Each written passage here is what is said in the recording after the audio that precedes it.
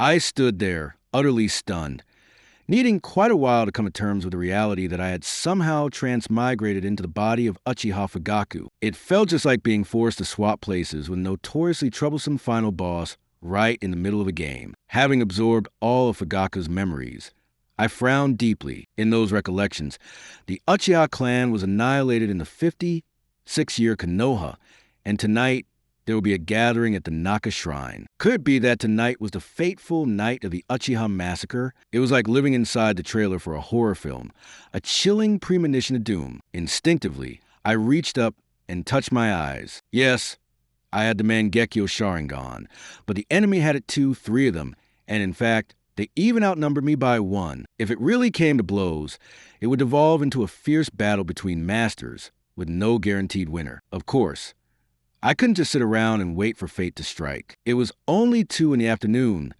There was still time to change the outcome. Raising my voice, I shouted, "Is anyone there?" No sooner had the words left my mouth than a quiet figure appeared beside the window. This was Uchiha Ryoichi, Fugaku's loyal household attendant. Steady, respectful, a helper worthy of trust. With a grave tone, I ordered, "Raichi, go fetch Aisha and tell him I need to see him right away about something urgent." "Yes, sir," Ryoichi responded crisply, vanishing from the window in the blink of an eye, like he had mastered the art of instant movement. Gazing outside at the drifting white clouds, I unconsciously began snapping my fingers in a rhythmic beat. It was a habit carried over from my previous life. Whenever I faced a tough problem, this gesture would help me think, sparking ideas and maybe a way out. Not long after, Ryoichi reappeared by the window to report, "Lord Patriarch, Uchiha Aisha has arrived." The moment he spoke, hurried footsteps sounded from outside, accompanied by a breathless call, "Patriarch, come in." I replied quietly, then turned again to Raichi, adding, "Go and bring Itachi here, wherever he is and whatever he's doing. Tell him I need to see him right away. Wherever he is and whatever he's doing, tell him I need to see him right away." "Understood." Ryoichi answered promptly and left. Just then, the door slid open and a middle-aged man in a white work uniform entered respectfully. "Patriarch, you want to see me? Please have a seat." For the first time, a genuine smile spread across my lips as I looked at him. This man was Uchiha Aisha, one of the few medical ninja in the clan, and a valued member of the Konoha Hospital. Aisha sat across from me, clearly a bit anxious, probably wondering, "The patriarch is always so severe. Why is he smiling at me today? Has something major happened?" His thoughts raced, searching for clues, but he couldn't quite guess my purpose. Trying to steady himself, he managed to smile and asked politely, "Patriarch, what would you have me do?" I need to discuss something with you." I didn't reveal my intentions right away. Instead, I poured a glass of water for Aisha Uchiha. He looked a bit overwhelmed by the gesture, hastily taking the glass with both hands. I watched his expression closely. He remained deeply respectful. It seemed that while Fugaku Uchiha had his flaws when it came to raising his children, he had still earned considerable respect from his clansmen in matters of conduct and leadership. Having formed my assessment, I prepared to speak directly. At the same time, in the Hokage's office within the Hidden Leaf Village, the 4 most powerful figures of Konoha were gathered together. Kneeling on one knee below them was a teenage boy, Itachi Uchiha. Tears had left long, visible tracks down his cheeks, and his expression was far more mature than his years. Suddenly, Koharu Yuditane slammed her hand against the table in anger. Her voice shook with fury. "I can't stand this any longer. If they really dare to stage a coup, all those who betray Konoha must be eliminated." Danzo, his left eye covered by a bandage, replied with a cold snort. "There's no need to wait any longer. Their rebellion will happen tonight. If we wish to take the initiative, there is still time." Hiruzen Saratobi frowned as he spoke. "Koharu, don't jump to conclusions." He listened to Danzo's words, then tapped his pipe against the table, displeasure coloring his tone.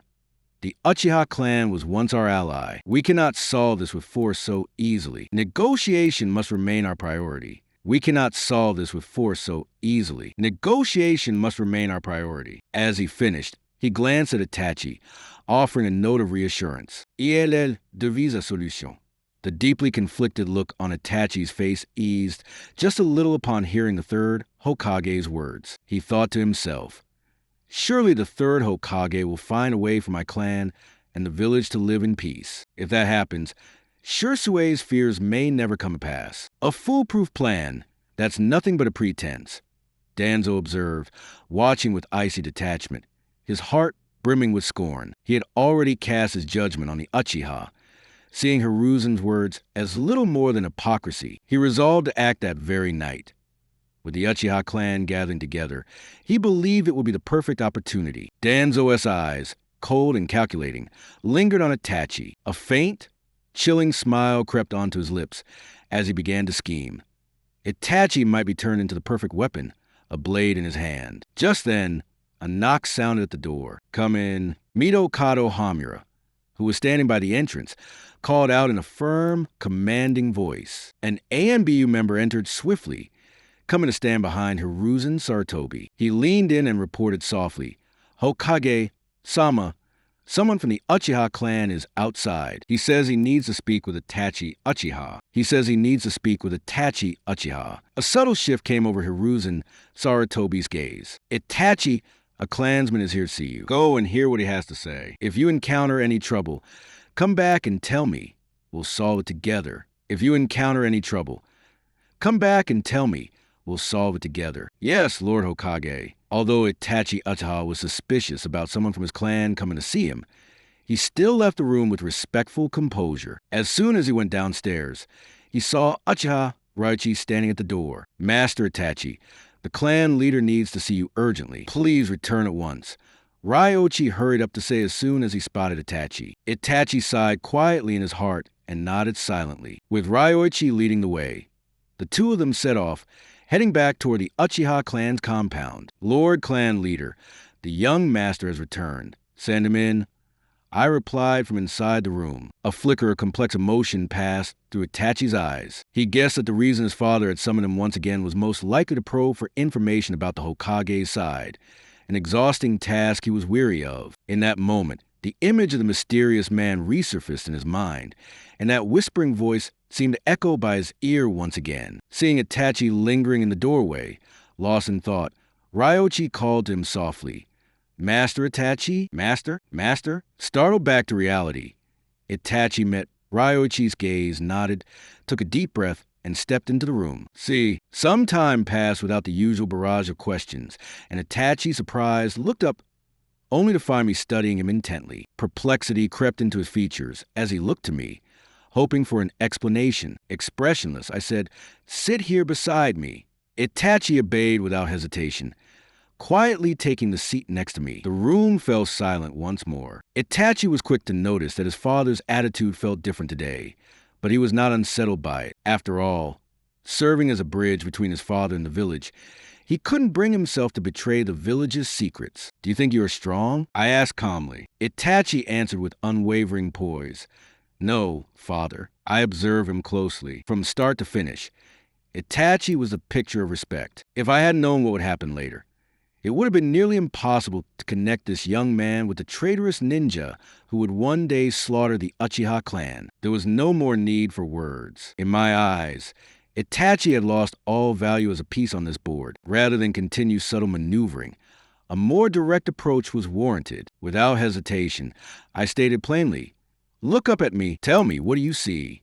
Obediently, Itachi lifted his gaze and found himself staring into a pair of crimson Mangekyo Sharingan. The shuriken-shaped pupils radiated an overwhelming sense of pressure and murderous intent. Completely unguarded, Itachi fell victim on the spot to Fugaku Uchiha's Mangekyo illusion, Tsukuyami. This illusion is an enhanced version of Itachi's Tsukuyami. It drags the target's mind into a world shaped entirely by the caster, causing the victim to fall into a deep sleep in the real world. Within this illusory domain, the caster holds complete and utter control. Especially at night, the eye power needed to perform the technique is minimal, should the caster be willing to expend enough ocular energy. Even wounds inflicted within the illusion can manifest as real injuries in the waking world. After seeing Uchiha Itachi fall into a profound sleep, Fuyu remained as vigilant as ever. Not long after, Uchiha Aisha hurried over, carrying a white suitcase. Fuyu kept his Mangekyo Sharingan revealed, his tone brisk and direct. "Let's begin." Uchiha Aisha stole a furtive glance at the clan leader's eyes before quickly averting his gaze. Although he had already seen this ocular jutsu when the clan leader demonstrated it earlier, facing it again now made him feel an inexplicable pressure. With steady hands, he opened the suitcase, slipped on a pair of gloves, and picked up the surgical instruments. He gently measured around Uchiha Itachi's eyes, then commenced a delicate extraction. The scene was rather gory, so Fuyu only glanced over briefly at the start before looking away. He did not turn back until Uchiha Aisha announced, "It's done. Clan leader, the eyes have been removed." Uchiha Aisha, his glove stained, held up a glass vessel filled with mysterious liquid. Suspended inside were two eyes. Fuyu took the container, giving it only a cursory look before saying, "Excellent. Your task is complete. You can go. Your payment will be delivered later by Ryoichi. Clan leader, it's an honor to serve you. There's no need for payment." Uchiha Aisha declined hurriedly. He knew well that performing an eye extraction for clan leader himself and then accepting a reward was too much of a risk. If the clan leader took offense, it would be remembered never a good thing. Better to remain as inconspicuous as possible, especially since the surgery subject was a clan leader's own son. Fuyu made no comment. Seeing Aishu politely refuse, he did not insist. Aishu, having said his piece, left swiftly and decisively. As Fuyu was about to stow away the freshly acquired Mangekyo, he suddenly froze. A metallic prompt rang out in his mind, and his expression shifted in an instant to one of wild delight. His golden cheat had finally arrived. As expected, no transmigrator arrives without a special gift. Unclaimed Mangekyo Sharingan detected. Would you like to merge? Staring at the faint blue, translucent panel that flashed before his eyes, Fuyu didn't hesitate. He answered under his breath, "Merge?" In the next moment, a faint glow lit up the glass container in his hand. When he looked again, the vessel was still there, but the two eyeballs inside had disappeared without a trace. At the same time, the pale blue screen began to change. The data flickered, and Fuyu watched it closely. Name, Fuyu Constitution, 74 Spirit, 96 Chakra, 78 Kekkei Genkai. Mangekyo Sharingan, Eternal Mangekyo Sharingan. Fusing, 59 minutes and 53 seconds remaining. Ninjutsu, Fire Style, Great Fireball Technique, Shadow Clone Technique. Other, Shuriken Jutsu, Windmill Triple Blade with Sharingan. Fuyu meticulously examined every detail on the screen. When he landed on the information displayed for his bloodline limit, a surge of exhilaration rose inside him, just as he had anticipated. All along, the fusion would grant him the upgraded form, the Eternal Mangekyo Sharingan. He had wrestled with the thought of having a deep conversation with Hiruzen, Sarutobi, and the others, hoping to avoid a bloody feud between clans. But now, knowing that in just 1 hour he would possess the power of the Eternal Mangekyo Sharingan, his heart could no longer remain calm. The Eternal Mangekyo Sharingan would completely resolve the risks of excessive use suffered by the ordinary Mangekyo. No longer would his ocular powers be threatened by decline. The original drawbacks would be undone, and his eyes would shine with a strength both enduring and radiant. Once he obtained the Eternal Mangekyo Sharingan, the curse of blindness would be gone. The strain of using visual jutsu on his body would become almost negligible. With those limitations lifted, his power would skyrocket to the highest tier, beyond even most Kage. It must be noted that right now, the Hidden Leaf village was extremely weakened. The 3 legendary ninjas had all departed.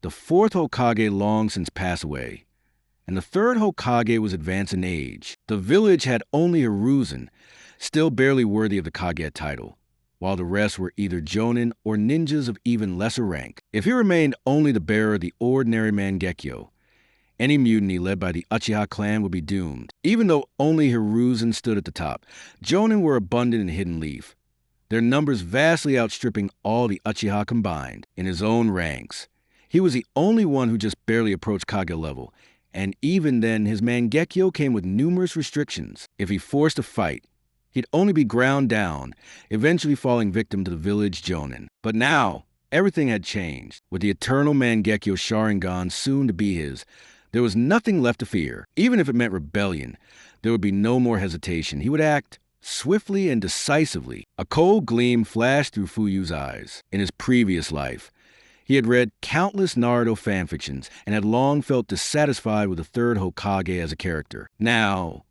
Fate had brought him to become Uchiha Fugaku, right on the eve of the clan's massacre, a convergence that felt all too predestined. He resolved that tonight he would lead the Uchiha clan in a coup, taking on the third Hokage and the others himself, to see just how formidable they truly were. With Susanoo unleashed, he could sweep across the battlefield like piloting a colossal mecha, and perhaps in the chaos, even release the nine tails to sow further confusion. At this moment, Itachi's eyes had already been taken by him, serving as nourishment for awakening the eternal Mangekyo. Now, only Uchiha Obito remained to be dealt with, the last looming threat. Others might not know the true identity or abilities of Uchiha Obito, but he was different. After all, he'd watched the entire Naruto series to its very end. Obito possessed only one Mangekyo Sharingan. As for his famed intangibility, with sufficient preparation, it could be countered completely. Tonight, his foremost goal was to defeat Uchiha Obito. This was the crux of his plan. Once he obtained Eternal Mangekyo Sharingan, the threat of blindness would vanish entirely, and the toll its power took on his body would scarcely be worth mentioning. Freed from these burdensome side effects, his strength would leap straight past Hokage level, placing him in a league of his own. Right now, the Hidden Leaf Village was in a state of profound weakness. The legendary trio of ninjas had departed. The fourth Hokage had died, and the third Hokage was well past his prime. Of the entire village, only the third Hokage barely retained Kage-level strength. The rest were at best elite jonin, with many not even reaching that rank. If he possessed only an ordinary Mangekyo Sharingan, leading the Uchiha in a coup would be doomed to fail. The village had just one Hokage-level fighter, but Konoha's jonin far outnumbered the Uchiha. Several times over, in fact. Even with Kage-level power, the ordinary Mangekyo would impose too many limitations. Against such numbers, he'd simply be overwhelmed. But now, everything had changed. With the Eternal Mangekyo Sharingan, he had nothing left to fear. Even outright rebellion no longer daunted him. A cold light gleamed in Fuyua's eyes. In his previous life, he'd read countless fan stories about Naruto, and long since harbored dissatisfaction toward the third Hokage. Now fate had cast him as Uchiha Fugaku, placing him at the epicenter just before the Uchiha clan massacre, a twist that seemed almost ordained by destiny. Tonight, he would lead the Uchiha in revolt, confronting the third and the other's head, on to see if they truly lived up to their legendary reputations. Once he unleashed Susanoo, he could seize control of the battlefield in an instant. He might even set the nine tails loose, throwing everything into chaos. Now, with Itachi's Sharingan already consumed as a catalyst for his evolution,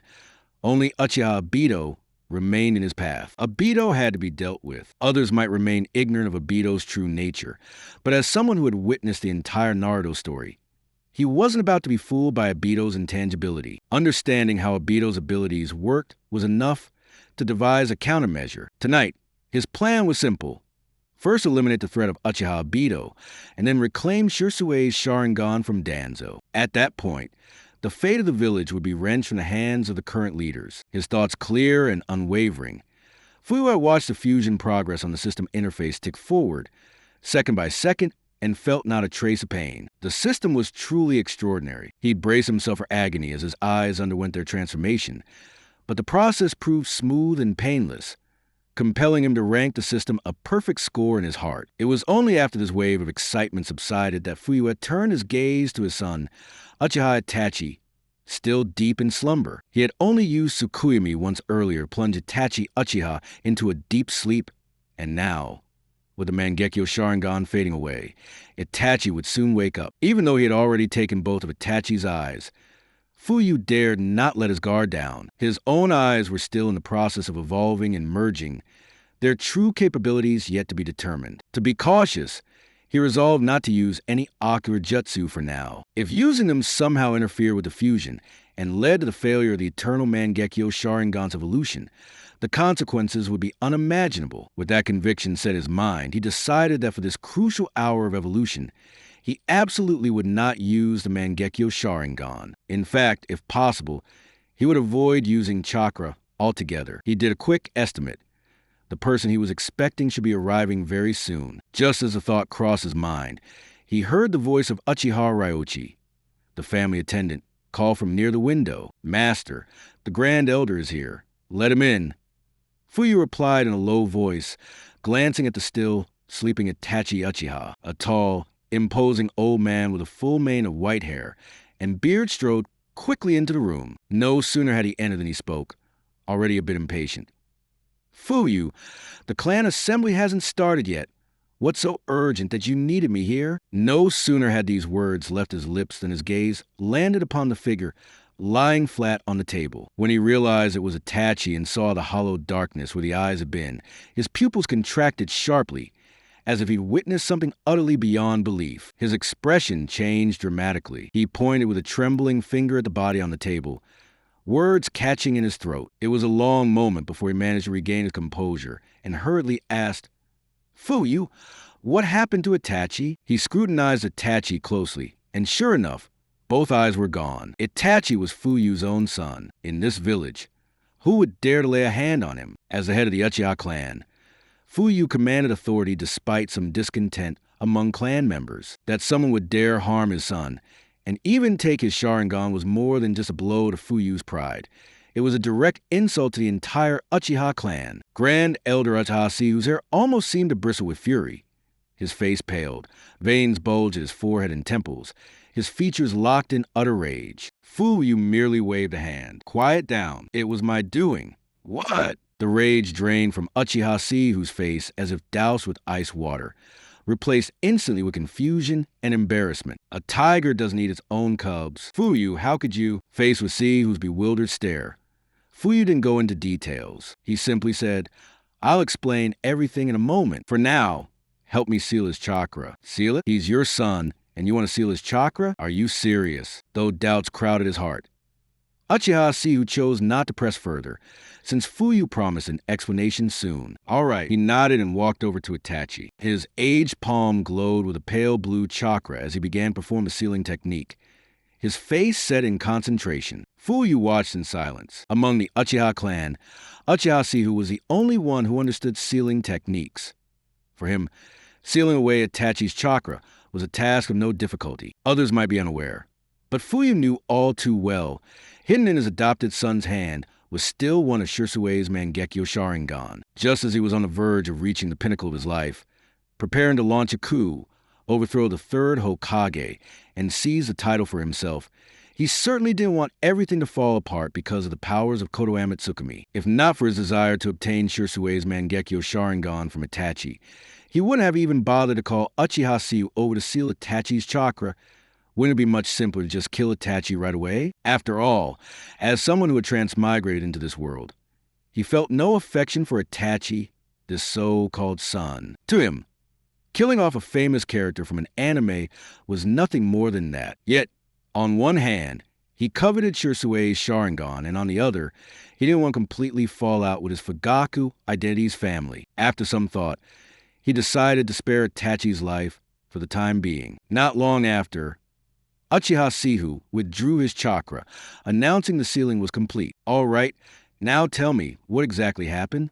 Uchiha Sihu asked in a low voice. Take a seat. Ever since the system had appeared, Fuyu's nerves had long since disappeared. In fact, he even invited Uchiha Sihu to sit with an easygoing smile, as if the whole matter were nothing serious. Itachi truly is my son, but he's already pledged loyalty to Hiruzen Saratobi. Upon hearing this, Uchiha Sihu couldn't hide his shock. He simply couldn't comprehend why Itachi would side with the third Hokage. You mean?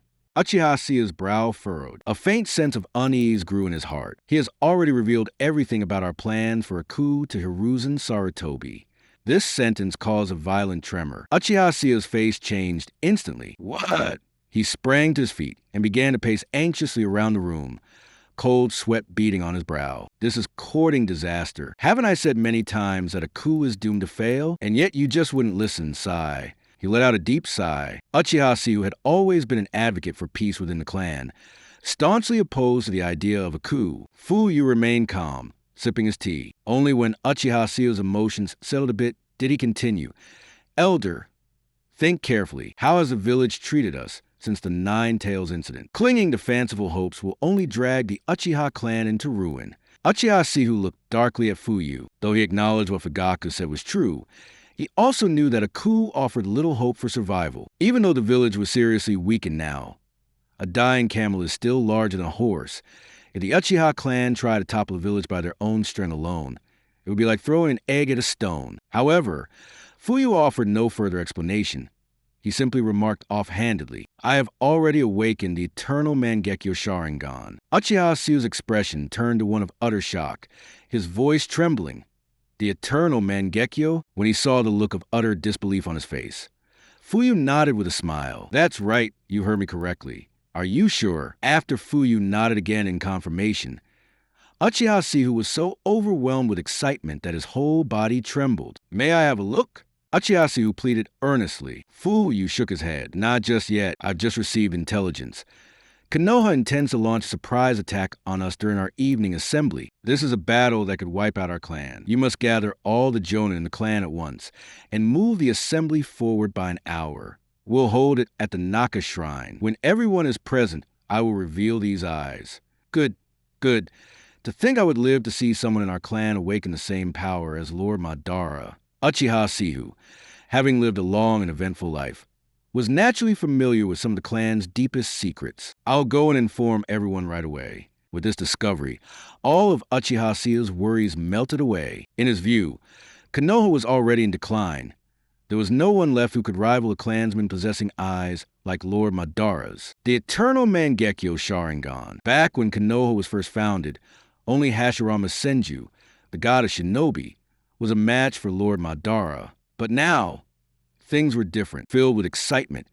Uchiha Suyu hurried out to rally the clan. "A coup? Let's do it." Once Uchiha Suyu had gone, Fuyu instructed Uchiha Ryoichi to tie up Uchiha Itachi and bring him to the Naka Shrine. Beneath the shrine was a secret chamber, perfect for locking Itachi away for the time being. 1 hour later, at the Naka Shrine, the hall was packed with people, shoulder to shoulder. Every one of them wore sleek black combat uniforms, over which they draped green jonin vests embroidered with the Uchiha clan crest on the shoulder. Fuyu stood at the front of the hall on a raised platform, flanked by the first, second, and third elders. The first elder, Uchiha Suyu, addressed him with utmost respect. "Fugaku, aside from those on missions who couldn't rush back, every jonin in the clan is here." The second and third elders, still unclear about the situation, looked on in confusion at Uchiha Suyu's deferential report. They had always advocated for a coup, taking the hardline approach, whereas Suyu, the long-standing leader of the Dove faction,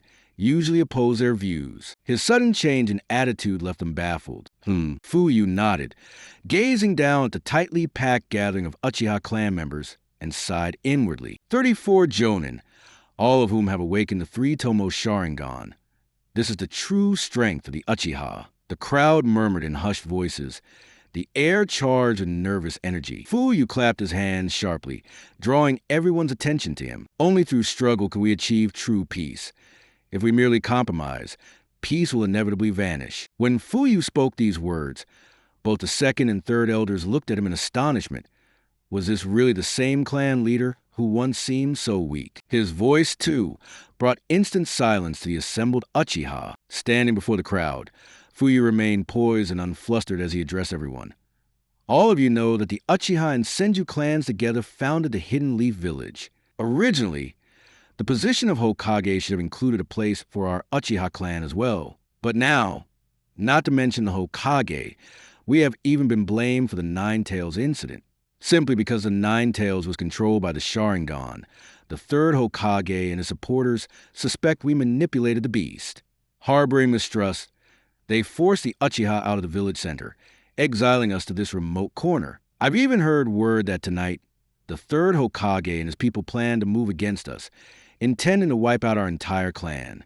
Tell me, can we resign ourselves to such a fate?" As Fuyu laid out the truth, the previously quiet Uchiha simmered with emotion, faces twisted with growing anger and indignation. Indeed, the Uchiha had once been among the most renowned and powerful clans in the ninja world, founding the Leaf Village side by side with the Senju. If the Senju had the right to produce a Hokage, why had the Uchiha always been denied this honor? Was this not blatant discrimination? What's more, during the Nine Tails incident, everyone knew the Uchiha had been sequestered by the AMBU, guarded inside their own compound. No one had the chance to leave. On what grounds, and did they blame the Uchiha for controlling the Nine Tails. With not a shred of evidence, they cast wild accusations, driving us from the village heart to the forsaken outskirts. Many clan members could not contain their outrage. At that moment, Uchiha Ryuichi, recalling Fuyu's instructions, shouted out, "We absolutely cannot accept this. We are the proud and honorable Uchiha. If they attack, we will fight them to the bitter end." The word struck like a spark in a powder keg. At first, only a few voices answered, but soon the whole hall erupted into a thunderous, unified roar.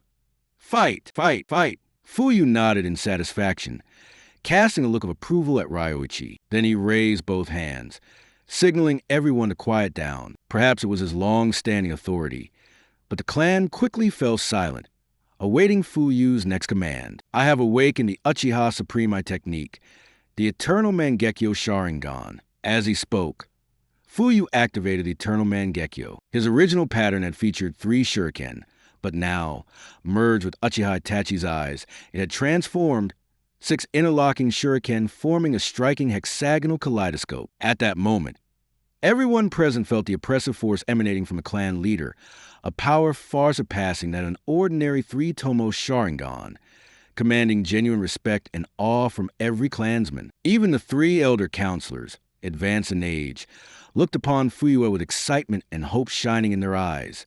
Just like everyone else, the glory of our ancestors has always illuminated our path. To restore the honor of the Uchiha is a responsibility none of us can shirk. In the end, victory shall unquestionably be ours. With fervor and unshakable confidence, Fuyu proclaimed, "Since the 3rd Hokage wishes to test the edge of the Uchiha, then let us grant them their wish."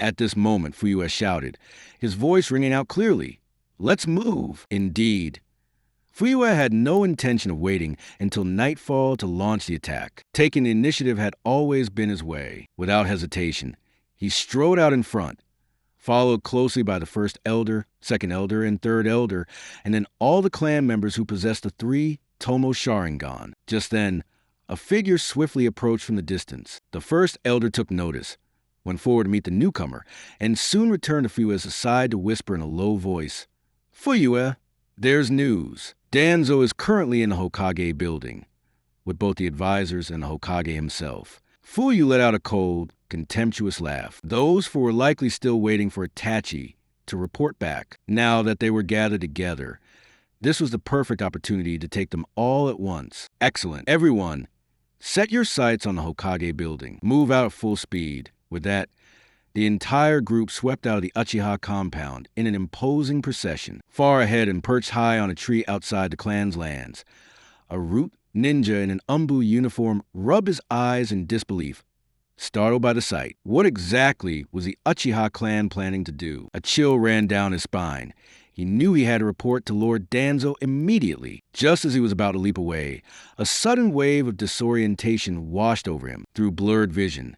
He caught a glimpse of a headless corpse toppled over a branch, and right beside him, a figure calmly slid a long blade back into its sheath. Who would dare attack him so brazenly within the village? Driven by instinct, he tried to make out the attacker's face. But then he saw the Uchiha clan crest emblazoned on the figure's back, and in that instant, the truth dawned. The Uchiha really had rebelled. This realization had barely formed before darkness swallowed what remained of his consciousness. His head tumbled to the ground, his eyes still wide open, filled with unyielding defiance even in death. Uchiha Ryuichi let out a dismissive snort, sheathed his blade, and quickly returned to rejoin his comrades. The Uchiha advanced openly now, making no effort to conceal themselves, striding proudly along the fastest route toward the heart of the village, the Hokage building. Along the way, passers-by occasionally glanced upward, only to see so many shinobi racing across the rooftops, their faces frozen in astonishment. Everyone recognized that Uchiha crest. These were members of the Uchiha police force. They were often seen patrolling the streets. But such a large-scale mobilization was virtually unheard of. What on earth was happening among the Uchiha? That question echoed in the minds of all who watched them pass. Konoha Ninja Academy. Today happened to be field training day, so all the students were gathered out on the school grounds. "Look, everyone," someone shouted, pointing at a group of ninjas dashing swiftly across the rooftop by the schoolyard. "There are so many of them. Sasuke Uchiha stood tall and cool in the crowd, his posture proud. He had just scored a perfect mark in the kunai throwing contest and felt quite pleased with himself, although it was a bit noisy around him. The commotion did nothing to distract him. All he could think about was telling his older brother, Itachi Uchiha, the good news after school. Sakura and Ino huddled nearby, whispering about Sasuke, faces alight with anticipation. Naruto came bounding over, excitement in his voice as he called out, Sasuke, you won this time, but don't get cocky next time. I'm definitely going to beat you. Sasuke rolled his eyes in annoyance, choosing to ignore him. Just then, another student nudged him and said, Sasuke, look, aren't those people from your Uchiha clan? Following the direction of the pointed finger, Sasuke caught sight of the figures racing silently along the rooftop. Those shapes were unmistakably familiar, and his eyes grew wide in surprise. My father? Hey! Sasuke, what are they up to? Someone nearby asked with curiosity, but Sasuke was just as bewildered. Meanwhile, Naruto's eyes darted mischievously before he planted his fists on his hips and announced, You're all clueless. They're obviously heading to Chiraku Ramen. You dummy. Only you would think of ramen right now. Sakura snickered from the sidelines, poking fun at him. Everyone burst out laughing, and nobody bothered to pay much heed to Naruto's joke. The Ninja Academy was just a short walk from the Hokage's office, barely 15 minutes away. For the students, the passing of the Uchiha clan members was nothing more than a small sideshow. With lively chatter, they turned their attention to the upcoming field exercise, excitement growing. Irika Yumino clapped his hands to bring everyone to order. All right, everyone, stand in your assigned places. The field training is about to begin. Meanwhile, inside the Hokage's office, within the dim office, the third Hokage, Hiruzen Saratobi, nursed his pipe, thin smoke coiling around his weathered face. Danzo sat nearby, looking openly impatient and a little on edge. Hamiura Kado and Kuruyudatane, on the other hand, sipped their tea serenely, exuding an air of composure. They were all waiting for Itachi Uchiha's return. It's getting late. I'll leave first. Turn to check the time once more. Danzo decided there was no reason to wait any longer. It was already close to 5 in the afternoon, just half an hour before nightfall, and he still had to return to arrange his forces. Hiruzen Sarutobi gave him a long, meaningful look and, with feigned persuasion, said, Danzo, don't act rashly. Itachi still hasn't returned. We need to discuss this together, to find a way for the village and the Uchiha to coexist in peace. Danzo waved him off impatiently, cutting him short. That's your concern. I have other matters to attend to. I'm leaving. With that, he straightened his robes, didn't wait for Hiruzen to reply, and strode out of the office. Hiruzen opened his mouth as if to speak, but in the end, said nothing. He glanced at Koharu Udatane and Hamiura Kado, then took a silent draw from his pipe. He had made his stance clear. Whether Danzo listened or not was no longer his responsibility. Koharu Udatane frowned, a hint of worry evident in her voice. Hiruzen, do you think Itachi Uchiha might never return? Should we keep waiting? We'll wait. He will come back. Hiruzen's tone was unwavering. After all the recent guidance and training, he was certain that Itachi had embraced the will of fire and would never betray the village. Come, let's have some tea. With a gentle smile, Hamiura Kado poured fresh tea for everyone. At that moment, just as Danzo reached the entrance of the Hokage building, he found himself face to face with a group of Uchiha approaching from the opposite direction. Danzo's brows knitted together, and he stopped in his tracks, challenging them in a harsh voice. Fugaku Uchiha, what are you doing here with so many people? Are you plotting a coup? A flicker of greed flashed in his eyes. So many Sharingan. After the night, all of them would be his. He struggled to keep his desires in check, waiting patiently for Fugaku Uchiha to offer a reasonable explanation. But what Danzo never expected was that the ever-dutiful and submissive Fugaku would, without warning, strike first and snatch his eye. Fugaku calmly moved closer, his eternal Mangekyo Sharingan quietly activating, locking eyes with Danzo. The moment Danzo saw the unique hexagonal pattern blooming in both Fugaku's eyes, he froze in utter shock. Fugaku reached out, fingertips gathering chakra with razor, sharp precision as he sliced the bandages around Danzo's eye, skillfully and swiftly extracting the Sharingan and sealing it inside the glass container he prepared. Without missing a beat, he drew his sword, severed Danzo's transplanted senju arm in one clean stroke, and stored away in a space scroll. All of this happened in mere seconds, so seamless that it was over before anyone could react. Only then did Danzo's two root operatives realize what had happened and attempt to cry for help, but Uchiha moved in silently, cutting them down in a single, fluid motion. Sihu glanced down at the fallen, humiliated Danzo lying helpless on the ground, overcome by the irony. Just moments before, this very man had enjoyed absolute authority as the right hand of the Hokage, Shimura Danzo. Though Sihu had no idea why Fugaku did all this, he trusted Fugaku's judgment. He asked no further questions, just waved his hand, signaling the pack of Uchiha clansmen, eyes blazing red, to charge the Hokage building like starved wolves, killing anyone in their path. Under the overwhelming force of countless three Tomo Sharingan, there was no chance of resistance in the hall. People collapsed into crimson pools before they could even register what was happening. Where's the third? Sihu grabbed one of the survivors, demanding answers. The terrified Chunin, who had never witnessed such carnage, stammered, On the third floor, the Hokage's office. Before he could finish, Sihu drew his blade across the man's throat. The Chunin clutched his bleeding neck, staring up at Sihu with a mixture of fury and desperation. Unable to fathom, he'd given the answer.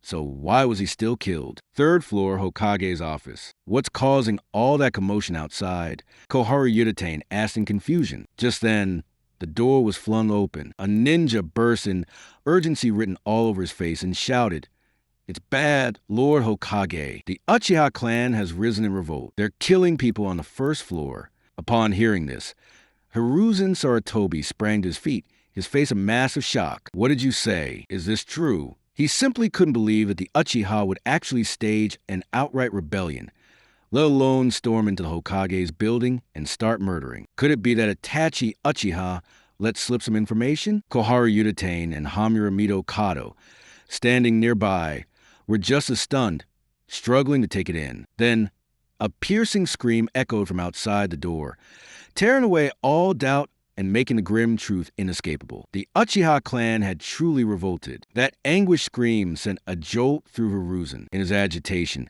he accidentally snapped his beloved pipe in half. "How dare they?" he muttered to himself, his voice thick with disbelief. Koharu Yuditane and Hamura Mito Kato also trembled with shock. They exchanged anxious glances, their worries mounting. This is dire. The thought flashed through their minds at the same time. Why was there not the slightest warning? Hiruzen's brow furrowed deeply. The Uchiha acted so suddenly. He realized it was already too late to summon reinforcements. How many of them are there? Hiruzen maintained his composure, keeping his voice even as he asked. "About 30, all with fully awakened Sharingan," a Chunin replied, voice trembling at the memory of what he'd witnessed in the hallway. At that moment, an ANBU member, white-haired and masked, leaped in through the window. "Lord Hokage, the Uchiha, I know."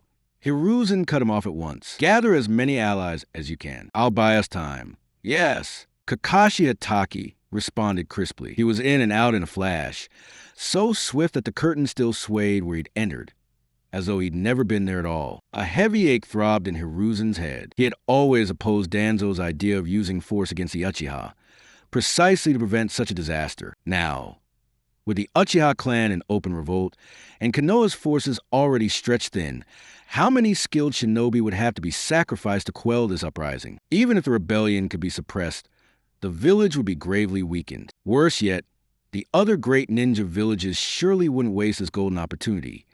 They'd swoop in to attack Konoha the first chance they got. Hiruzen hardly dared to imagine what the future held. Damn it, Fugaku Uchiha. Hiruzen ground his teeth in fury, but the situation was already out of control. All he could do now was quickly figure out a way to negotiate with Fugaku Uchiha before things spiraled any further. He decided to seek out Fugaku in person, hoping to resolve the crisis peacefully through dialogue and to avoid a direct confrontation as much as possible. Carrying a sliver of hope, Hiruzen Sarutobi hurried out of the Hokage's office, silently praying that perhaps he could persuade Uchiha Fugaku to call off the use of force. Meanwhile, Kakashi Itachi had just exited the office when he pulled a signal flare from his cloak. That glaring red signal instantly alarmed the entire village. As soon as the red flares went up, the elite joined around the village turned grim, immediately dropping whatever they were doing and rushing toward the source of the signal. Red flares rising in the village were a sign that Konoha had entered its highest state of alert, and 3 consecutive red flares meant the village was facing an existential catastrophe. Every ninja ranked Chunin or above knew the rule.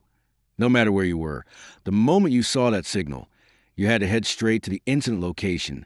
No hesitation allowed. Konoha Ninja Academy. In the classroom, Irika Yumino was reading through the student roster. All right. Form the seal of reconciliation. Next match, Sasuke versus... He didn't finish his sentence. Out of the corner of his eye, he saw a red flare soar up from the direction of the Hokage building. The student list slipped from his fingers and landed on the floor with a sharp slap. His face instantly became grave. Sasuke had just stepped out from the crowd, hands in his pockets. Noticing Irika's sudden change in expression, he looked up in confusion and caught sight of the crimson flare arcing overhead. Sensei, who's Sasuke fighting next? Is it me? Is it me? Naruto couldn't contain himself. Hearing Irika call Sasuke's name without revealing his opponent, he pressed in, anxious and insistent. Irika ignored Naruto and simply addressed the class. Everyone, the drill is over. Return to your classrooms immediately. With that, he exchanged a look with the other teachers, and together they hurried off toward the Hokage building. Sasuke narrowed his eyes, watching the spreading red smoke in the sky, a suspicion growing inside him that it might be related to his father's departure with the other clan members. And it wasn't just a ninja academy. Across the village, people turned and began streaming toward the Hokage building. That red flare was like poking a hornet's nest. Konoha's shinobi were now swarming in from every direction. Sarutobi Hiruzen was just coming down the steps when he witnessed a scene that made his blood boil with rage. There stood Uchiha Fugaku, plunging a blade deep into Danzo's chest. Stop. Hiruzen managed only that single, desperate cry. Already, Uchiha Fugaku was looking up at him with cold contempt. In the next instant, he drew his blade across, severing Danzo's head, and kicked it like a ball to land at Hiruzen's feet. Staring at the head of his closest friend, still open-eyed in death, and missing an eye, Hiruzen Saratobi was ablaze with fury. His fingers trembled as he pointed accusingly at Fugaku Uchiha and demanded, "Are you mad, Fugaku? Do you realize what you're doing? By killing Konoha's leaders, you're pushing the Uchiha clan toward destruction. Destruction? Doing nothing would mean walking straight into oblivion." Fuyue saw the situation with ruthless clarity, and he let out a cold, dismissive chuckle. Had things followed their original course,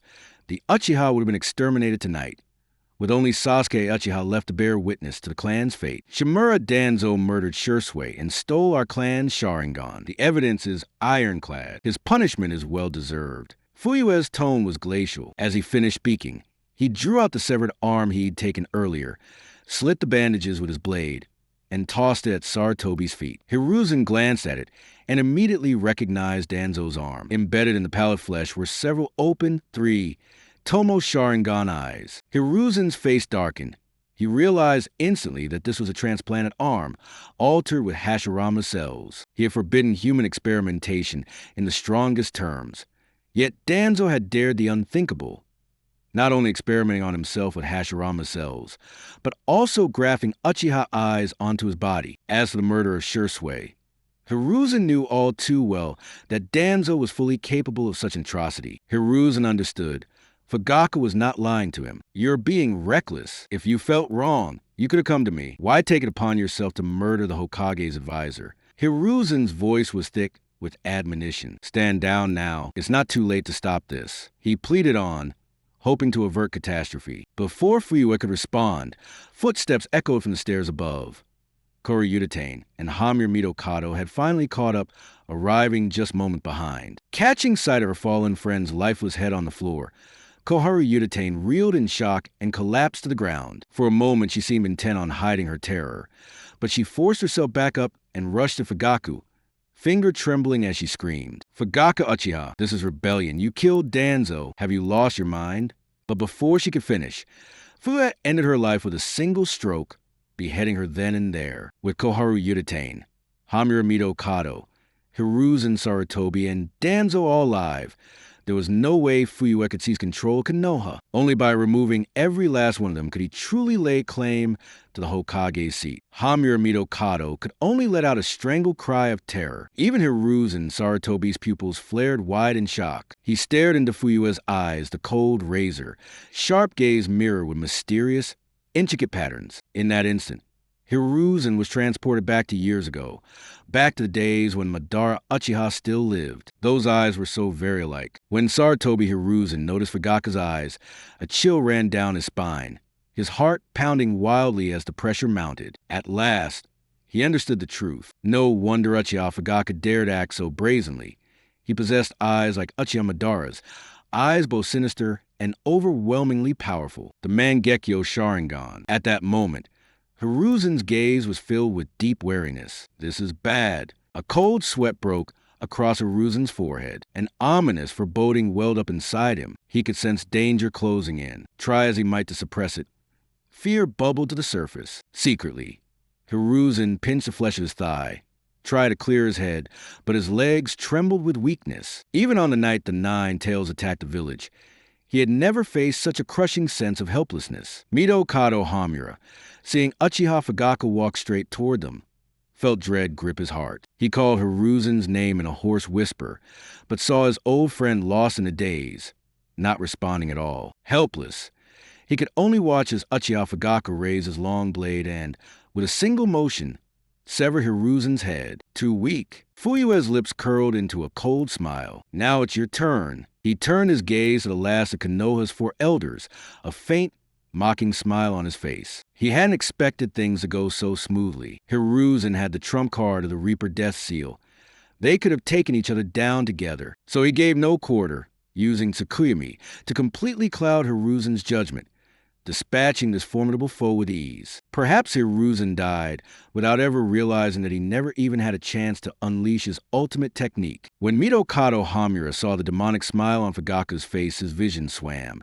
He rolled his eyes and fainted dead away. Fuyue paused, then shook his head in resignation. He couldn't help thinking how pitiful it was that this old, stubborn elder, untouched by true battle for so many years, had become so timid. What a tragedy for the Hidden Leaf to have men like this at its helm. Without hesitation, he stepped forward and finished him off. The Uchiha clansmen watched their leader, awestruck, as though witnessing a god descend to earth. With almost effortless ease, he had dispatched the four high officials of the village, including the third Hokage himself. Sarutobi Hiruzen, long hailed as the most powerful Hokage in history, had been struck down as if he were nothing, if not for their restraint, upholding the dignity of the Uchiha clan.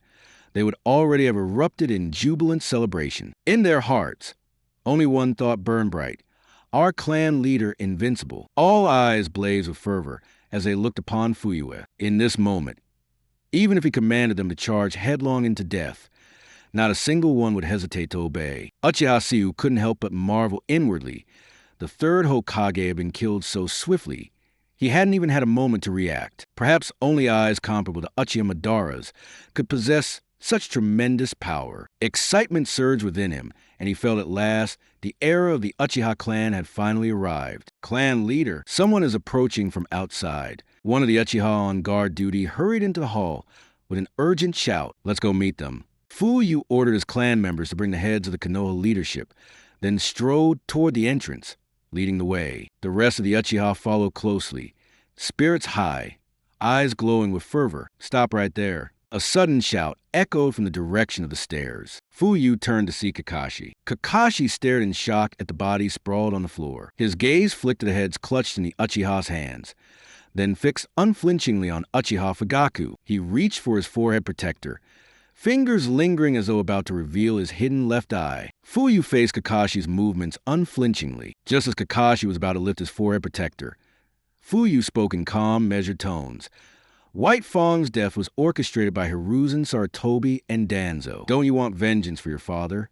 Kakashi froze, disbelief flickering in his eyes. Seeing Kakashi caught in shock, Fuyu withdrew his gaze and continued walking toward the entrance. The other Uchiha spared Kakashi only a cold glance before following closely behind. Outside Konoha's main building, A crowd of shinobi from all the prominent clans had already gathered. Though they had heard no commotion within, they were all stunned to see Uchiha clan members standing guard at the entrance, and no one knew what was happening inside. Uncertain and uneasy, those present dared not make any rash moves. All they could do was wait and watch. Traditionally united in action, the leaders of the Ino, Shika, Cho clans now stood together. Their faces were grim, eyes riveted on the entrance to the Hokage's headquarters. "I have a bad feeling about this," murmured Nara Shikaku, widely regarded as Konoha's master strategist, his brow furrowed in deep concern. Everyone be ready mentally and otherwise.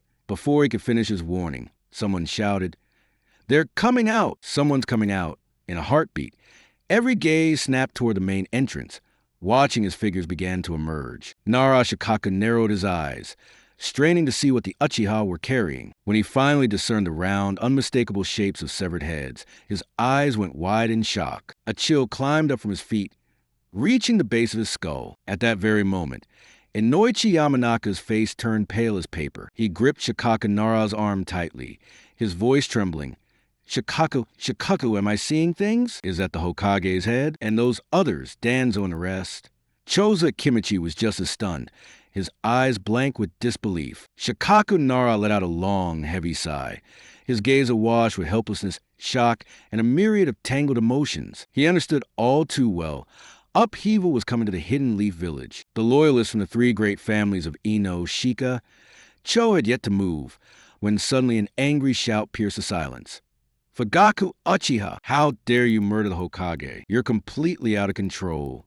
As the words rang out, those in the outer crowd who hadn't yet grasped the situation wore expressions of utter shock. What? The Hokage was killed by an Uchiha. Heavens! Are the Uchiha truly this ruthless? While many raised their voices in outrage, almost no one actually took action. After all, the Ino, Shika, Cho, sworn to the Hokage, had yet to take a side. Some of the shrewder clan leaders opted to watch and wait, unwilling to act impulsively. For years, they had suffered under Danzo's oppressive rule, with no avenue for their grievances. Now, seeing Danzo's lifeless head, they felt a secret flicker of satisfaction. As for the death of Hiruzen Sarutobi, the third Hokage, they did feel anger, but it was not the kind that tore at the heart. After all, the dead are gone, and the living care more about what they might gain in the uncertain days ahead. Such cold indifference was intimately tied to Hiruzen's poor governance over the years. Ever since the fourth Hokage passed, Hiruzen had resumed power, failed to solve problems, and instead allowed Danzo's abuse to escalate. Time and again, villagers' complaints came to nothing. Danzo always emerged unscathed. The truth is, resentment had long been simmering beneath the surface. What was happening now hadn't arisen overnight. It was a result of a slow, brewing stew of mistrust and disappointment. But among the crowd, there was one who stood apart, his eyes ablaze, fixed on Fugaku Uchiha atop the steps before the Hokage Tower, as if his entire being were set alight. That man was none other than Might Guy, the blue beast of the leaf. To defeat the man once deemed the strongest, the third Hokage, his foe had to be fearsome indeed. In this very moment, Might Guy felt the youthful fire in his blood surging to its peak. Only by unleashing his ultimate move could he rise to face this challenge. The 8 gates, final gate of death. But before he could finish the word, open, to his surprise, Kakashi suddenly appeared, blocking his path. "Kakashi, why are you stopping me?" Might Guy's face was a picture of shock, his voice quivering with urgency and disbelief. "Now is when the Leaf Village needs me to burn for youth more than ever. The Blue Beast can't withdraw at a time like this." Kakashi's expression was unusually grave. He remembered what Fuyu had told him earlier, that the third Hokage and Danzo might have been involved in his father's death, and how he hadn't yet had a chance to confirm the truth with Fugaku. Now, he absolutely couldn't allow Guy to recklessly make a move and risk it all with that technique against Uchiha Fugaku. Kakashi knew all too well just how powerful Guy's 8 Gates technique was after years of grueling practice. But whether Uchiha Fugaku could withstand that attack was something he couldn't guarantee. If Fugaku died, then the truth about his father's death might slip through his fingers forever. His father's passing had left a wound that had never truly healed. Now that the truth was almost within reach, he couldn't afford to let this sole opportunity slip by. "Calm down, Guy," he urged in a low voice. Under Kakashi's persuasive words, Might Guy finally reined his emotions and refrained from taking action. Fuyu noticed that many people at the scene were simply watching from the sidelines, without making any rash moves, and this surprised him a little. Still, he paid them no mind.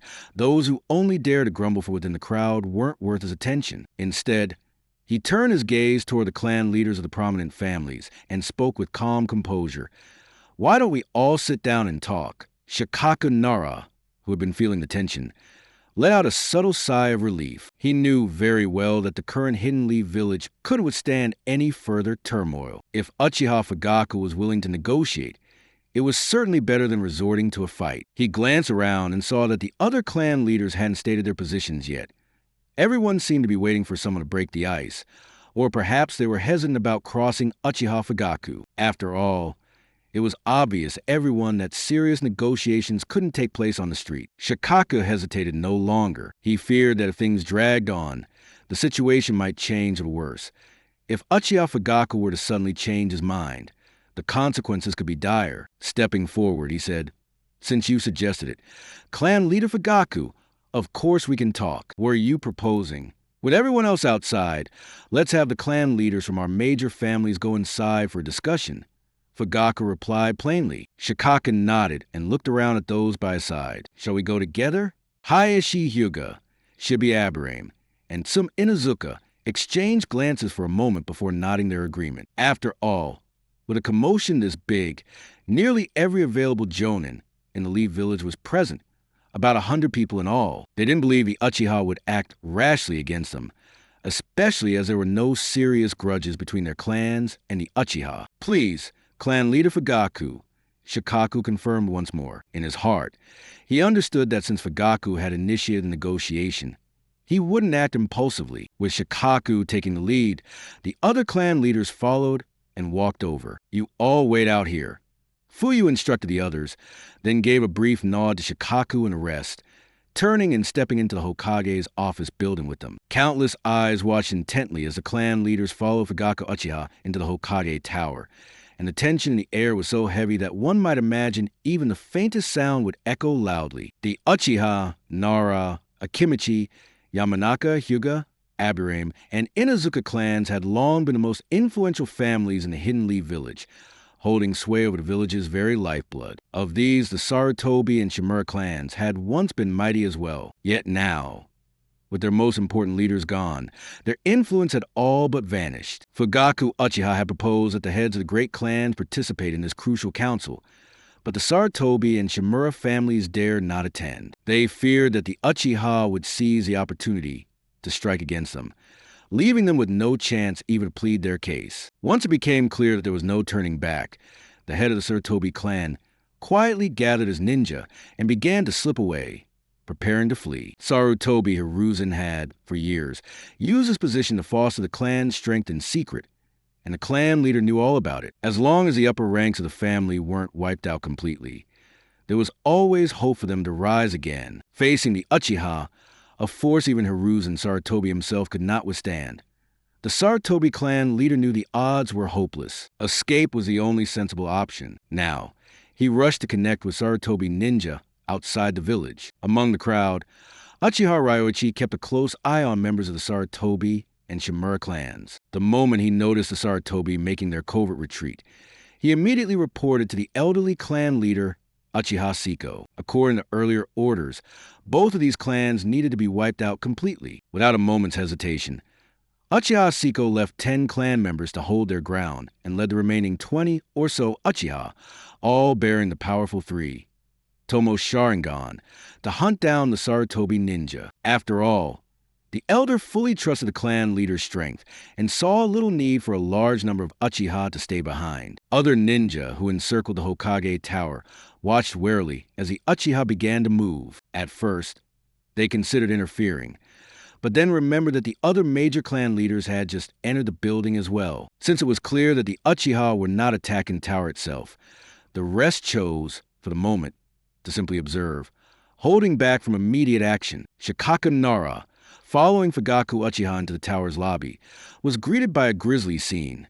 Familiar bodies, all decapitated. With a sweeping glance, he noted that nearly all had been killed with a single merciless strike, dealt with in the blink of an eye. Fugaku Uchiha betrayed no emotion. To possess such overwhelming strength, was it truly possible? Shikaku was shaken to his core, though outwardly he remained as calm and unreadable as ever, revealing nothing of his inner turmoil. In contrast, Inoichi Yamanaka and Choza Akimichi wore their worries plainly on their faces, unable to conceal their anxiety. A flicker of unease likewise flashed in the eyes of the other clan leaders. The formidable strength displayed by Fugaku Uchiha made them increasingly uneasy. This was by no means good news for them. Instead of heading upstairs, Fuyue chose a room on the first floor and was the first to seat himself at the head of the table. None of the others, Shikaka Nara and his peers, had any objections to this arrangement. In this world, after all, might made right and power was a final word. If Fugaku Uchiha could so easily take down the third Hokage,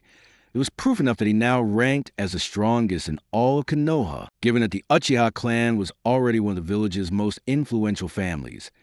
There was almost no dispute about him assuming leadership. Please have a seat. Fuyue gestured for them to sit. He bore no deep-seated, irreconcilable grudges against these family heads. The moment Shikaka Nara became the first to agree to peace talks, Fuyue knew these people wouldn't be so obstinate as to fight to the last breath for Hiruzen Saratobi and his ilk. In fact, the Hyuga clan had suffered dearly during the peace negotiations with the Hidden Cloud 4 years back. Hyuga Hayashi's twin brother, Hizashi, had taken his life under pressure from Hiruzen Saratobi. Strictly speaking, with Hiruzen now dead, the Hyuga had every reason to be relieved. As for the other clans, each had lost prodigious members to Danzo's so-called root, with Danzo acting under his own mandate, but protected by Hiruzen. Although the blame didn't rest entirely with the third Hokage, his shielding of Danzo bred deep-seated resentment within their hearts. It was precisely because Fuyue understood all of this that he chose negotiation over domination,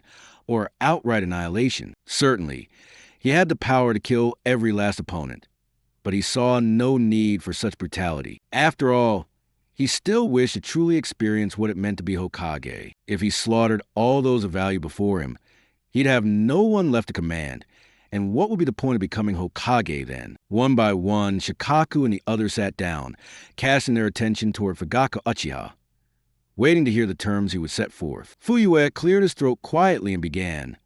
The founding of Konoha was the work of my clan's ancestor, Madara Uchiha, together with Hashirama Senju. Since the day Hiruzen Sarutobi became the third Hokage, the village has sunk ever deeper into decline. Even our victories in war have left us forced to surrender land and pay reparations as though we were the defeated. The White Fang was hounded to suicide.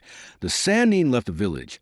Behind all this, the hand of Hiruzen Sarutobi and Danzo could be felt. As a son of Konoha, I cannot watch the village rot any longer. That is why I made the decision to root out corrupt ministers. He thus laid out a reasoned justification for the Uchiha coup and, without delay, went straight to the heart of the matter. The position of fifth Hokage, I'll take it. Who supports this, and who stands against me? At that moment, Fuyue's demeanor was solemn, his gaze sharp and profound, his words simple yet powerful, leaving no room for doubt or challenge. Hayashi Hyuga almost couldn't hold back a gasp. In the instant he gazed into Fugaku Uchiha's eyes, it was as if the legendary Madara Uchiha had come back to life before him. At this very moment, Fugaku had unleashed the power of the eternal Mangekyo Sharingan, making his might undeniable to all present. Only then did the realization dawn on Hayashi, and the long-held confusion in his heart was finally resolved. Why had the third Hokage been killed in an instant? It was because Fugaku Uchiha now possessed the same eyes as Madara Uchiha himself. As a family with an ancient heritage, the Hyuga clan was privy to secrets others could scarcely imagine. A trace of bitterness surfaced at the corner of Hayashi's mouth. What truly gnawed at him was this: why could the Uchiha Sharingan continue to evolve, while the Hyuga's Byakugan forever remain unchanged? Fate, he thought, is unbearably unjust. Every time the Uchiha Sharingan ascended to a new stage, their strength leapt to another level. With the three, Tomo Sharingan alone, a clan member could rival the elite Jonin. Now, with Fugaku awakened to the Mangekyo Sharingan, he had likely reached, or even surpassed, the level of a Kage. In contrast, the Byakugan of a Hyuga, at best, enabled its wielders to reach the heights of elite Jonin. That was their ceiling. Hayashi could not help but feel a deep and enduring envy, a sour ache in his heart. When he was a child, He had once witnessed Madara Uchiha obliterate his enemies, and he understood more than anyone here just how terrifying Fugaka's eyes really were. That was why he offered no objection. Across the room, faint signs of discontent flickered on the faces of Aburame, Inuzuka, and several other clan heads. In their hearts, they grumbled. How could the Hokage seat be something simply claimed by whoever wished it? There had to be rules. But when they looked at Shikaka Nara, the acknowledged strategist, and Hayashi Hyuga, both keeping their silence, the others ultimately chose to hold their tongues as well. Shikaku Nara waited quietly as the situation unfolded. He knew full well that they were here to carve up the spoils of Konoha, and the largest share would inevitably go to Fugaku Uchiha. If their own clans could just walk away with a portion, that would already be enough. Sure enough, Fugaku spoke again.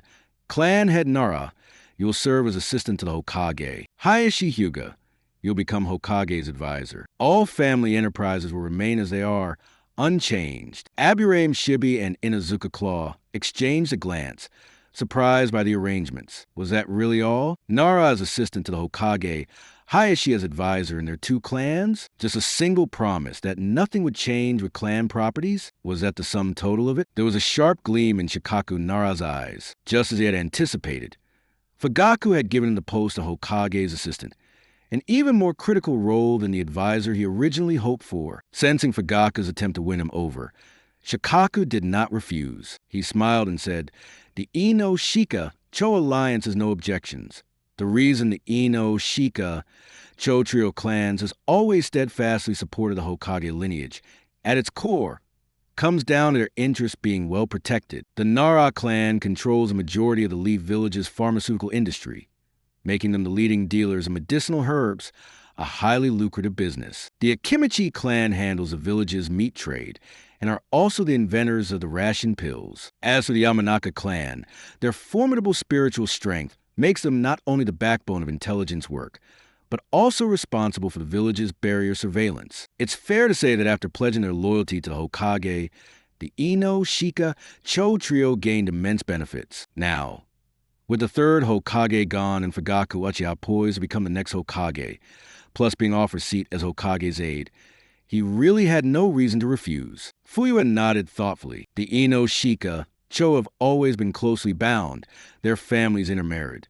So long as Shikaka Nara stayed his position, the other two clans would not object. That meant he had successfully secured the support of all three families. For this negotiation, he had never planned to win every clan over. As the ancestors had taught, an alliance relies on securing some, while suppressing others. As long as the Ino, Shika, Cho, and Hyuga clans supported him, there was no need to worry about the rest. Hayashi Hyuga, however, felt a sting of dissatisfaction. The Hyuga, after all, were the largest clan second only to the Uchiha. Why was the coveted Hokage aide position going to Shikaku Nara instead of to him? But when his eyes met Fuyue's gaze, he chose to nod in acquiescence. The Hyuga clan has no objection. When Fugaku Uchiha's gaze swept over the gathering, both Shibi Aburame and some Inuzuka felt an almost unbearable pressure. Was this the terrifying power of the Uchiha's bloodline? The two exchanged a quick glance, realizing that regardless of their opinions, it no longer mattered, since the Ino, Shika, Cho trio, and the Hyuga had already thrown in their support. There was nothing more to be done. Together, they answered that they had no objections. Fuyu nodded in satisfaction, then said, "Since that's settled, let's proceed this way. The Sarutobi and Shimura clans have launched a rebellion. I hope you will lend me your strength." Having already dealt with Hiruzen Sarutobi and Danzo Shimura, Fuyu certainly had no intention of sparing the families behind them. Only by eradicating potential threats could true peace of mind be secured. With the interests allocated, the time for action had come. Shikaka Nara rose without hesitation and moved to Fugaku's side. He changed his tone accordingly. "Fugaku-sama, no, I should say, fifth Hokage." With a gentle smile and honest tone, he added, "The Sarutobi and Shimura clans have harbored ill intent. The Ino, Shika, Cho will stand behind the fifth Hokage and assist in bringing them to justice." The time had come. It was finally time to settle old scores. Although Hayashi Hyuga inwardly resented the speed with which Shikaka Nara moved to kick someone when they were down, the thought of having secured a council position himself filled him with righteous resolve. He declared, "When it comes to rooting out the remnants of the rebellion, The Hyuga clan will never fall behind. Seeing the open support from the Ino, Shika, Cho clans and the Hyuga, Shibi Aburame and some Inazuka quickly echoed their sentiments. We will give our full support as well. Fuyua nodded in satisfaction, a faint, approving smile on his lips. The group then delved into a detailed discussion on the follow-up particulars before finally adjourning their meeting. Once he left the conference room, Fugaku was surprised to find that more than half the clansmen who had crowded outside had already dispersed. Upon learning that the Uchiha elder, Uchiha Sidora, had taken people to intercept the fleeing Sarutobi clan, realization dawned on him. The tension among the waiting ninja visibly eased when they saw their clan had returned safe and sound, and the atmosphere lightened considerably. Wasting no time, Shikaka Nara, Hayashi Hyuga, and the others returned to their own districts, quickly issuing orders to their clans. What would hunt down the Saratobi clan? The Hyuga clansmen were incredulous when the new command came down. If it weren't for the confirmation of the clan head's chakra with their Byakugan, they might have even suspected he had fallen under Fugaku Uchiha's Sharingan spell. Did I not make myself clear enough? Hayashi's tone was stern and commanding. At that moment, he projected the full weight of a clan leader's unmatched authority. The branch family member who'd questioned him immediately bowed his head, too intimidated to utter another word. In the Hyuga clan, an order from a main house is absolute. The branch house never dares to disobey, despite some lingering doubts.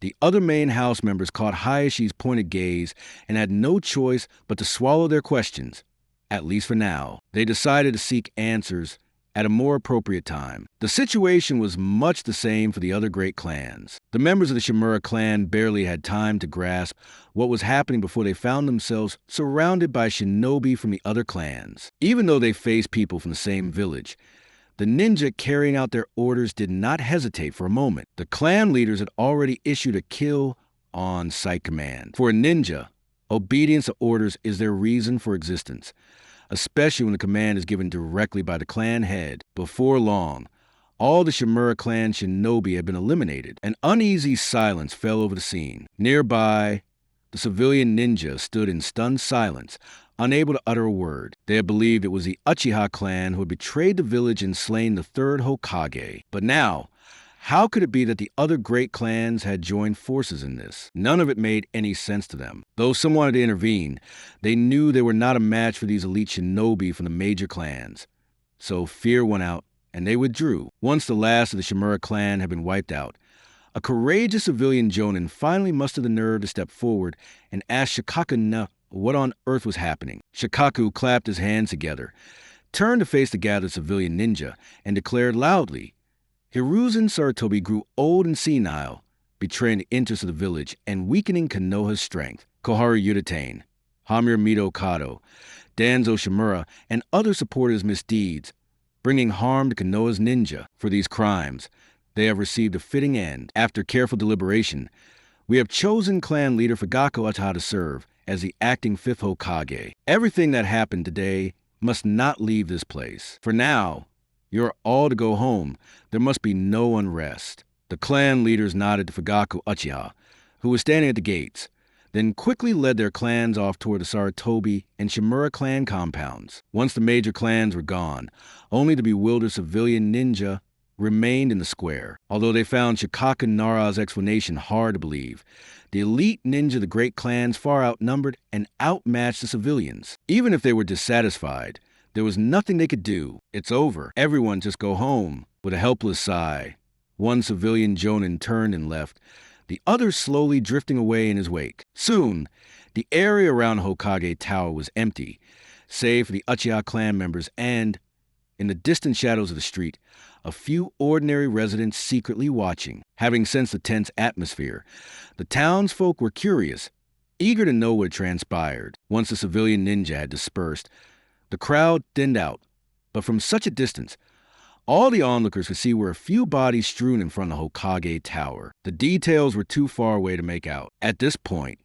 Fuyua began assigning some of the Uchiha clan to clean up the scene, while others stood guard to keep ordinary townsfolk away and prevent any unrest. Move along. Everybody, clear out now.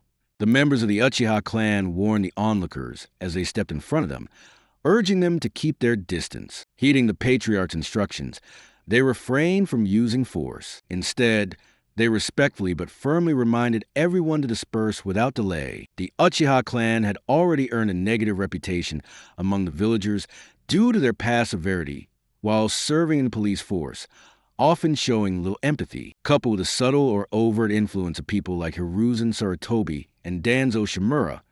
Public opinion toward the Uchiha was exceedingly unfavorable. Most ordinary citizens kept their distance out of respect and wariness, which caused the gathered crowd to quickly disperse. In a way, one could say that even in adversity, there was a small silver lining. At that moment, Kakashi stepped up to Fuyue, clearly seeking a definitive answer. Might Guy stood 2 paces behind Kakashi, his thick eyebrows tightly furrowed and his sharp eyes fixed on Fuyue, ready to spring into action at any moment. At first, Fuyue paid little mind Kakashi's approach, but when he noticed Might Guy aside, a fleeting look of caution flashed across his eyes. Opening all 8 gates could completely shift the tide of battle.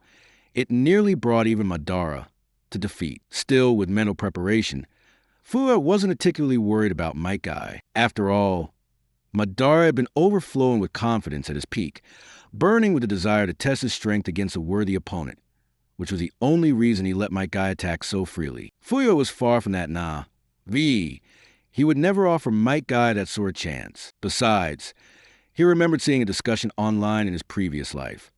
Could Evening Elephant shatter the perfect Susanoo? The consensus was a resounding no, and truth be told, before Might Guy could even open all 8 gates, Fuyue had plenty of ways to intervene. Just a single strike of Tsukumi would be enough to leave Might Guy powerless. Ninjas of Might Guy's type were especially susceptible to illusions. Even the 9 tails could be subdued by an ordinary Mangekyo Sharingan. The eternal Mangekyo was on another level altogether. Fuyue quietly shifted a portion of his focus toward Might Guy, while turning his gaze to Kakashi. Back when he watched Naruto in his previous life, he'd always been fond of Kakashi's character. Otherwise, he wouldn't go to such lengths to talk to him now. Were all the things you said earlier really true? Kakashi asked, his expression darkening. Meeting the suspicion head on, Fuyue answered calmly, "Of course. Why would I lie to you? Do you know the real reason your father failed that mission? Wasn't it because he chose to save his comrades, and as a result, the mission failed?" Kakashi's tone was even. "Have you ever wondered," Fuyue pressed on, "why even a flawless shinobi like the White Fan of the Leaf would fail? What if I told you that before your father even set out, that critical piece of information had already been leaked to enemy shinobi?" "What?" Kakashi's face paled, his eyes locked on Uchiha Fuyue. "How am I supposed to know if you're telling the truth?" Beside him, Might Guy was left utterly stunned, unable to process what he'd just heard. Fuyue spread his hands and spoke calmly. "Think about it carefully. Your father, Konoha's White Fan, was an outstanding shinobi. Everyone in the village held him in the highest respect. He achieved great deeds for Konoha and was even awarded half of the Hokage's armband, a mark of his remarkable status." At this, Fuyue fixed Kakashi with a meaningful look and continued, "For someone of your father's standing, someone who once wore the Hokage's badge and enjoyed fame in the village, do you really believe he'd be slandered and condemned by everyone just for failing a single mission? Would such a thing happen if no one were pulling the strings behind the scenes?" As those words sank in, old memories Kakashi had long buried began to surface, casting a deep shadow over his face. Hearing Uchiha Fugaku say this, the doubts that had once haunted his memories slowly began to fall into place. That mission had been top secret. Even if it failed, the details should have remained hidden from ordinary villagers. Yet after his father's return, not even a single day had passed before the whole village was abuzz with gossip about the mission's details. From the eldest grandparent to the youngest child, it seemed there wasn't a soul who didn't know what had happened. He wasn't a child anymore. Just as Uchiha Fugaku had pointed out, it was impossible to believe no one orchestrated these events from behind the scenes. Looking back now, everything from that year bristled with suspicion. His father had abandoned the mission to save his comrades, yet the teammate he'd rescued returned and, for no reason at all, accused his father of wrongdoing. At that moment, Fuyue added, "Think again, when rumors were swirling around the village. Had the third Hokage stepped forward to clear your father's name publicly, things would have quieted down long ago. But why did the third Hokage choose to keep silent and let the rumors run rampant?" Fuyue let out a cold laugh. "Seen this way, wasn't it really the third Hokage who drove your father to death?" The moment these words were spoken, it was as if a heavy shroud of confusion in Kakashi's heart was suddenly torn apart. Years of unresolved questions flashed clarity in that instant. Realizing now that all these years he had worked as an AMBU operative for the very hand that brought about his father's downfall, fury and grief surged within him. His eyes swept the surroundings, and he suddenly caught sight of a member of the Uchiha clan picking up Sarutobi Hiruzen's severed head from the ground. Without thinking, Kakashi shouted and charged forward, kicking Sarutobi Hiruzen's head hard and sending it flying. "Sarutobi Hiruzen, you deserved everything you got," Kakashi roared, his voice ragged with anger. "Kakashi!" Might Guy was shocked at his friend's outburst. He snapped out of his daze and hurried after him, hoping to calm him down.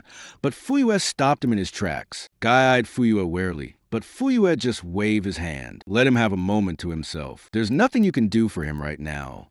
After speaking, Fuyu exchanged a meaningful glance with a member of the Uchiha clan standing nearby. Understanding the signal, that clan member immediately ran off to take care of the other bodies. Hearing Fuyu's words, Might Guy's expression softened a bit. With a complicated look in his eyes, he watched Kakashi, who was still angrily chastising Sarutobi Hiruzen's corpse. A slight smile appeared at the corner of Fuyu's lips. He knew that winning Kakashi's allegiance was not going to be difficult. As long as Itachi Sakumo's name could be cleared, Kakashi would, without hesitation, stand on their side. Elsewhere, ever since Sarutobi Hiruzen became the third Hokage, the Sarutobi clan had thrived along with him. Their status had risen visibly, and they had even moved their clan's estate to the very heart of the Hidden Leaf village. Because of this, the Sarutobi compound was very close to the Hokage's office. Led by their chief, the Sarutobi clan had just returned to their grounds. They hadn't even had time to gather everyone and plan an evacuation before they were suddenly surrounded by Uchiha Satora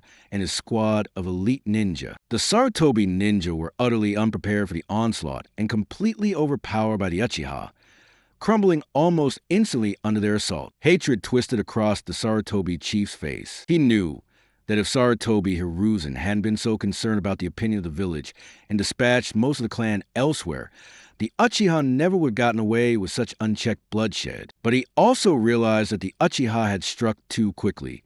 There was simply no turning the tide now. With no choice, he gathered a handful of kin at his side for a desperate resistance. But after only a few quick clashes, they fell one after another. Though the Sarutobi chief had once been a jonin of the Hidden Leaf, age had sapped both his strength and skill. Now, barely able to muster the abilities of Chunin, he was swiftly cut down by Uchiha Satora, who, despite his own age, still wielded fearsome power. Uchiha Satora's strength resided in his eyes above all else. Even in his twilight years, his prowess remained formidable. His white beard was stained, wiping crimson from his weathered face. Murder was written across his features, and his eyes were as fierce as a cornered beast's. In a growl, he ordered, "Don't let a single one escape. Kill them all." At this moment, the setting sun slants across the sky, casting a golden hue over the approaching dusk. What should have been the Uchiha clan's last stand instead became the final hour of the Sarutobi family. The Sarutobi clan leader, collapsed and dying, stared wide-eyed at the blood-red sky, unwilling to close his eyes even in death, his face frozen with rage and indignation. Not long after, Uchiha Sihu received a report from his subordinates. A group of ninja had appeared outside. He immediately led his people out to confront them, only to discover that it was the Ino-Shikacho trio, the clans of Akimichi, Nara, and Yamanaka, with none other than Nara Shikaku himself, widely recognized as the sharpest strategist of the Leaf, at their forefront. An uneasy feeling crept into Uchiha Sihu's heart. Why are they here? Could it be the clan leader? Before he could worry any longer, Nara Shikaku called out from a distance, announcing his intentions. "Elder Sihu, we've come at the command of clan leader Fugaku to lend you a hand." Hearing this, the tension eased slightly from Uchiha Sihu's otherwise rigid expression. "I see. So that's how it is," he nodded thoughtfully. "Enough with the small talk. Let's get down to business," Shikaku said coldly, his gaze fixed on the Sarutobi clan grounds. Since he'd already chosen to accept Uchiha Fugaku's olive branch, there was no room left for hesitation. When the opportunity arises for advancement, who wouldn't seize it?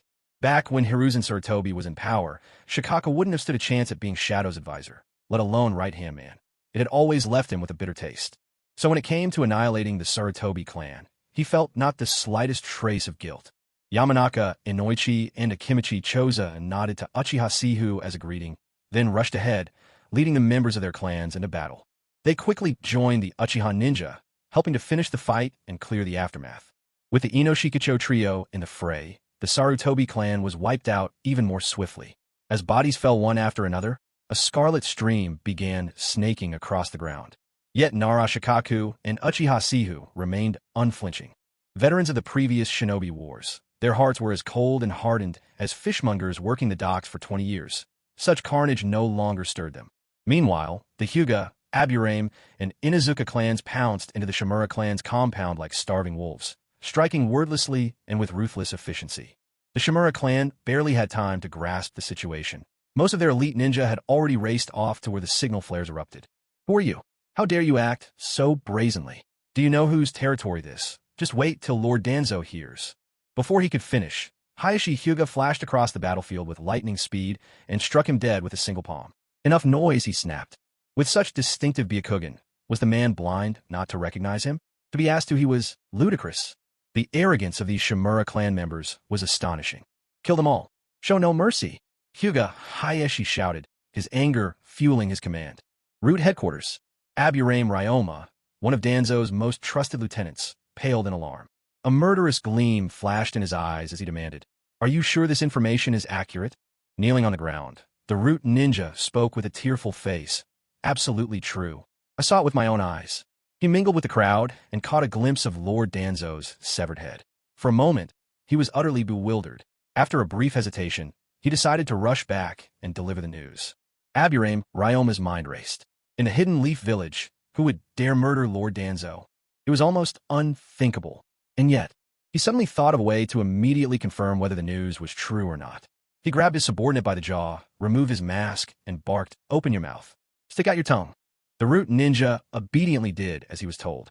Upon seeing the clear, unmarked tongue, Ryoma's eyes widened in shock. The cursed seal of the tongue, the seal of absolute silence, was gone. The cursed seal of the tongue, a sealing jutsu exclusive to Root. It was designed to prevent the leakage of confidential information. Anyone branded with it would find themselves completely paralyzed if they tried to speak about certain secrets. They'd be utterly incapable of moving or speaking.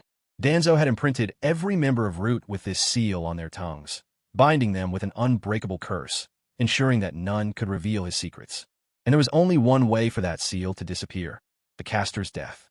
The old man really is dead. This realization rocked Aburame Ryoma to his core. In his shock, he didn't even notice the swarm of parasitic insects crawling out from under his cloak. His subordinate, on the other hand, noticed these insects all too well. Through the loose folds of the cloak, he could see the writhing mass scuttling across Ryoma's skin. The sight made his scalp tingle, especially when some of the bugs seemed to be making their way toward him along Ryoma's arm. He was scared out of his wits, but he dared not move an inch. Hierarchy in Root was absolute, and defying a superior was harshly punished. The instinct not to resist was ingrained in him as deeply as muscle memory. Bracing himself, he whispered, "Lord Ryoma, what should we do?" Among Root's ranks, Aburame Ryoma was one of the few permitted to use his real name as a code name, a mark of the deep trust Danzo had placed in him. Ryoma snapped out of his daze, releasing the subordinate. Conflict flickered in his eyes. He clenched his fists, loosened them, then clenched them again. Seeing that Lord Ryoma had let go, the Root ninja instinctively took 2 steps back and exhaled in relief. Ryoma's hesitation surprised him. In all his time in Root, he'd never seen the laconic and decisive Ryoma like this, as if weighed down by a painful decision. He held his breath, quietly awaiting Ryoma's orders. With Lord Danzo gone, Ryoma was now Root's highest-ranking officer. After a moment, Aburame Ryoma turned away, as if he had finally reached a decision. "Go and bring here Aburame Torian, Yamanaka Fu, and HM, also Yakushi Nono. Tell them I have something urgent to discuss." Somewhere in the Root base, inside a tucked-away room, Yakushi Nono lay on the bed, her graceful form still, her heart torn with inner conflict. She had once been a member of the Foundation, serving under Danzo, an elite ninja of the Intelligence Division, known by the codename the Walking Shrine Maiden. She had wandered through many nations, managing to steal numerous crucial secrets. But in the end, she found herself incapable of embodying the cold-blooded ruthlessness Danzo demanded. Taking advantage of the opportunity, she retired and became the director of an orphanage in the Leaf Village. There, she looked after a group of children orphaned by war. But caring for so many children made each day's expenses sky-high. Whatever little money she had saved during her missions was quickly depleted. Yesterday, she finally resolved to seek out her old superior, Lord Danzo, to beg for some silver coins, but to her surprise, he used this plea to coerce her into returning to the field. She was once a member of the Foundation, serving under Danzo's command, a master of intelligence and espionage, known by the codename, the Walking Shrine Maiden. She worked across many countries, acquiring countless crucial secrets. But in the end, she could not uphold the ruthless coldness that Danzo demanded. So, seizing the moment, she quietly stepped away from that life, becoming the head of an orphanage in Konoha village. Now, she cared for a group of children orphaned by war. The daily cost of supporting so many children was more than anyone could imagine. The small amount she'd saved from past missions soon ran out. Yesterday, she finally resolved to seek out her former superior, Lord Danzo, and ask for some financial help. She hadn't expected Danzo to use this as leverage to coerce her back into action. On one side was relentless pressure from her old boss. On the other, the orphanage was out of money and the children would starve. Left with no real choice, she agreed. Danzo, for his part, was straightforward. He handed over the money and gave her a day to put her affairs in order before returning, apparently unconcerned she might have second thoughts. After settling everything at the orphanage, she made her reluctant return to the familiar Foundation base. I suppose I'm not destined for heaven after I die, thought Nanoyu Yakushi as she gazed up at the yellowed, glaring ceiling lights. I wonder where Lord Danzo will send me this time. I haven't even seen Kabuto around the Foundation lately. Kabuto had been a clever, sharp-witted child, 2 years ago, taken into the Foundation by Danzo and never heard from again. Her mind was drifting, thoughts spiraling, when suddenly the door rattled with a knock. Lady Shrine Maiden. Master Ryoma says there's something important he needs to discuss with you. Has Lord Danzo returned? Resigned.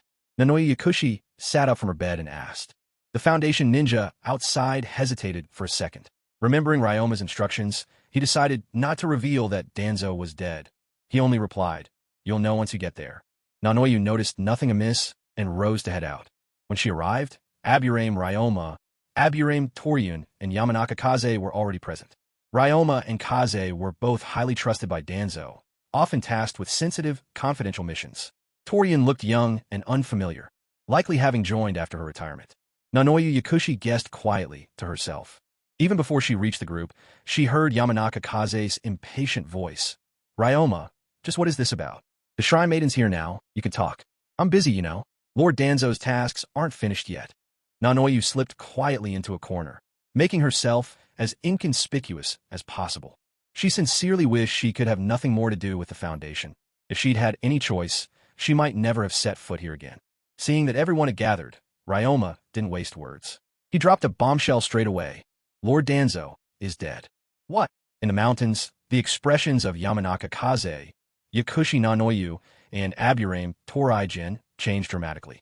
Fury surged onto Yamanaka Kaze's face as he pressed anxiously. What happened? Wasn't Lord Danzo headed to the Hokage building? How could he possibly be dead?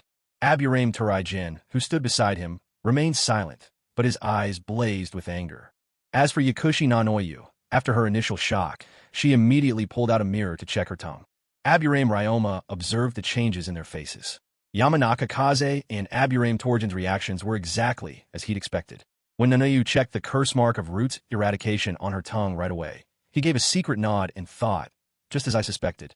When Yakushi Nanoyu saw in the mirror that her tongue was clean and unmarred, she felt as if a great weight had lifted from her heart, and relief flickered in her eyes. Wait a minute, Danzo was dead. Did this mean she didn't need to return to the root anymore? That she wouldn't have to pay back those debts after all? A glimmer of delight flashed in Nanoyu's gaze. Seizing the thought, she announced decisively, I've just remembered something important. I'll be going now. She didn't even wait for a reply before gliding away. She cared nothing for who had killed Lord Danzo. The thought of avenging him held no interest. In truth, she wanted no part of any of this. All she longed for was to return to that warm, loving orphanage and care for the children there. Aburame Ryoma watched Nanoyu leave in silence. He did not stop her. In fact, when Yamanaka Kaze leapt furiously to grab Nanoyu, Ryoma held him back. Yamanaka Kaze's anger boiled over. That shameless woman. Lord Danzo treated her with such generosity, and she doesn't even think about repaying him. Such an ungrateful cur. Aburame Torijin wore a look of deep displeasure as well. Neither of them noticed the tiny black insects, silent and unseen, that crawled onto their bodies. Let her go, murmured Aburame Ryoma, something unfathomable flashing in his eyes. She doesn't belong to this place anyway. Hokage building. After Fuyue had talked circles around Kakashi with his silver tongue and was about to pull up a chair to sit for a moment, his sharp eyes caught movement. A rumble shook the ground. Turning, Fuyue saw several thick vines, each as wide as an arm. Erupting from the earth, serpentine, they lunged to entwine him. He remained unruffled. So, what's with style? Fuyue chuckled to himself, letting his gaze sweep across the rooftops until he spotted the figure of the jutsu caster, hidden atop a building. By then, the vines were already upon him. A scarlet gleam flashed in Fuyue's eyes. Suddenly, a great mass of black flames burst into existence, pouring forth like a torrent, dousing the onrushing vines straight on. In a blink, the vines shriveled and turned to ash, utterly consumed. Tenzo gaped in shock. What is that fire? It destroyed my wood style. Thorn-killing jutsu in an instant. What kind of jutsu is this? Might Guy, standing to the side, asked in amazement. It was his first time seeing black fire. Amaterasu, came the answer. Flames that will not die until their target is utterly consumed. Fuyu glanced at him. Since he was in a good mood, he offered a cheery explanation. After his eyes had transformed into the eternal Mangekyo Sharingan, he could now wield the ocular techniques of Itachi's Mangekyo. In effect, he now had access to 4 distinct eye techniques. Tsukuyumi, Future Line, as well as Itachi's Amaterasu and Tsukuyumi. The Future Line technique, however, was a bit lackluster. Some ability to vaguely foresee and extrapolate the future to gain information, but consumed an alarming amount of chakra. From Fugaku's memories, he'd seen Fugaku use this eye technique a few times, each result more disappointing than the last. Since he already knew the entire storyline, he decided without hesitation to send Future Line into exile, vowing never to use it again.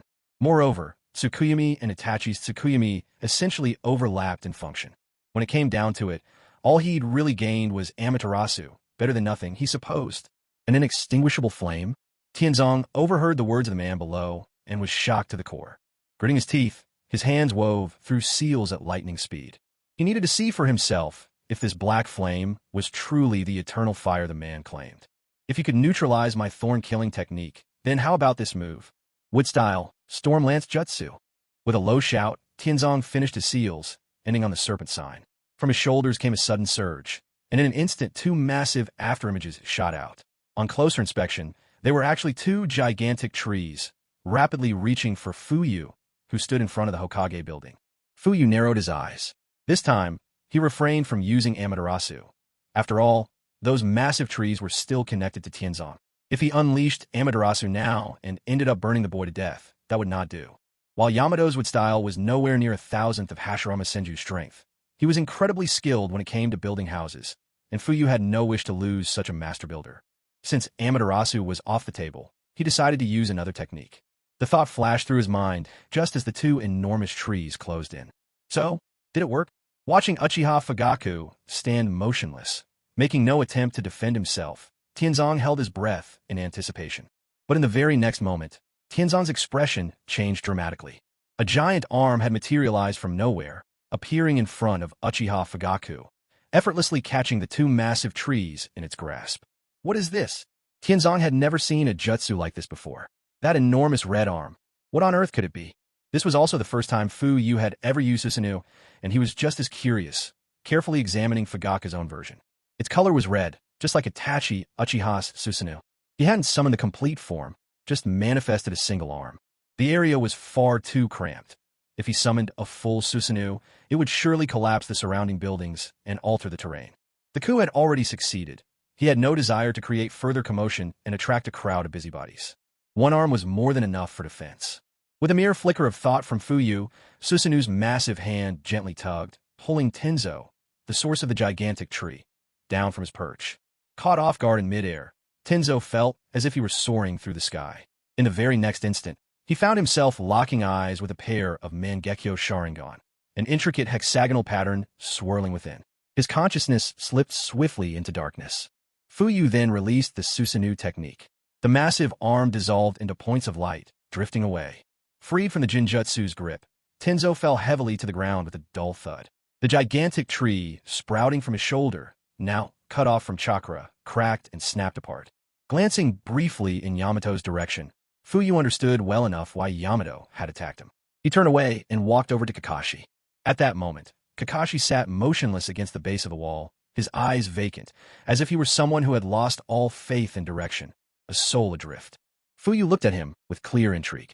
Seeing Kakashi react not at all to his arrival, he simply spoke, "Kakashi, how about we strike a deal? If I become the 5th Hokage, I can rehabilitate your father's name and restore him to honor." At Fuyu's words, a faint spark lit up in Kakashi's darkened gaze. When he heard the promise to restore his father's honor, he didn't even wait for the rest of Fuyu's terms. He blurted out his acceptance, his voice eager, "Deal." Fuyu smiled gently, unbothered by Kakashi's interruption, and continued, "In return, you'll join my personal ENBU and work directly under me. Since you agree, here's your first assignment." Might Guy watched as Kakashi got up with sudden energy, as though his spirit had been instantly reignited, and for a moment, he was left in stunned confusion. "What do you need me to do?" Kakashi asked. "First, gather some people and arrest all the ANBUs still loyal to the 3rd Hokage," Fuyu said with a faint smile. "Anyone who resists, you're to kill. Detain the rest, seal off their chakra, and throw them in the cells. You were once a member of the 3rd's personal ANBU yourself, so this shouldn't be too hard for you, right?" Kakashi was silent for a moment. He opened his mouth hesitantly. "What will you do with them?" Fuyu considered briefly before replying. "That depends on their behavior. The obedient ones will be imprisoned for a time, then released." Kakashi looked at the ever-smiling Uchiha Fugaku, and a chill crept into his heart. Fugaku hadn't said what would happen to those who disobeyed, but Kakashi understood well. They would only face death. Colleagues he'd fought alongside for years on one end, his father's rehabilitation on the other. Kakashi knew his choice. He raised his head, resolve shining in his eyes. "I'll do it." Fuyu turned to the nearby Uchiha, who had nearly finished tidying up, and ordered, "Inaho, you lead some men and follow Kakashi. Heed his commands. Just leave 2 people here with me." Uchiha Inaho nodded, called out to his clansmen, left 2 behind, and led the rest to accompany Kakashi. Might Guy, meanwhile, was left entirely bewildered, wondering how it was that he'd been ignored from start to finish.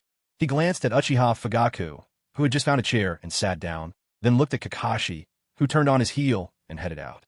Quickly, he caught up with Kakashi and murmured by his side, "Kakashi, are you really going to listen to him and go after our comrades?"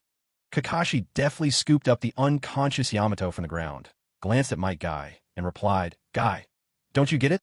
Uchiha Fugaku is about to become the 5th Hokage." Might Guy scratched his head, feeling a tickle of confusion. He just couldn't wrap his mind around how Uchiha Fugaku was suddenly going to be the 5th Hokage. Kakashi sighed, not much in a mood to keep talking to Guy, and with Yamato slung over his shoulder, walked on ahead. In truth, Kakashi didn't care that much about whether or not Fugaku became Hokage. What he did care about was that, if Fugaku rose to the position, he might be able to restore his own father's honor. Meanwhile, in the Uchiha district, night had already fallen. Both sides of the street were brightly lit, vendors hawked their wares, and people bustled to and fro. It looked almost like a tiny version of Konoha itself. Life here carried on, as usual, untouched by recent events. In fact, this time, their actions hadn't been made known to the civilian residents of the Uchiha district. Even most of the Chunin were unaware, since only the Jonin of the clan with the fully awakened 3-Tomo Sharingan had the right to participate in this operation. Sasuke came running at top speed from a distance away. As he stepped inside the district and saw everything unchanged, he finally felt a little relief. He recalled the conflicted look Iruka-sensei had given him after school that day, just before leaving, doubled back to see them off, making Sasuke anxious. He suspected the signal flares had something to do with his father, but he didn't know what the 3 red flares meant, so he didn't dwell on it and simply hurried home, planning to ask his mother where his father had gone. "Oh, is that little Sasuke back? Young Master Sasuke, what did you learn at school today?" "Good evening, young Master Sasuke." As he crossed the street, people greeted him on all sides. Faced with the warmth of the elders from his clan, Sasuke found it impossible to keep up his cold front. A bit embarrassed, he managed a reserved nod, answering with a quick word or two, just enough to be polite. At last, he arrived before a spacious home. He pushed open the door as he'd done countless times before. The lights glowed warmly from inside, and he dashed through the courtyard, his voice ringing out before he'd even stepped inside. "Mother, I'm home." Entering, he saw steaming bowls of food set out on the table, and his mother sitting there waiting for him. "Welcome home," she greeted him, forcing a smile.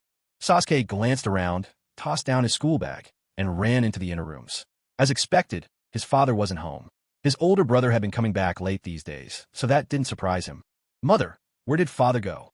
Sasuke asked as he sat down beside Mikoto, curiosity bright in his voice. He might act aloof outside, but at home, Sasuke was nothing if not a little clingy. A hint of worry flashed through Mikoto's eyes as she gently ruffled Sasuke's hair. She truly had no idea where her husband, Fugaku, had gone. This afternoon, she left the clan compound to pick up some things in town. She'd taken a bit longer than planned, and when she returned, the house was completely empty. There was not a soul in sight. Before her marriage, she, too, had served as a jonin, and her keen senses quickly noticed that none of the clan's jonin were anywhere to be found. An uneasy feeling began to take root in her heart. She knew that there was a clan meeting at the Naka Shrine tonight. Fugaku had mentioned it only last night when they lay in bed, sounding deeply troubled as he talked. With these thoughts on her mind, she decided to pass by the Naka Shrine on her way home, only to find it just as deserted. Restless and anxious, Mikoto returned home shortly after, only to see 3 scarlet signal flares blooming in the sky.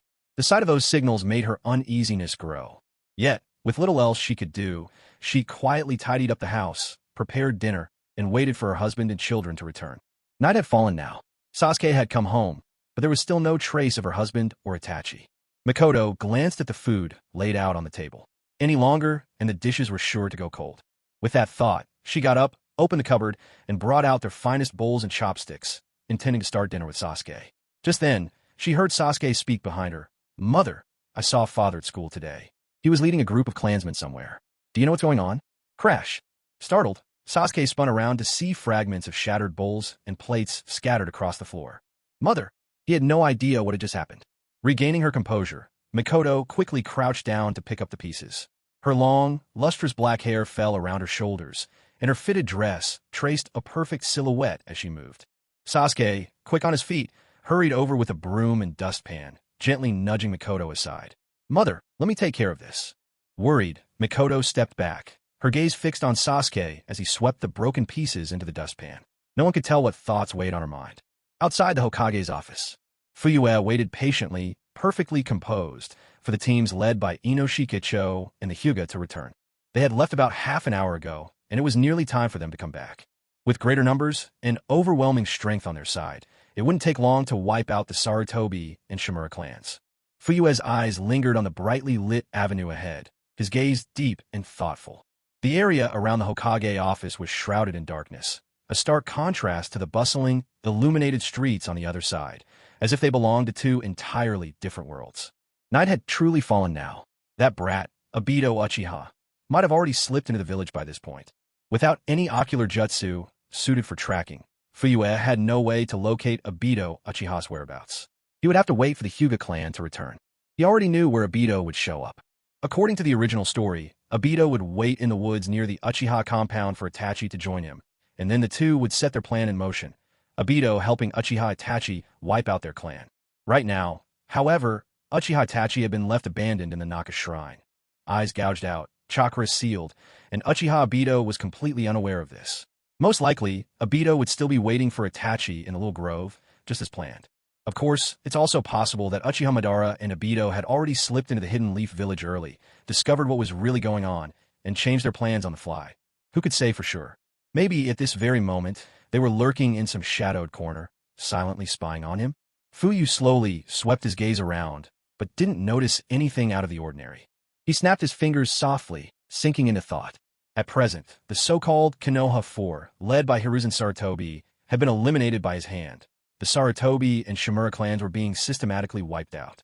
The Saratobi still had a few ninja being groomed in secret outside the village, but that was not a pressing concern. None of them were especially powerful, and with the distance involved, there was no need to rush.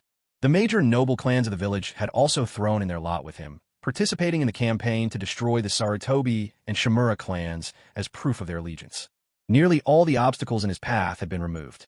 All that remained was Uchiha Obito and Danzo's root division. As for Obito, he had to rely on the Hyuga clan's help to pinpoint his location. Hurrying wouldn't do any good. En route, staffing was still tight, but their base wasn't going anywhere. The monk may run, but the temple will remain. He wasn't in a hurry. Thinking this, Fuyu let out a long breath and allowed himself a slight smile. Once these last two threats had been dealt with, today could be declared a complete victory. Come to think of it, if someone wrote a novel about all he had experienced, he'd practically be the protagonist blessed by fate. After crossing into the world of Naruto for only half a day, he was already on the verge of becoming the 5th Hokage.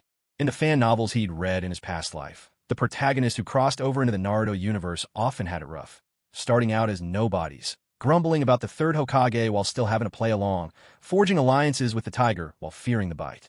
Not him, though. He'd gone straight for the kill, eliminated the third, and seized the Hokage's seat in one bold move. He chuckled to himself with satisfaction. Suddenly, something flickered in his eyes and drew his attention to a particular spot. From the shadows, a figure emerged. The two clan members standing behind him, like a pair of guardian deities, also noticed the intruder lurking in the darkness. Without hesitation, they picked up their flashlights and shone them directly at the stranger. The newcomer was clad in a long, black robe with a Leaf Village forehead protector and wore jet black sunglasses. His entire appearance was the classic image of a member of the Aburame clan. Fuyu regarded the newcomer with curiosity. At first, he assumed this was an Aburame returning to report after finishing off the Shimura clan. But then his attention was drawn to the bloodstains on the boxes carried in both hands, and he began to question that assumption. A sudden realization struck him, and his eyes lit up. Could it be? A glimmer of understanding crossed his face, and, as the truth dawned on him, Fuyu's lips curled into a faint smile. Speak of the devil, he had arrived. While Fuyu sized up Aburame Ryoma, Ryoma was also carefully studying him. Watching Uchiha Fugaku sitting in his chair with a gentle smile, Aburame Ryoma found it almost impossible to connect this man with the timid figure from his memories, the man who today had slain both the third Hokage and Lord Danzo. The last time Ryoma had seen Fugaku was on the night of the Nine-Tails attack. On that night, Danzo had led a squad of root ninjas to the Uchiha compound, barricading the entire clan inside, forbidding anyone to leave. Ryoma himself had stood right behind Lord Danzo, watching as Danzo stood firm, an unmoving bulwark holding back all comers. In stark contrast, Uchiha Fugaku had stood before him, blushing furiously under Danzo's scolding, unable to muster a word in protest. On the way here, doubts had gnawed at Ryoma. Could the root scouts have been mistaken? Was it really not Fugaku who killed Lord Danzo? But the moment he arrived and saw Fugaku's faint smile at the corner of his lips, he knew there could be no mistake. Fugaku's presence was completely transformed from that night, not just in demeanor, but in something deeper. If Ryoma had to put into words, he would say that confidence now radiated from Fugaku's very bones. Taking a deep breath, Aburame Ryoma hunched his back and, from a respectful distance, shuffled forward with obvious deference. Before he even reached Fugaku, Ryoma bowed low in a sweeping motion, pressing himself to the floor, and announced in a clear, respectful voice, Aburame Ryoma presents himself to Lord Uchiha Fugaku. What's in that box of yours? Fugaku asked with an air of interest. Ryoma replied, My lord, these are the severed heads of Danzo's 2 loyal hounds, slain by my hand. As he spoke, Ryoma respectfully raised the 2 boxes. Before Fugaku could respond, an Uchiha clansman standing nearby, quick to pick up on Ryoma's intentions, hurried forward.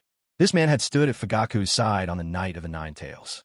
Recognizing the black-cloaked figure as the one who had stood behind Danzo, he gave Ryoma a cold look, grunted in disapproval, and snatched the boxes from his hands, returning at once to Fugaku's side. Open them, Fugaku ordered. Uchiha Takao promptly opened the boxes for careful inspection and reported, Clan leader, these are indeed 2 human heads. Once he had made sure there were no traps, he presented the boxes before his chief. Fugaku spared them only a glance, 2 unfamiliar faces. He had no interest in looking any further and waved his hand for Takao to take them away. Deep in thought, Fugaku fixed his gaze on Ryoma and asked, So what's your purpose here? With another solemn bow, Ryoma replied, My lord, Danzo maintained the loyalty of Root's ninja through the cursed tongue eradication seal, keeping them obedient through threats and violence, and even executions. In truth, most Root members bore him no real loyalty. Now that Danzo is dead, the tongue curse has been undone. From a young age, I served faithfully at Danzo's side and earned his trust. In Root, there were only 29 who held true loyalty to him, including the 2 you see here. I have eliminated them all. Aburame Ryoma took a deep breath and said, Most of the remaining members were forced into this, or for various reasons had no choice but to become Danzo's accomplices. I hope, my lord, that you can show them mercy. Their hands may be stained with blood, but it was all for the village. I beg you to see the truth. After speaking, Aburame Ryoma bowed his head heavily, touching it to the ground. A flicker of surprise crossed Fuyu's eyes. He hadn't expected this Aburame Ryoma, who was such a minor figure in the original story, to step up and do something so commendable. Fuyu narrowed his eyes. He wasn't about to take Ryoma's word as gospel, but after thinking it over, he had to admit the man had a fair point. A memory surfaced of something he'd read in his previous life. Naruto. He should have been condemned as an outright villain, yet a single line was enough to barely redeem him. In Kishimoto's world-building, Danzo's sole redemption was that he acted as Konoha's unseen guardian, protecting the village with harsh and secretive methods from the shadows. Put simply, every village needs someone to handle the dirty work, and in Konoha, that burden fell on Danzo's shoulders. Whether or not Danzo deserved redemption was another matter, but there was no denying his selfish ambitions or the countless misdeeds he'd committed. Take, for example, his obsession with power. His relentless desire for the position of Hokage led him to plot an assassination against the third Hokage. He shielded Orochimaru, and even after Orochimaru defected, Danzo kept in touch with him through secret dealings. He once collaborated with Hanzo the Salamander, forcing Yahiko's suicide, which led Nagato toward darkness and ultimately planted the seeds for Konoha's greatest threat, Pain's devastation. And tonight, he'd originally plotted to annihilate the Uchiha clan. One more atrocity he couldn't evade responsibility for. But that's enough digression. For all its darkness, Root was only ever a tool in Danzo's hands, and a tool's impact depends on who wields it. Once Fuyu became Hokage, he needs someone for the dirty work as well. With approval in his voice, he said, "You're a smart man. Well done." After some thought, Fuyu continued, "Here's what I'll do. I'll spare your lives. The past will be forgiven." Aburame Ryoma was overjoyed. "Thank you, my lord. I'll disband Root right away and have everyone return home." "No, Root doesn't need to be disbanded," came Fuyu's cool response, freezing Ryoma where he stood, his joy turning instantly to shock. "Don't overthink it," Fuyu waved a hand and said, "All I want is for you to keep doing what you do best." Ryoma exhaled inwardly. As expected, it wasn't going to be that easy. "You seem to know Root well. From now on, the organization is yours to command. Remember, Root will answer only to my orders from this day forward." Resigned, Aburame Ryoma accepted. "Understood. Good. You may go. Keep a close watch over Root and make sure nothing goes wrong." The words were a clear dismissal. Ryoma nodded. He hesitated for a couple of seconds before finally adding, "My lord, there are still some Root operatives Danzo sent out. They're trying to intercept Uchiha clansmen returning to the village." Fuyu narrowed his eyes, recalling how, a week before the assembly, the Uchiha clan had summoned their people back from missions outside the village, yet very few actually returned. No wonder, after the Uchiha massacre, there were no survivors scattered outside. The truth was, Danzo had secretly sent people to ambush and kill them. Originally, the assembly was scheduled for tonight, giving those outside a week to make their way back. For those who still haven't returned by now, it's likely a grim fate awaits them. "All right, I understand. I'll leave this matter to you. Investigate and arrest whoever killed the Uchiha clan members. Execute them all." Concerning those unfortunate Uchiha killed during these ambushes, Fuyu felt little anger or sorrow. After all, he had just crossed over to this world less than a day ago and had no emotional ties here. However, since the two Uchiha standing nearby also heard what happened, if he didn't handle this matter decisively, rumors among the rest of the clan might easily tarnish his reputation. Therefore, it was necessary to issue a judgment right in front of these two. Whoever murdered an Uchiha would pay for it with their own life. It was as simple as that. "Yes, sir." Aburame Ryoma let out a quiet sigh of relief. It seemed a just verdict, calling only for the guilty to atone with their lives. After all, there would be no collective punishment to implicate innocent people from the Root Division. Even though some about to be executed might have simply been following orders, Ryoma had no power to change that. They would just have to accept their unlucky fate. Swiftly, Ryoma exited, disappearing from Fugaku's line of sight. He became a fleeting shadow, vanishing on the spot, soon leaping rooftop to rooftop into the distance. Fuyu watched Ryoma's silhouette dissolve into the darkness, then retracted his gaze. Ryoma's allegiance was, after all, an unexpected but welcome gain. Now, only Obito Uchiha remained to be dealt with. As this thought crossed his mind, he happened to see several figures bounding across the rooftops, making their way over. At the front of the group was none other than Hayashi Hyuga, the head of the Hyuga clan. "Fuyu is my defiantly. Time to deal with the final trouble." The Uchiha clan's relocated territory, in name still within Konoha village, was in reality separated by considerable distance. To put it mildly, they could very well have been two neighboring villages. Between them lay a patch of woods. The clear moonlight filtered through the leaves, casting dappled shadows on the ground. A gentle breeze stirred, sending a soft rustling through the canopy overhead. In the middle of this otherwise deserted forest, a solitary figure stood. He had long, wild, windswept black hair and wore an orange mask with a single black striped eyehole. Clad in a black cloak, a samurai sword was strapped to his waist. He stood silent among the trees, merging seamlessly with the darkness of night. Had a passerby with a weak heart stumbled upon him, this figure's ghostly presence alone might have been enough to frighten them to death. Uchiha Obito waited patiently for Uchiha Itachi's return. He had only just arrived, not long ago, making use of his Mangekyo Sharingan's phasing ability, which let him transfer objects between the real world and a different dimension. He picked a spot at random and slipped in from the outskirts of Konoha, quietly making his way inward all the way. By stroke of luck, the area he ended up in was right next to the current Uchiha compound. It didn't take him long to reach this small grove, and so he waited here for Uchiha Itachi. Since he arrived late, he missed the 3 red signal flares that had lit up the sky above Konoha that afternoon. He had no idea that something momentous had happened inside the village. 800 meters from the grove, at the far end of the street, facing the woods, a house had been temporarily requisitioned.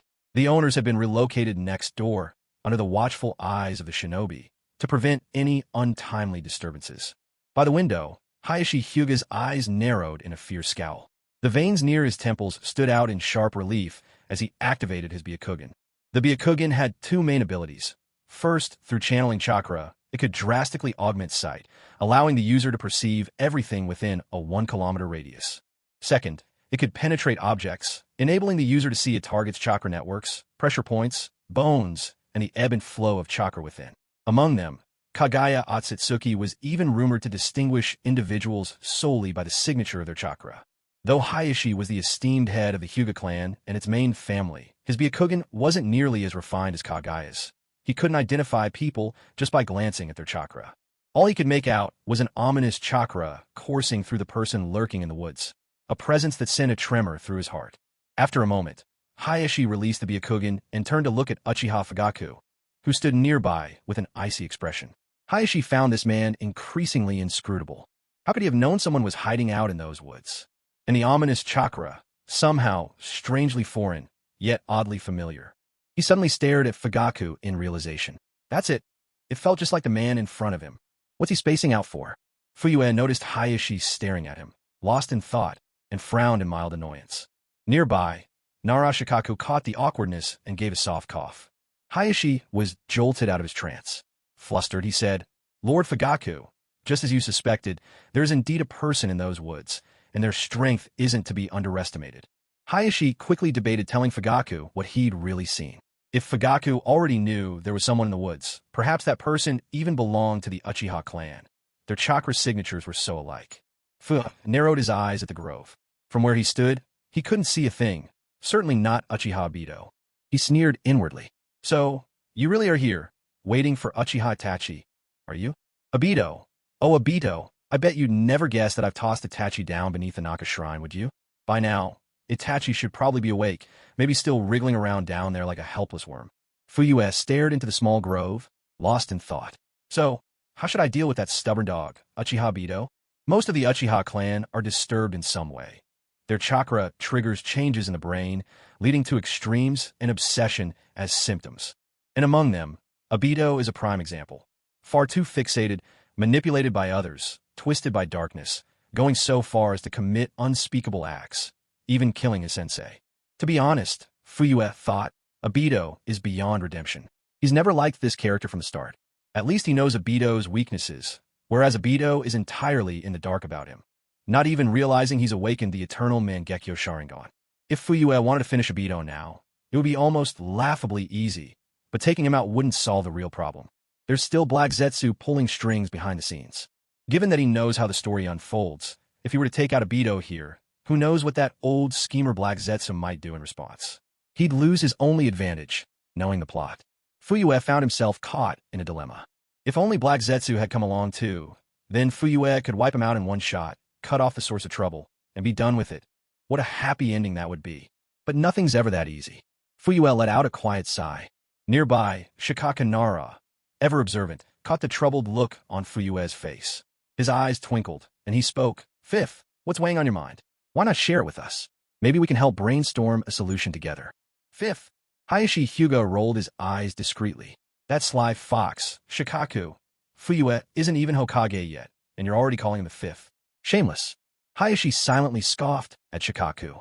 "All this just for a spot as the Hokage's advisor? Look at how eager you are to curry favor. But when Fugaku's gaze swept in his direction, Hayashi, who was judging Shikaka the moment before, quickly forced a polite smile. Fuyue's gaze moved past Hayashi and landed calmly on Shikaku instead. Hayashi instantly dropped his smile, telling himself inwardly, I'm not bowing my head for some advisor position. The Hyuga clan rarely gets the chance to enter the upper echelons of Konoha. I can't miss this over something trivial. Fuyue hesitated for a moment, uncertain whether to reveal the situation with Obito. After a moment's thought, he decided against it. Forget it. Even if I told you, it wouldn't help.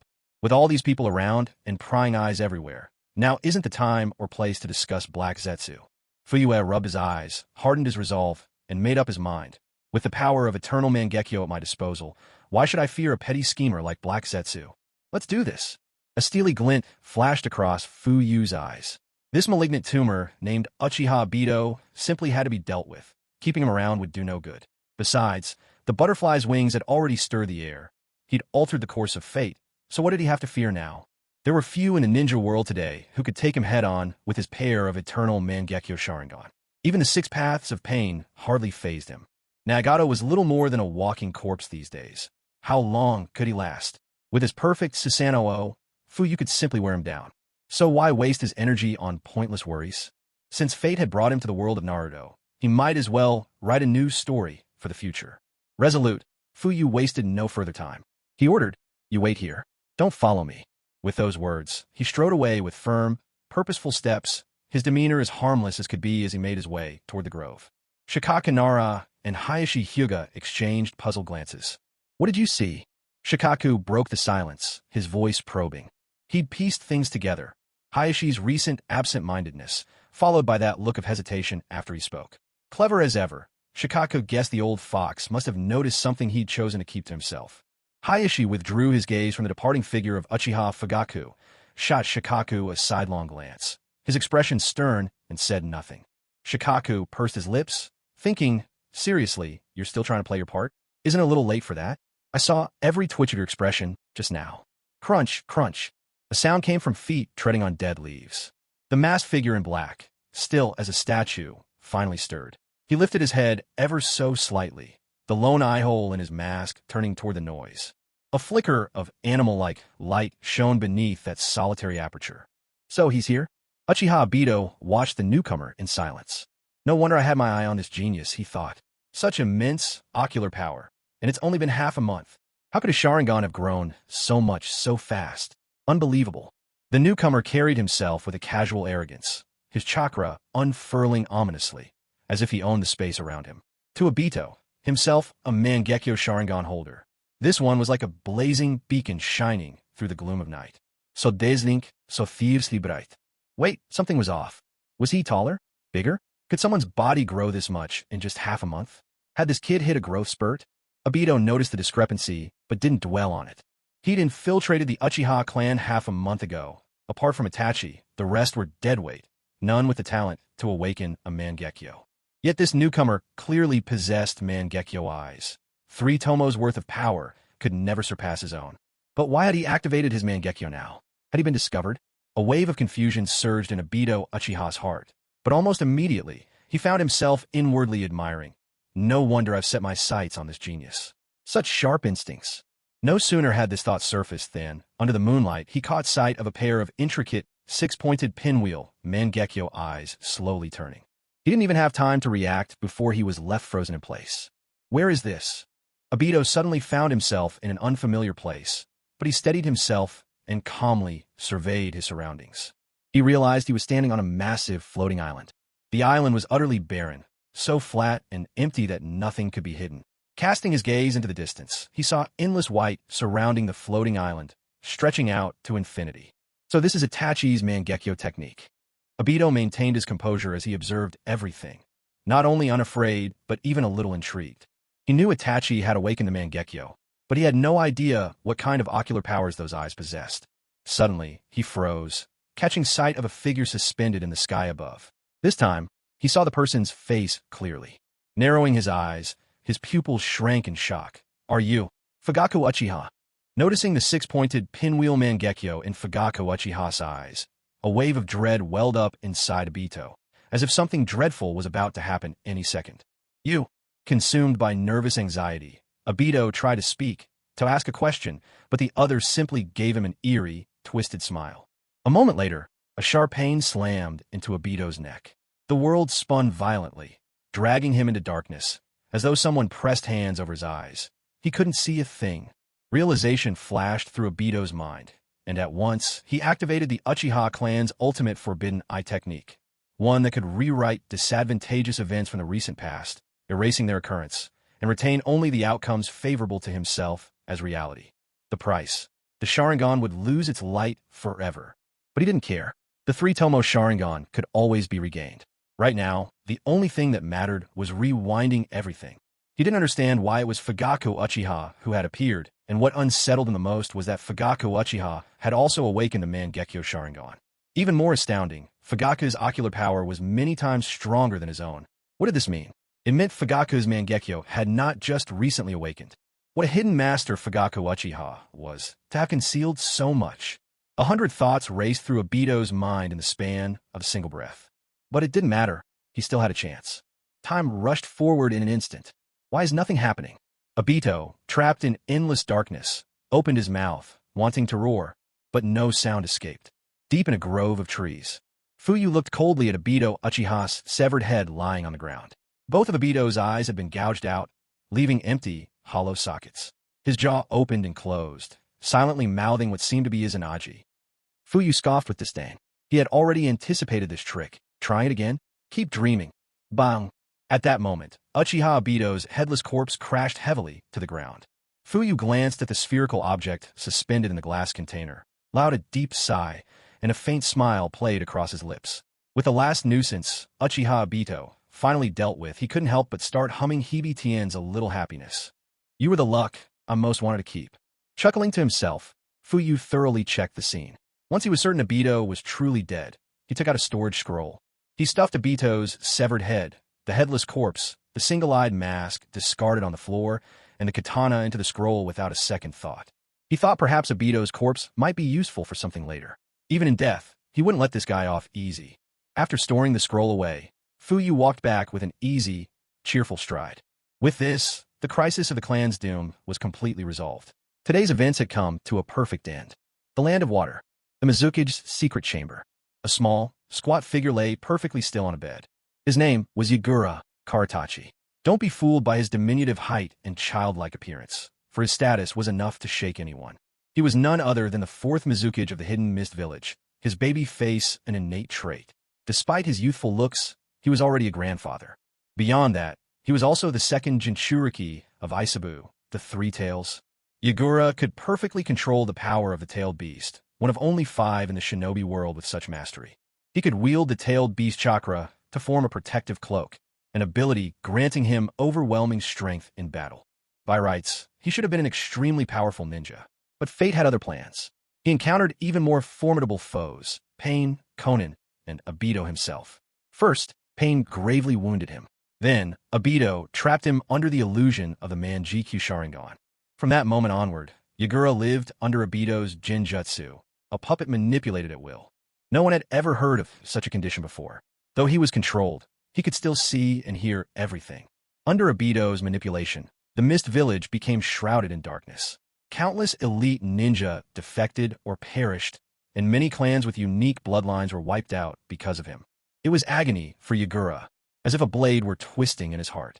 Watching Mist Village decline, guilt consumed him, but there was nothing he could do. Controlled by Obito, he could neither move freely nor interact with AO, who possessed the Byakugan.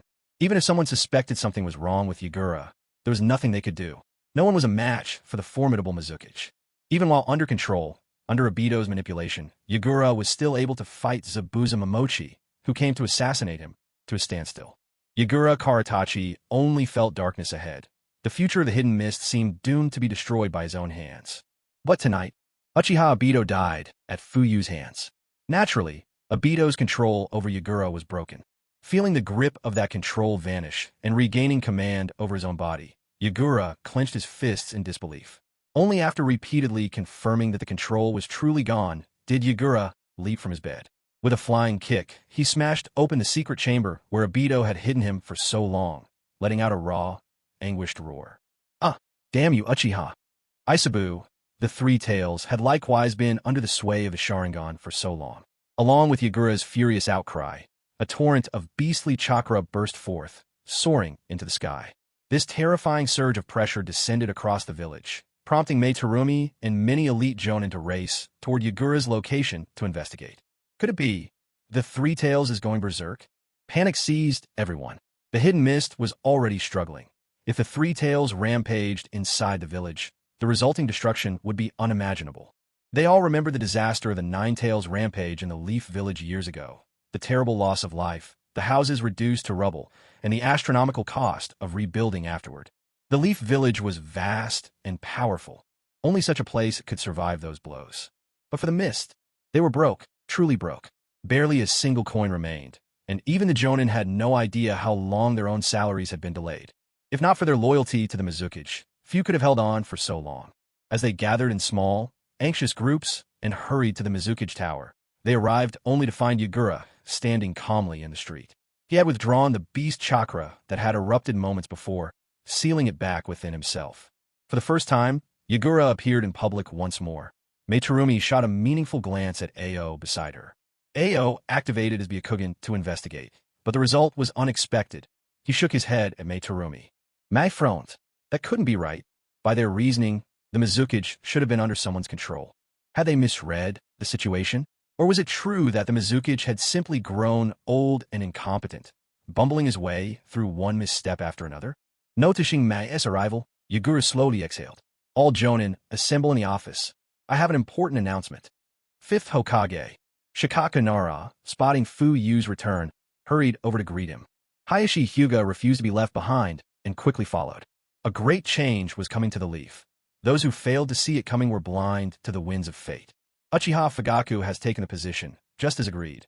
He is now the new Hokage advisor. Fifth Hokage, are you finished here? Shikaka Nara glanced curiously at the grove. Fugaku hadn't been inside for long, and there hadn't been any signs of fighting. Was it already over? Hayashi Hyuga also cast a look toward the grove. He considered activating his Byakugan to have a look, but after a moment's thought, decided against it. Yes, it's all settled. Fuyue replied with a cheerful smile, clearly in excellent spirits. Everyone, I'll have to trouble you with something more. Shikaka Nara caught Fuyue's meaning immediately. He had already reported earlier. Though the Sarutobi and Shimura clans have been eradicated, not everyone from those families had been captured. There were still remnants scattered throughout the village, holding positions in places like the Ninja Academy and Konoha Hospital. If those people started causing trouble, it could seriously destabilize the village. Back then, he'd suggested conducting a thorough sweep of the village, round up every last one of them, cut out the roots entirely. But Fuyue had wanted to take care of something else first, and said the sweep could wait until later. Now that this side of things was finished, it was finally time for a village-wide purge. Understood. In fact, on his way back from the Saratobi clan grounds, Shikaku had already arranged for his clan Jonin to start monitoring the survivors. Not only that, but he'd also left people stationed at the Saratobi estate. After all, it was just about time for people to be coming home from work. Anyone who returned would be caught immediately. Fifth Hokage, I'll see to it right away. Having received Fuyue's go-ahead, Shikaku gathered his people and hurried off. Not wanting to miss a chance to prove himself, Hayashi Hyuga also left in a rush. He had been present when Shikaku reported in, so he understood exactly what Fuyue meant by trouble. Fugaku and us. The Uchiha elder, Siko, led his clansmen over. You should go as well. Tonight will likely be anything but peaceful. Fuyue replied. Siko nodded. He'd thought the same. Besides, leaving everything to outsiders would be far too worrisome. Let's go. Siko called out, splitting the group of 20 elite Uchiha, with their Mangekyo Sharingan, into 4 squads of 5, and sent them off in every direction. In the blink of an eye, everyone was gone. Only Fuyue remained, standing alone in the clearing. Well, everyone's off to work. Now what should I do? He considered for a moment, then set off toward the Uchiha compound. Most of the trouble had been dealt with, but there was still one hidden threat, Shursue's Kotoame Tsukumi. Now that his hands are finally free, he needed to deal with that time bomb as soon as possible. Fuyue strode unhurriedly into the heart of the Uchiha clan grounds, wandering leisurely through the streets and winding alleys. The Uchiha commoners he passed greeted him with enthusiastic waves and warm smiles. Fuyue didn't put on any airs as the clan leader. He simply nodded back, lips curled in a gentle smile. Some of the common folk paused in place, puzzled and amazed. Was this really the same stern clan leader they knew from everyday life? He seemed like a different person today. Could it be that something joyful had happened to him? Maybe, just maybe, the clan leader's wife was expecting their third child? These Uchihas without the Sharingan, just ordinary townsfolk, really, were no different from the villagers elsewhere in the Hidden Leaf. Now they transformed into eager bystanders, buzzing with speculation the moment Fuyue had passed by. About then, Fuyue found himself walking along the lane outside his own home. The courtyard gate was wide open. He paused at the doorway for a moment. The house was lit from within. Mikoto must have come home already. After a quick glance, he carried on down the path, heading toward the Naka shrine. Just then, Mikoto slid open the inner room's door, worry etched on her face as she gazed out at the empty gate. Little Sasuke sat glued to the television on the sofa. When he saw his mother standing at the door peering outside, he leapt up and hurried over, peeking around the corner as he asked, "Is Dad or Big Brother home yet?" "No, not yet," Mikoto replied with a soft sigh, reaching out to gently ruffle Sasuke's hair. "Sasuke, it's time for your bath now." "I don't want to," Sasuke pouted. "I want to wait for Big Brother to get home." "Your brother will be back very late tonight," Mikoto said tenderly, caressing his hair. "Be good and take your bath first." Sasuke looked up at her. "But I still want him to teach me ninjutsu. If I practice after my bath, I'll just get sweaty again." Mikoto was left speechless. She knew that lately her eldest son, Itachi, had been coming home after 11 each night, looking utterly exhausted.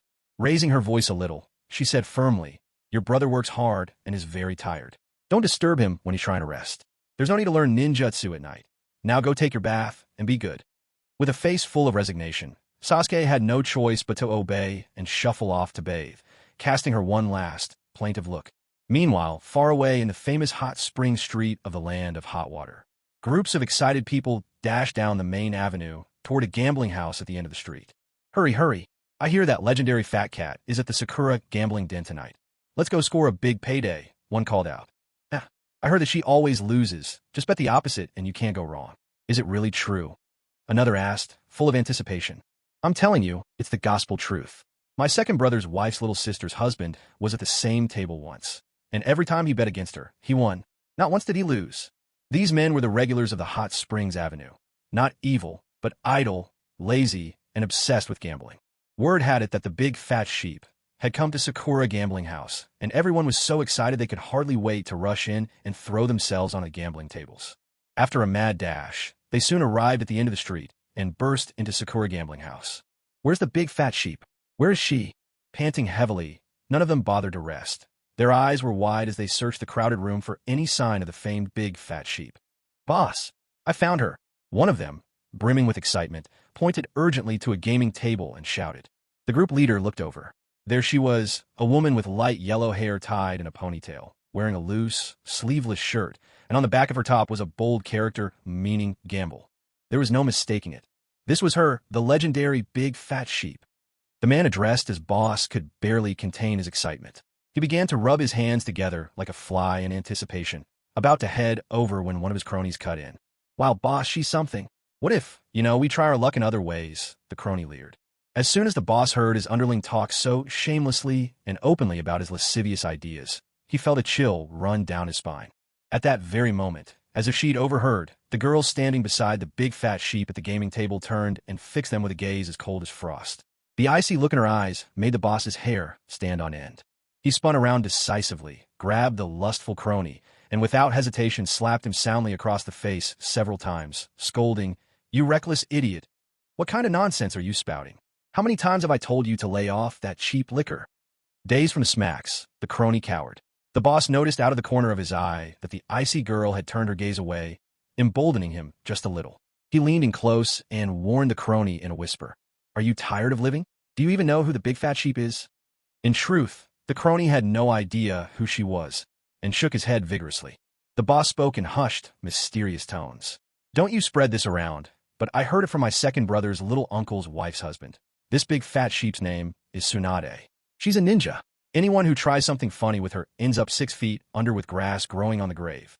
Upon hearing this, the crony shuddered so violently he almost lost control of his bladder. Face twisted in panic, he covered his mouth and stammered, "Boss, you don't think the big fat sheep heard what I just said, do you?" The boss's mouth twitched. "Afraid now, aren't you?" He pointed the way to the door. "I don't know, but if you run now, you might still make it." Without a second thought for winning any of the big fat sheep's money, the crony bolted from the house and vanished from sight. Only then did the boss lead the rest of his little gang over to the big fat sheep's gaming table. They happened to arrive just as the big fat sheep had finished a round and was about to place her next bet. The boss's eyes shone with eagerness as he watched, waiting for her to lay down her chips. Ugh, lost again. Tsunade's face betrayed her frustration. Shizune, standing at her side, twitched her lips in exasperation. Great, she's lost another million Ryo. Seeing Lady Tsunade reaching her sinister hand toward the box by her side, Shizune hurriedly hugged it to her chest. Confronted by Tsunade's puzzled gaze, she quickly protested. Lady Tsunade, this is all the money we have left. We still need to pay for a place to stay and for food later. Lady Tsunade, you wouldn't want the two of us to end up on the streets, starving, would you? Don't worry, Shizune. I have a feeling we'll win this time, for sure. We're going to strike it rich, Tsunade declared with utter conviction. Shizune, however, didn't believe her one bit. Lady Tsunade had said the same thing countless times before, and it was never the first time either. Every time she uttered those words, she would lose every last coin. Shizune shook her head firmly, refusing to surrender the box. But Tsunade was in no mood to listen. She was already swept up in a frenzy. Nothing anyone said could stop her. When Shizune refused to give in, Tsunade simply reached out to snatch the box. There was no way Shizune could hold her off. Tsunade tugged the box right out her arms. Come on, just hand it over, Tsunade exclaimed. With a snap, Tsunade flipped open the box, deftly grabbing the last few precious banknotes inside, and with grand bravado, tossed them down onto the gambling table. Seeing that the fat sheep had just placed her bet, several scheming gamblers around the table lit up with excitement.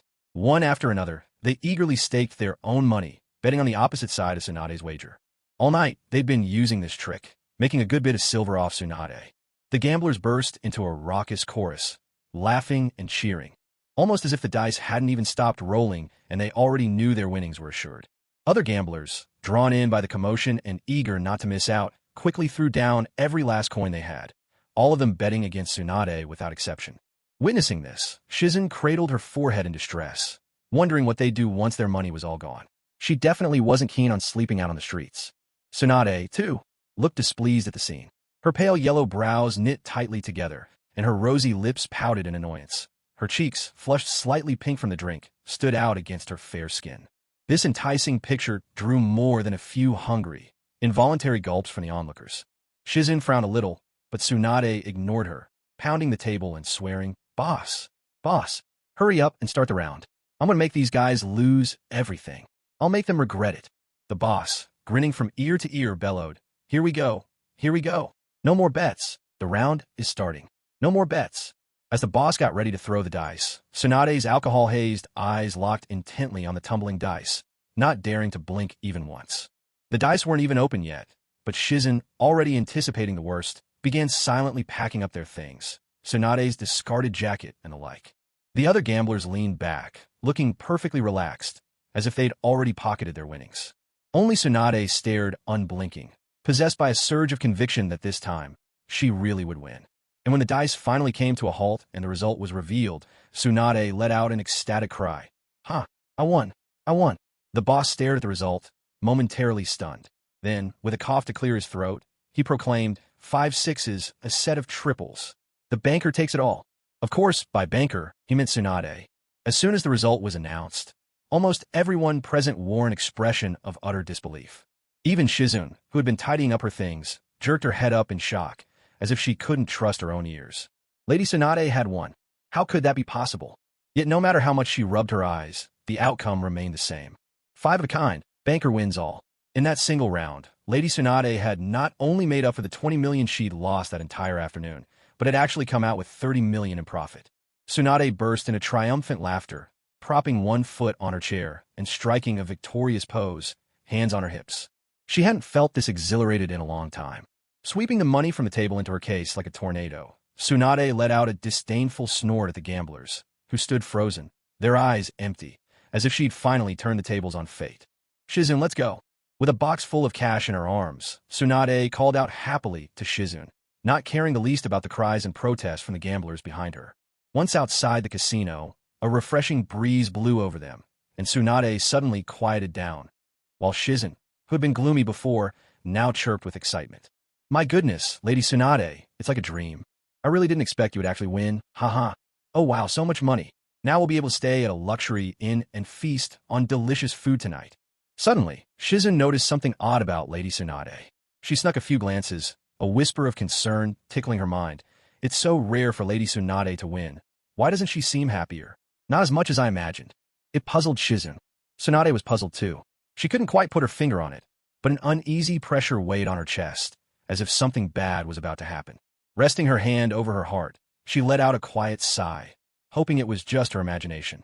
Meanwhile, in Konoha village, at the Uchiha clan's estate, beneath the Naka shrine, Fuyu made his way through the familiar corridors, counting to the right and lifting the 7th tatama mat, revealing the entrance to the underground chamber. When he switched on the lamp, sure enough, Uchiha Itachi was already awake, leaning against the ancient stone tablet rumored to bear many hidden secrets. Legend had it that this stone tablet was inscribed by the sage of 6 paths himself, readable only through the succession of Sharingan, Mangekyo Sharingan, and Rinnegan eyes. Fuyu knew what was written upon it, and given that Black Zetsu had tampered with its contents, he had little interest in reading further. His gaze fell upon Uchiha Itachi, who was leaning against the tablet. Itachi's arms and legs were bound so tightly that even sitting upright was a struggle. At that moment, he remained perfectly still.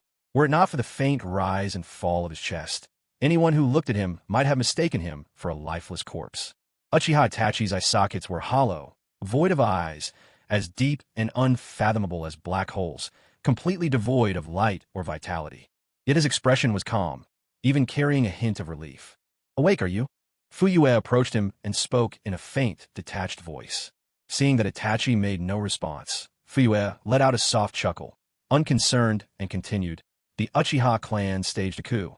I led our people storming into the Hokage's office and finished off the 3rd Hokage, Danzo, Hamura, and Koharu."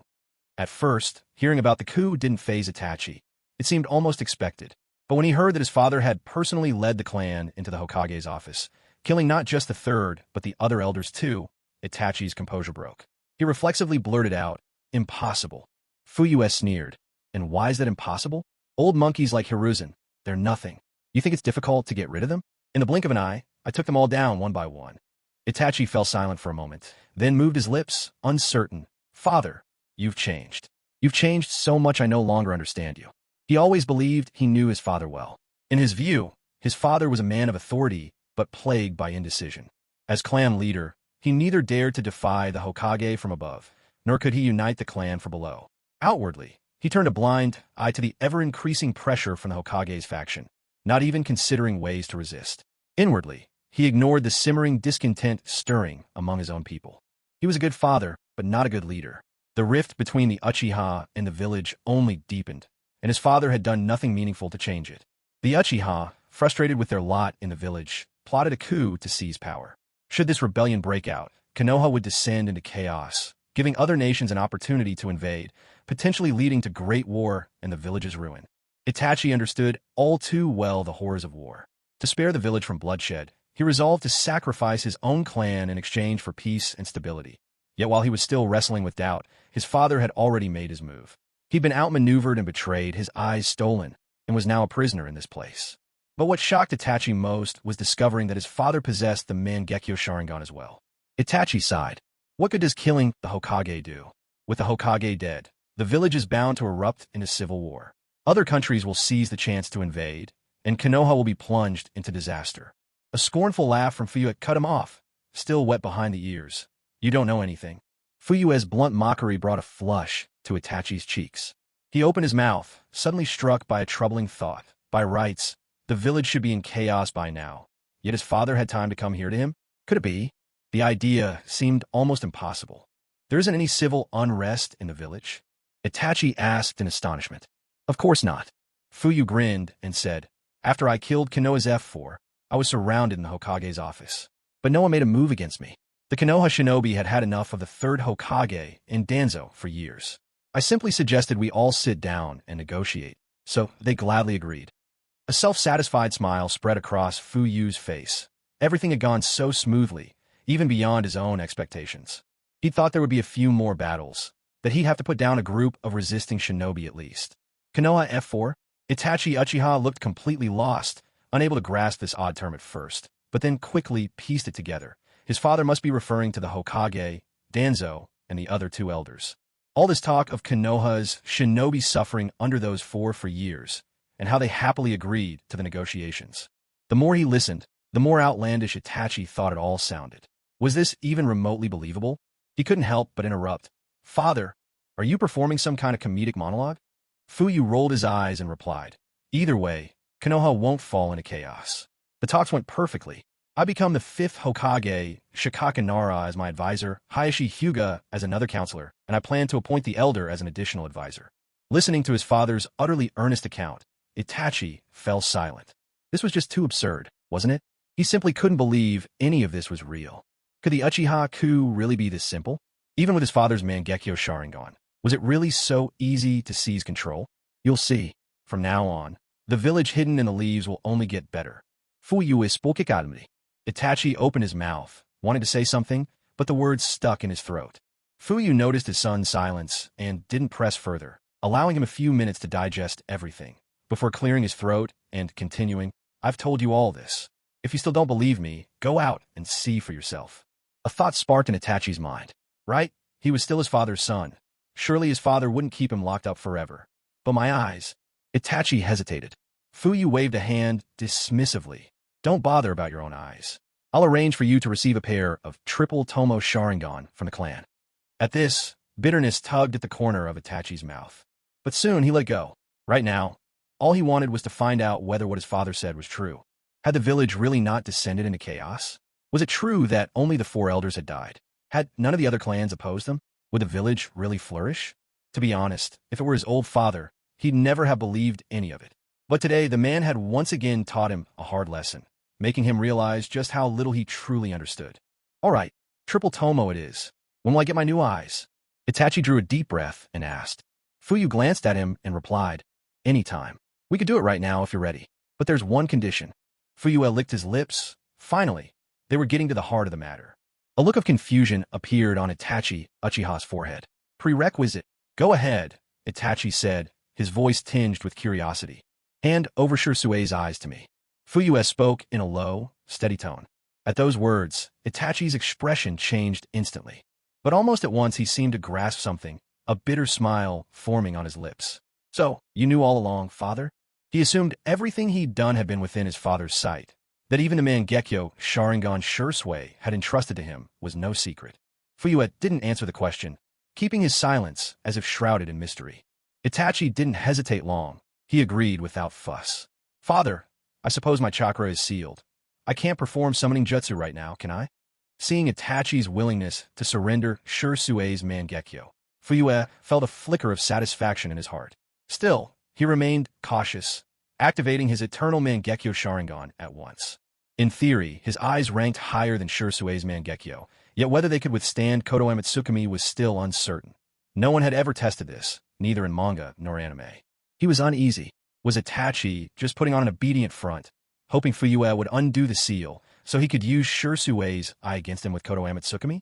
Surely, Itachi wouldn't go to such extremes. After all, he had said the coup was already a success, and the village had come to no harm. If only he brought others along, someone could stand guard at the exit. That way, whoever fell under Koto Amatsukami's influence would still be unable to escape. After all, Koto Amatsukami had its limits. Once used, it couldn't be activated again for a long time. But now it was too late to switch to another plan.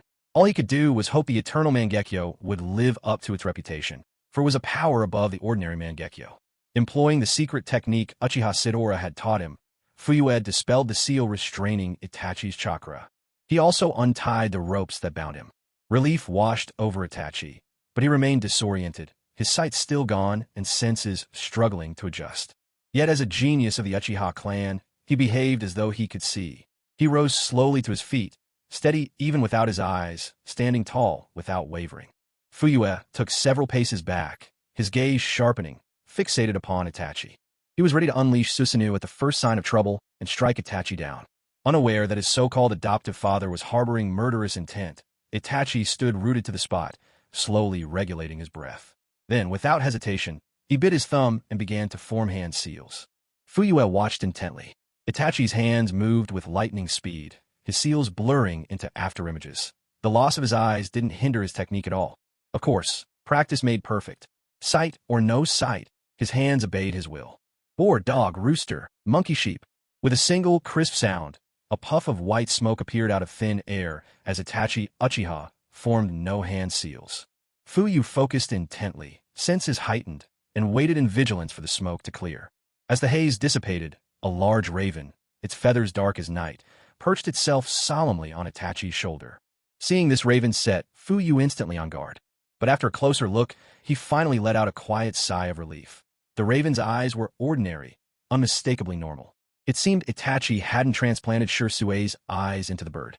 So were the eyes. Fuyu scrutinized the raven's body, and his gaze eventually settled under the bird's wing, where he spotted a small bulge. Itachi reached out, gently touching the raven's head before retrieving something from beneath its wing. A glass container, identical to the one Fuyu held in his own hand. Inside the glass container was none other than Shirsue's Mangekyo Sharingan. "Father," Itachi said, offering the container forward. Fuyu carefully swept his gaze over the item, scanning intently for any sign of Genjutsu. Only after confirming there was no illusion did he step forward to accept the glass vessel from Itachi's hand. Once he was sure there were no problems, Fuyu produced the other Mangekyo taken from Danzo and placed the two together, carefully stowing them back into the storage scroll. Only when everything was secure did Fuyu finally allow himself to relax. Now, with both of Shursui Uchiha's Mangekyo together, he could implant them at any time into a loyal member of his clan. This meant his own side would instantly gain another Mangekyo Sharingan wielder. Moreover, Kodoa Mitsukami, that supreme ocular technique, could change the course of any conflict if unleashed. Fuyu tore his mind away from further speculation and turned to look at Itachi. The boy sat, quietly stroking the raven's head. True to his word, Fuyu led Itachi out of the underground chamber and let him sit down on a bench. "Stay here and don't wander off. I'm going to buy 2 oranges. I'm off to fetch Uchiha Aisha to handle your eye replacement." The word slipped out by habit, a nod to a well-known, classic farewell scene. When he noticed Itachi's confused expression, Fuyu coughed twice and hurriedly strode off. Fortunately, Uchiha Aisha was only a mid-ranking ninja who hadn't even awakened the 3-tomo Sharingan, so he wasn't privy to the inner workings of today's operation. Fuyu had summoned him only for a simple eye extraction surgery for Itachi, after which Aisha returned to his work at the Konoha hospital. By now, if nothing had changed, Uchiha Aisha would have finished his shift and returned home.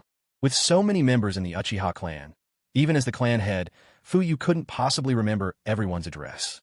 But Aisha was one of the few medical ninjas among the Uchiha, so Fuyu knew where to find him.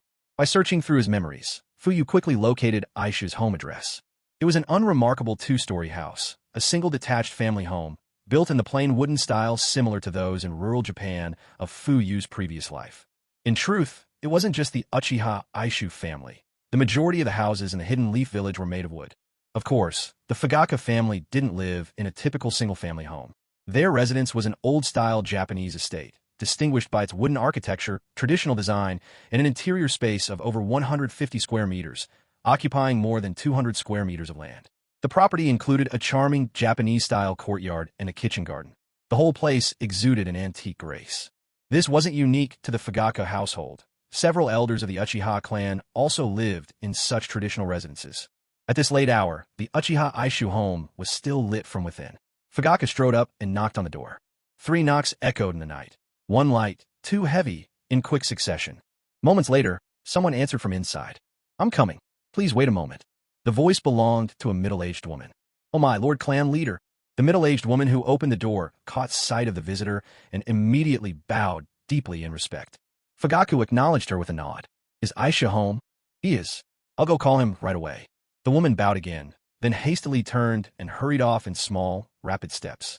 Soon after, the quick patter of footsteps heralded Uchiha Aisha's arrival at the door. "My lord."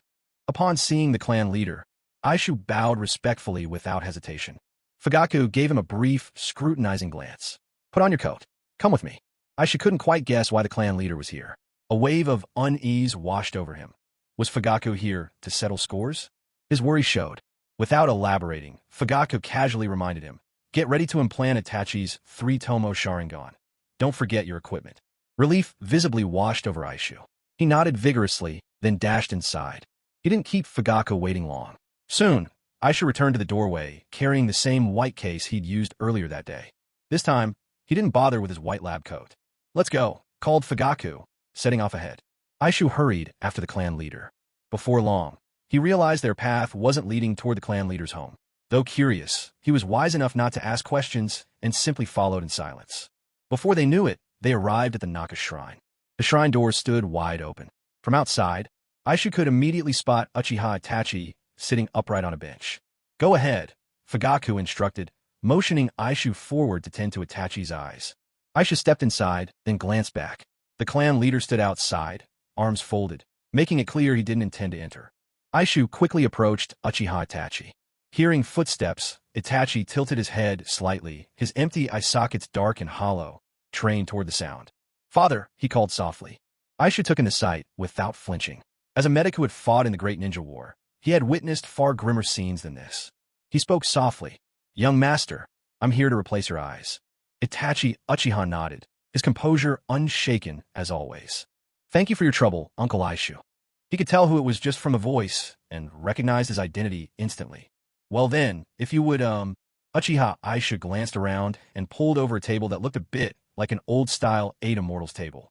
"Please lie down on this table." "All right." With Uncle Aishu's gentle support, Itachi soon lay down comfortably on the table. Aishu opened a white box, first putting on a pair of gloves. Then, he took out the pair of 3 Tomo Sharingan that the clan leader himself had entrusted to him on the way over. Itachi could feel something being placed into his eye sockets. Maybe only an instant passed, or maybe it was much longer. He wasn't sure. Suddenly, Aisha's calm voice announced that everything was done. "Can I open my eyes now?" Itachi asked. Aisha hurriedly told him not to open them just yet. "Young master, do you feel any itching in your eye sockets?" Itachi noticed a tingling sensation in his eyes. He answered honestly, "A little." "In that case, please let me know once the itchiness subsides." Itachi waited patiently, unable to say how much time passed. When the discomfort faded away, he spoke up. "All right, young master, you can open your eyes now." Upon hearing this, Itachi slowly opened his eyes. At first, his vision was hazy, nothing clear. But he didn't panic. Instead, he calmly waited a moment until his sight sharpened. The first thing he saw was Uncle Aisha's face, right before him. "Thank you, Uncle Aisha." With his new eyes, Itachi's gaze seemed brighter and filled with renewed spirit. Aisha watched him for a while, then nodded in satisfaction. "No need to thank me, young master. I was simply following the clan head's orders." Aisha quietly gestured toward the door, where the clan head was waiting outside. He had no idea why. Earlier that day, Fugaku wanted him to remove Itachi's eyes, and now to replace them. But he was determined not to get involved in whatever was going on between father and son. All he wanted now was to go home. Itachi nodded in acknowledgement, rose, and left the Naka shrine. "Father," he said, respectfully greeting Fugaku at the entrance. Fugaku, unfamiliar with fatherhood in his previous life and at a loss as to how to treat this son who had come to him unexpectedly, imitated the stern demeanor of the Uchiha patriarch as he remembered it, giving a dignified nod. Then his gaze shifted to Aisha, who stood a little awkwardly off to the side. "Aisha, thank you for today. Go home and rest." Dismissed, Aisha couldn't have been more relieved. He quickly insisted it was no trouble at all and made a hasty exit. "How are your eyes?" Fugaku asked, still maintaining an air of authority, his tone calm and controlled. It must be said, Fugaku Uchiha certainly commanded an air of authority. His short black hair, square-shaped face, and stoic expression, combined with his proper, severe features, created an almost tangible sense of pressure, serious and upright to the core. But for Itachi Uchiha, this was nothing new. He had seen this demeanor countless times, so he felt at ease. Glancing around, he answered truthfully, "Not bad at all." Fuyue fell silent, mainly because he honestly didn't know what more to say. His foster son, Itachi, had always been unfailingly respectful toward him, making it hard for Fuyue to find fault or be harsh. "Father, as discussed earlier, may I go for a walk around the village now?" Seeing his father lapse into silence, Itachi took the initiative to continue the conversation. Fuyue knew Itachi wanted to investigate for himself, to discern the truth of what he'd been told. He didn't try to stop him, only reminded, "You may observe as you wish, but don't interfere with the pursuit of any remaining fugitives." Itachi pressed his lips together. With his intelligence, he easily guessed what kind of people his father referred to as fugitives. "Understand. Very well. Off you go." With a sharp sweep of his arm, Fuyue dismissed him. Itachi bowed with due respect, and in the blink of an eye, vanished from sight. Almost instantly, he reappeared on a rooftop, leaping off into the distance, agile as a flickering shadow. Fuyue watched Itachi's figure fade from view, then finally drew his gaze back and began absently stroking his chin, lost in thought. Should he go home now? Or perhaps just go home? Or, well, maybe he should go home after all? After all, Makoto Uchiha was Fugaku's closest companion. Right now, he had every reason not to return, but what about later? Was he planning to never go home again? Either way, whatever awaited him was unavoidable. Besides, it wasn't as if he would necessarily give himself away. And even if he slipped up, would it really matter? Well, probably not. Or so he told himself. With long, purposeful strides, Fuyue set off for home. It was getting quite late. Hardly anyone remained on the streets. Fuyue walked the well-trodden path, spotting the old manor from afar, and made his way slowly to the ornate front gate. The gate was wide open, just as it had been when he last passed by, and a light shone warmly at the entrance. He took a moment to look around. Most likely Makoto had left the light on for him. Having already made up his mind, Fuyue was not one for indecision. After a final glance about, he lowered his head and stepped straight inside, closing the great door behind him as he went. He patted down his clothes and worked the tension from his face, making sure he looked presentable. Only then did he draw a deep breath, cross the courtyard, and at the entryway, stooped down to change his shoes, where he discovered the delicate shadow of someone waiting on the floor. Composed, he followed custom and announced, "I'm home." "Welcome back." Makoto Uchiha stepped forward with graceful poise and gently helped him out of the green flak vest only elite ninja could wear, then assisted him with the tight-fitting battle gear underneath. "You haven't eaten yet, have you? Just give me a moment. I'll go warm up the food." With that, Makoto set to work, pouring Fuyue a cup of hot tea before disappearing into the kitchen. Fuyue had just settled onto the sofa when he heard the sound of scrubbing pots coming from the kitchen. He hadn't felt particularly hungry before, but Uchiha Makoto's reminder now made him realize he truly was. After all, he had skipped dinner. With no smartphones or digital distractions in the world of Naruto to help pass the time, Fuyue found himself sitting idly in boredom, so he decided to turn on the television. The TV looked rather bulky, reminiscent of the black and white sets from before 2008 in his previous life, almost as if someone had plopped a washing machine right on the table. There were all of 2 channels to choose from, flipping back and forth. The first channel was somewhat like the main central channel in his old world, covering the economic situation and major affairs of the Land of Fire. The second channel featured 2 people performing a comedic dialogue, a sort of stand-up routine. As he watched, Fuyue suddenly understood why Itachi had asked earlier if he was telling jokes. This must be where it all originated. He hadn't been watching long when he noticed a bit of movement out of the corner of his eye. Turning toward the kitchen, he saw an elegant figure approaching, carrying a steaming bowl. Her long, jet-black hair was pulled back simply into a ponytail, smooth and radiant like a ribbon of black silk. She wore a pink halter apron, this style tied at the neck and cinched at the waist with straps, perfectly shielding both chest and back, a practical, elegant design. Yet even such a modest apron couldn't hide her graceful allure.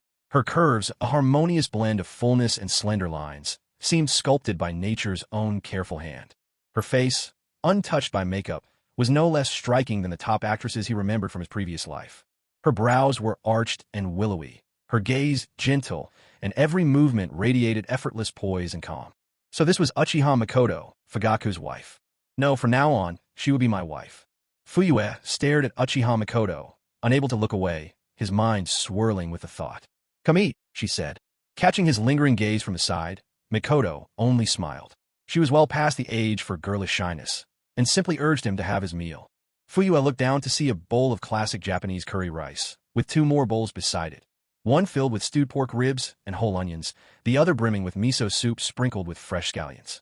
His appetite was instantly hooked by the rich aroma of braised pork ribs with onion. A whole, uncut onion nestled in the bowl. The tempting scent, like a playful kitten, danced straight into his nose. He took a bite, and his eyes lit up. The taste was wonderful, delicious beyond expectation. Before long, he had polished off the entire bowl of curry rice and finished off the pork ribs, leaving behind only a half-eaten onion. He downed the miso soup to the very last drop. Content and satisfied, Fuyue couldn't help but show it on his face. "There's plenty more curry. Shall I get you another helping?" Makoto had sat quietly on a tatami mat, watching him with gentle eyes throughout the meal. Now she spoke up, her voice warm. "No, I'm full." Fuyue waved his hand. Makoto Uchiha rose and began clearing the dishes from the table. Soon, she returned from the kitchen, this time without her apron. With graceful steps, she walked over and stood behind Fuyue. The next second, Fuyue felt Makoto's hands rest gently on his shoulders, kneading them with skillful care. Fuyue was well aware that Makoto would probably ask about his day, so he closed his eyes, savoring the massage, silently composing how he would answer when she did. But to his surprise, Mikoto didn't ask him anything. With his eyes closed, memories of moments spent with Mikoto drifted through his mind. He felt a gentle ease in his heart. Truly, she was an exceptionally kind and gentle woman. Since Mikoto didn't bring it up, he decided to speak first. Today, I led our clan in a coup. Noticing Mikoto stayed quiet, he continued, everything went smoothly. By tomorrow, the village will carry the Uchiha name. I'll take office as the 5th Hokage. He added, reassured, you don't have to worry about tensions between the village and the Uchiha anymore. Things will only get better from here. You've worked so hard, Fuyue. Mikoto listened quietly. Though her husband spoke so lightly now, she knew well how difficult it must have been. The chaos of the Nine-Tails attack, suspicion cast on their clan, oppression, Sasuke's birth, Itachi's upbringing, the storms within the clan, and the village's coldness. Years upon years of chaos had taken their toll, and Fuyue, already bearing a mountain of burdens as clan head, had grown more and more worn. As leader, he had to show a stern, unbending face, and over time, his smile became a rare sight. As his wife, beside him night after night, she had witnessed it all in silence. Mikoto massaged his temples, offering not just her hands but her unwavering support and warmth. Fuyue relaxed so deeply, he nearly drifted off to sleep. Is Sasuke asleep? After a peaceful silence, Fuyue suddenly remembered. Aside from Itachi, his eldest, he had a younger son, Sasuke. Yes, he just fell asleep. Even after getting into bed, he was still talking about waiting for his brother to return. Mikoto answered tenderly. He doesn't need to wait up. It'll be very late when his brother comes home. A spark of emotion flickered in Fuyue's eyes as he spoke. All right, Mikoto nodded softly. Let's get some rest. We've had a long day. Fuyue glanced at the clock. It was exactly 11 p.m. Mikoto finished the massage and, with a graceful flurry of movement, set off to prepare his bath and lay out his clothes for the night. A look of deep contentment crossed Fuyue's face. With such a wife, what more could a man possibly wish for? All at once, his discontent with Itachi grew a bit deeper. That ungrateful son, if he hadn't transmigrated into Fugaku's body, following the original storyline, wouldn't Mikoto Uchiha have been driven to suicide by this rebellious son tonight? Damn, thank goodness he ended up here. This kid had been PUA'd by Hiruzen Sarutobi far too hard. He needed to come up with a way to set things right. Otherwise, if Black Zetsu stirred up trouble, things could get out of hand. Fugaku, you can take your bath now. Mikoto Uchiha's gentle and soothing voice called out. I'm coming, he replied. Putting aside all these stray thoughts, he shook his head, got up, and made his way to the bathroom. After a long, comfortable bath, he came out, took a sip of water from the cup on the table, and then headed upstairs. Pushing open the bedroom door, he saw Mikoto Uchiha, dressed in a loose nightgown, sitting at the edge of the bed, waiting for him. Feeling a wave of heat spreading through his body, almost unconsciously, he locked the door behind him. Fugaku, you can go in peace. I'll look after your wife and kids, he muttered inwardly, striding toward Mikoto Uchiha. What happened next is better left to the imagination. The next morning, when he woke from his dreams, the lovely woman beside him was already gone. The curtains were neatly tied back, letting the morning sunlight flood the entire room with bright, golden light. He lingered in bed for a while, remembering he still needed to handle village affairs today. He finally got up and went downstairs. Mikoto Uchiha happened to be emerging from the kitchen, carrying a steaming bowl of noodles. Spotting him coming down, she greeted him. You're awake. I was just about to call you. Go wash your face and brush your teeth. Breakfast is ready.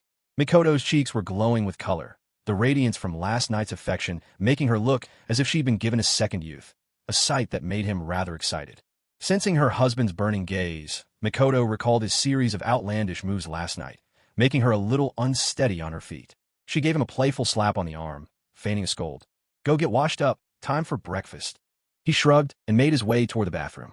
There, he saw 7-year-old Sasuke kneeling at the table, eating noodles while watching TV.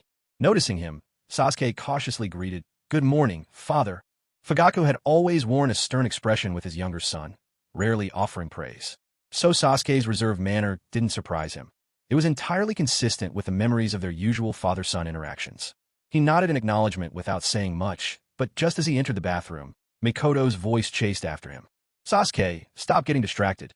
Eat your breakfast, no watching TV. Yum yating, yum. Aren't you afraid of being late to school? Ka-san, what time is it? When Sasuke heard Mikoto say it was already 8:30, he quickly lowered his head and sped up eating. Their house wasn't anywhere near the bustling center of Konoha. Even if he hurried, it would still take him more than 20 minutes to walk to school. When Fuyu finished washing up and came out, Sasuke was already wearing his backpack, ready to head out the door. I'm off now. Sasuke dashed out in a rush. Have a safe trip, and don't come back too late, alright? Uchiha Makoto stood at the doorway to see Sasuke off, watching as his figure disappeared around the corner before she finally closed the door and returned inside.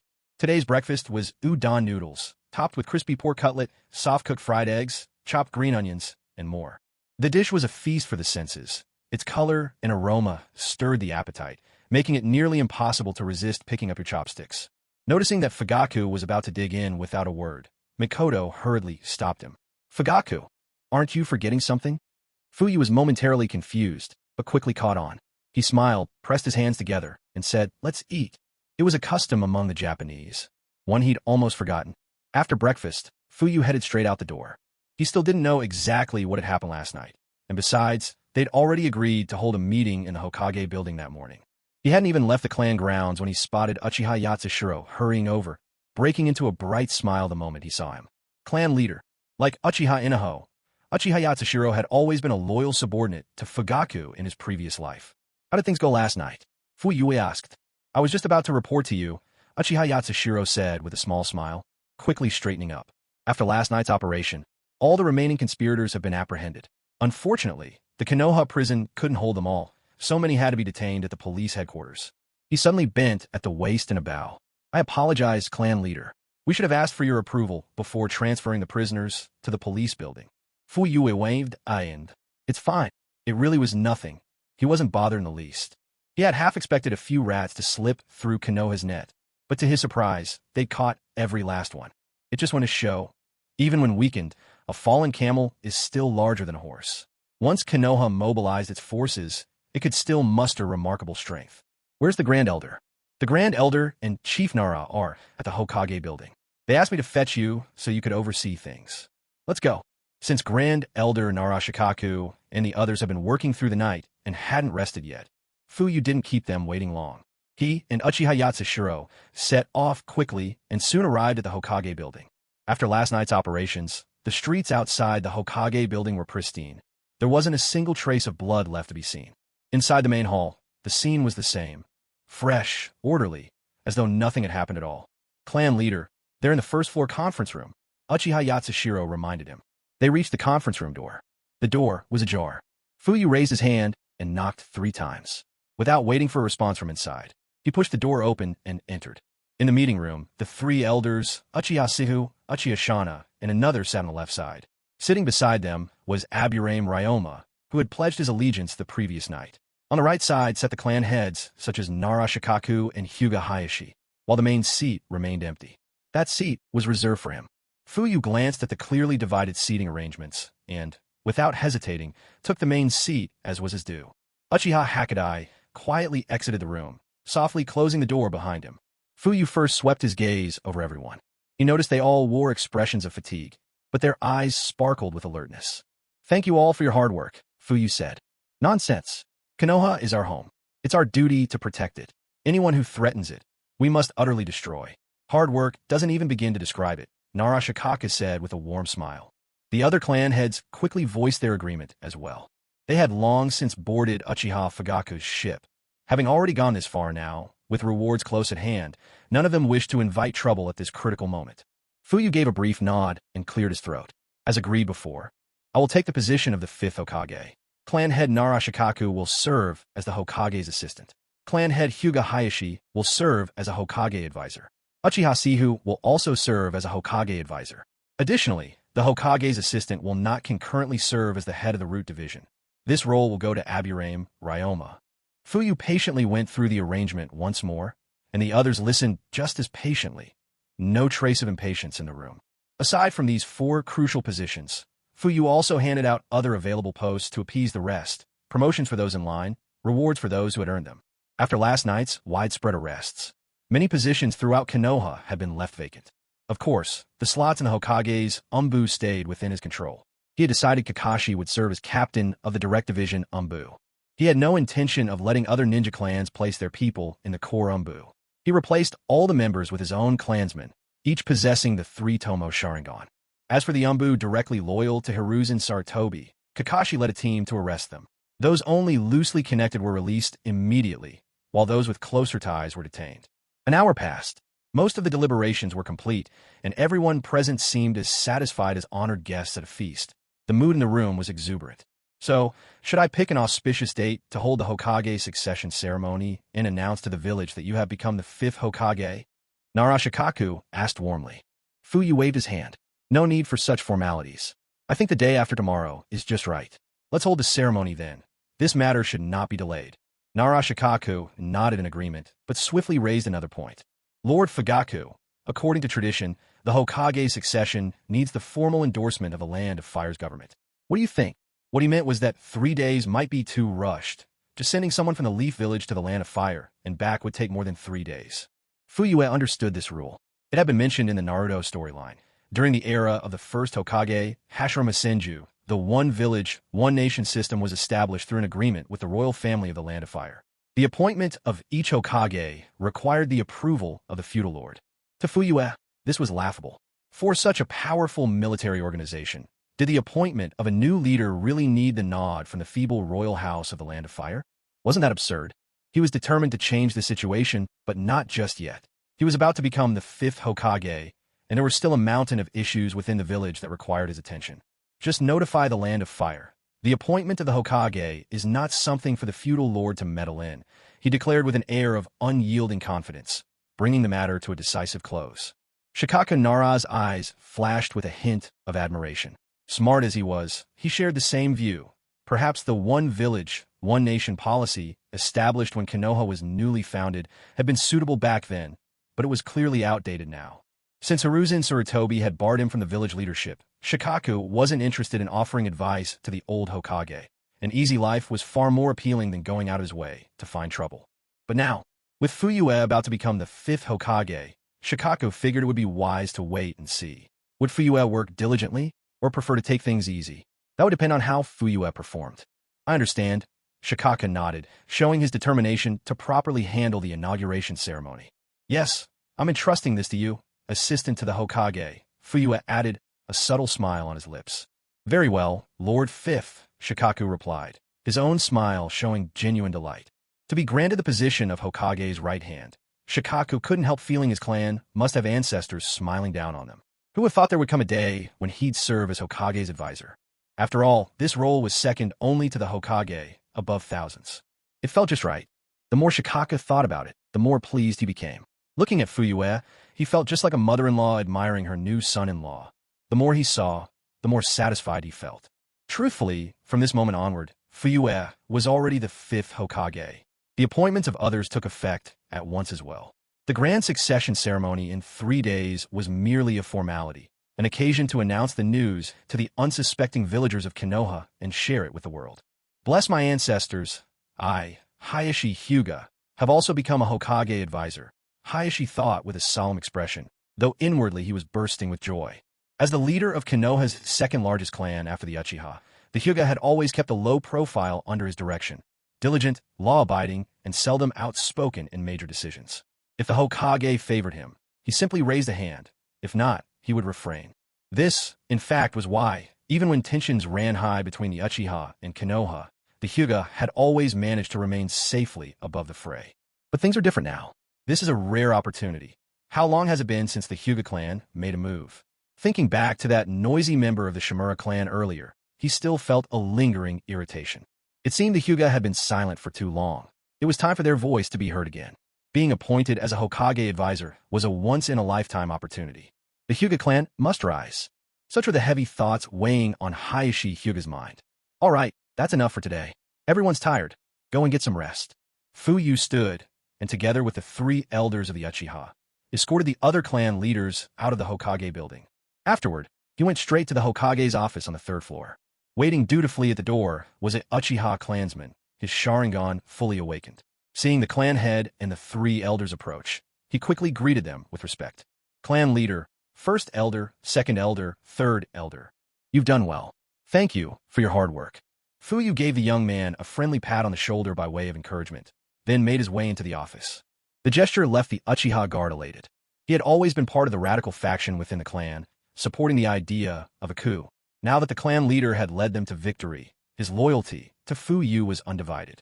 Uchiha Sihu had just learned at today's meeting that he would become the left advisor, a position with complex and distinct duties from the right advisor. At this moment, his wrinkled old face was positively glowing, showing none of the fatigue of an all-nighter. All right, Sihu, try not to drool with happiness. Second elder Uchiha Shana quipped acidly from the side. Shana looked frail and thin, yet his skills were not to be underestimated. He was an elite jonin with the 3-tomo Sharingan, and one of the Hawk faction's leaders. He and Sihu were both elders from the same generation, though there were differences between them. Shana had inherited Madara's will, and harbored deep dissatisfaction with Tobirama Senju's policies regarding the Uchiha, always yearning to take back the clan's autonomy from the Senju's grip, a true hawk among the Uchiha. His earlier attempts to incite rebellion had been discovered by the second Hokage, who dispatched the Umbu to arrest him. Shana was imprisoned for 10 years, and if not for Tobirama's death, he might never have been released. When he finally emerged, Hiruzen Sarutobi was in power, but Shana's ambitions were undimmed. He rallied like-minded Uchiha, forming the core of the Hawk faction, while the Dove faction rallied around Uchiha Sihu in opposition. Seeing Sihu, his old rival and leader of the Doves, now appointed as Hokage advisor by Fuyu, Shana's jealousy was impossible to hide. Witnessing Sihu's unabashed delight, Shana finally couldn't hold back a jab of sarcasm. Uchiha Sihu was in high spirits and couldn't be bothered to respond to the sour old man. Instead, he gave Uchiha Fugaku a firm promise. Fugaku, no, 5th Hokage, just you wait. I'll make sure to do a good job as your advisor. I won't let you down. Fuyue sat down in the seat that used to belong to the Hokage, grinning as he nodded. He picked up the towering stack of paperwork on the desk and began to leaf through it.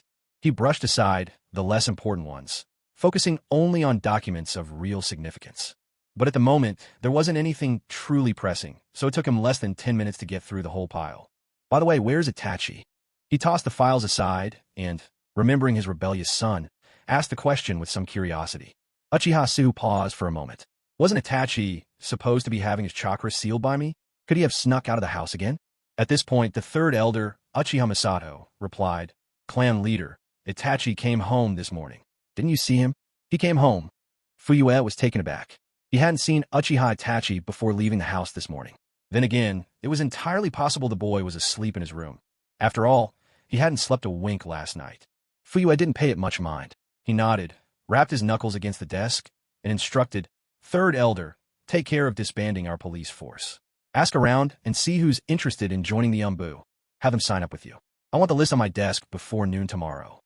Understood, clan leader. Uchiha Masato bowed respectfully in response. All right, off you go then. Get to work. Fuyue waved his hand, signaling for them to leave. The 3 elders paid their respects and filed out of the room.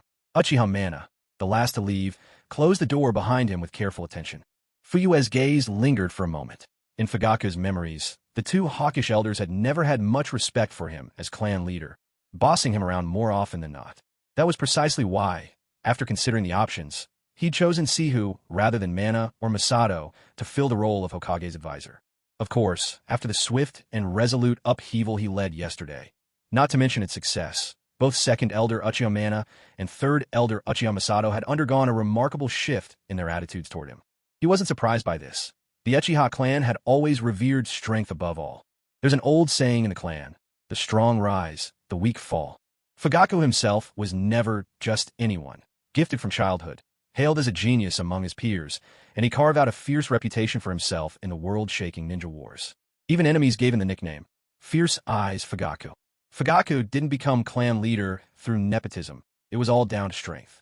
Who else could command respect as leader in a clan of such hard-headed zealots, without true power? Impossible. The reason why, until recently, a small number of Uchiha clansmen, including the second and third elders, showed little respect for him was because Fugaku had accomplished very little in recent years. Whether it was the night of the Nine Tails attack, when he found himself cornered by Danzo and dared not resist, or when he was forced to relocate the clan's territory, his prestige had suffered devastating blows. However, after yesterday, all the doubts that had clouded his leadership vanished without a trace. This is the respect that naturally follows a display of strength. Such is the way of the Uchiha clan. The strong rise, the weak submit. Why, in those days, did no one follow Madara when he chose to leave the clan? Was it not simply because Hashirama was stronger than Madara? Of course, there were other reasons as well. In any case, a firm knocking sounded at the door, breaking Fu Yu's train of thought. Come in. A black-haired, dark-eyed Uchiha clansman entered, carrying a tray in both hands. "What's this?" Fuyu asked with curiosity. The Uchiha explained, "It's from the Hokage's assistant, who asked for it to be delivered to you. These are the 5th Hokage's ceremonial robe and hat, specially prepared for you." Fuyu's eyes lit up with interest. "Bring them here, let me take a look." The ceremonial robe of the Hokage is an honor reserved only for those who lead the Hidden Leaf Village.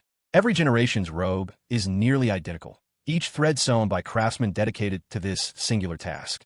The main color is white, with flames of red licking the hem. Bold red characters on the back declare the wearer as Hokage, the leader of the village. This one, in every detail, was nearly the same as the 4th Hokage's robe, except the number had been replaced with a 5. Nara Shikaku is remarkably thoughtful. Fuyu chuckled softly to himself. Having such a clever mind on hand made all the difference. He had nearly forgotten about the existence of the ceremonial robe entirely. Just then, a breeze swept into the room. Out of the corner of his eye, Fuyu caught a flash of silver. He knew Kakashi had arrived. "Be sure to thank clan leader Nara for me. You may go." "Yes, sir." The Uchiha clansman bowed respectfully and exited the room. "Kakashi, you've received your appointment letter, haven't you?" Fuyu smiled, lifting the brand-new ceremonial robe and hanging it on the solid wooden rack near the table before returning to his seat. Kakashi paused for a moment, his gaze resting on the newly made robe, then fixed his eyes on Fuyu, who was smiling at him. "I have. When will you fulfill that promise you made to me?" "In 3 days, during the Hokage inauguration ceremony.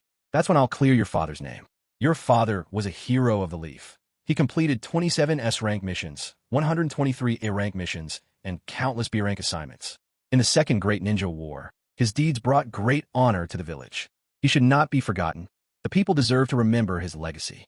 For a moment, Kakashi looked deeply at Fuyu, his heart unexpectedly stirred.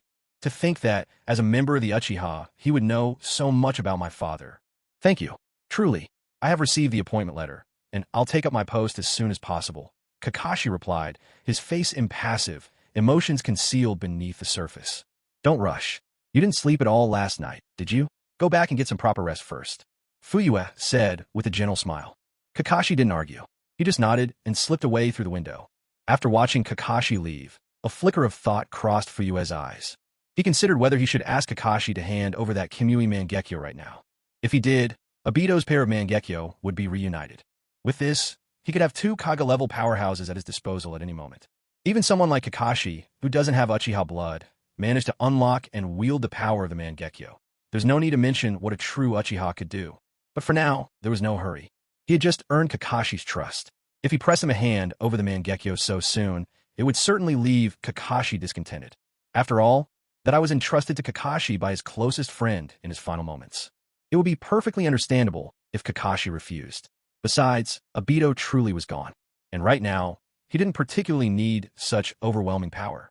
There was no immediate pressure. He was plenty strong enough to handle things on his own. Unless Nagato showed up at the door with all of Akatsuki. He smirked at the thought. Come to think of it, who were all in the Akatsuki at this point in time? Were there any members who hadn't been recruited yet? Maybe there was an opportunity to scoop someone up. Propping his head on his hands, Fuyu frowned in concentration, forcing himself to recall.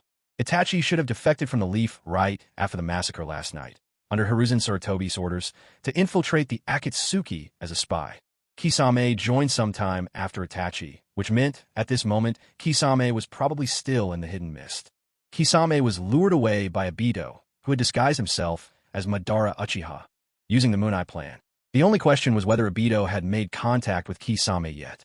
Fuyu fell into pondering. If possible, it would be excellent to bring this tailed beast over to Konoha. Despite his fierce appearance, Kisame would make a formidable enforcer. Once he accepted someone, he treated them with genuine care and respect, and was exceedingly loyal. Complaints or not, he would always carry out the mission to the end. He was exactly that way with Itachi. Judging from how he bit his own tongue to keep Madara's secret, even at the very end in the anime, he was nothing if not loyal. Fuyu had always admired people like him. Maybe he could send someone to the Land of Water, see if there was a chance to lure Kisame to their side. But then, a thought flashed through Fuyu's mind, and he slapped his desk with a sudden realization. Now that he had dealt with Obito, wasn't Yagura, the 4th Mizukage, finally free from Obito's control? But if he's free, he's free. That has nothing to do with me. Obito had left the hidden mist in utter chaos, sending even their money straight to the Akatsuki. At this point, their finances must be deep in the red. Even if Yagura had broken free of Obito's control ahead of schedule thanks to him, faced with such a disastrous situation, there wasn't much Yagura could do anyway. Most likely, Yagura Karatachi will end up following the original plot and, tormented by guilt, take his own life and yield the Mizukage position to that beautiful woman, Meitorumi. Fuyu shook his head, feeling a pang of regret for losing Kisame. Now that Yagura Karatachi had regained his senses, sending people to the hidden mist village again was clearly out of the question. After all, Yagura was the most flawless Jinchuriki.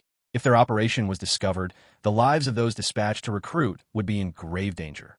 Unless, of course, he went in person. But for Fuyu to personally travel so far, just for Kisame, he shook his head again, murmuring inwardly, "Sorry, Kisame.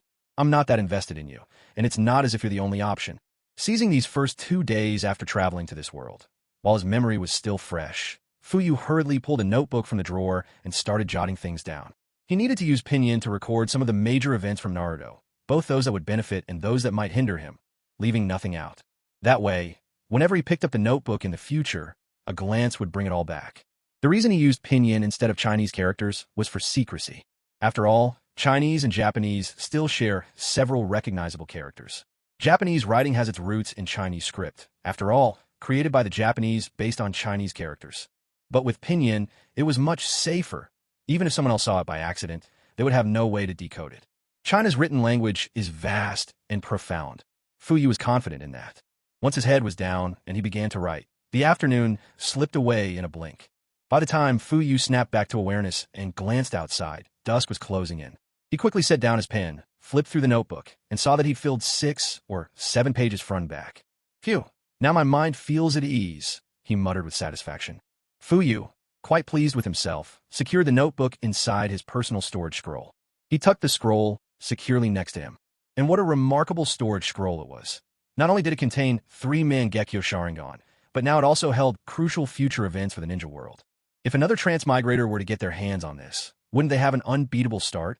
Well, he hardly thought that was likely. After all, with him already here, surely there wouldn't be an absurd situation where several transmigrators appeared at once. Because then, he truly would have to show no mercy. With too many people well-versed in the storyline, chaos would be inevitable. Meeting a fellow transmigrator in a foreign world wouldn't bring tears of joy. More likely, it would earn a knife in the back. Fuyu chuckled to himself at these wild musings. His stomach gave a loud, urgent rumble, a timely reminder that he hadn't had dinner yet. Fuyu stood up, took a moment to appreciate the view outside the window, stretched his arms, and finally stepped out of the Hokage's office.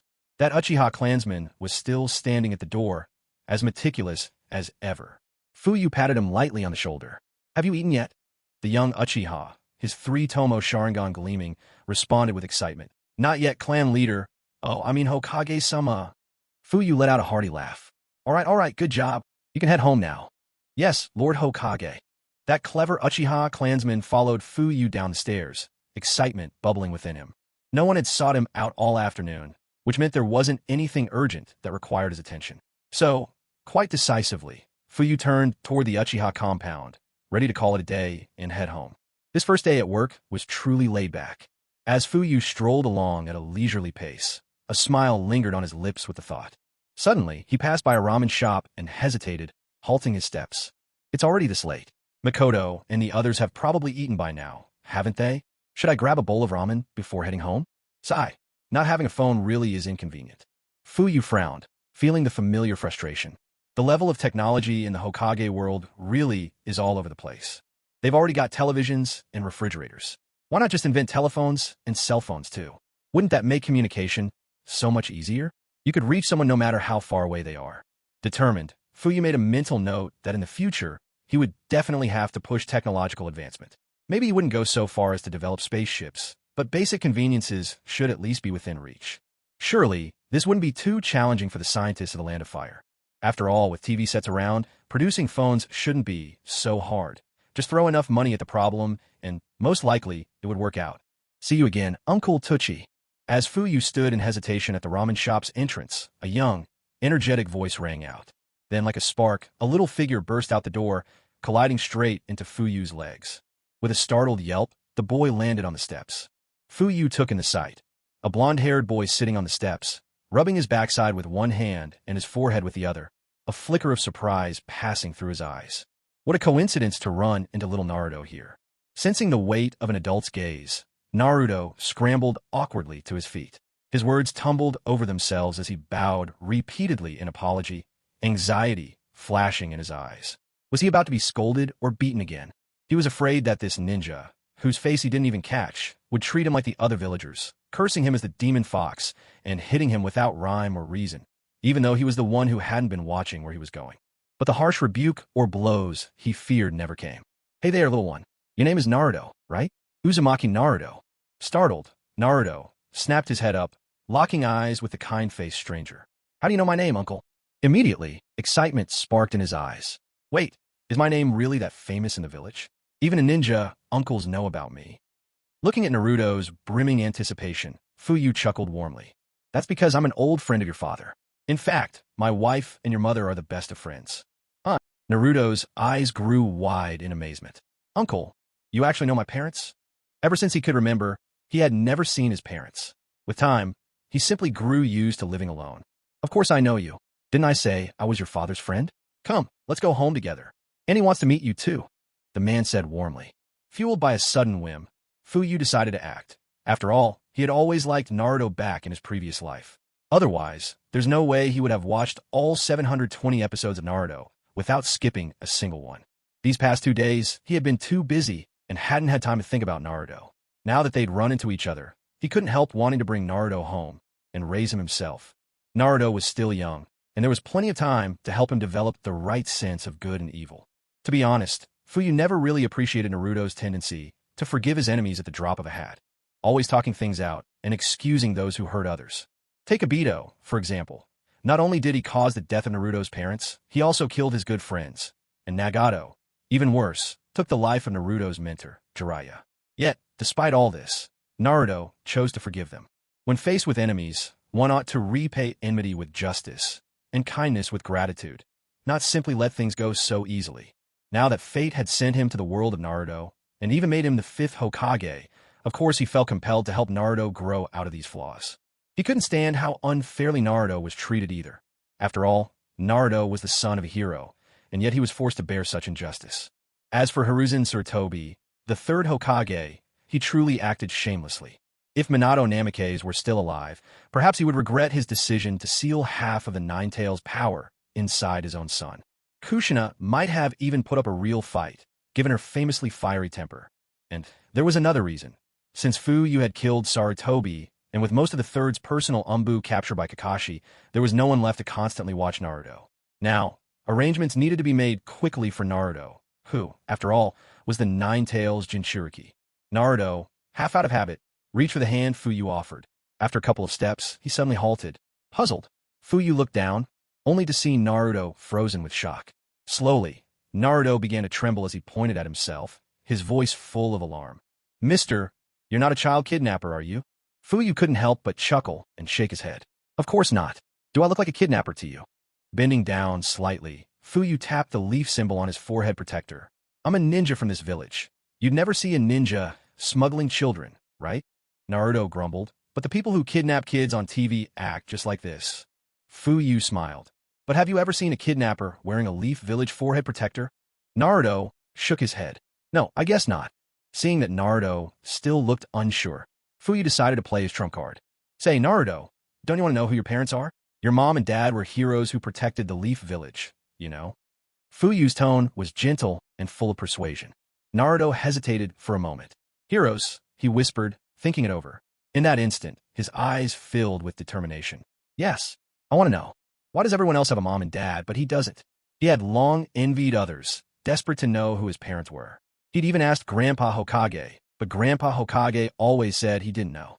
Now, out of the blue, someone told him they knew who his parents were, and that his parents were actually heroes who protected the Hidden Leaf Village.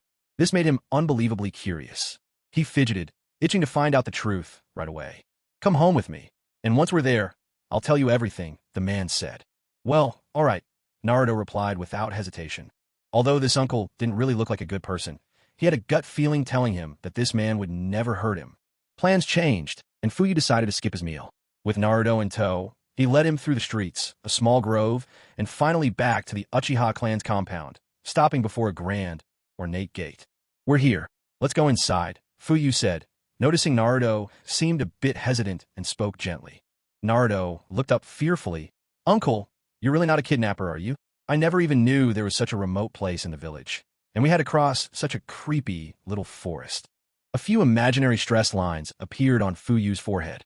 Naruto's words only solidified his determination to propose moving the Uchiha clan back to a better location.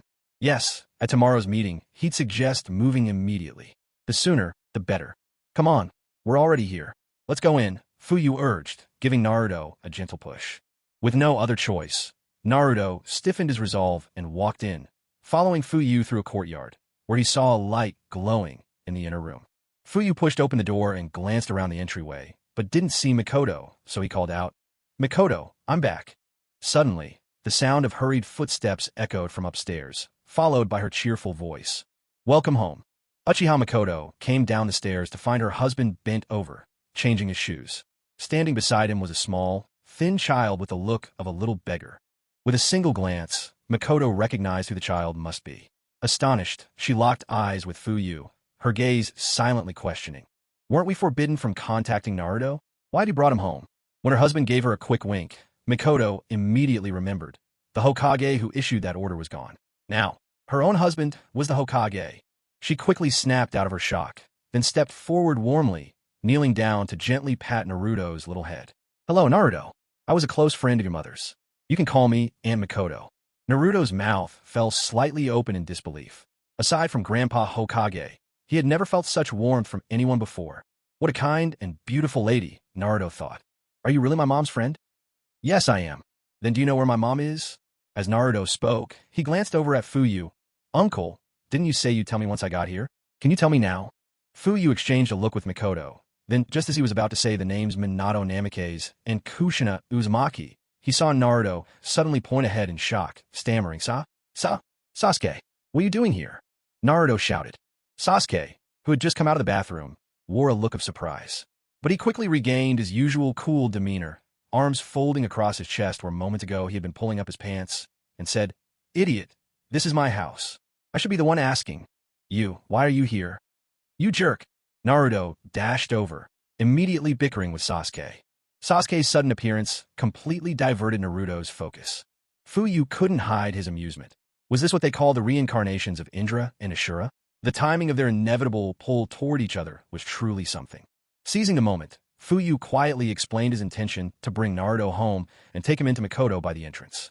Mikoto agreed at once, hands raised in support. She'd been close friends with Kushina, after all. Seeing her dear friend and her husband die, protecting Konoha, sacrificing themselves to seal the Nine Tails, yet leaving their child to be shunned and despised like some little beggar in the village, she couldn't stand it. But the third Hokage, Hiruzen Sarutobi, had strictly forbidden the Uchiha from approaching Naruto. Helpless as she was, she still had no power to defy the pressure of the third. Realistically, she couldn't let the whole Uchiha clan be ruined just because she wanted to care for her friend's son. She wasn't that selfless. But now things were different. The third was gone, and her husband was the fifth Hokage of Konoha. At last, she could openly take care of Kushina's child, Naruto. Mikoto glanced over at Naruto in the middle of a noisy quarrel with her son Sasuke, and a soft smile appeared at her lips. The two of them looked just like real brothers, don't they?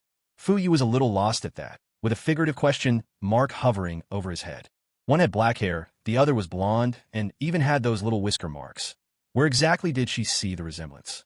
Just then, as if struck by a thought, Mikoto hurried off from the entrance, soon returning with several overflowing plates of snacks and fruit. Smiling, she beckoned. Naruto, come here. Annie's got all sorts of treats. Help yourself, don't be shy. Naruto had never seen this much good food before. At home, it was always instant noodles and expired milk.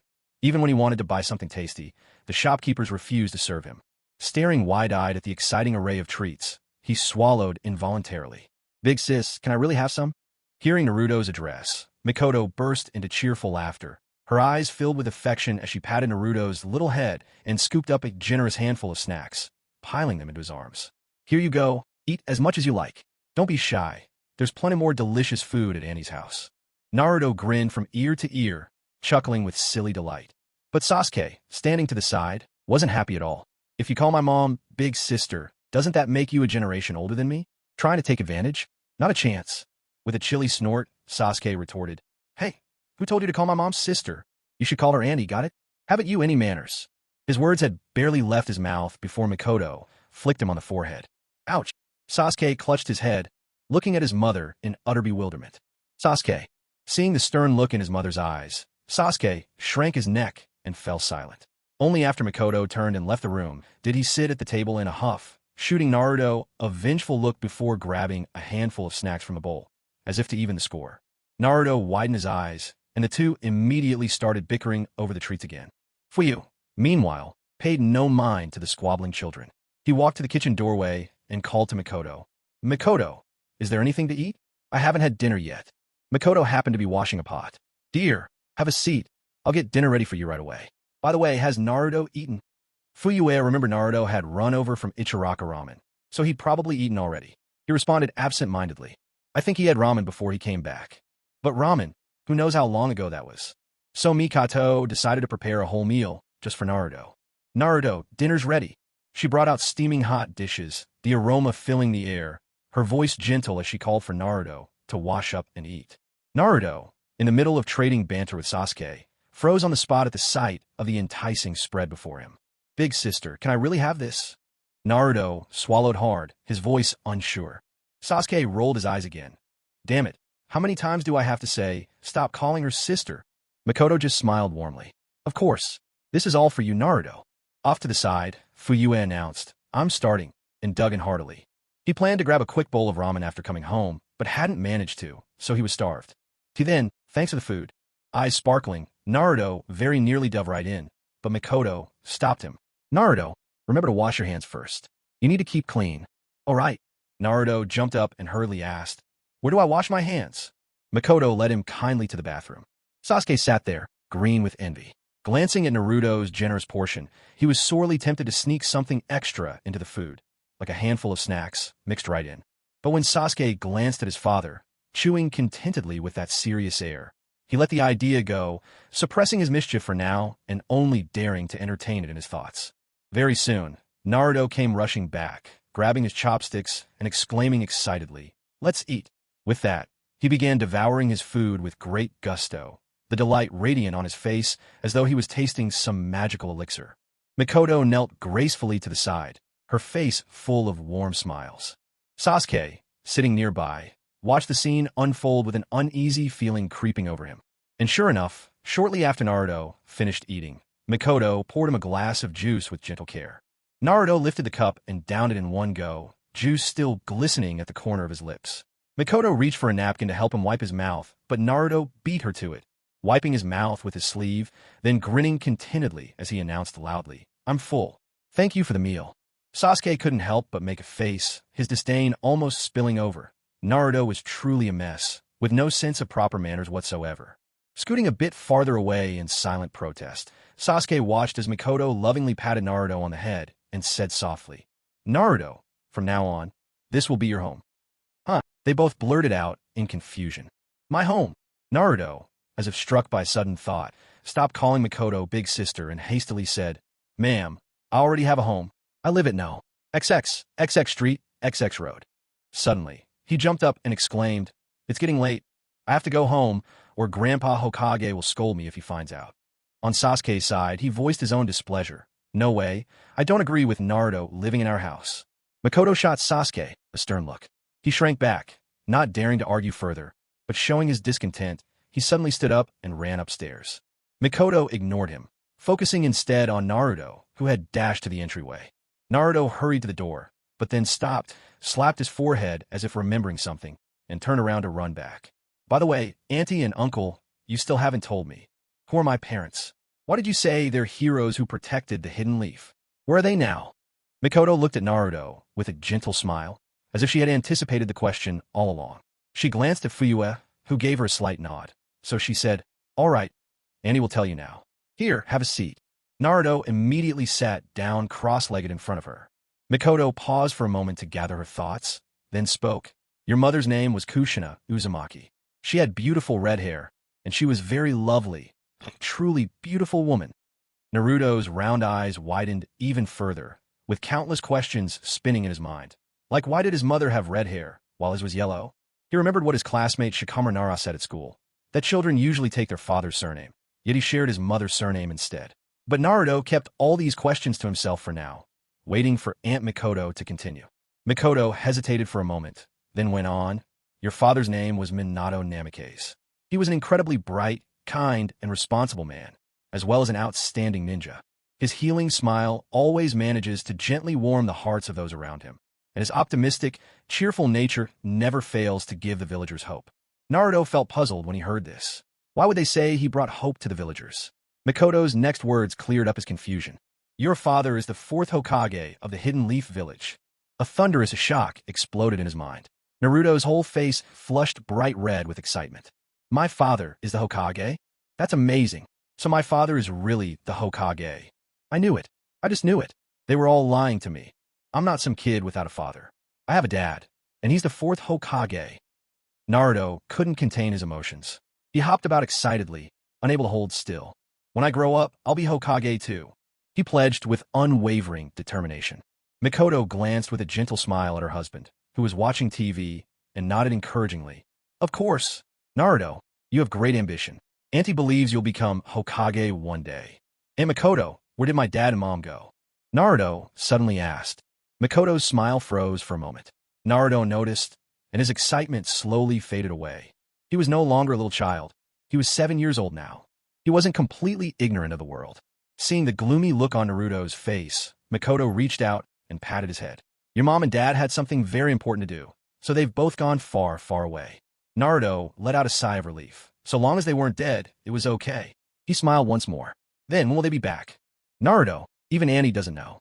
Maybe they'll be back soon, or maybe they won't be able to come home for a while. But your mom wrote to Auntie and asked her to let you stay at our house for now." "Really?" Naruto's eyes went wide with surprise. "Of course. Would Annie ever lie to you?"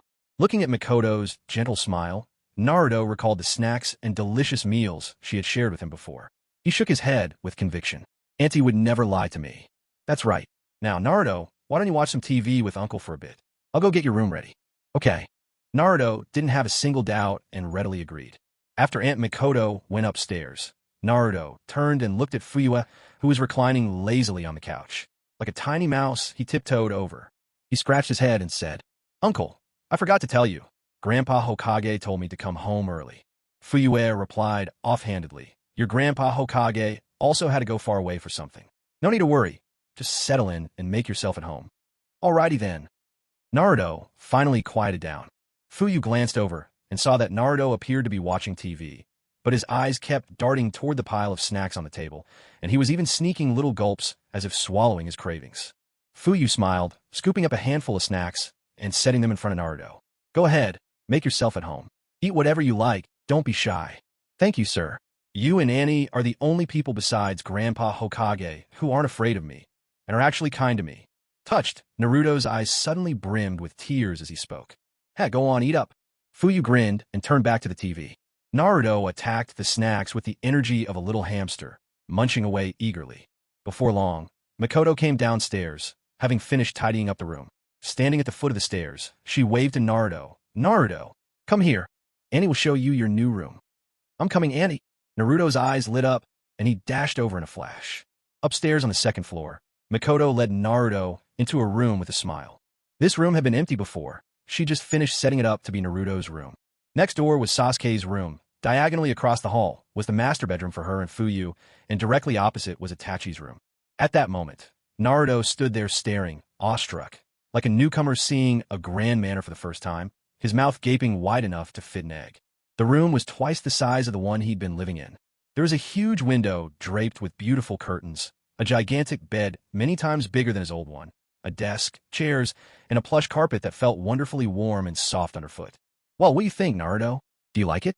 Mikoto leaned against the doorway with a gentle smile. "I love it, Aunt Mikoto. It's amazing." Naruto was so excited he ran around on the carpet, touching this and sitting on that, marveling at all the new things he'd never seen before. "Good, I'm glad you like it. Come on, let's go downstairs. Annie will help you take a bath." Upon hearing this, Naruto's face instantly flushed red, and he fidgeted with his clothes shyly. Auntie, is it okay if I bathe by myself?" But Mikoto gently refused. "No, Naruto, you never wash up properly. Let Annie help you, okay?"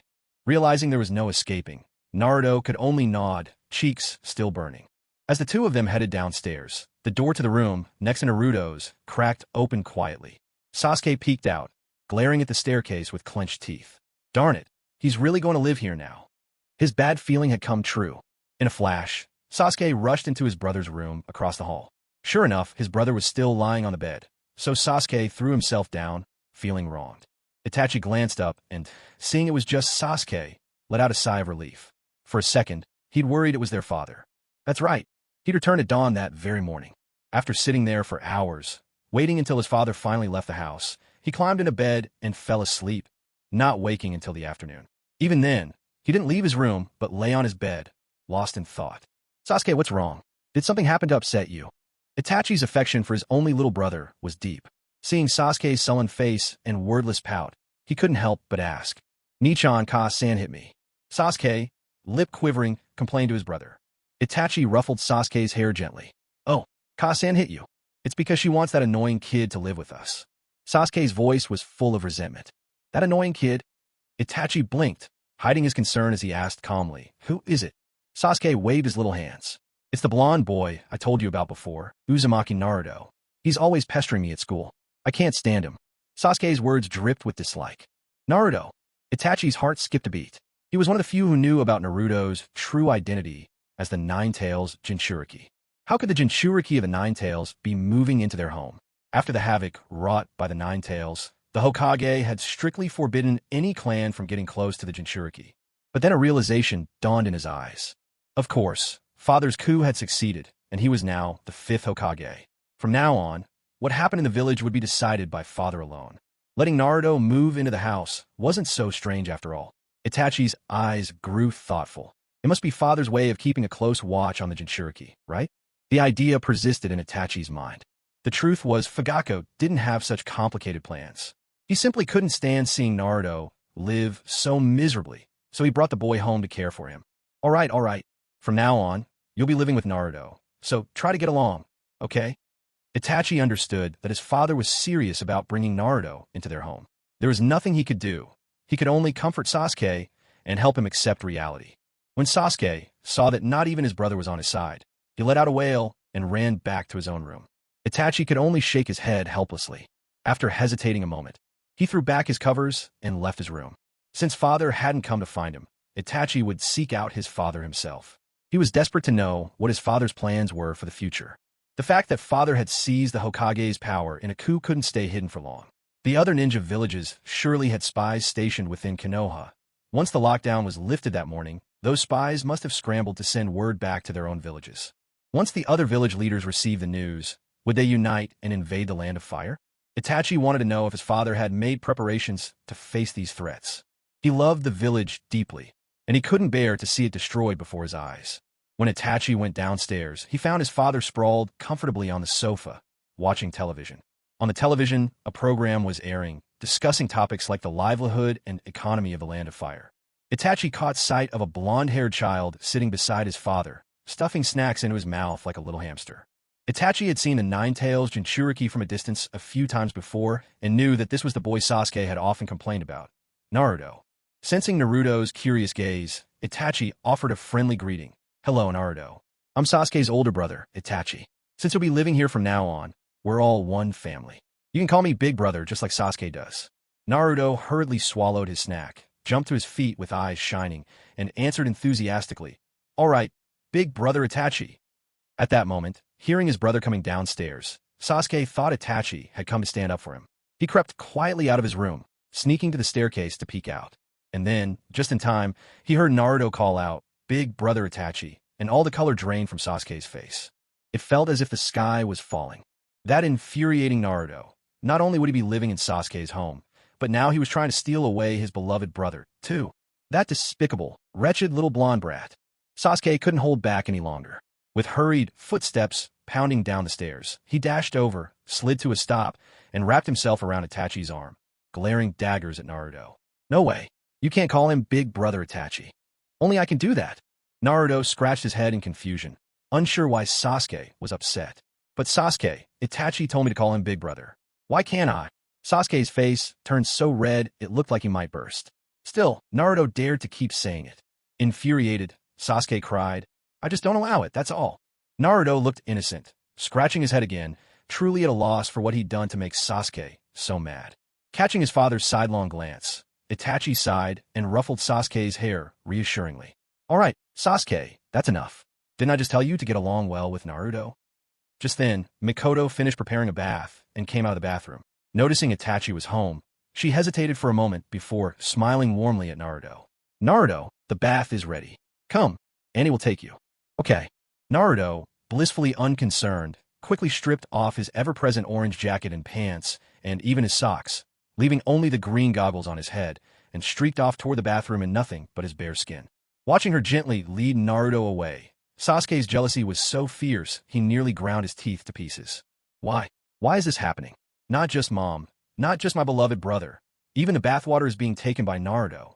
With a cry of frustration, Sasuke stormed back upstairs, slamming his bedroom door behind him with a loud bang before diving into his room. Itachi opened his mouth to call after him, but fell silent. Finally, the house was quiet. The only ones left were him and his father. Itachi knelt respectfully by Fuyue's side and said, "Father." "Yes. Is something the matter?" Fuyue shot him a brief glance before turning his attention back to the television. "Yes," Itachi replied with a nod. "Well, what is it?" "Go ahead and speak," Fuyue said indifferently. Taking on a serious tone, Itachi asked, "Father, what are your plans from here on out?" "What do you mean, plans?" Itachi was momentarily taken aback. "Does this mean Father hasn't made any preparations at all?" Growing anxious, he pressed on, "What I mean is after your coup, news is bound to leak out to other ninja villages through spies in our village. Once they hear the third Hokage is dead, they'll never sit by quietly. They might even invade us." Itachi's face tightened with concern as he spoke. For the first time, Fuyue turned away from the glow of the TV, his gaze falling on Itachi and the grave expression on his son's face. He couldn't suppress a faint, almost dismissive chuckle. Noticing his father's attention, Itachi's eyes flickered hopefully, sensing that his father might at last be ready to discuss the impending crisis. He waited eagerly, wanting to know how Fuyue intended to handle the situation. But Fuyue simply chuckled, and without another word, turned his eyes back to the television. Itachi was left utterly stunned. His solemn face, already marked by deep tear troughs that lent him a natural air of isolation, looked even lonelier than before. Since Shursue's death, solitude had become his norm. His personality was as calm and clear as still water. But now, his composure was crumbling. He couldn't maintain his usual impassive expression. "What's going on? Something isn't right. Aren't I his son? Surely my father has a plan. So why won't he tell me?" A hint of distress crept into Itachi's features. "Father." Itachi still wanted answers, but Fuyue simply waved him off. "All this fuss over the old third's death? Relax. It's not going to turn into a war." Curiosity sparked in Itachi's eyes. "How can you be so sure there won't be war?" "Because I possess these eyes," Fuyue replied. He turned his head, eyes flashing a crimson light as he awakened the eternal Mangekyo Sharingan. Itachi stared at the intricate and exquisite hexagonal pinwheel pattern in his father's eyes. He was dumbfounded. What was happening? Just yesterday, his father's eyes were different. How could they have changed so drastically overnight? He remembered quite clearly. Yesterday, his father's Mangekyo pattern had been 3 shuriken blades, exuding a murderous aura. Now, though, it had become a delicate and elaborate hexagonal pinwheel. What on earth was going on? Seeing his stunned expression, Fuyue decided not to keep him in the dark. This is the eternal Mangekyo Sharingan, a level above the ordinary Mangekyo. The common Mangekyo, if used too often, burdens its wielder and risks blindness. But the eternal Mangekyo carries none of those drawbacks. Its sight will never fade. Listening to his father's words, Itachi suddenly recalled what he'd seen inscribed on the stone tablet beneath the Naka shrine when he had used his own Mangekyo. His eyes filled with shock. He couldn't help but murmur to himself, "So this is the eternal Mangekyo Sharingan." Fuyue closed his eternal Mangekyo Sharingan and continued, "In our Uchiha clan, once we awaken the 3-tomo Sharingan, we possess the strength of a Jonin.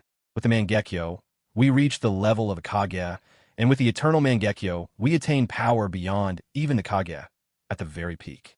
Itachi listened to Fuyue's words, which sounded like a set of ever-evolving dolls within dolls, and couldn't help but nod. What his father said was true, undeniable fact. Now that I possess power beyond even the Kage, there are few in the ninja world who can stand against me. So the things you worry about simply can't happen. And if someone stubbornly insists on trying, well, let them see how many lives they have to spare. Hearing such overwhelming confidence from his father, Itachi felt a stirring in his heart as clarity dawned on him. No wonder his father wore an air of calm indifference, so that was why. To Itachi's knowledge, the only person at this level was the legendary founder of Konoha, the revered god of shinobi. And now, it seemed even his own father possessed power to rival that legend. Suddenly, Itachi recalled the ancient secrets etched on that mysterious stone tablet. He remembered how his father, just yesterday, had only possessed a regular Mangekyo. Yet today, he had ascended to the eternal Mangekyo. A faint understanding began to dawn within him. Father, my eyes. Itachi hesitated, unsure whether he should continue. Fuyu gave a mild nod and replied, "That's right. The condition for evolving the eternal Mangekyo is to transplant the Mangekyo of a close blood relative, merging two pairs of eyes. This process is risky, requiring both strong blood ties and great surgical skill. Throughout the Uchiha clan's history, only Madara Uchiha was able to unlock the eternal Mangekyo, and now, I have succeeded as well, using your eyes. We're father and son, so the probability of success was high." Fuyu didn't mention the system's role, simply skimming over the details. Itachi wasn't about to dig for the specifics. Knowing the gist was enough. Once he heard the confirmation from his father, that his own eyes had helped him unlock the eternal Mangekyo, Itachi didn't show much anger. On the contrary, he looked somewhat glad. He didn't even seem the least bit regretful about losing his eyes. This made Fuyu look at him with renewed appreciation. Truly worthy of being the Itachi from the original story. The one who gave up his own Mangekyo so Sasuke could attain the eternal. He hadn't changed. Now that his father had reached the level of the eternal Mangekyo, standing on equal footing with the legendary Senju Hashirama, the god of shinobi, Itachi no longer saw his father's coup as a mistake. On the contrary, he even felt grateful. With his father at the helm, perhaps the beleaguered Konoha would truly rise again. In any case, that's how it is. About your eyes, I apologize, Fuyu said softly. Though Itachi was, in some sense, only his son by circumstance, they would be sharing their lives from now on. It was best not to let this affect their relationship. Hearing his father apologize, Itachi allowed a faint smile to appear. "Father, why are you apologizing? I'm just glad my eyes could be useful." "That's good to hear. Have you eaten yet? If not, your mother can." Fuyue's words paused mid-sentence as he suddenly remembered that Mikoto was still in the bathroom, helping Naruto with his bath, and wouldn't be available. "I haven't eaten yet. I'll make something myself," Itachi replied, feeling greatly relieved after his heartfelt conversation with his father. He rose from his seat, ready to prepare something to eat. He'd been lying in his room all day, hadn't eaten yesterday, nor today. 2 days without food. His stomach had long since been growling with hunger. Before he could leave, his father stood and patted him on the shoulder. "Sit down. I'll cook something good for you myself." Surprised, Itachi looked up and saw, for the first time, his usually stern father smiling at him. A warm, radiant smile. In his astonishment, he stayed seated, speechless, as his father walked into the kitchen. For as long as he could remember, never once had he seen his father enter the kitchen. His feelings were complicated. He was touched and also relieved. He was grateful that, before he could cross that irreversible line, his father had stopped him. How fortunate! Itachi murmured, his heart still shadowed by lingering dread. Not long after, his father emerged, carrying a steaming bowl of food. "Eat up. It might not taste as good as your mother's cooking," Fuyue said, handing him a pair of chopsticks with a cheerful smile. Itachi looked down. It was just a simple bowl of noodle soup with a poached egg and a scatter of chopped scallions. Nothing more. It couldn't have been any simpler. "Thank you for the food," Itachi whispered, accepting the chopsticks and quietly starting to eat. As expected, the taste was plain, just as his father had warned. Compared to his mother's udon, it was lackluster. But somehow, this ordinary bowl of noodles, so unremarkable in every way, made Itachi's eyes well up with tears as he ate. "Father, I'm sorry," he choked out, his words muffled by the noodles in his mouth. Fuyue heard the mumbled words and thought. Maybe he'd put too much salt in the soup. But no, he'd used barely any salt. Why was Itachi crying? When he noticed teardrops falling into the bowl, Fuyue scratched his head, unable to make sense of the situation. "I'm sorry, father. I almost made a terrible mistake. Thank goodness you stopped me," Itachi managed to say more clearly after swallowing the mouthful of noodles. Fuyue paused, seeing his son's face streaked with tears, crying like a lost child. For a moment, his heart stirred with emotion. After all, Itachi was still just a child, only 12 years old. In his former life, children of Itachi's age would have been innocent and carefree. How could someone so young be burdened with such painful responsibilities? Fuyue smiled and gently patted his head. "It's all right now. Nothing actually happened, right?" "Yeah." Itachi's tears welled up uncontrollably, streaming down the twin tracks on his cheeks and falling into the bowl below. Just then, Mikoto and Naruto emerged from the bathroom. With Mikoto's help, Naruto had finished his bath and looked completely refreshed. Now he bounced around in excitement, wearing the brand new pajamas she had picked out for him. These clothes look amazing. Thank you so much, Auntie Mikoto. Mikoto smiled warmly as she dressed him, her face soft and kind. I'm glad you like them. That makes me happy too. Holding Naruto's hand, she led him into the living room. When she noticed the mood between father and son, she paused for just a moment, then continued onward, ushering the noisy and enthusiastic Naruto up the stairs. She thoughtfully left the space to the two of them. Honestly, she's so considerate, it nearly brings me to tears. Fuyue clearly noticed Mikoto's thoughtfulness. With a small, appreciative shake of his head, he smiled. Whoever marries her, truly, that's a blessing earned over 8 lifetimes. Oh wait, wasn't that me? Never mind. By this point, the storm of emotions inside Itachi gradually settled. Embarrassed, he hastily wiped his tears away, forced down a few more bites, and got up to head for the kitchen. I'm finished eating. He retreated to the kitchen, finished every last bite and drop of soup, then set the bowl down. Without looking back, he headed straight up the stairs. Fuyue let out a low chuckle, sprawling comfortably on the sofa again. Now even the hidden worries of this adopted son were gone. The whole family could breathe a little easier now. Fuyue's face was wreathed in satisfaction. A quick glance told him how late it was, time for some well-deserved rest. Yes, good things had happened today. He should get an early night and celebrate in his own way. Recalling last night, scenes of Uchiha Mikoto's suppleness and irresistible allure, images far from suitable for children, he couldn't help but feel a surge of excitement. With that, he slipped away into the bathroom for a shower. Meanwhile, somewhere in the woods outside the Hidden Leaf Village, 3 agile figures landed silently on the thick trunk of a tree, wide enough for 2 to embrace. The leader wore an exquisite fox mask. Silver hair fluttered in the night breeze. Did you catch him? Kakashi's voice was cool and calm. Sorry, Captain. He got away. One of the ANBU bowed his head in shame. Kakashi frowned, then relaxed, waving it off. Forget it. Let him go. We can't keep the news under wraps, anyway. I'll report to Lady Tsunade. The 2 of you, bring that spy's body back to the intelligence division. With those words, Kakashi vanished as if swallowed by the night. The remaining masked ANBU exchanged glances, then disappeared from the tree trunk as well.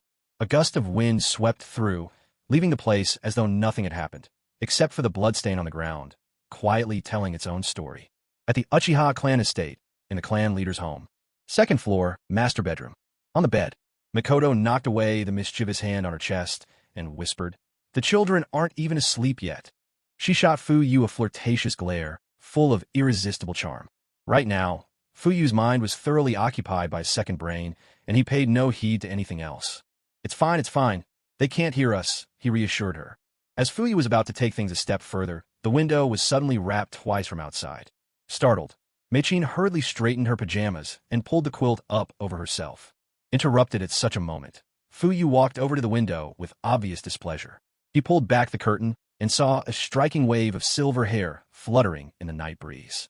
Fuyu se mount twitched. Seriously, this guy. He opened the window, still in a sour mood. What is it? What's going on at this hour?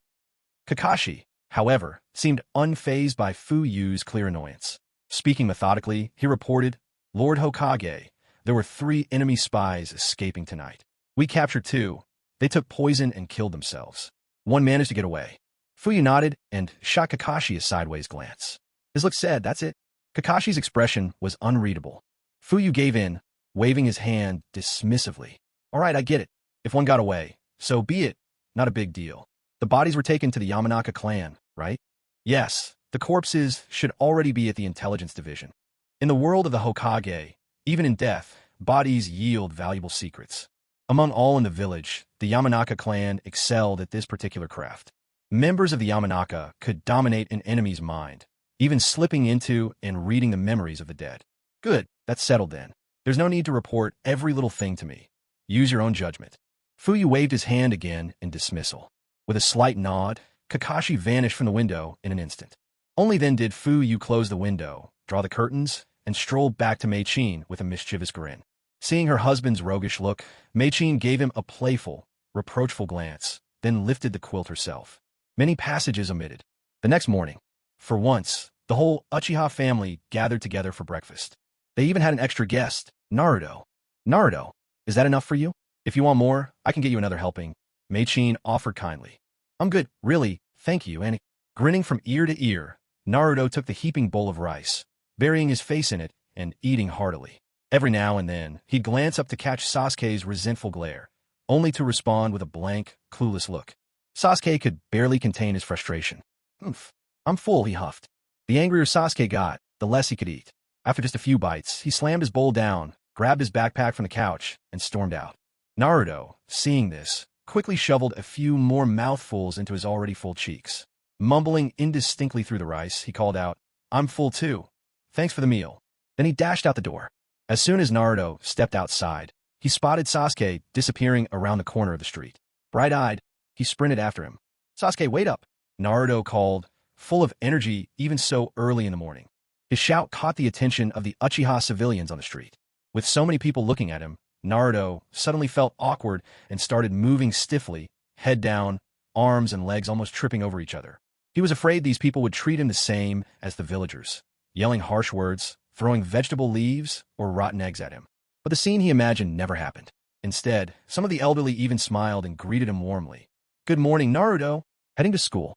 Stunned, Naruto looked up and saw friendly eyes and beaming faces. In that instant, all his worries vanished. He flashed an enormous, dazzling smile and nodded vigorously. Yes. Good morning. Goodbye, everyone. The villagers of the Uchiha clan recognized Naruto because last night the clan leader had already spoken to them. Uchiha Ryo had passed on the clan leader's instructions, telling everyone to greet Naruto kindly if they saw him in the morning. Naruto had no idea he'd been ushered into this warm welcome. Right now his heart was brimming with joy and excitement. He dashed off at full speed, convinced he'd made the right choice by coming back here last night with the kind uncle. This was where he truly belonged. He should have come here long ago.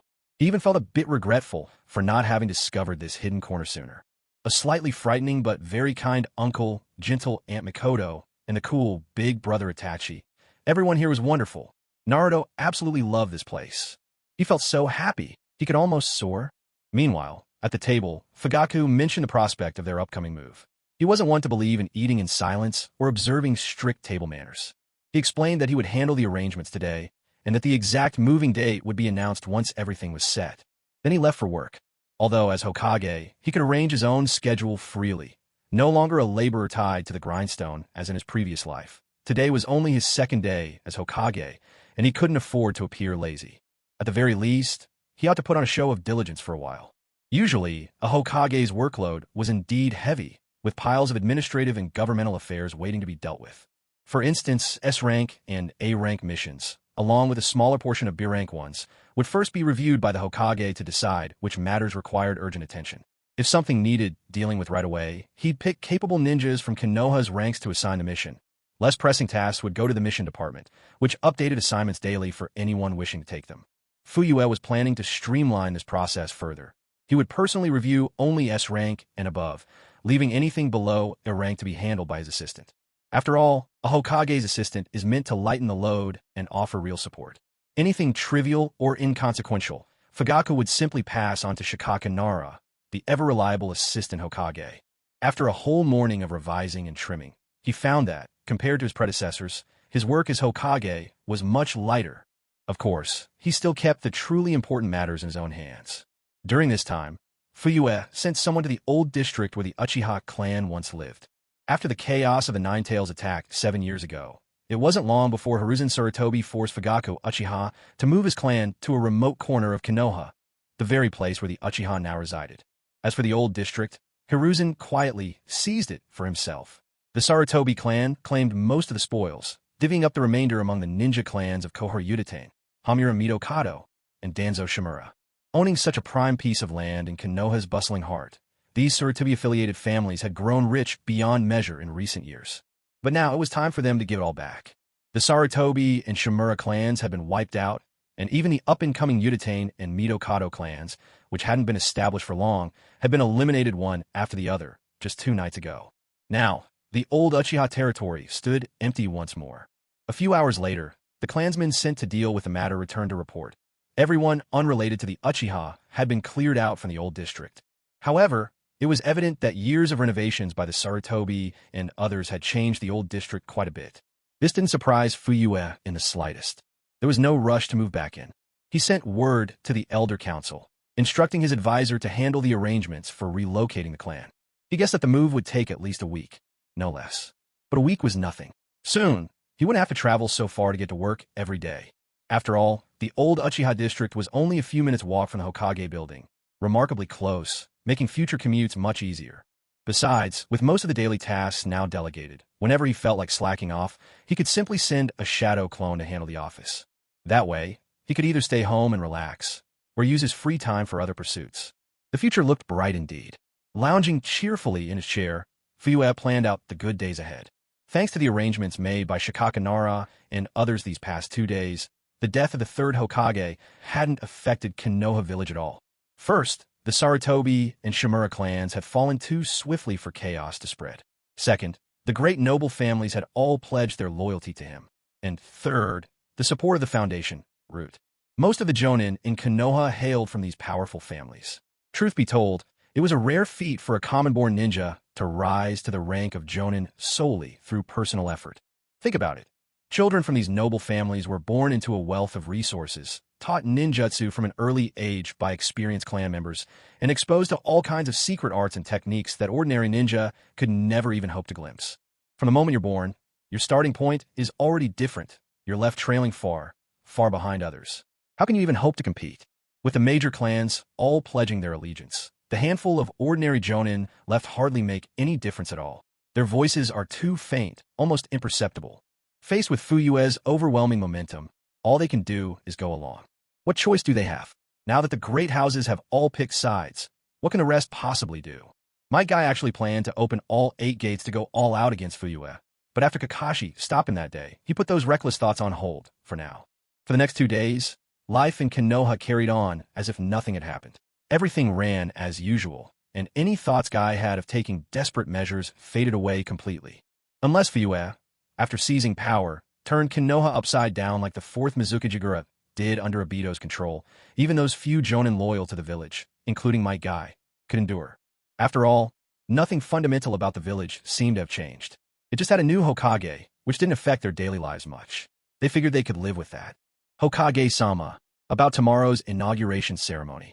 Yes, I'll be prepared. I appreciate your help with all this, Shikaku, Fuyue replied with a smile. Nara Shikaku smiled back and returned to the adjoining office. As the Hokage's advisor, his office was right next to Fuyue's. Next to his, in turn, was the joint office of the 2 Hokage advisors, Uchiha Siko and Hyuga Hizashi. He had come to discuss details of the inauguration. Most of the arrangements were already in place, so he filled Fuyue in on the progress, and also asked if he needed a speech written. When Fuyue declined, Shikaku was a little surprised. After all, the 3rd and 4th Hokage had always relied on him to prepare their speeches for such important occasions. But if this new Uchiha Hokage preferred to write his own speech, that certainly made things easier for Shikaku. After watching Shikaku head out, Fuyue leaned over his desk, lost in thought for a moment, then began furiously scribbling away. A speech, huh? Is that all? This kind of thing's easy enough. Before long, Fuyue glanced at the densely filled draft he'd written over halfway down the page. With a satisfied smile, he set down his pen. Done. He patted his stomach and said, I'm starving. Time for lunch. At noon, he just managed to grab a packed ramen delivered by the AMBU, but now that he had some free time, he decided to head over to Ichiraka Ramen for a proper meal. This time, he tried something different. He recalled how, in his previous life, someone had once opened a Hokage's Ichiraka Ramen shop as a gimmick. Not only did the storefront look the part, even the staff had dressed up as characters from Naruto. The whole setup was fairly convincing, though the person playing Tsunade was a rather poor likeness. The size difference was just too much. Leisurely, Fuyue strolled toward Ichiraka Ramen, his mind wandering through these idle thoughts, when suddenly, something stirred within him. Speaking of Tsunade, Jiraiya, and Orochimaru, the 3 wayward disciples, how would they react upon hearing that their teacher was killed and usurped by one of his own students? Would they come back? Orochimaru, that guy probably wouldn't. Even if he wasn't directly involved, in a not-so-distant future, he'd carry out some collapse of Konoha scheme and personally send his teacher on his way. Tsunade still suffers from hemophobia and can't use her full strength. Even if she returned, he had nothing to fear. Jiraiya might prove a bit more troublesome, but he's a reasonable man. Even if he hurried back, nothing much would come of it. The real reason for his confidence, though, lay in his eternal Mangekyo. At worst, It would just have to come down to a fight. Who's afraid of whom, anyway? Last night, Kakashi mentioned that spies from other villages had escaped. The shockwaves from the Uchiha coup and his own usurpation would probably take another couple of days to reach their peak. As these thoughts circled in his mind, he soon arrived at Ichiraku Ramen. Fuyue lifted the Norin aside and scanned left and right. It was just past 5 in the afternoon, and the shop was still mostly empty. He remembered from the night before that when he finished work, around 6 or 7, the ramen shop would be buzzing with patrons, nearly every seat filled. Right now, there was only one customer inside. "Welcome. What would you like to eat?" Fuyue looked up to see a smiling man, around 37 or 38, with a close-crop haircut and dressed all in white. A crisp white cap sat atop his head, embroidered with the 2 characters for Ichiraku.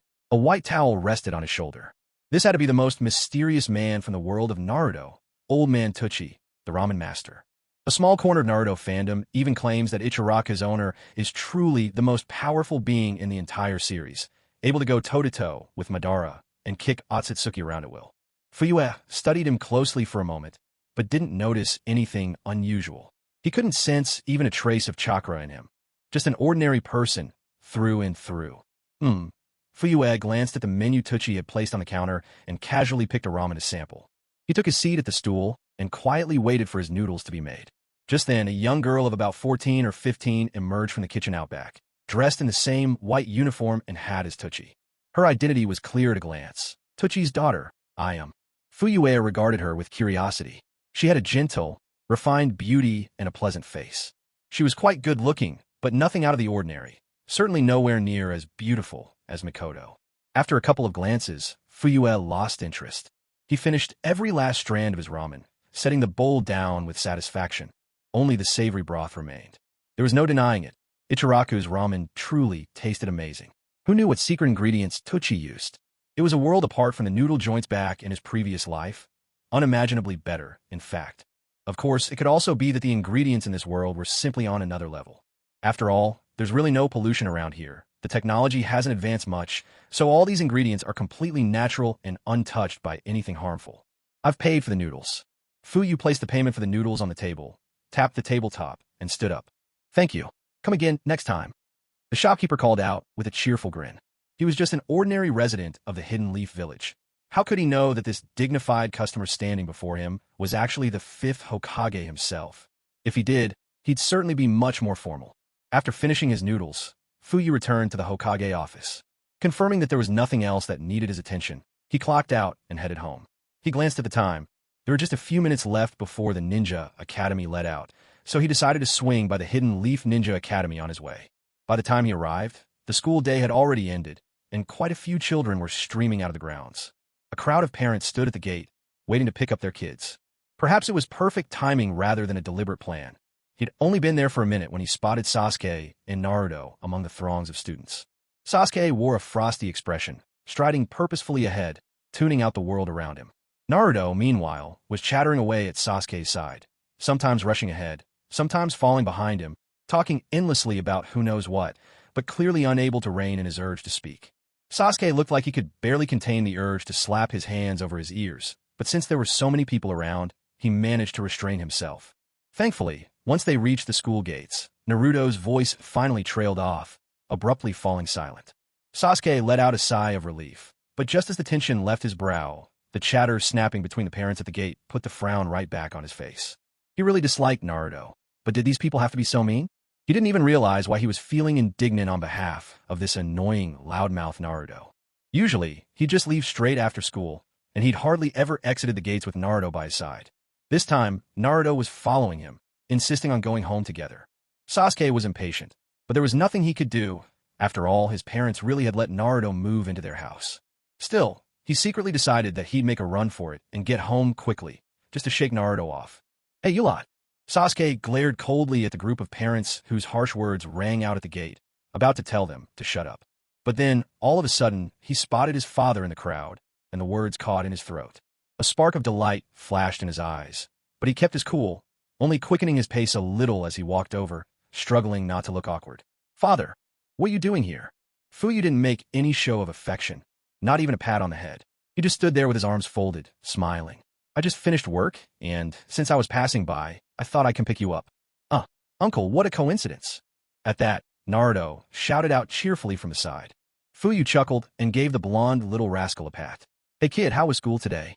As he spoke, Fuyu casually glanced at the gossiping villagers nearby. Last night, he'd only asked Liang to tell the Uchiha clan to be kind to Naruto. He'd completely forgotten about all the other villagers in the village. Well, there's no need for special instructions. I'll just announce it with tomorrow's ceremony along with the news about White Fang. Sasuke stood to one side, a tinge of jealousy flickering in his eyes as he watched Naruto get all the attention. Damn it, I was there too when father spoke. And he even said, what a coincidence. Coincidence my foot. Sasuke's thoughts churned uncomfortably. He was the first to arrive, so why didn't father pat his head? The unfairness made his heart ache. Come on, let's go home. Fuyu called out, waving them along.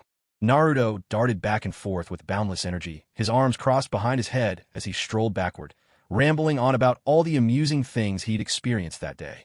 Fuyu only smiled without saying a word. Up ahead, Sasuke quickened his pace, his expression dark. The three of them walked through a good part of Konoha, heading through the woods before finally reaching Uchiha territory. Before long, they were home. Sasuke, welcome home. Where's Naruto? Mikoto called out when she heard the door open, hurrying to the entrance. She saw only Sasuke entering, the space behind him empty, and couldn't help but furrow her elegantly shaped brows. She'd reminded Sasuke just that morning to bring Naruto home after school. Naruto was new to the area, surely unfamiliar with the way back. With a scowl, Sasuke answered curtly, behind me. Mikoto quickly stepped outside to look, and sure enough, she saw two figures, one tall, one small, walking down the street toward the house. It was her husband and little Naruto. The stern look faded from Mikoto's face, replaced by a gentle smile as warm as autumn water. Welcome home, she greeted them with a bright smile. Andy, I'm back, Naruto bellowed at the top of his lungs. Unfazed, Mikoto repeated her welcome, her smile never wavering. She gently took the backpack off Naruto's shoulders, then produced a brand new pair of indoor slippers she'd bought just for him earlier that day and helped him change into them. Watching Naruto dash noisily into the house, she immediately fetched her husband's slippers from the shoe cabinet. Fugaku, how's the moving situation going? Have you set a date yet? She asked softly. Moving back to their old clan grounds would be so much more convenient for the children. No more long walks to school every day. Not yet. There are still a few things to clear out at the old clan estate. It'll probably take about a week before we can move back. Fuyu spoke casually, undisturbed by the matter. The ever-considerate Mikoto, while Fuyu was speaking, helped him out of his jacket. She nodded and replied, all right, I understand. Brother. As Sasuke stepped through the door and caught sight of Uchiha Itachi kneeling by the low table on the tatami mats, all his earlier gloom vanished. With excitement gleaming in his eyes, he dashed forward. Sasuke, you're home early today. Itachi smiled and reached out to ruffle Sasuke's hair. He had once served as a direct ANBU under the 3rd Hokage. Now, most of the direct ANBU squad had been detained, and the unit was essentially dissolved. But since he was Fuyue's son, he hadn't been rounded up by Kakashi's men. After a new ANBU had been organized, no one from the clan came to trouble him either. Life was leisurely for him now, no tasks to handle, no pressure. In fact, he'd spent the whole day at home again. The brothers had been chatting away all day, and when Sasuke, bubbling with anticipation, was just about to beg his brother to take him to the training ground to practice shuriken throwing, Naruto and Fuyu arrived home only moments later. Naruto burst in, footsteps pounding. Upon seeing Itachi, his eyes lit up as he called out, Big brother Itachi, long time no see. Sasuke rolled his eyes. They'd just seen each other that morning. How shameless could this guy be? Itachi only smiled and nodded in return. Welcome home, Naruto. Suddenly noticing that his father had also come home, Itachi's expression shifted apologetically. He reached over and tapped Sasuke lightly on the forehead. Sorry, next time, Sasuke. Without waiting for a response, he stood and went to the entryway. Sasuke pouted, aggrieved, and shot a glare at Naruto. This is your fault, you know. Naruto, clueless, scratched his head. He hadn't the faintest idea what Sasuke was going on about. Why did he never understand? Father, there's something I'd like to discuss with you. Just then, Mikoto had finished helping Fuyu with his jacket, and as the two of them stepped into the house, Itachi intercepted them by the stairs near the entryway. Most houses in the area had their stairs to the 2nd floor right by the entrance. Step inside, and the stairs were right there. Seeing how serious her eldest son looked, Mikoto understood there were matters to be discussed between father and son. Without lingering, she slipped quietly into the house, leaving the two of them in the entryway. Fuyu was a little surprised. What is it? Itachi said. Father, is there anything I can do to help? It dawned on Fuyu. So Itachi was simply bored and looking for something to occupy himself. He pondered for a moment, something stirring to life in his mind as he looked closely at Itachi. The more he thought about it, the keener he became. With a slight cough, he said, "Actually, there is something, but it'll require you to take a little trip. The question is whether you're willing." Itachi Uchiha's expression remained unchanged. "Go ahead," he said. Fuyu hesitated for a moment, but finally spoke up. "There's a jonin in Kirigakure, the hidden mist village of the Land of Water. I have high hopes for him. He's extremely capable and a good person, too. Unfortunately, with the recent Village of the Bloody Mist policies, his talents are being wasted there. Now that Konoha is weak and in desperate need of people like him, would you be willing to help recruit him to join our village?" After he finished, he waited quietly for Itachi's answer. Although Itachi had lost his Mangekyo, which had drastically diminished his power, he was no longer at Kage level. At least, he still had the solid abilities of a Jonin thanks to his 3-tomo Sharingan. Not only that, Itachi was a born genius who had mastered a range of Jinjutsu and Ninjutsu, making him surely the caliber of an elite Jonin. And, since he'd once wielded the Mangekyo, his 3-tomo Sharingan would undoubtedly outshine that of an average clan member. So Itachi truly was an excellent candidate. Even if he were to step into the danger-laden Kirigakure, Fuyu believed Itachi could protect himself. Even if he couldn't win, he could at least escape. Itachi didn't hesitate long and answered plainly, "I'll do it." "Good," Fuyu replied, nodding slightly and stroking his chin. He realized that Itachi lacked experience in covert operations. Maybe it would be good to pair him with someone else. Just then, a figure flashed through his mind. Earlier today, the new director of the Foundation, Ryoma Aburame, had submitted a report on Foundation personnel. Among the files, a certain curvaceous silhouette had caught Fuyu's attention. Perhaps these two would make quite a team. Fuyu said, "Tomorrow, come with me to the Hokage's office. That's when I'll give you details on the target and introduce you to your partner." "Yes, father," Itachi replied, his face as composed as ever. The night passed uneventfully, filled with the usual squabbles between Sasuke and Naruto. Early the next morning, the Uchiha family sat together for breakfast once again. Naruto was shoveling food into his mouth, his eyes shining with happiness. "Slow down, Naruto. Don't choke," Itachi said with a warm smile. Sasuke gave a dismissive grunt and muttered, maybe if he did choke, he'd learn his lesson and eat slower next time. Naruto mumbled something through a mouthful of food, still swallowing at lightning speed, though he did slow down ever so slightly. Mikoto, a little concerned, poured Naruto a glass of hot milk and set it by his side. Sasuke shot an unhappy look and protested. "Kasan, don't I get any milk?" "I'm sorry, Sasuke," Mikoto replied apologetically. "We're out of milk at home. Just have some water for now. Mama will buy more later." Sasuke pulled a face that suggested he'd just bitten into something foul. "Mikoto, we're heading out," came a departing call. Fuyue, Itachi, Sasuke with his backpack, and Naruto greeted Mikoto at the entrance before striding out together. Since it was on their way, the four of them set off as a group. After watching Sasuke and Naruto walk into the Ninja Academy, Fuyue and Itachi made their way toward the Hokage's office building. In less than 5 minutes, they arrived. On the third-floor corridor, they spotted a tall figure with long hair standing by the office door from a distance. Curious, Fuyue approached and sized her up, comparing her face to the woman in the dossier he had reviewed yesterday. "So, you are the wandering shrine maiden, Nanoyu Yakushi?"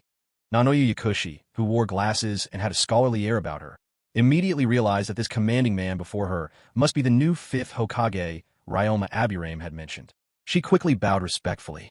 "Yes, Lord Hokage." Come in." Fuyue pushed open the door and entered, while Itachi gestured politely for the lady to go first. Nanoyu recognized Uchiha Itachi. She had seen him a few times back when she was in the Foundation. She didn't stand on ceremony, nodding genially before stepping inside the Hokage's office. Itachi was last, quietly closing the door behind them. Fuyue's tone was even as he spoke. "Nanoyu, I've already tasked Ryoma Aburame with arranging Kabuto's recall." Nanoyu's eyes lit up.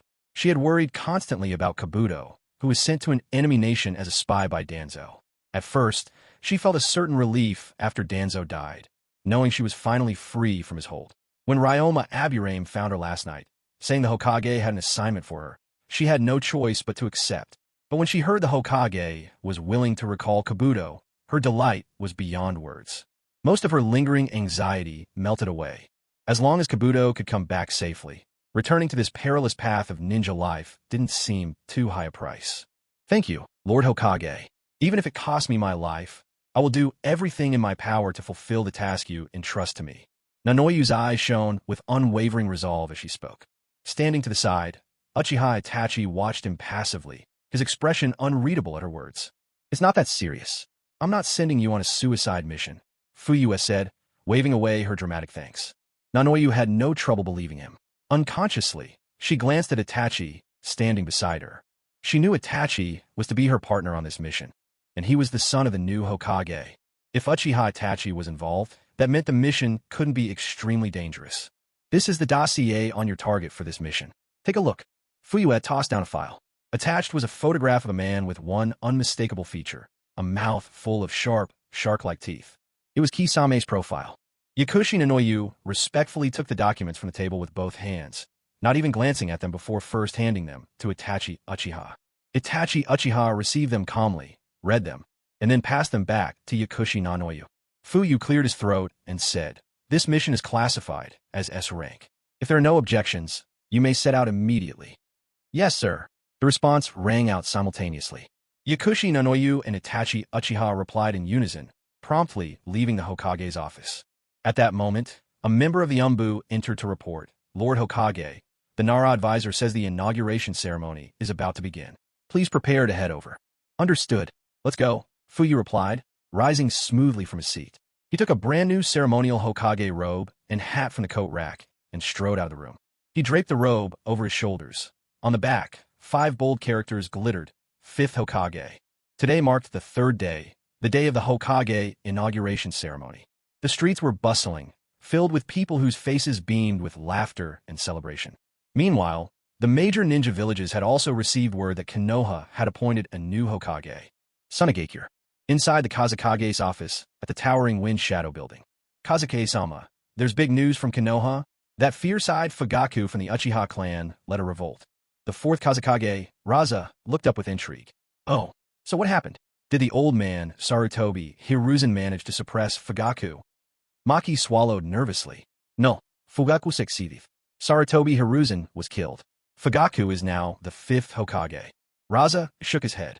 Sarutobi Hiruzen had grown old. He couldn't even keep Fugaku Uchiha in check anymore. "I suppose there's nothing more to say now that he's gone." A look of schadenfreude crossed his face. Maki also showed a hint of approval.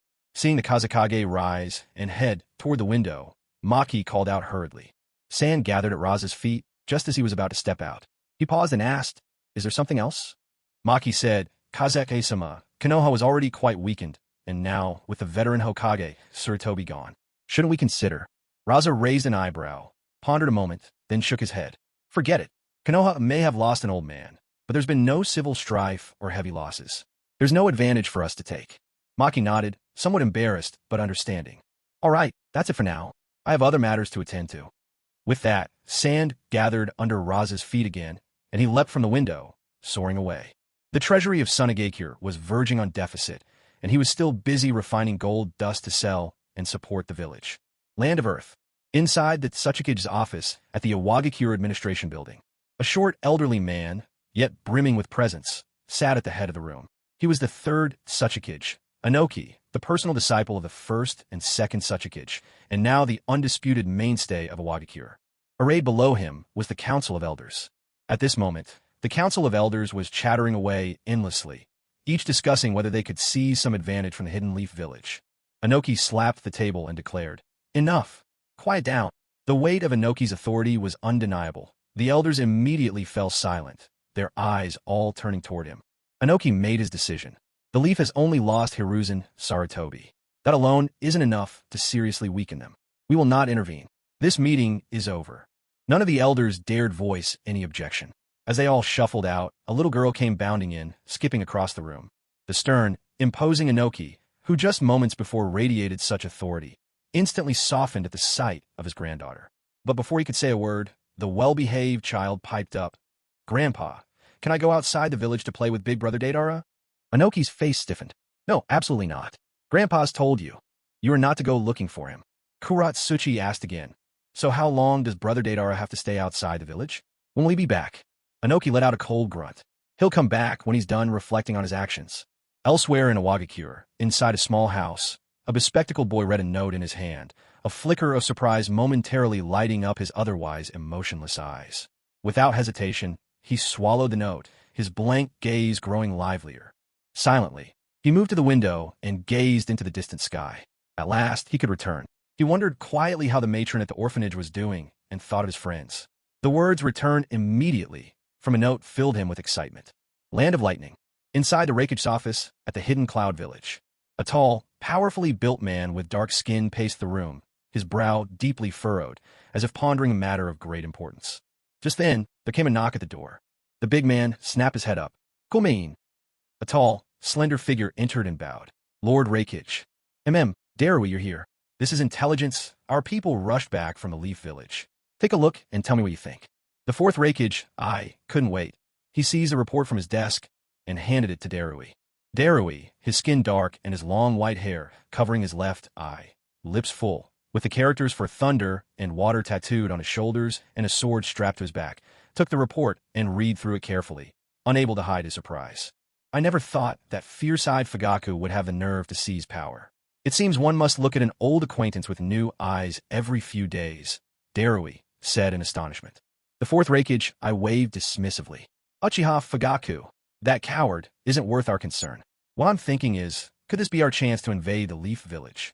Ever since that old Sarutobi Hiruzen took the seat of Hokage, he has rarely left the Hidden Leaf Village. The fourth Raikage, having never crossed blades with him, always heard people in the Leaf boast that Sarutobi Hiruzen was the strongest Hokage in history, a claim the fourth Raikage simply couldn't accept.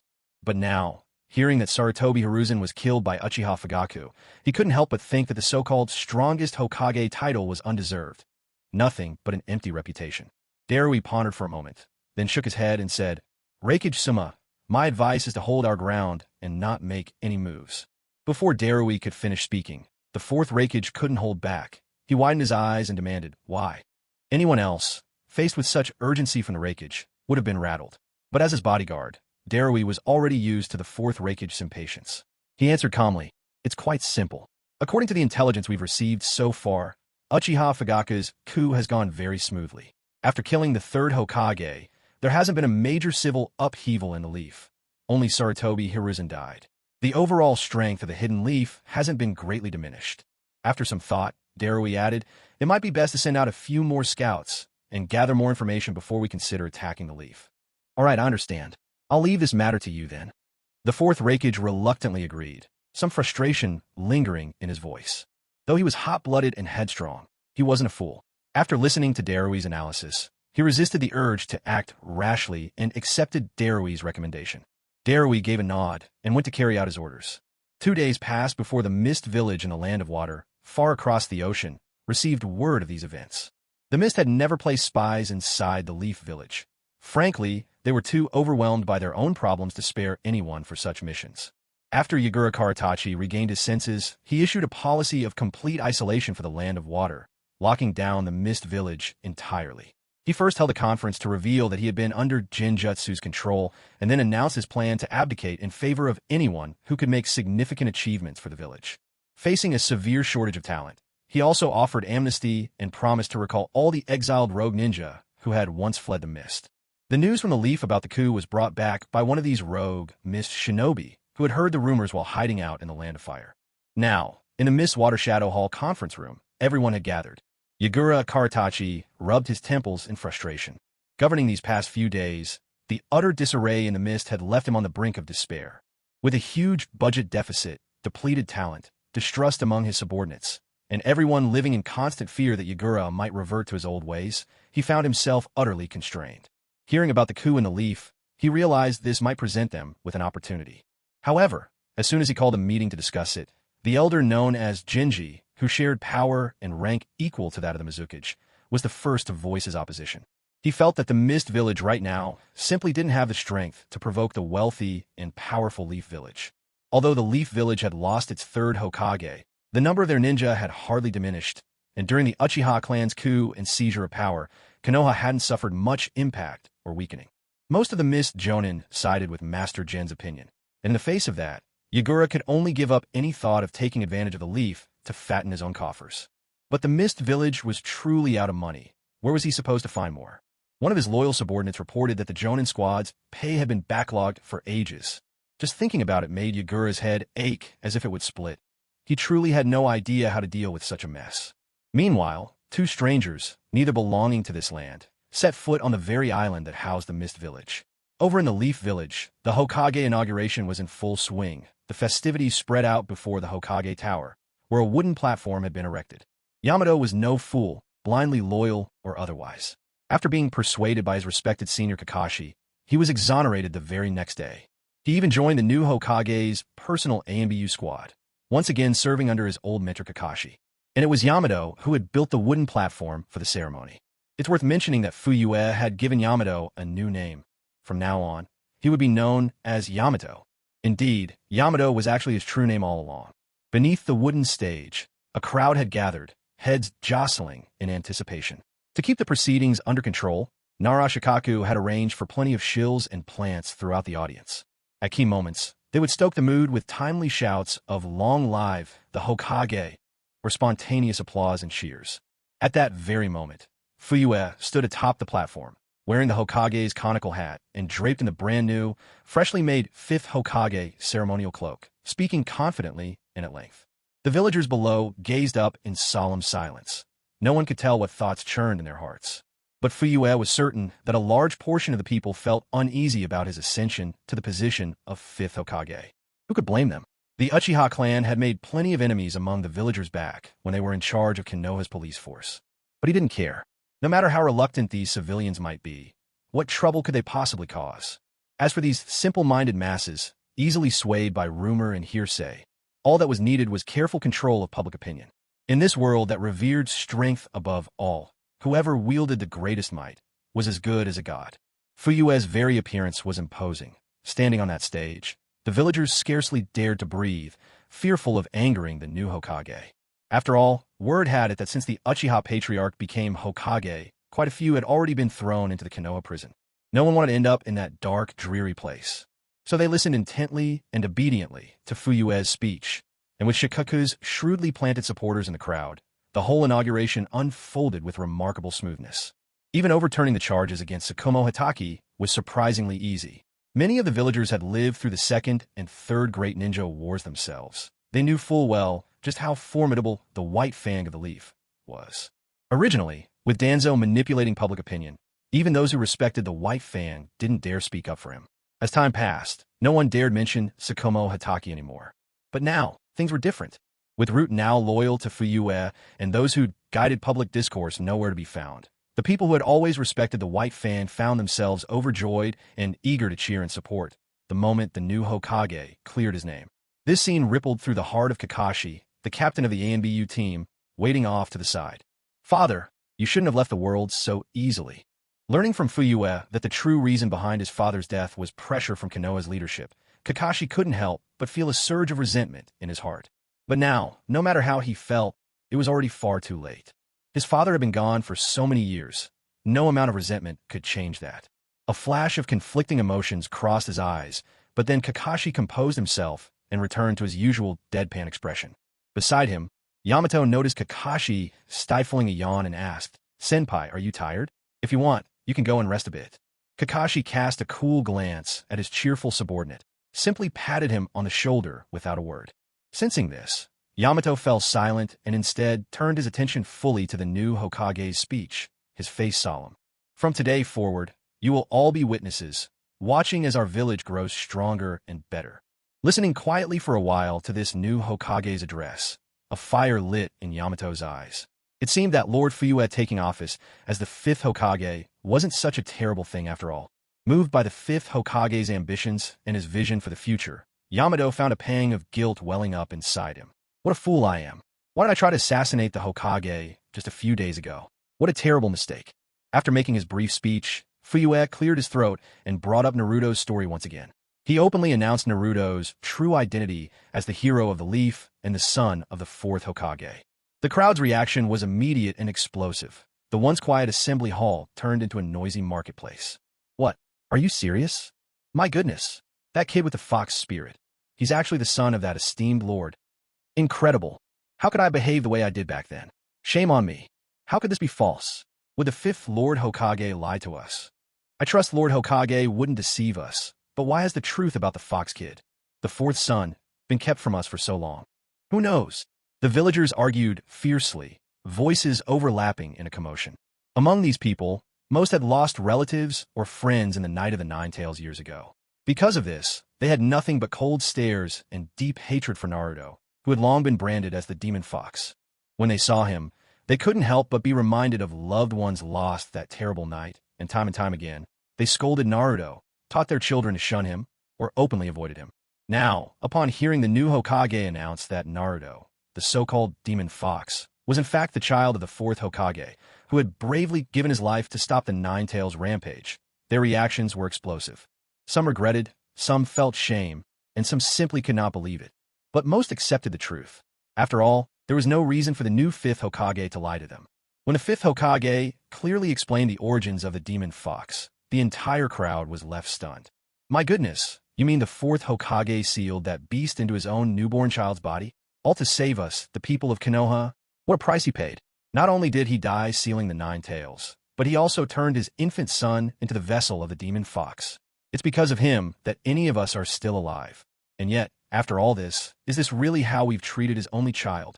At that moment, those strategically placed among the crowd began to speak up, feigning shock. Guided by them, the townspeople, already racked with guilt, felt the burden on their hearts grow even heavier. If Naruto appeared before them now, they would likely rush over en masse to apologize. What those voices in the crowd said was true. If the fourth Hokage had not sacrificed himself to seal the Nine Tails, at least half of them would have perished before the crisis was ended. All right, everyone quiet down. With a wave of both hands, Fuyu calmed the crowd, and the once noisy throng quickly grew silent. In the past, the third Hokage shielded you from the truth and kept Naruto's identity a secret. For everything up until today, I will not hold anyone accountable. But from this day forward, I do not wish to hear another malicious word spoken against our hero's child. Is that clear? We understand. We got it. It's all the third Hokage's fault. If he had only told us sooner. If we know Naruto was the fourth Hokage's son, we never would have treated him like that. Some parents thought back to all the times they picked their kids up from ninja school. Every time they spotted Naruto, they would have something disparaging to say, sometimes even instructing their children, right in front of Naruto, to stay away from him. Thinking of this now, their hearts were filled with turmoil. Led by those planted in the crowd, some guilt-ridden villagers, who always believed rumors, now found a scapegoat. They laid all the blame upon the third Hokage for keeping Naruto's true identity secret. On stage, Fuyu's eyes flashed with a trace of satisfaction at this outcome. This turn of events meant that the prestige of the third Hokage had taken a noticeable tumble. It was all to his benefit, and not at all to his detriment. While the Hokage inauguration was underway in Konoha, word of the news had already reached the royal family in the capital of the Land of Fire. What? Konoha has a new Hokage. The news had so shocked the daimyo of the Land of Fire that even his folding fan froze mid-air in his hand. At that moment, an urgent announcement came from outside. A middle-aged man, dressed in the manner of a noble, strode hastily into the palace hall before the daimyo could even summon him. The daimyo's gaze darkened with displeasure as he saw the newcomer, his still-raised fan pointing accusingly at the man as he was about to lash out, but the man quickly announced, "My lord, there is urgent news." The middle-aged man seemed to know the daimyo's temper well, and hurried to speak before the daimyo had a chance to erupt. The daimyo blinked, took a long breath, and demanded, "What is this matter? Speak quickly." The man replied, "My lord, a report has come from outside. The Uchiha clan of Konoha has staged a coup. Uchiha Fugaku, the clan leader, has assassinated the third Hokage and proclaimed himself the fifth Hokage."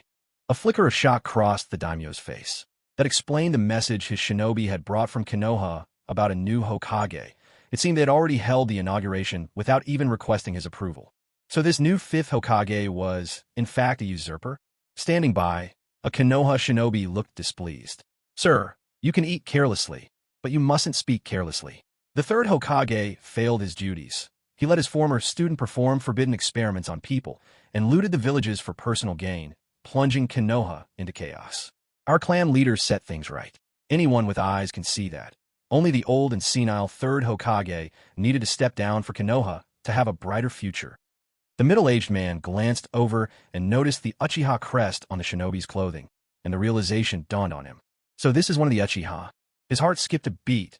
Bad-mouthing the Uchiha in front of them was clearly unwise. After all, these shinobi were known for their deadly ways, and if they sought revenge. He hurriedly tried to explain himself. "Of course, brother. I mean no offense. I simply bring the report as it reached me. And, turning to the daimyo, declared with the utmost sincerity, "My lord, these are simply rumors in circulation. I know little more than that." The Uchiha clansman let out a cold snort but went on in silence. On his throne, the daimyo's expression grew stormy. This wretched Konoha shinobi had dared threaten his subordinate right in front of him. Bold indeed, beyond imagination. What the daimyo failed to notice, however, was that the faces of the 12 guardian ninja standing behind him had each betrayed a subtle change. The 12 guardian ninja did not guard the daimyo day and night without pause. They took turns, on rotation, to protect him. Today, there are 4 of the 12 guardian ninja assigned to protect the daimyo: Kita, Minami, Nishi, and Higashi. They are well known under the name the 4 Thunder Veterans. When they combine their powers, they can unleash the jutsu, Lightning Escape, Thunder Dream, Thunder Man. Their strength is formidable, and their fame is widely recognized beyond the capital. Higashi is the only woman among them. She spoke in a low voice. "This isn't good. If Asuma finds out about this, he might just run back for revenge, don't you think?" Kita's eyes widened in alarm. "Absolutely not. There's no way Asuma could succeed on his own. We're talking about the Uchiha clan here, only the greatest and most powerful family in the ninja world. That settles it. You all keep watching the daimyo. I'll go find Asuma and make sure he doesn't do anything reckless." As she said this, Higashi cast a casual glance at the Uchiha ninja below, standing arms crossed. "Go ahead, you can count on us. The 3 of us are enough to protect the daimyo. Your priority is to find Asuma and talk him down." Nishi agreed without hesitation. There's a bond that connects the 12 guardian ninja, a kind of camaraderie that makes them deeply care for one another. They all knew if Asuma heard that his father had been killed, he would go home in a flash, determined to seek revenge.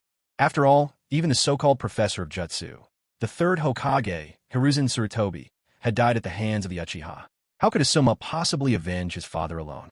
As Asuma's colleagues and friends, the last thing they wanted was to see him throw his life away.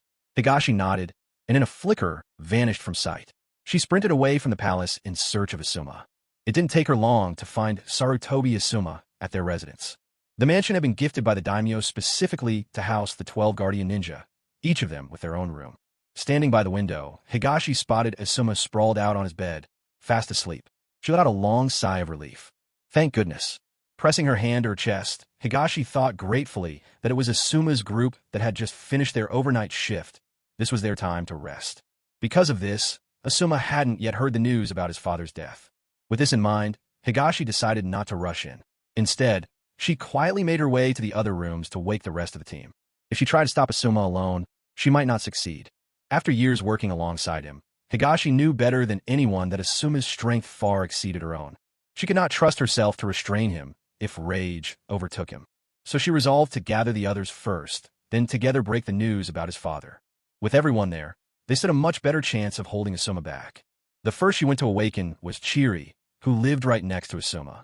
Dilu was the abbot of the Temple of Fire, and his head was worth 30 million taels on the black market, a bounty higher than any of the other 12 guardian ninja. His skills were unrivaled, earning the respect of several among their ranks. His strength was on par with Asuma Saratobi. Dongmao didn't even bother knocking on the door. She didn't want to make a sound and risk waking Asuma next door. She simply slipped into Dilu's room, pushing the door open in silence. Dilu, however, was nothing if not vigilant. In fact, he might not have been asleep at all. The moment Dongmao entered, he sat up abruptly in bed, his eyes sharp and alert as he watched the figure framed in the doorway. Who is it? Dilu's voice was low and commanding. He was well aware of the 30 million tael bounty on his head, and even within the palace walls, he never let his guard down for a moment. Without this cautiousness, bounty hunters would have long ago killed him for the reward. It's me. Dongmao hushed him with a finger to her lips, signaling for silence. Only after he recognized her did Dilu's tension ease, though he looked at her in some confusion, asking, Dongmao, aren't you supposed to be guarding the daimyo now? How did you find time to come here? A brief flicker crossed Dilu's face. A suspicion took hold. Pressing his palms together in front of his chest, he whispered a prayer under his breath. Dongmao was utterly perplexed by Dilu's sudden piety, until his next words made her cheeks flush. Dongmao, I am a monk of the Buddhist order. I must abstain from all worldly desires, especially those involving women. Dilu delivered his statement with an air of compassionate solemnity. Hearing Dilu utter these words with a straight face, Dongmao burst out, Bald monk, what nonsense. I'm here for something entirely different. Seeing Dilu's misunderstanding, Dongmao hurried to explain in a hushed voice, setting the record straight. At last, Dilu realized what was going on. I see. His brow furrowed as he asked, was Asuma's father killed? He took in a sharp breath. While others might not know the details, every member of the 12 Guardian Ninja knew. Asuma was the youngest son of the 3rd Hokage of Konoha Village. That meant the Great Lord was dead? What happened? Dilu's voice was grave as he pressed for details. Dong Mao replied, I only heard it from others, but supposedly the Uchiha clan in Konoha staged a coup. Their clan had assassinated the 3rd Hokage and installed himself as the 5th Hokage. She seemed to recall something and quickly added, by the way, there's actually a member of the Uchiha in the palace right now. For what purpose? Dilu instinctively stood up, worrying that after killing the 3rd Hokage, the Uchiha might now be targeting the daimyo. If something happened to the daimyo, it would throw the land of fire into chaos. Dong Mao waved her hand, reassuring him, no need to worry. The Uchiha who came is only a jonin, and with Shidu and the others here, the daimyo is perfectly safe. Dilu's worries did not fade upon hearing these words.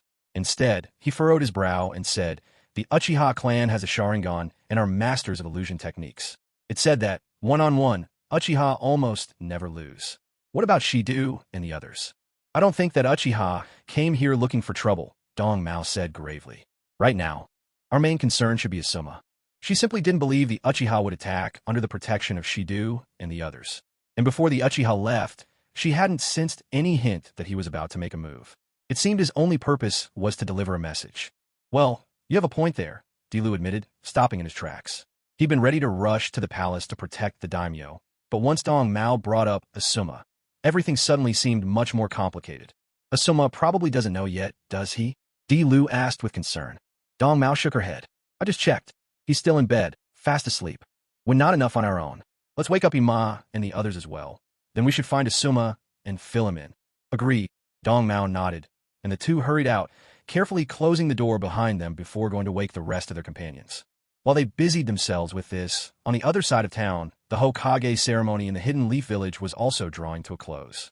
The coffin of the White Fang of the Leaf, unable to be placed at the village's memorial stone after his death all those years ago, had been buried instead beneath a large tree in a training ground he frequented during his life.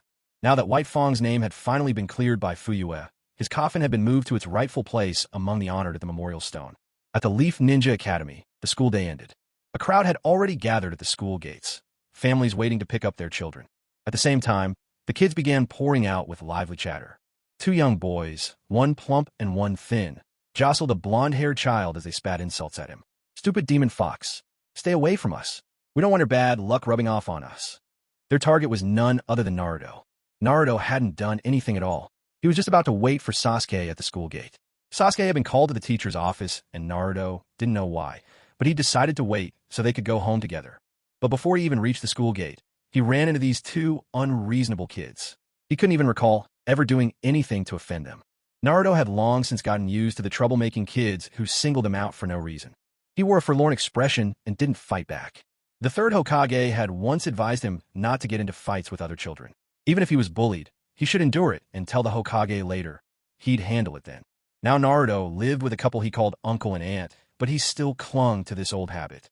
Naruto quietly tried to put some distance between himself and the bullies. But the two children refused to leave him alone, following after him relentlessly. Hey, you filthy demon fox, get in the bathroom and stay there. You can only come out after we've all left, you hear me? The chubby kid spoke coldly.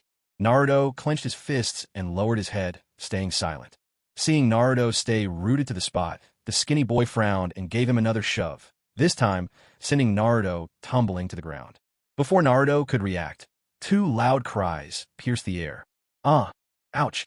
Confused, Naruto looked up and saw two adults grabbing the bullies and spanking them hard. If you won't go home after school, I'll teach you a lesson. I told you to behave. How dare you act up? A middle-aged woman seized the chubby kid's wrist in one hand, spanking him with the other, making him wail at the top of his lungs. His cries echoed like a banshee. The other child was getting the same treatment, only this time from a stern-faced middle-aged man. Naruto was bewildered by the sudden turn of events. A strange ache blossomed in his chest. He guessed these two adults had seen their sons standing with him and thought they were all friends. He'd heard it so many times, adults warning their children not to play with him. But soon after, the adults paused, turning to him with careful, apologetic smiles. Naruto, are you all right? We're so sorry. My son can be quite a troublemaker. Don't worry. I'll make sure to set him straight when we get home. The other man quickly added, "Yes, that's right, exactly," and yanked the bawling skinny boy over beside him, scolding, "Apologize to Naruto right now." The boy's tears stopped for a moment as he stared up in disbelief, as if his father's sudden change was something out of a fairy tale. The father's face hardened, a flash of anger in his eyes. "Didn't you hear me? Apologize to Naruto." Trembling at his father's shout and fearing another spanking, the skinny kid hurried out, "Is sorry, Naruto." The man grunted and forced a tight smile at Naruto, dragging his son away in quick, awkward strides. The middle-aged woman gave the chubby boy a few more sharp slaps before he grumbled his own apology. "Sorry." Her stern face finally softened. "Naruto, dear, don't worry. Annie will make sure he learns his lesson when we get home." With that, she whisked the reluctant boy away as well. Naruto stood frozen, utterly lost about what had just happened. "Naruto, are you okay? You should get up." At that moment, Hinata, who had been watching shyly from afar, hurried over and spoke softly. "Oh, it's you, Hinata." Naruto gave a sheepish grin as he scrambled back to his feet. Hinata blushed instantly when she saw Naruto grinning at her, her cheeks turning as red as a boiled shrimp, steam almost rising from her head. In a flash, she darted away. Naruto didn't give the episode much thought. With his hands behind his head, he swaggered over to his old favorite spot, a swing under a tree that was once his throne. Back before he stayed at the old man's house, he would sit alone on this swing, waiting until everyone else had gone home from school before heading home himself, solitary and quiet. But things would be different from now on. Today, he sat on the swing, waiting for Sasuke to come out. He hadn't been sitting long before even someone as oblivious as Naruto sensed something strange. The adults standing at the school gate kept glancing his way, their expressions unusually warm and friendly. Even the owner of the nearby snack shop came over in person, handing him a piping hot, freshly made wrap. Naruto remembered the shopkeeper all too well. A long time ago, he tried to buy a wrap there, but the owner had driven him out harshly, refusing to sell him anything. Still, Naruto didn't dwell on it. He never bothered himself with so many thoughts. If you're offering food, he'd gladly accept. Naruto ate the fragrant, steaming wrap with delight, his spirits soaring. Just as he finished eating, he spotted Sasuke coming out of the school gate. Naruto's eyes shone. He jumped off the swing and hurried over to Sasuke. "Hey, were you waiting for me?" Sasuke shot Naruto a sidelong glance as he spoke. Hey Sasuke, let's walk home together." Naruto chuckled cheerfully, licking his fingers where a bit of delicious sauce lingered. Sasuke looked at him with obvious distaste and hurried his pace. "Who wants to go home with you?" Yet, despite his words, Sasuke's steps slowed a little. Naruto had no idea that Sasuke's words and actions didn't match. His mind wasn't cluttered with such things. He just thought it'd be nice to walk home together, so like a little pest he caught up to Sasuke. Sasuke glanced at Naruto, a bit exasperated. He noticed a smudge of sauce at the corner of Naruto's mouth from whatever he'd just eaten. Sasuke, who had a bit of a cleanliness obsession, wrinkled his brow and pulled a tissue from his pocket. "Wipe your mouth." It was more a command than a request. Naruto grabbed the tissue and wiped his mouth awkwardly. Only then did he realize there was sauce there. Sticking out his tongue, he circled it around his lips, licking up the last of the sauce with a satisfied grin. Sasuke rolled his eyes in disbelief. Dusk was falling, and the sky darkened. Far away, in the hot springs town of the land of hot water, news of the death of the third Hokage of the Hidden Leaf Village had reached even here. Tsunade, who had stayed up all night gambling and just woken up, was about to eat before heading back to the casino when she overheard the news after barely sitting down at the table. Her expression changed at once. In a blur, she moved next to the people chatting in the neighboring room and asked coldly, "What did you just say happened to the Hidden Leaf Village?" Tsunade desperately wished what she'd heard was just an illusion, a trick of her imagination. So, she went to check with the people next door for confirmation. Once again, she received the same, irrefutable news from their mouths. The third Hokage of the Hidden Leaf Village had died. The head of the Uchiha clan had taken his place. Tsunade stood frozen in shock. The day her mentor had died was, shockingly, the very same day, just a few days ago, when she'd finally won her only bet in ages. How foolish I am. I knew it. I just knew something terrible must have happened. Why else would the universe let me win a gamble? Every time I win a bet, something terrible always happens, Tsunade murmured to herself. Shizen watched her with deep worry, unsure how to offer comfort. Far away in the land of bears, in a small town's public bathhouse, in a hidden corner of the women's section, a man with spiky hair was peering from behind a screen, surrounded by a few empty sake bottles. That white-haired man was none other than Jiraiya. A mischievous grin tugged at his lips, and inspiration sparkled in his mind. He'd found more excellent material for tonight. As he gazed, utterly entranced, at the graceful, youthful women in the pool, Jiraiya's attention was suddenly caught by a conversation breaking out nearby. Hey, did you all hear news? What's going on? Did something else happen again? A few elderly women spoke in noisy chatter. Annoyed, Jiraiya frowned. Couldn't these old hens take their gossip elsewhere? Their clamor was ruining his creative process. Just as he was about to cover his ears and refocus, his movements froze mid-air. I heard it from my sister's husband's brother, who said that over in the Land of Fire's Hidden Leaf Village, a Hokage has died. Oh my, really? A Hokage dead? Are you serious? I'm telling you, it's absolutely true. My sister's husband's brother would never make something like that up. I heard it myself. They said, the third Hokage. He's dead. The third Hokage? That's the biggest official there. How'd he die? They say it was an assassination. Some Uchiha clan betrayed the village, killed the Hokage, and took over the position themselves. Goodness gracious! My brother and his whole family were planning to move to the Leaf Village and were supposed to leave tomorrow. No way. I've got to rush home and talk them out of it. With someone so important just killed, who knows how much chaos there'll be? You're absolutely right. You really should warn your brother. Bringing the whole family there now could be a death sentence. It just isn't worth it. The ninja world just found a bit of peace in recent years. Honestly, just staying alive is good enough. At that moment, Jiraiya had no interest in the young women anymore. His eyes were vacant, mouth agape, dazed and lost in thought. What had he just heard? The third Hokage is dead? His sensei had passed away? How could this be? Although sensei was getting on in years, he was still in good health when he left the village, wasn't he? When the old woman revealed that it had been an assassination, Jiraiya's confusion only deepened.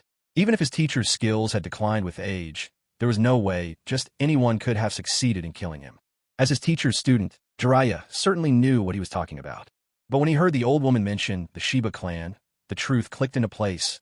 It had to be the Uchiha clan. So, it was the Uchiha clan that assassinated his teacher.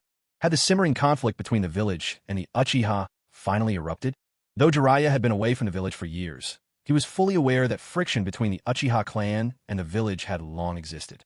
Originally, after Jiraiya's own student, Minato Namikaze, had become the fourth Hokage, the relationship between the village and the Uchiha improved somewhat, thanks to Minato's rapport with the Uchiha clan head, Fugaku Uchiha. But since Minato's sacrifice on the night of the Nine-Tails attack, tensions had only grown worse. Sensei, in the end, you couldn't resolve this conflict. You even lost your life at the hands of the Uchiha. A complex mix of emotions crossed Jiraiya's face. For someone to assassinate his teacher, it had to be Fugaku himself who acted. In Jiraiya's eyes, Fugaku Uchiha, the clan head, was the strongest among the Uchiha. Fugaku had earned the title Demon-Eyed in the Third Great Ninja War for his formidable prowess, gaining the respect of enemies. If Fugaku was the one who struck, and with his teacher's strength perhaps having waned with age, maybe he really couldn't have held out. No, I can't accept that Sensei just died like this. A cold glint flashed in Jiraiya's eyes. He quickly disappeared from the bathhouse, hurried back to his inn, tossed a few essentials into a bag, and set off towards the Land of Fire. He had decided to return to the village to find out what really happened. If the opportunity arose, avenging his sensei would be even better. But first, he needed to uncover the truth. Jiraiya was no fool. After a relentless journey that lasted day and night, he reached the Land of Fire. Rather than rush straight to Konoha, he sought out an underground black market nearby. He intended to gather information about Konoha first. Intelligence would guide his next move. Finding an information broker in the black market, Jiraiya spent just enough silver to purchase news about the village. When he finished reading the report, his face darkened. He had thought that even if Fugaku Uchiha managed to assassinate Sensei, it wouldn't be so easy for him to become Hokage. After all, plenty of clans remained in the village. Why would they ever agree to let the Uchiha occupy the seat of Hokage? Yet the facts defied his expectations. Konoha hadn't descended into chaos. Everything was eerily calm, as if Sensei's death hadn't stirred even the faintest ripple. Jiraiya was utterly baffled. Had all the major clans thrown in their lot with the Uchiha? In that case, it would be unwise for him to return to the village alone. He couldn't possibly take on the entire village by himself. His master's family had been wiped out, along with the clans of Lord Danzo and several other elders. As his master's disciple, he naturally bore that label, a clear opposition to the Uchiha clan who assassinated his teacher. Going back now would be walking right into a trap. Jiraiya pondered for a long time before turning away. He decided to find Tsunade and Orochimaru to discuss whether they could return to the village together. With Tsunade and Orochimaru accompanying him, Jiraiya felt far more at ease. If they couldn't win a fight, at least they could escape. After all, the three of them each had formidable summoned beasts. none were easily bested. Without lingering, Jiraiya quickly left the Land of Fire and set off to track down his two old friends. At the border of the Land of Fire, there stood an outpost. This was a secluded mountain valley. The Hidden Leaf Village had designated it as a frontline base, stationing 5 squads of ninja here to keep watch over the border. Should anything happen, they would immediately send word back to the village, and at the same time, take the vanguard in fending off any illegal invaders. The goal was to buy the village precious time to respond. One day, an uninvited guest arrived at the camp. A member of the Leaf Sambu, with flowing silver hair and a striking fox mask, crouched silently on a tree branch. Behind him, dozens of other ninja, silent as shadows, settled among the branches. All of them dressed in the same umbu attire. If any of the village's senior leadership had been present, they would have realized this was a joint operation. Members of the Hokage's personal umbu and the Root Division working together. A rare mission that brought together both the Hokage's direct umbu and Root. Leading the operation was Kakashi, captain of the Hokage's personal umbu. Beside him, slightly behind, stood Ryoma Aburame, the current leader of Root, hooded, cloaked in black robes, and his form all but hidden by sunglasses and shadows. We've confirmed it. Tents 1 through 9 house members of the Sarutobi clan. An umbu appeared on a nearby tree, respectfully kneeling on one knee as he reported the latest intelligence to Kakashi and Ryoma. On this mission, Kakashi was the commanding officer, with Ryoma Aburame acting as his deputy. A cold glint flashed across Kakashi's eyes as he glanced at the thin spirals of smoke rising from the campfires below. His voice was calm and icy. We move after nightfall. Leave no survivors among the Sarutobi remnants. Night fell. Under a moonless, starless sky, the camp became the perfect stage for a deadly ambush. Like specters, the umbu slipped into the valley camp without a sound. The sentries were dispatched first, quietly and efficiently, then the people inside the tents. Once they had eliminated the last of the Sarutobi survivors, the umbu and Root vanished as silently as they had appeared. The valley returned to a deceptive calm, undisturbed and almost indistinguishable from any other morning. But the blood seeping from the tents betrayed the brutal events of the night. The next morning, several ninja from the Hyuga clan awoke in their tents. They were assigned to watch the border. Something's wrong. A sharp cry rang out. He immediately sensed that something was wrong. A red pool of water had formed right in the middle of the camp. His face went pale with shock as he looked around. From nearly every tent, a dark, crimson stream was trickling out, all converging in that sunken, blood-red puddle. Have we been attacked? Are all our comrades dead? That was the very first thought that flashed through his mind. The next moment, suspicion crept in. Why then, were the few of them still alive? Were they singled out and purposely spared? That didn't make any sense either. Right then, his clansmen began rushing out of their tents one after another. Stunned by the horrific sight before them, they all stared, dumbfounded. Datu, what on earth is going on? Datu was the first of the Hyuga clan to step outside. Hyuga Datu shook his head in complete bewilderment. I have no idea. It was already like this when I came out. As he spoke, all of them instinctively activated their Byakugan. They scanned the camp with tense vigilance. When they found no enemies, only then did they slightly relax.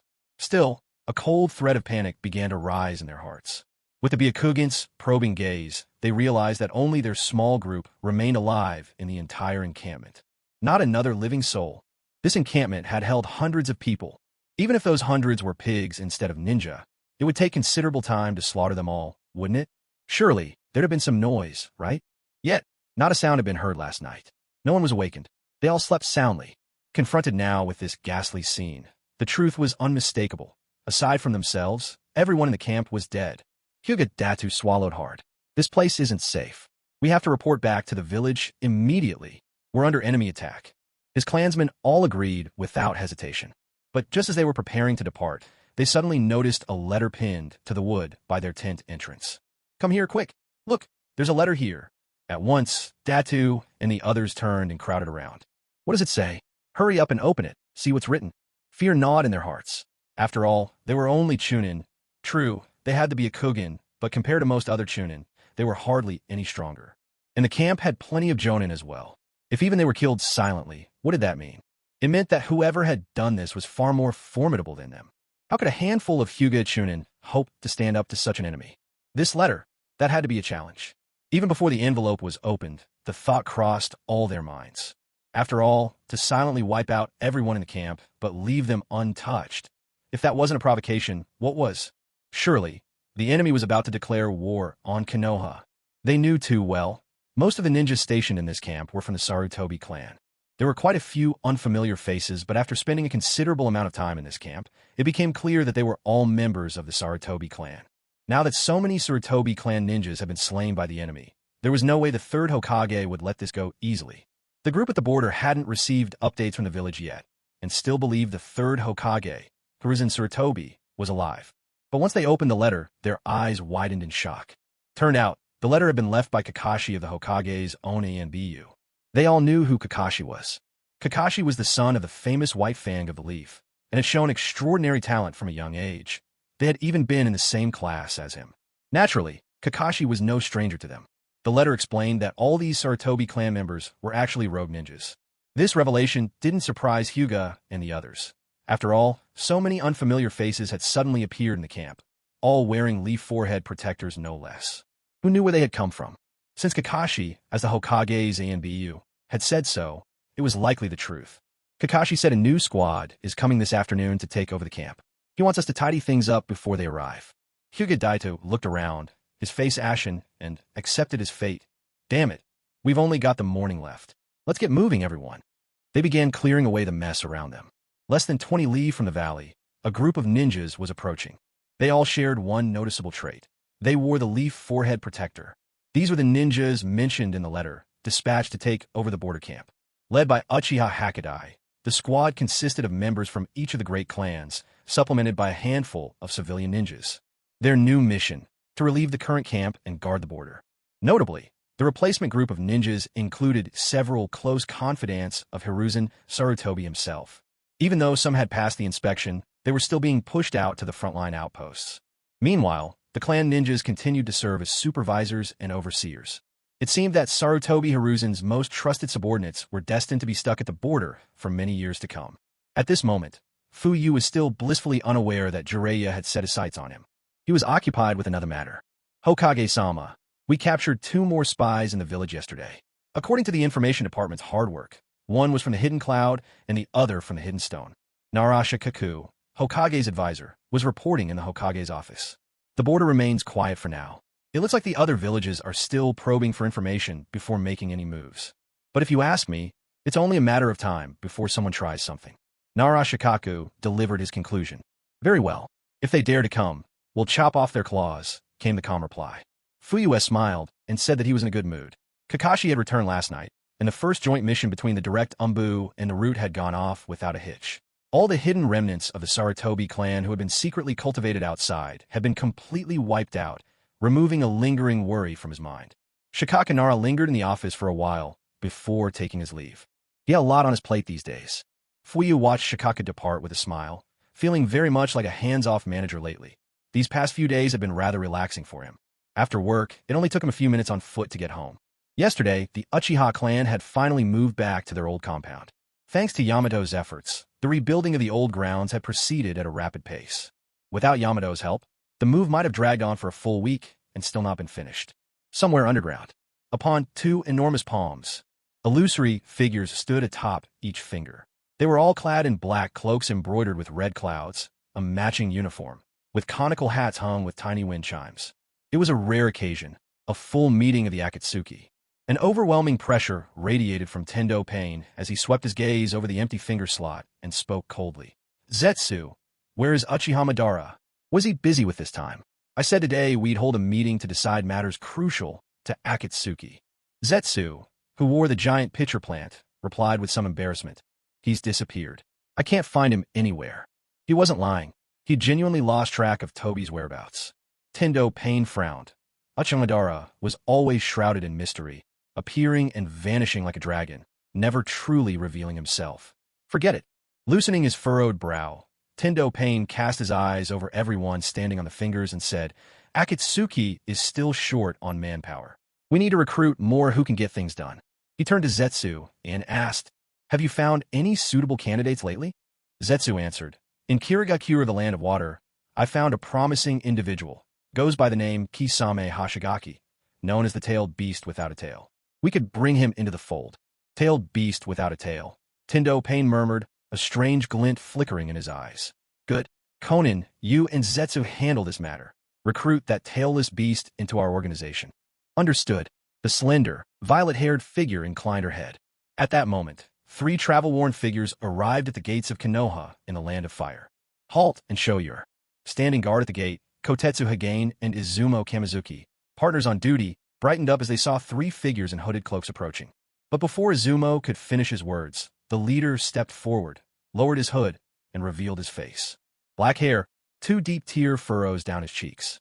For a brief moment, Izumo recognized him right away. Ah, it's Itachi. Haha, please come in. Steel and Iron coughed lightly, feeling a wave of relief. After all, this was the son of the Hokage. Thankfully, he hadn't managed to stop them in time.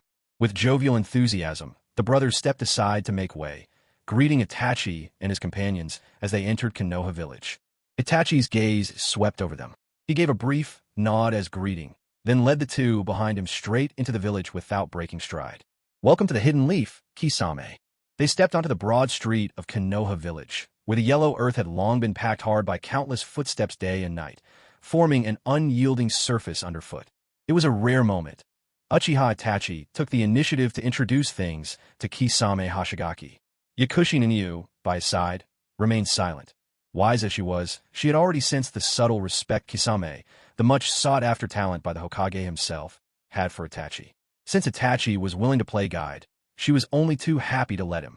That over there is one of Konoha's unique sights. The Hokage Rock, Itachi said, pointing toward the massive stone face wall.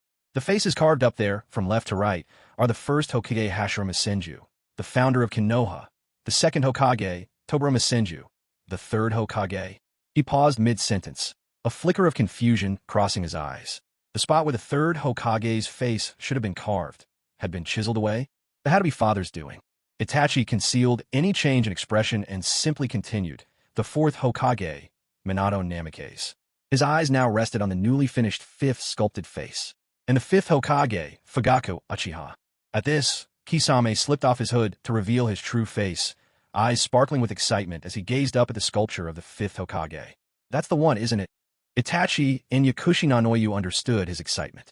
Before their mission had begun, even before they'd set out from the Hokage's office, Itachi's father, Fugaku Uchiha, had sent Kisame a message through them. At the time, neither Itachi nor Yakushi Nanoyu had put much faith in it. Kisame, after all, was a jonin from Kirigakure. Surely he wouldn't switch sides just because of a mere message that sounded almost too good to be true? But when they arrived in the Mist Village and sought Kisame out, things didn't go smoothly at first. It wasn't until Itachi remembered his father's instructions, believing Fugaku wouldn't waste words without reason, that he decided to repeat the message to Kisame. To both his and Nanoyu's surprise, Kisame, who had seemed reluctant and cool before, suddenly believed it. Just like that. He believed that the Hidden Leaf would bring peace to the ninja world and shape a future without war. Good heavens, even Itachi and Nanoyu hardly believed those words. Yet Kisame, a ninja from another village, did. All one could say was that the world was full of astonishing surprises. Still, with the mission now accomplished, the 2 were only too glad to hurry Kisame back with them, eager to return home without delay. Yes, that's the 5th Hokage statue. I'll take you to meet him now. Itachi, wearing a rare smile, said softly. All right, let's go. Kisame's eyes lit up, and as if sensing his master's excitement, a subtle movement stirred the cloth at his back. Itachi and Nanoyu Yakushi weren't surprised by this. The 2 of them knew that Kisame's weapon was Samahata, one of the 7 ninja swords of the Hidden Mist. Samahata was a rare and sentient blade with a will of its own. Not only could it absorb an opponent's chakra and make it its own, but it could also store large amounts of chakra, which it used to stimulate cellular regeneration.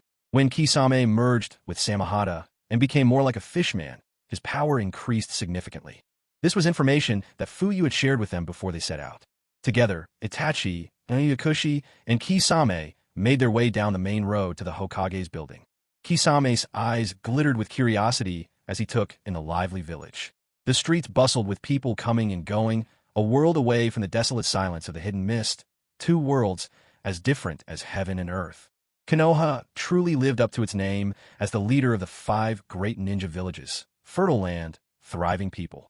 Kisame silently compared the 2 villages in his heart, realizing there was simply no comparison at all. Meanwhile, Kisame's distinctive and seldom-seen appearance began attracting attention from passers-by. The villagers looked on with keen curiosity, intrigued by this newcomer.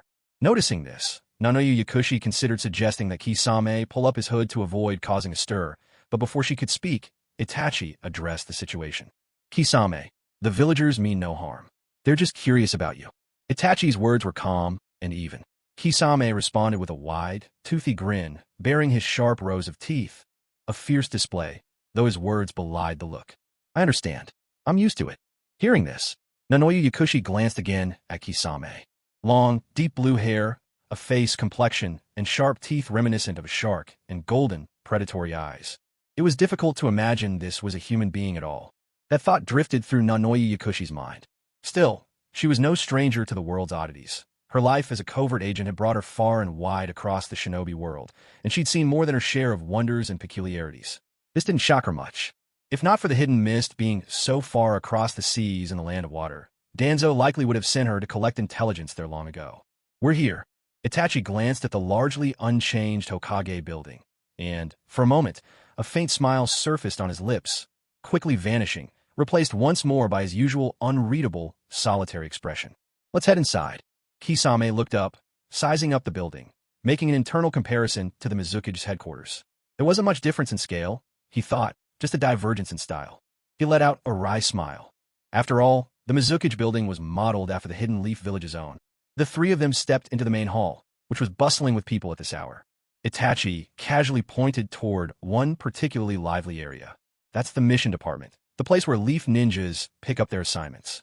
You can get D rank, C rank, and some B rank missions here. Anything higher than that, you'll have to go directly to the Hokage for a task. In the future, if you find yourself with nothing to do, you can come here and pick up some missions. As for the rewards, they're far better here than in the Hidden Mist Village. Kisame nodded to himself. The Mist Village had been thrown into chaos by the Fourth Mizukage's reckless rule. On top of that, the Land of Water lay out at sea, far from the continent, with a sparse population, limited trade, and a struggling economy. Naturally, the payouts for missions there couldn't compare to what other ninja villages offered. Meanwhile, the Land of Fire was the most prosperous nation in the shinobi world. Its rich soil, temperate climate, beautiful landscapes, and large population all contributed to the substantial rewards for missions. By comparison, the Mist Village's rewards truly paled. Excuse me, would you please inform the Hokage? We have returned from an assignment and need to report in to hand over our mission. Itachi addressed the ninja stationed at the counter beside the staircase. This ninja belonged to the Uchiha clan. He looked up, recognized the eldest son of his own family at once, and agreed without hesitation, immediately sending someone up the stairs to pass along the message. Truth be told, Itachi could have simply led his group straight upstairs to look for the Hokage, but he was someone who respected the rules. Cutting corners or asking for special treatment just wasn't his style. As they waited, Kisame's unusual appearance drew attention from the ninjas gathered near the mission desk. Hey, check out that guy. Doesn't he look odd? Yeah, he doesn't seem familiar. I don't think he's from around here. Well, obviously. Did you not see the forehead protector? He's from the Hidden Mist. How'd you miss that? Who pays attention to that at first glance? Huh, but seriously, what's a guy from the Mist Village doing here in our village? Who knows? The ninjas waiting to collect missions whispered among themselves. Still, both Itachi and Kisame were elite jonin, sharp-eared and perceptive. Despite the hushed tones, they caught every word with perfect clarity. Itachi glanced sideways at Kisame, hiding his reaction. He saw that Kisame remained calm, even quietly observing his surroundings with curiosity. From their very first encounter, through every moment of observation since, Itachi had to admit his father had been right. Kisame truly was extraordinary. Soon, the Uchiha clan member who had gone upstairs returned and informed them that they could go up. Itachi led the way, Kisame walked in the middle, and Yakushi no Noyu followed a step behind. Arriving at the entrance to the Hokage's office, Itachi Uchiha was just about to raise his hand to knock when the door swung open on its own. Assistant Lord Narashikaku greeted them with a friendly nod, his gaze lingering on Kisame Hashigaki behind Itachi for a few moments before giving him a cordial nod as well. The Hokage is inside. Please go on in. Thank you, Itachi replied respectfully. It had to be said, when facing Konoha's higher-ups, Itachi always showed deference, nothing like the aloof and solitary figure most outsiders imagined. Shikaku turned and went into the room next door. Itachi spoke casually. That was Konoha's Hokage assistant, just now. He's like your village's elder, but with less authority. His power falls beneath the Hokage. Kisame nodded, suddenly understanding. Let's go in. The three of them entered the Hokage's office. Yakushi no Noyu, coming in last, quietly closed the door behind them. You're here. Sitting on a sofa in the reception area to the right of the door, Fuyue turned and immediately caught sight of the towering, shark-faced Kisame behind Itachi. His eyes lit up with interest. When he had originally asked Itachi and Yakushi Nanoyu to visit Kirigakure, it was partly on a whim, hoping for a lucky result. He hadn't expected Kisame Hashigaki would actually be persuaded to come along. "Take a seat," Fuyue said, his smile warm as he gestured to the sofa opposite him. Since the Hokage was his own father, Itachi had no qualms. He sat down right away. Seeing Itachi lead the way, Kisame and Yakushi Nanoyu quickly took seats beside him. Kisame's golden eyes swept over the stern, square-faced man before him. So this was Konoha's newly instated 5th Hokage? The one who was rumored to unify the shinobi world someday, bringing peace to all? There was fire in Kisame's gaze, like he was meeting someone he idolized. Impulsive by nature, he could barely contain himself. The moment he was seated, he jumped right back up and eagerly asked, "Itachi said you have a way to unite the shinobi world. Is that true?" He couldn't wait to hear it straight from the man himself. Fuyue wasted no time or words. He didn't mention anything about the Eye of the Moon plan. Instead, he intended to show Kisame a demonstration of his power. Let him witness that invincible strength, and he would surely believe. Originally, Fuyue had planned to talk things over with Kisame, but now that seemed unnecessary. Putting down the teapot, Fuyue stood up and said, "It's true. Come with me. I'll show you right now the power that can unite the shinobi world." Kisame was both skeptical and intrigued. At this moment, with Fuyue not displaying his eternal Mangekyo Sharingan, Kisame couldn't sense the terrifying extent of this man's strength. He just had a vague feeling. The 5th Hokage was dangerous. Beyond that, he knew nothing. "Father, should we wait for you here?" Itachi took the initiative to ask.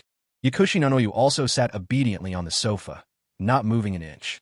"You all come along too," Fuyue said, waving his hand, and took the lead out of the room. Whether it was one person, 2, or 3, it made no difference to him. He would just let them watch. Itachi was his own son, and now that he held authority in Konoha, there was no one in a position to go against him. Yakushi Nanoyu was bound to the orphanage, and now that the only one who could control her, Danzo, was dead, her loyalty was essentially secured as long as she cared about the orphanage's well-being. As they walked, members of the Uchiha clan greeted Fuyue one after another with respectful bows. Because the Uchiha compound's training ground was the closest to the Hokage building, Fuyue simply brought all 3 of them there. Lately, the Uchiha's ninja had all been busy, so the training ground was completely empty. Fuyue asked Itachi, Kisame, and Yakushi Nanoyu to step back a little. Then, he activated the Eternal Mangekyo Sharingan. The moment the Eternal Mangekyo Sharingan manifested, Kisame's expression changed dramatically. He could feel that this man had grown so much stronger than before. He couldn't even guess by how much. But what shocked him more was what happened next. A gigantic crimson warrior appeared out of thin air. To show Kisame his real power and win him over, Fuyue went straight to the complete form of Susanoo. This ultimate Susanoo could only be achieved by wielding the full ocular power of the Mangekyo Sharingan and commanding an enormous reserve of chakra. Now, the crimson Susanoo loomed, its colossal body blazing with stable chakra. Not only could it cleave through mountains and meteors with ease, it also possessed the power of flight and could form hand signs to unleash the wielder's most formidable jutsu. Cloaked in a mantle of red flames, the giant spread tremendous wings from its back, clutching the Yada mirror in its left hand and the Tatsuka blade in its right. Fuyue stood atop the giant's head, gazing curiously at his own Susanoo in complete form for the first time. After all, in the anime, Fugaku's Susanoo had never been shown. Surveying this war god, whose grandeur rivaled that of Uchiha Madara's, a look of satisfaction flickered in Fuyue's eyes. When he noticed that Susanoo was wielding both the Yada mirror and Tatsuka blade, Fuyue was momentarily stunned. He hadn't expected that. After merging with Uchiha Itachi's Mangekyo, he would also inherit these 2 legendary artifacts. It was a most unexpected blessing. And to think, it meant that Itachi must have obtained these legendary weapons long before the night of the clan's massacre. The Yada mirror was an ethereal shield, capable of altering its properties to neutralize any attack, adapting to whatever chakra nature was coming at it. The Tatsuka blade, a form of the Kusanagi sword, could entrap anyone it pierced within a blissful, dreamlike illusion, sealing them away forever. With these 2 divine artifacts in hand, Fuyue now even dared to confront the heavenly path pain head-on. Looking down from above, Fuyue saw Uchiha Itachi, Kisame Hashigaki, and Yakushi Nanoyu, who appeared as tiny as ants. With a thought, The twin wings of Susanoo unfurled and began to beat. A great surge of wind swept across the land, sending sand and rocks flying. Amidst this raging tempest, the colossal, crimson war god hovered in the air. Itachi stared blankly at this complete form of Susanoo. For a moment, he was utterly stunned. Of course he recognized what it was. Before his Mangekyo Sharingan failed him, he too had tried to summon the third, godlike power that only the Mangekyo could awaken. But back then, he could only manage a half-finished manifestation. The second stage, its form skeletal, covered in meridian lines and patches of flesh, wrapped in a cloaked aura of chakra, and capable of wielding weapons. He could sense there was still a higher form beyond this, but pressing on would have drained his vision, perhaps even damaged his eyes. So he had chosen to stop. Even so, after his attempt, his eyes had wept blood. The burning pain didn't subside for a long time. And now, his father's Susanoo. So this is the power of the eternal Mangekyo Sharingan. Uchiha Itachi stood transfixed, lost in awe. Standing beside him, Kisame Hoshigaki and Yakushi Nanoyu also wore faces of profound shock. To this, Kisame's eyes bulged as he felt the overwhelming chakra and oppressive energy radiating from the towering giant. The Samahata, strapped across his back, even sent him a clear warning. This was not an opponent they could afford to face. He had a premonition. He wouldn't even be able to withstand a single blow from this giant. So this is the source of the Hokage's confidence to unify the entire shinobi world. Kisame's body trembled, not from fear, but from barely contained excitement. Rumor had it that Uchiha Madara, the so-called Asura of the shinobi world, had wielded power akin to that of a demon god, summoning forth a titanic avatar of destruction. This man, too, hailed from the Uchiha clan. Judging by the sight before him, the giant he summoned could hardly be inferior to the legendary demon god of Madara. Just thinking about it filled Kisame with exhilaration. The Asura of the shinobi world, an existence on par with the so-called god of shinobi. Only a hair's breadth separated the Asura from the god of shinobi. He couldn't help but wonder, if it weren't for Hashirama Senju, the god of shinobi, perhaps Madara Uchiha, the Asura, might have claimed that divine title. After all, both men had once stood undefeated above all others. And now, this man possessed a demon god like Madara. It was as though he too had become Madara Uchiha, even the very god of shinobi. A thunderous realization exploded in Kisame's heart. His eyes blazed with fanatic fervor. In today's world, there were no longer any beings like the god of shinobi or the Asura, none who could rival the power of legend. If this man truly wielded strength on par with Madara, then perhaps his vision of unifying the shinobi world in the near future might not be just an idle dream. Just like Madara Uchiha back in his prime, sweeping through the shinobi world with unstoppable force, who would dare defy him? Kisame Hoshigaki had long grown weary of the numbing repetition of missions and killing. That was why, when Itachi Uchiha spoke of creating a peaceful future, Kisame agreed to follow him to the Hidden Leaf Village without hesitation. And now, he was witnessing a power capable of uniting the entire shinobi world and finally achieving lasting peace. Noticing the change in Kisame's expression, Fuyu smiled subtly to himself. He knew Kisame's heart was set. His loyalty was won. Fuyu then released Susanoo and landed lightly back on the ground. For Fuyu, who possessed the eternal Mangekyo Sharingan, summoning a complete body Susanoo was not difficult at all. In fact, it felt almost effortless. "My lord," Kisame said fervently, dropping to one knee. "I, Kisame Hoshigaki, willingly pledge myself to you. Please, allow me to offer what little strength I have to the cause of unifying the ninja world to bring about everlasting peace." "Very good, Kisame," Fuyu replied, helping him back to his feet with a smile. "Don't worry, the day of peace isn't far off." Fuyu was tall to begin with, almost the same height as Kisame, so they stood nearly eye to eye. "You've all been through a lot. Rest up for a few days," Fuyu said, then turned to Itachi. "Itachi, take Kisame to see Uchiha Hakadai. Have him arrange a place for Kisame to stay in our clan's district. Tell him I sent you. And bring him to the Hokage's office tomorrow, so we can take care of his residency paperwork." "Yes, father." Fuyu nodded with approval, then turned his gaze to the quietly attentive Nono Yakushi. "Nono." "Yes, sir." Nono Yakushi straightened up, voice clear and eager. "Kabuto is back in the village now. You can return to the orphanage and see him," Fuyu said with a gentle smile. Nono Yakushi's eyes lit up with joy. Thanks to Danzo's interference, she and Kabuto hadn't seen each other in years. She truly missed the clever, kind Kabuto from their orphanage days. Now she was overflowing with excitement, eager to rush back to the orphanage and reunite with Kabuto. She wondered how much he had changed over the years. Had he remembered to eat on time? Had he grown up well? But she knew that being forced into a spy's life by Danzo must have been rough. The fact that Kabuto had survived and made it back at all was blessing enough. Seeing Nono Yakushi's thoughts racing ahead, Fuyu waved a hand. All right, let's leave it here. I still have business to attend to, so I'll head back to the Hokage's office. Itachi, take care of Kisame. Yes, father. Itachi answered once again. Fuyu smiled and nodded to Kisame before turning and walking away. As Fuyu departed, Nono Yakushi could no longer hold back. She hurriedly said her goodbyes to Itachi and Kisame, then dashed off toward the orphanage, her heart racing with anticipation.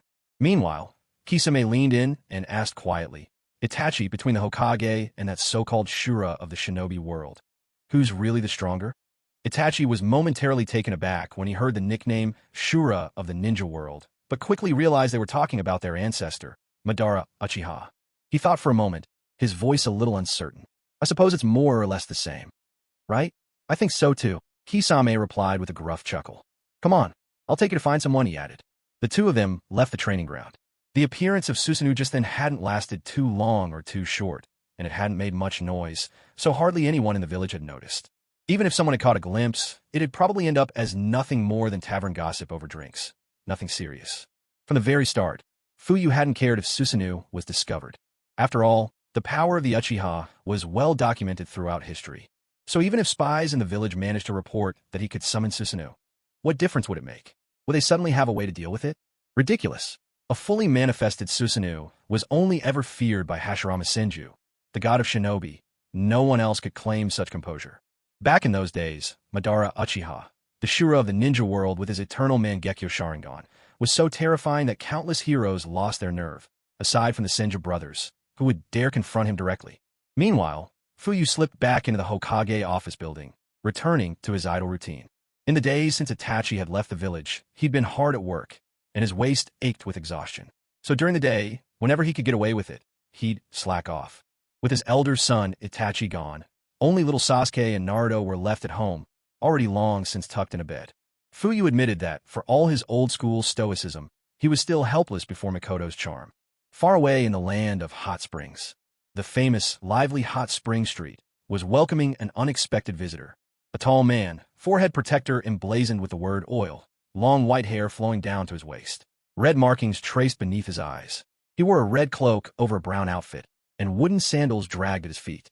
He looked perfectly at ease, almost lazy, but the flashes in his eyes betrayed a sharp awareness, taking in every detail of his surroundings.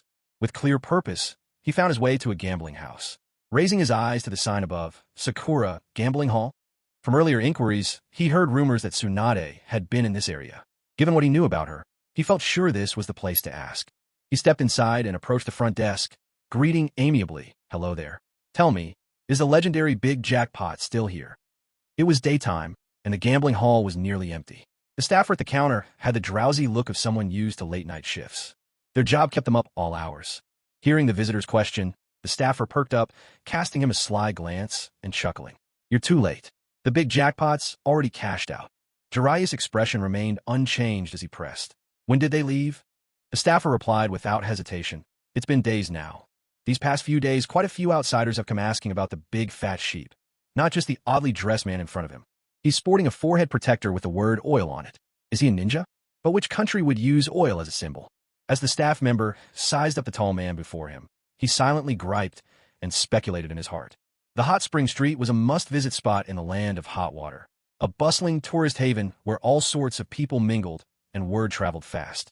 Over the years working at this gambling parlor, he'd seen guests from every nation, but he had never heard of a ninja village from the land of oil. "Do you know where they went?"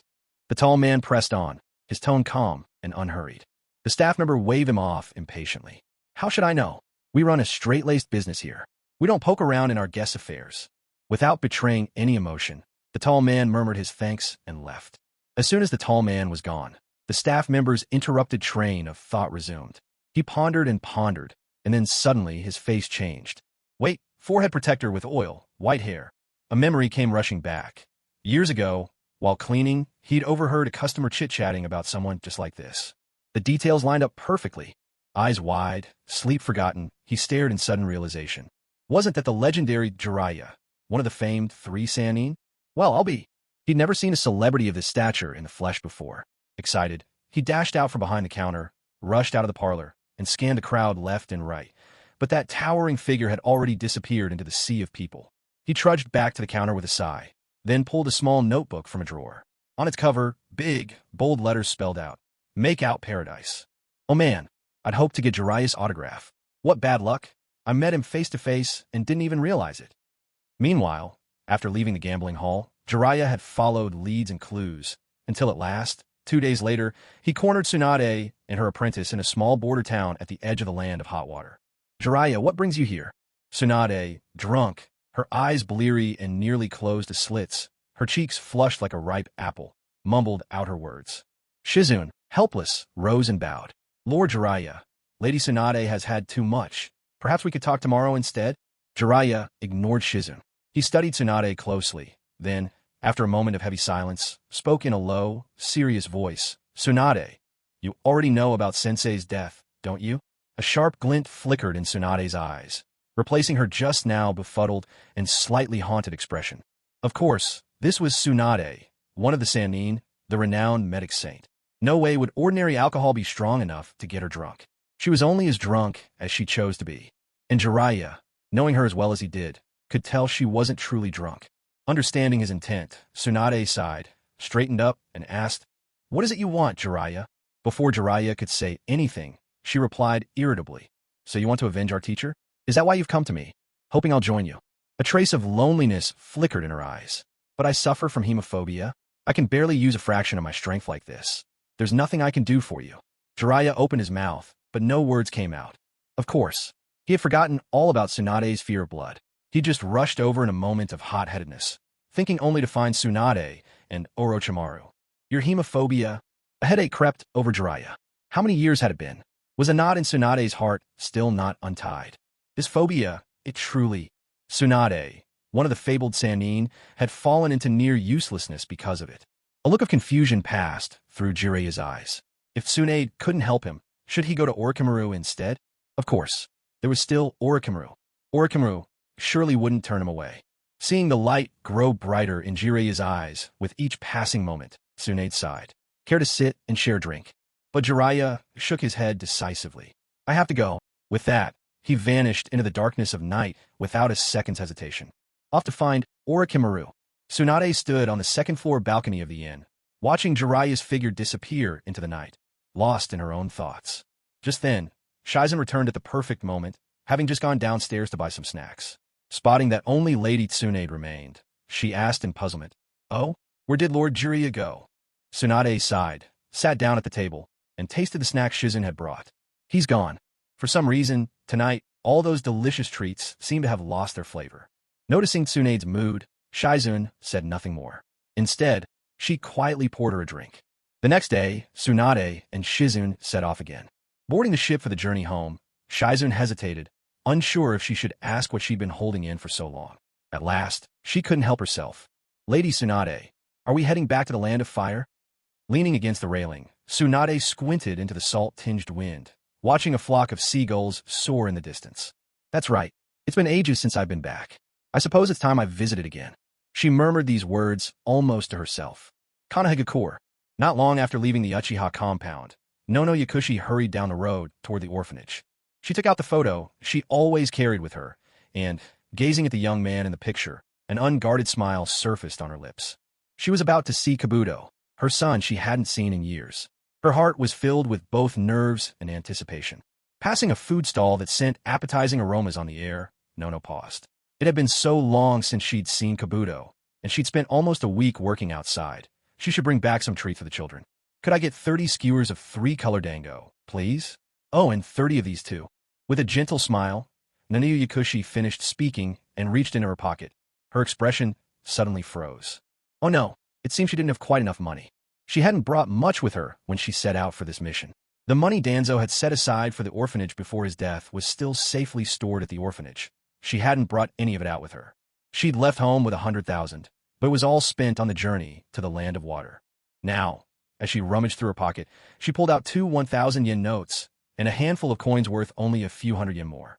"Wait, sir, I think I'll pass," she said awkwardly, stopping the shopkeeper just as he was about to prepare the three-color dango. "What's the deal then? Are you buying or not?" The shopkeeper replied, clearly annoyed. "I'm not sorry." Nanoyu quickly apologized, bowing her head in embarrassment. "Really sorry. I forgot to bring enough money. I'll come back another time." She gave a couple of hurried bows and was just about to make a discreet exit when someone called out to her. "Nanoyu Yakushi?" A melodious, tentative voice called from behind. Nanoyu turned around in surprise and saw an elegant, striking figure. "And you are?" For a brief moment, facing this beautiful and gentle woman, Nanoyu was at a loss. Suddenly, a memory surfaced. It dated back to her days at the Ninja Academy, her desk mate, a girl who had always shown her kindness. "Are you Makoto?" Nanoyu returned to herself. Uchiha Makoto smiled, her lips pressed together. "It's been a long time, Nanoyu." "Yes, it really has," Nanoyu replied, her own face lighting up with a gentle smile. Back at the academy, Makoto had been her closest friend.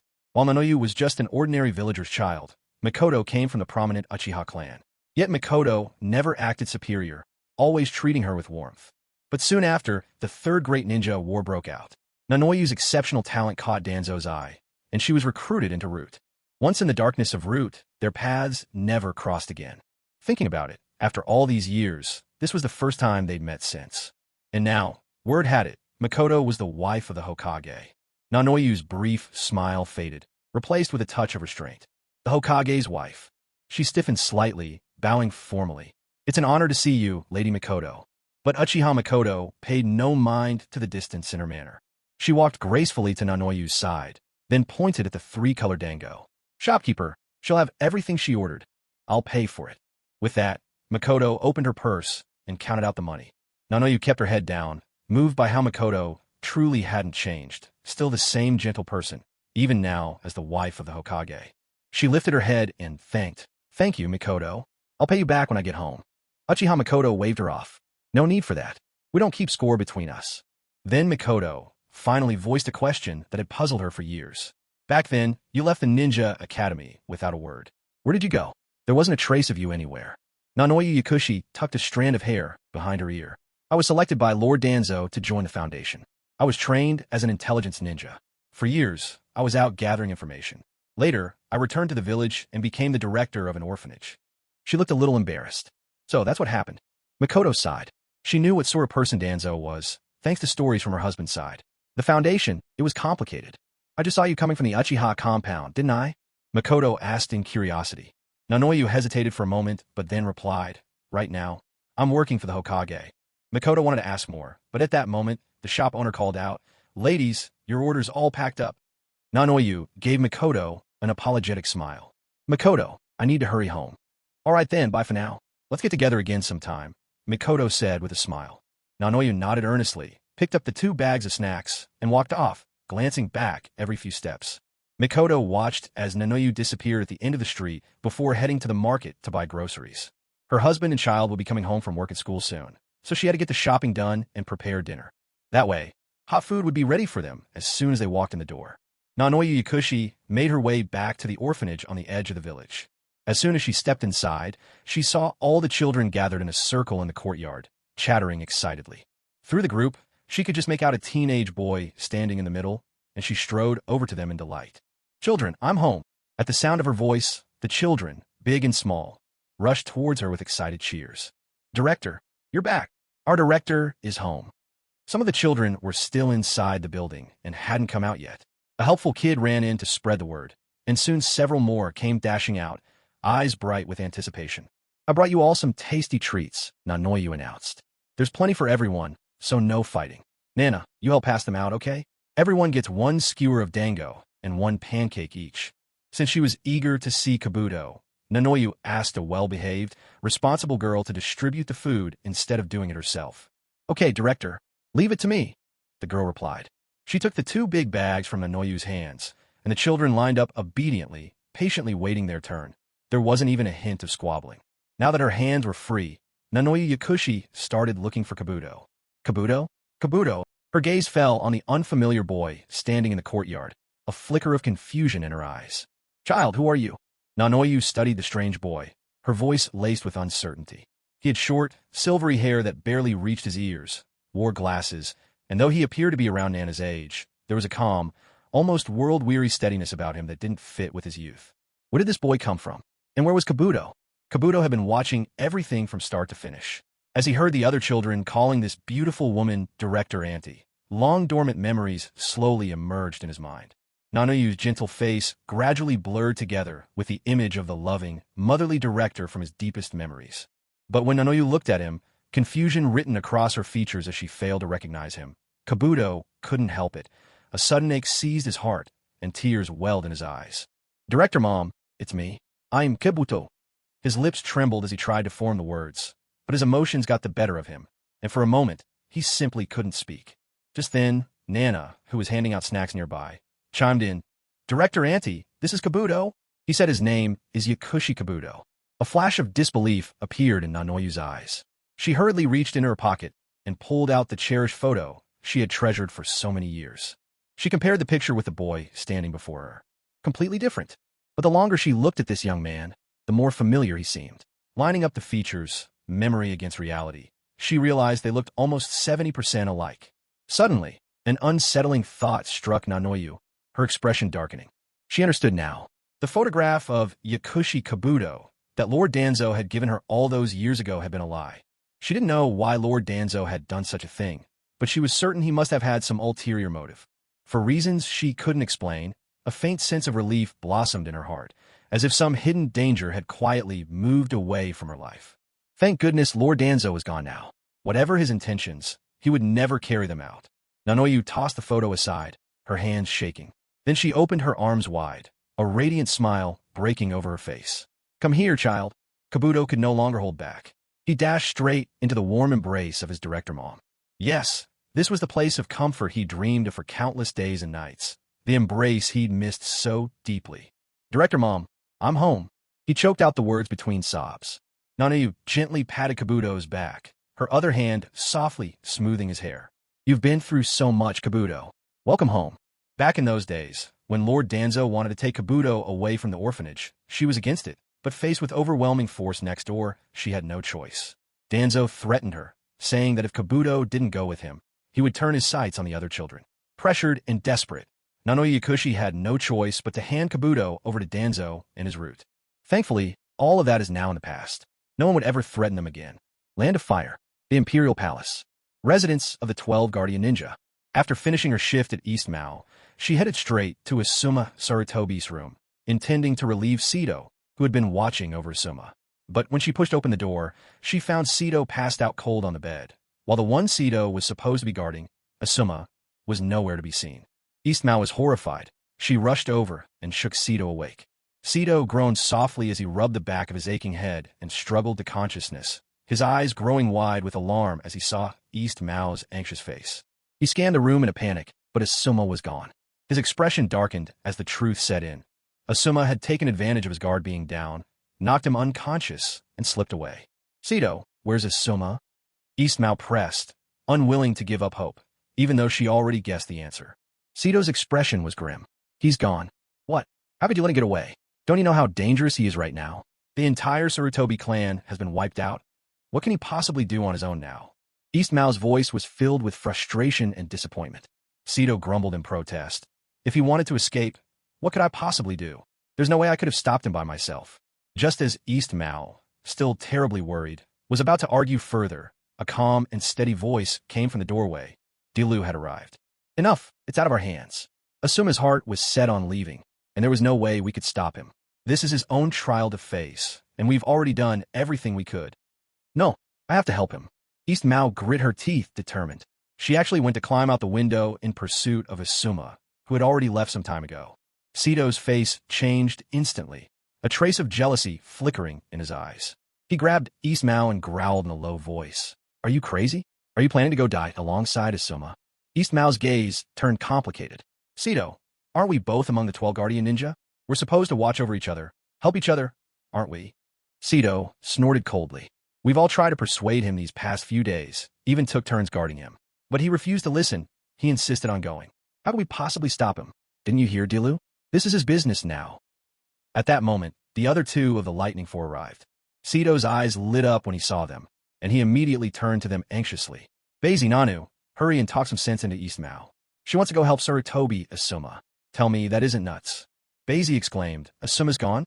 He walked in and saw for himself. The room was indeed empty, with no sign of Asuma. Nanwu immediately grasped the core of the issue and hurried forward to persuade. Dongmao, don't let emotions get the better of you. We still have a duty to protect our lord's reputation. Asuma has his reasons for leaving. He has a great grudge to avenge. But what's the point of you leaving as well? A look of inner conflict flickered in Dongmao's eyes. Under everyone's urging, he let out a long, weary sigh and firmly refused to talk about chasing after Asuma to help him any further. Seeing Dongmao back down, the remaining 3 members of the Four of Lightning finally breathed a collective sigh of relief. In their view, Sarutobi Asuma's chances of getting revenge were as good as non-existent. They admitted that Asuma was quite powerful, perhaps even a bit stronger than any one of them individually, but the 4 of them together had always relied on teamwork, not solo fighting. That was why they were called the Four of Lightning. Their strength lay in unity. So what if Asuma was stronger than they were? Konoha surely had other elite jonin just as formidable as him. Besides, Asuma's enemies belonged to none other than the Uchiha clan, renowned as the most powerful family in the ninja world. Running back now, fired up by anger, Asuma was just rushing headlong toward his own death. They had worked with Asuma for years, and watching him throw himself into a hopeless cause was deeply upsetting. But they had already done everything they could. If Asuma stubbornly insisted on running to his doom, there was nothing more they could do. As much as Dongmao tried to mask his feelings for Asuma, he couldn't fool the others. They could see that Dongmao wanted to catch up to Asuma and help him. They understood his impulse, but to follow his example themselves? That was something they just couldn't do. After all these years as colleagues, all they could do now was silently wish Asuma a safe journey from the bottom of their hearts. Dilu let out a quiet sigh, softly murmured a Buddhist prayer, and returned to his room. Meanwhile, Asuma traveled through the night and soon burst out of the capital city. Pausing atop a huge tree, Sarutobi Asuma looked back at the great city he had called home for years. Noticing that no one was chasing after him, he felt a surge of relief tinged with loneliness. Without further delay, he pushed aside all lingering emotions, gritted his teeth, and pressed forward on his journey. Father, Konohamaru. Asuma's eyes were bloodshot, his face twisted in agony. Damn you, Uchiha. For this blood debt, you will pay in blood. He charged headlong in the direction of Konoha. 2 days later, the village hidden in the leaves. Uchiha District, the clan leader's house. Early in the morning, as Fuyu opened his eyes, he saw sunlight streaming through the gap in the curtains and spilling onto the floor. Almost unconsciously, he reached for the bedding at his side, empty as he expected. The walls weren't particularly soundproof, and he could faintly make out the shouts of Naruto and Sasuke, those 2 rivals, downstairs. Fuyu walked to the window and stretched lazily. Another beautiful day. Shuffling down the stairs in his slippers, he was greeted by the sight of Naruto and Sasuke wrestling fiercely over the TV remote. He couldn't help but grumble. Honestly, with only 3 TV channels, what are you all fighting about every day? As the imposing man came down the stairs, both Naruto and Sasuke, who were wrestling over the remote control, paused at once and greeted him with enthusiasm. Uncle, you're awake, Naruto called out brightly. Not to be left behind, Sasuke chimed in, Father. These days, Sasuke had clearly sensed a change in his father, as if he'd become a different person entirely. He was much kinder and gentler than before, no longer carrying that stern air. This change allowed Sasuke to relax and shed his previous fear of his father. After their greetings, Sasuke quickly resumed their battle for control over the TV remote. Pesky Naruto, you lost last night. It's my turn with the remote today. Are you trying to back out of our agreement? It turned out, the 2 had agreed before bed to settle things with a game of rock, paper, scissors. The winner would have full control of what to watch for the whole day. Naruto clung tightly to the remote, grumbling under his breath. I don't remember that. Wait, wasn't I the one who won last night? Today should be my turn.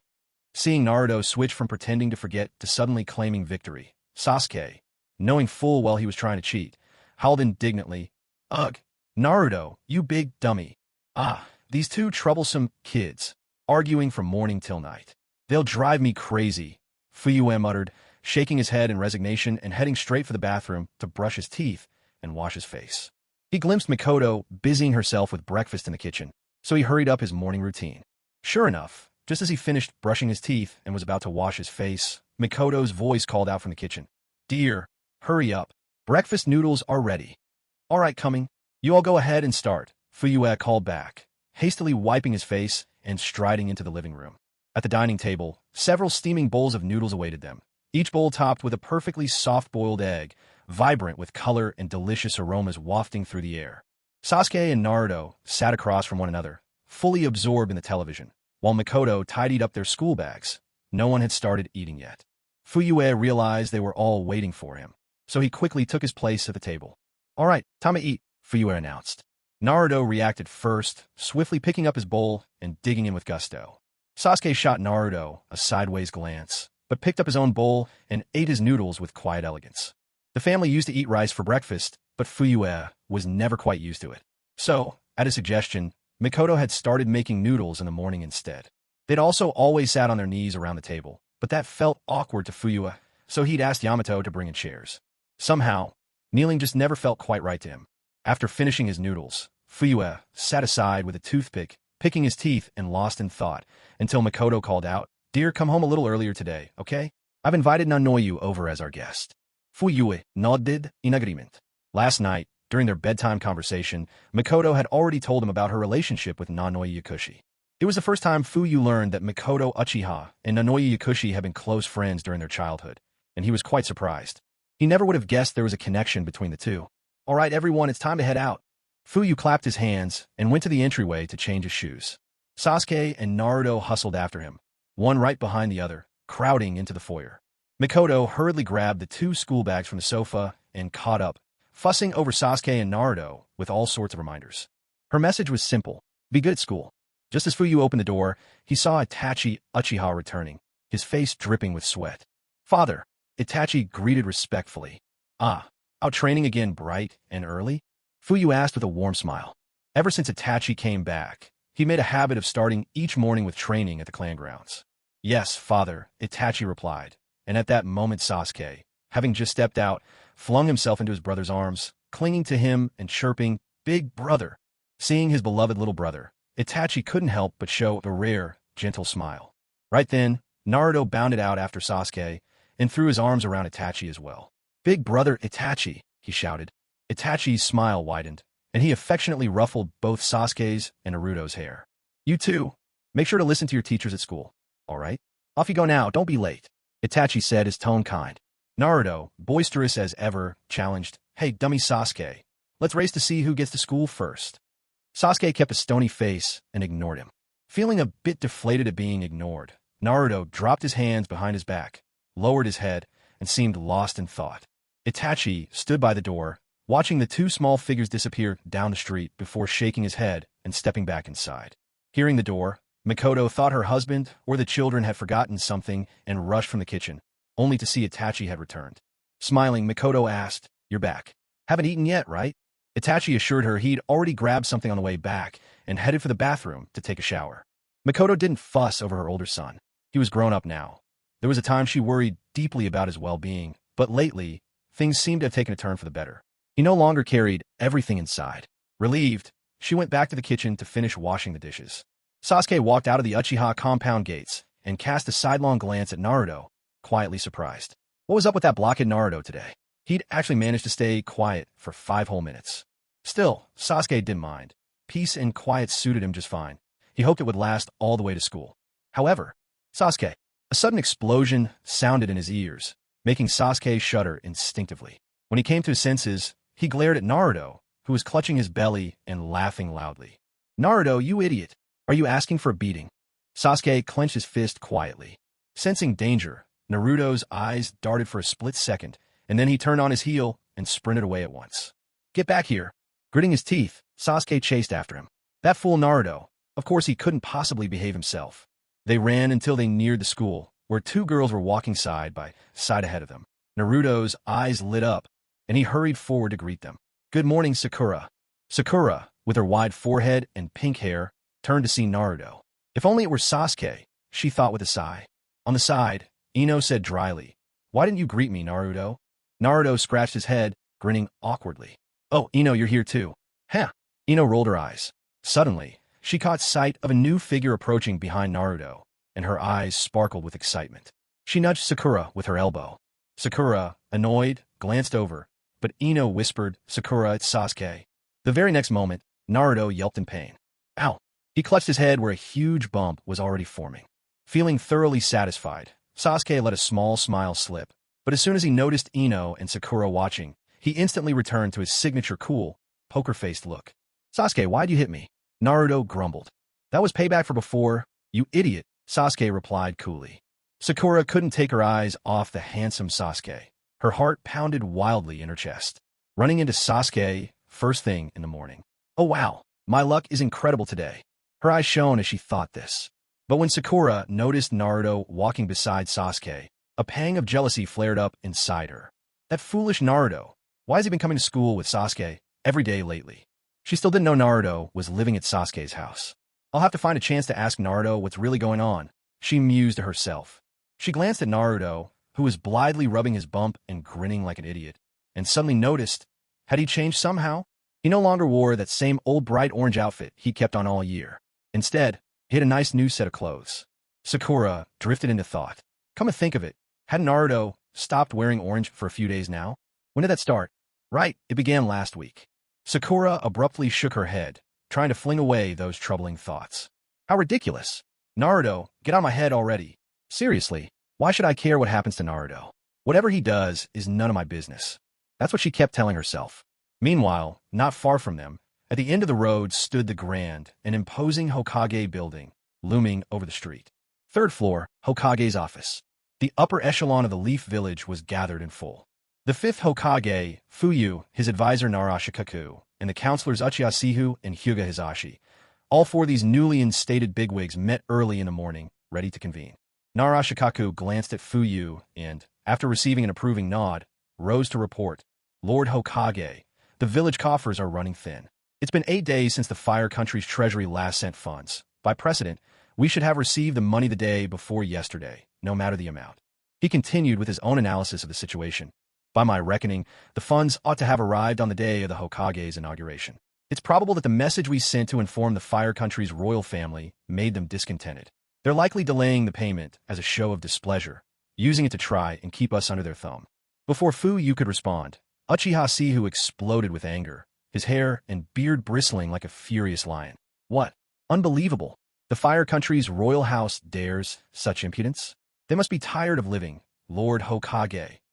Clasping his fist, Uchiha Sihu declared, Lord Hokage, why not let me lead a team to wipe out the Fire Country's royal family? Then our village can support a new puppet ruler who'll actually listen.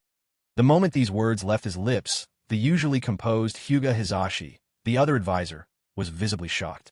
He stared at the enraged Uchiha Sihu, his eyes as if to say, Are you serious? You want to wipe out the royal family? He instinctively wanted to speak up against it, but then noticed something off in the atmosphere. Glancing carefully around, he saw the fifth Hokage Fuyu's face expressionless as he stared straight at him, while Narashikaku looked entirely unruffled, quietly sipping his tea. Hisashi stole another quick glance at the furious Sihu, and, suddenly, he caught traces of theatricality in Sihu's performance. Realization struck him like a bolt. The words at his lips froze, and he swallowed them back down. Lowering his head, the corners of his mouth twitched ever so slightly as he cursed inwardly. Damn you, Narashikaku. So the whole lot of you cooked this up behind my back, huh? Of these four top officials, the fifth Hokage held veto power. Uchiha Sihu was an ally of the Hokage, and Narashikaku had thrown in with Fuyu as well. That made 3 votes already. Whatever objections Hisashi might raise, the truth was they wouldn't matter. The prestige and fanfare of being named a Hokage's advisor had gone to Hisashi's head these past few days.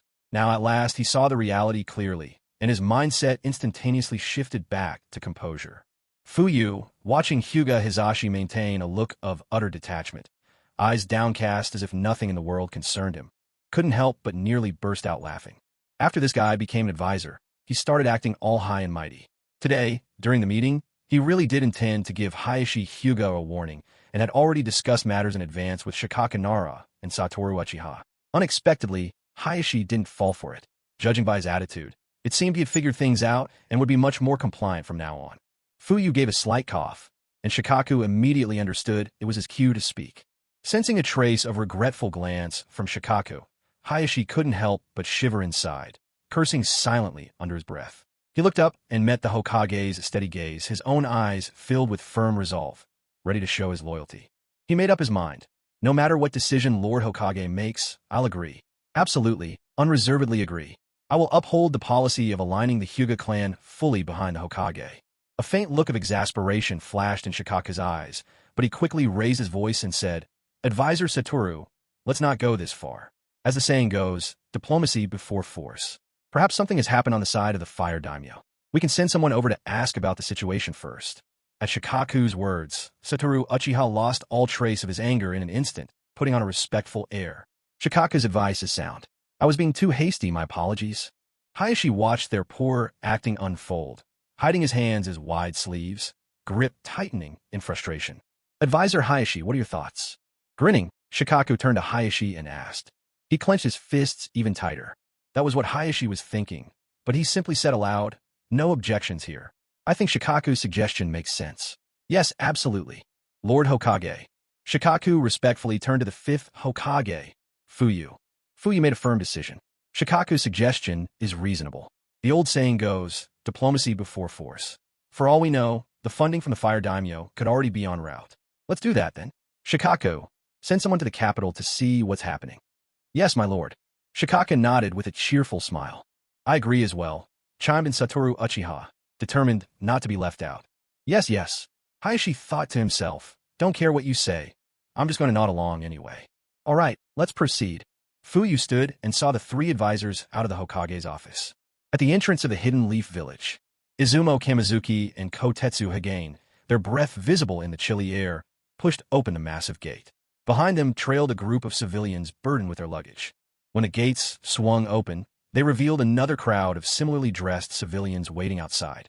Without batting an eye, Izumo and Kotetsu moved aside to let people pass, unfazed by the constant flow of villagers going in and out. Some of these civilians had entered the village last night to buy goods and were heading back out at dawn to sell them.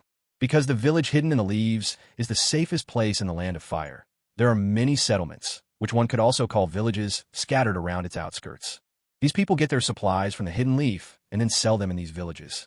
Thanks to the presence of the Hidden Leaf, the areas surrounding the village are considered exceedingly safe. The reason for this is that the village regularly issues missions to clear out any bandits or dangerous beasts from the surrounding mountains. Such missions are typically classified as C rank, and they are especially favored by the genin and chunin of the Hidden Leaf. For them, dealing with bandits, who aren't shinobi themselves, is almost a pleasure. Of course, there are times when reckless rogue, ninja, wander into the area, causing the occasional minor casualty. But for the thriving Hidden Leaf, the loss of the odd genin or chunin is hardly surprising. Generally speaking, the comings and goings of ordinary folk aren't something Izumo Kamizuki and Kotetsu Hagane bother themselves with. What's their duty on guard? Simply put, it's to keep watch at the village gate. They serve as a certain deterrent, though their actual effect is limited. After all, the village is protected by a barrier. For an average trespasser, even if they manage to fool the gatekeepers, they still won't make it into the Hidden Leaf. Both Izumo and Kotetsu are chunin. Their primary concern is with other ninja. The village's barrier is ineffective against civilians, but it does react to shinobi with chakra in their bodies. If a ninja wants to enter the Hidden Leaf, they can't pass beyond the barrier unless they know the specific hand seals or receive permission from the guards. That's exactly their job. When a ninja is detected, they'll question them about their background and purpose. If a ninja belongs to the village, they're let in without fuss. If not, a report goes up the chain of command. Sometimes a higher-up can make the call, but if not, the matter gets escalated further, perhaps even to the Hokage's office. That's why they pay no mind to the stream of civilians passing in and out. Izumo, how about we go for massages again tonight? Kotetsu, who had a white bandage across his face, blinked slyly and grinned with a mischievous sparkle in his eyes. Izumo, who had been feeling a little drowsy, perked up immediately at the suggestion. Just the mention of it snapped him awake. Raising an eyebrow, he mirrored Kotetsu's sly grin. That sounds good. Tonight, I want to switch things up. I'm going to ask for, masseuse number 004, Izumo's words faltered as he tried to recall the number. Kotetsu prompted him. You mean the therapist? A flush of excitement colored Izumo's cheeks. Yeah, that's it. The therapist. I'll request number 004 tonight. I'm not switching. I want the one from last night again, Kotetsu said with a series of low chuckles. The two exchanged a knowing look and broke into mischievous laughter. They had also heard about it just last night, from the word going around about a new shop that had opened on Asakusa Old Street, right next door to Akimichi's barbecue place. The word was, it's a massage parlor. Massage, they knew a thing or two about, but was there really a need to open up a whole shop just for that? Friends they trusted had highly recommended this place, insisting they had to go try it at least once. It wasn't expensive either, cost about as much as a meal at the barbecue restaurant next door. For two single ninja like themselves, it really wasn't pricey at all. So, with nothing else to do, the pair decided to check it out together. As soon as they walked in, the first thing they saw was a wall covered with 10 photographs. These instantly caught their attention. All of the girls in the photos were quite attractive. Their interest was piqued right away. Just then, an attendant in uniform came over to welcome them. She told them they could take a look at the photos on the wall and pick whichever girl they liked to be their masseuse. Ahem, of course, it was all perfectly professional. So, each of them picked a girl from the wall, and the staff led them into a softly lit room. The whole experience was fresh and novel, almost like a bride mounting her palanquin for the first time. A completely new adventure. Before even talking about the massage itself, the level of hospitality alone already left them impressed. Where else in the shops of the Hidden Leaf Village would you find such polite service, with complimentary fruit platters offered while you waited? They didn't have to wait long before there was a knock at the door. In walked two girls in black stockings, the very ones they had chosen from the photo wall. They really did look exactly like their pictures. No filters, no deceiving angles. A weight immediately lifted from both of their hearts. After nearly an hour of massage, the two of them emerged from the parlor completely content. Steele, in fact, was so satisfied that he glanced back at the shop sign as they left, reluctant to go. It was a plaque of pine wood, with bold, flowing characters that shimmered in pink neon light. Silken Spider's Nest. Every cent spent felt worthwhile. It was as if all the fatigue of the day had simply melted away. At the entrance, Izumo Kamizuki and Kotetsu Hagane were just starting their shift at work, already counting down the hours till quitting time.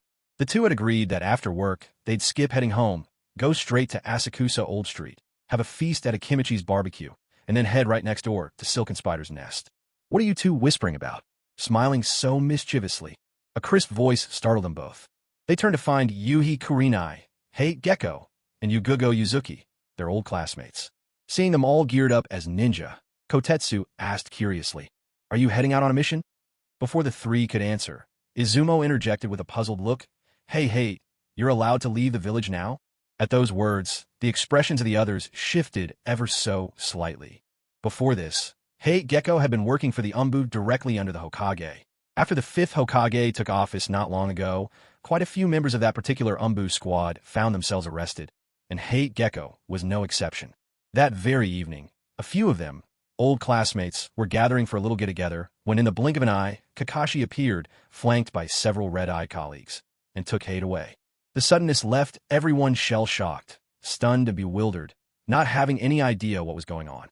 Hyade's girlfriend, Yugao Yuzuki, was especially worried. She was just about to take matters into her own hands, but Kakashi stepped in to stop her. The rest of them immediately held Yugao back. After all, you couldn't just let her attack Kakashi. He was the captain of an Umbu squad, and going against him could only end badly. Besides, Kakashi was an old friend to all of them. None of them believed he'd harm Hei, and Kakashi reassured them himself, saying that Hei would be all right and they simply needed to wait patiently. It was only later that they learned the whole village had gone into lockdown, that something big had happened, that there had been a change of Hokage. Though most of the captured Umbu members were released the next day, they found themselves out of job. Izumo Kamizuki was simply reminiscing about these past events and brought them up. Seeing that his old friends' faces darkened at the mention, he quickly tried to explain himself. "Don't take it the wrong way. I didn't mean anything by it. I'm just worried, that's all." Hei Gecko already looked rather unwell, large dark circles under his eyes and a ghostly pallor making him seem sickly. Now, hearing Izumo's words, a faint flush of color came to his cheeks. He opened his mouth to speak, but was overtaken by a violent coughing fit. Only then did he manage to say, "It's all right. Yugao and I already went to the Hokage's office about it."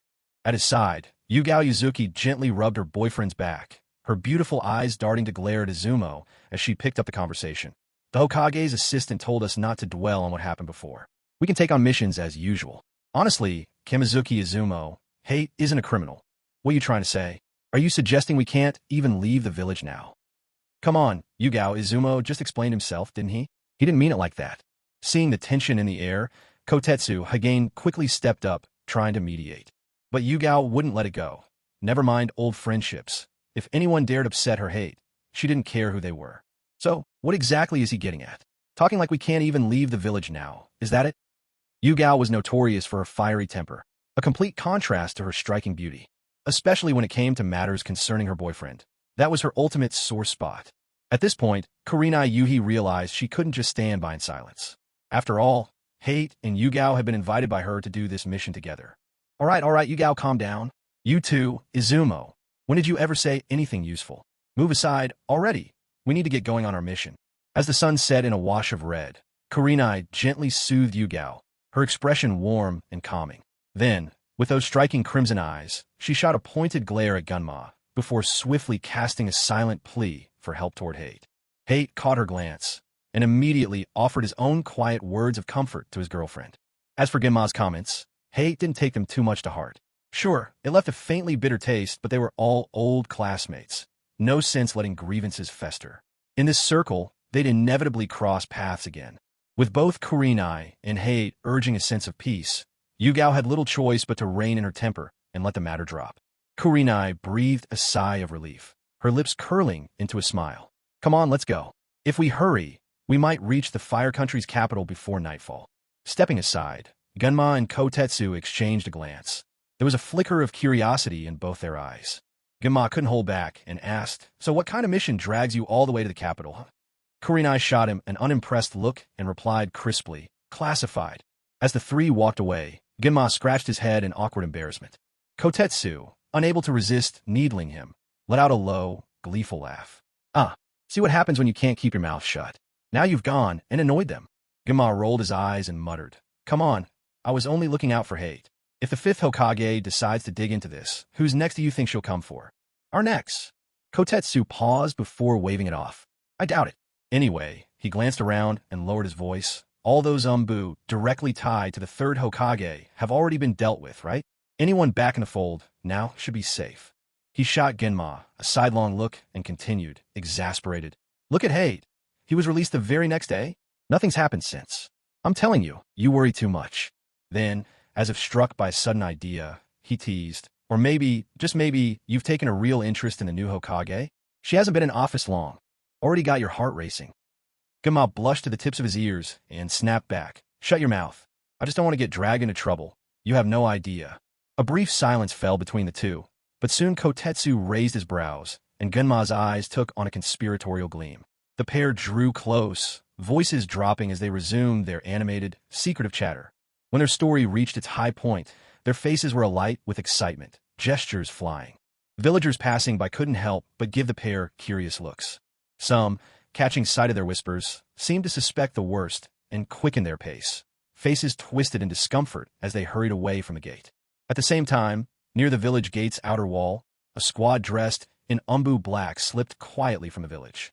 Like shadows gliding through the ocean of trees, they kept to the distance, trailing far behind Kurenai, Hate, and Yugao. Hokage Tower, in the Hokage's office, Fuyu stood by the window, gazing out at the distant blue sky. Narrowing his eyes, he murmured, "With Elder Sean Na leading the team personally, there shouldn't be any mistakes, right?" Of course, he hadn't forgotten that the Sarutobi clan still had one fish that escaped the net, Sarutobi Asuma.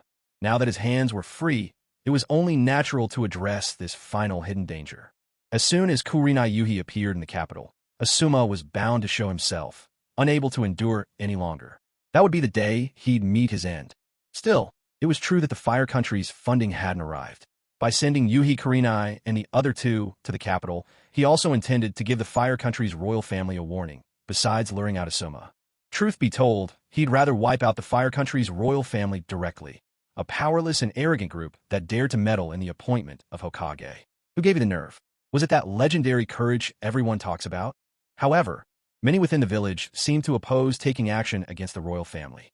Such a move might tarnish his reputation, so for now, he'd let the matter rest. He wasn't in any rush after all. Just as meals are eaten one bite at a time, the road ahead had to be walked step by step. Once Konoha was fully under his control, it wouldn't be too late to deal with the royal family of the Fire Country. After all, the Fire Country's royals couldn't just sprout wings and fly away. They wouldn't be getting far. Thud, thud, thud, a knock sounded at the door. "Come in," Fuyu said without turning his head. A member of the Uchiha clan entered and reported. "Lord Hokage, Marusei, Gasuke still refuses to accept the Jonin promotion appointment. He says that he once swore to the 2nd Hokage that he would always remain a Chunin." Fuyu let out a derisive chuckle. This old man was still trying to leverage Tobarama Senju's name, not knowing the Uchiha clan resented Tobarama the most. Cautiously, the Uchiha clan member added, "He also said what?" Fuyu raised an eyebrow. The Uchiha man lowered his voice. He also said he no longer wishes to be a ninja, but simply hopes to spend the rest of his days as an ordinary villager. With that, he produced Marusei Gusuk's resignation letter from his robe and respectfully placed it on Fuyu's desk. Fuyu glanced at the letter on his desk. The handwriting was surprisingly elegant, forceful, and free-spirited, but the content was hardly impressive. It was little more than a declaration of old age and frailty, a desire to retire, and a plea for understanding and approval. Setting the resignation letter down, Fuyu let out a deep sigh.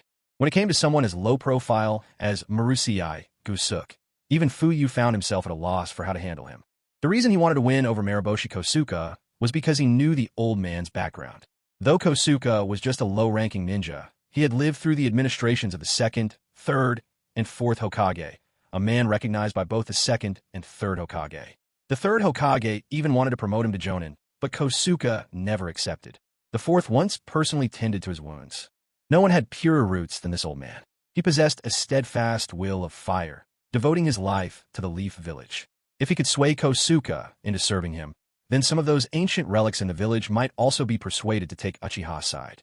But the old man was unwilling, and Fuyu couldn't force him. Some people just don't know what's good for them. Fuyu spat in irritation, reluctantly stuffing the resignation letter into his drawer. Oh, so you want to quit? You want to retire, do you? Well, I don't approve. What do you do about it? I'll just drag this out. A sly grin crept over Fuyu's face. You crafty old fox. You see right through my intentions, but just can't accept that I killed the 3rd Hokage and took his throne. That's all there is to it.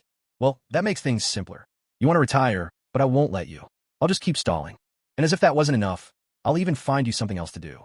Jumping up quickly, he strode next door to the office of the Hokage's assistant. Unlike his own office, Narashikaku's door was always open. Fuyu understood why. Shikaku was endlessly busy, always coming and going, so there was little point in ever closing the door. Hey, Assistant Lord, still hard at work? Fuyu rubbed his nose and walked over, feeling a little guilty.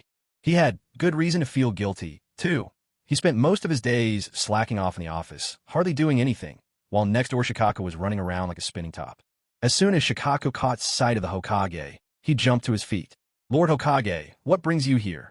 He looked a bit like a put-upon housewife, aggrieved and tired. Come to think of it, this was probably the Hokage's first time ever setting foot in his office. Truly ridiculous. Who's the real Hokage here? Me or him? Oh, nothing special. Just thought I'd check in on your work, Fuyu said, rubbing his hands together. Suddenly inspired, he fished a piece of chocolate from his pocket and, as if presenting a treasure, placed it on Shikaku's desk. He'd originally prepared that chocolate to keep up his energy while handling paperwork, but since he'd done nothing but slack off, it never got used. Shikaku sat back down wordlessly, tore open the wrapper, and popped the chocolate into his mouth without ceremony. Lord Hokage, if you have something to say, just say it. I'm busy here, Shikaku said, rolling his eyes in mild exasperation. Fuyu cleared his throat and assumed a serious expression. Well, Assistant Hokage, you remember that tedious assignment from before? No one's picked it up yet, right? Narashikaku was momentarily taken aback, but soon recalled that rather troublesome assignment. He nodded, looking somewhat distressed. Yes, that mission is still hanging over my head. This task had been bothering him for several days. In the mountains surrounding the village, 2 small clans that had pledged allegiance to Konoha had gotten into a dispute over the irrigation of farmland. Tempers flared on both sides, voices rose, and neither would give an inch.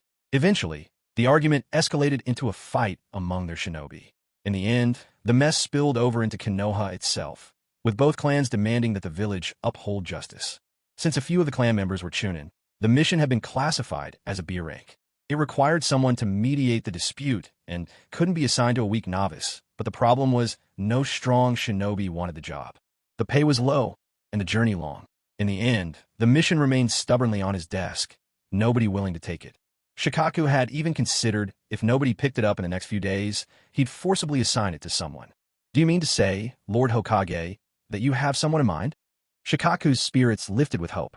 Yes, I have the perfect candidate. It all depends on whether you want him. If you so much as ask, I'll send him to you at once, Fuyue replied, waggling his eyebrows theatrically. Shikaku took in the imposing Hokage, making faces, and, for a moment, was at a loss for words. Noting Shikaku's lack of reaction, Fuyue cleared his throat and said in a serious tone, Maraboshi Kosuke. I believe he's more than capable of handling this mission. Maraboshi Kosuke. Shikaka mused aloud, picking up the shinobi registry. He flipped through to the section for genin, and only then did he find Mariboshi Kosuka's file. Looking at the photo, an elderly man slightly stooped, carrying a large black pot on his back and missing a leg. Shikaka looked up with a strange expression, eyes silently questioning. Are you serious, Lord Hokage? Lord Hokage, you mean this Mariboshi Kosuka? Shikaku pointed at the entry, seeking confirmation. Yes, that's the one, Fuyue affirmed with a nod. But he's just a genin. Shikaka hesitated, the rest of his thought unspoken. Sending a genin to mediate between clans that had Chunin among them. Wouldn't he just get himself killed? Fuyue saw his concern and smiled. You don't know this old man. Despite his unassuming looks, his skills are outstanding, even among jonin. Trust me, let him handle it. Nothing will go wrong. Well, all right. I understand. Shikaku finally relented, choosing to trust the Hokage. He immediately called for someone to notify Mariboshi Kosuka about the assignment. With his goal achieved, Fuyue didn't linger. He made his way back to the Hokage's office. As he entered, he saw his retainer, Uchiha Ryoichi, standing there. Fuyue wasn't surprised. He simply gestured to the sofa in the reception area. Have a seat. Yes, my lord, Ryoichi replied, bowing respectfully before sitting down. How's the business of the Spider Silk Parlor after a few days of opening? That's right, the newly opened massage shop on Old Grassy Street is actually run by the Uchiha clan. More specifically, it's a pilot project launched by Fuyu. Fuyu didn't doubt that the massage parlor would turn a profit.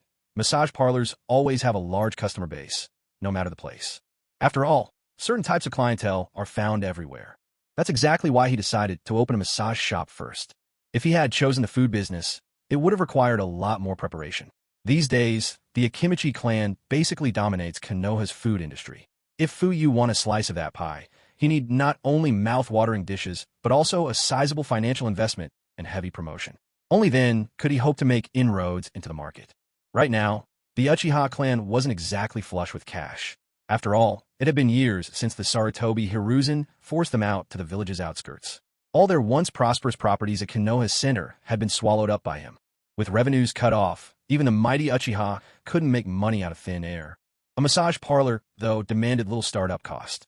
All it took was for a certain type of customer to walk by, and odds were they wouldn't be able to resist stepping inside. The inspiration to open a massage parlor had first struck Fuyu one night on the way home. Back then, the Uchiha clan hadn't yet moved back to their current compound and was holed up on the outskirts. Taking a shortcut down an alley, he'd stumbled onto a little yellow-lit store. It was that very night, upon seeing these young women working there, that he got the idea to start a massage parlor. Minimal capital was needed.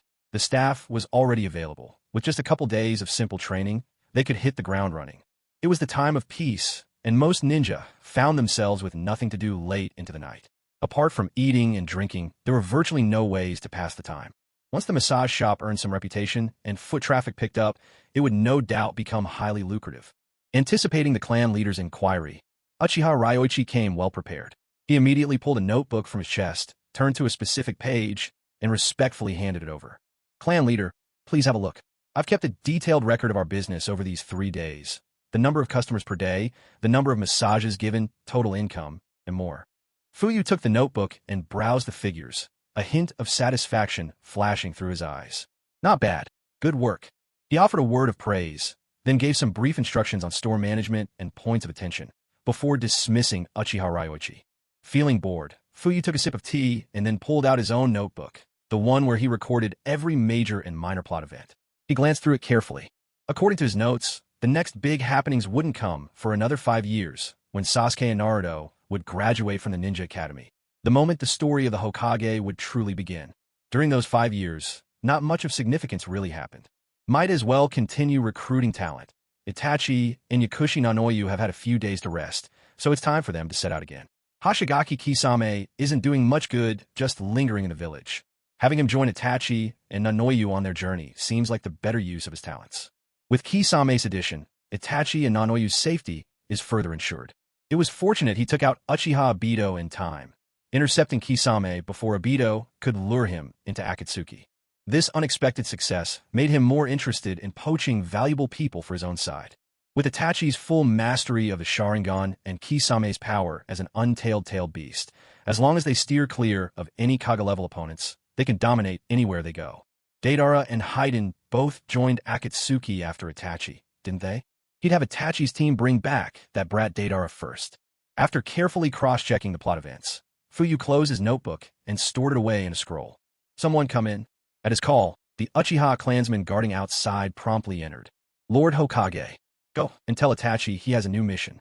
Have him bring Yakushi Nanoyu and Hashigaki Kisame here. Yes, sir. Once the clansman left, Fuyu was left with nothing else to occupy himself. No novels or games to play at work. He felt genuinely depressed, as if each day crawled by unbearably slow.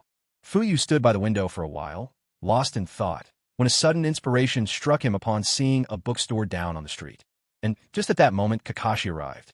Lord Hokage, there's troublemakers on the street again, Kakashi reported, his ever-tired eyes half open. When Fuyu didn't answer, Kakashi's gaze shifted from the desk to the Hokage himself, and he found the Hokage staring intently at him. A surge of suspicion welled up in Kakashi's chest, but before he could say anything, the Hokage spoke. Kakashi, you're carrying a copy of Make Out Paradise, aren't you? Let me have a look. Kakashi was so startled he stiffened.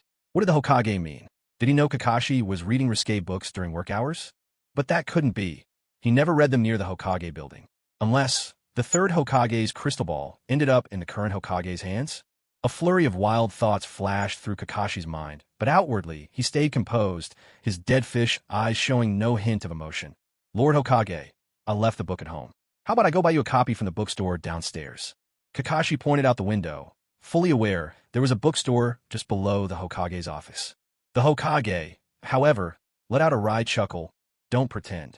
I know you have Make Out Paradise on you. Kakashi let out a long sigh, resigning himself to the fact. The Hokage was certainly up to no good, keeping tabs on his every move. Why else would the Hokage be so sure that he had the book with him this time? Hand it over, and make it quick. Hearing the Hokage urge him once again, Kakashi had no choice but to quietly reach into his cloak and pull out a beautifully crafted, pale pink book, which he handed over. Seeing the Hokage snatch it up without hesitation, Kakashi couldn't help but remind him, Lord Hokage, that's a limited edition. It's very expensive. His unspoken meaning was clear. Please, be gentle. Don't handle it so roughly. Fuyu glanced up at him, and his movements did become a bit more careful. This let Kakashi breathe a sigh of relief. Even so, he widened his eyes, keeping them fixed on the Hokage's every move. In his mind, he grumbled, if you so much as bend a single corner of my book, I'll make you replace it with a new one. This limited edition of Make Out Paradise was one of his dearest treasures. He couldn't bear to let anyone else read it. That day when Gunma Shiranui asked, even he hadn't been allowed to touch it. But this was the Hokage. If it were anyone else, he wouldn't bother responding at all. Fuyue's eyes skimmed rapidly down the pages, nearly 10 lines at a glance. He flipped through a few leaves, then went straight to the last page. After finishing it, he closed Make Out Paradise and fell into thought. Make Out Paradise, the bestseller of the ninja world. And this is it. Having read countless web novels, a bookworm with 10 years' experience, Fuyue couldn't help but find the prose mediocre, the suggestive elements tame. It fell far short compared to even the Golden Lotus. A glint of surprise flashed in his eyes. Yet this unremarkable little book had won over so many in the ninja world, becoming a huge bestseller. The urge to become a literary copycat grew even stronger in Fuyue's mind. If a book of this level could sell like hotcakes, then if I transcribe Don't Look Down on the Young, or The Blood of Kings Ends with the Sword from my previous world, how will you all react? A spark of excitement flickered in Fuyue's eyes. He had only just realized it. Whether it was due to his transmigration, or perhaps the power of his Mangekyo, his mind was incredibly sharp and his memory nearly perfect. Every novel he'd ever read in his previous life surfaced in his mind as vivid, as if branded there, word for word. It was as if those stories were etched into his soul, which meant all he needed to do was swap out the old settings, change the character names to ones accepted in the ninja world, and it would be good to go. For him, being a literary copycat was a piece of cake. Yet another way to earn big money revealed itself. Fuyue's lips curled in the faintest smile. Book lovers of the ninja world, allow me to bring you the shock and awe of Chinese web novels. With that, he returned Make Out Paradise. Kakashi hurriedly took it with both hands and patted it affectionately before tucking it safely away once more. Fuyue didn't bother with Kakashi any further. Eagerly, he grabbed a pen and some paper from the drawer and began transcribing stories straight from his mind. The story takes place on a continent brimming with chakra. The protagonist, Uchiha Yen, starts off as a youth scorned as a good-for-nothing. But through personal perseverance, the guidance of wise mentors, and the aid of rare treasures, he gradually collects the tailed beasts. His Sharingan bloodline and mastery of chakra steadily improve, until he finally rises to become the strongest figure in the shinobi world, the Sage of Six Paths. Fuyue thought of a particularly amusing plot twist and couldn't hold back a delighted chuckle. Suddenly, he looked up to see Kakashi staring at him intently. With a slight frown, Fuyue asked, "Why are you still here?" Kakashi's face remained expressionless as he replied, "Lord Hokage, you still haven't given me your decision. What should we do about those troublemakers?" Fuyue recalled Kakashi's earlier report, his brows knit together. Is it those drunkards again, causing a scene? Once he saw Kakashi nod, Fuyue fell in a deep thought. Every couple of days, someone was making trouble after drinking. Always sending the umbu seemed rather improper. It seemed obvious the Konoha police force couldn't be disbanded after all. It would need to be re-established. But the name of the Konoha police force had already acquired a poor reputation. A new name was needed. With that in mind, Fuyue said, "I understand. This afternoon, I'll convene a meeting. I'll form a department with similar responsibilities to the Konoha police force. From now on, public order in the village will be handled by this new division." Satisfied to have received the answer he needed, Kakashi nodded, turned crisply, and left the Hokage's office. Fuyue, on the other hand, buried himself back in his writing. Chapter 1. The Fallen Genius. He adjusted certain details to make them more suitable for his audience in the shinobi world. For instance, the family calling off the engagement could be replaced by the illustrious Senju clan, a match for the Uchiha in prestige. The eldest daughter of the Senju family had ventured into Shikatsu Forest, one of the 3 great sanctuaries, to study under Elder Slug. On a chance visit home, she overheard that Uchiha Yen, who had once been deemed a super prodigy and her betrothed since childhood, had now become a cripple. Convinced that he was no longer worthy of someone training in a sacred land, she brought her servants to formally break off the engagement. Faced with such humiliation, Uchiha Yen was consumed by rage, so much so that, unexpectedly, he awakened the Uchiha clan's bloodline limit, the Sharingan. He then uttered those famous words, "The river runs east for 30 years, then west for 30 more. Never look down on a struggling youth." And so on. The more he wrote, the more exhilarated Fuyue felt. It actually seemed like this story had serious potential. In his enthusiasm, he even forgot about lunch, until a clansman from the Uchiha clan, standing guard outside, reminded him to eat. After finishing his meal and returning to work, Fuyue resumed his writing with gusto. It wasn't until the end of the workday that he suddenly remembered his promise to Kakashi. Oh no! Fuyue jumped up, glanced at the clock. Only 5 minutes left till quitting time. Forget it. I'll take care of this tomorrow. I can't make everyone work overtime on my account. Fuyue pondered for a moment, then sat back down, his mind already shifting back to his manuscript. In fact, during this period, he was probably the only person in the entire Hokage building who managed to leave work right on time. Whether it was Nara Shikaku, the Hokage's advisor, or the Hokage's consultants, Uchiha Sihu, and Hyuga Hayashi, they were all so busy that working overtime had become a norm. 50 li away from the hidden leaf village, deep in a grove of trees. Having traveled for 2 days straight, Sarutobi Isuma sat atop a tree branch, taking a brief rest. He ate a handful of wild fruits plucked along the way to stave off hunger. Even though the fruit was sour and unpalatable, he chewed without a change in expression, his eyes brimming with hatred. Suddenly, his ears twitched at the soft sounds drifting from the main road not far away. He had no wish to meddle in others' business. A quick glance was all he spared before withdrawing his gaze. But in the next instant, something changed in his expression. He snapped his head up to look again. He caught sight of 3 familiar figures flashing past on the road. Among them was none other than the woman who filled his thoughts day and night. Kurenai Yuhi. Kurenai! Sarutobi Isuma sprang to his feet, torn by the urge to rush forward and meet her. But then, in the very next second, memories of the blood feud he bore came flooding back, rooting him rigidly to the spot and extinguishing the hope of seeing her. Silently, Isuma climbed higher into the canopy, his eyes reluctant, watching Kurenai's silhouette slowly fade into the distance. Beside her, that must be Hate and Yugao Yuzuki. Had those two finally found happiness together? How he envied them.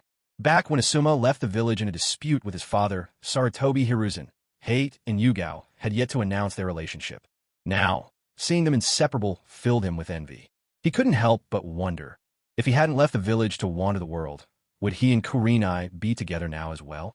He had once planned to serve as one of the 12 Guardian Ninja for just this year, and then come home. He'd been away far too long. Homesickness was setting in. He missed his rigid father, missed his mischievous nephew Konohamaru, missed Kurenai. But the Uchiha clan, nothing short of monsters, killed his father and massacred his people. They had violently shattered all of his plans. Every time Asuma dwelled on this, sorrow and fury threatened to consume him. Those accursed Uchiha, born to be evil, they all deserve death. With rage, Asuma spat out the wild fruit in his mouth and clenched his teeth, resuming his journey. Damn you, Uchiha. Just wait. I'll send you all to hell myself. Asuma had barely been gone a few minutes when a group dressed in the dark garb of the ANBU landed on the very branch where he had just rested. One ANBU member scanned the area, dropped to the ground, and noticed the chewed remains of wild fruit. He reached out and touched the pulp without hesitation. His eyes lit up as he returned to the branch and reported, "Elder, it's still warm." In other words, someone was just here, but they left in a hurry. At the front of the group, Uchiha Setsuna narrowed his eyes, his voice rough and dry. "Forget it. Don't make trouble. Our target is Sarutobi Asuma in the capital. Let's move." "Yes, sir."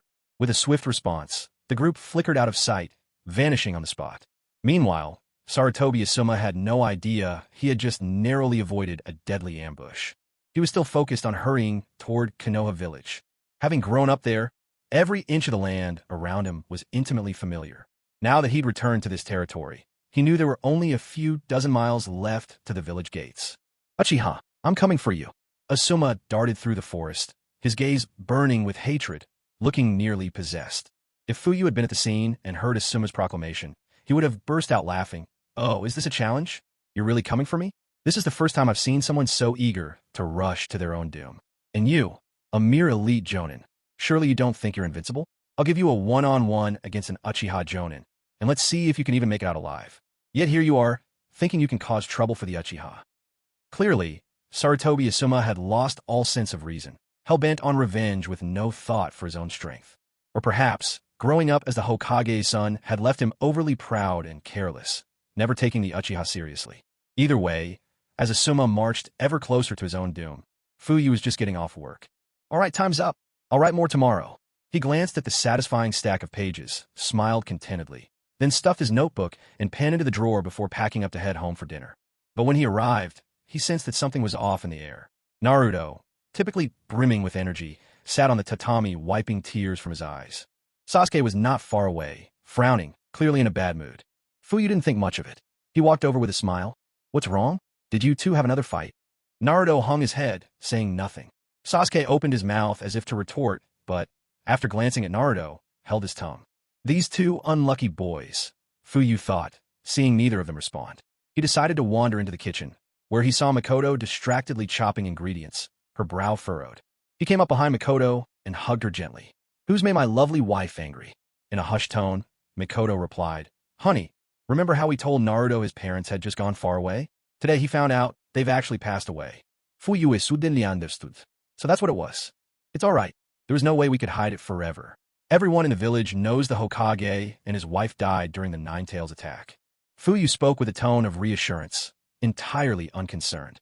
Back then, he only deceived Naruto because he wanted the boy to settle down here. As for what would happen afterwards, that was beyond his concern. Would Naruto really run away from home, even if he discovered he'd been lied to? After all, this home had brought Naruto a warmth he had long yearned for. Fuyu firmly believed that Naruto wouldn't want to leave, unless Mikoto herself drove him out. So now, even though Naruto knew the truth, all he could do was cry. What else could he possibly do? That's true in theory, but seeing Naruto like this really does tug at my heart. Mikoto said sadly, memories of her close friend Kushina rising in her mind. Fuyu glanced toward the kitchen. Normally, by the time he arrived home, dinner would be nearly ready to serve. But today, perhaps because of Naruto, Mikoto was still busy sorting vegetables. He suggested, "How about this? Let's all go out for a nice feast tonight." But Itachi isn't back yet. Mikoto hesitated. Fuyu waved it off. He had to leave town for a mission. Don't worry about him.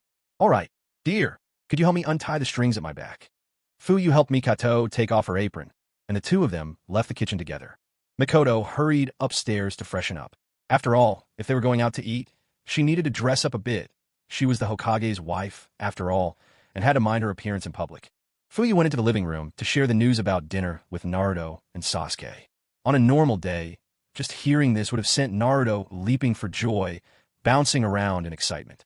But today, Naruto just sat there in a daze, showing no reaction at all.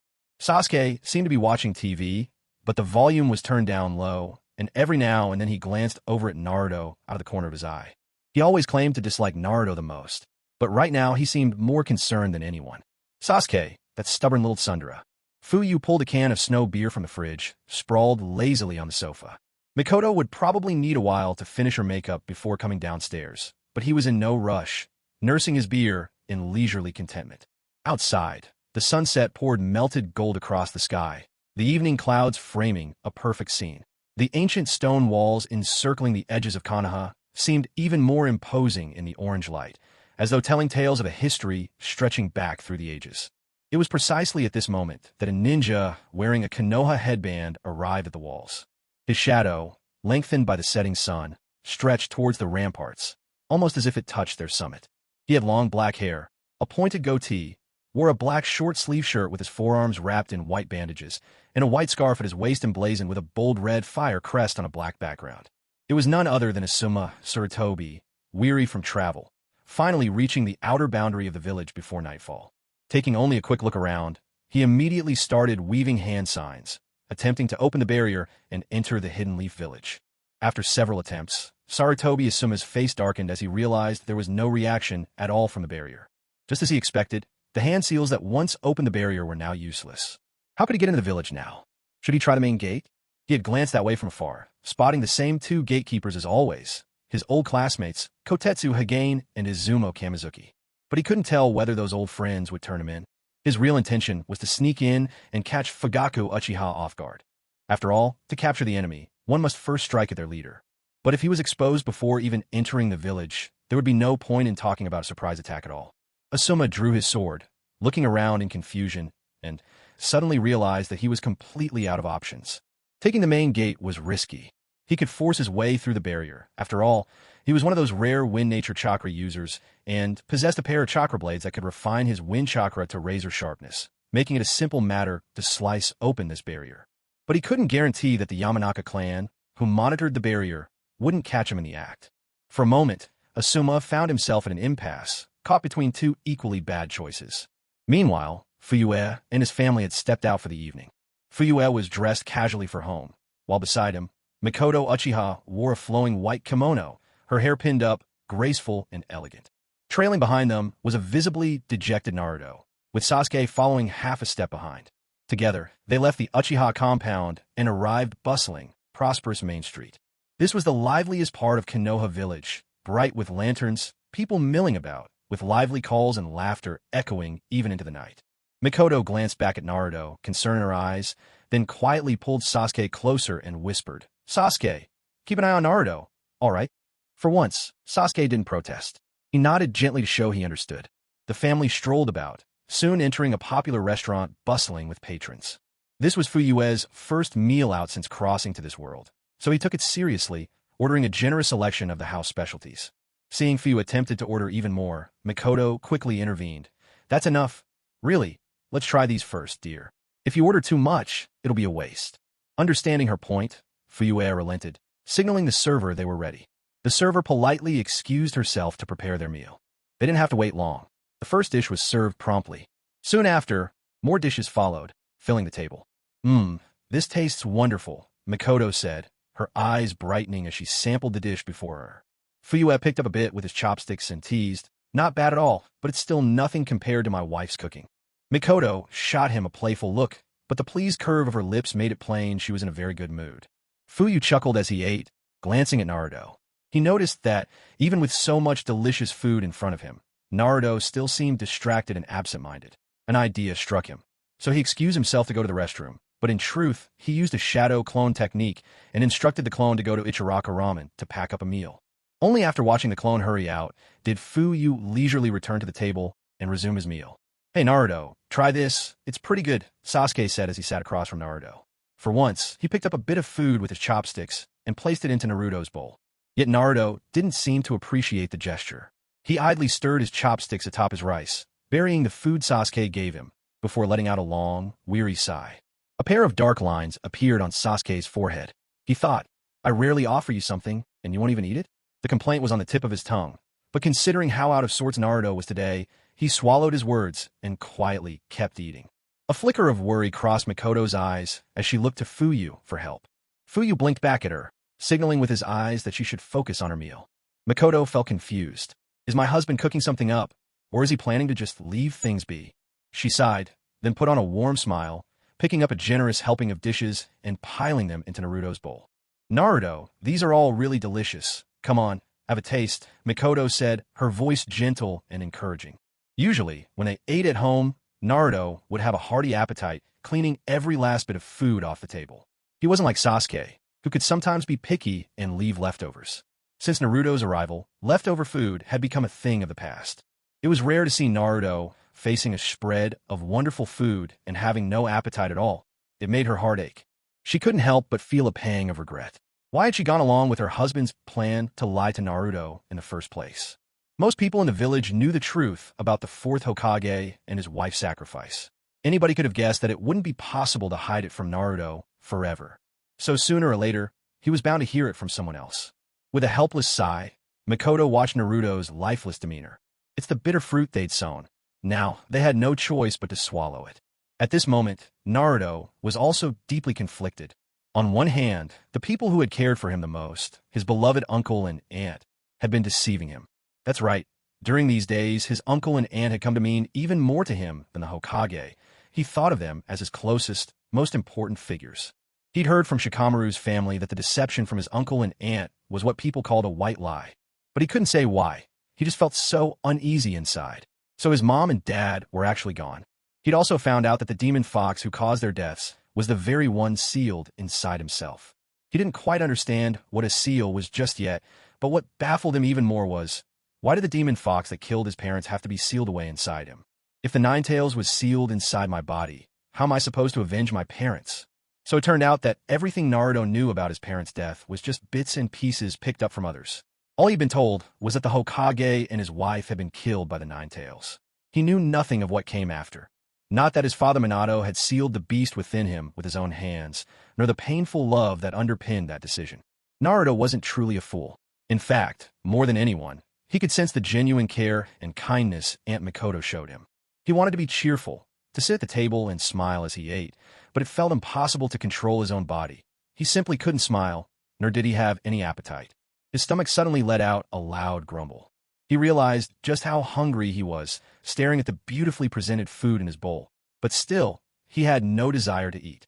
Just then, a steaming hot bowl of ramen was placed in front of him. Naruto stared blankly at it.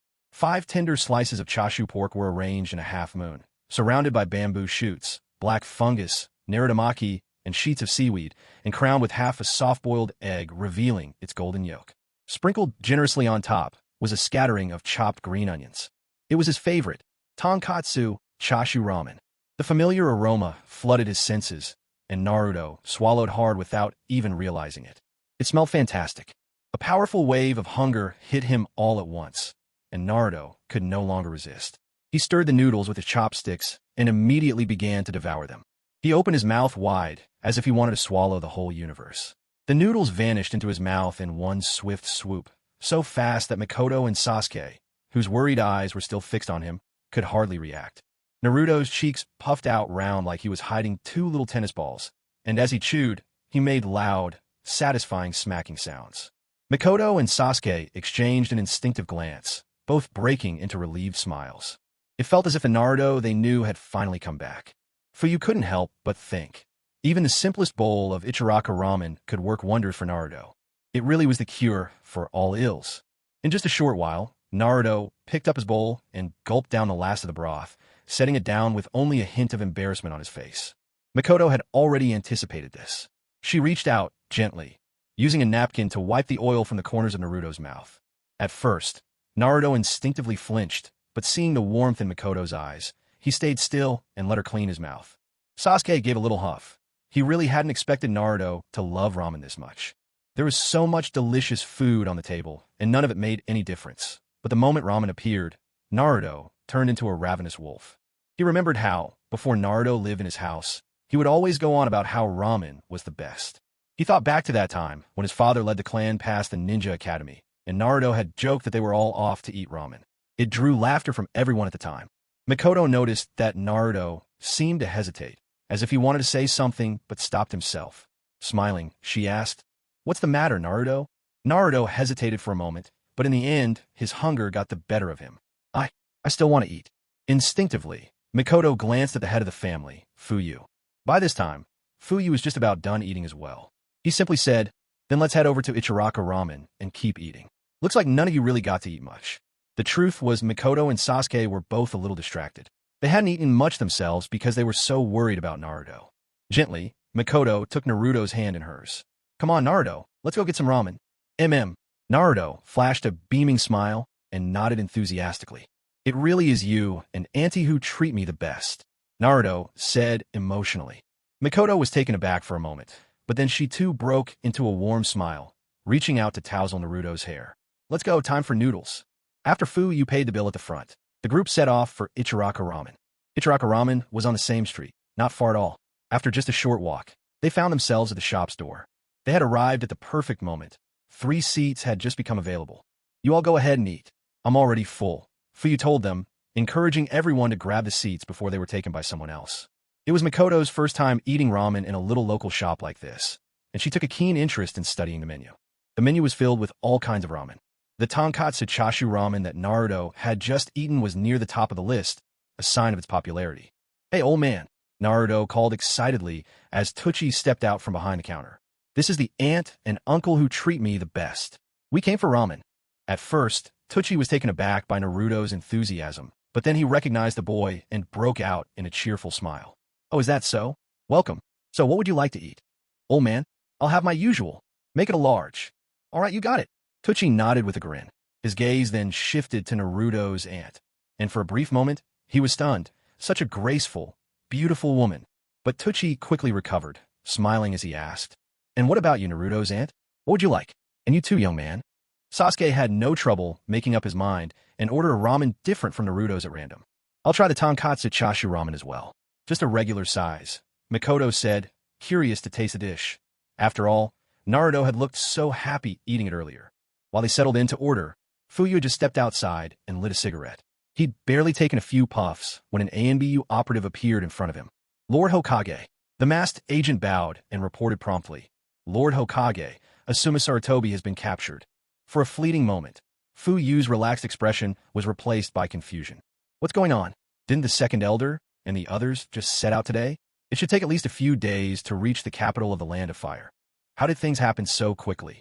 What happened?" Fuyu's mind stirred, and a faint suspicion began to take shape. Even the Umbu seemed to find the situation unlikely, letting out a soft chuckle before barely containing his amusement as he explained, "Lord Hokage, he practically delivered himself to us. This afternoon just happened to be the barrier team's routine inspection of the village's outer wards, and around dusk, they spotted Asuma Saratobi acting suspiciously outside the wall. The team promptly notified us, and, honestly, it didn't take much effort on our part. We caught him easily. Once we had him, he kept shouting about how unfair it was, demanding we give him a chance to fight one-on-one." The Uchiha Umbu gave a dismissive laugh, a knowing glint in his eye, as if recalling something amusing. There were 5 of them there, 5 elite Umbu, each with a set of 3 Tomo Sharingan. Any Jonin, no matter how skilled, would have been in trouble facing them. "Did you give him what he wanted?" Fuyu asked, curious. The Uchiha Umbu replied, "Of course. If he wanted to lose with dignity, we proud Uchiha naturally had to grant his wish." As expected, Fuyu thought to himself, that's just how the Uchiha are. Acting otherwise would be stranger. "It was Lord Daohua who fought him," the Umbu added reverently. Lord Daohua's mastery over his eye techniques has grown even stronger, surpassing the rest of us. It seemed the outcome was never in doubt. Fuyu let out a small sigh of relief. He'd been worried there might be some kind of unexpected complication. In the world of shinobi, it's well known that any standard Jonin encountering 3 Tomo Sharingan would flee on sight, and while Asuma Saratobi was neither a nobody nor an absolute main character, he was still important enough for the story. Still, thinking about it, Uchiha Daohua may have been one of the 3 clan members Itachi wiped out instantly on the night of the massacre in the original series, but that was only because of the gulf between Mangekyo and 3 Tomo Sharingan within the same clan. Against outsiders, an Uchiha's dominance is overwhelming. Daohua, after all, was one of the clan's top Jonin, and had wielded the 3 Tomo Sharingan for many years. His eye power wasn't something an average clan member could compare to. Dealing with someone like Asuma Saratobi was hardly a challenge. Feeling pleased with himself, Fuyu exhaled a lazy smoke ring and asked casually, "So where is he now?" The Uchiha Umbu pointed toward a narrow alley across from them. Fuyu followed his gaze and made out a few shadowy, indistinct figures standing there. Lord Hokage, how should we handle him? The Umbu inquired respectfully. Kill him, Fuyu replied in an offhand manner, as if ordering the killing of a chicken was the simplest thing in the world. Yes, sir. The Umbu showed no hesitation. After another respectful bow, he vanished in an instant. Fuyu cast a calm look toward the alley. A few seconds later, even those ambiguous figures had disappeared from sight. Honey, are you all right? Mei-chin stepped outside and saw her husband crouching there, enveloped in a swirl of smoke. Suddenly, for reasons unknown, his face lit up with laughter, and he couldn't seem to stop smiling. Curious, she asked him what was going on. What's got you grinning like that? Fuyu didn't hide anything from her. He told her the whole story of what had just happened. After listening, Mei-chin found her own expression nearly slipping. There was so much she wanted to say, but had no idea where to begin. Sarutobi Asuma had been away from the village for several years. Rumors said he'd been making his way in the world. Later, her husband mentioned he was working as one of the 12 guardian ninja in the capital of the Land of Fire. Her husband said he planned to eliminate Asuma to tie up loose ends, and she'd even been worried that something might go wrong with Elder Setsuna's side of things. Who would have thought that Sarutobi Asuma would be so eager to walk right up to their door all on his own? After all these years, he really hadn't improved at all. Looking at Mei-chin's constipated expression, Fuyu couldn't hold back his amusement and chuckled. Haha, wouldn't you say that Sarutobi Asuma is a fool? He then went on to tell her how Asuma, after being captured alive by the ANBU, actually requested a one-on-one duel. When Mei-chin heard that Uchiha Daihua was the one who fought Asuma, and noticing her husband's relaxed demeanor, she didn't even need to hear the outcome. She knew Sarutobi Asuma had definitely lost. But she knew how to offer her husband a bit of emotional satisfaction. Playing along, she feigned ignorance and asked, So, who won? Her husband burst out laughing. Of course Daihua did. Mei-chin pressed her lips together in a slight smile. Dahua's strength is well recognized in our clan. She didn't pursue the matter of what would happen to Sarutobi Asuma any further. Instead, with a gentle smile, she changed the topic. Since the kids have all finished eating, and since it's rare for us to go out as a family, why don't we enjoy a walk together before heading home? Fuyu had no objections. He had nothing else to do that evening, so he readily agreed. Naruto seemed to perk up again, his mood lifted. He chattered excitedly about how good Uncle Ichiraku was, how he'd piled extra toppings into his bowl, how delicious everything was, and how he absolutely had to come back for ramen next time. Fuyu and Mei-chin exchanged a glance and smiled quietly. It seemed that Naruto's sadness after hearing of his parents' deaths, and the gloom that followed, had all been soothed by a good bowl of Ichiraku's ramen. Sasuke, seeing Naruto return to his usual loud and brash self, finally couldn't help but make a sarcastic remark. Are you some kind of glutton? He himself felt full after just an average-sized bowl of ramen, but Naruto had eaten a bowl at the restaurant, then come here for a jumbo-sized serving, followed by 2 more bowls. It genuinely left Sasuke dumbfounded. At home, he'd never noticed Naruto eating so much. Or maybe, come to think of it, he really did eat a lot. Sasuke couldn't help but recall the days Naruto spent at their house. He hadn't paid much attention before. After dinner, he'd just go watch TV. But now, thinking it over, the signs had always been there. Well, you really are a bottomless pit, Naruto retorted with a wide grin. Choji always says that being able to eat well is a blessing, you know? Sasuke, you're so clueless. Even something like this goes over your head.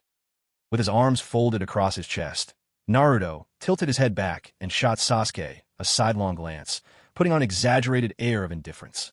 Sasuke thought to himself.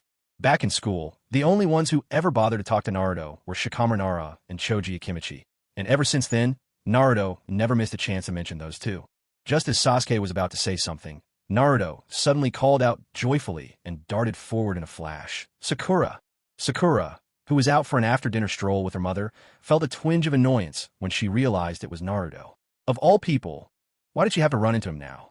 Sakura's mother, Mabuki Haruno, had blonde hair and bright green eyes and wore a form-fitting white cheapao that flattered her figure. At the sight of Naruto, Mabuki didn't recognize him right away as the child of the Nine Tails. Instead, her curiosity was piqued, and she asked her daughter, Sakura, is he a friend of yours? He's just a classmate. That's all, Sakura replied airily. Sasuke watched as Naruto eagerly rushed up to Sakura, all animated and cheerful, causing Sasuke's eyelid to twitch. This Naruto, just a while ago, Naruto looked like he had 1 foot in the grave, and now he was bursting with energy again. Honestly, Sasuke was at a loss for words. Sasuke, who's that little girl?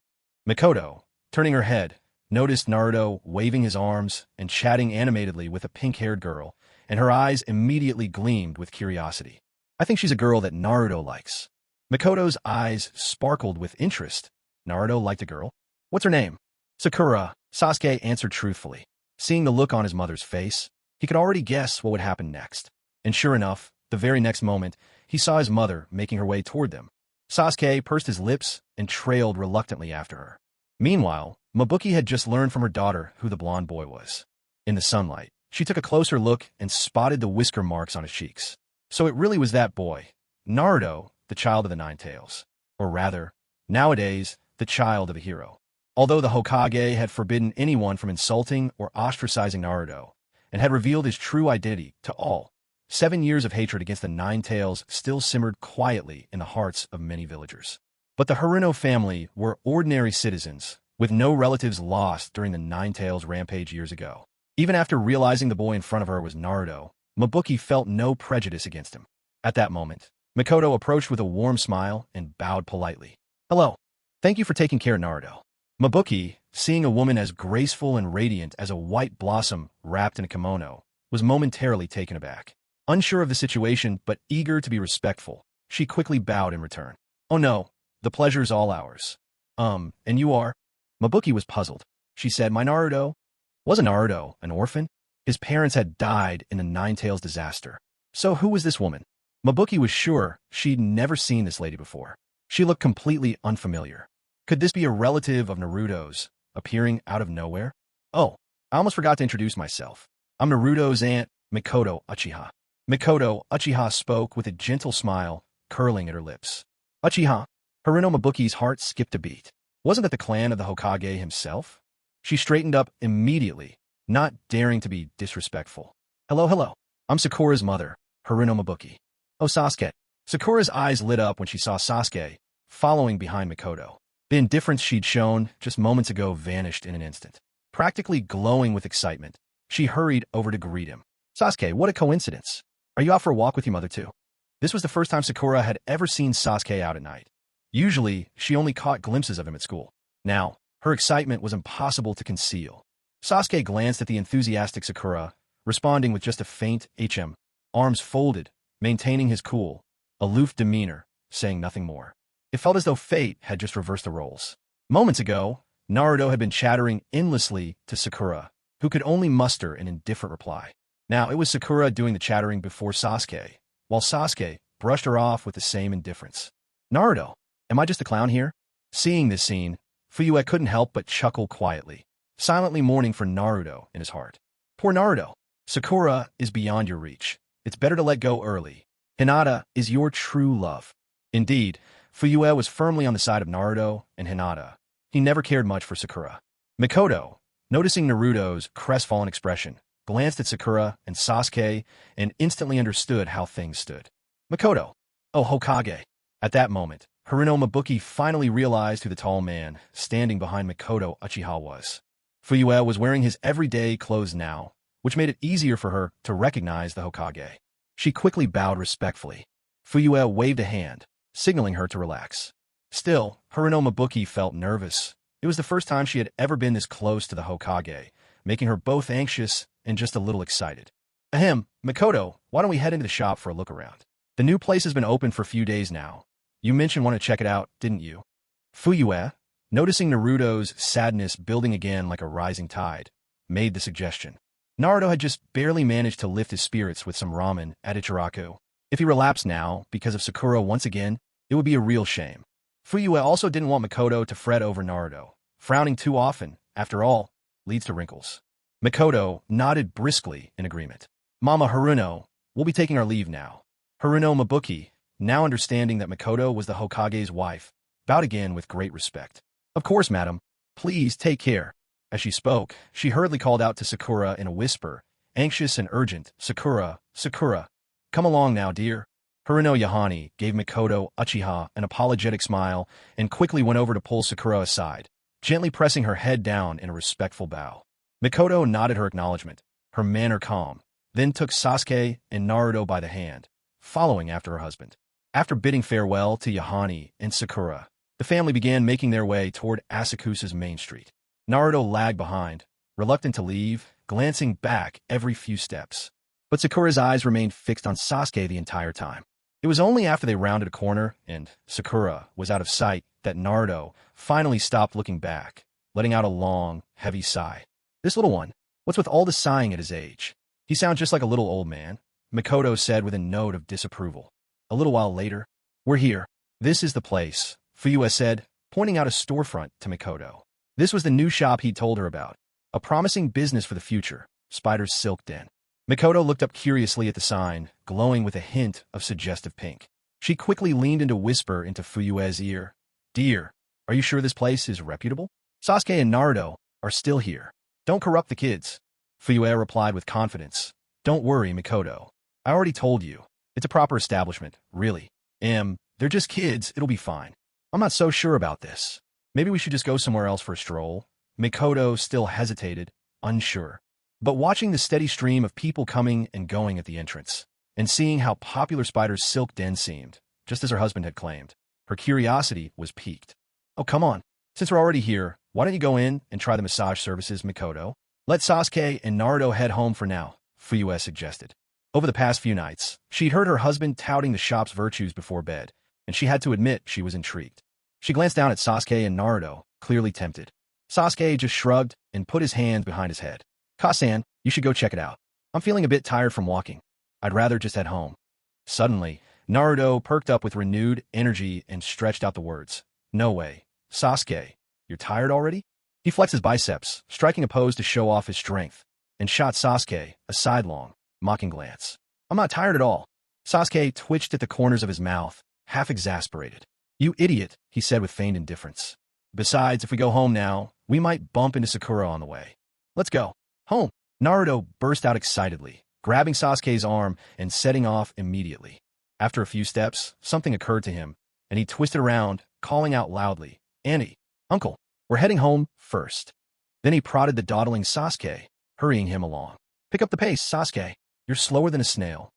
Sasuke, well used to Naruto's antics, just rolled his eyes and ignored him, not bothering to respond. Well, the kids are on their way home, so let's go. I'll take you inside for a look, Fuyue said with a smile, slipping his arm around Makoto's soft, slender waist. Makoto didn't refuse either. As she walked into the silk cave, she glanced around, her curiosity piqued. The store's decor was refreshing and novel. She realized it was the first time she'd ever seen a shop like this in the Leaf Village. No wonder this place was so popular. What's this? No sooner had she stepped inside, Makoto noticed a wall covered with numerous photos and asked, her voice full of curiosity. These are all the store's staff, Fuyue explained, the ones I told you about the other night. When customers come in, the first thing they see is this wall. They can choose their preferred therapist from these photos to give them a massage. Makoto looked over at the wall of photos, noticing that a pair of customers were making their selections at that moment. Suddenly, she understood. She lowered her voice. Honey, how come you know so much about this kind of place? Fuyue laughed, brushing aside the question with a smile. Oh, it's nothing special. Come on, let's find a free room so you can experience one of the massage sessions. Since Fuyue was head of the Uchiha clan, almost everyone working here besides the therapists were fellow Uchiha clan members. As soon as he entered the shop, the staff had immediately recognized him. Some of them had wanted to come over to greet him right away, but Fuyue's look warned them off, so they held back. Now, Fuyue waved a hand to beckon one of the waiting staff in the hallway. Uchiha Matsu hurried over, head bowed respectfully. Clan Chief, Madam Clan Chief, how may I serve you? Are there any therapists available now? Fuyue asked. Yes, Clan Chief. Uchiha Matsu replied, thinking to himself that if the chief wanted one, there had to be one, even if it meant making room. Good, just assign anyone available. Give my wife a nice spa treatment, Fuyue said blandly. All the therapists currently working at Silk Cave were women, and since Makoto was also a woman, there was no need to fuss over which therapist would attend to her. After all, could anyone compare to Makoto's beauty? Of course, Clan Chief, Madam Clan Chief. This way, please. Uchiha Matsu led them to a quiet, secluded room, and quickly served a generous fruit platter, fine tea, and other refreshments. Makoto's curiosity was piqued again when she spotted a fresh flower placed on a mattress. She pointed to a hole at the head of the bed, about the size of a football, and asked what it was for. Fuyue explained that when getting a massage on your stomach, you could rest your head and face straight into the hole, allowing your face to breathe comfortably without obstruction. Before long, the therapist arrived, a woman with gentle features, probably in her late 20s. As soon as the therapist entered, Fuyue excused himself from the room, telling Makoto he had something to discuss with Ryoichi and that she should just relax and enjoy the massage. Makoto had no objections. As Fuyue stepped out, he saw Uchiha Ryoichi waiting respectfully by the door. "Chief," Ryoichi greeted him. Fuyue gave a nod and followed Uchiha Ryoichi to the office. As soon as Fuyue sat down, he saw Uchiha Ryoichi eagerly fetch an account book from the desk. Fuyue waved his hand dismissively. "Didn't we already look at that this morning? I have something else on my mind." Though puzzled, Uchiha Ryoichi didn't slow down. He quickly returned the account book to the desk, then stood respectfully before Fuyue, ready to listen. "Ryoichi, have you ever read Jiraiya's Makeout Paradise?" The head of the clan caught Uchiha Ryoichi completely off guard with his first question. Makeout Paradise? Wasn't that an infamous adult book? Why would the clan head bring this up? Baffled, Uchiha Ryoichi replied honestly, even though he didn't understand why his lord was asking. "I've read a little bit." "Good. That's enough." Fuyue nodded and went on. "I had this idea just today. I'm thinking of writing a book myself to test the waters. I want you to." Before Fuyue could finish, Uchiha Ryoichi interrupted in shock, his face full of horror. "What? Clan head, are you going to write an adult book too?" Fuyue's face darkened, a line of frustration creasing his brow. "No, I'm going to write a fantasy novel." Relief washed over Uchiha Ryoichi once he realized his lord wasn't planning to write an adult book. Noticing the clan head's displeased look, Ryoichi quickly forced a smile. "I apologize, clan head. I lost my composure for a moment. Please forgive me. You're already a shop owner. How can you be so flustered? Where's your decorum?" Fuyue shot him a glare, then continued, "I want you to buy out a bookshop and a printing house in the village. Once I finish writing, we'll arrange for immediate printing and ship the books straight to the bookstore." Uchiha Ryoichi reminded him, "Clan head, there isn't a printing house in the village." Fuyue frowned. In a place as large as Hidden Leaf Village, not a single printing house? Despite being called a village, Hidden Leaf was practically the size of a city. The absence of a printing house was truly unexpected. It was only after Uchiha Ryoichi's explanation that Fuyue understood. Back when the 4th Hokage took up the post, there was an agreement struck with the royal family of the Land of Fire to secure their support. As part of that deal, all large factories had to relocate to the capital, leaving none inside the village. In effect, the royal family had seized control over Leaf Village's economic lifeblood. No wonder the later Hokages could hardly hold their heads high before the daimyo. Apart from the old agreement Senja Hashirama had made with the royal household, these new arrangements had also taken their toll. The royal family of the Land of Fire has chosen its own path to ruin. Fuyue let out a cold, mirthless chuckle before continuing. "Then I'll have to trouble you, right? In a few days, make a trip to the capital yourself and acquire a printing house." Then, remembering the new store had just opened and might be busy, Fuyue added, "On second thought, forget it. You don't need to handle this. I'll find someone else for the job." Fuyue's loyal followers numbered more than just the family servant, Uchiha Ryoichi. When it came to devotion, ever since he led the Uchiha in a coup and successfully seized power in Konoha, not a single Uchiha lacked complete faith in him. If he needed people, he had no shortage of them. There were more than 30 elite jonin in the clan, each with a 3-tomo Sharingan. Yes, Uchiha Ryoichi expressed no objections.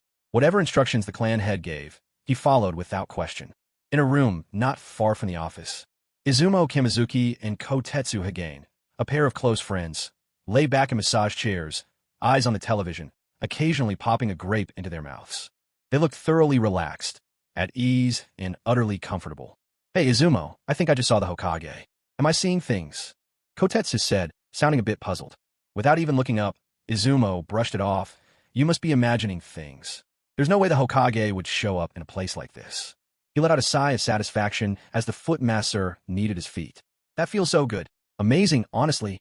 The two of them had spotted a new service on the menu as soon as they arrived today, a basic foot soak. The price was more than fair, only about half the cost of a meal at the barbecue place next door. After hearing the staff explain that soaking their feet in warm water, combined with a professional massage technique, could help relieve fatigue, they decided on the spot to give it a try that night. Their work often required them to stand guard at the gate all day. When they heard that this foot bath could ease their aching feet, it was an opportunity they couldn't pass up. And sure enough, it didn't disappoint. It felt incredible, blissful even. As the masseur's skilled hands worked their magic on Kotetsu, he closed his eyes, utterly content, and didn't mention the Hokage sighting again. Back in the office, Fuyue and Uchiha Ryoichi were still discussing follow-up matters regarding the spider's den, when, suddenly, someone pushed the door open. Uchiha Ryoichi flew into a rage, thinking it was some clueless newcomer barging in without knocking. He was just about to rebuke the intruder, but caught sight of the attire. Full ANBU regalia, and his anger vanished. Oh, it's just ANBU. No problem then. Now all of ANBU were 3 Tomo Jonin from the Uchiha clan. His own people, through and through. What is it? Fuyu asked, a touch of curiosity in his voice. The ANBU member bowed and reported. Lord Hokage, one of the Sannin, Lady Tsunade, has just entered the village. Oh, a glint flashed in Fuyu's eyes. So Tsunade was the first to return? He had expected, among the legendary Sannin, that Jiraiya would be the one to come back first, followed by a possible return from Tsunade, and Orochimaru coming last. How odd. In the original story, if he remembered right, Orochimaru killed Hiruzen Sarutobi, and even when Hiruzen's funeral was held, Tsunade didn't come back at all. What could have brought her back now? Fuyu found it hard to understand, so he simply decided to stop thinking about it altogether. Is it just Tsunade and Shizen? Fuyu asked. The Umbu was momentarily taken aback, but quickly realized that the Shizen Lord Hokage mentioned must be the young woman always at Tsunade's side. He nodded, then added after a brief pause, there's also a pig. A little pink pig. All right, I understand. Just keep them under surveillance for now. There's no rush to make contact. Let's see what she intends to do. By the way, Tsunade has hemophobia, so when you're monitoring her, each of you should bring a bag of blood from the Konoha hospital. If Tsunade tries anything suspicious, just throw the blood at her. Fuyu issued these instructions. Yes, sir. With a whoosh, the Umbu vanished from the room. Uchiha Ryoichi glanced back to double-check, then gently closed the door behind them. Good, he knows how to act. Uchiha Ryoichi gave a silent nod of approval. Now, where were we?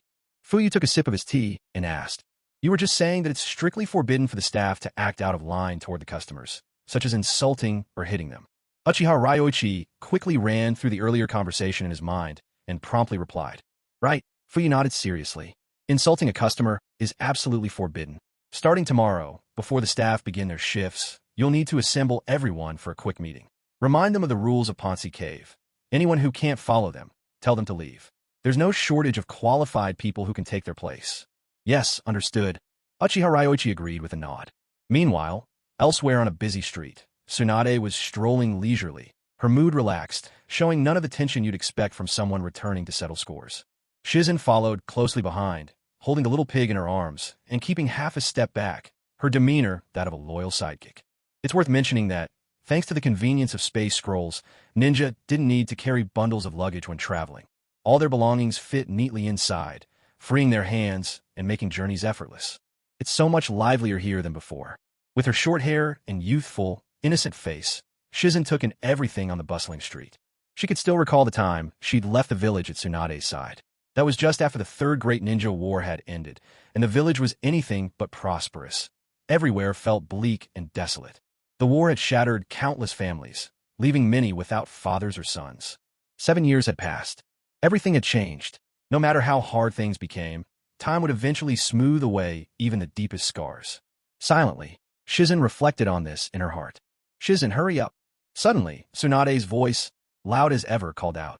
Shizen immediately looked over and saw Lady Tsunade standing before a steaming food stall, waving her over with one hand, while with the other, she was already munching on a skewer of dumplings. Shizen quickened her pace and walked over to the stall, gently setting down her pet pig, Tonton, on the ground. She reached into her pocket, took out a small black purse, unzipped it, pinched a few coins between her fingers, and looked at the middle-aged owner behind the stall, slightly disheveled in appearance. Boss, how much is it? She asked. Before the owner could answer, a conversation suddenly broke out nearby. Sasuke, I want to eat this. Eat what? Didn't you just have a big bowl of ramen? Weren't you full? But I'm really hungry. I swear, listen, my stomach is growling. The group turned to see a blonde-haired boy with a pitiful expression, clutching the arm of a cool-faced, dark-haired youth and pointing longingly toward the stall. As he spoke, he waved his arms dramatically. We should just go home. My mom bought some snacks today. You'll have plenty to eat there, Sasuke said. He noticed several passers-by glancing over curiously, and although he was clearly annoyed, he managed to keep a straight, stoic face. Really? Aunt bought snacks. Naruto's eyes sparkled at the news, but then he glanced back at the stall, drawn helplessly by the rich, delicious aroma of the dumplings. He couldn't take his eyes off them. Unable to hide his disappointment, a tear of frustration welled up at the corner of his mouth. He gave one last try. Sasuke, you want to eat these dumplings too, right? Right? They smell incredible. Don't you think so? No, I don't, Sasuke replied, coolly, denying it without a hint of hesitation. Oh, okay, Naruto sighed, defeated. He wiped away the drool at the corner of his mouth and got ready to leave, head hung low. Just then, a gentle voice, as if it were a ray of light streaming through the clouds, called out to him. "Wait a minute, young man." Naruto, heart heavy from missing out on the dumplings, turned his head wearily. He saw a woman with striking short black hair at the stall, smiling as she beckoned him over and then turned to the owner. Boss, please give this little one 4 skewers of dumplings." "I'll pay for it all together," she said, kindly and without hesitation. Shizun's generosity shone through. At once, Naruto's eyes lit up, his entire face brightening.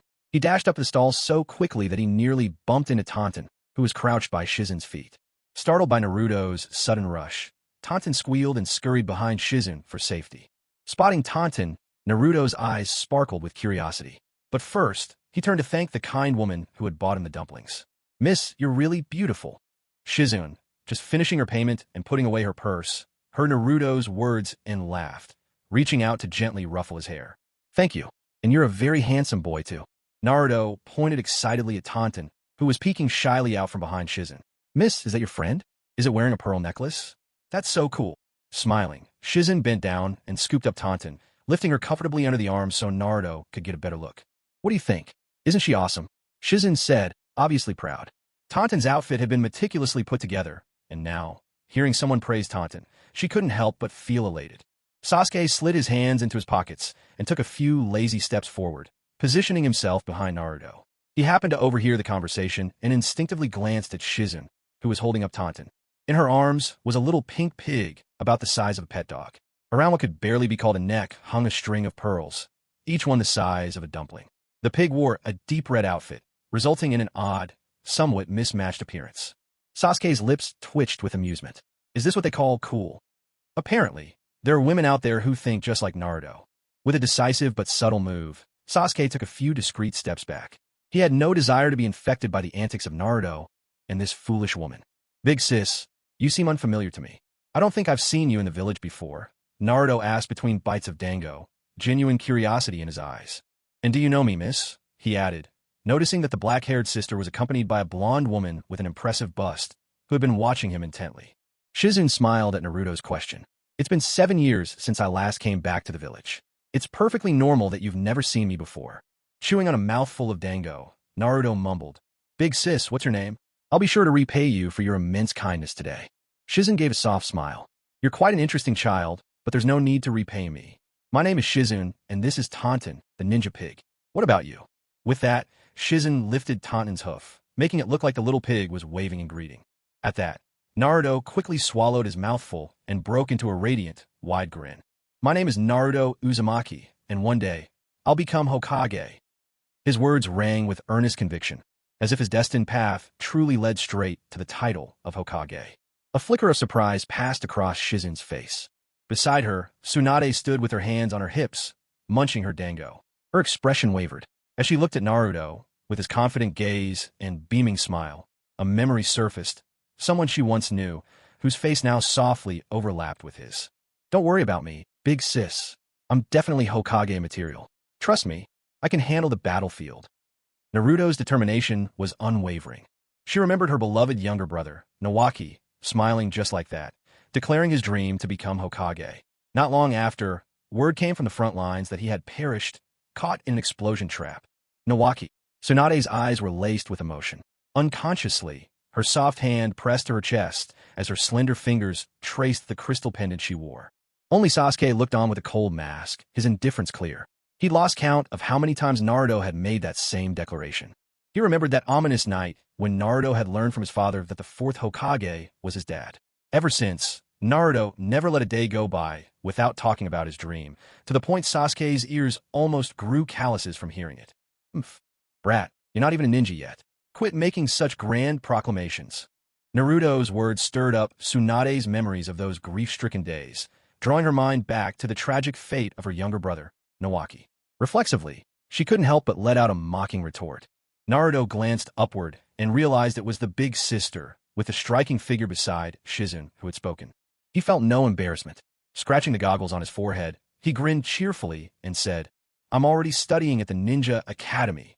Once I graduate, I'll become a real ninja. Even though I'm not a ninja yet, I'll give it my all. One day, I'll become Hokage."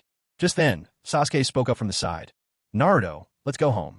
He may have disliked Naruto, but that didn't mean anyone else could belittle Naruto's dreams. Simply put, it was, I can tease him, but others cannot.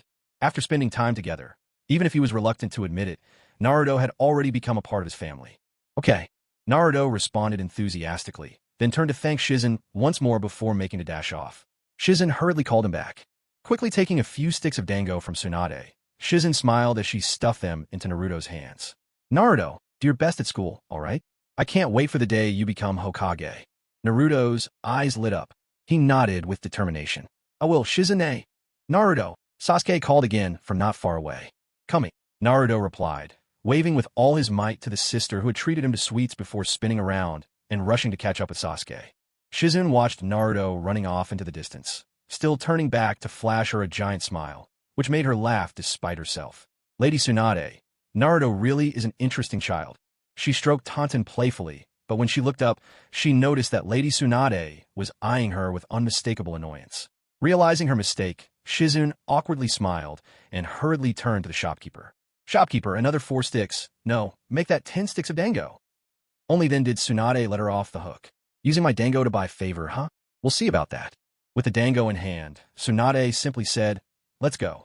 Shizen scooped up Taunton and asked, Lady Tsunade, where are we headed now? Home. No, we're going to the Hokage's office first. Tsunade replied coolly, savoring a bite of dango as she spoke. Shizen's heart skipped a beat. So Lady Tsunade really is going to cause trouble? She sighed. There was no changing Tsunade's mind, so she could only follow after, her expression clouded with worry. After a while, Shizen tensed up and whispered, Lady Tsunade, I think we're being watched. Tsunade glanced at her with a faintly amused look. You only just noticed? Shizen thought to herself, it's been 7 years since I last returned to the Leaf Village. It's no wonder my guard slipped a little. Tsunade ate her dango with an air of indifference and said, they've been following us for a while now. Ever since we met that little brat, it seems they were about to step in and stop us, but for some reason, they held back. Thinking of that blonde-haired kid from earlier, Tsunade couldn't quite calm the stir of emotions in her heart. Uzumaki Naruto, is it? She narrowed her eyes. That overwhelming chakra inside him. He must be the new Jinchuriki of the Nine Tails, right? How odd. Would the village really let the Nine Tails Jinchuriki just wander about so freely? Tsunade found it strange. Aren't they worried about the possibility of the Nine Tails going berserk? If the old man were still in charge, she was sure he'd have kept the Jinchuriki on a much tighter leash. She couldn't help but think so. Then, a complex look flickered in her eyes. She almost forgot the old man was already gone. Now, it's the Uchiha clan who controls Konoha. A thought welled up in her chest, and she realized, yes, with those eyes the Uchiha possess, there's no need for them to fear the Nine Tails running wild. Tsunade narrowed her eyes again. For Fugaku Uchiha to have taken down the old man, he must have awakened the Mangekyo Sharingan. She swept her gaze, purposefully or not, over the Umbu trailing in the shadows. After entering the village, Fugaku hadn't made any overt moves, simply arranged for her surveillance. Clearly, he had no intention of making a move against her. Her confidence to return to the village alone came, naturally, from her own standing and reputation. After all, she was the granddaughter of the first Hokage, the princess of the Grand Senju clan, famed as Tsunade Haim, and one of Konoha's legendary Sannin. Despite the first Hokage having passed away many years ago and the Senju no longer as powerful as before, their legacy and influence within Konoha still lingered. Not to mention, countless villagers owed their lives to her medical jutsu. With so many people in her debt, she doubted Fugaku Uchiha would dare earn the world's ire by harming her. The mere fact that Fugaku only had her watched was proof enough of that. Tsunade did not rush straight to the Hokage Tower. Instead, she wandered the village with Shizen, taking a leisurely stroll. By the time their circuit of the village was done, Tsunade's mood had grown a bit complicated. All along the way, the villagers wore easy smiles and the air about the village was peaceful. There was no sign that the transfer of the Hokage's power had disrupted daily life. She even chatted with a few townsfolk to ask what they thought of the current Hokage, and they all said things are going well. For the villagers, it was the quiet routine of everyday life that mattered most. Who held the Hokage's seat didn't truly make a difference to them. Realizing this, Tsunade stood lost in thought. A deep sigh escaped her lips, and the urge to visit the Hokage Tower faded from her heart. With a hint of regret, she murmured, never mind, Shizen. Let's just go. Are we heading to the Hokage Tower now? Shizen asked, a note of unease in her voice as she realized their troubles might just be beginning. After all, it was the Uchiha clan they'd be dealing with. Was Lady Tsunade really going to go through with this? Shizune had grown up hearing about the mighty reputation of the Uchiha clan, and she always felt an inexplicable sense of intimidation around them. Especially now, knowing that the Uchiha clan had become the 5th Hokage by killing the 3rd, her feelings for them were far from favorable. Forget it. Let's just leave this place, Tsunade said, waving her hand disinterestedly. Shizune wore a bewildered expression, much like an old man on the subway, confused by his phone. Leave? Where are we going, Lady Tsunade? To leave the village, obviously, Tsunade replied, shooting Shizune a stern look. Seriously? Shizune was clearly reluctant. Lady Tsunade, it's so late. Why don't we just stay the night and leave tomorrow? It had been 7 years since she last returned to the Hidden Leaf Village, and she still wanted to pay her respects at her uncle's grave. Suddenly, an image flashed through Tsunade's mind. The blonde, stubborn little brat who once swore he'd become Hokage. Her heart gave a little jolt, and she changed her mind. Never mind. We'll stay here for the night. Hearing Tsunade's change of heart, Shizune's face lit up with delight. Great. So are we heading home now? Shizune asked hopefully. Tsunade stood in the middle of Asakusa Street, looking around aimlessly, when her eyes suddenly fell on a sign bathed in pink light. Spider's Lair. A glint of curiosity flashed in Tsunade's eyes. What kind of place was this? Come on, Shizune, let's check it out. Tsunade gestured excitedly toward the shop next to the barbecue restaurant. Shizune was still thinking about how long it had been since she'd been home.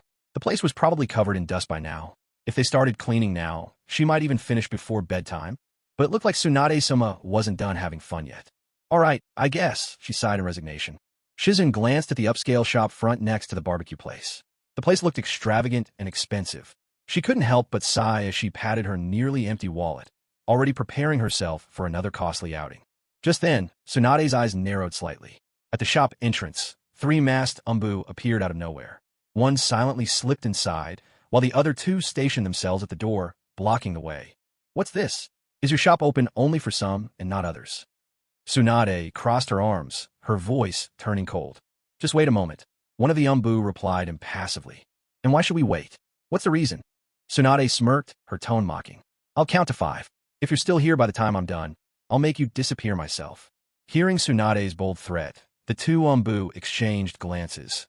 In their eyes, there was nothing but scorn.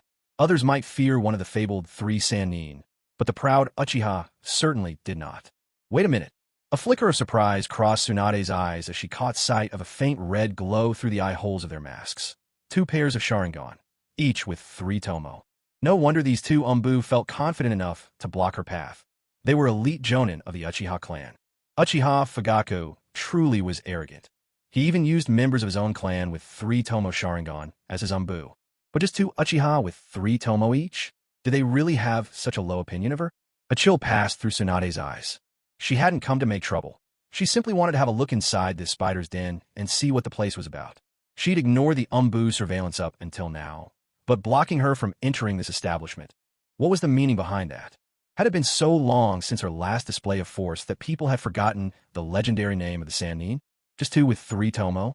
Tsunade's gaze grew sharp, and she began to count down from 5 beneath her breath, making it clear that if they didn't move aside by the time she finished, she truly would use force. Shizune, standing nearby, was growing anxious and flustered. Lady Tsunade, this is Konoha Village, not the outside world. Sarutobi-sensei isn't Hokage anymore. Was it really worth the trouble to stir up a scene here? But seeing the seriousness in Tsunade's eyes, Shizune knew there was no talking her out of it. All she could do was worry fruitlessly on the sidelines. As Tsunade counted down to the last 2 seconds, the 2 umbu across from her remained perfectly calm, betraying no sign of panic. Without a word, each of them pulled a dark red blood bag from their pouch. Tsunade and Shizune had both spent time in the Konoha hospital and recognized the blood bags instantly. Tsunade averted her gaze the very instant she spotted them, but that brief glance was enough. Her face went ashen, and an unexplainable wave of nausea swept over her. Thank goodness she hadn't gotten a direct look at blood itself. Otherwise, her hematophobia would have kicked in much worse. Still, even this much was enough to leave Tsunade thoroughly shaken. Shizune's expression changed the moment she saw the blood bags. Noticing how Tsunade wavered on her feet, she hastily tossed down Tun-Tun the pig and rushed to steady her mentor. Lady Tsunade, Shizune's face was filled with worry. Despicable. Tsunade composed herself for a moment, then spat out the word through clenched teeth. Weren't the Uchiha supposed to be a clan of hot-headed simpletons? Since when did they know how to use her fear of blood against her? To Tsunade, these two Umbu almost seemed like imposters. Where was the trademark Uchiha pride? Meanwhile, inside the spider's den, another Umbu who just entered had finished reporting to Fuyu. He didn't just relay Tsunade's arrival at the door and her attempt to come inside. He also shared everything he had observed along the way. Wandering around aimlessly, contact with Naruto and Sasuke, Fuyu was somewhat puzzled. He couldn't figure out what Tsunade was really after. Her talking to Naruto and Sasuke didn't worry him in the least. Strictly speaking, Tsunade wasn't an outsider, and he didn't think she'd have any ill intentions toward them. According to the Umbu's report, Fuyu was certain Tsunade wasn't aware of his presence here. Since she hadn't come looking for him, it was likely just a coincidence. With an odd look on his face, Fuyu guessed she'd probably just noticed a shop she'd never seen before and got curious about what was inside. Fuyu had anticipated this outcome.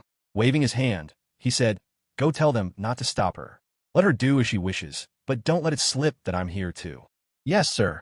The Umbu agent took the order and withdrew. Passing through the splendidly decorated corridors, he reached the entrance, where he saw the dark-haired girl supporting Tsunade, glaring fiercely at his companions. Ignoring the girl's angry stare, he approached his fellow agents and whispered a few words. The Umbu who had just tried to delay Tsunade hastily called out, "It's our business hours. Of course you can come in. Please go ahead." With that, the three of them vanished in a blink, slipping back into the shadows to resume their covert surveillance of Tsunade and Shizun.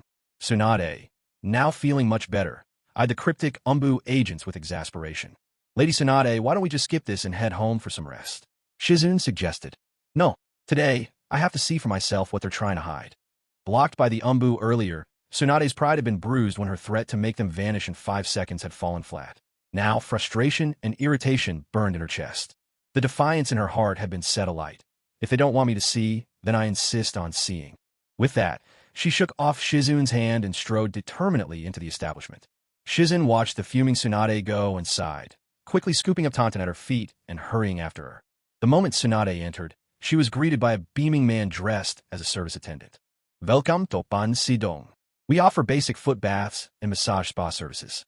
Over here is our photo wall. Please feel free to choose a technician you'd like to assist you." As he spoke, he gave a detailed explanation of both the foot bath and massage spa options. Tsunade listened, thoroughly bewildered, her anger momentarily forgotten. As the saying goes, one does not strike a smiling face with a raised hand. Having heard the man's introduction, Tsunade's expression turned peculiar. "So, it's just some shady joint that offers lewd services," she scoffed, a cold, mocking smile on her lips. Was this all that the two Uchiha agents had been trying to block her from? Seriously? The staff member met her scorn without losing his smile. "Ma'am, our establishment is entirely legitimate. All our services are above board, so please feel at ease." Tsunade eyed the walls, only half convinced, glancing up at the photo display once more. Just then, several customers who had just finished their foot baths strolled out of the corridor, looking thoroughly relaxed and in high spirits. They chatted cheerfully about how great the service was, saying their fatigue had disappeared and that they'd definitely be back next time. Tsunade thought to herself, "Well, I'm here already, and since those Umbu tried to keep me out, I might as well see what's really going on inside this place. Fine, I'll start with one of those whatever basic foot things you offer." This time, Shizun didn't object. She had overheard the price when the attendant introduced the service. The basic foot bath Tsunade had chosen wasn't expensive at all. About the same as a regular meal, not even 1,000th of what Lady Tsunade might lose in a single bed at the casino. Such a small amount of money, barely worth mentioning. "I'll have a basic foot bath as well," Shizun added. "Very well, ladies. Basic foot bath service. Please follow me. I'll show you to your room." Led by the attendant, Tsunade and Shizun walked through an opulent corridor glittering with gold and entered a room with an elegant, classical charm. Right by the entrance, they saw 3 unusual-looking chairs, clearly designed for reclining. The room's decor was rich with antique touches, carved wooden panels, a small incense burner giving off a gentle sandalwood fragrance. The cozy, tranquil atmosphere made them feel instantly at ease as they stepped inside. "Please have a seat, ladies. The therapist will be with you shortly," the attendant said with a warm smile, inviting Tsunade and Shizun to sit in the footbath chairs before quietly closing the door behind him. Tsunade paced the room, taking in her surroundings with a click of her tongue. Not bad. They actually put in some effort. Shizun set Taunton down, curiously touched the footbath chair, and then settled herself onto it. Feeling how soft it was, she sighed with real pleasure. "Lady Tsunade, this chair is really comfortable. You should try it." Tsunade scoffed. You're so easily impressed. It's just a chair. What's the big deal? Aren't they all the same? Nonetheless, she sat down on the chair next to Shizen. As the soft cushion enveloped her, she tried to maintain her tough facade, mumbling, "It's nothing special, really." At that moment, there was a gentle knock at the door. "Come in," Shizen called. The door opened. It was the same attendant as before. This time, he brought in 2 cups of green tea and a beautifully arranged platter of fresh fruit. Surprised, Shizen looked at the fruit and said, "We didn't order any fruit." The attendant smiled. "It's complimentary. Also, if you take a right when you leave and walk to the end of the hall, you'll find the dining area. There's a complimentary buffet as well." With a friendly nod, the attendant checked if they needed anything else, then quietly withdrew when they said they were fine. Once again, only Tsunade and Shizen remained. Shizen picked up a piece of fruit with a tiny fork from the platter. After tasting it, her eyes lit up. With a smile, she said, "Lady Tsunade, the service here really is wonderful."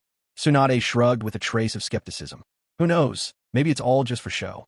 Their actual services might be a disaster." With a cold little chuckle, she warned, "If this so-called basic foot bath doesn't satisfy me, I'm going to demand a refund." Shizen said nothing, quietly enjoying her fruit, though she couldn't help but hope the basic foot bath would live up to expectations. Otherwise, Lady Tsunade really would cause a scene over getting her money back. Shizen quietly offered a silent prayer for the store's fortunes, then noticed a glimmer from the television embedded in the wall. That explained why she just spotted a remote on the wooden table nearby. She hurried over, picked up the remote with enthusiasm, switched the TV to the second channel, then settled comfortably into a chair, happily watching a comedy show. At that moment, there was another knock at the door. Shizen called out, "Come in."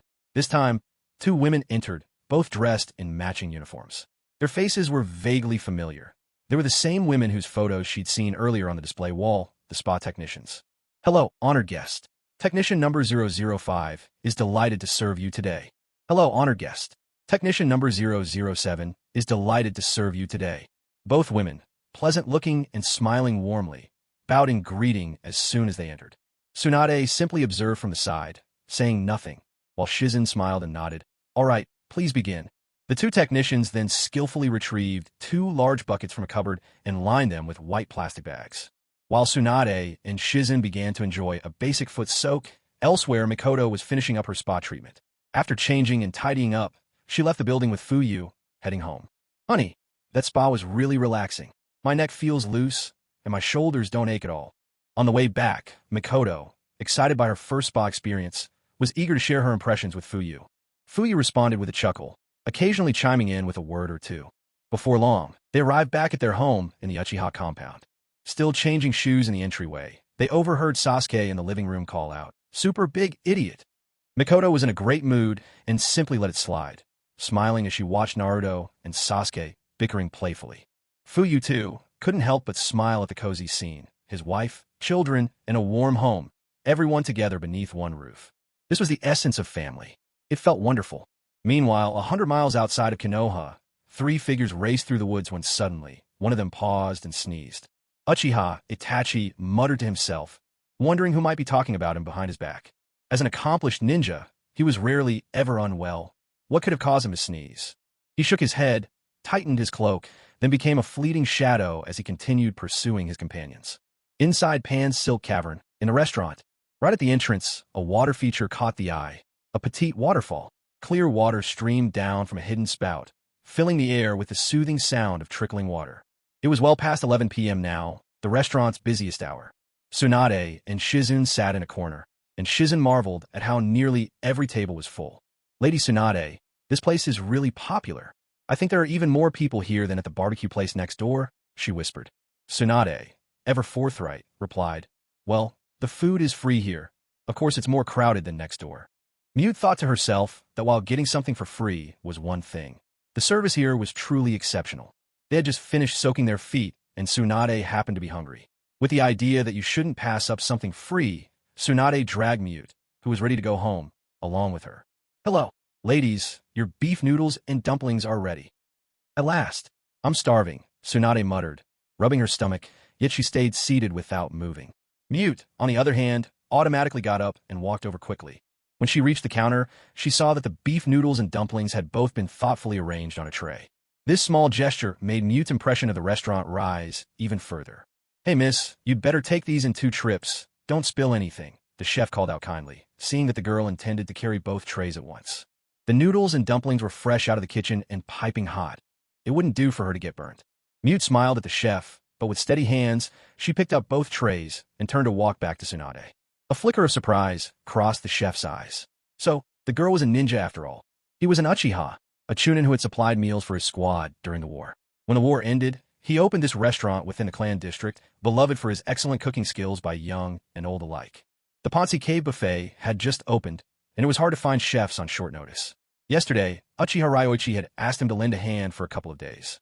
The whole clan now knew that Ponzi Cave was family-owned, so Daifuku Uchiha naturally showed up without hesitation, ready to help out. He had noticed the girl subtly channeling chakra to steady the two trays. Strange, she's a ninja, but why isn't she wearing a leaf forehead protector? Daifuku wondered, but soon got busy and put the thought aside. The clan leader's recommendation, beef noodles, had proved quite popular. Most customers these past 2 days had ordered them. After Tsunade and Mute finished their meal and left Ponzi Cave, the street outside was nearly deserted. It was late and the hush of night had fallen, with many of the streetlights already gone dark. Tsunade-sama, shall we head home now? Mute asked, holding her little pig, taunting. Yes, let's go back. The two walked in the direction of home. 10 minutes later, Tsunade and Mute stopped in front of a building. Tsunade looked around a bit lost. Mute, are you sure we didn't take a wrong turn? Where's our home? After returning from the battlefield years ago, her teacher had reclaimed the Senju clan's estate and assigned her a single-family house in the center of the village. She'd come back all alone and had no objections. After all, many in the Senju clan had perished in the war, and those who remained had followed the leader's order to scatter and blend into the village. The entire Senju clan was gone. What use was there for their ancestral home anymore? When she returned to the village, she moved into this house with Shizune, Kato Dan's niece. The two of them depended on each other for everything. Before she left Konoha, Tsunade had lived in this detached house for quite some time. Even though she hadn't been back in 7 years, she was certain her memory wasn't faulty. She was sure she hadn't taken a wrong turn. But what about my home? Where did my big family house go? And where had this fish market sprung from? Lady Tsunade, we're definitely in the right place. Look, this cherry blossom tree still has the scar from when I threw a kunai here. Shizun called out from beneath a sakura tree in front of the building, pointing to a familiar mark on the trunk. Damn it. Who was the blind fool who tore down our home and built this fish market instead? Tsunade lashed out in anger, toppling one of the fish crates stacked outside. A wave of briny fish smell hit them instantly. Shizun winced. Lady Tsunade, what should we do now? It's so late. There's no one around we could even ask. We'll find an inn for tonight and come back tomorrow. I want to know exactly who had the guts to demolish our house, Tsunade said, her face dark and determined. Oh well, I suppose that's all we can do. Shizun sighed. Fortunately, they had only walked a short distance when they spotted an inn still open for business and were able to check in smoothly. The next morning, Shizun woke up early. After washing up, she went next door to wake Lady Tsunade. The moment she opened the door, the strong smell of alcohol flooded out. Shizun frowned, sensing trouble, and sure enough, she found Lady Tsunade lying amidst a sea of empty liquor bottles scattered across the floor. At the sight, Shizun couldn't help but grimace, pressing her hand to her forehead in exasperation. Here we go again. Lady Tsunade, didn't you say we'd track down who tore down our house today? How did last night turn into another drinking binge? Letting out a long, weary sigh, Shizun accepted her fate. If experience was any guide, Lady Tsunade wouldn't wake up before late afternoon. With practiced ease, she opened the window to let in fresh air, began gathering up the empty bottles, and lined them neatly outside the door. Then gently moved the rather indisposed, bare-bellied Tsunade onto the futon, took off her coat, and tucked her in under a blanket. Only after she'd finished did Shizun quietly close the door behind her. The room had only been booked for one night, and by most standards, they should have checked out by noon. So, Shizun went downstairs to ask the innkeeper for an extra night's stay. Only then did she return to her own room, taking Taunton out for a walk and to grab some breakfast.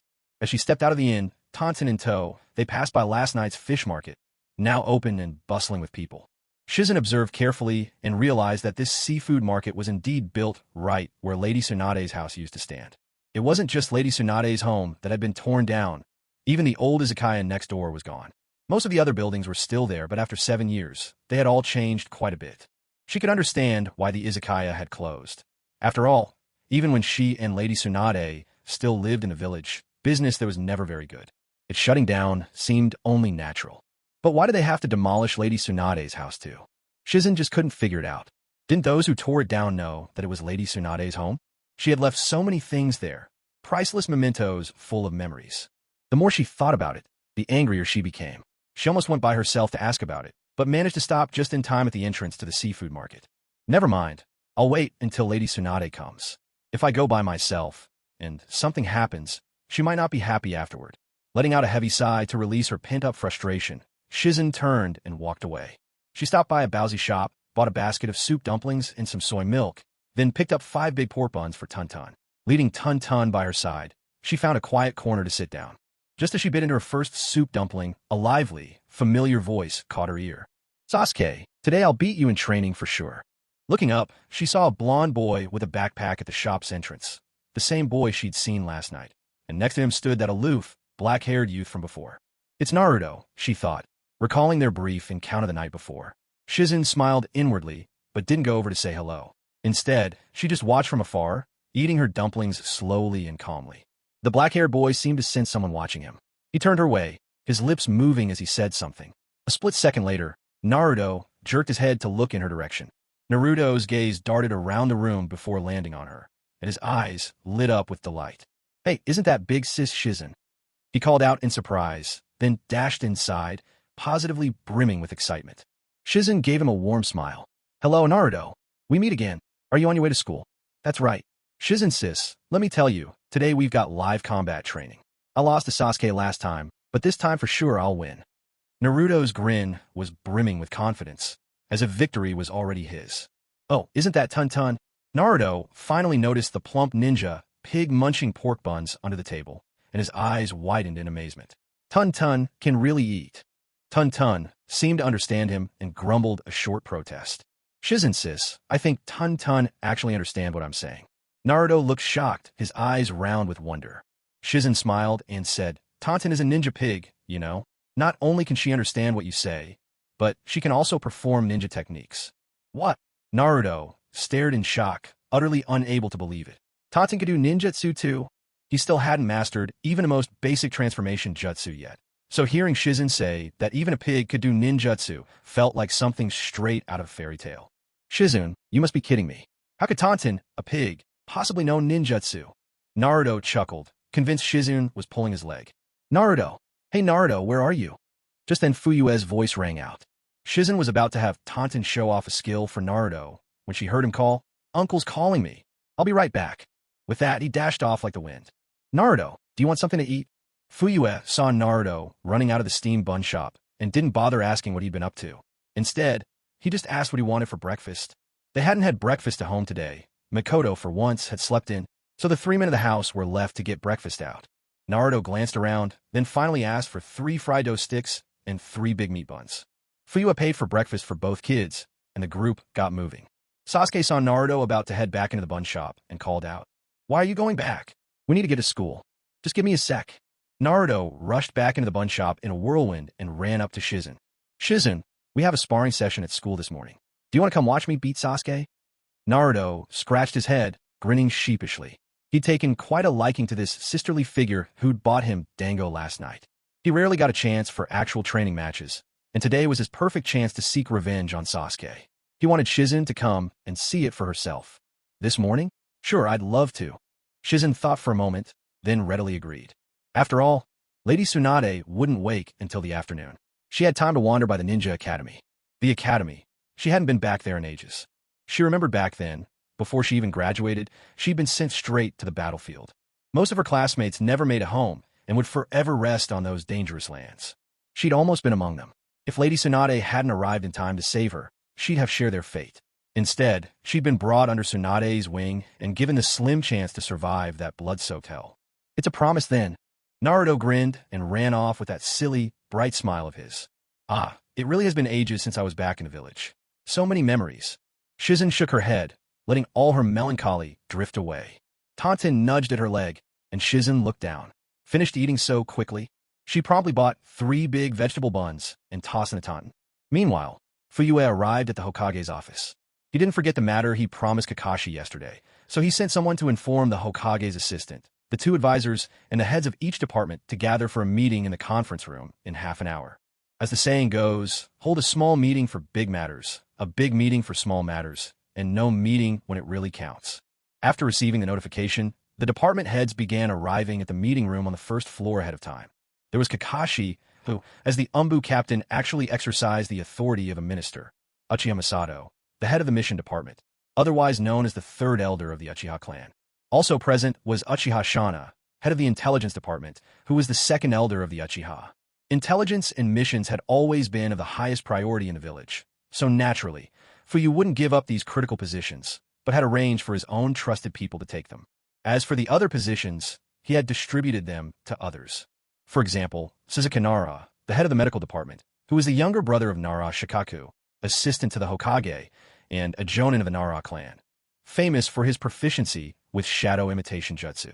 His ability with that jutsu was considered top tier even within the Nara clan. The Nara clan had always been responsible for the village's medical system. Giving the position of medical chief to a Nara was something no one would question. The head of administration was a member of the main house of the Hyuga clan. Previously, the administrative department wielded significant power. First, to assist with Hokage duties by providing sound advice, and second, as the bridge connecting the land of fire and Konoha, conveying information, managing the village's allocated funds from the country, and reporting the village's status and circumstances to the daimyo. But after Fuyu became Hokage, he trimmed much of the administration's authority. The highest authority in administration was no longer the department head, but the Hokage's assistant, followed by the two advisors. Fuyu served as his own minister of education. The cultivation of the next generation in Konoha was crucial, so he was not about to hand that responsibility over to anyone else. The head of the interrogation department remained the chief of the Yamanaka clan, who excelled at interrogation. As for the police department, he had abolished it before, since leaving it in the hands of the Uchiha would have only worsened the clan's reputation and influence, so he had eliminated it without hesitation. In hindsight, that decision might have been too hasty. After all, Konoha was no small place, over 30,000 households, a population of more than 100,000. Though called a village, it was no different from a small city in his previous life. Handling the village's public security really required a police force. But to preserve the Uchiha standing, Fuyu decided not to staff the police force exclusively with Uchiha members. At most, the head of the police would be kept within his circle, while the rest of the department could be drawn from elsewhere. He let the various major clans assign members to the police force, and thus the department took shape. This way, in future when the police handled public security matters, villagers wouldn't place all the blame on the Uchiha. Since the police force would be made up of people from many families, how could anyone blame them all equally? What if, when you're voicing your complaints, someone from that family happens to be sitting right beside you listening in? Wouldn't that mean you've just made an enemy for no good reason? So, when the meeting began and Fuyu announced the decision to rebuild the police force department, nobody seemed all that surprised, especially when he mentioned that Uchiha Inaho would serve as its head. The room remained calm and composed. In their hearts, everyone was thinking that, it seemed, besides the Umbu, Konoha's primary armed force, the police force department, which could also wield such power, would soon be firmly held in the Hokage's hands as well. And truly it made sense. After all, before the police force was disbanded, it was under the management of the Uchiha clan. For the Hokage to want to reclaim control over the police force seemed only natural. But the mood in the room shifted subtly after the next announcement. The police force won't be a place where only the Uchiha have a say. Every clan should send people to join, and key positions will be filled by those at least of jonin rank. The various department heads glanced at one another. Then, a spark of interest lit up in their eyes. The police force, a department with real authority to wield arms within the village. Now that the Hokage had invited them to put forward candidates, they certainly wouldn't hold back. Those police department positions were prizes they would compete for eagerly. Only Nara Shikaku, the Hokage's advisor, had a faintly complicated look in his eyes. Seeing the excitement on his younger brother Suzuka's face, the Minister of Medical Affairs, Shikaku, kept silent, even though he knew joining the police force was not necessarily a wise choice. After all, the police force was a place bound to breed resentment. The Uchiha clan's terrible reputation within the village wasn't without reason. It had largely come from the department's ironclad impartiality in dealing with cases. Shikaku was fully aware of these pitfalls, yet he didn't betray any emotion. Instead, he openly voiced his support for the Hokage, right there in front of everyone. Hokage-sama, the Inoshi-Kacho Alliance is willing to send 10 jonin to join the police force and help maintain order in the village. Beside him, Yamanaka Inoichi, Minister of Interrogation, had no objections to Shikaku making such a decision without his input. Their three clans had always advanced and retreated together. Given the Nara clan's reputation for intelligence and its leadership role, Inoichi would support any decision Shikaku made without hesitation. Compared to Shikaku's measured approach, Hyuga Hayashi's ambitions were much stronger. Hokage-sama, might I ask, how many jonin positions will be available within the police force? Fuyu chuckled and replied, the more, the better, Advisor Hayashi. With a subtle, challenging glance at Shikaku, Hayashi smiled and spread both hands. The Hyuga clan is willing to offer 10 jonin to support the police force's restoration. Fuyue nodded approvingly. Excellent. Everyone, take note of Advisor Hayashi's dedication. It's admirable. With the example set, the other clan leaders quickly followed suit, each volunteering to dispatch several jonin in support of the initiative. Very well, come on, Minister of the Police Department, say a few words. Fuyu smiled and looked toward Uchiha Inaho, who was seated at the end of the row. Feeling everyone's eyes turn his way, Uchiha Inaho was completely bewildered. A clansman had simply told him to come to the meeting, and he arrived clueless, knowing nothing of the details. Who could have guessed a clan leader would surprise him like this? Staring at Fuyu in the main seat, Inaho's expression blazed with resolve. Lord Hokage, I promise I'll do my best and never let you down. Fuyu nodded and said, as for the police department's specific appointments, I'll leave that in Minister Inaho's hands. Please coordinate with him for the handover. The meeting is adjourned. With a clap of his hands, Fuyu dismissed everyone. Back in Hokage's office, Fuyu had little else to do. He asked someone to bring up a computer so he could write his novel. The computer reminded him of the old desktop machines from his elementary school's computer lab, one big boxy case. Its capabilities were simple, but it suited his needs for writing just fine. While Fuyu lost himself in his writing, the Ninja Academy had already begun its combat training. Shizune, holding Tantan by the leash, strolled all the way to the Konoha Ninja Academy. But because she wasn't wearing a Konoha forehead protector and had nothing to prove her identity, the gate guard refused to let her in. There was little Shizune could do. Proof of her identity was likely lost when her home was demolished. As for the Konoha forehead protector, Lady Tsunade had refused to wear hers, not wanting to revisit painful memories, so Shizune had simply left hers at home, too. Standing at the gates of the academy, Shizune gazed at the playground within and let out a sigh. Naruto, I'm afraid I won't be able to keep the promise I made to you. Unable to talk her way past the guard, Shizune decided she might as well leave. But just then, she unexpectedly bumped into someone she knew from years back at the academy gates. After catching up for a bit, she learned that her old acquaintance was now a teacher at the Ninja Academy. With his former classmate vouching for her, the gate guard had no objections, and Shizune was finally allowed inside. You've helped me out a lot. Next time, let me treat you to a meal, she said with a smile as they parted. Her old friend seemed quite busy, and after a brief chat, hurried off. Still holding Tantan, Shizune made her way toward the playground. Back at the gates, she had already noticed a bright shock of blonde hair among the children on the field. Out on the grounds, training matches were in progress. The first years had just started at the academy and were still focused on learning ninja theory. Aside from those from major clans, most of the kids didn't know any ninjutsu yet. The match currently underway featured 2 students from ordinary backgrounds. Neither used any ninja techniques at all, just hands and feet imbued with the faintest trace of chakra. Their scrappy skills put to the test as they traded back and forth blows. 2 Chunin instructors stood by. One kept track of matchups and results, while the other was in charge of ensuring the students' safety and preventing any accidents during the sparring. Naruto was squatting next to Sasuke, bored out of his mind, absent-mindedly drawing circles in the dirt with a stick he'd picked up. Suddenly, a flash of pink caught his eye. Around her neck was a string of pearls, and she wore a little red jacket. Oh, tonton. Delighted, Naruto tossed away the stick and reached out to pet Tun-Tun. But before he could touch her, Tun-Tun dashed away in a blur, vanishing right before his eyes. Naruto looked up and saw Shizune, dressed in long, charcoal-gray clothes, standing there with a gentle smile. Oh, Shizune, you're here. Naruto grinned from ear to ear, genuinely happy. Hope I'm not late. Naruto, Shizune said, her smile warm.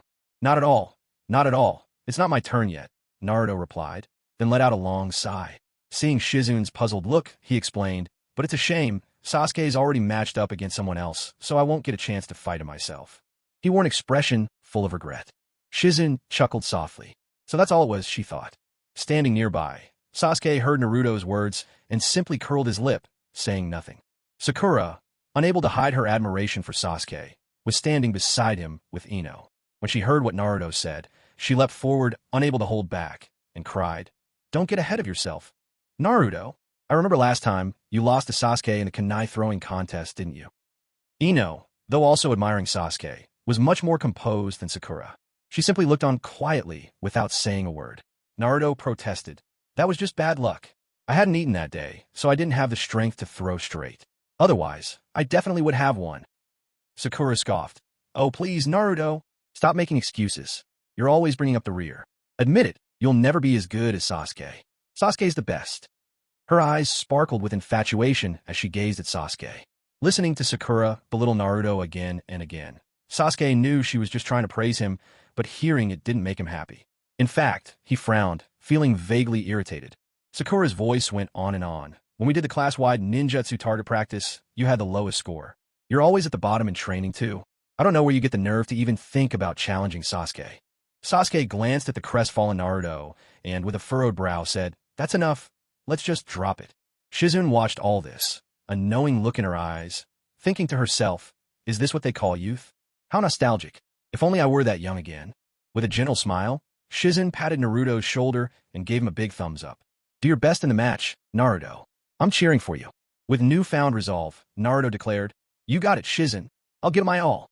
He shot a secret glance at Sakura and clenched his fist, determined that in the next fight, he'd defeat his opponent decisively, just so Sakura would see him in a new light. The next match, Naruto Uzumaki versus Kiba Inuzuka. Just at that moment, it was Naruto's turn to step forward. Naruto. Shizune pumped her fist in encouragement, cheering him on. Naruto grinned, gave Sakura one last look, then strode boldly through the crowd with an air of self-confidence straight onto the open ground. Sasuke's gaze flickered as he glanced at Kiba Inuzuka standing in the field, along with the tiny, immature puppy perched on his head. Sasuke wondered if Naruto would be all right. Ever since that incident at the school gates, when two kids had taunted Naruto and their parents had publicly scolded them before making them apologize to him, word about Naruto had quickly spread among the children. As the story circulated over the following days, all the kids learned that Naruto Uzumaki had quite the impressive background. He was the child of the fourth Hokage himself. Maybe the grown-ups had warned their kids at home about it, but at ninja school, hardly anyone dared to pick on Naruto anymore. Now that everyone knew Naruto Uzumaki was the fourth Hokage's son, it was as if a powerful filter had settled over him. He was seen in a completely new light. After all, the children had all heard the adults at home praise the fourth Hokage, and in their minds, wasn't the Hokage the strongest person in the entire village? Since Naruto Uzumaki was the Hokage's child, he must be amazing too, right? So as they watched the practical training today, all the students standing around couldn't help but think the same thing. Naruto would surely win, wouldn't he? After all, Kiba Inuzuka was considered a bit of an underachiever, and the tiny, toothless puppy on his head didn't really seem like much help. Hardly worth mentioning. But to everyone's shock, Naruto Uzumaki was swiftly knocked to the ground. Match over. The supervising teacher, acting as referee, saw Naruto down and was just about to announce the result when Naruto scrambled quickly to his feet. I haven't lost yet, Naruto said through gritted teeth. The referee teacher paused, frowning, and was about to scold him. But in the next moment, remembering this was the Hokage's favorite child, he simply cleared his throat and fell silent. The surroundings fell into absolute stillness, but Naruto could feel all those piercing gazes, sharp as needles, converging on him. A wave of confusion and anxiety welled up inside. It felt just like those lonely days when no one wanted anything to do with him. Since moving into Sasuke's home, Naruto had felt genuinely happy every day. Those times of sidelong glances and constant scoldings seemed like a distant nightmare. He swore these had been the happiest days of his life. But even so, I have to win. Shizune sis is right there watching me. I want Sakura to look at me differently, too. Clenching his teeth, Naruto charged forward, but for some reason, the chakra he tried to focus in his fist kept flickering and fading. Every time he made contact, the chakra on his fist would slip away, vanishing in an odd, unsettling way. Kiba Inuzuka was briefly startled when he saw Naruto charging toward him, but he clenched his fists and moved to meet the challenge head-on. The outcome was clear. Naruto's punch landed squarely on his opponent, yet it had no effect, while he himself was sent flying backward by Kiba's counterattack. Ugh, cough. Naruto curled up on the ground, clutching his stomach, coughing painfully. That really hurts. His face had turned pale, lips pressed tightly together, and tiny beads of sweat broke out across his forehead. The instructor responsible for monitoring the safety of the sparring sessions let out a weary sigh. He stepped forward to check on Naruto, and after confirming there was nothing seriously wrong, he announced the result. The match is over. Kiba Inuzuka wins. Irike Yumino, who was in charge of recording the results, nodded and wrote it down. How are you? Can you stand up? The observer asked Naruto whether he could still perform the reconciliation seal. By now, the pain had dulled somewhat, Gasping for breath, Naruto got to his feet and nodded silently. Both combatants performed the reconciliation seal. As Kiba passed by Naruto, he muttered in a low voice, "Sorry about that. Didn't mean to hit you so hard. I'll be more careful next time." Naruto's eyes blazed with indignation at those words, but he didn't say anything. He just clenched his fists and walked back to join the others, head down. Oh, isn't that Naruto? Always going on about beating Sasuke, yet can't even defeat someone at the bottom of the class. Oh my, what happened there? Did Naruto go easy on him, or something? Sakura wasted no time stepping forward to ridicule him. Naruto lowered his head even more. He had hoped for a clean, decisive win to earn Sakura's admiration, but now, Sakura's taunts felt like sharp needles pricking at his heart. Sadness and frustration welled up inside him. "Hey, I was meaning to say this earlier. Can you keep your distance from me?" Sasuke spoke with icy indifference. As Sakura realized Sasuke's cold gaze was fixed on her, a look of disbelief flashed across her face. She glanced around uncertainly, her trembling finger pointing back at herself, as if seeking confirmation. "I mean you, Sakura. Honestly, I don't care for you at all. Please go away." Sasuke's words fell as harsh as a freezing winter wind. Sakura felt as if the very blood in her veins was turning to ice. Still, she tried to protest. "Sasuke, what are you saying?" But Sasuke cut her off with a sharp frown. "Leave." Tears welled up in Sakura's eyes. Meeting Sasuke's cold stare, she walked away, lost and wounded. "Sakura." Ino cast a shocked glance at Sasuke's frigid demeanor, then hurried after a friend. Naruto stood where he was, unmoving, looking hollow, as if his spirit had left his body. Sasuke strolled over, hands in his pockets, stopping beside Naruto, but saying nothing, his throat bobbing as if he wanted to speak but thought better of it. Shizune, watching as Sasuke drove the girl called Sakura away, couldn't help but breathe a quiet sigh of relief. To be honest, she had never disliked a little girl so strongly before. Even if Naruto lost, there's really no need to mock him like that. It's not as if there's some deep grudge between them. Aren't they all classmates? "Naruto, are you alright?" Shizune asked gently, her voice full of concern. Naruto looked up and forced a cheerful smile. "I'm fine," he insisted, pretending as if nothing had happened as he patted his stomach. "See? It doesn't hurt at all." Shizune noticed the subtle change in Naruto's expression and sighed inwardly. He truly was a good kid. She just couldn't understand why he liked that sharp-tongued little girl. "Here, don't move. Let big sister take a look at you," she said. A soft, green glow appeared in Shizune's hands as she pressed them gently to Naruto's stomach. In an instant, Naruto felt himself enveloped in a comforting warmth. His eyes widened in surprise. "Shizune's sister, this feels so warm. It's amazing." Shizune smiled. "This is mystical palm technique. It can heal injuries, you know. There, how's your stomach? It doesn't hurt anymore, does it?" "No, it really doesn't hurt at all." Naruto nodded vigorously, excitement lighting up his face. This time, he wasn't pretending. The pain had truly vanished. Only now did Shizune end her healing. She recalled the scene she'd just witnessed and asked, a note of curiosity in her voice. "By the way, Naruto, why did your chakra disappear during the fight? Did you lose control?" Sasuke, upon hearing this, perked up with surprise. Chakra disappearing? What could that mean? Without the Sharingan, Sasuke couldn't see how Naruto's chakra leaked from his fist during the exchange. But hearing Shizune mention it now caught his full attention. Could this be the reason Naruto lost? Sasuke wondered. Right now, the academy had only taught chakra refinement in its most basic applications. As far as Sasuke knew, apart from a handful of children from prominent clans, his classmates were all still at this stage. He himself already knew the 3 basic jutsu, but since the opponents he'd faced so far didn't require those techniques, he could win with just taijutsu. He preferred to keep things simple and hadn't bothered using them. Naruto scratched his head, baffled. "I have no idea either. At first, my chakra was behaving, but as soon as I started fighting, it just ran away." Chakra could just run off like that? Sasuke frowned to himself. This was the first he'd heard of anything like it. He made a mental note to ask his father about it when he got home. Although, truthfully, he'd prefer to ask his older brother. He was closest with him, after all. But last night, his mother had told him that his brother had gone away on another long mission and wouldn't be back anytime soon. So his father would have to do. "It's probably just an accident," Shizune offered, trying to reassure him. "Just keep practicing, and it'll get better." She didn't have the Uchiha Sharingan or the Hyuga's Byakugan. There was no way for her to see the exact reason why Naruto's chakra vanished. She was simply an exceptional medical ninja, with a sensitivity to chakra that surpassed most people.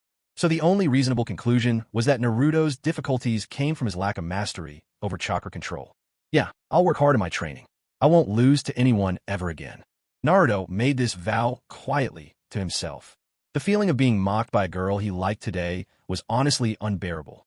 It stung almost as much as those times in the past when people threw rotten eggs and wilted vegetables at him. Sasuke, can I come with you to the training grounds tonight? Naruto looked at Sasuke with pleading eyes, full of earnest hope. Sasuke glanced over at Naruto, hardly able to resist those big, sparkling eyes. Feigning impatience, he replied, all right. You can tag along with me for training tonight. Yes, that's awesome. Naruto burst out, excitement filling his voice. If you want to train with me, then don't you dare give up halfway through. Sasuke's tone was firm as he reminded him. Got it. Don't worry, I won't quit. I'll give my all training with you. Naruto nodded with determination. Good. Only then did Sasuke's stern expression soften. Well then, Naruto, I have to get going. Shizen glanced at the time. It was already past 11 in the morning. She planned to stroll back to the inn and pick up something to eat on the way. Okay, Gurya, seize. Be sure to win next time. Shizen grinned, raising her fist in encouragement. I will. Naruto hesitated briefly, then gathered his courage and said, Shizen, will you come watch again next time?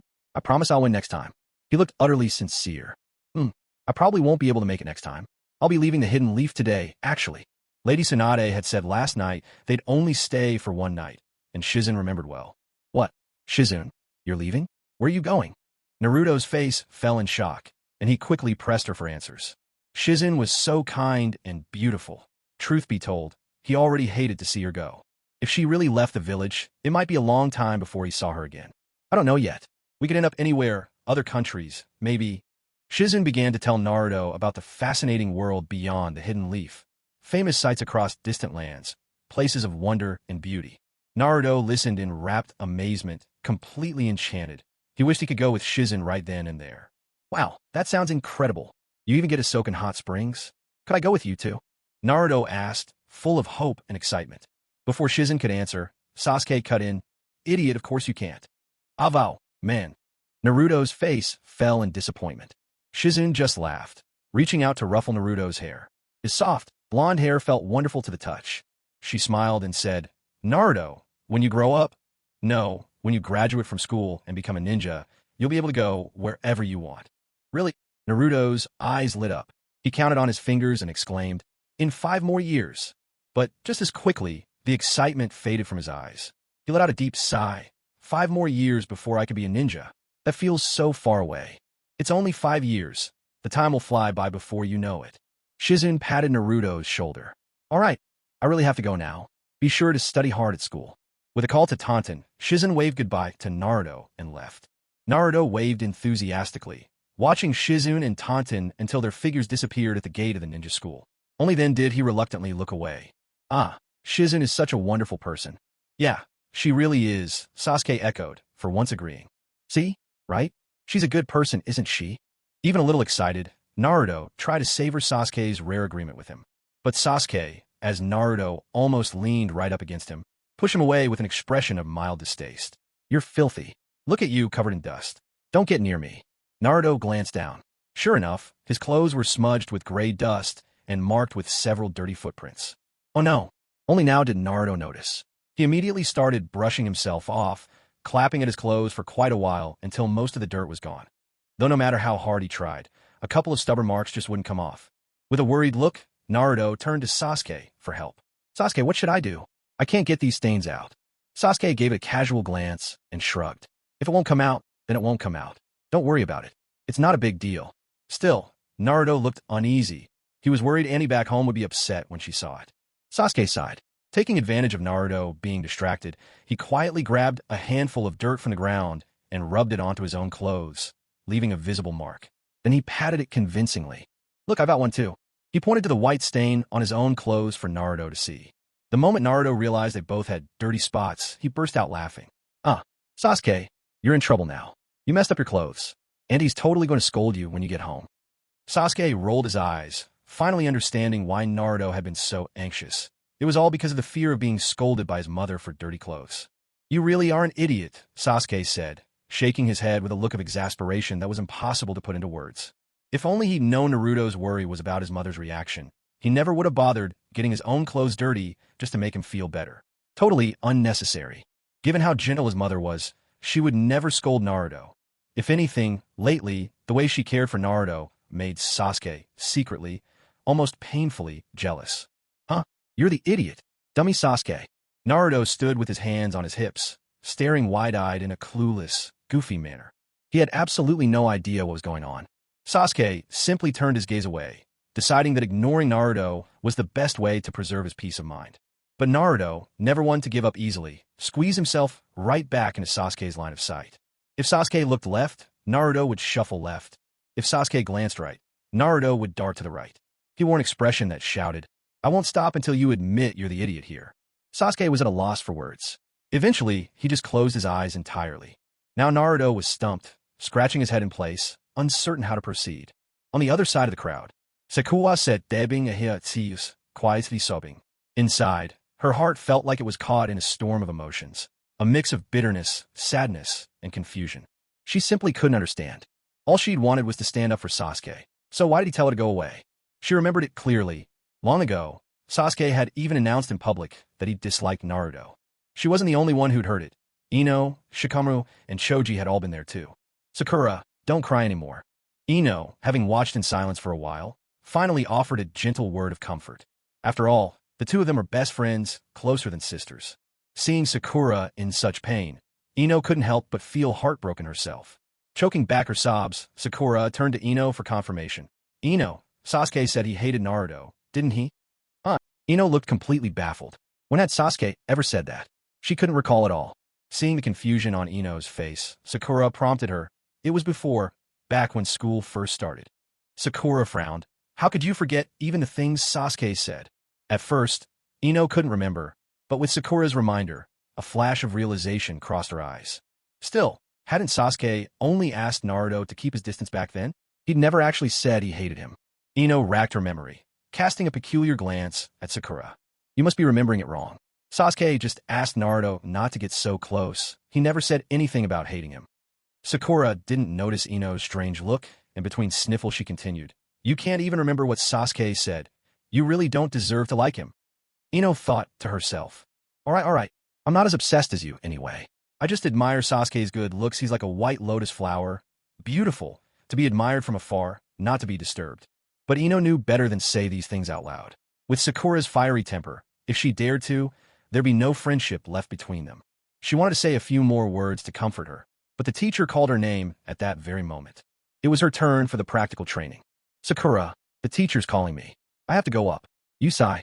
Seeing that Sakura was still wiping away tears, lost in her sorrow, Ino could only stomp her foot in frustration and turn reluctantly to take her place on the field. Forget it. Sakura will be fine in a little while anyway. She adores Sasuke, after all. As Ino stepped onto the training grounds, this thought gave her peace of mind. She no longer paid attention to Sakura, focusing instead on her opponent. Right now, what mattered most was pouring her whole attention into winning this training match. Winning the practical training would add points to the daily evaluations for exam candidates and would be recorded in the Ninja Academy archives, impacting their future standing at school. Of course, this was something she'd heard from Shikamaru. Whether it was actually true was another matter. Ino Yamanaka versus Hinata Hyuga. Both sides formed the seal of confrontation. Irika Yumino, holding his notebook, announced the names of the two girls and reminded them to form the seal. Before a match started, the two competitors would make this seal of confrontation, marking the transition into battle mode. When a match ended, they would merge their hands again to form the seal of reconciliation, a symbol of forgiveness and budding friendship. Having witnessed these rituals many times today, Ino and Hinata were both familiar with the forms, smoothly joining hands to create the seal. Still, a weight pressed down on Ino. She knew exactly who she was up against. Hinata, the esteemed heiress of the Hyuga clan, the second most powerful family in the village, a formidable opponent by any measure. Ino's gaze was sharp and uneasy as she watched Hinata settle into her stance. Nearby, Irika Yumino observed with keen interest. Both girls came from prominent backgrounds. One the heiress to the Hyuga clan, the other the namesake of the Yamanaka clan, part of the legendary Ino Shikicho trio. Irika had noticed soon after their enrollment that these heirs of great families had already received ninja training and possessed a solid foundation. Coming to the academy might just be a formality, a final polish, so to speak. This wasn't always apparent day to day, so he took the opportunity during this practical exercise to pair them off, curious to see how far their skills had truly come. Could they already use ninjutsu? Had they mastered any of their clan's secret techniques? The Hyuga clan's Gentle Fist and the Yamanaka clan's Mind Transfer were renowned, but Gentle Fist, especially, was legendary, a family technique passed down for generations, famous throughout the ninja world. Before Irika came to teach at the academy, he'd once been teamed up with a Hyuga clansman on a mission. He'd witnessed Gentle Fist in battle with his very own eyes, and the memory of that elegant, devastating art still echoed in his mind. Hinata Hyuga, standing here now, was the daughter of the Hyuga leader, a child born to train in Gentle Fist from her earliest days. As for Ino Yamanaka, the Yamanaka clan's secret jutsu was a C-rank ninjutsu for mid to close range support. For a 7-year-old child, perhaps this was still a steep hurdle. Irika wondered if young Ino had already mastered it. With anticipation shining in his eyes, Irika watched closely, eager to see what these two prodigies would reveal. Just as Hinata was preparing to give it her all, fully set in her stance, she suddenly sensed a certain gaze from within the crowd. Instinctively, she turned her head and found herself meeting Naruto's eyes. Her heart pounded wildly. Flustered, Hinata quickly turned her head back, her snowy white neck flushing red in an instant, and even her dainty little ears blushed a deep pink, making her look just like a pair of freshly cooked red prawns. Oh no, Naruto is watching me. Perhaps she was simply too shy. Hinata's eyes were practically spinning in circles. On the opposite side, Ino was completely focused, her attention fixed in all seriousness. She hadn't even noticed a change in Hinata. At that moment, the referee, noticing the two had completed their sign of confrontation, announced, "Begin." Ino kept her full attention on Hinata, who stood as still as a boulder, resolute and unmoving. Deciding to use steadiness to meet unpredictability, she remained grounded, unwilling to budge. Yet as the seconds ticked by after the match began, Hinata continued to stand frozen in the same spot. A bead of sweat formed on Ino's forehead. Then she sensed something was off. Looking up in alarm, she cried, "Teacher!" Hinata fainted standing up. "What?" The proctor sprang to Hinata's side in an instant, checking her over with a strange look on his face. She really had fainted standing upright. Unbelievable. What in the world is going on? How does someone just faint standing up? At that moment, Irika Yumino rushed over anxiously. This was no joke. Hinata was the cherished daughter of the Hyuga clan. He absolutely couldn't let anything happen to her under his watch. He simply couldn't risk incurring the wrath of the Hyuga family. Hinata's father, the clan head, was now even serving as an advisor to the Hokage. "Quickly, I need a few girls to help carry Hinata to the infirmary." Irika called out urgently. Ino immediately stepped up to help, and while doing so, she shouted for Sakura from the crowd to lend a hand. Sakura hesitated, but eventually shuffled over. With several girls supporting the unconscious Hinata on the way to the infirmary, she gradually regained consciousness. Even though Hinata had woken, Irika decided it would be best to play it safe and have her checked to find out what caused her to faint. Hinata, however, waved her hands in embarrassment, wanting to refuse. She knew perfectly well she'd only fainted from overwhelming shyness, and nothing else, but she couldn't bring herself to admit it. So Irika gently urged the girls to walk Hinata straight to the infirmary. The medical ninja, upon hearing that the patient was the Hyuga heiress, immediately summoned the female medic on duty, who examined Hinata carefully. The final verdict: Hyuga Hinata was in perfect health, with no signs of illness whatsoever. Only then did Irika finally breathe a sigh of relief. The group soon returned to resume their practical training. Hokage Tower. Hokage's office. Uchiha Siming knocked on the door, and after receiving the Hokage's permission, entered the room. "Hokage-sama, did you need to see me?" Uchiha Siming gave a slight bow, his eyes filled with reverence, as if he were on a pilgrimage. Fuyue, who had been typing at his desk, paused and looked up at Uchiha Siming. He wore a long-sleeved gray shirt, layered with a green jonin vest, an orange tiger-striped sash tied at his waist, and had long black hair. His eyes, sharp and resolute like a tiger's, exuded determination. Indeed, he had all the hallmarks of his father in his youth. This young man was none other than the youngest son of the elder Uchiha Seiyu, Uchiha Siming himself.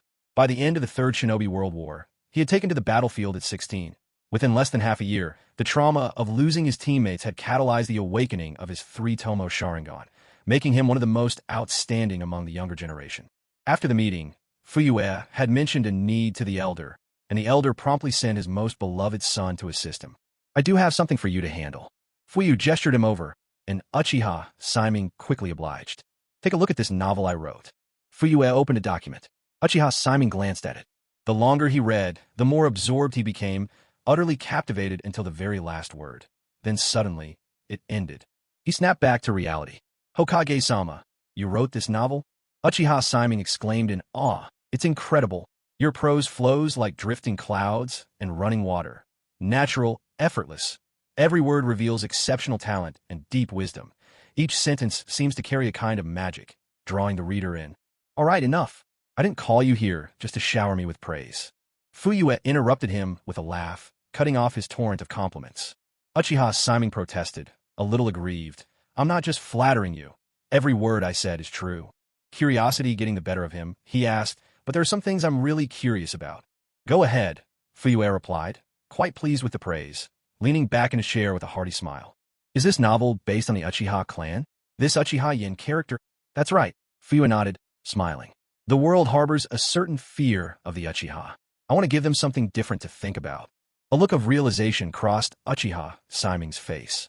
Fitting for a clan head, he thought. The vision was remarkable. All right, let's get to the real business. I am listening. Uchiha Simon bowed again, attentive and respectful. There are two things. First, acquire the village bookstore, Jiangtang. Second, you'll need to make a trip yourself to the capital and buy a printing factory there.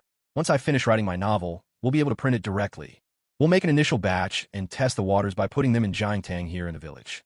After securing the printing factory, start working on distribution channels for physical bookstores. If the feedback from the village is good, we can immediately contact other bookstores and get the book on their shelves. Uchiha Simon listened carefully, then repeated the instructions. Acquire Jiangtang, acquire a printing factory, develop channels with bookstores everywhere. He nodded firmly. I understand, Lord Hokage. Rest assured, I won't let you down. All right, go ahead and take care of it. For funding, go to Liangyi. He's at Ponzi Cave right now. I've already talked to him about this. When it comes to money, he'll support you. Of course, Lord Hokage. I'll get started right away. Uchiha Simon was filled with excitement. It was an honor to be trusted by the Hokage and given important tasks. As Uchiha Simon withdrew respectfully from the room, Fuyue went back to writing. After several minutes and less than 10 words added to the manuscript, he suddenly sensed something and got up to look out the window. Just in time, he saw Simon dashing across the street outside and entering Jiangtang. Fuyue gave a faint, satisfied smile. With this arrangement, the ongoing serialization of his novel, perfect for passing the time at work, was set. Once he finished, or rather, adapted, the Ninja World version of Battle Through the Heavens, everything would fall into place. Glancing at the clock, he saw it was nearly noon. He might as well go out for lunch before getting back to work. Today, he was in the mood for something different, fish. He ventured a little farther and found a bustling restaurant, packed with customers, and took a seat. Right next door was a newly opened seafood market, so all the fish they served were fresh. Fuyue changed into casual clothes for lunch, so hardly anyone in the village recognized him. He found a corner spot at a small table by the wall and sat down alone. It was the lunch rush. The restaurant buzzed with lively conversation and was nearly full. After a few minutes, a waiter finally made their way over. Hello, sir. What can I get for you? The waiter, a clean-cut and energetic young man, politely handed Fuyue the menu. Fuyue glanced at it. I'll have your house specialty, the eel rice. Is it? And a sashimi platter. Oh, and some salmon sashimi. Very good, sir. Please wait a moment. The waiter hurried off to place the order. With nothing else to do after ordering, Fuyue found himself idly glancing around, listening to nearby customers chat and boast over drinks. It wasn't long before the sashimi platter arrived at his table, served by the waiter. He was told that the eel rice and salmon sashimi would take a while longer, and that he could start with what he had. Fuyue had no objections. At first, he wasn't quite used to the sashimi on the plate, but after having it a few times, he found the taste wasn't bad. Having it occasionally was actually all right. Back home, Meichin would sometimes prepare some sashimi for them to eat as well. While Fuyue was enjoying his sashimi, a voice suddenly sounded beside him. Lady Tsunade, perfect timing. There's just now an open seat here. Lady Tsunade, hearing that name, Fuyue, still chewing his sashimi, turned around in surprise.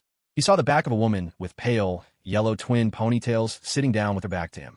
On her green jacket, a single large red kanji, for gamble, was emblazoned. What are the odds, running into them here? Fuyue glanced at Tsunade and Shizun, feeling a bit uneasy inside. Shizun, hurry and order. I'm starving, Tsunade grumbled, rubbing her belly without a hint of restraint. Shizun put Tana down on the chair and responded, Yes, Lady Tsunade. I'll go right away. With that, Shizun hurried off in search of a waiter to place their order. Barely had Fuyue taken another bite of sashimi when Shizun returned. This time, she was accompanied by the same waiter who had served Fuyue earlier. The waiter came walking over with an eel rice bowl in hand. Catching the savory aroma wafting over, Tsunade watched the waiter following behind Shizun, and assumed that her food had arrived. Delighted, she picked up a pair of chopsticks. Wow, the food comes out so fast here. Not bad at all. Shizen sat down, looking bewildered. What is Lady Tsunade talking about? I just placed our order a moment ago. The next second, she saw Tsunade eagerly watching as the waiter walked right past them. With a look of disappointment, Tsunade set her chopsticks down noisily on the table. What the heck? That wasn't ours. It was only then that Shizen understood. With a helpless smile, she said, Lady Tsunade, it can't come out that quickly. Almost instinctively, Tsunade's gaze followed the waiter, who set the fragrant eel rice down on the table just behind them. There sat a stern-faced man, calmly enjoying his sashimi. Tsunade found his face vaguely familiar and gave him another look. Their eyes met, deep, penetrating, and Tsunade abruptly stood up. Uchiha Fugaku. She pointed at him in stunned disbelief. Shizun, who had been absent-mindedly playing with Taunton, was startled by Lady Tsunade's exclamation. She quickly looked up, followed Tsunade's pointed finger, and saw a severe-looking man. Recognizing him, Shizun felt a flicker of surprise. Wasn't this Naruto's uncle? The same man she'd seen that morning at the steamed bun shop. Uchiha Fugaku. Shizun was puzzled for a second, and then realization hit her. Her eyes went wide, and she too shot to her feet, just as shocked. Is that Uchiha Fugaku, the Uchiha Fugaku? Shizun stared in stunned silence at the man, calmly eating eel rice in the corner. Was this truly Uchiha Fugaku, the head of the Uchiha clan who had led his family to assassinate the third Hokage and then become the fifth Hokage himself? Was this the same Uchiha Fugaku rumored to be ruthless and formidable? And he was actually Naruto's uncle? Shizun recalled the scene from that morning. The relationship between Naruto and Uchiha Fugaku was evidently close, endearing even. But there was a problem. Last night, she had heard Lady Tsunade say that Naruto was the fourth Hokage's son, and that the third Hokage was the fourth's mentor. So how could Naruto be on such good terms with the very man who assassinated the third Hokage? Fuyue maintained an untroubled expression as he took another bite of the steaming eel rice. Yet inside, he felt utterly helpless. He hadn't expected to be discovered by Tsunade so soon. He had planned to finish his meal and slip away quietly. But now things had reached this point. There was really no need for secrecy. After all, he had nothing to hide. The reason he'd avoided Tsunade before was simply to steer clear of unnecessary complications. He already had a gentle, understanding, and beautiful wife in Mikoto. She was thoughtful as well as considerate. He was fully content and had no interest in pursuing other attractive women. To be honest, Fuyue kept his distance from beauties because he knew he might not be able to restrain himself around them. He let out a sigh, thinking, Mikoto, I really did my best. This fleeting thought passed through his mind as Fuyue raised his head to look at Tsunade squarely, his demeanor upright. She wore no forehead protector, revealing the blue-violet marking of the strength of 100 seal clearly on her brow. Her eyebrows were fine and short, her eyes a luminous brown, her lips a delicate pink, paired with lacquered red nails. Her skin was pale and unblemished, and her chest full and prominent. Truly, an extraordinary pair. Fuyue was quietly astonished. In fact, this was his first time meeting the real-life Tsunade, and her beauty was nothing short of breathtaking. He realized that even one hand could not fully contain her. Was she really a D-cup? Noticing Fuyue's gaze linger inappropriately, Tsunade's eyes grew increasingly dangerous. You bastard, what are you looking at? Tsunade spat through clenched teeth, her voice edged with irritation, one fist tightening in warning. Fuyue replied calmly, Don't misunderstand. I'm only admiring. Tsunade eyed Fuyue's composed face, hesitated for a moment, then released a heavy sigh and relaxed her fist, seating herself once more. She had thought that upon seeing Uchiha Fugaku, the man responsible for her teacher's death, she would not be able to restrain herself from attacking him. Yet, strangely, her heart was calm, without a trace of desire to avenge her teacher. Why was that? Tsunade could not explain it herself. Perhaps, too many disappointments had piled up concerning her teacher. She had just returned from the fish market, where she'd found some crucial information. That market had only recently opened, and before it, there had been a commercial street. That street had been established 5 years ago. In other words, 5 years ago, just a year after she'd left the Hidden Leaf Village, her house was torn down, replaced by a row of bustling shops. And those shops? They belonged to the Sarutobi clan. Her last refuge was gone. It was destroyed by her teacher's own hand. Perhaps after learning this, the last traces of respect she'd held for her mentor had finally slipped away. Moments from long ago flickered through her mind. When had that gentle, ever-patient teacher become so unfamiliar? It must have started when he became Hokage, growing increasingly enamored with power, growing ever more. Then, when he stood by and let rumors destroy the white fang of the leaf, all restraint was lost. Human experiments. Seizing wealth to foster his own clan's ninja without scruples. Maybe that's why Jiraiya, Orochimaru, and even herself had all chosen to leave the village. Better to cut ties than watch helplessly. Best not to see, best not to know. Just then, people at the next table overheard Tsunade mention Uchiha Fuyue. Heads turned. Recognition sparked in their eyes as they excitedly crowded around, all calling out, "Lord Hokage!" Fuyue smiled and waved. "Hello, everyone. I'm just here to have a meal. Please, go back and enjoy your dinners." One by one, the villagers bowed deeply, unwilling to leave but slowly returning to their seats. Still, eyes kept stealing glances at the Hokage, filled with unwavering loyalty. Fuyue understood well why these villagers adored him so. After all, once he'd become Hokage, he had granted them a 3-year exemption from agricultural and commercial taxes. Who wouldn't love the Hokage who lifted such burdens? Who wouldn't be grateful for that? But Tsunade, just back in the village, didn't know all this. Seeing the villagers so devoted to Uchiha Fuyue only left her with a tangle of feelings. No one in the village seemed to care about the third Hokage's death or her teacher's passing. People went on as if nothing had happened. Tsunade recalled the Hokage rock. The third's face had already been removed. Perhaps this marked the true end of the third Hokage's era. With that thought, Tsunade leaned listlessly over the table, any desire to speak with Uchiha Fuyue draining away. Even his earlier impertinence no longer bothered her in the least. Meanwhile, Shizen watched Lady Tsunade's emotions swing like a wild pendulum, her own heart anxious and unsettled. Seeing Fuyue glance their way while eating, Shizen quickly lowered her head, trying to look as meek and well-behaved as possible. She wasn't about to mess with this man, the ruthless force who seized power and became Hokage after killing the third. That was trouble she wanted nothing to do with. Fuyue took note of the shift in Tsunade, surprise turning to rage, then to a tangled complexity, and finally, to utter emptiness. All of it reflected unmistakably in her expression.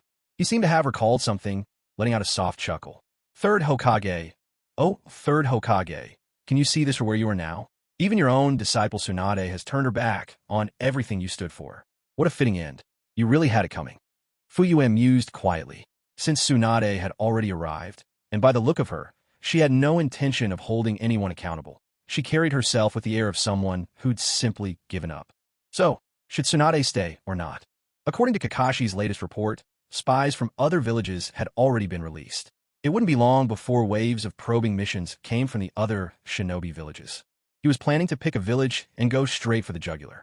No back and forth, no patience for all those games. It would be a direct assault, unleashing his full power just to show everyone what it really meant to poke the tiger. There would be plenty of casualties, no doubt about that. And truth be told, the sight of Tsunade, renowned as the best medical ninja, made him almost salivate at the prospect. While he was lost in thought, he caught snatches of conversation between Tsunade and Shizen. "Tsunade-sama, I've heard the whole Sarutobi clan has been wiped out. There's no way we can find that person anymore, and I guess everything from our homes must be long gone." Shizen nibbled at her meal, her voice barely above a whisper. Fuyue had sharp ears. Whispered words were no secret to him. Tsunade, however, was nothing like Shizen. She didn't lower her voice, nor did she care that Uchiha Fuyue was right behind her. But from her tone, you could tell her mood was foul. "This is so damn annoying. That bastard. My house still had plenty of old relics. All gone now. I was hoping to use some of them to pay off my debts." She spat out a few curses, then wailed dramatically. Shizen looked at her oddly. "So that's what you were thinking? Using ancient heirlooms from home just to settle your gambling debts?" "Tsunade-sama, honestly." Shizen had something on the tip of her tongue, but decided it was better not to say anything. With Tsunade in such a mood, she didn't want to risk a beating. She had tasted Tsunade's infamous iron fist once before. The lesson, all blood and tears, had left her in no hurry for a repeat performance. "Tsunade-sama, are we leaving today?" Shizen sneaked a glance at Fuyue, lowering her voice. Tsunade hesitated before replying. "Let's leave tonight. We're running low on money, aren't we?" Since Shizen managed their funds, Tsunade-sama was right. Their money was almost gone. A look of quiet resentment flashed across Shizen's face. Back when they were sailing from the land of hot water, they'd had nearly 10 million ryo. But thanks to Tsunade's return to the gambling halls on the way back, and her unwavering losing streak, they had blown through several million more.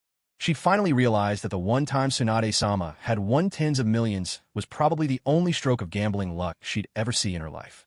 "We have just over 500,000 ryo left," Shizen said. Tsunade's eyes widened in utter disbelief as she heard the number Shizune had just mentioned. Shizune wore a look of helpless resignation. She had tried to talk Tsunade out of gambling, but Tsunade insisted on pushing her luck. Now that all the money was gone, Tsunade was acting surprised. Who exactly was she putting on the show for? 500,000? That's barely anything. Didn't we just make tens of millions of silver tails a few days ago? Tsunade slapped the table in astonishment. Shizune rolled her eyes, thinking, you really do have a conveniently short memory. All you remember is the time you won. How much you lost slips your mind completely, doesn't it? Did you forget? Back in that little port town in the land of hot water, you lost a fortune. And after that, during our journey from the Fire Country ports back to the village, you lost several more million. Shizune gave a weary smile. What's left, this 500,000, is what I managed to hide away. If Shizune hadn't seen it coming, if she hadn't tucked away 600,000 the moment Tsunade strolled into the gambling hall, the two of them would have been sleeping out on the street last night. Who could have predicted that after just 7 years away, they'd return to find their old house in the village demolished? Such is the fickleness of fate.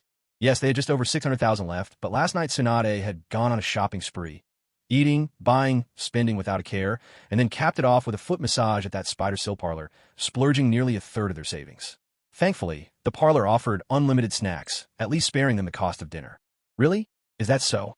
Tsunade looked innocent, her face a mask of confusion. A vein pulsed on Shizune's forehead as she stared at Tsunade in silence, continuing to mechanically scoop food into her mouth, bite after bite. The sight of Shizune like this gave Tsunade a chill, so she forced a laugh and changed the subject. Well, no money then. Never mind rushing off. Let's leave in the evening. I'll go find an old classmate to borrow a little money. The mention of an old classmate instantly reminded Shizune of the man who had come looking for Tsunade the other day, Lord Jiraiya. Oh, has Lord Jiraiya already returned too? The words slipped from Shizune's lips before she realized it. And then it hit her. She immediately clamped her mouth shut. She almost forgot. Jiraiya had come back to the village specifically to look for trouble with Fugaku Uchiha. He tried to rope Tsunade in, but she refused. She'd been out buying sake and snacks for the two of them at the time. Tsunade recounted the story to her later. Now the man himself was sitting right there, and Shizune had no desire to put her foot in her mouth and get mixed up in something she didn't want. She certainly wasn't planning to snitch. In truth, Uchiha Fugaku meant little to her, while Lord Jiraiya was Tsunade's old classmate and friend. As Tsunade's attendant, she naturally felt her loyalties lay more with Jiraiya's side. But then, as she thought it over, an image flashed through Shizune's mind, a boy with a dazzling, sunlit smile. Uchiha Fugaku was Naruto's uncle, and they seemed to be on very good terms. Shizune felt torn. Should she remind Uchiha Fugaku? Was Lord Jiraiya really planning to assassinate Uchiha Fugaku? But Uchiha Fugaku was now the 5th Hokage. If Lord Jiraiya tried to assassinate the 5th Hokage, was he planning to betray the village? Even though she'd been away from Konoha for years with Lady Tsunade, she still considered herself a part of the village. On one side was Naruto, whom she'd only just met. On the other, there was Lord Jiraiya, a stranger to her, but Lady Tsunade's longtime friend. The more Shizune thought about it, the more tangled her thoughts became. No matter how she considered it, nothing seemed quite right. In frustration, she shook her head, as if to fling the confusion in her mind far, far away. It has nothing to do with me. Nothing to do with me. Nothing to do with me. Don't meddle, don't meddle, don't meddle. Shizune chanted silently in her heart 3 times, and as her mind cleared, she turned her attention back to her meal. Shizune, are you listening? Tsunade asked, a note of displeasure in her voice. What is it, Lady Tsunade? Shizune looked up bewildered. She'd been so caught up in her distracted thoughts that she hadn't heard what Lady Tsunade was saying. I was just saying, I've come up with a great money-making idea. Want to hear it? Tsunade's eyes sparkled as she raised her brows invitingly at Shizune. Suddenly, Shizune sensed trouble and instinctively clutched her coin purse. Lady Tsunade, how about we go borrow some money from your old classmate instead? Shizune suggested with a polite smile. Tsunade wagged a finger back and forth with a click of her tongue. We can always borrow money, Shizune, but if we make some first, we won't have to. Looking at Lady Tsunade, her face the picture of pride, Shizune's anxiety only deepened. No, Lady Tsunade, I really think. Shizune tried to protest, but Tsunade knocked on the table, fixing her with a glare. Shizune, I don't want to hear what you think. As long as I think we can make money, that's enough. Then, with the gentle, coaxing smile of a loving mother, Tsunade said, Come on, hand over that 500,000. I know a way we can make a quick profit. Let me show you how to really rake it in. Don't underestimate the 500,000 we have now. We'll let our money make more money. If we win, we'll double it. Maybe even make a fortune. Tsunade was painting grand dreams for Shizen. The 500,000 in her purse seemed to be thinking, "Oh no, they're coming for me." "I knew it," Shizen thought bitterly. She tried to reason. Lady Tsunade, 9 out of 10 gambles end in loss, you know. But what she didn't say, what she could only groan inwardly, was this: for others, it's 9 out of 10. For you, Lady Tsunade, it's 10 out of 10. You lose every single time. She didn't dare say it out loud, afraid Lady Tsunade would lose her temper, or worse, give her a beating. Right now, Tsunade's heart was itching like it was being scratched by a mischievous kitten. It had already been a day and a half since she last touched a deck of cards. Her hands were literally itching for a game. Shizen noticed Lady Tsunade's eyes turning red and instantly felt a bad premonition. Oh no, Lady Tsunade's gambling urges were acting up again. With a resigned sigh, Shizen fished her wallet out of her pocket and, wincing in pain, pulled out 5 banknotes, each worth 100,000 ryo, and handed them over. From past experience, she knew if she refused, Lady Tsunade would surely snatch them by force. She wasn't a match for Lady Tsunade, and if Tsunade decided to just take the money, those 50,000 ryo would be gone anyway. Better to just hand them over directly. Sure enough, the moment Lady Tsunade got her hands on the money, her face lit up with pure delight. With a cheeky grin, she said, "Shizun, take your time eating. I'm heading out first. Wait for my good news. We're going to make a fortune." Shizen turned her head, watching as Tsunade vanished out the shop door in a flash, her own expression torn between tears and laughter. Suddenly, even the delicious eel rice in front of her tasted like dry straw. Her heart cried out inwardly, "Oh, my poor savings. All 50,000 ryo, just like that, squandered by Lady Tsunade again." By now, Shizen realized she'd fallen for Tsunade's cunning words. Looking back, Tsunade's reaction had indeed been a little off. If only she claimed a bit less, maybe she'd have enough left for food and lodgings. But regretting now was pointless. There was no use hoping Lady Tsunade would win. The money always disappeared in the end, and then she'd just start borrowing from other people. But who was left in the village who'd even lend to Lady Tsunade anymore? Even Lord Jiraiya was nowhere to be found. She'd better think up a way to make some money herself. She'd already extended their hotel stay for one more night this morning. At best, they could stay until noon tomorrow, but if they didn't get more cash, they'd actually end up sleeping on the streets. What to do? Shizen's mind raced for a solution. Just then, she overheard a conversation at the table next to hers. Just wrapped up a C-rank mission. The client was a rich lady, scored 6,000 ryo. Whoa, not bad. Usually the reward for a C-rank is only between 1 and 5,000 ryo, right? You got an extra 1,000. The word money made Shizen subconsciously prick up her ears. "So, what do you say, hitting Spider's Den tonight?" "Absolutely. That mission had me worn out these past couple days. I need to relax. Heard from Genko this morning that Spider's Den just opened a new restaurant. You can eat for free inside now." "For real? Free food? Nice. It's a date. Let's go together tonight and see what the food's like." "No problem." Shizen listened to the whole conversation, secretly amazed.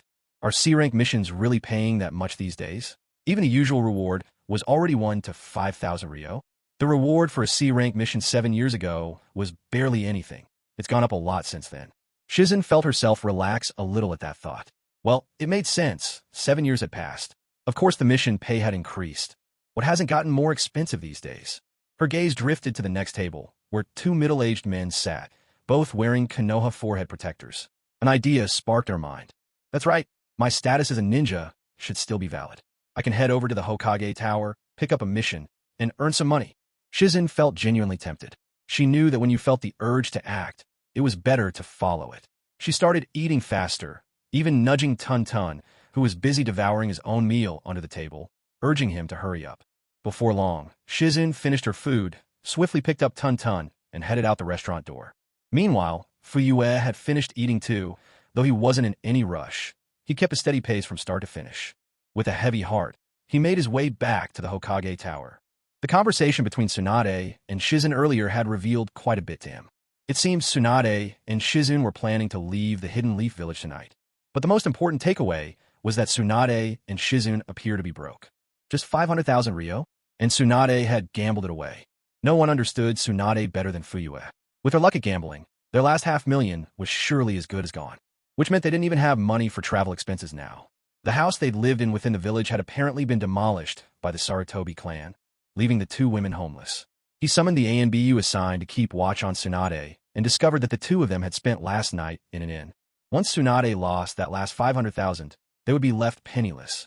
Next on the agenda was probably borrowing money. Fuyue snapped his fingers and let out a sly chuckle. Out of cash, are you? That's just perfect. It's not that I'm afraid you're invulnerable. What I fear is that you lack any weaknesses at all. You want to borrow money?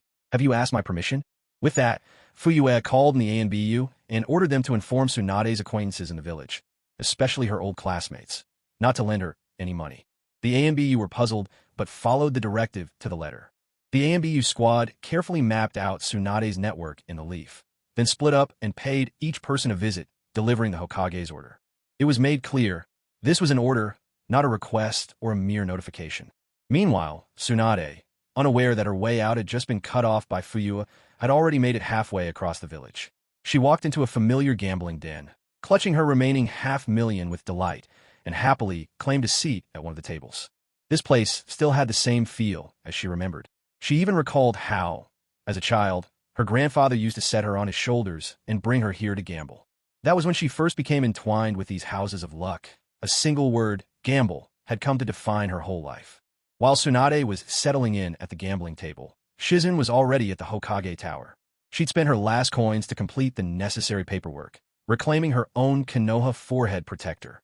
Silently relieved, Jingyin touched her Konoha forehead protector. Thankfully, she still had just enough money left to cover the re-registration fee. If not, she would have been truly at a loss. She promptly strapped the forehead protector back on and dashed eagerly to the main hall's mission department to see if there were any suitable missions for her to take. Ideally, she wanted something simple and not too time-consuming. Jingyin headed to one corner of the hall. This was the mission department, where Konoha shinobi would come to receive certain assignments. Most of the available missions were posted early each morning on a huge wooden wall by the staff. Just as those two older men had mentioned back in the restaurant, there were C-rank missions here too. But the mission wall featured mostly D-rank tasks, while B-rank missions were the rarest. Scanning the wall quickly, she counted fewer than 10 of them. D-rank missions were the lowest tier, never involving direct combat or life-threatening situations. These assignments typically paid between 5,000 and 50,000 ryo and included things like finding lost pets, helping dig up taro, or babysitting. Such tasks were light, with little risk. C-rank missions carried some risk of injury, but were still very doable, with a usual payout from 10 to 50,000 ryo. These could include bodyguard work, capturing wild animals, or joining minor subjugation efforts, tasks that involved some danger but weren't overly perilous. B-rank missions were expected to pit shinobi against other shinobi, often at the request of other nations. Rewards for such jobs ranged from 80,000 to 200,000 ryo, covering things like private protection, spying, or assassinating enemy ninjas. These required higher levels of skill and tactical thinking. Jingyin paid no mind to the B-rank missions. Her priority now was to find jobs that could be finished within the day, or at least have the pay ready by the next morning. Besides, B-rank assignments rarely went to individuals. They were almost always team efforts. And she had no companions to join her in a group mission. That narrowed down her options quite a bit. Jingyin scanned the mission wall from left to right, ruling out anything that didn't meet her criteria. After a careful look, she found 3 missions that suited her current situation, 1 C-rank and 2 D-rank. The C-rank mission involved a large wild boar that was damaging farmland in a village not far from Konoha. Local farmers were suffering and hoped someone could drive the beast away or slay it. The reward for this mission was 20,000 ryo. Jingyin checked the mission location and asked a staff member how far it was from Konoha. Learning it was only 15 li away, roughly 5 miles, she felt somewhat reassured. For a ninja, that wasn't far at all. At full speed, it'd take her maybe 10 minutes to get there. So, including the trip there and back, she could be done in about half an hour, leaving just a wild boar to deal with. Jingyin glanced once more at the remaining 2 D-rank missions. Both were the familiar sort, finding lost pets, and the rewards were similar, hovering around 6,000 ryo. All right, let's start with this C-rank mission, she murmured. After a moment's consideration, Jingyin decided to take on the C-rank mission first. The reward was far more generous, even greater than completing both D-rank missions combined. Besides, taking down a large wild boar wasn't particularly difficult for her. It was just past noon, only a bit after 12. If she set out now and everything went smoothly, she might even be back before sunset.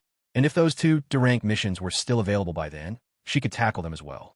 With a decisive motion, Jingyin tore the C-rank mission notice from the task wall and went to the nearby desk to register her name and ninja number. All set. The deadline for this mission is 2 days. Please make sure to complete it in time, the staff member reminded her courteously, pushing up his glasses. Jingyin nodded in acknowledgement and left without further words. Stepping out of the Hokage building, she couldn't help but feel a wave of nostalgia. It had been ages since she last went on a mission. The feeling brought back so many memories. She composed herself and began heading toward the village gates. On the third floor, at the window by the Hokage's office, Fuyu, who had just finished writing another chapter, took a moment to gaze at the scenery outside. It was then he happened to notice Jingyin emerging from the building. "What's she doing here?" he wondered aloud, curiosity piqued. He sent someone to look into it, and soon received all the details regarding Jingyin. It turned out she had renewed her ninja information and accepted a C-rank wild boar subjugation mission. So, she's low on money and wants to earn a bit through missions, eh? Fuyu chuckled inwardly, losing interest after that. After all, 20,000 Ryo wasn't enough to make a difference. It would vanish after a few meals. Tsunade, with her famous extravagance, probably wouldn't consider leaving the village until she'd lost at least several 100,000 Ryo. Leave the village for what? Just to face the cold winds of the wilderness? Fuyu smiled faintly, then sat back at his computer to get back to writing. At the Evergreen Casino, Tsunade clutched her last 10,000 Ryo in note tightly in her hand, her large, expressive eyes fixed on the dealer with fierce intensity. She'd already lost 4 consecutive rounds at this table. 40,000 Ryo, gone in a flash. The dealer felt a chill under her relentless stare. Still, he wasn't particularly worried. This casino had operated in Konoha for over 50 years. It had a storied history, and no one had ever dared cause trouble here. The establishment's connections were solid as bedrock. Tsunade had no real intention of making a scene, but suspicion gnawed at her. Was this dealer cheating somehow? How else could she have lost 4 rounds in a row? Wasn't it common practice for casinos to let newcomers win a little first to draw them in? So why'd she lost every single hand right from the start? Unable to sit still, her foot tapped a restless rhythm on the floor. She had boasted to Jingyin that she would make a fortune today, and now, after just a short while, she'd already lost 40,000 Ryo. Who could stand such a blow? Tsunade's fair and delicate hand clenched tightly around the silver notes. This was her final chance to turn things around. She hesitated for a moment before stepping away from the card table, thinking that maybe today wasn't the day for playing cards. Instead, she decided to try her luck at the dice tables. The dice area was vibrant with activity. Nearly every table was packed with gamblers. This time, Tsunade didn't rush into the game. She lingered nearby, carefully observing the crowd. She wanted to see if any of the dealers were cheating, planning to watch for a while, and only pick a table after she was certain everything was above board. While Tsunade was taking cautious steps, clinging to her last shred of hope, elsewhere, Shizen had already arrived at her destination.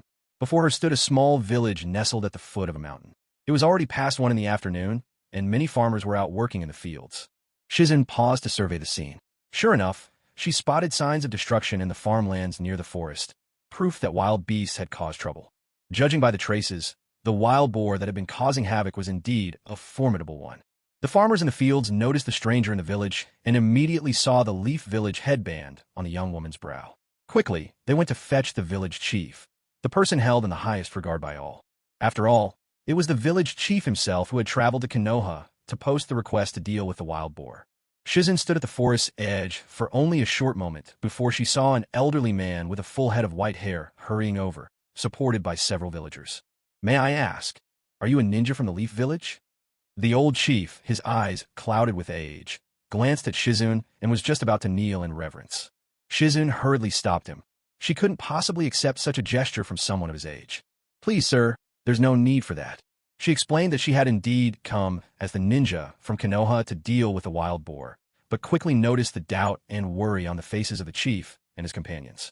Shizen understood that they probably saw her as just a delicate young girl, capable of little against such a beast. At the right moment, she rolled up her sleeve, revealing the concealed weapon strapped to her wrist, and added, "The senbon needles I fire from here are coated with a potent poison, enough to bring down a wild boar with ease." At that, the old chief finally breathed out in relief. He, too, had been concerned that this young woman's lack of experience or recklessness might lead to trouble, especially since she was alone. If she were hurt by the wild boar, that would be a disaster for their little village. They'd scraped together all they had, 20,000 Ryo, just to pay Konoha for this mission. How could they ever cover medical bills if something happened to her? But hearing her method for dealing with the boar, the old chief started to feel reassured. There was no need for close combat, just a poisoned needle fired safely from a distance. That was much safer, after all. Even if she couldn't best the beast, at least she'd have time to make a hasty retreat. The old village chief no longer hesitated and immediately revealed the whereabouts of the enormous wild boar. It turned out he had already sent a few strong and agile young men to try trailing the boar from a distance. They discovered that for the past 2 days, the beast had been nesting and resting on the sheltered northern slope of the forest, where a natural pit offered a perfect lair for the creature. If this girl could sneak up and launch a poison dart from afar, perhaps they really could rid themselves of that wretched wild boar once and for all. For the first time, the old village chief managed a faint smile. That wild boar had worried him to the point where he could barely eat or sleep. If they let it rampage through the field for a few more days, come next year, everyone will be left with nothing but empty stomachs and cold winds. Is that so? That's great, Jingyin replied. I'm not familiar with the area, though. Would it be possible for someone who knows where it is to guide me there? Of course. That's no problem at all, the old village chief nodded. He turned to a young man standing at his right for support and said, Ahu, you're quick on your feet. Lead the honored ninja there. Yes, sir, the young man called Ahu answered with an emphatic nod. Stepping forward, he avoided meeting Jingyin's eyes directly. After all, he'd never left the village before, and this was the first time he'd ever seen such a beautiful girl. But the girl standing before him was a highly skilled ninja, and so Ahu felt both nervous and awed, afraid of accidentally offending this important guest. Jingyin didn't mind at all. Without further delay, she let the young man lead her to seek out the wild boar that had holed up in its den. According to the chief, the beast usually came out at night to ruin the fields, while during the day, it lay hidden in its nest. This was the perfect opportunity. On the way over, Jingyin had worried she might have to track the wild boar down herself, but this news was a welcome surprise. Having it stay put meant she wouldn't have to waste time searching. Led by the young man, she crossed through the woods and soon caught sight of the wild boar, sprawled out in the pit on the sheltered northern slope. The boar looked like a small mountain, enormous and imposing. Ordinary wild boars rarely grew so large. Jingyin suspected this one carried a hint of summoning beast blood in its veins, which would explain its size. It would be pointless to try scaring off. With a level of cunning akin to that of a 5- or 6-year-old child, these beasts knew how to seek revenge. No, the only sensible option was to take it out. Honored ninja, what are you? The young man stammered in shock, eyes wide, as he watched Jingyin approach the wild boar. Hadn't she said she'd shoot from a distance? Why move closer? Jingyin quickly turned and signaled for him to be silent. He pressed his lips together at once, anxiety making his heart race, but he trusted the ninja must have her reasons for acting as she did. Originally, Jingyin intended to simply poison the wild boar and be done with it.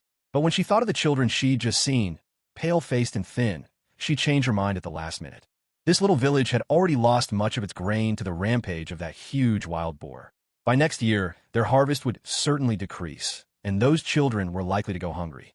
Rather than killing the boar with poison, it would be better to give its meat to the village, turning misfortune into compensation. While poisoning the beast would still allow them to salvage most of the meat, as long as the tainted part was removed quickly, there was always a risk of residual toxins seeping through. It can never be completely safe. So Jingyin decided to strike at the boar's vital point with her blade, a task as easy for this highly skilled medical ninja as eating or drinking. The young man, Ahu, watched with wide eyes as the lady ninja drew closer and closer to the massive wild boar. He was terrified that the creature might wake at any moment, but she made her way to the boar's side without incident. The beast slumbered on. Then he saw a soft blue glow begin to emanate from the ninja's snow-white palm. This was Jingyin's A-rank medical ninjutsu, the chakra scalpel. By focusing chakra into her hand, she could cut any part of the body with surgical precision, perform transplants, or even use it in combat to sever an opponent's muscles and meridians, turning it into a lethal weapon. It was perfectly suited for slicing through the tough, thick skin of a wild boar. Ahu watched as the lady ninja pressed her glowing, blue-tinted palm gently against the boar's throat. Her hand slid effortlessly into the beast's flesh. A wild boar's heart lies deep within its chest, the very core of its life. A strike to this spot brings an instant halt to the heart, swiftly ending the creature's suffering. Jingyin's expression never changed as she struck with the steady precision of one completely untroubled. Then she waited calmly for the boar's life to ebb away. The wild boar's breathing grew weaker and weaker until not a sound remained. After checking to confirm that the animal was truly dead, Jingyin finally pulled out a tissue and wiped away the blood from her arm. All right, the wild boar has been dealt with. I don't need any of the meat. You can divide it up among yourselves, she said. She asked the young man where she might find water. Upon learning there was none nearby, she left first and returned to the village, where she found a muddy pool and gave her arm a quick wash. Meanwhile, the old village elder, who had waited anxiously all this time, caught sight of Jingyin emerging alone from the forest. Seeing no sign of Ahu, his heart gave a lurch, and his expression changed dramatically. He thought the hunt had ended in disaster. Had Ahu been lost? Fortunately, as Jingyin passed by, she assured them that the young man was coming after. Only then did the elder breathe a long sigh of relief. "Uncle, did you really finish off the wild boar so quickly?" The dark-skinned, wiry, middle-aged man beside the elder spoke up in utter disbelief. How long had they been gone? It seemed they had only just entered the forest. "We'll know once Ahu gets back." The old village chief was just as anxious to know what had happened, but in front of the younger villagers, he made sure to keep a calm composure. Seeing the old chief so unfazed, the anxious crowd around him seemed to settle down, their emotions growing steadier. After finishing rinsing the blood off her arms in silence, Shizen didn't leave right away, but waited off to the side. She still needed the task commissioner, the old village chief, to sign off on her assignment. Only then would her mission be officially complete, and she could submit it at the mission desk and collect her payment. It wasn't long before Ahu emerged from the forest. After he shared the news, the old village chief and the others finally breathed a sigh of relief. Their faces now radiated pure joy. That cursed wild boar was finally dead, and not only that, the ninja lady had generously offered them its meat for free. The old chief shuffled over to Shizen, ready to bow deeply in gratitude, but she stopped him in advance, saying, "If you bow, then I'll have to charge you for the wild boar meat." Only then did the old village chief stop himself and express his gratitude. "Thank you, truly. You are incredibly generous." Shizen smiled, saying little else, and took out the mission form. "Chief, the task is complete. Could you please sign here?" Of course, of course." Without a second thought, the chief signed the paper, then tried to persuade her. "Esteemed ninja, why not stay for a meal? Let everyone thank you properly." Shizen politely declined. "No need. I have other matters to attend to. Goodbye, everyone." With an easy wave goodbye, Shizen turned and left, making her way back through the village lanes. Her spirits were high on the walk back, while in the gambling den, Tsunade was in a state of panic. How could this happen? How? It shouldn't be. I've already lost 4 straight hands. How could I still lose? Tsunade muttered to herself, confused and half-dazed. She simply could not understand why her luck was so abysmal today. Gnawing at her thumb, Tsunade fell into deep thought. This is it, she thought, 50,000, gone in a flash. How was she supposed to explain this to Shizen? After a moment's reflection, she decided the real problem was that her starting pot was too small. If she had another 100,000, no, even another 50,000, she could definitely make it all back. Wasn't there an old saying? When a person's luck hits rock bottom, it always rebounds. The more misfortune you've had, the smoother your fortunes become afterward. With these words echoing in her mind, Tsunade convinced herself to borrow more money and keep playing. There was no need to hit up old classmates for a loan just yet. She knew all too well that the gambling den itself was a handy source of high-interest loans. Tsunade had borrowed from loan sharks here, so often she was practically an expert. She made her way with practiced ease to a certain corner of the gambling hall and spoke quietly. "I'd like to borrow some money." With the confidence of someone who seemed to be lending money, not borrowing it, her tone brooked no refusal. Even the young clerk from a gambling den, who handled the loans, was momentarily taken aback, but he regained his composure almost immediately. "Looks like there's business on hand." He cleared his throat and asked, "How much do you want to borrow?" "Let's start with 5 million. Tsunade thought to herself that her earlier loss must have been due to insufficient capital. If she borrowed a full 5 million at once, she refused to believe she couldn't win this time. The gambling den clerk was a professional, but it was rare for anyone to ask for 5 million all at once. He studied Tsunade for a few moments. Noticing she wasn't wearing a ninja forehead protector, it seemed she was just an ordinary person. But dressed up so elegantly, she was probably someone's mistress, kept by one of the local big shots. He didn't doubt her ability to repay the money. After all, gambling dens backed by ninja had dedicated debt collectors. It didn't matter whether you were an ordinary person or a ninja. If you owed money, they'd come knocking for it. Still, policies were policies, and procedures needed to be followed. 5 million? No problem, you can borrow it. But first, I'll need your basic details. The clerk skillfully reached into his pocket and pulled out a little notebook. Holding the cap between his teeth, he asked, "What's your name? Where do you live?" Tsunade, keeping a perfectly calm face, made up a false name and address. "My name is Saratobi Sakura. I live on Asakusa, Old Street." As he wrote down the details, the clerk pressed further. "Which part of Asakusa, Old Street? What's your house number?" Tsunade thought, "Do you really need all these details?" Off the top of her head, she spouted whatever house number came to mind. The clerk didn't suspect a thing, earnestly jotting it all down, then handed her the notebook to confirm if everything was correct. It's all correct. All right, then wait here for a moment while I get the money. He gestured to a chair nearby before slipping into a room at the back. Tsunade sat down with confidence, waiting for the clerk to return with the money. Around 10 minutes passed before he finally came back out. Tsunade, impatient after waiting so long, felt a spark of joy when she saw him, only to find his hands empty in the next instant and her mood deflated. Where's the money? The clerk's expression hardened. What money? You think we'll hand over a loan for $5 million when you've given us a fake name and address? Tsunade snapped. You investigated me? He shrugged. Isn't that just common sense? You can't waltz in with a made-up identity and expect to walk away with $5 million. Who do you think we are, handing out cash like cabbage on the street? If you want a loan, give us your real information. Then we'll talk. He remained unbothered, calmly sitting down and lighting a cigarette. He'd seen it all before. These desperate gamblers, once set on borrowing money, would never let go of the idea. Trying to trick me? Huh, you've got another 100 years before you can pull that off. The young attendant at the gambling house let out a puff of smoke, casting a scornful glance at Tsunade. Tsunade thought to herself, as expected, this approach won't work. In the end, she'd have to provide real information to secure a loan. Resigned, Tsunade slapped the table. All right, let's start over. The attendant's expression showed that this was no surprise. He knew well the desires of gamblers. Unhurriedly, he pulled out his little notebook. This time, with a cigarette dangling from his lips, he used his hand to pop off the pen cap. Go on. What's your name? He warned sternly. This time, don't even think about playing tricks.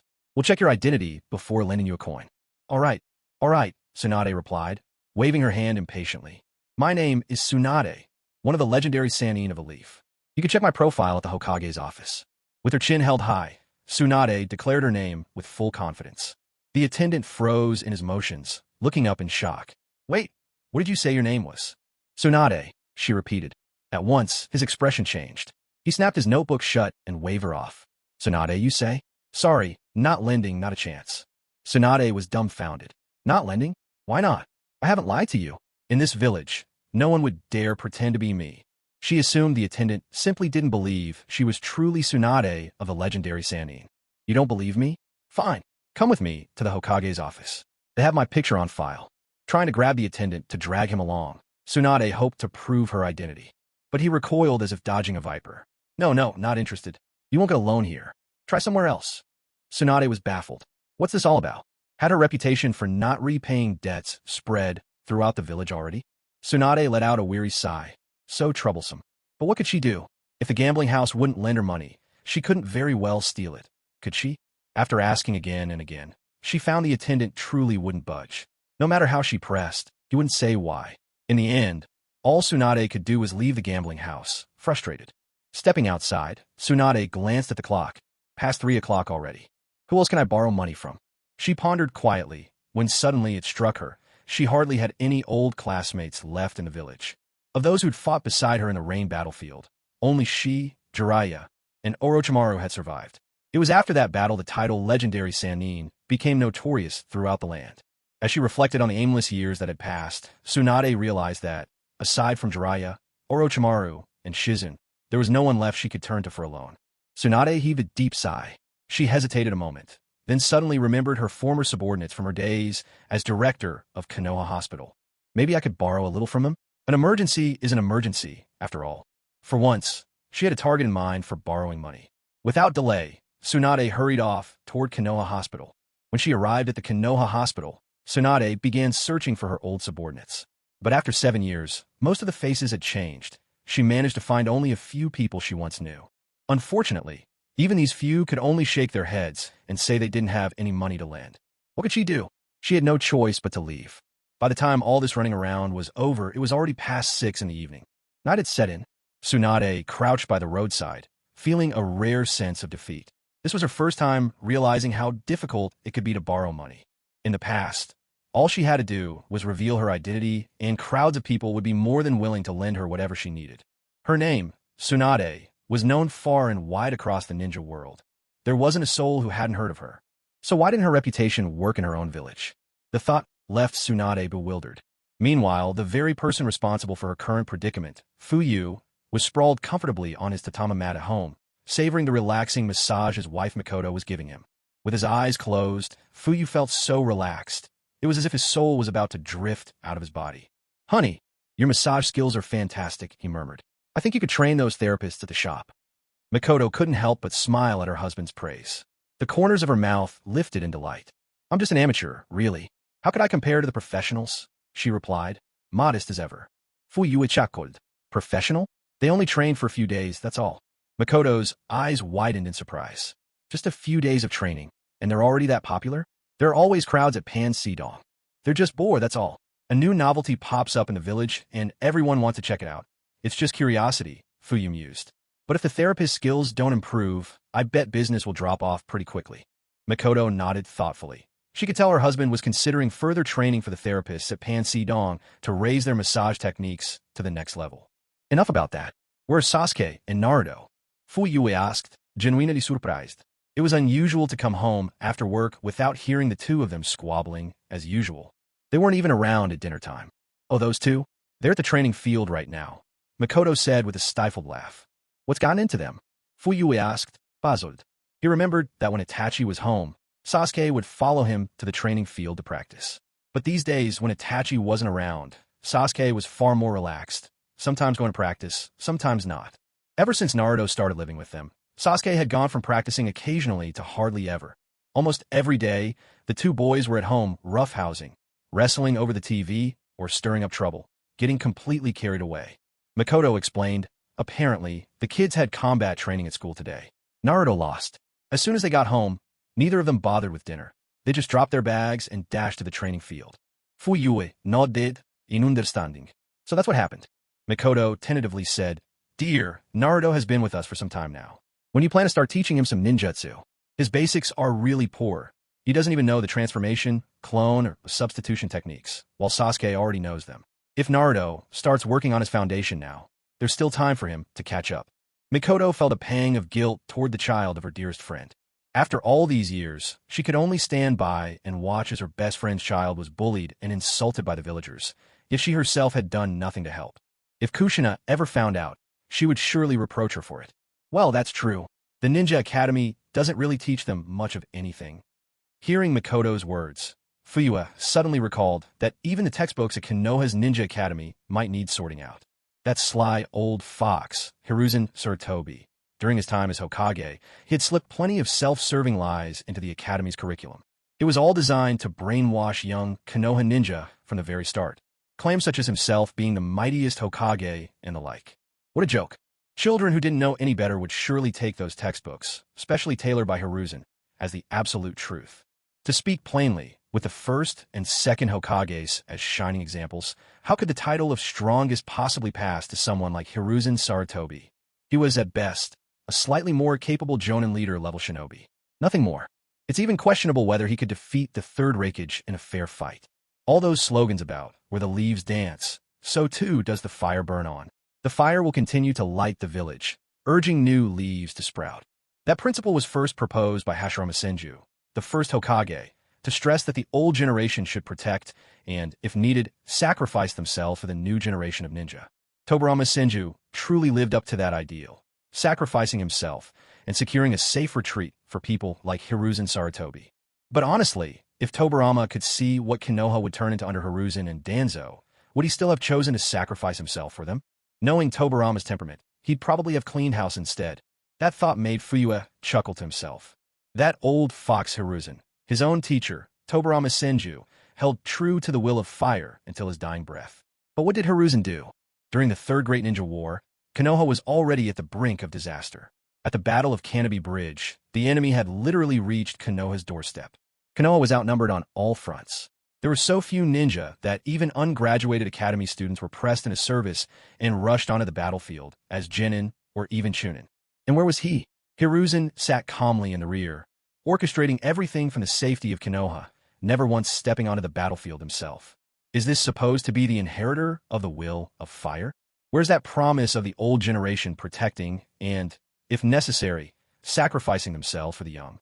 Even young children were sent to the battlefield, while he continued to sit comfortably in the rear. At a time like this, shouldn't he be personally leading the charge at the front lines? Wouldn't it be fitting for a general to face a general, a king to face a king? At worst, his fall would be a heroic death, and that alone would leave a good name for generations to come.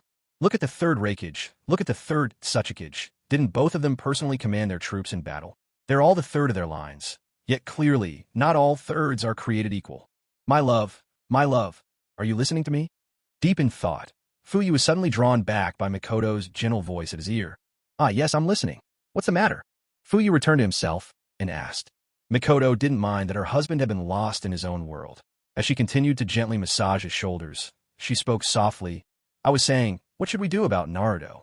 He's falling so far behind the other children his age. Fuyu pondered for a moment before replying. Naruto does have some talent in him. After all, his parents were no ordinary people. Mikoto nodded in agreement. Naruto's father, the fourth Hokage Minato Namikaze, not only mastered the Flying Thunder God technique and the Rasengan, but also learned the Uzumaki clan sealing arts and even MT Miyaboku's sage techniques. His reputation as the Yellow Flash echoed throughout the ninja world. Naruto's mother, Kushina Uzumaki, hailed from the Uzumaki clan and was born with a powerful chakra and extraordinary vitality. She was adept in sealing techniques, able to suppress the tailed beast's unique chakra. Techniques like the four-symbol seal and the adamantine sealing chains were wielded effortlessly in her hands. In terms of sealing arts alone, Kushina could easily be considered Konoha's #1. With parents as distinguished as these, as the saying goes, a tiger father begets no dog son. Surely Naruto has inherited their gifts as well. And besides, the Nine Tails is sealed within Naruto's body. Thinking about all this, Mikoto couldn't help but feel much better. If they started nurturing Naruto from now on, it wasn't too late. After all, he was only 7 years old. There was still time for everything. From this day forward, the couple would become the strongest support behind Naruto's back. How about this? When Itachi returns, let's not send him out again. Teaching one child or two is all the same to him. Mikoto had immense faith in her eldest son's abilities. She had watched Itachi grow up. He was a once-in-decades genius of the Uchiha clan, incredibly intelligent and quick to master anything, even able to infer new knowledge from what he'd learned. In that respect, he truly takes after his father. Mikoto looked at her husband, Fuyu, and a subtle smile warmed her face.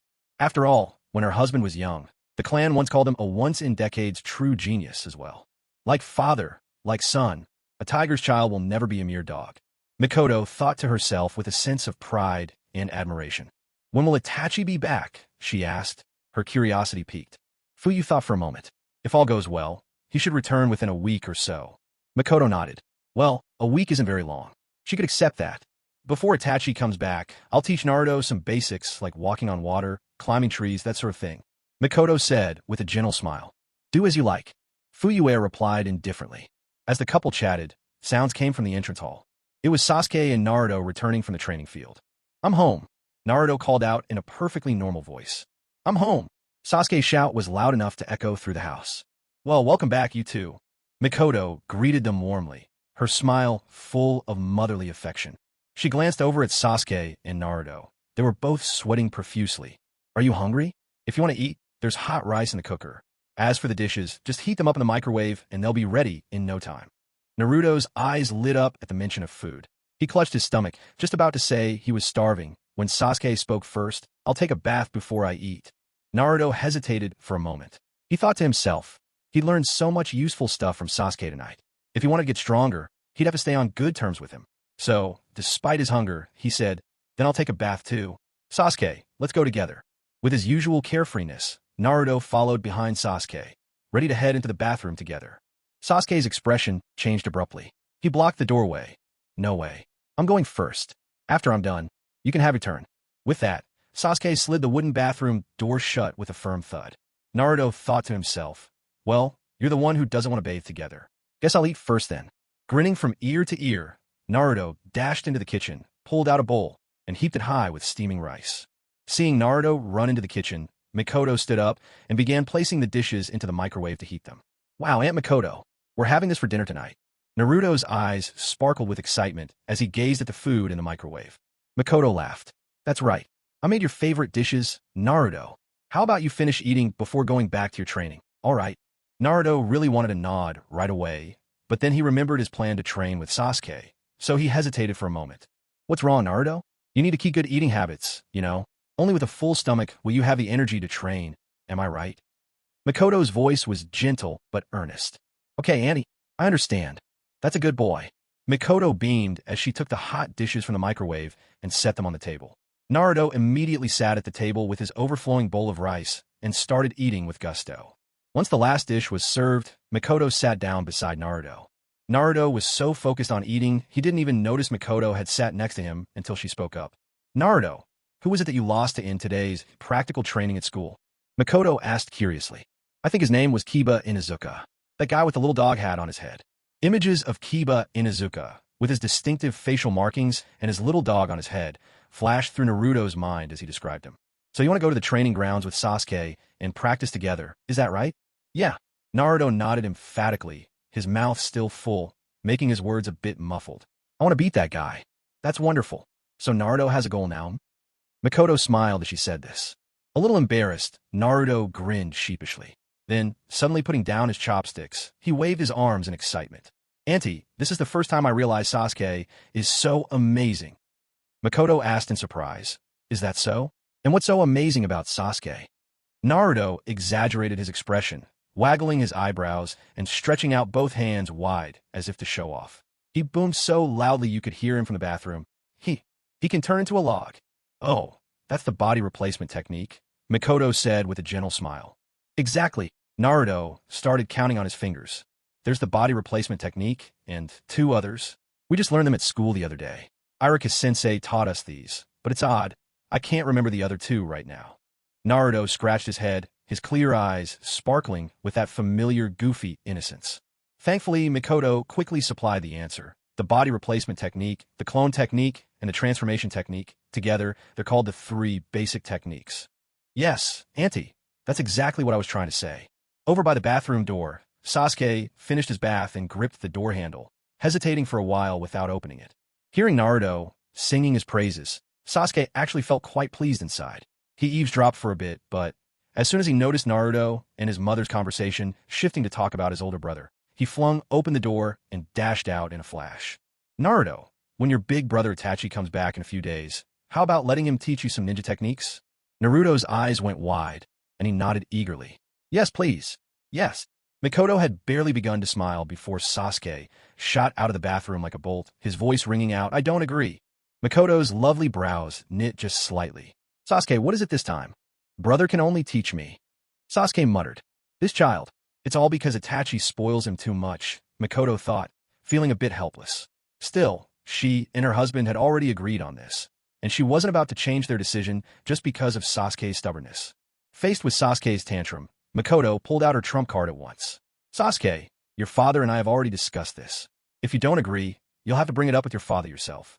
Sasuke instinctively glanced back at his father, whose stern face made him inwardly shrink. He hesitated for several seconds, suddenly feeling as if his feet were rooted to the ground, unable to move forward at all. After wrestling with his thoughts for a while, Sasuke heard his mother say, I've already talked to your father. Your brother won't be busy with missions anymore. He'll be staying at home, focusing on teaching you to ninjutsu. So you'll get to spend a lot more time with your brother, won't you? Aren't you happy? But a hint of hesitation appeared on Sasuke's face. Mikoto increased her persuasion. It's just that Naruto will be joining you, that's all. Naruto is part of our family now, you know? But Sasuke looked even more uncertain. Mikoto pressed on. You saw what happened today, didn't you? Naruto lost. Don't you want to help him, instead of watching him lose again and again? The image of Naruto being knocked to the ground by Kiba flashed through Sasuke's mind. He gave in, resigned. All right, I get it. I don't object anymore. Mikoto smiled as she gently ruffled Sasuke's hair. That's better. Families should always help and support each other, right? So, what did you practice at the training ground? Facing his mother's curiosity, Sasuke turned away shyly. It was nothing special, just the usual really. Naruto, on the other hand, had no such reservations. Bursting with enthusiasm, he said, Sasuke told me to practice chakra control. He also said it'd be easy to beat Kiba, as long as I practice with him. Pretty soon, I'll be able to win for sure. Is that so?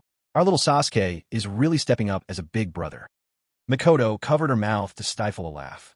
Sasuke's ears turned crimson, and he muttered in a low voice, Geez, you sure talk a lot. Naruto, catching those words, looked puzzled and asked, Huh? Why? I was just telling the truth, that's all. He gave a goofy smile. Sasuke was at a loss for words. Just then, he suddenly remembered what that kunoichi had said to Naruto earlier in the day. But during their training, he noticed that Naruto hadn't had any trouble with his chakra leaking out on its own. Since he'd never experienced chakra leakage himself, Sasuke wasn't quite sure about Naruto's situation, so he recounted what happened during Naruto's match earlier that day, then asked, "Mom, do beginners like Naruto sometimes have their chakra leak out by itself?" Makoto thought for a moment. That does happen with beginners, yes. Oh, Sasuke nodded, figuring that what Naruto experienced today must be normal and nothing serious. A bit more practice should do the trick. By the way, who was the girl who was so concerned about Naruto? Makoto asked with curiosity. After all, there weren't many girls in the village who showed kindness to Naruto. Sasuke replied casually, "It was just last night. Naruto kept whining about wanting dango, and that kunoichi bought him a few skewers." Naruto instantly perked up, hastily swallowing his mouthful of food in one big gulp. He exclaimed excitedly, Annie's sister Shizen really is a wonderful person. She's so kind, and she's beautiful too. This morning, when I was buying steam buns, I ran into her. I wanted to invite her to come watch us do our combat training at school, and she actually came. Once Naruto started talking, it was hard for him to stop. Yet Makoto showed no impatience at all. She waited until Naruto had finished his story, then clapped her hands together with a cheerful smile. "So that sister's name is Shizen? That's wonderful. Naruto, you've really met a fine person." "Yeah." Naruto beamed, nodding eagerly, then hurriedly sought Sasuke's opinion. "Sasuke, you think Sister Shizen is a good person too, don't you?" "Well, she's all right, I suppose." Sasuke rubbed the tip of his nose, for once not disagreeing with Naruto. Makoto became even more curious about this Sister Shizen. Shizen? She blinked, feeling as though she'd heard that name somewhere before. But for the moment, she couldn't quite remember. "Naruto, the next time you see Sister Shizen, you should invite her to our house for a meal. Since she treated you to dumplings, we ought to thank her properly." Makoto began sharing her parenting wisdom. One must always remember to be grateful. Naruto nodded enthusiastically at first, but then, as if recalling something, his expression became dejected. Makoto was momentarily puzzled. "What's wrong, Naruto?" Naruto sighed. "Sister Shizen said she has to leave today. She might have already left the Leaf Village by now." Makoto thought to herself, "I see. In that case, there's nothing we can do about inviting her to dinner." She really would have liked to meet the Shizen. At their dinner table, the three of them chatted away, the conversation lighthearted and full of meaning for those who were really listening. From the sofa, where he lounged and watched TV in a rather relaxed pose, Fuyu's eyes flashed with a glimmer of insight. Chakra dispersing on its own? Well, even if Naruto is a beginner, his chakra leaking out like that probably isn't just because he's inexperienced. After all, Naruto isn't really an ordinary orphan. His parents were true powerhouses. Thanks to his parents' genes, Naruto's innate talent is nothing to scoff at. In fact, he's among the very best of this generation's Leaf Village prodigies, the so-called Konoha 12. He's every bit Sasuke's equal. What can you say? Naruto and Sasuke are both born with the deck stacked in their favor. Naruto not only comes from an exceptional lineage, inheriting his parents' remarkable abilities, but he's also the reincarnation of Azura's chakra. Just look at the sexy jutsu he invented. It caught even the exam supervisors off guard. After being tricked by Mizuki-sensei into stealing the scroll, he managed to master the shadow clone jutsu in no time, even using the harem jutsu on the third Hokage to achieve his goal, managing to stun him so thoroughly that he had a nosebleed from the shock of a sudden crowd of beautiful, naked women. From all this, it's clear that Naruto is incredibly gifted. The real issue is that he doesn't stick to the rules or follow his teacher step by step, which makes him seem weaker than he actually is. But more importantly, inside Naruto is the seal of the Nine Tails, and that alone suppresses much of his potential. With a mere flick of its claw or a mischievous tap, the Nine Tails can throw Naruto's chakra into complete chaos. Who wouldn't be thrown off by that? Even if Minato himself were in this situation, he might find himself at a total loss. So, Nine Tails, are you stirring up trouble? Fuyue stared intently at Naruto, his gaze settling on Naruto's stomach, the place where the seal lies. Should he meet the Nine Tails in person? Fuyue hesitated only a few seconds before making up his mind. Of course he should. He hadn't paid much attention to Naruto these past few days, but now that the timing was right, why not throw a little welcome party for the Nine Tails? The Nine Tails clearly interfered in Naruto's training, causing him to lose on purpose, most likely trying to exploit Naruto's self-doubt and seize control from within. Unfortunately for you, Nine Tails, Naruto is practically glued to Sasuke these days. Your scheme doesn't stand a chance. Fuyue pulled his gaze away, unhurried for now. He decided to let Naruto finish his meal first. After dinner, seeing Makoto urging Naruto to take a bath, Fuyue figured he might as well wait until Naruto was clean. Soon enough, Naruto came dashing out of the bathroom, still damp, when he suddenly heard Fuyue call his name. Instantly, he darted over and plopped down next to Fuyue. "Did you call me, uncle?" Naruto looked up, his eyes wide with curiosity. Fuyue replied. "There's something I need you to do. Close your eyes for a moment." Trusting Uncle Fuyue completely, Naruto quickly obeyed and shut his eyes. Right now, both Uncle Fuyue and Mikoto were the ones he cherished most, even more than Grandpa Hokage. Of course, he still couldn't help but ask questions. "Uncle, what is it? Are we about to play some fun game?" "That's right. And if you open your eyes before I say so, you lose. So keep them shut," Fuyue said, almost teasingly, placing his hand gently on Naruto's head. Naruto nodded obediently, and as soon as Fuyue's hand touched Naruto's head, in a flash, Fuyue's consciousness was drawn deep into Naruto's inner world. What greeted him was a dim, damp corridor, standing water pooled along the floor, branching passageways stretching out on either side. Fuyue barely glanced at a few of the side tunnels before picking one and forging ahead. That immense, oppressive chakra was just up ahead. He didn't have to walk far before a colossal iron gate, painted deep red, loomed into view. The light was dim, revealing only a vast, shifting silhouette. As he drew closer, Fuyue studied the towering gate with fascination, when suddenly, from within, a pair of enormous, slit eyes snapped open, fixing him with a menacing glare. The shadowy beast rose to its feet before the gate, and, as it did, most of its hulking form came into view. An orange fox with 9 swishing tails.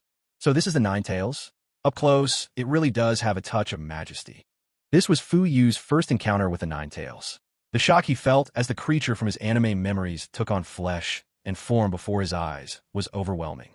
As Fuyue was marveling at the creature's striking appearance, a thunderous crash rent the air. A massive clawed paw slammed down on the bars of the cell, making the entire door thud with a dull boom. Snapped back to himself by the noise, Fuyue heard the 9 tails growl in a voice thick with anger and resentment. "Uchiha." A flicker of puzzlement crossed Fuyue's gaze. He glanced down at himself. His manifested form was clad in ordinary clothes, without a trace of the Uchiha clan's familiar fan crest. It seemed the 9 tails had caught that hint of confusion in his eyes, for it sneered in disgust. "I could smell your stench from a mile away." Realization dawned on Fuyue. It was a Sharingan's eye power the beast had sensed. He chuckled softly. "Since you know I'm Uchiha, I suppose you can also guess what I've come for." Fuyue's words curled with a smile. The 9 tails, its eyes like bronze lamps, scrutinized him with disdain. "Just a pair of 3 Tomo Sharingan? And you think you'll control me?" With a slow, bored flick of its eyes, it sank back into a casual sprawl. That sudden paw swipe at the bars hadn't rattled this human one bit. The fox wondered vaguely what, exactly, the man wanted. But the 9 tails felt no threat. The atmosphere here was calm, not hostile.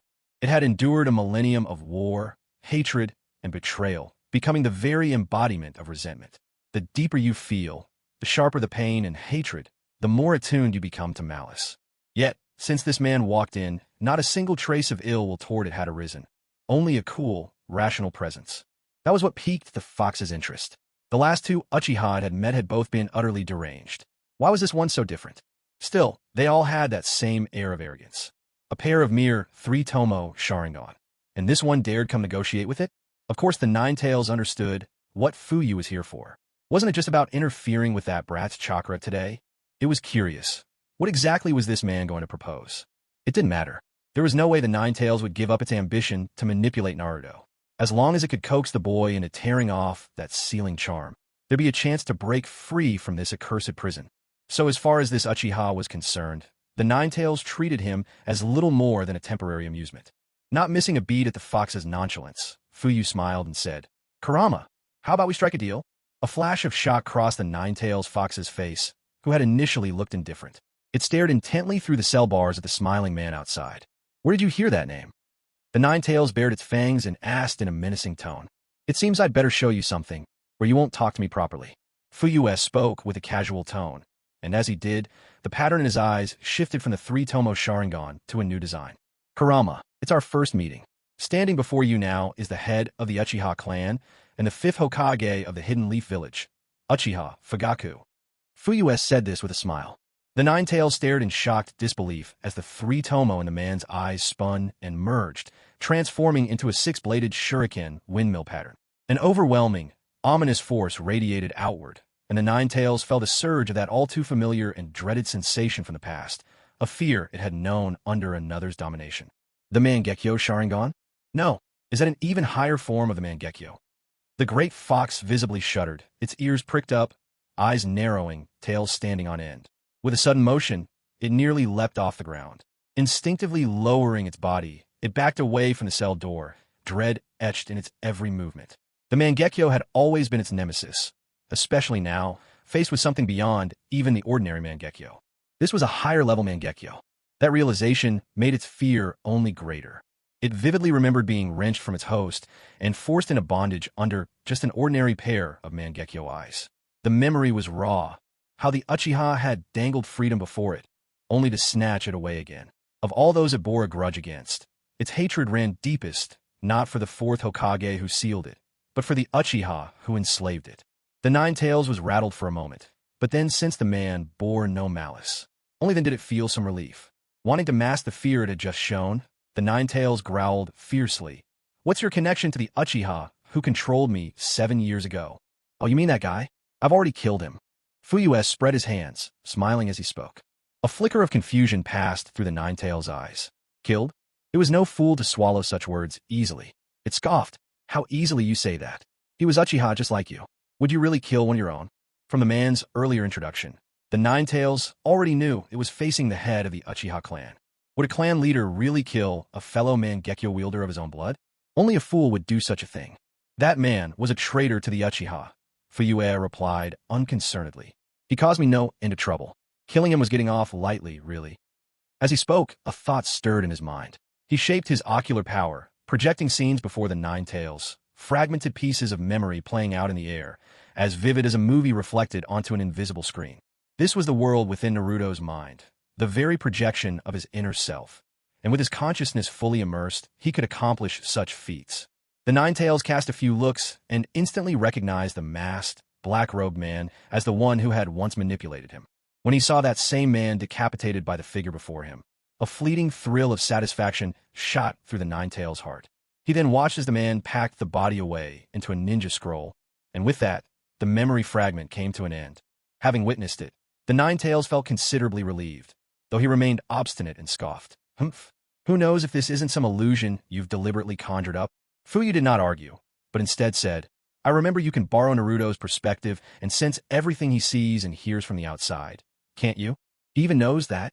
A glint flashed in the Nine Tails' eyes. Not only did this man know his true name, but he seemed to have seen right through him. What a peculiar fellow. He fell silent, an unspoken admission. Fuyu spoke calmly. "There's no reason for me to deceive you. If you don't believe me, once I leave from here, I'll show you his corpse. It's still sealed away inside the ninja scroll." Hearing the man's confident tone, the Nine Tails couldn't help but find himself somewhat convinced. But he wouldn't show any gratitude. "So what? I never begged you to kill him. Besides, I'd much rather have ripped him apart myself." The Nine Tails bared his sharp fangs and growled menacingly. "Oh, come on, Kurama. Enough with the act. There's no one else here. Were you really planning to take him down yourself, just to end up on the chopping block?" Suppressing a laugh, Fuyu finished and, noticing the Nine Tails' sour expression, smoothly changed the subject. "Let's talk about making a deal instead." The Nine Tails' expression eased somewhat. Now that he knew his nemesis was dead, he didn't bother demanding how the man had learned his true name. Once again, he lazily sprawled out, shooting a glance at the man standing at the cell door, a faint smile tugging at his lips. With a cold snort, he said, "So you want me to play nice with this brat? Some buddy-buddy, laughable performance of mutual assistance." Fuyu thought to himself, "You're actually quite clear on the situation, aren't you?" But he kept that thought to himself and shook his head. "You've misunderstood." A strange gleam flickered in his eyes. Naruto has 5 years left before he graduates. During that time, don't interfere in his affairs. Once he graduates, I'll give you your freedom. How about it? At first, the Nine Tails looked on with disdain, thinking this crafty Uchiha was just feeding him empty promises. Yet at the mention of freedom, a ripple stirred within his heart. "You really think I'd fall for a lie that wouldn't even fool a 3-year-old? The Nine Tails retorted with scorn, but nonetheless kept sneaking glances at the man beyond the cell, searching his face for any sign of deceit. Yet the man's expression remained calm and unruffled, betraying nothing to the Nine Tails. "You probably don't have much of a concept of time, do you? After all, you've been locked away for so many years," Fuyu said, spreading his hands as he saw anger flash across the Nine Tails' face. 5 years really isn't that long for you, right? If it's just a little test, you don't stand to lose anything. The Nine-Tails' anger flared and faded in a heartbeat. It shot Fu Yu a suspicious look. Seeing that he didn't seem to be joking, the beast lowered its head, pondering. Though trust in the Uchiha didn't come easily, it had to admit that the man had a point. Time meant little to a being like him. 5 years would pass as quickly as the blink of an eye. A mere nap, perhaps. If it were just a trial, the more the Nine-Tails considered it, the more the proposal tempted him. Raising his head, he spoke. Are you serious? After 5 years, you'll really let me go free? Fu Yue nodded solemnly. Of course. I swear on the Uchiha clan, if you, Kurama, don't interfere with Naruto for 5 years, after that, I'll set you free. If I break my oath, let my Uchiha clan be destroyed. A look of shock flashed through the Nine-Tails' eyes. An oath on the Uchiha clan? Having never experienced a binding vow like the River of Oaths, the Nine-Tails believed him, at least for the most part. So you mean I just have to leave the kid alone for 5 years? The Nine-Tails tested him. Fu Yue nodded. I don't have to help him? Lend him my chakra. Fu Yue nodded again. That's right. You don't have to do anything. All suspicion left the Nine-Tails.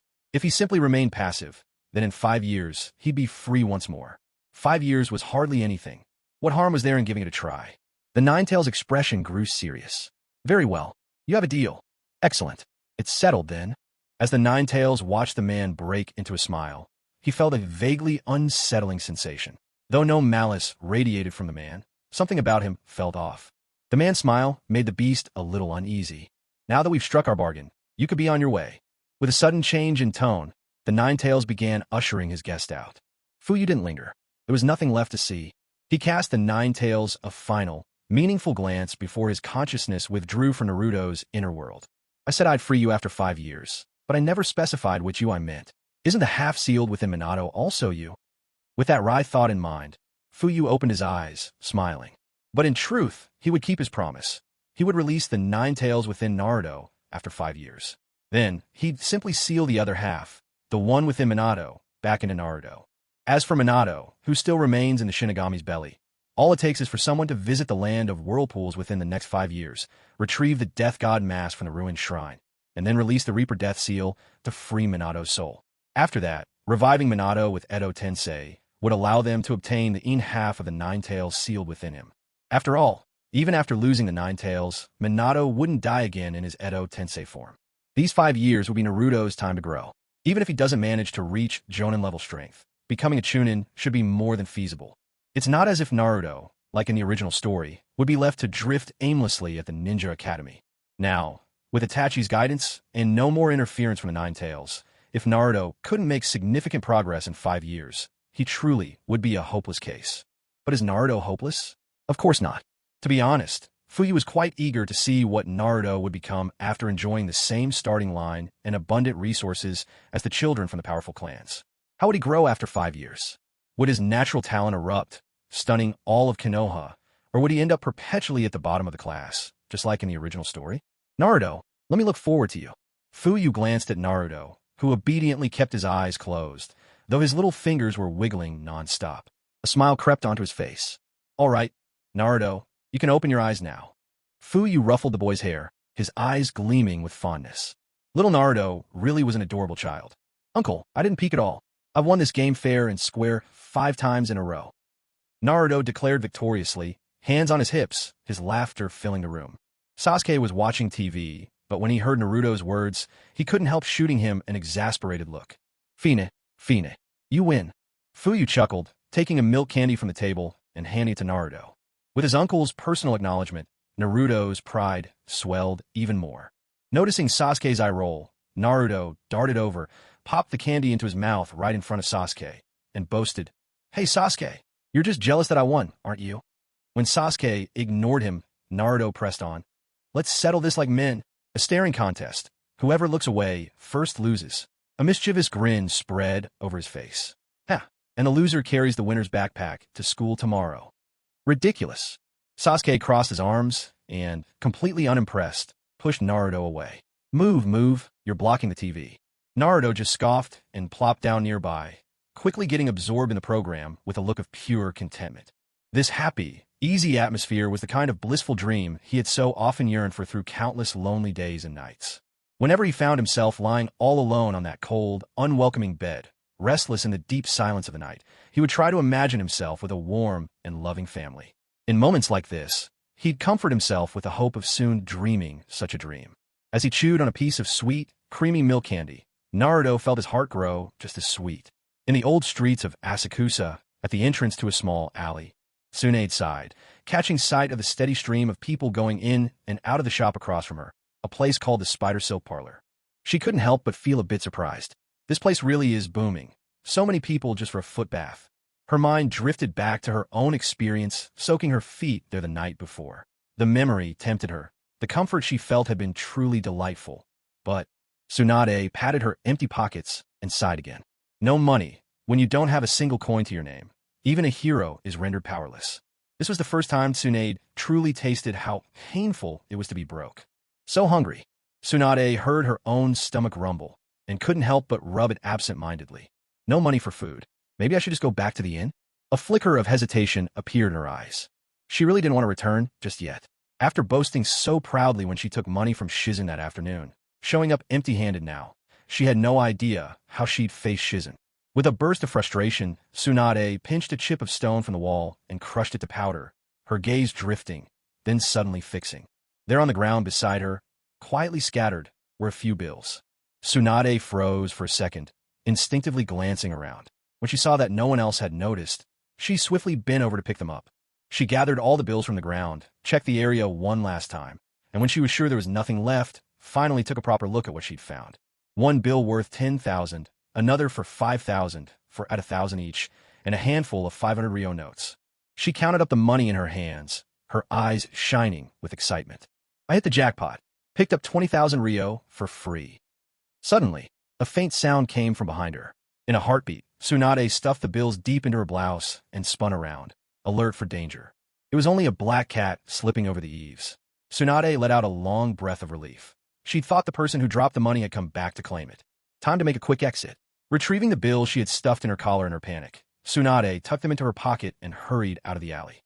After leaving the little side street, Tsunade found herself in high spirits. Who would have thought? Me, Tsunade the princess, picking money up off the street. What luck! But if I'm this lucky, why do I keep losing? She hadn't taken more than a few steps before the thought of heading to a gambling house crept into her mind. But the next instant, her stomach gave another plaintive rumble, and the urge to gamble was instantly squashed. After all, when you're really hungry, appetites are no match for necessity. After giving up the chance to make a comeback at the gambling house, Tsunade wandered the streets with her eyes searching for a good place to eat. However, after stepping inside and asking about the prices, she discovered that everything was quite expensive, and the portions weren't even enough to fill her up. Damn it, has eating out become this pricey now? What a ripoff.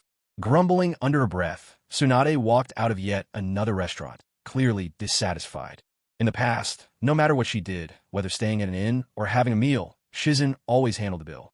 Tsunade herself only ever bothered with money when she was at the gambling table.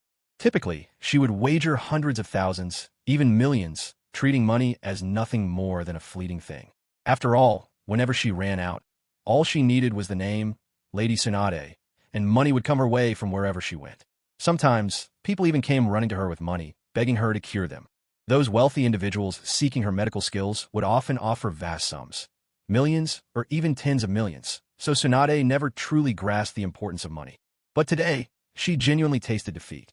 Who would have thought that 20,000 wouldn't even buy her a decent meal? Sure, she could eat on 20,000, but the food was all mediocre at best. Looking back, it truly must have been hard on Shizen. It was a rare moment for such a thought to cross Tsunade's mind. As she walked along, Tsunade soon found herself outside the familiar barbecue place, Yakiniku Q. She glanced at Yakiniku Q, warmth flickering in her eyes as memories welled up. Back when they were just shunin, she and the others would often come here, gatherings, days off, celebrations after completing missions, all marked by a Yakiniku Q feast. Yakiniku Q was a hugely popular barbecue joint in the Hidden Leaf Village, always bustling with ninja eager to meet and dine together. As a frequent patron, Tsunade knew the prices at Yakiniku Q all too well. Of course, that was 7 years ago. She'd been away from the village for 7 years, and there was no doubt in her mind that the prices at Yakiniku Q must have risen in the meantime. Tsunade only lingered for a few moments outside before her gaze shifted next door to the Silk Spider Den. Groups of 3 to 5 people could be seen regularly heading inside the Silk Spider Den. Suddenly, Tsunade's eyes lit up. How could she have forgotten about this place? With 20,000, she might not be able to eat her fill at other restaurants, but here at the Silk Spider Den, she could spend that much just on a foot massage. And with any purchase, guests gained entry to the Silk Spider Den's complimentary dining hall, where she could eat to her heart's content. How foolish of me not to think of this sooner. Chiding herself, Tsunade clapped her hands in exasperation, then in high spirits strode briskly into the Silk Spider Den. Hey you, the guy there.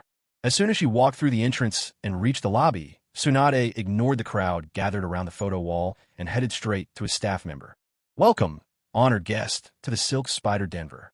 The server greeted them with a consummate professional smile, echoing the usual welcome. Just as he was about to guide Tsunade to the photo wall to choose a therapist, as he had done so many times before, he was caught off guard when the busted customer casually asked, "Which therapist is the most popular in your shop?"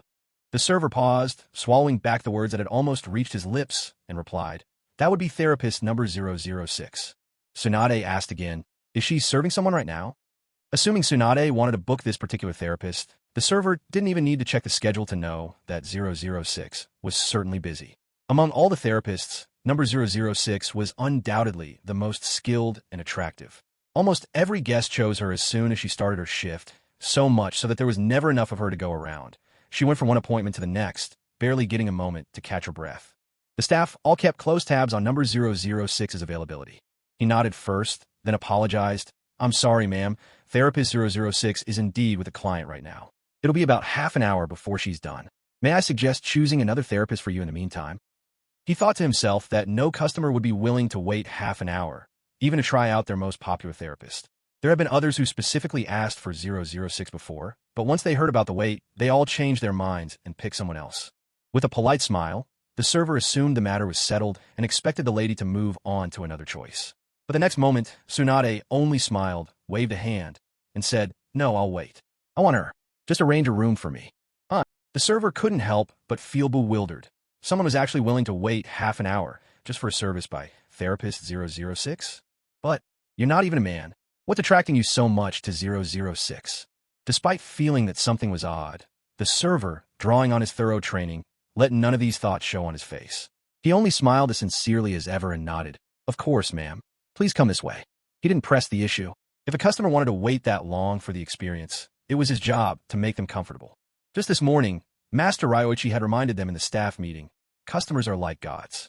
As long as their requests aren't too outrageous, they should receive whatever they wish. This ordinary staff member from the Uchiha clan led Tsunade to a small room. It was a cozy chamber with 2 foot-soaking chairs, prepared specifically for 1 or 2 guests at a time. Ushering Tsunade inside, the server smoothly inquired, "May I ask what you'd like to drink?" "We offer black tea, green tea, chrysanthemum tea, jinmeka, stem tea, as well as sake and beer." Tsunade impatiently cut off his enthusiastic introduction. "Sake. Of course, please wait a moment."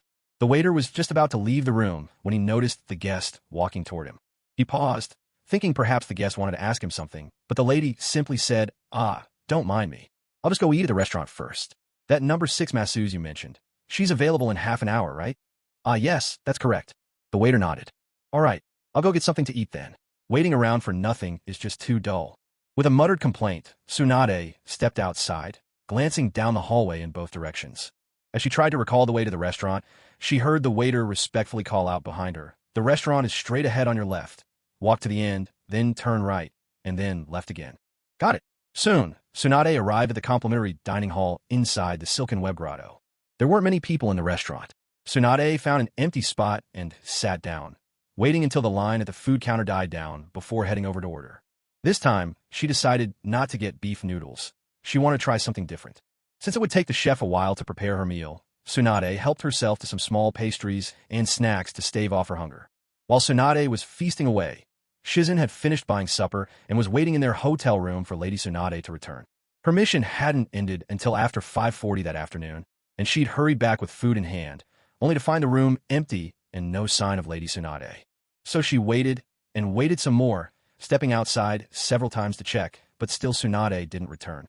Night had already fallen, and Lady Tsunade was yet to return.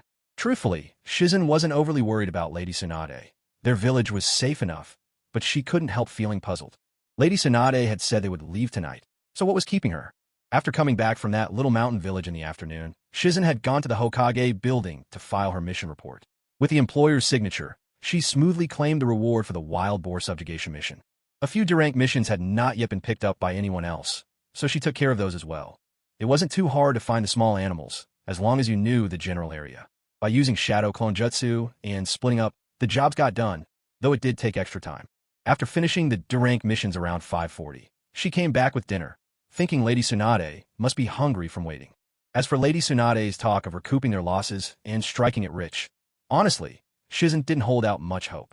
If Lady Tsunade could really win money gambling so easily, the two of them wouldn't have spent so many nights out in the cold, eating scraps, or sleeping on benches these past 7 years. Gazing at the gradually cooling food, Shizen felt a bit conflicted. Should she just start eating now? No, definitely not. She would wait and eat together with Lady Tsunade. In Shizen's mind, two little voices were at odds, each fiercely insisting on their own view, resulting in utter chaos. She waited for another hour, and only when she realized Lady Tsunade still hadn't returned did Shizen finally eat the now-cold meal. Just then, Tsunade herself emerged from the silk web cave. Having eaten her fill inside, and after treating herself to a luxurious foot soak, Tsunade was in high spirits. But her delight lasted only a moment. As soon as she left the cave, regret began to gnaw at her. Damn it, I should have gone back for one last bet at the casino. If luck let me find cash on the ground, I must still have some fortune left. What a missed chance. Such a shame to have lost my shot at making it all back. Tsunade shook her head, feeling her disappointment deeply. She wandered the streets for a while, strolling aimlessly, until at last she found herself back at the inn. Circling outside a few times, torn about whether to go in, she suddenly heard Shizen's voice. Lady Tsunade, why are you hesitating outside? Tsunade hesitated and stammered. Shizen, the thing is, today just wasn't my lucky day. The whole $500,000 is gone. Shizen brushed it off. It's fine, don't worry about that now. Lady Tsunade, have you eaten yet?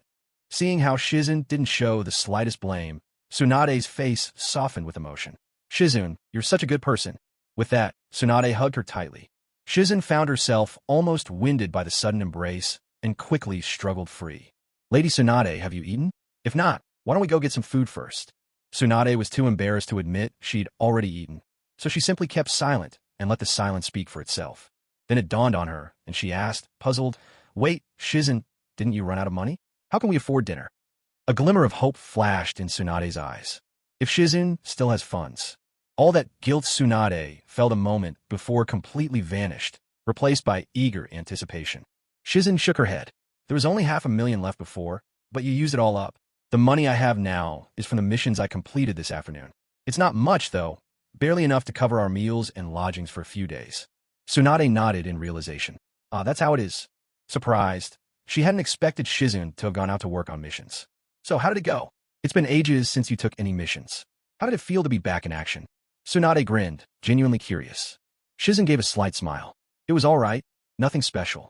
Although I have noticed the pay for tasks has gone up quite a bit lately. Tsunade nodded in agreement. You're absolutely right.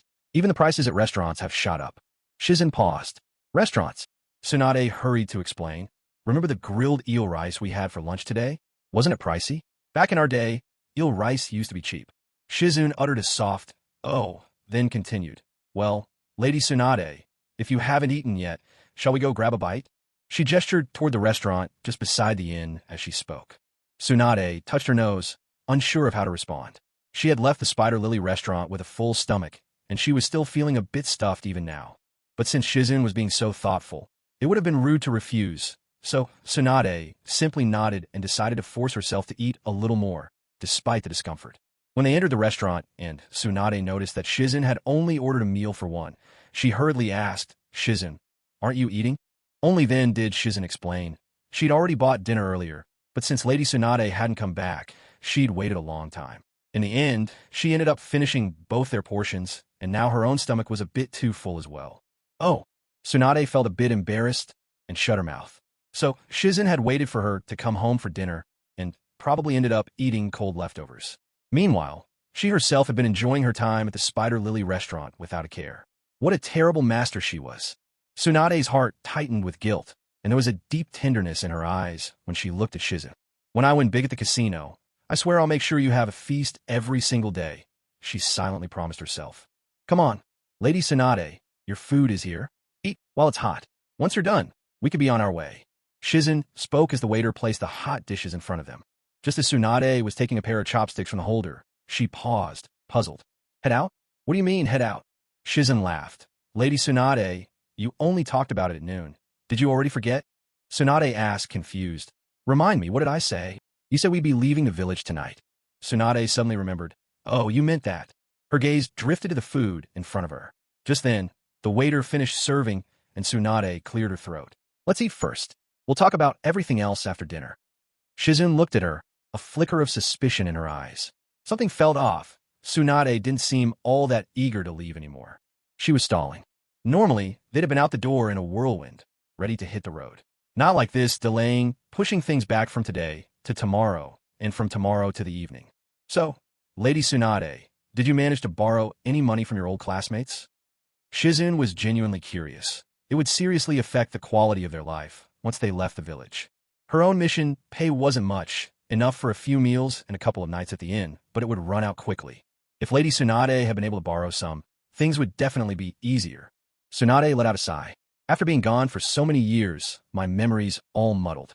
Aside from Jiraiya and Orochimaru, I've got no old classmates left. They're all gone. Shizen was momentarily stunned. Tsunade nodded. Yes, they died in that great war all those years ago. Shizen gave a small, oh, in understanding. So that's how it was. She herself had lost a number of classmates on the battlefield too, people who could never return. If Tsunade hadn't brought her along, she surely would have died as well. Just like her uncle, Dan Kato, who also fell on the battlefield. She was able to sit here safely today, all thanks to Lady Tsunade. That's also the fundamental reason why she willingly followed Lady Tsunade across the land, even as a maid. 7 years have passed, and her loyalty has never wavered. To Shizen, after so many years living alongside Lady Tsunade, she had long since come to consider her as the only family she had in this world. It's all right, Shizen suggested softly. Lady Tsunade, how about we leave a bit later? Tsunade hesitated for a moment. Leave a bit later? Shizen nodded, then explained, I could pick up some missions over the next few days. Once we earn a bit of money, it won't be too late for us to set out. When Tsunade gave no reply and continued eating with her head down, Shizen added, or, if you'd rather not leave, that's fine too. Lady Tsunade, what do you think? Do you still want to roam the world, going from place to place? Shizen didn't have much interest in journeying around the shinobi world. She had only left the village because Lady Tsunade insisted on it back then. To her, nothing was more important than being with Lady Tsunade. Wherever Tsunade went, she would follow. And from what she could tell, Tsunade seemed far less resistant to returning to Konoha this time than she had been before. Shizen couldn't help but wonder if it was because Lady Tsunade's teacher, the third Hokage, had passed away. In truth, Shizen's guess was exactly right. After wandering the village for 2 days, Tsunade had seen how harmonious life in Konoha had become and genuinely felt that the village was a wonderful place now.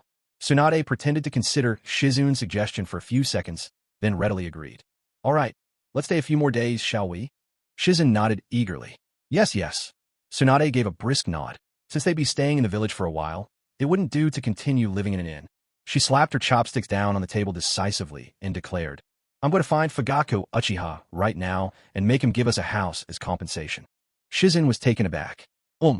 She had wanted to remind Lady Tsunade that calling the 5th Hokage by name so directly might be a bit disrespectful. But recalling how Lady Tsunade always called her own teacher, the 3rd Hokage, old man to his face, she dropped the idea. After all, Lady Tsunade's great-grandfather and granduncle had both been Hokage. Her teacher was the 3rd Hokage, and her friend student was the 4th Hokage. There was truly no one in Konoha whose background could rival hers. If she was being honest, the idea had tempted Shizen as well. Having a place of their own would save them the unnecessary expense of staying in an inn. And after all, there was nothing like having a home in the village where they'd grown up. Staying in an inn just couldn't compare. It always felt as though, without a home here, returning to Konoha made them mere guests from afar. There was always an underlying sense of unease, a vague feeling that something just wasn't right. Our house wasn't flattened by the 5th Hokage. Isn't it a bit much to ask the Hokage to compensate us for it? Shizen whispered, her expression tinged with concern. With a carefree wave of her hand, Tsunade retorted, Who says it's got nothing to do with him? If he hadn't wiped out the Sarutobi clan, wouldn't we still be able to go after Saratobi and make him pay for our house? Now that the entire Sarutobi clan's been eliminated by him, of course we've got to get him to pay up. Shizen looked conflicted. She had to admit, there was a certain logic to Tsunade's argument. Still, she thought, if Lord Sarutobi Hiruzen, her teacher, could hear this, he'd probably rise from his coffin in outrage. That settles it then. I'm going to see him right now, Tsunade declared. Shizen cleared her throat. Lady Tsunade, Isn't it a bit too late? How about you go tomorrow instead? She glanced at the clock. It was already past 8 in the evening. But Tsunade dismissed her worry with a wave. Late? Not at all. The old man used to work at the Hokage office till 10 every night before heading home. Uchiha Fugaku's just taken office. He'll want to prove himself. Work even harder than the old man did. Don't you think? I bet he's still at the Hokage office, burning the midnight oil. It's barely 8. Way too early for him to have gone home. All right then, Shizen relented. As long as you're happy. Would you like me to go with you? Tsunade shook her head. No need. You stay here at the inn and wait for my good news.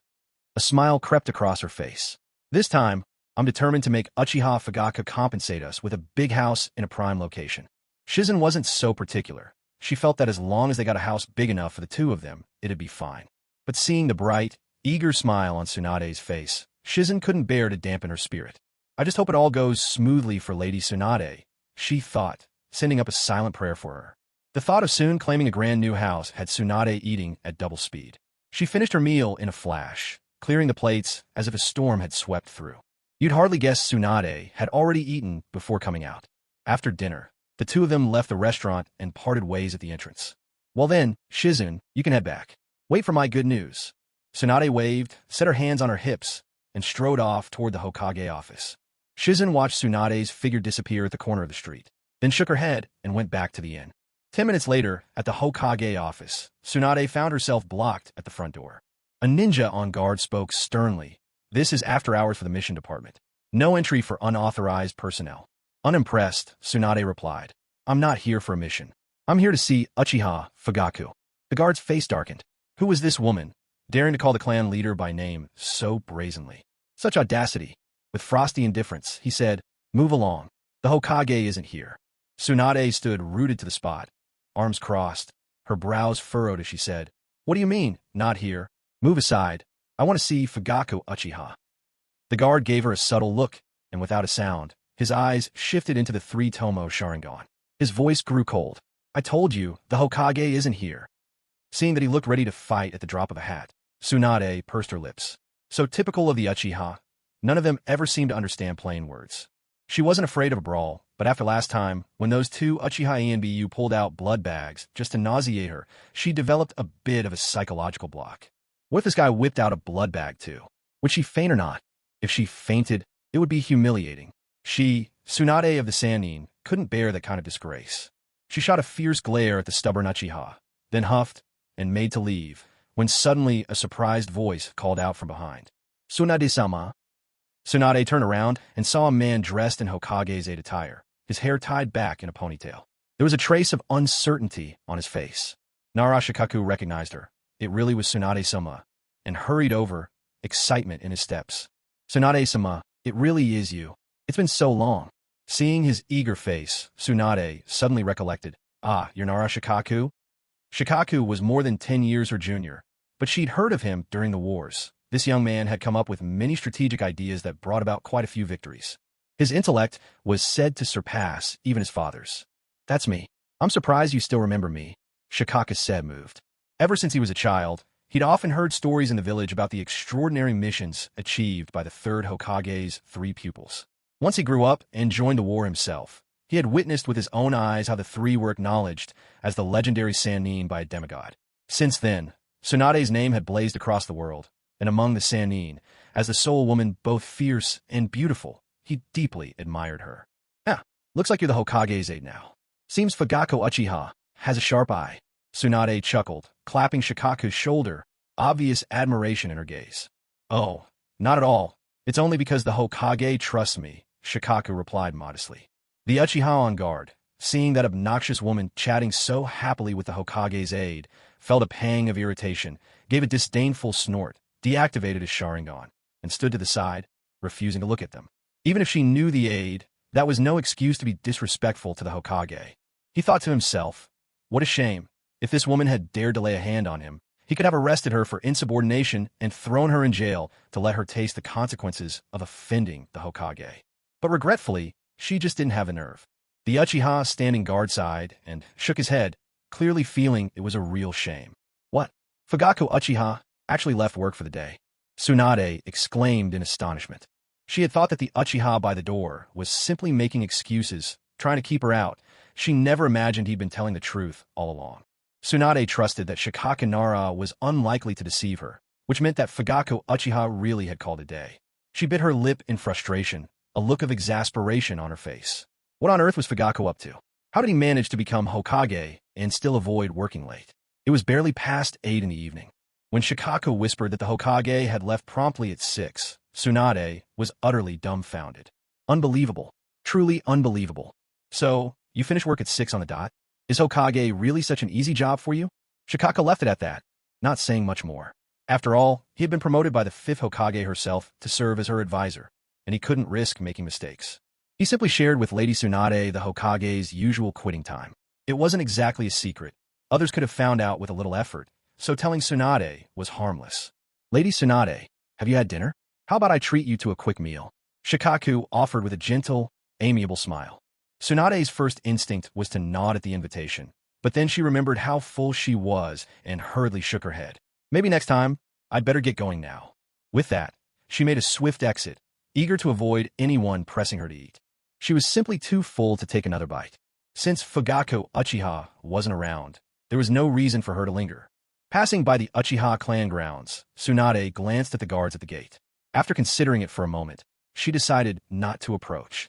If she wasn't allowed into the Hokage's office, there was even less chance she'd be admitted to the Uchiha enclave. She'd likely be stopped at the doorstep. Now that she knew how things stood, there was no point in going over. Better not to risk losing her temper.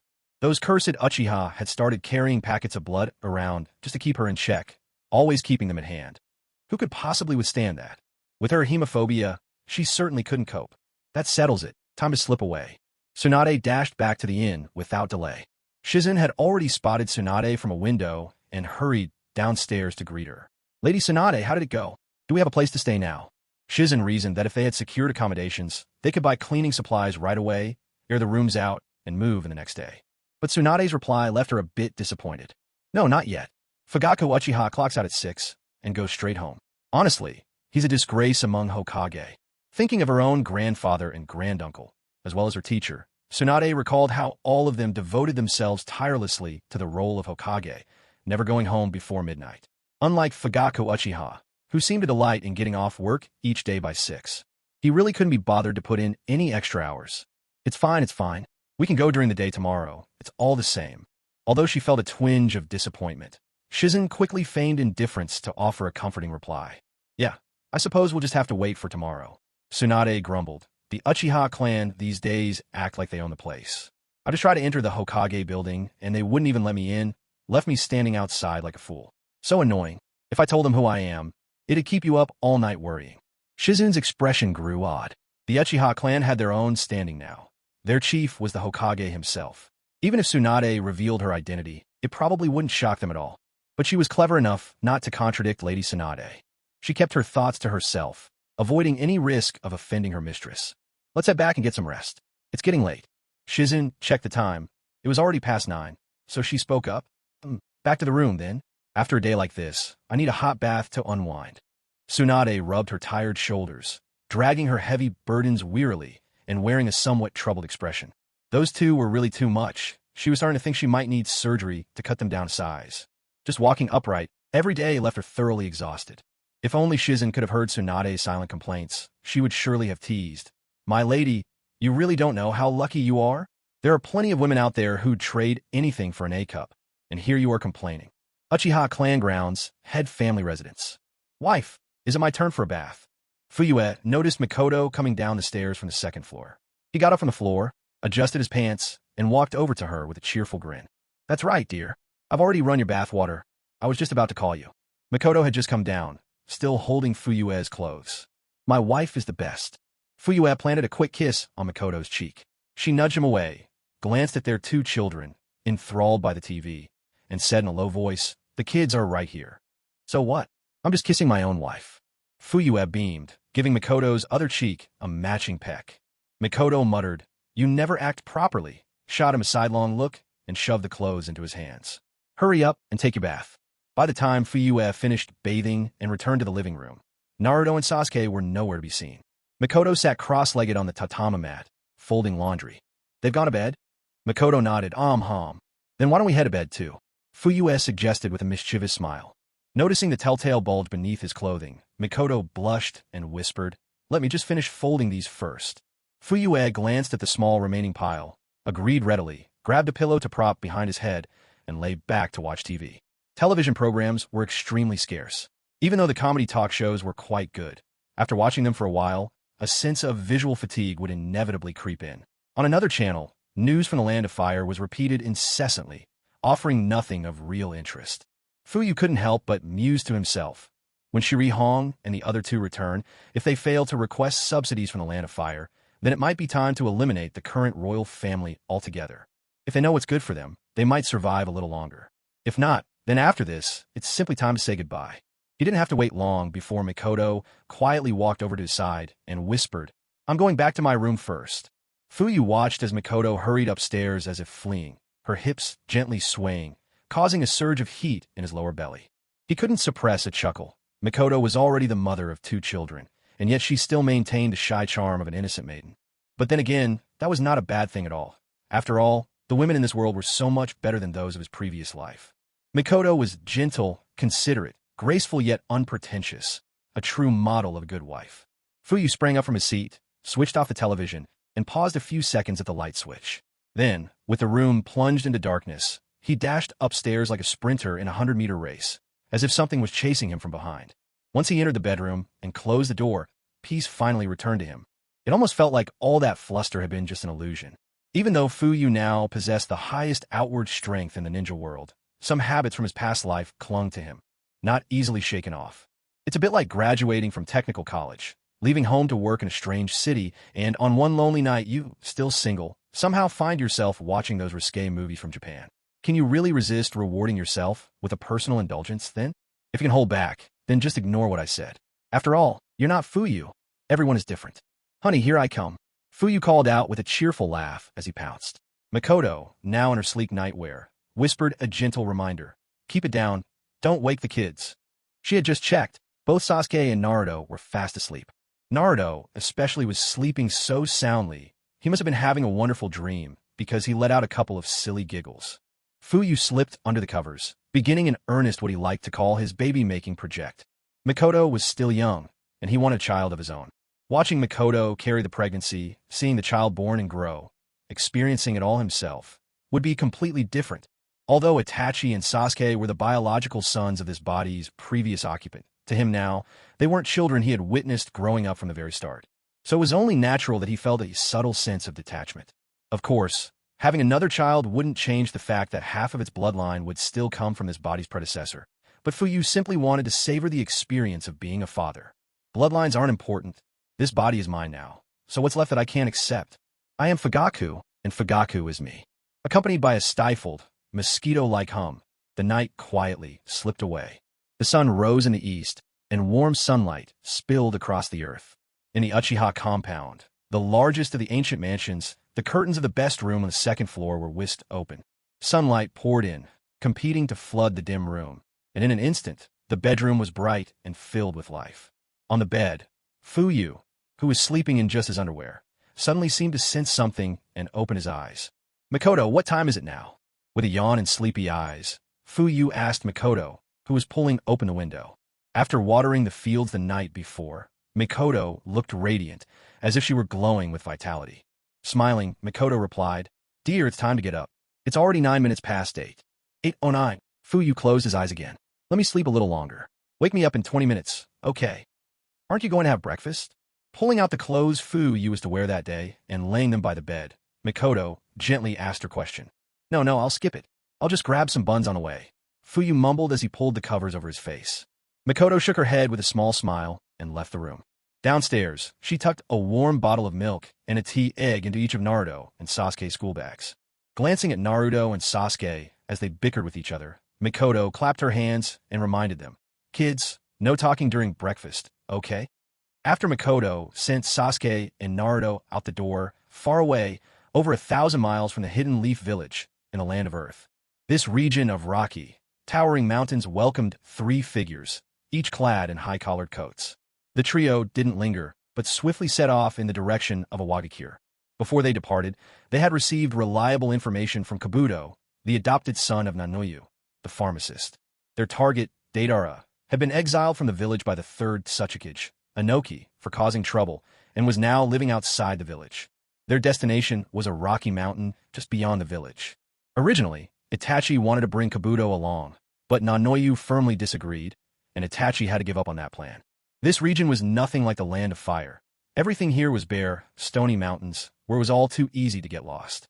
Fortunately, Nanoyu had come here for reconnaissance before, which was part of the reason Itachi decided against insisting Kabuto join them. With Nanoyu leading the way, they avoided most wrong turns and quickly arrived near Awagakure. Thanks to Kabuto's information, they knew Deidara wasn't inside the village but outside, so there was no need to sneak into Awagakure. All they had to do was find a rocky mountain that matched Kabuto's description somewhere outside the village. According to Do's information, Deidara lived in a place marked by a very distinctive rock formation, one that looked remarkably like a giant serpent. Itachi, Kisame Hashigaki, and Nani Yakushi split up to search around Awagakure, and before long, they found the serpent-like stone formation. Once the three regrouped, they stealthily approached for a closer look. Sure enough, on a small plateau atop the rocky hill stood a hut built from stone. Nearby, a young boy crouched at the edge of the platform, busily working with something in his hands. With open curiosity, Kisame wondered aloud, "Is that kid just playing with mud?" No matter how he looked at it, it seemed the boy was simply molding lumps of earth. After observing for a while, Itachi remarked calmly, "He's probably making some sort of clay explosives." He remembered reading as much in the intelligence his father had provided. Deidara was a boy genius, a disciple of the third Tsuchikage, Inoki. He had once belonged to Awagakure's demolition division, but left the village after being exiled by Inoki at just 9 years old for causing numerous alarming incidents. He'd been living on his own here ever since, already 3 years now. In fact, Itachi realized this problematic youth was the same age as himself. He quietly reflected on it. 9 years old, living alone for 3 years and still so absorbed with crafting clay bombs. Someone with this level of endurance for solitude, possessing such unwavering willpower, would be bound to succeed wherever he went. The report from his father also noted that while Deidara was eccentric, audacious, and even a touch cruel, beneath that wild exterior, he cared fiercely for his companions. Itachi did not object to inviting Deidara to join the Leaf Village. Awagakure, it seemed, had failed to recognize real talent, casting this genius aside. Part of it was their own doing, but it also reflected the third Tsuchikage's lack of guidance. Let us in the Leaf Village take on the responsibility of helping Deidara grow. Let's go and have a word with him. Itachi recalled his father's advice before leaving. Recruiting Deidara would not be difficult. Deidara was straightforward, even childlike in some ways, and obsessed with his clay creations. He called them art, and his devotion to his art was nothing short of extraordinary. He felt little loyalty to Awagakure, so persuading him to leave was simply a matter of appealing to his artistic sensibilities. His father had told him, as long as he claimed that his Sharingan was also a form of art and challenged Deidara to an artistic duel, he would win him over effortlessly. Itachi firmly believed this. In his heart, no one's judgment exceeded his father's. To be honest, this was following the plot of the story anyway. In the original tale, it was Itachi, Kisame, and Sasori who traveled to Awagakure to recruit Deidara, and after Itachi's victory, Deidara agreed to join the Akatsuki. Although Itachi's Sharingan was no longer the Mangekyo level, his body had been nourished by the power he gained when unlocking it, making him far stronger than an ordinary Uchiha with a 3-tomo Sharingan, by more than just a small margin. One evening, father and son sat together discussing, and they speculated that Uchiha Itachi's strength now likely surpassed that of an elite Jonin, though still just shy of Kage level, standing right at its threshold. He was, in effect, like a newcomer just setting foot into the realm of a Kage. Though he no longer possessed the eyes to use techniques such as Tsukimi or Amaterasu, nor could he summon Susanoo, dealing with Deidara, as he was now, would still be a simple matter for the present-day Uchiha Itachi. After all, Deidara was still far from the powerhouse he would eventually become. There were many types of bombs he hadn't even invented yet. His current strength amounted, at best, to that of an elite Jonin. Even among elite Jonin, great differences in strength existed.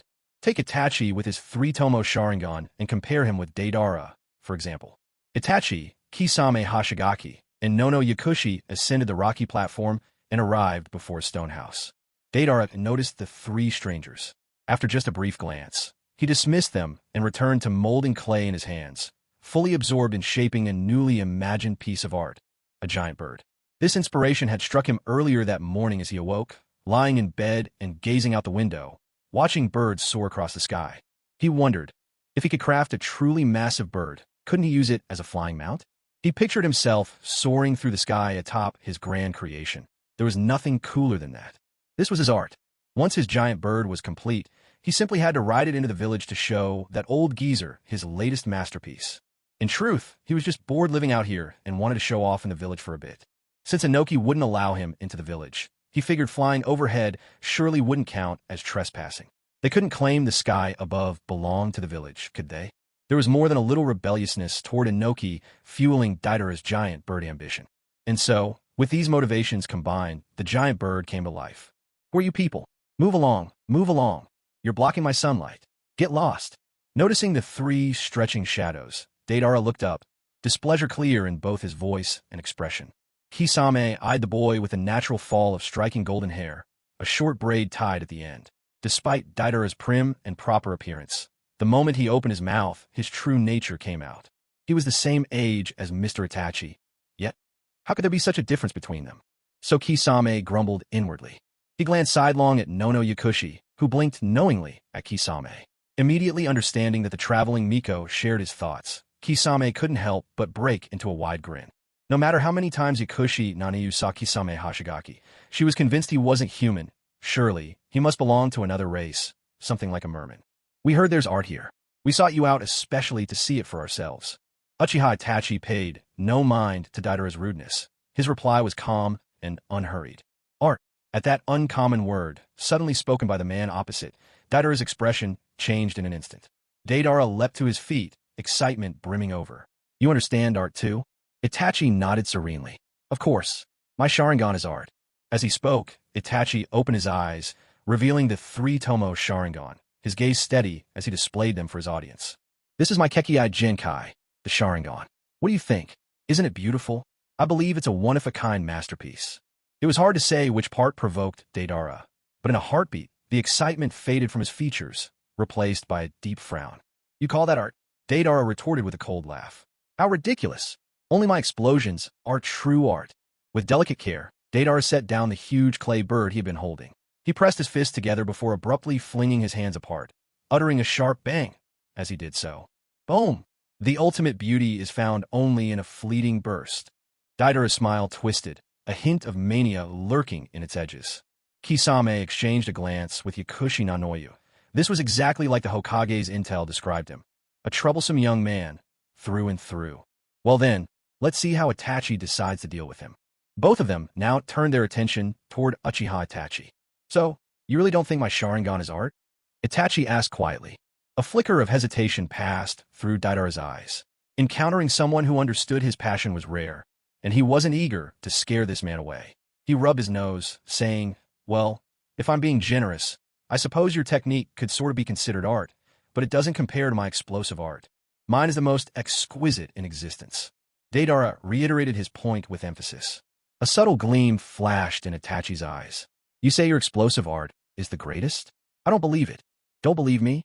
Deidara was momentarily taken aback, then instinctively asked, "Why not?" A second later, realization dawned. "Ah, you haven't seen my explosive art yet, have you?" He eyed the three visitors. "You're not from the village, are you? Where are you from?" "Well, if you've never witnessed my art, then it stands to reason you wouldn't understand. I'll forgive you for that." Deidara spoke magnanimously. "If that's the case, let me show you what the world's most beautiful art truly looks like."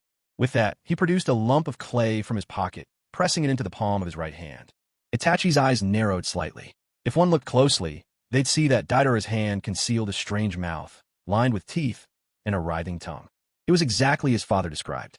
That must be the mouth on his palm, created by Deidara's explosion technique, specially crafted for unleashing his explosive art.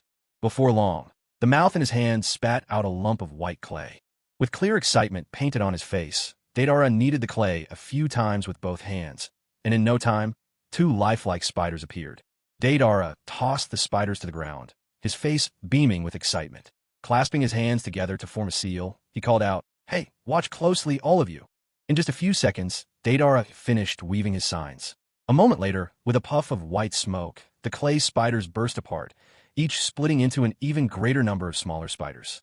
The little spiders scurried a short distance onward until they swarmed over a rock a bit further away from Itachi, Kisame, and Yano, blanketing it completely. From a distance, it looked just like a swarm of real spiders enveloping the rock. The next instant, As Deidara shouted an order, the spiders glowed with a blinding white light, followed at once by a rapid succession of deafening explosions. Dust billowed everywhere. When the air finally cleared, there was a medium-sized crater where the rock had stood, and as for the rock itself, it had vanished without a trace. "Well, did you see my art?" Deidara asked, laughing with boundless confidence, his hands on his hips. "Don't you think my explosive art is far greater than your own?"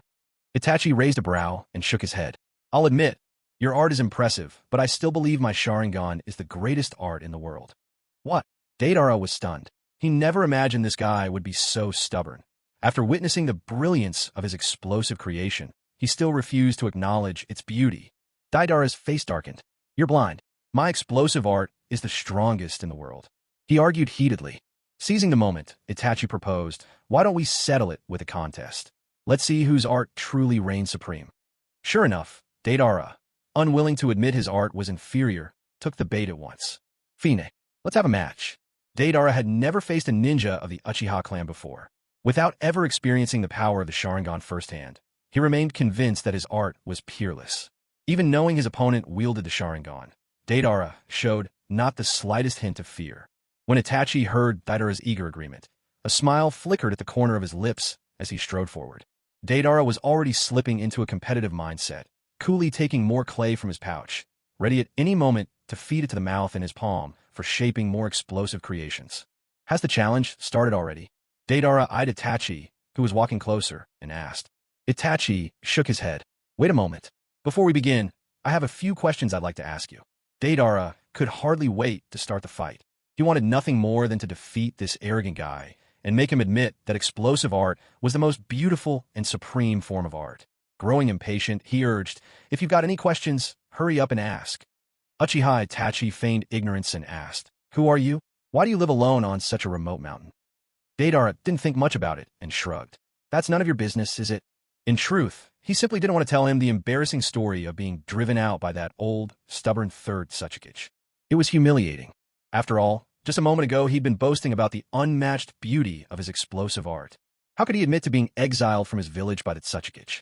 That kind of disgrace was simply unspeakable. "So, you're not from a Wagakure?"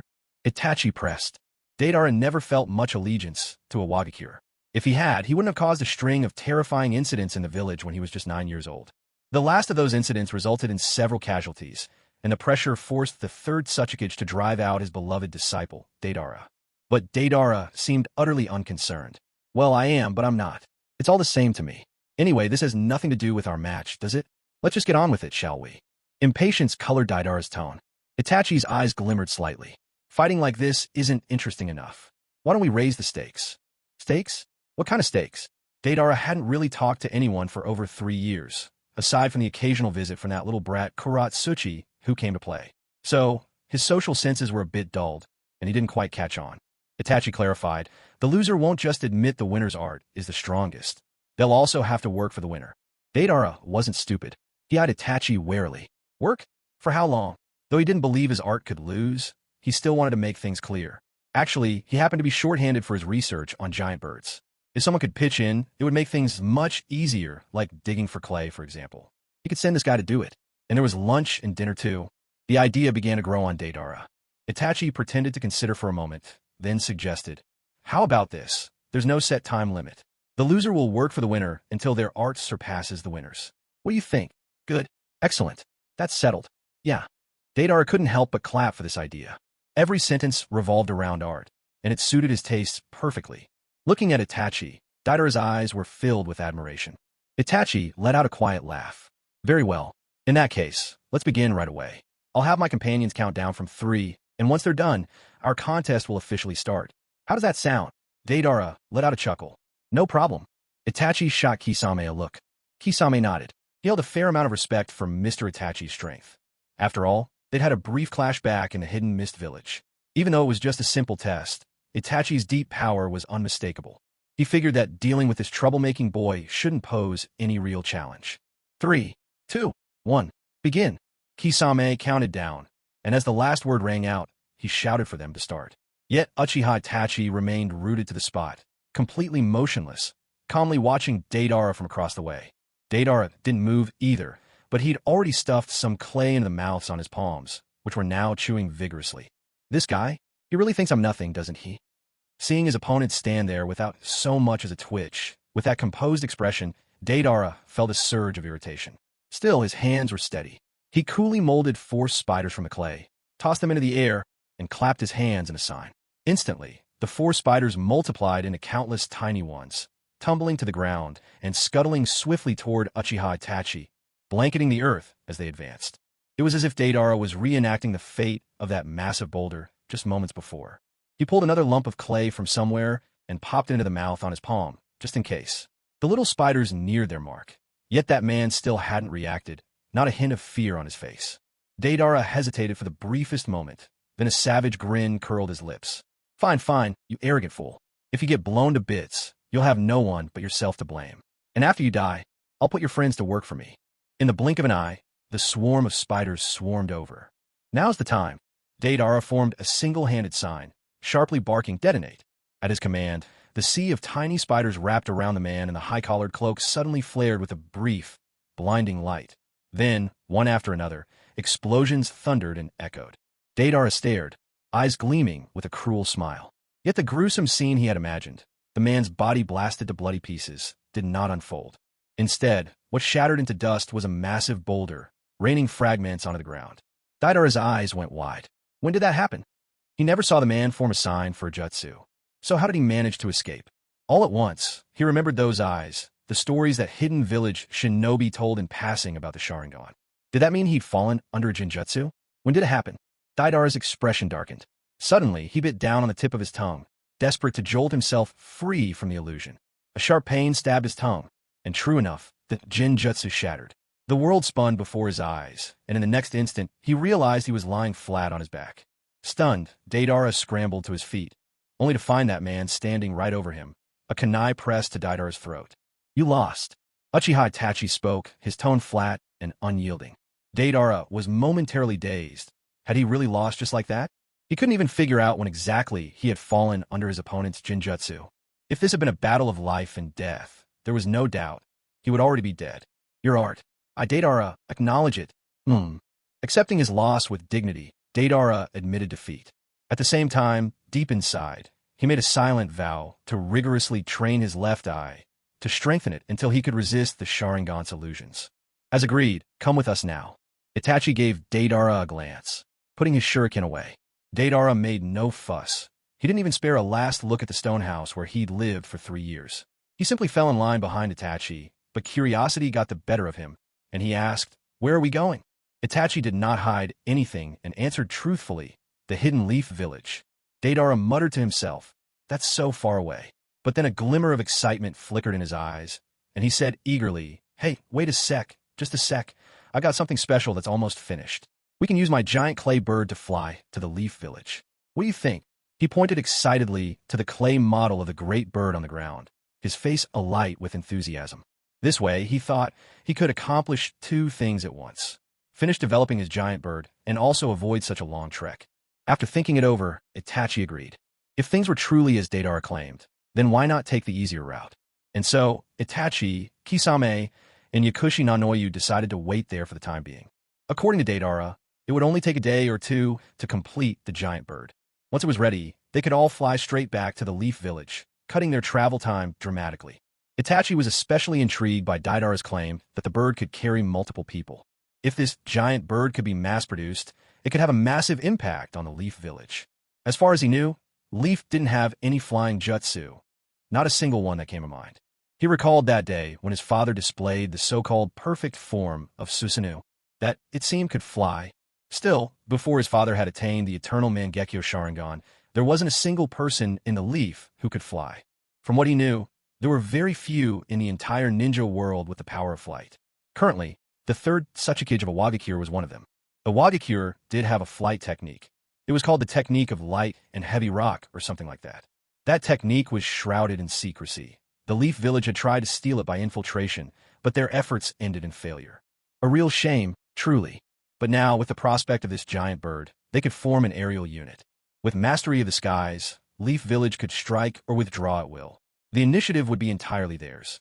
He'd been to the battlefield himself. He knew its cruelty firsthand. And once the Leaf had its own aerial force, their battlefield superiority would reach new heights. Aerial platoons combined with the Hyuga clan's reconnaissance. Under the Byakugan, nothing can hide. This is about to become the most formidable intelligence-gathering unit. What is truly being fought over on the battlefield? It's all about foreknowledge and intelligence. Hard power only comes into play after that. Itachi's eyes glimmered with appreciation as he looked at Deidara. Father's foresight is remarkable. This kid truly is a prodigy. Turning his head, Itachi glanced across the mountain, looking toward the rock-shrouded Iwagakure on the opposite side. To have such talent, and yet Iwagakure lets it slip by unnoticed. What a shame. He shook his head, at a loss for words. But perhaps it was just as well. Konoha had managed to scoop up this overlooked gem. Elsewhere in the ninja world, on a desolate, uninhabited road, a figure walked down the path at a measured pace, clad in a black cloak patterned with red clouds, a conical hat adorned with wind chimes resting on their head, and a ring inscribed with their own code on a painted nail. A scar slashed through the forehead protector they wore, marking them as rogue ninja. Before long, they entered a small town. The town was bustling, teeming with life. Dressed as they were, the two figures stood out starkly amid the crowds. Many townsfolk cast curious glances their way, but upon spotting the marked forehead protector, their gazes flinched away as if struck by lightning. People who wore a forehead protector were not the kind of individuals common folk dared to cross. Such was common sense in the ninja world. After all, who else but a ninja would wear a forehead protector as everyday attire? What's more, these two carried the telltale scar of a rogue on theirs, making them even more intimidating. Those who became rogue ninja were often fugitives forced to abandon their village after committing unspeakable crimes. Such individuals were extremely dangerous. Seeing these two strangers, people on the street gave them a wide berth, quickly moving aside to let them pass.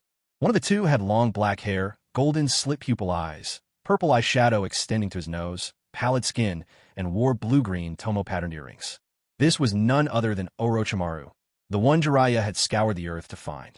Orochimaru took in the vibrancy of the bustling town with interest, already contemplating building a base in the vicinity for easy access to supplies when needed.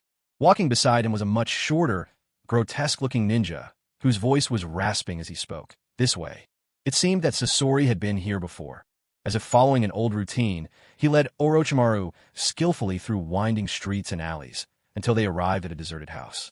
He opened a cabinet, revealing a hidden staircase descending into darkness. They slipped into the passage. At first, it was cramped, but after a dozen steps, it opened up into a brightly lit underground chamber. The flow of people underground was no less than above. In fact, it was even livelier and more prosperous. Orochimaru glanced around, looking even more satisfied. He was already making plans to come back later to secure the perfect site for his new base. Scorpion noticed Orochimaru's distracted expression, snorted quietly to himself, and made no attempt to engage him, simply striding forward on his own. He had always held a grudge against Orochimaru. When Orochimaru first joined the Akatsuki, Scorpion had staunchly opposed his inclusion. From the very start, he hadn't trusted Orochimaru, perhaps because he was originally a ninja from Sunagakure and felt an instinctive hostility toward Konoha shinobi, or maybe because he sensed ulterior motives in Orochimaru's actions. Nevertheless, his objections went unheeded, and to make matters worse, he'd been partnered with Orochimaru. Scorpion had plenty to complain about. There was even a time when he flat-out refused to work. But when Conan promised to double the funding for his puppet research, he begrudgingly relented. So, the two of them carried out various missions together, sometimes even moonlighting as bounty hunters, exchanging bounties at the redemption office for cash. This time, luck had favored them. They'd encountered a hapless target with a bounty on their head, quickly dispatched him together, and now were here to collect the reward. Orochimaru didn't seem bothered at all by Scorpion's open disdain. If anything, he let out a faint chuckle, his mood completely undisturbed. Though he appeared absent-minded, Orochimaru kept pace with Scorpion effortlessly, never once falling behind. Soon, they arrived at their destination. From beneath his loose cloak, Scorpion drew a scroll, and after forming several hand seals, there was a soft bam. An especially preserved head appeared on the table. The staff, clearly seasoned with such sights, didn't so much as flinch at the sudden appearance of the severed head. Instead, he leaned in to inspect it closely, then took it away. Flipping through a register, he located the target's page and quickly marked it off. Tetsuo, disciple of General Mifune from the Land of Iron. Bounty, 3 million, the staff member announced. At that, another worker turned and disappeared into a back room, returning with a chest. Scorpion took the chest and opened it. Inside, it was filled with money. He counted it, confirmed the amount, nodded in satisfaction, and turned to leave, the chest in hand. Same as usual, he called over his shoulder before heading off alone. This time, Orochimaru didn't follow. He wandered off into the black market by himself. This was the arrangement he and Scorpion had agreed on. Once their business was done, they were free to act independently and would meet up again at the entrance 2 hours later. Scorpion would be on the lookout for suitable materials for new puppets, while Orochimaru searched for second-hand scientific equipment. Each had their own needs, so they'd established this routine long ago. Less than 2 hours later, both had finished their errands and met up ahead of schedule, leaving the underground exchange together. Roughly 3 hours after they'd left, a broad-shouldered figure in wooden sandals arrived at the site. It was Jiraiya. Jiraiya's skills as an intelligence operative were formidable. Over the course of just a few days, he'd managed to track them all the way here. He was only a few hours late. If he'd arrived sooner, he would have intercepted Orochimaru right here. According to the intelligence that there was a gold exchange beneath this small town, Jiraiya quickly found the entrance leading down to the underground exchange. He wandered through the black market for a while, again not seeing any sign of Orochimaru, but this time he picked up some good news. Someone suspected to be Orochimaru had appeared in town a few hours earlier, then vanished for a while, only to reappear and swagger out of town as if nothing had happened. Jiraiya guessed that the period when Orochimaru disappeared was exactly when he slipped into the underground exchange. Just as previous reports indicated, Orochimaru is likely now a member of an organization called Akatsuki, and the person with him should be his current partner. As he scouted the area, Jiraiya organized the intelligence he'd gathered over the past few days, piecing everything together to form a clearer picture. Realizing he was about to catch up to Orochimaru, Jiraiya couldn't help but feel a surge of excitement. Suddenly remembering Orochimaru's new identity as a member of Akatsuki, Jiraiya felt a twinge of worry. Would Orochimaru even consider going back to the village with him to investigate what had happened? At first, his plan was to return to the village and avenge his teacher. He had started by searching for Tsunade, and, when she proved unwilling to help, turned instead to finding Orochimaru. Along the way, he'd picked up quite a bit of intelligence about the Hidden Leaf Village. But upon discovering that the village was not as devastated as he'd feared, Jiraiya began to waver, his resolve shaken ever so slightly. For him, his true loyalty was to the village. If the village was unharmed, then even his teacher's death was, if only barely, something he might come to accept. After a moment of silent contemplation, Jiraiya steadied himself. Ultimately, whatever rumors might say, seeing with one's own eyes was what truly mattered. He would have to return in person to know the real situation. Determined, Jiraiya suddenly picked up speed, streaking through the trees like a bolt of lightning. The rush of his passing created a great wind, sending the branches whipping and rustling in his wake. Meanwhile, in the Hidden Leaf Village at the Hokage's office, Fuyu had just shut down his computer and was getting ready to head home for the day. At that moment, a flurry of hurried footsteps echoed from outside, followed by a sharp knock at the door. Seeing this, Fuyu sat back down and called out, "Come in." The door swung open and Uchiha Shana entered, face grave but visibly excited. "Clan leader." Fuyu's brow twitched slightly. "It's fine to call me clan leader at the compound, but in the Hokage's office, what should you call me?" Realizing his mistake, Uchiha Shana quickly corrected himself. "Lord Hokage." "Good." Fuyu nodded, satisfied. "What is it?" Uchiha Shana could barely contain his excitement. "We've just received news from our agents in the Hidden Cloud Village. The Cloud has dispatched a unit toward our border. They're due to arrive at our frontier in about 2 days, near the outpost where the 8th unit is stationed." "Oh, they're finally making their move?" Looks like the 4th Raikage just couldn't hold back any longer. A playful glimmer flickered in Fuyu's eyes. In the previous villages, the spies had deliberately let a few people escape, and, as expected, the 4th Raikage took the bait. Perhaps if he waited a little longer, the 3rd Tsuchikage, Inoki, would lose patience as well. But Fuyu had no intention of waiting. The 4th Raikage was always known for his impulsiveness, reckless beyond measure, just as he was in the original story. Today, Fuyu intended to teach him a lesson. He would show him what the eternal Mangekyo Sharingan truly was. Let him witness the might of a fully manifested Susanoo. With this thought, Fuyu calmly ordered, "Proceed according to the original plan. Have the 8th Division time their withdrawal and lead their people out." "Understood." Uchiha Shana nodded excitedly and hurried off to relay the message. It had been many years, ever since Lord Madara had left the village, since he'd last witnessed that world-ending, demonic power. He'd thought he'd never see such strength again in his lifetime, yet now, here it was, right before his eyes. There was a spring in Shana's step. He felt invigorated, as if he could fly straight to the border that very instant. Meanwhile, Fuyu began gathering his things and donned the ceremonial robe of the 5th Hokage. Today, he would personally lead the troops, not only to crush the invading Cloud Shinobi force, but also to press into the land of lightning and strike at the very heart of Kimobikure.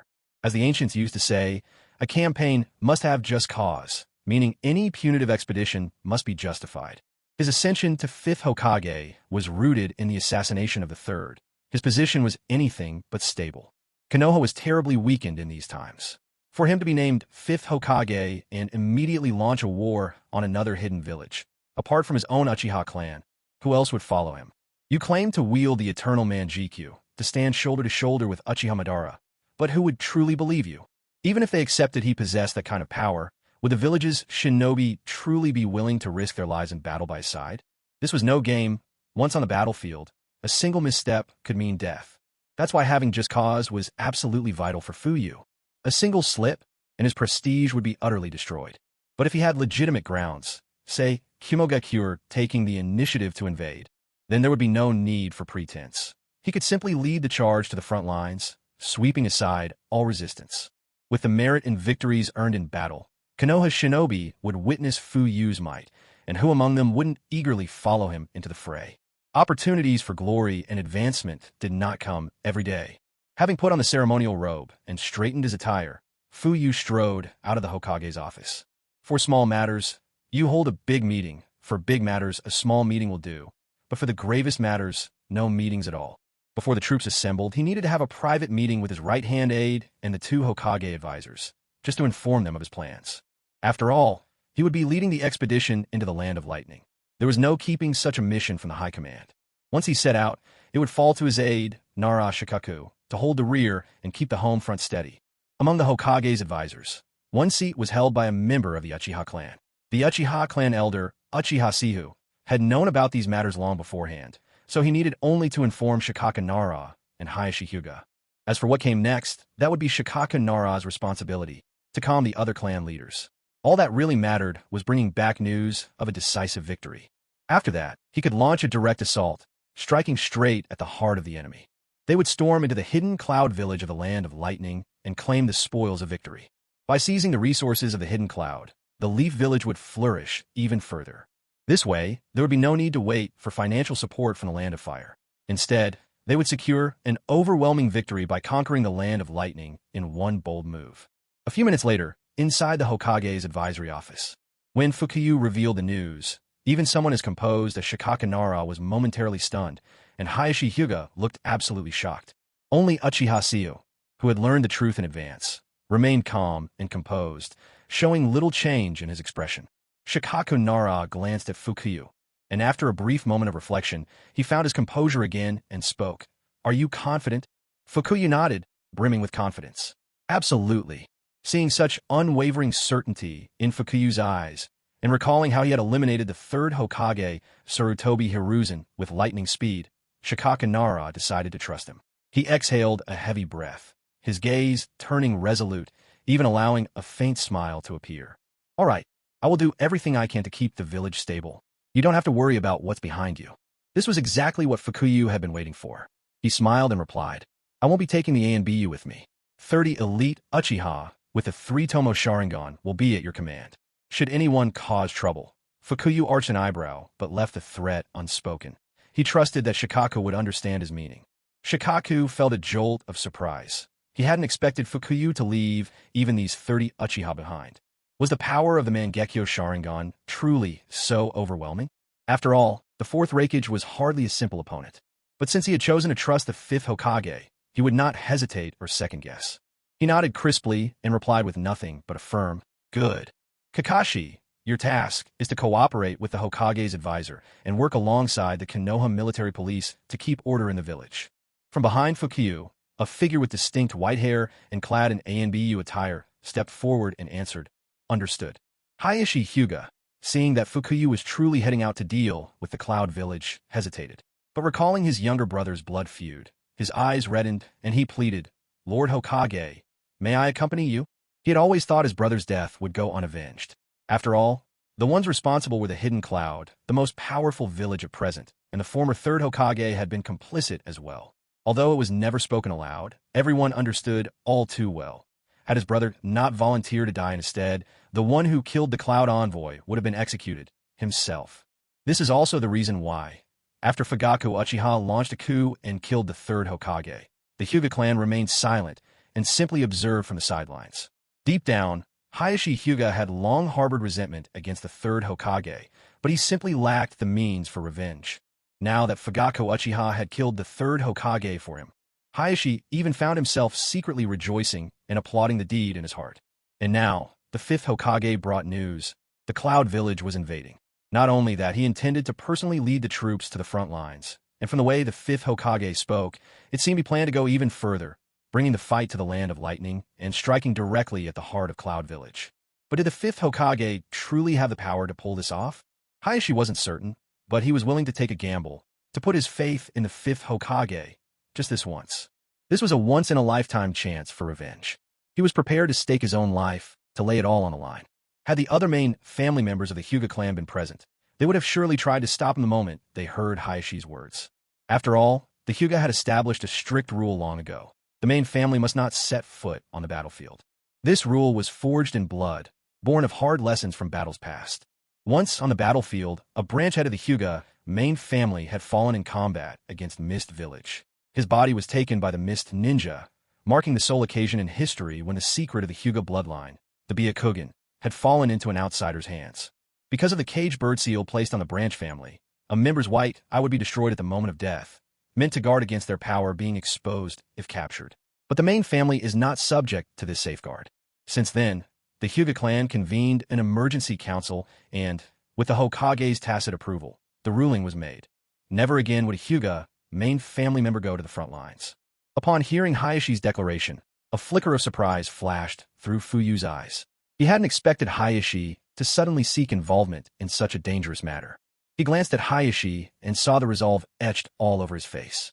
After a moment's thought, he agreed. He had planned all along to bring Konoha's ninja as witnesses to his power. If anything, this worked out perfectly. He wanted this war to gather the loyalty of Konoha's ninja under his command, to show them that under his leadership, the village would truly thrive and become stronger than ever before. Very well, Advisor Hayashi. Since your heart is set, you shall come with us, Fuyu replied with calm indifference. Soon after, all the Konoha Jonin who had received the summoning synchronized outside the Hokage building. Groups of Jonin stood around conversing quietly, trying to glean what was going on, why the Hokage had summoned them so urgently. Yet, most of them were completely in the dark, confusion written on their faces. Unable to get clear answers from their comrades, they could only wait patiently for the Hokage to appear. Since the notification ordered them to come fully equipped, bringing all their weapons and soldier pills, the Jonin now stood in grim silence. Even for veterans experienced in countless battles, a faint tension hung in the air. After all, this would be only the second time since the inauguration of the fifth Hokage that such a major action had been taken. The last time this kind of tension rose over the village was that night when everyone was mobilized to round up the remaining traitors. The atmosphere thickened. It felt as though the very air had been sucked out of the room. As the seconds ticked by, and no more elite Jonin showed up, Fuyu finally stepped out from the Hokage building, flanked on either side by Hyuga Hayashi and Uchiha Setsuna, both clad in their battle attire. The moment Fuyu appeared, every Jonin present fixed their eyes on him. Fuyu's expression remained calm and unreadable. He swept his gaze over the crowd and spoke with measured composure. Just received word. Mangekyo has broken the alliance and sent their forces to invade our borders. The outposts are in urgent need of support. Our objective, the border posts. Move out full speed. He didn't waste time on lengthy speeches, just passed on the critical intelligence as simply as possible. The Konoha shinobi, their gazes grave, understood only one thing from the fifth Hokage's words. War, it's upon us. But what truly stunned them was that the fifth Hokage himself was going to lead the mission to the border. This hadn't happened in decades. Ever since the third Hokage took office, it was virtually unheard of for the Hokage to lead troops to the front lines.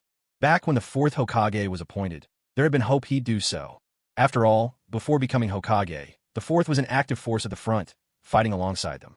But when he took the Hokage's mantle, the world had already quieted, no new wars broke out. Then, all too soon, the fourth sacrificed himself stopping the Ninetales attack. No one thought this regret would ever be remedied, until now. Now, with the fifth Hokage taking the lead, the hearts of the Konoha ninja thudded with a sudden flame of determination. In the throng, Mato Guy, clad in his trademark green jumpsuit, looked positively ablaze with emotion. The fifth Hokage's youth is about to burn with passion. Guy was so worked up, his voice shook with excitement. More than 60 elite jonin leapt across the rooftops with agile energy, bounding ahead like a stream of grasshoppers. It was a spectacle. Onlookers in the village streets below couldn't help but crane their necks in curiosity. Soon, they passed the ninja academy. It happened to be the end of class. Students jostled in the hallway, laughing and chattering. Sasuke was leaning against the railing, idly gazing out, when suddenly someone called to him. "Hey Sasuke, look quick, isn't that your dad?" Sasuke followed the voice instinctively and saw a huge group dashing across the rooftops outside the school grounds. His gaze locked on the figure in the lead, that all-too-familiar silhouette, the god robe billowing in the wind. The bold golden letters, Fifth Hokage, gleamed proud and clear. "It really is my father." A flicker of astonishment crossed Sasuke's eyes. At this moment, Naruto, standing by his side, was making a noisy commotion, looking left and right, calling out, Where is he?" Very soon, Naruto shouted out in excitement, "It really is the old man." Waving his hand energetically, Naruto cheered at the top of his lungs. "Hey, old man, over here, old man." Perhaps it was Naruto's boisterous voice that did the trick, for Fuyue actually turned his head to glance over at the ninja academy. Naruto saw the old man give him a little wave, then, without looking back, continue on his way. Naruto burst out laughing. "Sasuke, did you see that? The old man waved at me." Sasuke shot him a speechless look. This really wasn't anything worth bragging about. Besides, that was my dad, not yours. Just what are you so excited about? At that moment, someone nearby grew curious and asked, "Sasuke, I heard your father is the Hokage now. Do you know what the Hokage and the others are off to do?" From the sidelines, Naruto put his hands on his hips and declared, showing off, "You guys really don't get it. The old man and his group are obviously off to eat at Ichiraku Ramen." Hearing the passerby's question and Naruto's response, Sasuke gazed at this all-too-familiar scene, and for a moment found himself lost in thought. It filled him with déjà vu, as if all of this had already happened before. Beside him, Sakura was tempted to give Naruto a good thump on the head. But recalling her mother's advice at home, she managed to hold back, even though she was screaming inside that Naruto was a total blockhead. The other classmates no longer ridiculed Naruto as they once did. For now, everyone knew. Naruto was the son of a hero. His father was the legendary Yellow Flash, the fourth Hokage. Not only that, Naruto was now living with the family of the fifth Hokage. He was definitely not someone they could afford to offend. Some civilian ninja parents frequently reminded their children at home not to cause trouble for others at the academy, while the elders of certain clans specifically cautioned the younger generation about the two absolute untouchables, Naruto and Uchiha Sasuke, son of the Hokage. As the saying goes, the Ninja Academy is but a miniature society. Ever since Fuyue became the Hokage, the aura about Uchiha Sasuke only grew more dazzling. Not only was he a genius in his own right, but he also had a father who was the Hokage. No matter where Sasuke went in the Ninja Academy, he was always met with droves of admiring girls. And that's exactly why Sasuke always kept Naruto at his side, to serve as a trusty shield. With Naruto around, those girls tended to restrain themselves a little. Sasuke watched as his father's figure disappeared beyond the edge of the rooftop skyline, shook his head, and turned his attention away. Ever since his father became Hokage, he seemed even more towering and unshakable in Sasuke's heart. Whatever happened, his father could surely handle it. That was Sasuke's belief, so he didn't worry himself. He decided he'd just ask his mother what was going on when he got home. "Hey, Sasuke, how about we go to Ichiraku Ramen after school?"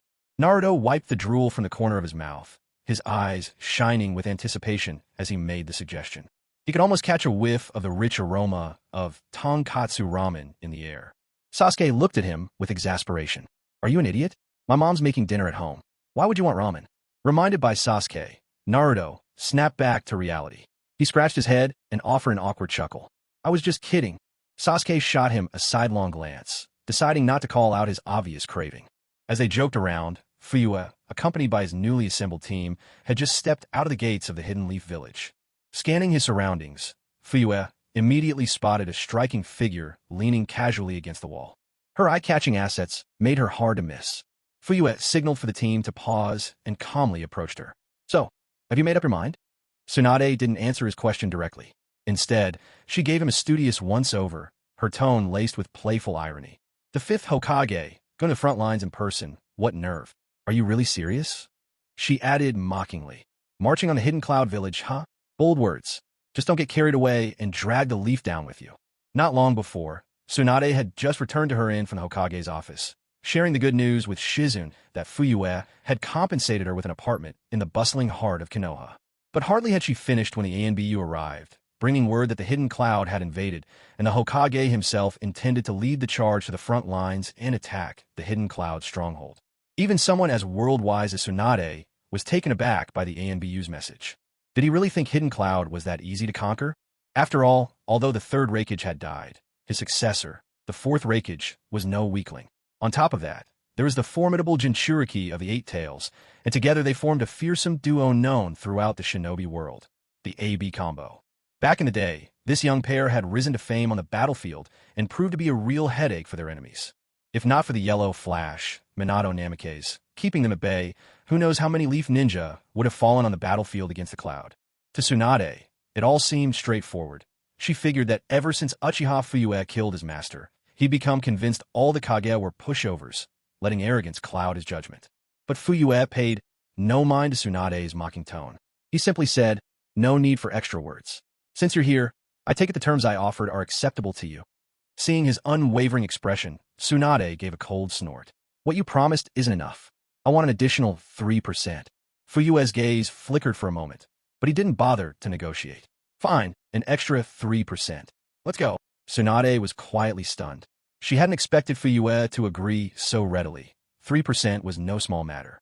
With the 5% of Cloud's total assets already promised, that brought her share up to 8%.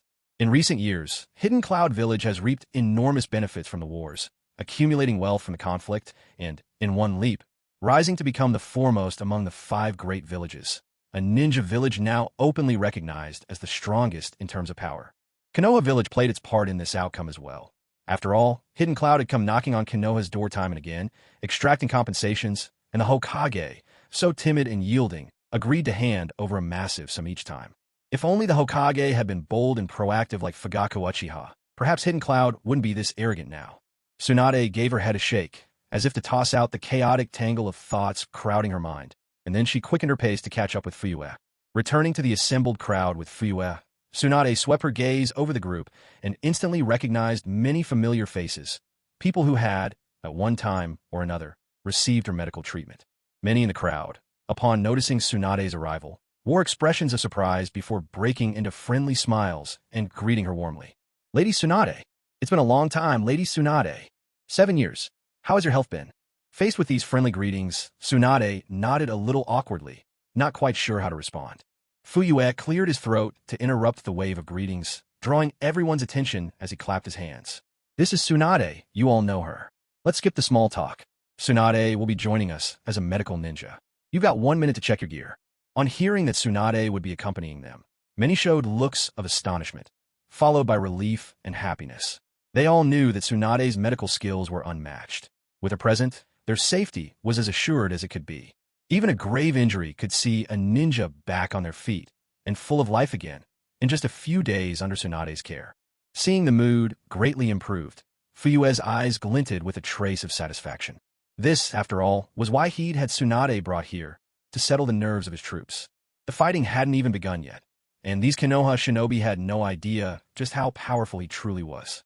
To prevent any unease or uncertainty, Fuyue had been willing to offer up as much as 8% of Hidden Cloud's entire assets just to ensure Tsunade's presence.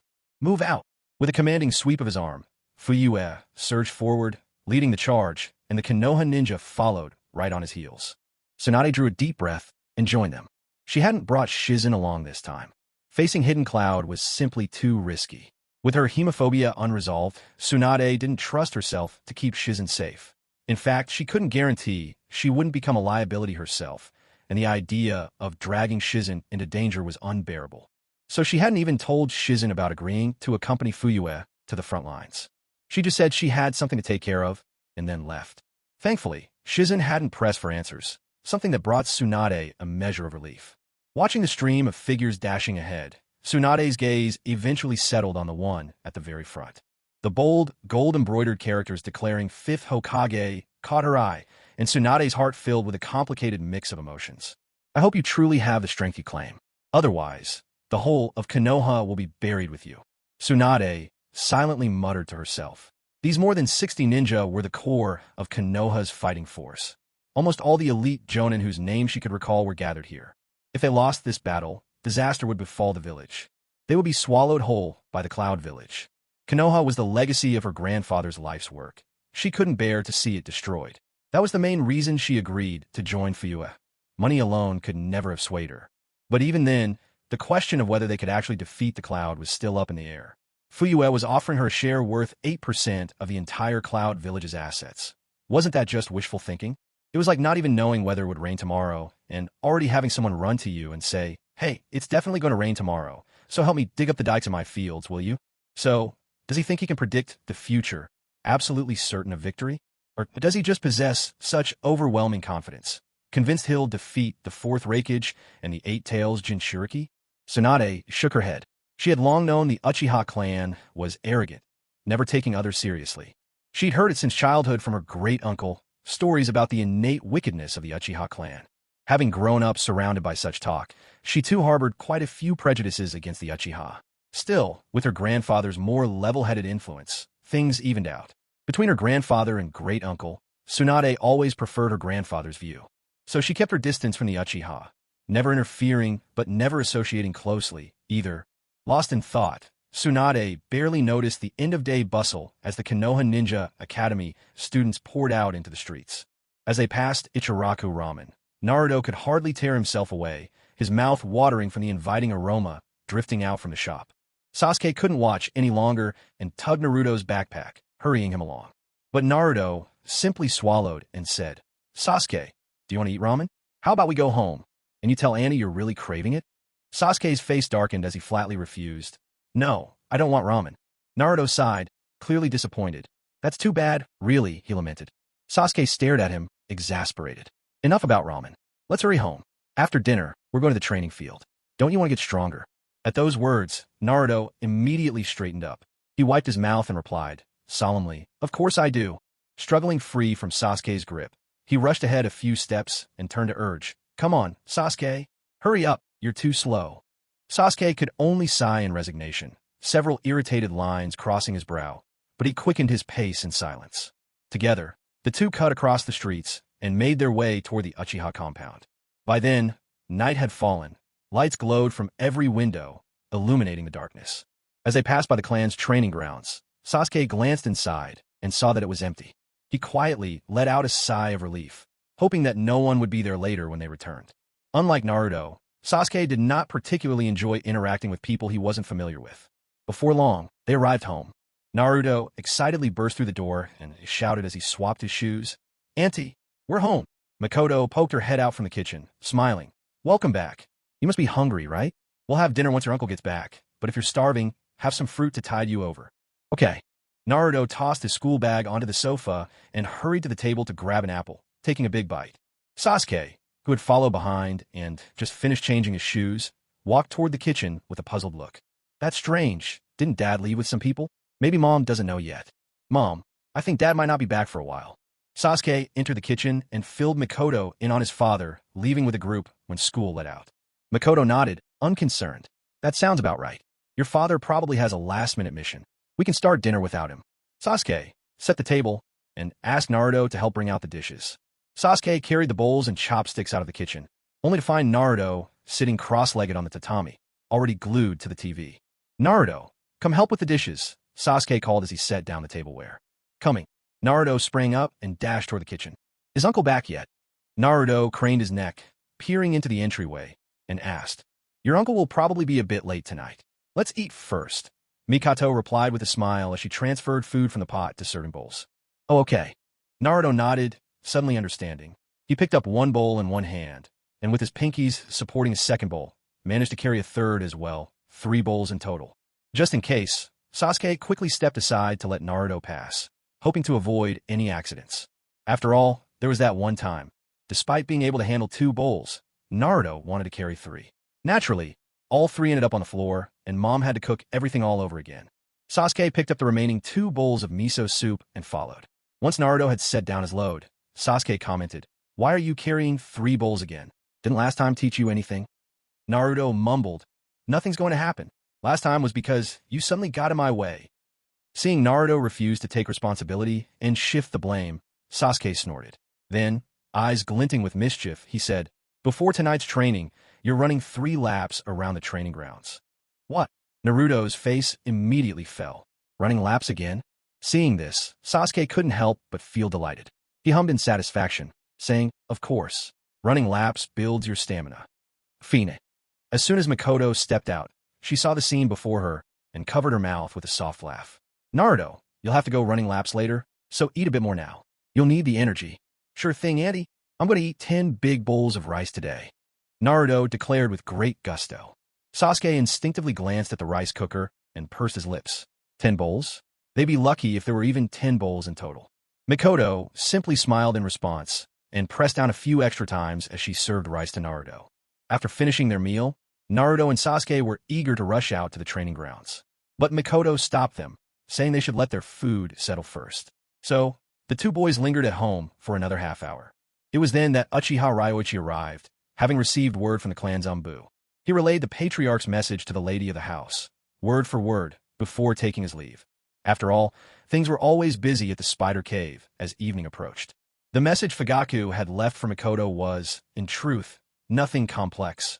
She needn't worry, and that within 5 days at most, he'd bring back good news from the front lines. She just needed to stay home and take care of the children. Despite these reassurances, Mikoto still couldn't fully set her mind at ease. After all, war was no trifling matter. Lives could be lost in an instant. Ryoichi made no effort to hide the clan leader's words from Sasuke and Naruto. Sasuke noticed a trace of worry on his mother's face. He went over, took her hand, and tried to comfort her. "Don't worry, cousin. We'll hear good news from Otosen soon, I promise." "That's right, Annie. Uncle is sure to come back with great news." Naruto chimed in, full of unshakable confidence, as if in his mind, Uncle had only gone out to pick a head of cabbage from the garden. Quickly, Mikoto masked her worries with a gentle smile. "You're both right. If you're heading to the training grounds, you can leave now." Sasuke hesitated and said, Maybe we shouldn't go tonight?" He wanted to stay home with his mother, now that his brother was away. Leaving with Naruto meant she'd be all alone. Naruto, meanwhile, hadn't thought so deeply about it. When Sasuke suggested skipping training, he felt a note of disappointment. For some reason, things at school had felt different today, especially in chakra refinement class, where everything had gone exceptionally smoothly for him on the first try. He'd been looking forward to testing whether chakra control would go just as well tonight at the training grounds. Mikoto, perceptive as ever, immediately guessed Sasuke's thoughts. She smiled, ruffled his hair, and said, "It's all right, Sasuke. You should go with Naruto and train well. In a few days, your brother will be home too, and he can help teach you some more." After a brief moment, Sasuke's eyes brightened. "Cousin, why don't you come with us? You could teach us some ninjutsu too." Sasuke remembered that his mother had once been a ninja, so he made this suggestion. Naruto stared in shock. Annie knows ninjutsu too. He had never heard about that before. In his mind, Annie always seemed so gentle. She just didn't seem like a ninja at all. Sasuke, dissatisfied, defended his mother's reputation. "Of course Mom knows ninjutsu, and she's even a jonin." Naruto was gobsmacked. "Auntie is a jonin?" He kept glancing at Mikoto, searching for any sign that she was different. Mikoto was amused by Naruto's stunned expression. Thinking she had nothing pressing to do at home anyway, she decided it might be enjoyable to join Sasuke and Naruto at the training grounds. Plus, she could take a look at Naruto's fundamentals to get a better idea of his abilities. It would be good to have some sense of his level. Annie was a ninja when she was younger, you know? But after marrying your uncle and having your big brother Itachi, I retired. Naruto's eyes sparkled. "That's awesome." He bounced with excitement. Annie, come train with us at the training ground. I want to learn ninjutsu too." Ever since witnessing Sasuke's replication techniques the other night, Naruto hadn't been able to get them out of his mind. For several nights, he'd been lying awake, picturing how cool it would be if he knew ninjutsu. Just imagine the admiration he'd get at school. All right, Annie will go with you." Mikoto agreed with a smile, and Sasuke's face lit up in delight. It had been ages since he'd gone to the training grounds with his mother. Mikoto told Sasuke and Naruto to go change their shoes at the entryway first. She tidied up, then went upstairs to change into some clothes suitable for going out. Soon, she locked up the house and took the boys by the hand, leading them toward the clan's training grounds. Along the way, quite a few clan members greeted them, and Mikoto greeted each of them with a warm smile. Before long, the 3 of them arrived at the training grounds. Sasuke quickly looked around, and when he saw no one else was there, he felt relieved and his mood lifted. It looked like the training grounds would belong to their small group today. "Auntie, Annie, hurry and teach me the replication techniques, Naruto said, his eyes shining with anticipation. Before Makoto could answer, Sasuke frowned and interjected, Naruto, didn't I tell you to start with a few warm-up laps? In truth, Sasuke just wanted his mother to himself for ninja training. Honestly, his mother so rarely came to the training grounds with him. He wasn't about to let Naruto cut in. Better to get Naruto running laps for now. Ah, all right, Naruto replied, a little reluctantly. He started stretching on the spot, warming up before his laps. Makoto didn't stop him. After all, running would help little kids digest after eating. But she did suggest Sasuke run with Naruto as well. Sasuke hadn't expected his own scheme for Naruto to turn around on him, but with his mother insisting, he could only join Naruto in running laps. In the end, he had no choice but to taste the consequences of his own plan. 3 laps were over in no time. Both of them had physical abilities far beyond ordinary children. Running 3 laps was nothing more than a warm-up for Naruto and Sasuke. Their faces remained calm and unflushed as they returned to Makoto's side, not even slightly out of breath. Auntie, will you teach me ninjutsu now? Naruto asked eagerly. Sasuke's brow twitched in frustration. He had hoped to send Naruto off for laps so he could enjoy his mother's ninjutsu lesson alone, but things hadn't gone as he planned. Now, without any good excuse left, Sasuke could only remain silent, his expression turning sour and unwilling. Makoto noticed Sasuke's displeasure, but didn't say anything.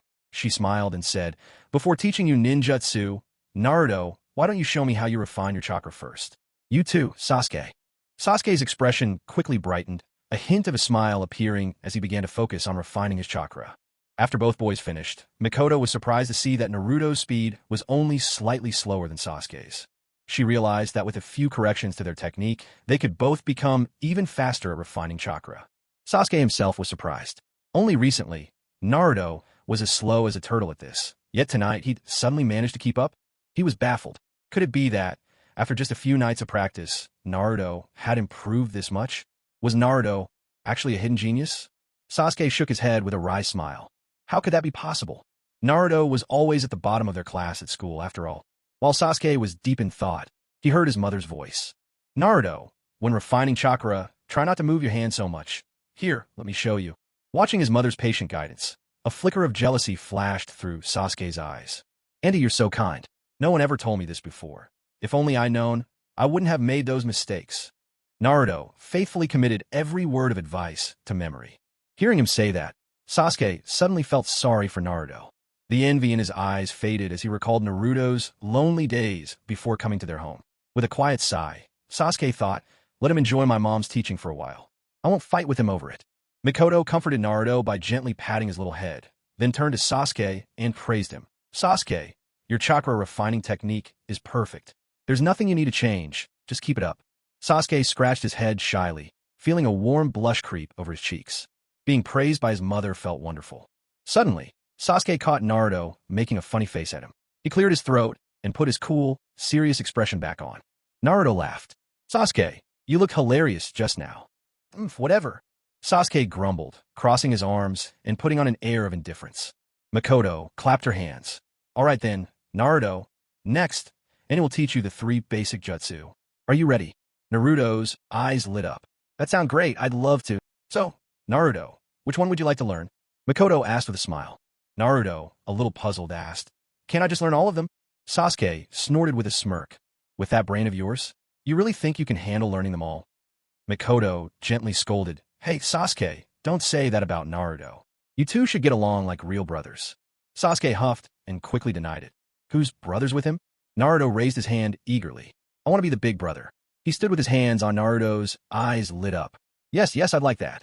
Well then, which one would you like to learn, Naruto? Makoto asked with a smile. Naruto asked curiously, can I learn them all? Sasuke scoffed. With that simple brain of yours, you really think you can learn all of them? Makoto gently chided him. Sasuke, you shouldn't say things like that to Naruto. You two are like brothers. You need to get along. I'm not his brother. Sasuke retorted with a proud tilt of his chin.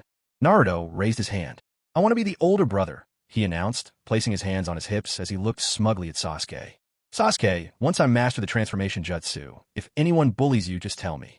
Your big brother will take care of them for you. Sasuke rolled his eyes. Are you an idiot? But when it came to who's the older brother, Sasuke wasn't about to back down.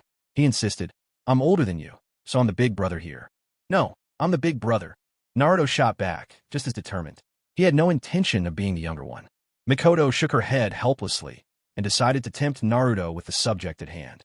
Naruto, do you remember I told you about the 3 basic jutsu? Can you recall what they are? Naruto took the bait, leaving the brotherly argument behind. He lowered his head and thought for a few seconds before answering.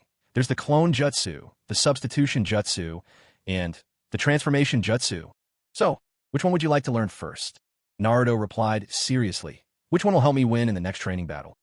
Mikoto smiled. That will be the clone jutsu. The clone jutsu allows you to make a duplicate to help you in a fight. That sounds great. I want to start with that one. Naruto said with excitement. All right, watch closely. The sequence for the clone jutsu hand seals goes like this. As she spoke, Mikoto demonstrated the hand signs, deliberately slowing down so Naruto could follow along easily. Ram, snake, tiger. The clone jutsu uses just these 3 hand signs. With a crisp sound, a burst of white mist appeared, and suddenly, there was a second Aunt Mikoto in the room. The new Mikoto looked exactly the same as the original, no difference at all.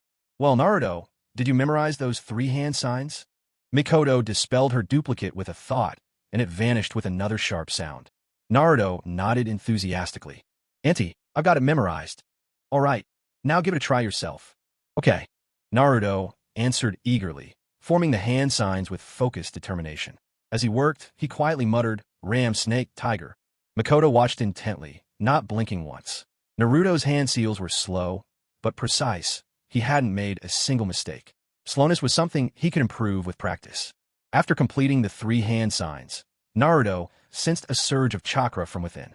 With a sharp crack, a puff of white mist exploded beside him.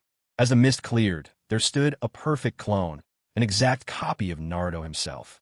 Naruto shouted in delight. Auntie, look, I did it. Seeing Naruto succeed at creating a clone on his very first attempt, Mikoto exclaimed in surprise. Wow, Naruto, you pulled it off the first time. Congratulations. Sasuke stood beside them, dumbfounded. He circled Naruto's clone twice in disbelief, and only when the clone picked its nose at him did Sasuke finally accept the truth. Naruto had really done it. To successfully perform the clone jutsu on the first try, was this really the same Naruto he knew, the perennial underachiever? Though Sasuke himself had learned the jutsu in one go, Naruto was different. Naruto was always at the bottom of the class. Sasuke felt his disbelief linger, but the reality was there for all to see. This was truly Naruto's clone. He had no choice but to accept the fact. It seemed Naruto actually had a bit of knack for ninjutsu. Awesome, this is awesome. I'll definitely win the next training match. Naruto grinned mischievously. I'll send my clone in first to wear out the opponent. Then I'll take them on myself. Mikoto's expression turned a bit odd. Who had been teaching Naruto these ideas? She cleared her throat and corrected him. Naruto, actually, clones created by the clone jutsu don't really have any combat abilities. They can help you take a bit of damage or distract the enemy, but they can't fight. Huh? Naruto looked completely bewildered. Wasn't that different from what Annie had said just moments ago? Mikoto saw Naruto's blank confusion and realized he'd misunderstood. Smiling, she explained, It's true that I just said the clone jutsu can help you in battle, but its uses are limited. Clones are fragile. They can't take much damage. I see. Okay. Naruto let out a disappointed sigh, thinking that mastering the clone jutsu meant he could finally relax. Seeing Naruto's spirits flag, Mikoto hesitated briefly before saying, Naruto, actually, there's an advanced version of the clone jutsu called the shadow clone jutsu. The shadow clones it creates are different. They're capable of fighting and can help you in battle. With a warm smile, Mikoto asked, Would you like to learn it? The disappointment vanished from Naruto's eyes, replaced by a burst of excitement. Yes, I want to learn. The shadow clone jutsu was a B-rank technique, something never taught at the Ninja Academy. It was at moments like this that the heritage of a storied clan truly showed its worth. Some clans could pass on powerful techniques recorded and developed within their family, even sharing secret arts unique to their bloodline. Annie can teach you the shadow clone jutsu, but there's one condition. Naruto couldn't wait and pressed. What condition? You've already learned the basic clone jutsu, Mikoto said. Next, master the other 2 techniques that make up the 3 basic jutsu, and then I'll teach you the shadow clone jutsu. What are we waiting for? Andy, let's get started. I can't wait to learn the shadow clone jutsu. Naruto exclaimed, brimming with excitement. Mikoto smiled gently, amused by Naruto's enthusiasm. Shadow clone jutsu? Sasuke's gaze sharpened with envy. His mother had never offered to teach him that. Who was really her son here? Could it be that Naruto is my younger brother from another father? Sasuke cast a suspicious glance at Naruto, only to quickly shake his head in denial. No, what am I thinking? That's absolutely impossible. Taking a deep breath to compose himself, Sasuke declared, Mom, I want to learn the Shadow Clone Jutsu too. Mikoto looked at Sasuke, her expression a touch troubled. She had planned to teach Naruto this technique because she'd noticed his remarkable talent with clone jutsu, and more importantly, his immense chakra reserves made it possible. But Sasuke's chakra still wasn't quite enough. For a B-rank jutsu like the Shadow Clone, it was still a stretch for him. Sasuke grew anxious at his mother's silence. Why aren't you saying anything, Mom? He muttered discontentedly. Can Naruto learn it? But I can't. Seeing Sasuke on the verge of tears, Mikoto gently revealed the truth. Sasuke, it's not that I don't want to teach you. It's just that your chakra isn't enough, and attempting the Shadow Clone Jutsu without enough chakra would be very dangerous. Sasuke's eyes widened in disbelief. His chakra, not enough? He glanced skeptically at the blank-faced Naruto. Naruto had more chakra than him? How could that possibly be true? Sasuke found it hard to accept. Mikoto explained patiently. Naruto inherited the Uzumaki clan's bloodline from his mother, Kushina. Naturally, he has far more chakra than most people. Moreover, the Nine Tails was sealed inside Naruto, making his chakra as vast as the ocean, endless, inexhaustible. Not only could he easily manage the standard Shadow Clone Jutsu, but even the advanced version, the Multi-Shadow Clone Jutsu. That Multi-Shadow Clone Jutsu was once a forbidden technique in the village, kept strictly guarded in the Scroll of Seals by the third Hokage. Even the Uchiha clan had never been able to obtain it. But now, the Scroll of Seals should be in her husband's care. She'd ask when he returned, maybe Naruto could try learning the Multi-Shadow Clone Jutsu too. Naruto's talent for ninjutsu was rare, and with such staggering chakra reserves, mastering the Multi-Shadow Clone Jutsu would be a tremendous boost for him. All right then. Sasuke could only nod in resignation, watching as his mother began instructing Naruto in the last two techniques of the three basic jutsu. Naruto, the transformation jutsu, is the simplest. It requires only a single hand sign, the boar sign. Mikoto demonstrated the technique. With a gentle sound, she transformed into a cat, her fur as smooth and lustrous as fine white silk. Naruto's eyes lit up with excitement, marveling at how fascinating the transformation jutsu was. He could even turn into little animals. Then, his gaze grew a little unfocused as an idea struck him. Wait a second, does this mean the transformation jutsu lets you become anything at all? He recalled those risque magazines tucked away in his tiny room and wondered if he could turn into a beautiful woman. But just as he thought that, Aunt Mikoto abruptly transformed back to her original self with a loud burst, sending a chill down Naruto's spine and making him toss that idea aside immediately. If he turned into a woman not wearing any clothes, Aunt Mikoto would surely give him a thrashing. Naruto had no intention of getting beaten up, nor did he want Aunt Mikoto to dislike him. He felt his current life was the happiest he'd ever known, and the last thing he wanted was to be driven out by Aunt Mikoto. You want to keep living here just like this. Naruto, did you understand the technique? Do you want me to demonstrate it again? Mikoto saw Naruto spacing out and thought he hadn't learned it yet, so she offered to show him one more time. Naruto quickly waved her off. No need, Auntie. I got it. With utmost seriousness, Naruto mimicked Mikoto's hand signs, straightening his thumbs and overlapping them, left thumb on top, forming the ram seal. In the next instant, Naruto felt his chakras surge. Following Aunt Mikoto's instructions, he pictured in his mind what he wanted to become. With a puff of smoke, a thick white mist filled the room. In the blink of an eye, the white mist cleared, and Sasuke stood there with hands on hips, looking dazed and a bit silly. He grinned foolishly at Aunt Mikoto, letting out a sheepish chuckle. So, how'd I do, Aunt Mikoto? Did I get it right? Sasuke covered his face in exasperation. This idiot! Who told you to transform into me? Hurry up and change back. The more Sasuke looked, the more painful it was, and he shouted in annoyance. Mikoto beamed as she looked back and forth between the real and fake Sasukes, then delivered her verdict. Not bad at all, Naruto. You did it. That was really impressive. She gave Naruto an enthusiastic thumbs up. Sasuke scratched his head, grinning proudly. With a sour look, Sasuke muttered, Idiot, hurry up and turn back. There was another puff, and the fake Sasuke turned back into Naruto. Well, Sasuke, did I look like you? Naruto asked with a bright, carefree smile. You wish, Sasuke warned. If you ever turn into me again without my permission, I won't go easy on you. Naruto pouted and replied, Come on, I didn't do it on purpose. I was just thinking about what to turn into, and suddenly your face popped into my head. That's all. Humph. Sasuke snorted, crossing his arms and grumbling, just this once. Don't let it happen again. All right. Sasuke, you should be a little more forgiving, Mikoto said, stepping in. Naruto didn't do anything bad while transformed as you. Don't be so harsh. Try acting more like a big brother. Then she turned to Naruto and added, as for you, Naruto, just remember, under no circumstances should you use this technique to transform into someone else and cause trouble, okay? Naruto nodded, half understanding and half confused. All right, next is the final technique of the 3 basic jutsu, the body replacement technique. Mikoto continued, her tone patient and clear. Of the 3, this jutsu requires the most hand signs, a total of 5. Ram, boar, ox, dog, and tiger. It's just like the clone technique. Only you replace the middle serpent sign with boar, ox, and dog. Come on, Naruto, repeat after me. Ram, boar, ox, dog, tiger. Naruto repeated loudly. Ram, boar, ox, dog, tiger. Go over it a few more times. Once you've memorized it, you can start practicing. Mikoto added, offering further guidance on the key points of the body replacement technique. After practicing the incantation a few times, Naruto felt ready to give it a try. He didn't mess up the hand signs, nor did he forget the sequence. Just as Mikoto had taught him, he focused his thoughts on a branch or a stone within his line of sight as he finished the motions.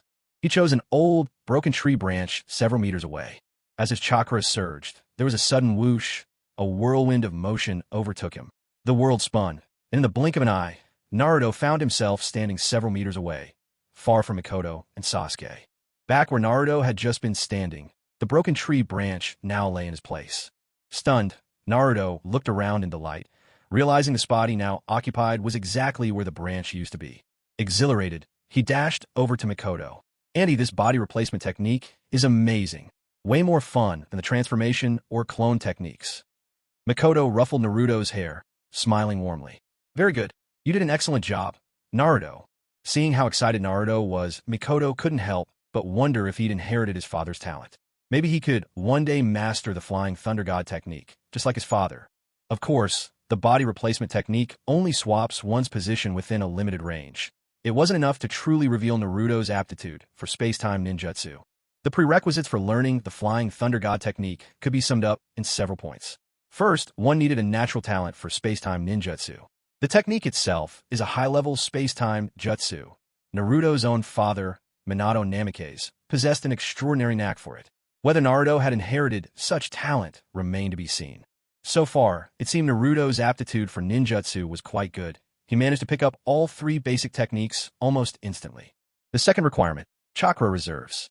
Performing the Flying Thunder God technique demands enormous amounts of chakra, especially for long distance or frequent use. Anyone hoping to master it must have the stamina to support such intensive use. And in this respect, Naruto was already more than qualified. During the 3rd Hokage's reign, if you wanted to learn the Flying Thunder God technique, you also had to inherit the will of fire and, strictly speaking, gain the Hokage's personal approval. After all, this technique was invented by the 2nd Hokage and was classified as a forbidden jutsu, carefully recorded in the Scroll of Seals. Typically, only those in the Hokage's line could earn the right to study it. But now, things were different. The current Hokage was her own husband. If Naruto wished to learn the Flying Thunder God technique, all it would take was a word from her to her husband. Yet, it was far too soon to dwell on such matters. Both the multi-shadow clone technique and the Flying Thunder God technique were sealed within the Scroll of Seals. Mikoto shook her head, pushing her swirling thoughts into the depths of her heart. She decided to wait until her husband returned before bringing it up again. Auntie, can I learn the shadow clone technique now? Naruto gazed at her with anticipation. He had already mastered the basic transformation, replication, and substitution techniques. All that was left was for Annie Mikoto to fulfill her promise about teaching him the shadow clone. For reasons he couldn't explain, ever since hearing Annie Mikoto describe the shadow clone technique, he'd felt a deep fondness for it, as if the jutsu was made just for him, as if it was fate. All right, Annie will teach you the shadow clone technique now. Mikoto smiled gently, then began to explain its essentials to Naruto. Meanwhile, Sasuke stood to the side, arms crossed, watching with a cool, skeptical gaze. The shadow clone technique was a B-rank ninja art. There was no way Naruto could just pick it up the way he had the basic trinity of jutsu. It was simply impossible. Sasuke himself was stuck working on the fireball technique, a C-rank jutsu, and hadn't yet succeeded. How could it make sense for Naruto to pull off something harder on his very first try? Come to think of it, just last night Naruto had been here practicing chakra control by sticking to the tree with his feet. But today, he seemed like a different person, His chakra gathering was flawless, and he'd mastered all 3 basic techniques without breaking sweat. Could Naruto have been possessed by one of Granny Cat's ninja cats from her shop? Sasuke's eyes grew distant as he watched Naruto. Granny Cat ran the weapon shop the Uchiha clan frequented. Sasuke's older brother had taken him there once before. Granny Cat herself was a strict old lady, and the ninja cats in her store were strange and clever in ways that felt less like cats and more like little people. Still, recalling Naruto's goofy expression just moments ago, Sasuke dismissed his wild musings. Even if Naruto's talent for ninjutsu seemed to have improved overnight, he was still the same big dummy as always. That much hadn't changed, Sasuke was certain. While Sasuke was lost in his thoughts, Naruto had already begun to form the seals for the shadow clone technique. The moment Naruto started, Sasuke's gaze sharpened in anticipation. Ux, do, tagum, hat, do, blah, sneak, tia. What Kasane had just explained was that the shadow clone jutsu required a total of 8 hand signs, but all of them had to be completed within 4 seconds. After witnessing Naruto's fumbling speed while performing the hand signs for the 3-body technique earlier, Sasuke already knew Naruto wouldn't succeed on his first try. Sure enough, Naruto stumbled over the 8 hand signs, taking more than 10 seconds to finish them. Sasuke's lips curled into a smirk. I knew it, he thought. With Naruto being such a blockhead, there's no way he could pull it off. As Sasuke was basking in his own superiority, he heard Kasane speak up. Naruto, you should focus on practicing your hand sign speed for now. Once you get the hang of it, there's actually no need to complete all 8 hand signs for the shadow clone jutsu. Once you're skilled, you can simplify it down to a single motion and still successfully cast the technique. Mimicking Aunt Kasane, Naruto crossed his fingers in a cross sign, exclaiming in surprise, "Whoa, really, Auntie? Of course. Well, have I ever lied to you?" Naruto realized his slip of the tongue and scratched his head sheepishly. "That's not what I meant, Annie. I was just really surprised, that's all. Sorry about that." Naruto apologized with a nervous laugh. Looking at Naruto's careful, cautious demeanor, Mikoto felt a pang of sympathy. She reached out and gently patted his head in comfort. "It's all right, Naruto. You've done nothing wrong. No need to apologize. Just keep practicing." "Okay, got it," Naruto responded enthusiastically, nodding hard before he began practicing his hand signs. At the Ninja Academy, they had learned about hand signs, but most students weren't especially proficient. They just knew the basics and could list the types of hand signs in theory. Of course, this didn't apply to the children of the main ninja families or those with a shinobi background at home. Only students like Naruto, who came from orphan or civilian families, knew the basics and little more. Sasuke, on the other hand, could already perform hand signs swiftly and smoothly. While Mikoto was guiding Naruto through the shadow clone jutsu, Sasuke quietly memorized some of the key points as well, planning to practice later once his chakra reserves increased. If he wanted to become an outstanding ninja like his brother, mastering the shadow clone jutsu was a must. As soon as Kasane had a free moment, Sasuke jumped in. "Kasane, I want to learn ninjutsu too." Mikoto smiled, "But Sasuke, you already know the 3-body technique. Do you still need Mom to teach you?" Sasuke shook his head. "I mean another jutsu. You're teaching Naruto the shadow clone jutsu, so you have to teach me something new too." He snuggled up to Mikoto, playfully begging. All right, Mikoto relented. "How about I teach you the fireball jutsu?" Sasuke shook his head immediately. "Father already taught me that one. Pick another." A flicker of surprise passed through Mikoto's eyes. She'd only just learned that Sasuke had started learning the fireball jutsu. "You do the fireball jutsu already?" she asked curiously. A hint of embarrassment flashed across Sasuke's face. Well, not yet. A mischievous smile flickered across Mikoto's face. Only when she saw Sasuke's cheeks flush did she say, "Well, the great fireball jutsu might be classified as a C-rank technique, but learning it isn't any easier than the harder ones." Sasuke nodded in agreement. "I knew it. No wonder it's so difficult to master. It all makes sense now." Mikoto thought for a moment, then listed out several fire-release jutsus. Within the Uchiha clan, they were renowned in the ninja world for their expertise in fire-release techniques. In fact, there was even another clan, the Sarutobi, whose renown in fire techniques matched their own. Both were families famous for their command of fire release. The Uchiha clan archives contained by far the largest collection of fire release jutsus. "What rank are these techniques?" Sasuke asked. Naruto had already learned a B-rank jutsu. Sasuke was determined not to be outdone. If Naruto could manage it, then he would learn a B-rank jutsu too. Mikoto quickly saw through Sasuke's thoughts and smiled gently. "All the ones I just mentioned are C-rank techniques. Sasuke, you want to learn a B-rank jutsu? It might be a bit too soon for that. Your chakra just isn't strong enough yet." Sasuke's face fell. Again with the not enough chakra. "Is my chakra really that weak?" Sasuke wore an expression of wounded grievance. Mikoto comforted him. Sasuke, there's no need to compare yourself to Naruto. His advantage is his huge chakra reserves. But you're special too. You carry the bloodline of the Uchiha clan, the unique power of the Sharingan. At first, Sasuke was unwilling to accept this. What did it mean? Don't compare himself to Naruto. He wanted to graduate early just like his brother had. How could he ever hope to do that if he couldn't even beat Naruto? But hearing what she said, Sasuke's eyes lit up. That's right, he had the Sharingan. As soon as he awakened the Sharingan, his strength would skyrocket. His growth could be exponential. With anticipation in his voice, Sasuke asked, "Then, Mom, when will I be able to awaken the Sharingan?" Mikoto paused thoughtfully. Awakening the eyes can be both extremely simple and incredibly difficult. Usually, it requires a strong emotional stimulus. In most cases, that's what triggers it. Sasuke's mind reeled with confusion.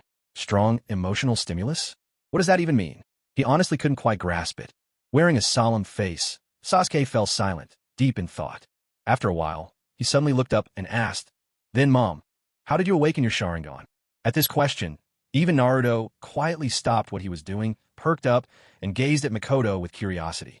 Mikoto was thrown back to her own memories of awakening her eyes. When she glanced down and met the inquisitive stares from the two young boys, a trace of embarrassment passed over her face. She cleverly deflected, refusing to say exactly how it happened. "Well, you see, the Sharingan of our Uchiha clan is an eye that mirrors the soul. Our people are deeply sensitive. No other clan loves as fiercely as the Uchiha. Once an Uchiha truly understands love, long-restrained feelings are often set free." Seeing how Mikoto kept talking eloquently without ever mentioning how she first awakened her Sharingan, Sasuke began to grow impatient. Seizing a moment, he cut in and asked, "So how did you awaken your Sharingan back then?" Interrupted by her beloved son, Mikoto coughed softly, hesitating whether or not to share her own experience. In truth, it wasn't something too difficult to talk about. It happened back on the battlefield. At that time, she and Fugaku were only just beginning to develop feelings for each other. On one occasion, Fugaku went out with the other clan members to intercept enemy shinobi and had not returned. Then, a clansman brought back bad news. Mistakenly believing Fugaku had died, Mikoto awakened her single Tomo Sharingan. After Sasuke pressed her several times, Mikoto finally told the truth. "That's all there is to it." Sasuke mused. Mikoto smiled and replied, "Yes, that's all it took."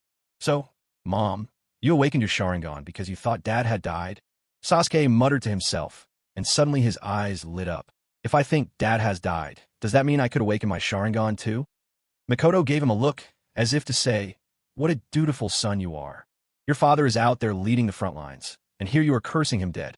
Mikoto then spoke with gentle seriousness. "In theory, it could work, but in practice, it won't, because right now, there's no one who could kill your father." A confident smile spread across Mikoto's face. Her husband, during their nightly chats before bed, had confided in her that as someone who had awakened the eternal Mangekyo, he was now nearly invincible in the shinobi world. There might be a few who could defeat him in battle, but killing him was out of the question. Thus, Mikoto did trust her husband as he headed out to lead troops to the front, though she'd never actually seen him fight with all his strength, and so she still felt some worry. Even after hearing Fugaku himself say he was practically unbeatable in today's shinobi world, Mikoto couldn't help but worry, let alone the Konoha shinobi who weren't familiar with him. The truth was, even Fugaku's current prestige wasn't enough to openly launch a war. This time, Fugaku had cleverly made use of the cloud's aggression, citing the need to reinforce border outposts in danger. That way, he was able to rally the Konoha shinobi by invoking their sense of village honor and duty to their comrades. With Tsunade, the legendary medical saint, accompanying them, the anxious shinobi felt reassured. Meanwhile, Fugaku led the Konoha shinobi, traveling swiftly through the night. Thinking back, this was actually Fugaku's first long expedition since arriving in the Naruto world, a journey over great distance. At first, the experience was still fresh and novel. Even though it couldn't compare to the convenience of modern transportation, the thrill of rushing ahead with chakra at his feet and moving with a body flicker technique was exhilarating.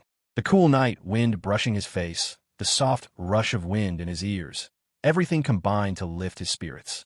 For someone who had spent long hours confined to an office in his previous life, the thrill of darting along rooftops and weaving nimbly through the branches was both exhilarating and liberating. After being nourished by the eternal eye, Fuyu's physical condition had undergone a tremendous transformation. Traveling swiftly like this was now second nature to him. Even after hours on the move, he felt no fatigue at all. he had hardly used any chakra. Such was the power of the Eternal Eye. If he were to add the Rinnegan's enhancement into the mix, perhaps he could simply stride through the air itself. That thought made Fu Yu smile inwardly. But with the Eternal Eye alone, he could already manage aerial movement. If he unleashed the complete Susanoo, he could traverse the void above with ease. Still, maintaining Susanoo required chakra, and he had no interest in wasting his strength needlessly. There was still a long way to the border. Using Susanoo just for traveling seemed far too extravagant. If he were alone, perhaps he would have indulged himself. But with a group of Konoha ninja following him, he wanted to save a little surprise for later, to win their wholehearted loyalty with a proper show. Revealing his trump card too early would spoil the effect. The first sight of the complete Susanoo ought to be truly awe-inspiring. Meanwhile, inside Konoha village, at the Uchiha clan's training grounds, Sasuke scratched his head in frustration after hearing his mother's words. So how do I awaken the Sharingan? Mikoto shook her head, clearly unable to help. Wait until your brother comes home. Ask him about it, she suggested, deftly passing this tricky question on to her eldest son, so Itachi could sort it out instead. When will he be back? Sasuke's eyes sparkled with anticipation at the mention of his big brother. But Mikoto only knew an approximate time. It should be in the next few days, I think, she replied. Sasuke let out a sigh, frowning a little. Why does big brother take so long? Can't he just hurry back already? All right. Are you still interested in learning that C-rank jutsu? Mikoto interjected. Yes. Sasuke thought to himself that he might as well learn whatever he could. With his current chakra capacity, learning B-rank jutsu was beyond reach. C-rank was the best option for now. Which one do you want to learn? Mikoto asked. How about the Phoenix Fire technique? Sasuke responded without much hesitation, picking one at random. To him, all those C-rank fire-style jutsu seemed about the same, with no real differences. In reality, even though these fire-style techniques were just C-rank, they could still prove extremely effective in the hands of truly powerful shinobi under the right circumstances. In the hands of the strong, the true power of ninjutsu isn't bound by its designated rank. However, young Sasuke didn't yet understand this principle. And Mikoto, after so many years away from active duty, didn't immediately remember to explain this to him either. So she simply nodded and began teaching Sasuke the C-rank fire-style ninjutsu, the Phoenix Fire technique. After listening to Aunt Mikoto's secret tale about unlocking Sharingan, Naruto was planning to continue practicing the hand seals for Shadow Clone Jutsu. However, when he heard that Aunt Mikoto was about to teach Sasuke a fire release technique, he couldn't resist joining in the excitement. He thought to himself, if I learn one more jutsu, I'll have a better chance of winning in the next training match. He asked with his usual candor, Auntie, can I learn this fire release jutsu too? Mikoto replied with a warm smile, You certainly can, but Naruto, you should remember not to bite off more than you can chew. It's better to master the Shadow Clone Jutsu first. And as for fire release, I can teach you anytime you wish once you're ready. Naruto nodded, half understanding but willing to listen. No longer distracted by curiosity for the fire release technique, he dutifully resumed practicing the hand seals for Shadow Clone Jutsu step by step. 20 minutes passed. Sasuke began working through the hand seals. The Fire Phoenix Jutsu, just like the Great Fireball Jutsu, required 6 specific signs. His foundation in hand seals was more solid than Naruto's. He had started practicing earlier and was already familiar with the sequences. As a result, he could perform the hand seals much faster than Naruto. He was clearly more at ease with the entire process. Now that Sasuke had grasped the basic principles of the Fire Phoenix Jutsu, he was ready to attempt it for the first time.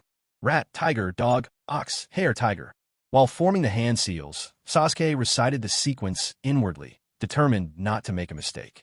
As soon as he completed the final tiger sign, Sasuke felt the chakra in his body surge and gather swiftly to his chest, then rise up to his throat.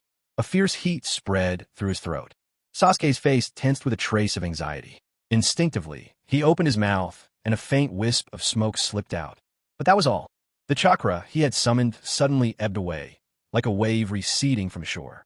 Sasuke felt a surge of frustration, again. It was the same as when he practiced the Great Fireball Jutsu. He always got stuck on this final step. The chakra just wouldn't make it past his throat. Sasuke turned his questioning gaze to Mikoto for help. Mikoto explained that he simply needed more practice. The trick would come with time and repetition. Sasuke let out a sigh, glanced at Naruto, who was still earnestly working through the hand seals after 20 solid minutes, and found his resolve once again. If Naruto could push himself so diligently, there was no reason he couldn't too. Spurred by his competitive spirit, Sasuke devoted himself to practice with renewed concentration. Seeing the boys practicing so intently, Mikoto quietly withdrew to the side, sat down on a chair, and watched over them in silence. She wanted to be ready to step in immediately if anything went wrong. As the minutes ticked by, evening quietly deepened. Soon, it was already 10 o'clock. Right on cue, Makoto suggested it was time to head home. Reluctantly, Naruto and Sasuke both stopped what they were doing. After a whole evening of practice, neither of them had fully mastered their new jutsu. The training process had its moments of tedium, but Naruto and Sasuke both seemed to find joy in the challenge. If Misaki hadn't reminded them it was time to head home, perhaps they could have continued practicing like this for even longer. It's time to go, time to go. You two need to get up early tomorrow to hit the books. You can't be up too late. Misaki called out to the two of them, urging them to head home. The moonlight stretched the shadows of all three into long, wavering shapes.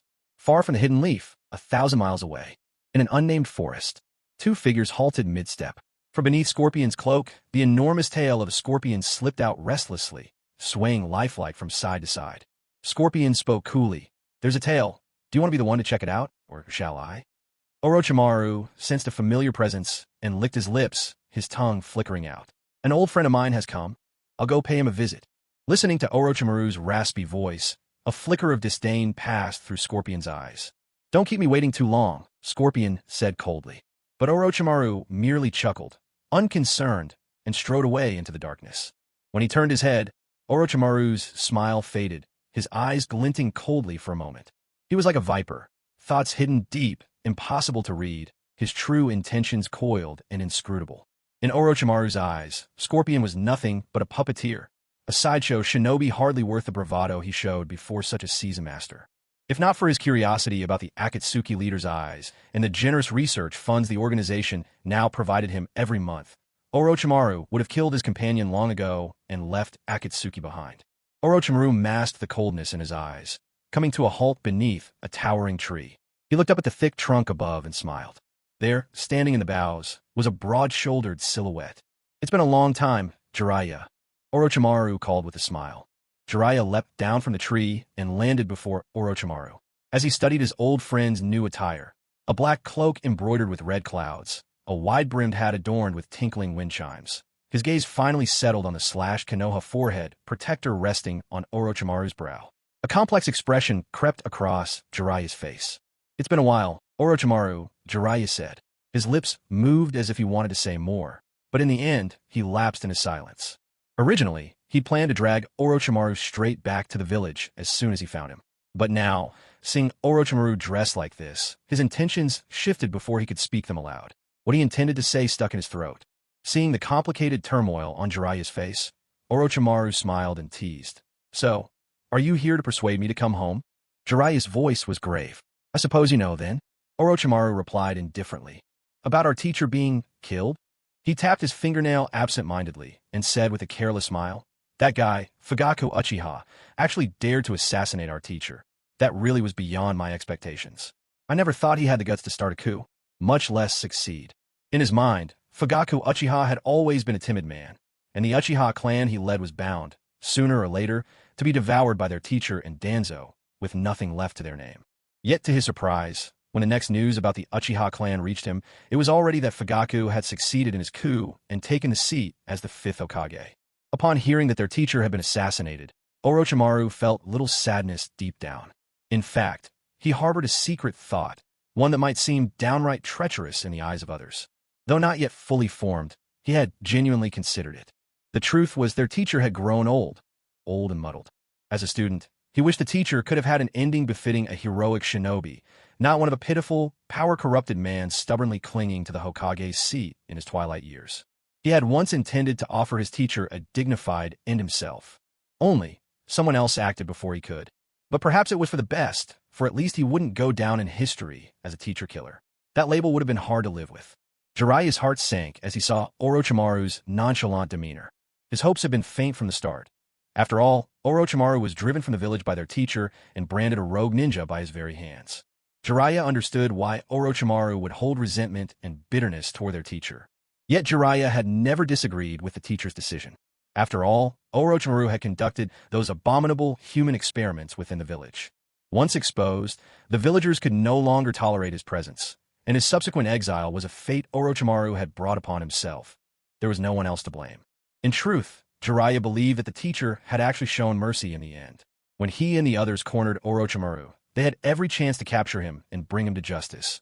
But their teacher let him go on purpose, experimenting on men, women, children, even heirs from the great clans. Orochimaru's heinous deeds would have been enough to earn him death several times over. If not for the teacher intentionally letting him escape, the public outrage alone would have seen him executed long ago. For that reason alone, Jiraiya felt Orochimaru owed the teacher a debt he could never repay. That was why Jiraiya had left Tsunade without hesitation, coming to seek out Orochimaru now. Orochimaru owed the teacher his very life, nothing less. No matter how much suffering Orochimaru had endured in the past, he remained, always, the teacher's student. After some hesitation, Jiraiya finally spoke. Shall we go back and take a look? All right. Orochimaru smiled faintly and agreed without a moment's pause. A flash of surprise crossed Jiraiya's eyes. To be honest, he was fully expecting Orochimaru to refuse, but to his surprise, Orochimaru agreed. Almost instantly, the astonishment in Jiraiya's eyes was replaced by delight. Great, then shall we set off right away? Jiraiya was eager to hurry back to the village. The information he gathered from outside could never compare to seeing things with his own eyes. He was anxious to return and witness firsthand what had actually become of the village. Was the so-called peace merely a facade maintained by the Uchiha clan through brutal control, as some rumors claimed? Or, as other whispers suggested, was everything just as it used to be, as if nothing had ever happened? There's no rush, Orochimaru replied. I'll go with you, but only on one condition. His golden, slit-pupiled eyes narrowed, flickering with a shadow of cunning. Rumor had it that Fugaku Uchiha had awakened the clan's legendary eyes, the Mangekyo Sharingan. Fetching the eyes from the leader of the Akatsuki seemed difficult for now, but perhaps it would be easier to investigate Fugaku's Mangekyo first. Orochimaru's fascination with rare bloodline techniques was well known, and the prospect of obtaining a Mangekyo Sharingan for research was almost irresistible. Since one route was blocked for the time being, he might as well return to the village and see if he could get his hands on Fugaku's eyes. With Jiraiya as an accomplice, the odds seemed much better. Strangely enough, this plan aligned perfectly with his earlier intentions. He'd had enough of putting up with that bothersome Sasori for too long. With Jiraiya here, he could take the opportunity to get rid of Sasori once and for all. What condition? Jiraiya asked, his expression suddenly tense. Orochimaru's long, serpentine tongue flicked across his lips as a vicious glint flashed in his eyes. I want you to help me take care of that man. He gestured toward the trees behind him. Confused, Jiraiya lowered his voice instinctively. What's going on? Isn't he your companion? I heard you've joined the Akatsuki. Why would you want to kill him? Orochimaru replied with mock indifference. He irritates me. That's all. So, will you help or not? He shot Jiraiya a sidelong glance, a veiled threat lurking in his voice. If you're not willing, then don't count on me to return to the village with you. Right now, it was Jiraiya who needed a favor. Jiraiya had no idea how interested Orochimaru was in Fugaku Uchiha's Mangekyo Sharingan.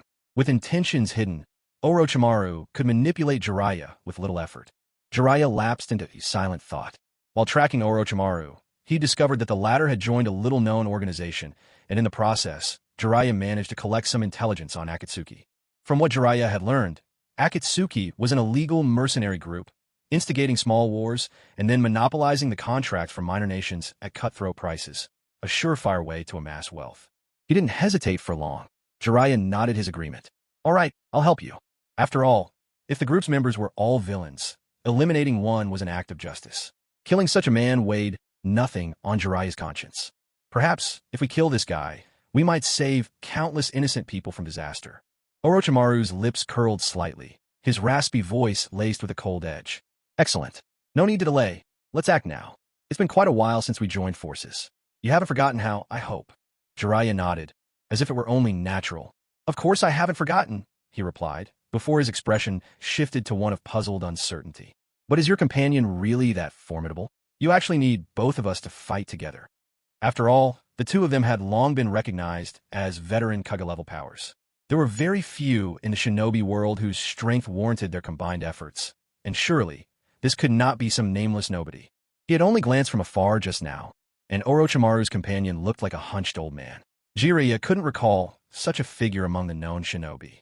Orochimaru, having teamed up with Sasori for some time and witnessed his methods firsthand, naturally knew a great deal more than Jiraiya.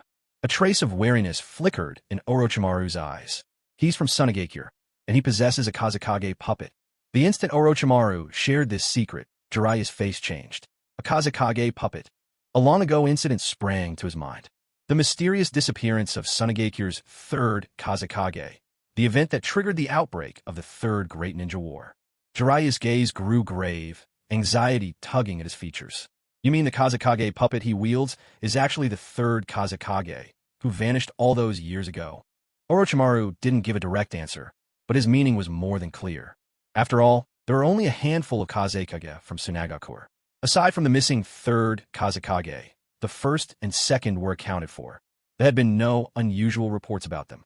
The Kazekage puppet in Sasori's hands could only be the vanished third Kazekage. Jiraiya nodded slowly. If that was truly the case, then this was indeed a foe deserving of all their caution. Anyone who could spirit away the third Kazekage without a trace in those days was undoubtedly stronger than the third himself. Otherwise, it would have been impossible to sneak someone of such status out of Tsunagakure in absolute silence, which meant at the very least, someone of Kage level might or greater. All these years later, one could only imagine how much more formidable he had become. So what do you say? Jiraiya arched an eyebrow. Orochimaru instantly understood, the corners of his mouth curling into a faint, knowing smile. Just like old times, then. Hold on. Let me give myself a little boost first. Jiraiya shot Orochimaru a conspiratorial grin, then swiftly formed hand seals and called out, summoning jutsu. With a muffled pop, a cloud of smoke dispersed, revealing two elderly toads standing before Orochimaru. Immediately, Orochimaru sensed the unusual power radiating from within the two amphibians. A flash of insight gleamed in his eyes. These are, for all their squat and unremarkable appearance, Orochimaru knew better than to underestimate them. The pair were influential elders of Mount Myaboku, holders of immense Senjutsu chakra, and both had earned the legendary title of Sage. Back in the day, he had seen Jiraiya summon these two toads more than once, and without exception, it was always during moments of extreme peril. This made it clear that, in Jiraiya's mind, these two were a last line of defense he could rely on. The green toad, with his white beard and bushy white eyebrows, was known as Fukasaku. The female toad beside him, cloaked in purple, was Shima. Little Jiraiya, why have you called us here? We were in the middle of a meal. A disgruntled voice rang out. Jiraiya bent over, grinning with an apologetic smile. Boss lady, there's something I need your help with. You're always picking the worst times to summon us, aren't you? Half of a squirming bug still stuck in her mouth. Shima shot Jiraiya a withering look and, while speaking, popped the rest of the bug in and chewed, unfazed. Fukasaku's tone was gentle and kind. Little Jiraiya, have you run into trouble again? He took in his surroundings, and when his eyes fell on Orochimaru, he paused. Then his expression softened. The recognition was clear on his face. Orochimaru, it's been a long time, hasn't it? Fukasaku greeted him with a cheerful chuckle. Fukasaku-sensei, it's an honor to see you again. Orochimaru returned his smile. Facing Fukasaku's questioning gaze, Jiraiya explained, Boss, do you remember the incident years ago when a third Kazekage disappeared? Fukasaku, struggling to recall, made a thoughtful sound as he reached back into his memory. Shima, next to him, gave a reminder, Dear, you know that incident? She turned to Jiraiya, the one that started the Third Great Ninja War. Isn't that right, little Jiraiya? You have a great memory, boss lady, Jiraiya praised her. We're about to face the mastermind behind the third Kazekage's disappearance. He turned the Kazekage into a puppet. We don't know how powerful he truly is, so I want to play it safe and fight him using Sage Mode. Very wise, little Jiraiya. Never underestimate your enemy. Give it your all. That's the right attitude. Fukasaku nodded in approval, clearly pleased. I'm counting on you, boss lady. Jiraiya pressed his hands together in respect. Leave it to us. With a nod, Fukasaku hopped onto Jiraiya's right shoulder. Shima followed, leaping up to perch on his left. Orochimaru, give me a moment. I need to enter Sage Mode. With that, Jiraiya closed his eyes and sat cross-legged where he stood. On either side of him, the two toad sages also pressed their hands together and closed their eyes, faces suddenly serious. Orochimaru watched this scene unfold, surprise flickering in his eyes. Did Jiraiya just mention Sage Mode twice? What exactly was Sage Mode? It was the first time Orochimaru had ever heard of such a thing. Curiosity piqued, he decided not to say a word for now, and instead observed closely, intent on seeing what kind of transformation would occur once Jiraiya activated this mysterious Sage Mode. Judging from Jiraiya's tone, Sage Mode must bring a substantial boost to his strength. The ever-perceptive Orochimaru vaguely guessed that this Sage Mode was likely a secret technique exclusive to the Sacred Lands. If Mount Myaboku had its sage arts, then the equally renowned Ryuchi cave should possess something similar. Orochimaru's eyes turned contemplative. He was already pondering whether to find the time to visit Ryuchi Cave and consult the White Snake Sage about Sage Mode. But for now, let's observe Jiraiya's so-called Sage Mode. Jiraiya seated himself cross-legged, focusing intently as he began absorbing the natural energy from the air. His absorption was slow, but with the help of Fukasaku and Shima, who assisted him in gathering nature energy, he soon accumulated enough to proceed. At that point, Jiraiya started merging the natural energy with his chakra, forging Sage Chakra. Gradually, the iconic markings of Sage Mode emerged onto his face. When Jiraiya opened his eyes once more, his pupils had shifted. They were now those of a toad. On his cheeks and around his eyes, dark red markings appeared, commonly known as the Sage's face paint. Perhaps because Jiraiya had not yet fully mastered Sage Mode, the transformation left him looking more toad-like than usual. Not only had his eyes turned to those of a toad, but warts had sprouted across his nose, just like the bumps on a toad's back. He no longer looked quite human, more like an uncanny creature from myth. Orochimaru, let's go. It's time to get started, Jiraiya said, his voice carrying the weight of his transformation. With Sage Mode activated, Jiraiya's entire aura became dense and imposing. It left Orochimaru thoroughly astonished. To his senses, Jiraiya's power had multiplied several-fold in an instant. A surge of excitement welled up in Orochimaru. Who would have thought that such a secret technique existed within the Sacred Lands, capable of amplifying strength so much? If he could master Sage Mode as well, or refine it even further to boost his strength not by several times, but by dozens of times, wouldn't he have a real chance at seizing the Akatsuki leader's eyes? The thought of the legendary Rinnegan made Orochimaru's heart race. For a moment, even the lure of Uchiha Fugaku's eyes seemed far less alluring. Compared to the legendary Rinnegan, the Uchiha clan's Mangekyo Sharingan paled in significance. Of course, Orochimaru coveted the Rinnegan more. As Orochimaru lingered in thought and remained motionless, Jiraiya shot him a questioning glance.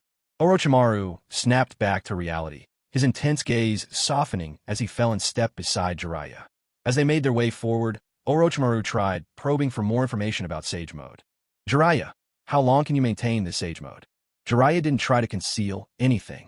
I'm still not fully adept at it. Probably only around 6 minutes or so. So we'll have to move quickly. Orochimaru nodded thoughtfully. Among the 3 legendary ninjas, Jiraiya was the least talented, but also the most hardworking.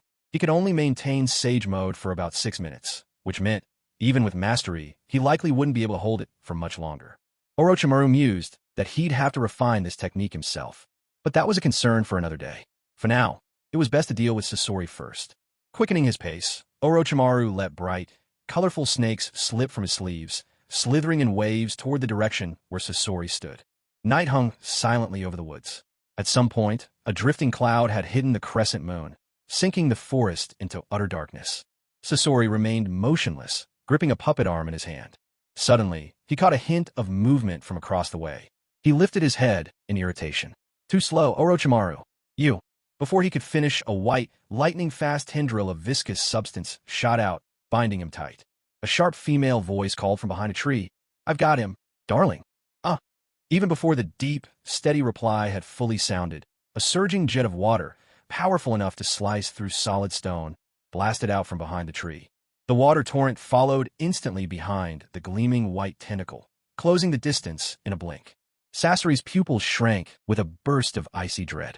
He couldn't let himself be struck. His reaction was swift. He lunged forward, and the tail hidden beneath his robe sliced around the binding tendril. The white appendage snapped, the severed edge instantly stained with a sinister blackish purple. Freed, Sasori planted both hands on the ground, twisting his wrist to steady himself as he narrowly avoided the raging jet of water, landing confidently back on his feet. Sagema instantly sensed the strange sensation in her long tongue. Without hesitation, she bit it off herself and sealed the wound with Sage Chakra. Be careful, everyone. There's poison on his tail. Sagema's face was grim as she spoke. She hadn't expected the surprise attack to fail, let alone cost her a length of tongue. So, that sticky white tentacle that had been her tongue. Thankfully, she'd used a secret tongue technique, and losing the tip did no real harm. This guy's no amateur. Jiraiya, looks like we'll have to get serious, Sagema said solemnly. Sagema nodded in agreement, gathering all her focus as the battle began in earnest. By now, Jiraiya had already finished his hand signs. With a stoic expression, He opened his mouth wide. An ominous, dark red dragon of fire erupted out. Sage Art, Great Fire Dragon Technique. Endowed with the power of Sage Chakra, this fire dragon was smaller than a typical one, but far denser, its might multiplied several times over. The dark red dragon swept through the woods, scorching everything in its path and leaving a trail of blackened earth in its fiery wake. Before he could even get close, Scorpion felt a wave of scorching heat sweeping toward him. His expression darkened. With a flick of his wrist, he unfurled the scroll he held. There was a muffled boom, and a thin, gaunt figure, fully concealed in white robes, appeared right before him. The robed figure raised both hands, and in an instant, a surge of dark brown sand and dust materialized from thin air, rapidly gathering to form an impenetrable wall. Magnet release. Iron sand wall. Using iron sand, he forged a barrier of extraordinary strength. No sooner had the wall taken shape than the blazing fire dragon technique slammed right into it with blinding speed. With a thunderous explosion, sparks flew in every direction. The wall of sand and iron was pierced by a massive, narrow hole, but on closer inspection, it hadn't actually been breached. Iron sand? As I thought. Magnet release, Fukusaku, wise and well-traveled, recognized it with a single glance. How pitiful, to think the guardian of a whole village would be reduced to a mere puppet, Shima lamented softly. Jiraiya's expression did not change at this scene. He said in a low voice, "Boss Ma, let's use that move." That move? Well, someone hailed as the strongest Kazekage in history is certainly worthy of it. The kid's father. The kid's mother, Shima added, exchanging a knowing look with Fukusaku as the two prepared hand signs in unison. Jiraiya too was weaving hand signs at breakneck speed. Man and toads moved in perfect sync, finishing the sequence at almost the same instant. In a single, unified voice, they roared, "Sage Art, Gomen!" Jiraiya tightened his fists and drew them to his waist, centering his breath in his core, cheeks puffing before he spewed forth a stream of dark yellow oil. Shima swiftly heated the oil with a fire release technique, while Fukusaku's wind release sent it racing forward. The trio's collaboration unleashed catastrophic might. This special toad oil, in theory, could devour any physical substance it touched. This was Sage Art, Gomen. Under the influence of wind and fire, the searing torrent of superheated oil was even more immense and spectacular than the fire dragon technique. It surged forth, blotting out the sky. Everything in its path, trees, shrubs, melted away in the blink of an eye. In a heartbeat, the wave of oil reached the iron sand wall. A harsh, corroding sound tore through the air as the once sturdy iron sand was ruthlessly eaten away by the boiling oil. In the span of mere moments, the wall was corroded so rapidly that it thinned to near nothingness. Despite the iron sand wall being constantly reinforced, the replenishment simply couldn't keep up with the rate of corrosion. After just a few seconds of resistance, the iron sand wall was utterly consumed, leaving not a trace behind. Having devoured the obstacle, the boiling oil pressed on with undiminished fury, surging toward Scorpion and the third Kazekage puppet, suspended in the air. Even before the oil got within 3 meters, Scorpion, concealed inside the puppet armor of Hiriko, felt the temperature around him soar.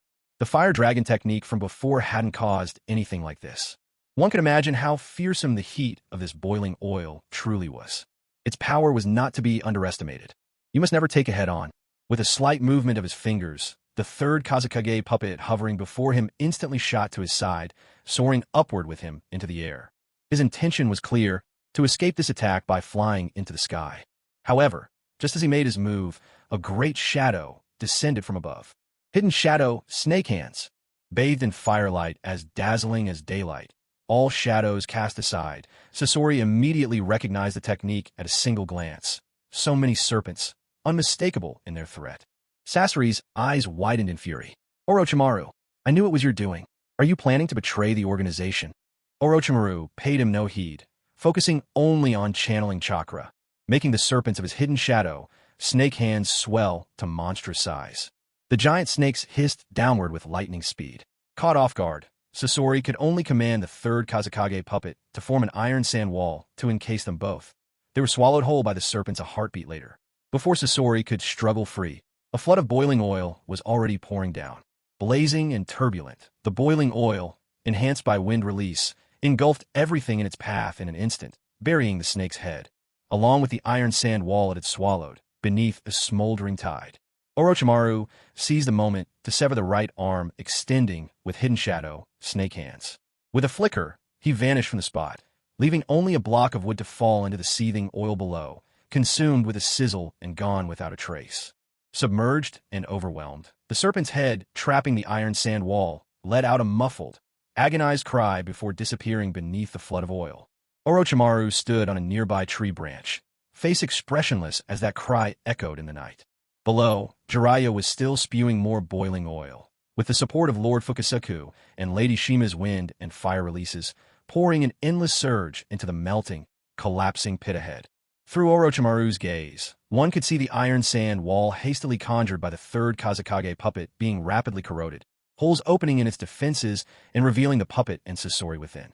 The moment a gap appeared, boiling oil surged inside. This time, no scream was heard. Orochimaru watched as the puppet of the third Kazekage, standing in front, was devoured and reduced to ash, soon followed by Sasori himself.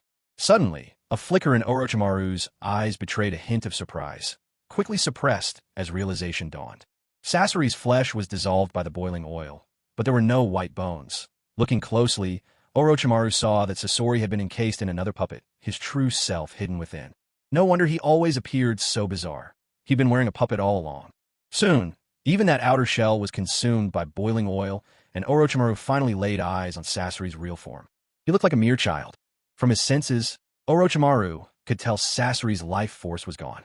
When the outer puppet dissolved, Sasori hidden within was already dead. In just a handful of heartbeats, the boiling oil devoured Sasori completely, not even ashes left behind. With their sharp senses, Lord Fukasaku and Lady Shima immediately realized the enemy was dead. They dispelled the sage art and promptly passed the news of the enemy's demise to Jiraiya. Only then did the belatedly aware Jiraiya stop releasing his special oil. In fact, there wasn't much left in his reserves, but it was fortunate that the enemy was already dead.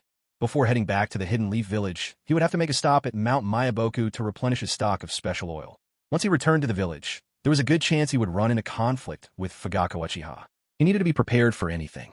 Jiraiya always liked to be fully prepared when dealing with foes. He never fought a battle he wasn't ready for. He pressed his hands together in a gesture of focus, slowly dispelling Sage Mode. Strictly speaking, this was the first time he had actually used Sage Mode in a real fight since learning it. Luckily, the outcome was better than he'd hoped. With Orochimaru's coordination, they had successfully taken down their opponent within the time limit of Sage Mode. It had been easy enough to enter Sage Mode, thanks to the support of the Great Toad Sage and Lady Shima. But now, as he tried to release it, neither the Great Toad Sage nor Lady Shima could help him. It took Jiraiya quite some time and effort to return to his normal state. The mystical face paint faded from his features, but the little warts that had popped out on his nose didn't disappear on their own. Back when he was just learning Sage Mode, Jiraiya had gotten used to this. He vigorously rubbed his nose with his hand, scraping off the warts one by one. Soon, dark crimson blood mixed with yellow pus began to seep from the raw spots on his nose. Unperturbed, Jiraiya tore off a strip of fabric from his clothes and gave his nose a brisk cleaning, considering it good enough. If only he knew medical ninjutsu, he wouldn't have to go through such trouble. If Tsunade were here, Jiraiya couldn't help but picture Tsunade's beautiful face. The voice of the Great Toad Sage and Lady Shima brought him back to reality. Jiraiya, since everything is settled, let's head back, Lady Shima said. She explained that they had to get back to their meal. If the bug delicacies got cold, they wouldn't be as tasty. All right, you two take care, Jiraiya replied with a smile. The Great Toad Sage and Lady Shima nodded at him, and in the next moment, with a soft pop and a swirl of smoke, Jiraiya released the summoning technique, sending the two sages back from his shoulders. It was then that Orochimaru approached. Any side effects? Orochimaru asked, eyes lingering on the blood and pus still oozing from Jiraiya's nose, his tone laced with curiosity. From what Orochimaru could sense, Jiraiya didn't seem weakened at all. If the only price for entering Sage Mode was a bit of bleeding and pus from the nose, then that was a bargain. Unaware that Orochimaru's interest in Sage Mode was rapidly growing, Jiraiya simply thought his old friend was showing concern. Feeling a bit awkward, he wiped his nose with the fabric scrap again and said, I'm fine, Orochimaru. He spoke with gravity. As we agreed, I've taken care of this guy for you. Now, you should come back to the village with me. Orochimaru did not go back on his word. He nodded and said, Of course. If you're ready, we can set off right now. He glanced back at the enormous crater, a faint look of regret flickering in his eyes.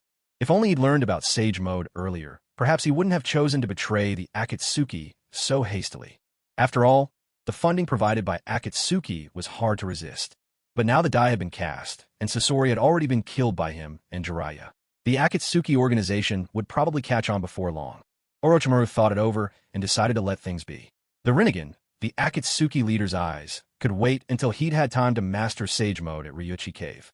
For now, he would return to the village with Jiraiya. It was the perfect chance to see the Mangekyo Sharingan of the Uchiha clan for himself. Seeing that Orochimaru showed no intention of turning back, Jiraiya breathed a silent sigh of relief. A bright, joyful smile spread across his face. Leaping up lightly, he brushed the dust from his clothing. No problem for me. Let's head back to the village right now.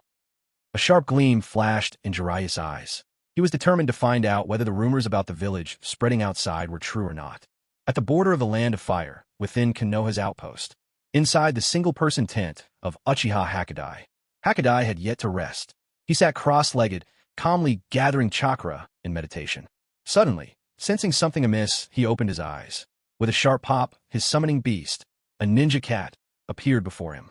The ninja cat licked its paw idly, a scroll fastened around its neck.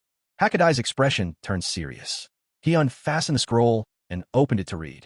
The message was brief, only a few lines. The Hokage's orders were not much different from before.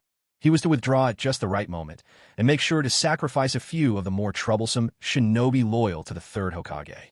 Without a hint of emotion, Hakadai placed the scroll into the brazier, watching coldly as the flames consumed it to ash, his eyes glinting with icy resolve.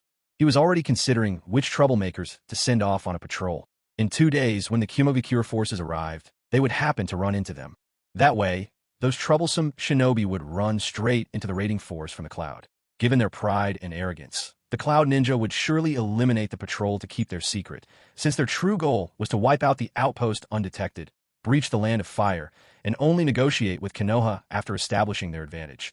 Demands for war reparations, territory, the usual games. Hakadai quickly selected the squad destined for this suicide mission. Early the next morning, he broke up the usual teams and put all the troublemakers together in one group. He sent them out on patrol, starting immediately. This way, even if they clashed with the Cloud forces in 2 days' time, no blame would ever fall on him. After all, he wasn't the one who had organized those squads and sent them out to die. Even if that were the case, no one could blame him. Bad luck would be the only culprit. Uchiha Yatsushiro was even more cautious, so today he had the teams reorganized, sending them out for patrol to leave no room for gossip or suspicion. In the border outpost, apart from Uchiha Yatsushiro and a few of his loyal clansmen, there were a handful from the Hyuga branch house, while the majority were former confidants of the third Hokage, Sarutobi Hiruzen, now assigned here. Today's team assignments didn't raise any suspicion among them. From the moment Uchiha Fugaku had sent them here, they understood their political careers were over. As long as Uchiha Fugaku was Hokage, they would never have a chance to rise again. Who asked them to be loyal to the third Hokage, Sarutobi Hiruzen? They were fully aware that Uchiha Yatsushiro was here to keep an eye on them. But they no longer cared. At first, being sent here left them anxious and uneasy, fearing the fifth Hokage might wipe out the Sarutobi and Shimura clans as ruthlessly as before. Yet after some time, when nothing happened, a number of them simply gave up and let things slide. Others pinned their hopes on Sarutobi Asuma, the son of the third Hokage. Having been stationed far from the Hidden Leaf village, they didn't know that Sarutobi Asuma had already thrown himself into the jaws of death. 2 days passed in the blink of an eye. That night, as the border outpost settled into darkness and sleep, only the members of Squad 4, fully equipped, quietly slipped out of the valley. They were about to embark on their final patrol of the day. Squad 4 consisted of 5 jonin, all Sarutobi loyalists hoping for their clan's revival through Sarutobi Asuma. Their spirits still intact, they chatted and laughed as they left the valley, carrying out the same dull, repetitive patrol they'd done countless times before. Little did they know, they were soon to encounter the advancing forces of the Hidden Cloud Village. Normally, each patrol squad included at least one member of the Hyuga clan, but all of them had come down with stomach troubles 2 days ago and were still bedridden. After all, there were no medical ninja stationed here yet. No one complained. What could possibly happen on such patrols anyway? Even if trouble arose, they were confident that their team of 5 jonin could handle it with ease. Not long after Squad 4 left the outpost, a light flickered on in Uchiha Yatsushiro's tent. On the tent wall, 6 shadows appeared. They were all fully armed, dressed in identical black high-collar uniforms emblazoned with the Uchiha fan, each layered with the signature green flak jackets of Leaf Village Jonin. After a moment, 3 shadowy figures slipped quietly into the tent belonging to Uchiha Yatsushiro. It was the surviving Hyuga clan members from the original outpost. They moved with agility, giving no sign that they were suffering from any stomach trouble. Hyuga Daitu was pushed to the front by several people behind him. A flash of irritation crossed his face, but when he noticed the frosty look Uchiha Hachiyo gave him, he immediately mustered a humble smile. Lord Hachiyo, we're here to report. Uchiha Hachiyo nodded. Where have the Cloud Ninja gone? Hyuga Daitu felt all 6 Uchiha's eyes settle firmly on him, which made his heart race with anxiety. Bracing himself, he answered, the Cloud Ninja are now 5 li away. We didn't dare get too close, for fear that their sensory ninja might detect us. Uchiha Hachiyo nodded again. At that distance, the just-departed 4th squad would soon cross paths with them, probably within the next 10 minutes. Very well. Return and stand by. Once you get my order, prepare to withdraw immediately. Uchiha Hachiyo issued the command. Yes, sir. Hyuga Daitu and his group bowed deeply and backed out of the tent. Once outside, Daitu wiped the cold sweat from his forehead, exchanging uneasy glances with the others. One of the Hyuga branch family members was just about to speak, but Daitu glared at him and gestured furtively toward the tent behind them. The branch member got the message and instantly fell silent. The group hurried back to their own tent. Back in their tent, the tension had not left their faces. Hints of alarm lingered in their expressions.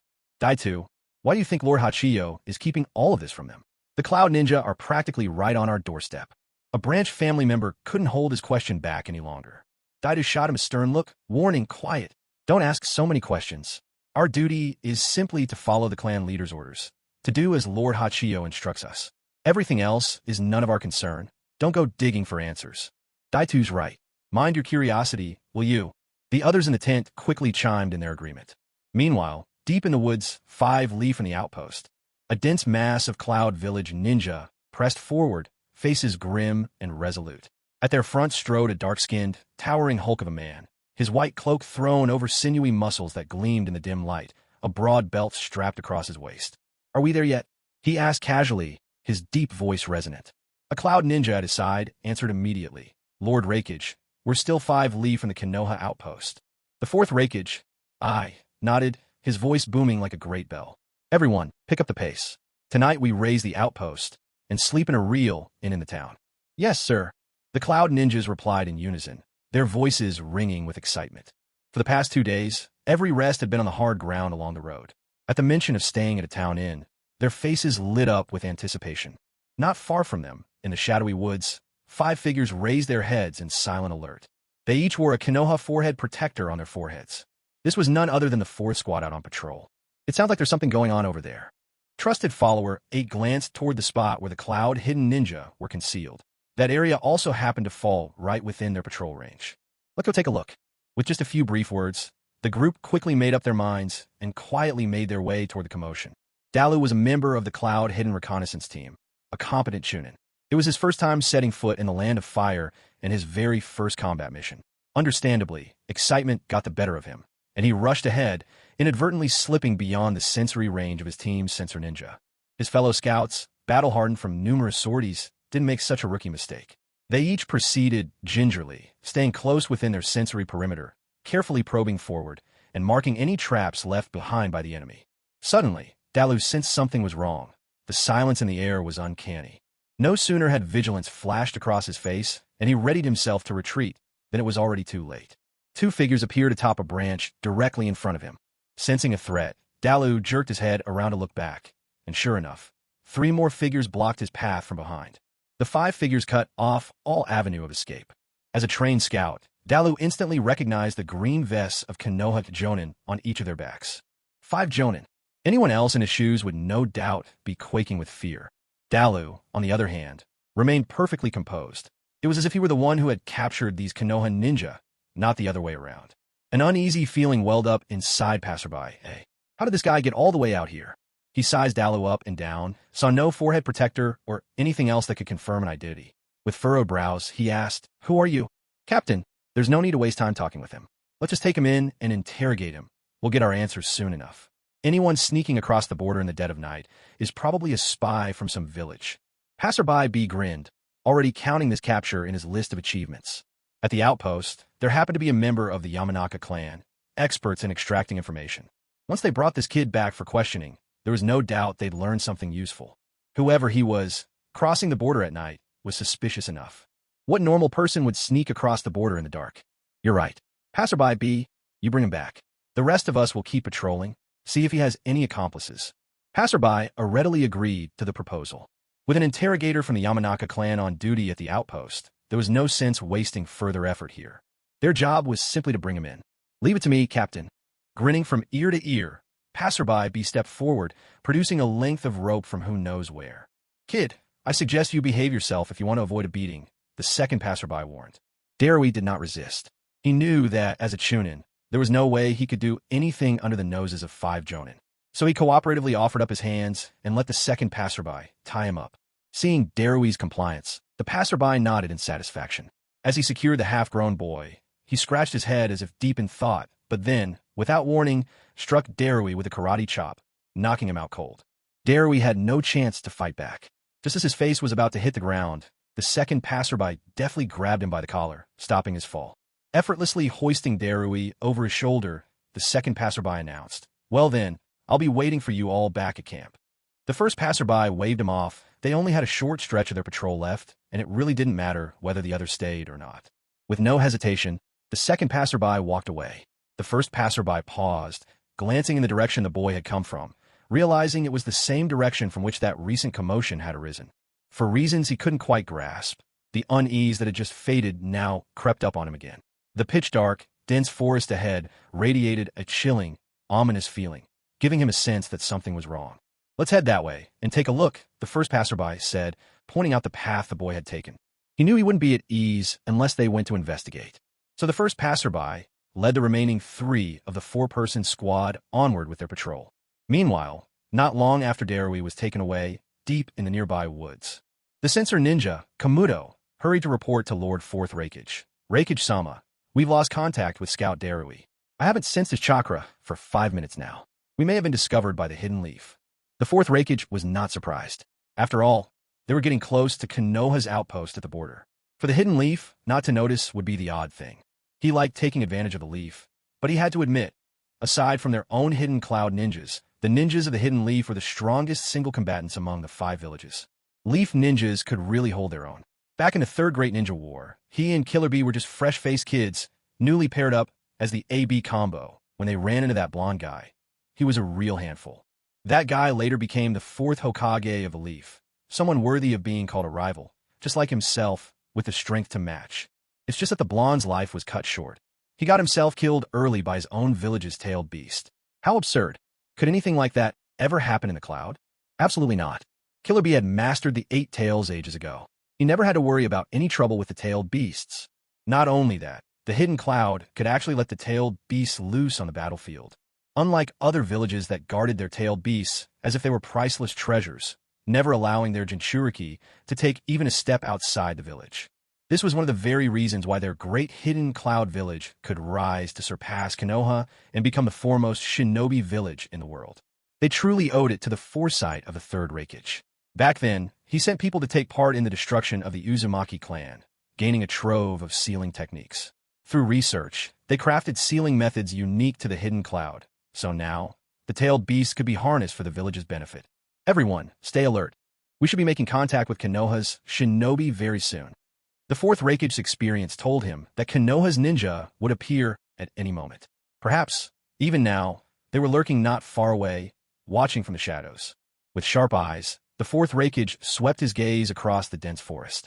The moonlight could not pierce the thick canopy. Within the woods, it was pitch black, impossible to see a thing. Thinking of how their scout had been captured, and that their movements were likely exposed, the 4th Reikage gave a decisive order for his forces to light their torches. In an instant, flames sprang up throughout the dark forest, illuminating it brilliantly.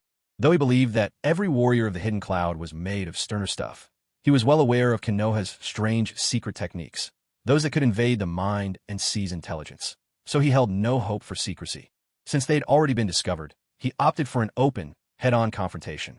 After all, when it came to fighting strength against strength, there was no one the 4th Reikage feared.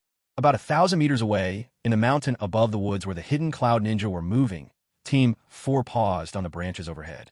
Staring down at the sea of firelight breaking out in the forest below, each of them was struck by the same chilling thought. Damn it, enemy invasion. Judging from the vast swathes of firelight, the enemy's numbers were certainly not small. It looked like there were even more of them than those guarding their own outpost. Though they'd been ostracized by their outpost commander, Uchiha Hokage, at this critical moment, all of them shared a single impulse. They needed to rush back and report. For after all, there was one identity they all shared. They were Konoha shinobi.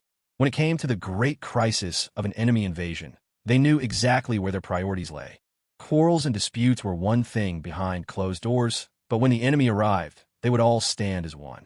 They hadn't gone far before Team 4's captain, a seasoned warrior, suddenly noticed the enemy column was moving quickly, nearly as fast as they were. If things continued this way, the enemy would beat them to the outpost. That would render their warning useless, leaving no time for the outpost to prepare a proper defense. Someone had to stay behind and buy time with a delaying action. With his wealth of experience, the captain made his decision in a heartbeat. Stepping up, he volunteered to hold the rear. I'll stay behind and delay them. The rest of you, hurry back and report. The one we captured earlier was likely one of their scouts. Whether to stand and fight or fall back, tell everyone to keep calm and wait for Uchiha Hakuda's instructions. After uttering his final words, the squad captain turned resolutely and strode towards the blaze behind him. The other three showed no change in expression. They didn't hesitate for even a second. After hearing the captain's last words, they left in swift silence. All of them were seasoned jonin, capable of handling any task alone. Naturally, they understood what the captain had considered. They approved of his decision. If any of them had been in his position, they too would have chosen to stay behind and cover the retreat, buying precious time for the messenger. Before they departed, each of them, without discussion or signal, tossed their own ninja tool pouches to the captain. Inside were all the explosive tags, kunai, and sunbon they carried. Without even glancing back, the captain caught the pouches and quickly retrieved the explosive tags and kunai within.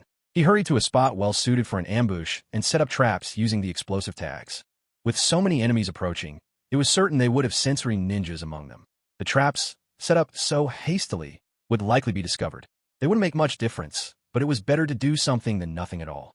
To prepare for any contingency, he set not only standard kunai-triggered bombs, but also arranged tags that could be detonated remotely using a sealing technique. As soon as the enemy drew near, even if they didn't trip the kunai triggers, he would be able to set off all the explosive tags from a distance. Of course, this was a last resort. Once detonated, all the explosive tags would be spent. It might not cause significant casualties among the enemy, but there was one advantage. The massive sound of the explosion would serve as a warning to his teammates. Their position wasn't so far from the outpost, maybe 4 or 5 miles at most. The thunderous explosion of so many tags would surely be heard from the other side of the valley. In this way, the blast might even alert the outpost faster than the messenger could return. No sooner had the captain concealed himself amid the thick canopy of a tree than the reflection of fire reached the edge of the grove. He held his breath, suppressing every hint of his presence. Merging with the tree's shade, he became utterly still, a motionless figure, as lifeless as a broken branch. His eyes stayed wide open, unblinking, as he watched the shifting firelight below. Torches clustered thickly among the approaching crowd. When he saw a group escorting a broad-shouldered, dark-skinned man draped in a white cloak, his pupils sharply contracted. He recognized him instantly. Back during the Third Shinobi World War, he'd been assigned to the front against the hidden Cloud Village, and had seen this very man with his own eyes. At the time, he was part of the famed AB duo, Thunderous Names on the battlefield. Now he wore the title of the Fourth Reikage. He cursed inwardly. So it's him leading his forces in person? Damn hidden cloud. What a voracious appetite, drawn by the scent of battle. Onlookers' eyes widened with outrage. Ever since the end of the Third Great Ninja War all those years ago, the Cloud Village had continually concocted ways to extort Konoha, managing to seize quite a fortune and territory in the process. Although everyone deep down longed to fight back against the Cloud, being bullied so relentlessly felt no different than a frog slowly boiling alive. Yet, no matter how much they wanted to retaliate, the third Hokage never agreed. He often reminded everyone that a true ninja endures what ordinary people cannot, that Konoha was in a period of weakness, and that they should wait patiently for the next generation to grow strong. They were all loyal supporters of the third Hokage. Despite their grievances, none dared to speak against him. All they could do was silently remind themselves that the Hokage's guidance must be right. They had to trust his wisdom. So, helplessly, they could only watch as the arrogant Cloud envoys swaggered out of their village, carting off piles of wealth and resources. These memories flashed across the man's mind. His gaze grew grave as he saw the group come to a halt before the edge of the forest. He watched as someone strode hurriedly to the fourth Reikage, speaking rapidly, glancing toward the woods. A hint of regret flickered in his eyes. So the plan failed after all. They'd been discovered. With that realization, he hesitated no longer and formed seals to detonate all the explosive tags at once. He feared even a moment's delay would be too late. He had once witnessed on the battlefield the fourth Reikage unleash his lightning-release chakra mode. His speed was rivaled only by the fourth Hokage himself. He moved like living blue lightning, impossibly fast. And now, with the fourth Hokage gone, the fourth Reikage was surely the fastest ninja alive. He knew that if his position was discovered, he wouldn't have enough time to form seals before the Reikage reached him. Sure enough, not even a second after triggering the detonation, a chill ran down his spine. He felt the presence of a deadly beast lock onto him. Instinctively, he looked up and met the gaze of the fourth Reikage. He's found me. Panic surged within him. He tried to force himself to stay calm, but in the very next instant, the Reikage vanished from view. A powerful sense of danger took hold. Veteran instincts kicked in, and he performed a substitution jutsu without thinking. He switched places with a wooden log beneath a nearby tree. Raising his eyes from his new vantage point, he saw a burly man wreathed in crackling blue lightning materialize exactly where he'd been hiding just a second before. The tree's upper branches were obliterated by a single devastating punch. Cold terror washed over him, sweat beading on his back. He'd come within a hair's breadth of death. But relief had barely bloomed in his heart when he caught the sharp scent of something burning.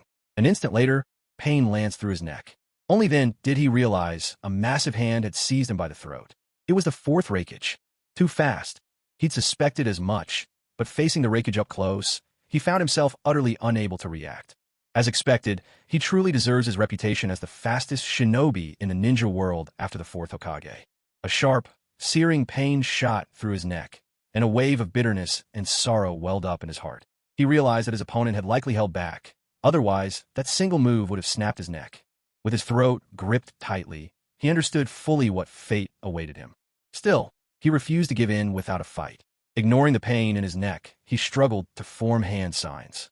The fourth Reikage noticed the Konoha ninja's movements and let out a disdainful snort.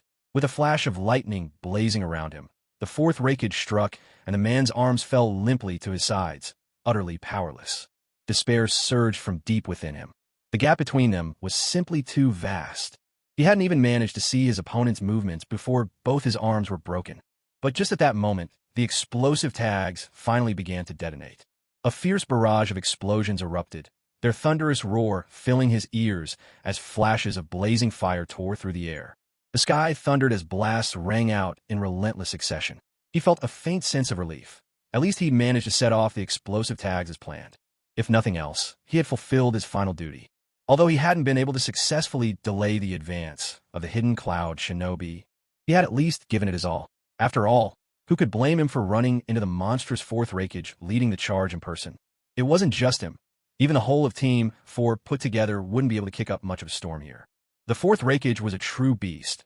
Maybe only the fourth Hokage himself could halt that unstoppable advance, just as he had done so famously back on the battlefield.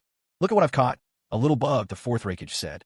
He paid no mind to the cacophony of explosions behind him. Standing nearly 2 meters tall, he dangled his captive as easily as an adult would lift a toy. His grip was strong but deliberately non-lethal as he brought the Konoha shinobi up to eye level and asked, "Are you alone? Where are your companions?" At that moment, one of the hidden cloud's sensory ninjas arrived. Having overheard the Reikage's question, he reported, "Lord Reikage, there's no one else in the vicinity." Reflected in his fading gaze was the cold, emotionless face of the fourth Reikage. For some reason, in that instant, the image of the fifth Hokage, Uchiha Fugaku, suddenly flashed through his mind. I wonder if the fifth Hokage could hold off this monster. He'd once been completely opposed to Uchiha Fugaku, who had killed the third Hokage, even wishing to see him dead. Yet now, faced with this foreign threat, the very first person that came to mind as their only hope against the fourth Reikage was the man he'd most despised. Though his words had always rejected the fifth Hokage, deep down he understood. A man who could defeat the third Hokage in a single encounter. Uchiha Fugaku might be the only chance left to withstand this monster. Uchiha Fugaku, don't let me down. Don't let Hidden Cloud snatch anything else away from our village. The fourth Reikage furrowed his brow, pulling the Konoha ninja he held by the neck a little closer, trying to catch what the man was muttering under his breath. In the next instant, however, he moved nimbly to dodge aside. Nearby, the sensory ninja stole a glance at the blood-streaked spit splattered on the ground, his expression grim and displeased. So this damned Konoha ninja actually had the audacity to spit at Lord Raikage's face. Fortunately, Lord Raikage had managed to dodge in time. "Lord Raikage, please allow me to deal with him," the sensory ninja volunteered. "No need," the fourth Raikage replied, glancing at the captive.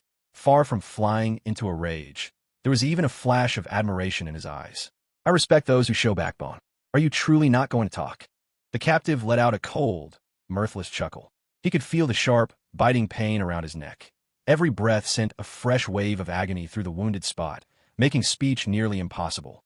So, he kept his mouth shut and simply glared at the fourth Raikage with icy resolve. The fourth Raikage regarded him in silence for a few moments.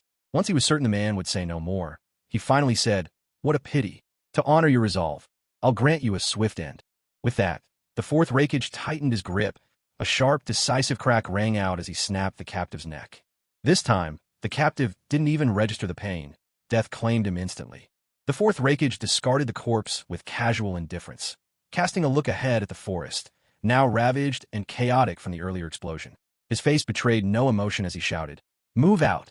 He paid no mind to the commotion caused by the paper bomb's detonation.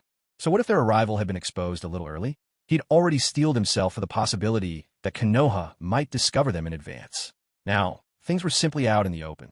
The fourth Raikage's message to the Konoha outpost was clear. The forces from the hidden cloud had arrived. "Can you really stop us?" With the surprise attack plan now scrapped, it was time to switch to their backup. If the Konoha outpost didn't evacuate, they'd smash it. And if it was already abandoned, that was fine too. Tonight, either way, they'd rest in one of the Fire Country's small towns. Still, without wiping out the outpost, he wondered if it would fail to deliver the intimidation Konoha deserved. The leader in power now was that Uchiha Fugaku, a wild card, who knew how he would deal with the Hidden Cloud's advance. Would he, like the old third Hokage, retreat and simply pay reparations in all directions? Or would he stand and fight? Truth be told, the fourth Raikage rather hoped for the latter. It had been far too long since he'd tasted real combat. His hands were itching for a fight. He actually hoped this newly appointed fifth Hokage would be stubborn enough to challenge him. If so, he could seize even more resources from Konoha. Sure, part of it was the itch for battle, but his appetite had grown too. Honestly, those paltry compensations the previous third Hokage handed over were no longer enough to satisfy him. Now, because of a new training regime, the young men of Hidden Cloud have seen their expenses rise. To keep the village fed, they must seize even more resources on their missions. While one of the nameless foot soldiers met his end, another, the first to hurry back with the captive, had just arrived at the outpost. With the prisoner slung over his shoulder, and just as he was about to enter the valley, a thunderous explosion shattered the silence behind him. He spun around in alarm, realizing that the blast had come from the patrol route of their fourth squad. What happened? Something's wrong. His expression tightened with concern, and he did not hesitate. He rushed into the valley, dragging his captive along. It was obvious without a second thought. The explosion must be connected to this prisoner they'd just captured. If he could deliver the captive to the Yamanaka clan right away, he'd be able to extract any information and find out what on earth was going on. So, without delay, the man sprinted toward a specific tent. He remembered this was where the Yamanaka clan resided. As he passed the tent of Uchiha Hakadai, he noticed a lantern still burning inside, but didn't dwell on it, assuming that Hakadai had lit the lamp after hearing the commotion and was perhaps preparing to investigate. There was no time to stop and explain to Uchiha Hakadai. The urgent task was to get the Yamanaka clan to read the prisoner's memories and uncover their enemy's secrets. Yes, he was certain this was the work of invaders. Otherwise, the captain and his team would never have caused such a ruckus. After all, the captain and his comrades were seasoned jonin who had seen many wars. It was impossible for them to make such a fuss over something trivial. It could only mean an enemy had struck. He was utterly convinced. Quickening his pace past Uchiha Hakadai's tent, he hesitated for only a few seconds before plunging into the Yamanaka clan's tent, prisoner in tow. Meanwhile, all inside Uchiha Hakadai's tent heard the explosion, but none showed any sign of surprise. "Oh, so, the fighting has begun?" An Uchiha with 3 tomo calmly remarked after hearing the blast. They all knew about Uchiha Hakadai's plot. They were aware that the 4th squad had been handpicked by Hakadai for a death trap. This way, they could legitimately eliminate political rivals who refused to obey the clan leader. It wouldn't stir rumors among the villagers. But most importantly, this was to align with the clan leader's grand strategy. If a few of Hiruzen Sarutobi's old guard, those hardliners, weren't eliminated, they would never truly submit to the Uchiha, even after witnessing the clan leader's overwhelming power. These diehards would still try to sabotage him from within. Fuyu was determined this golden opportunity wouldn't slip through his fingers. Those diehards had to go. That was why he'd sent his most trusted lieutenant, Uchiha Hakadai, to oversee the outpost at the border personally. Lord Yatsushiro, after all, the fourth squad consists of 5 jonin. Do you really think those people from the Hidden Cloud Village can take them down? At this moment, a member of the Uchiha clan voiced his doubts. Yatsushiro Uchiha replied, "According to the intelligence we've received, the Hidden Cloud has mobilized a sizable force. I'd say handling 5 jonin shouldn't be much of a challenge for them." Even so, Yatsushiro himself wasn't entirely convinced. Their spy hadn't been embedded in the Hidden Cloud for long. Being able to deliver news about the border outpost attack was already a testament to his skill. It was regrettable that the previous operative responsible for placing spies in the Hidden Cloud, the Sarutobi clan member, had been killed when his own clan was wiped out.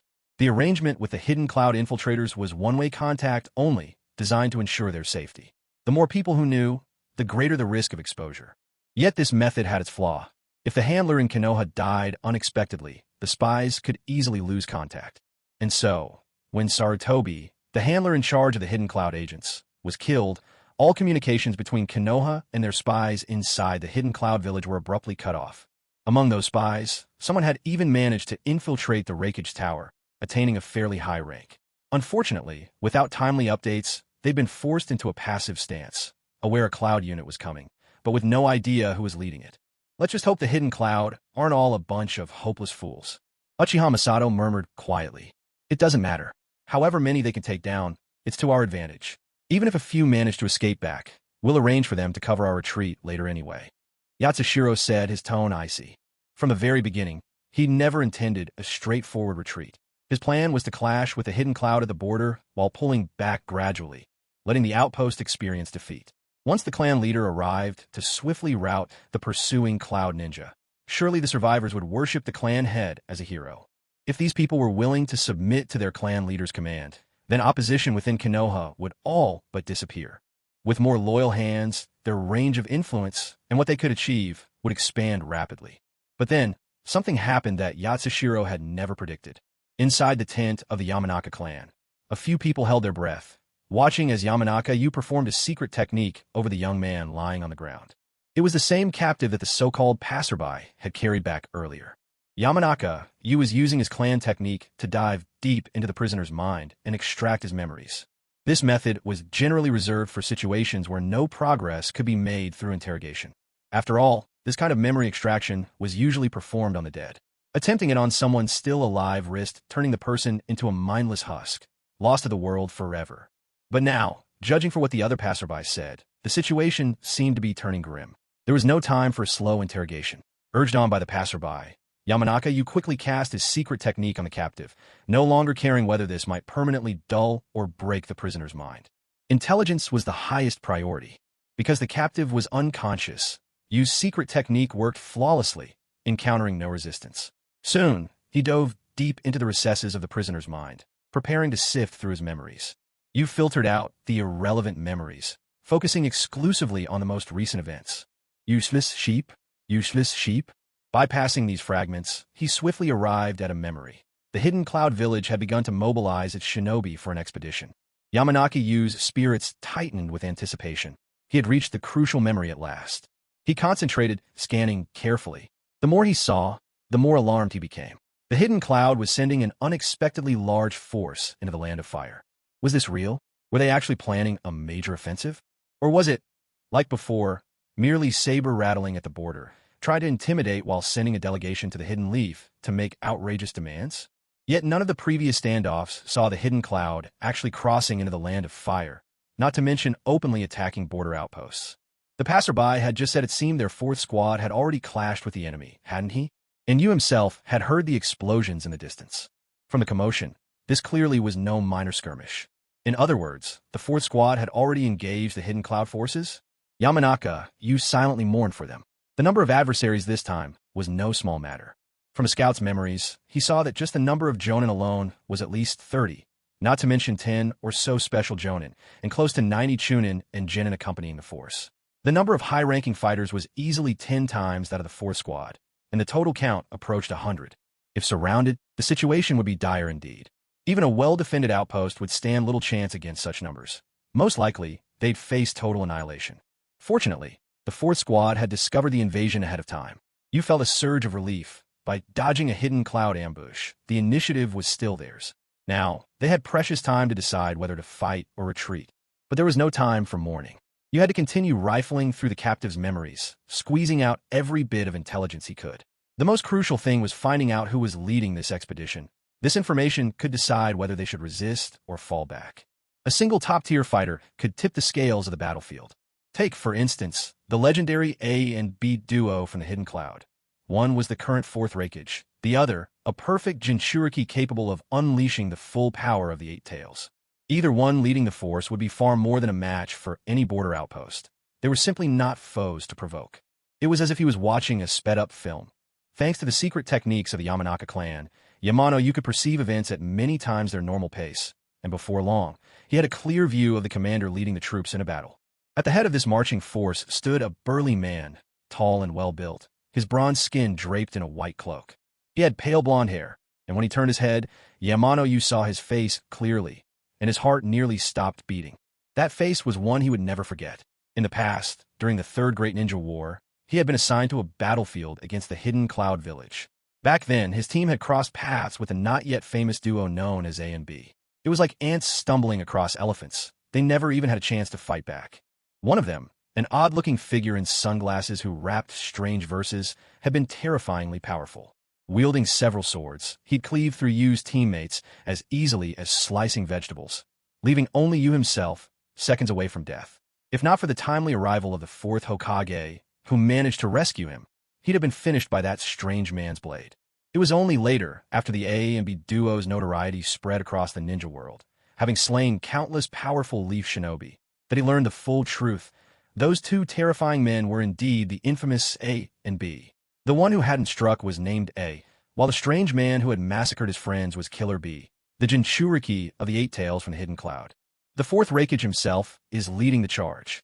From the captive's memories, it became clear Killer B had stayed behind at the village gate to see them off, and the 4th Reikage was the one personally taking command.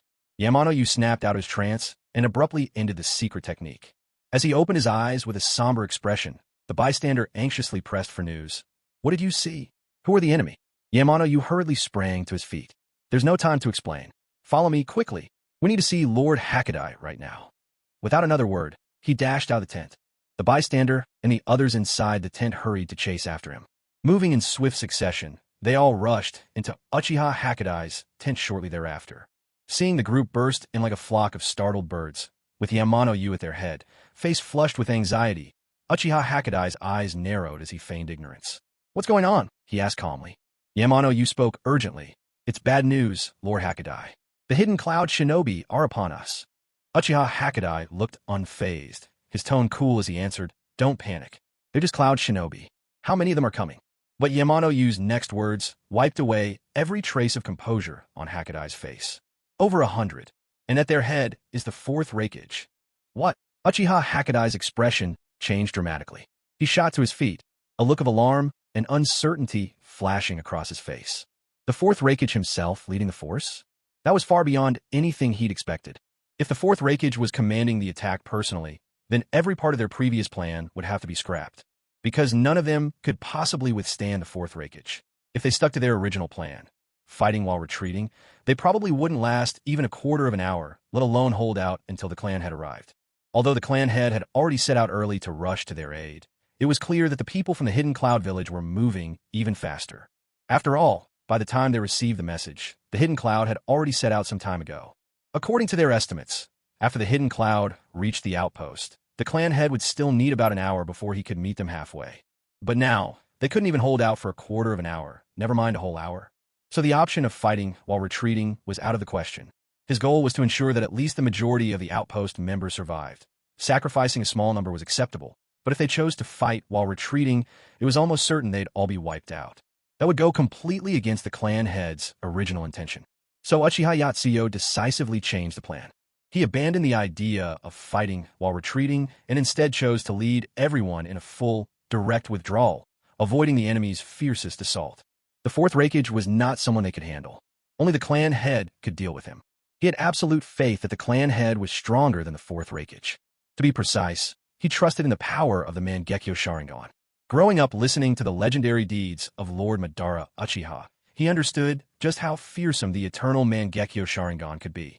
In that bygone era of mighty warriors, Lord Madara, possessing the eternal Mangekyo, was able to sweep through all opposition. Now, with the greats of the previous generation gone and today's shinobi world lacking such heroes, it was easy to imagine just how overwhelming the clan head's eternal Mangekyo would be in this age. Maybe it couldn't quite be called invincible in this world, but surely, dealing with the likes of a young fourth Reikage wouldn't be a problem. Notify everyone. Emergency assembly. We're abandoning the camp and preparing to retreat. Uchiha Yatsuyo shouted out in a commanding tone. The Uchiha, who'd only moments ago been lounging at ease, all stood up at once, their expressions now solemn as they rushed out of their tents to alert the rest of the camp. After the distant explosions moments earlier, nearly everyone in the camp was already awake, with lanterns flickering on inside the tents, one after another. Once they received the order to assemble, they quickly dressed and gathered out in the open. Surrounded by the likes of Yamano and the others, Uchiha Yatsuyo made his way to the front of the group. The assembled shinobi stood in silence, all eyes fixed on him, waiting for his explanation. Uchiha Yatsuyo glanced at Yamano and said, "Fourth squad just caught a scout." Yamano used memory infiltration to extract intel. The fourth Reikage himself is leading a force of about 100 men, and they're already within 5 miles of the outpost. The fourth squad is in a dire situation. The explosions you all just heard were their warning. The hidden cloud is here. I am prepared to abandon the camp and retreat. I've just received word that the Hokage is on his way here with reinforcements. Our priority now is to regroup with him. Uchiha Hakadai's order was met with unanimous agreement from everyone present. No one there believed they could stand against the fourth Reikage, and so retreating was undoubtedly the right move. At this critical moment, the group put aside any thoughts of disagreement. Everyone sprang into action, following Hakadai's command. Bring only a day's worth of rations and burn anything that couldn't be carried. Very soon, thick black smoke began to curl up from the valley. Just as they were preparing to withdraw, 3 figures dropped down into the valley. It's the members of Squad 4. They've made it back. A voice rang out. Hakadai looked in their direction upon hearing this. When he saw that 3 of Squad 4 had returned, his eyes glinted as he silently cursed the fourth Reikage for his incompetence. Even after engaging, he still let 3 of them slip away. Including the messenger who'd arrived earlier, only 1 member of Squad 4 was lost. Hakadai couldn't help but think what a pity it was. He went forward to meet them, immediately inquiring about the situation. The earlier messenger hurried over as well, anxiously asking, "Where's the captain?" Although, deep down, he already knew the answer. As expected, one of Squad 4's members replied, "The captain stayed behind to cover our retreat. We came back to report. The attackers were from the Hidden Cloud village. We already know. For now, just fall in with us and get ready to pull out," Hakadai told them before turning and shouting loudly, "Full retreat now." One by one, the group vanished from sight, darting away in rapid succession like a swarm of fleeing fleas. The 3 remaining members of Squad 4 joined the messenger, barely sparing a moment to mourn their captain. They hurried to catch up with the rest, leaving the outpost in the mountain valley behind them. It hadn't been long since their departure when the fourth Reikage appeared above the mouth of the valley. He gazed down at the billowing smoke below. Many tents were already mostly consumed by the flames. Arrayed behind him was a dense crowd of Cloud Ninja. These rats certainly know how to run," the fourth Reikage remarked derisively. A sensory ninja carefully scanned the area, then came forward to report, "Reikage-sama, there's still 1 person in the valley. It appears to be a scout just captured by the Leaf Village." The fourth Reikage raised an eyebrow. "Still alive?" The sensory ninja nodded. "Yes, still alive." "Then what are you waiting for? Bring him here, and have medical ninjas on standby." Several Cloud Ninja stepped out from the ranks and leaped down into the valley. After a cautious check for traps, they found none, and carried the motionless scout out of a half-burned tent. This fellow was lucky. His tent had only just caught fire, and he'd managed to escape being burned alive. A medical ninja examined the scout closely, finding no real injuries. He was simply unconscious. He roused the scout, only to discover the man was utterly dazed and dull-witted. After a thorough check, he noticed faint traces on the scout's forehead, signs that a Konoha ninja had performed some technique there, and quickly drew his conclusion. The scout's mind had been invaded by Konoha ninja's jutsu, leaving him little more than a simpleton. The medical ninja reported his findings to the nearby sensor ninja, who in turn relayed the news to the fourth Reikage. With a single punch, the fourth Reikage smashed into a massive tree, splitting it clean in two with sheer force. Those wretched Konoha dogs. They only know how to use these vile ninja arts, he growled. Far better, in his view, to give captives a swift and honorable end on the battlefield, rather than subjecting them to such disgrace. To twist a prisoner's mind into idiocy. What contemptible behavior. Releasing his frustration, the fourth Reikage ordered, "Take him back home. The village will care for every aspect of this warrior's life from now on. Lord Reikage, you have such compassion. This warrior's family will be forever grateful to you," fawned the censor ninja.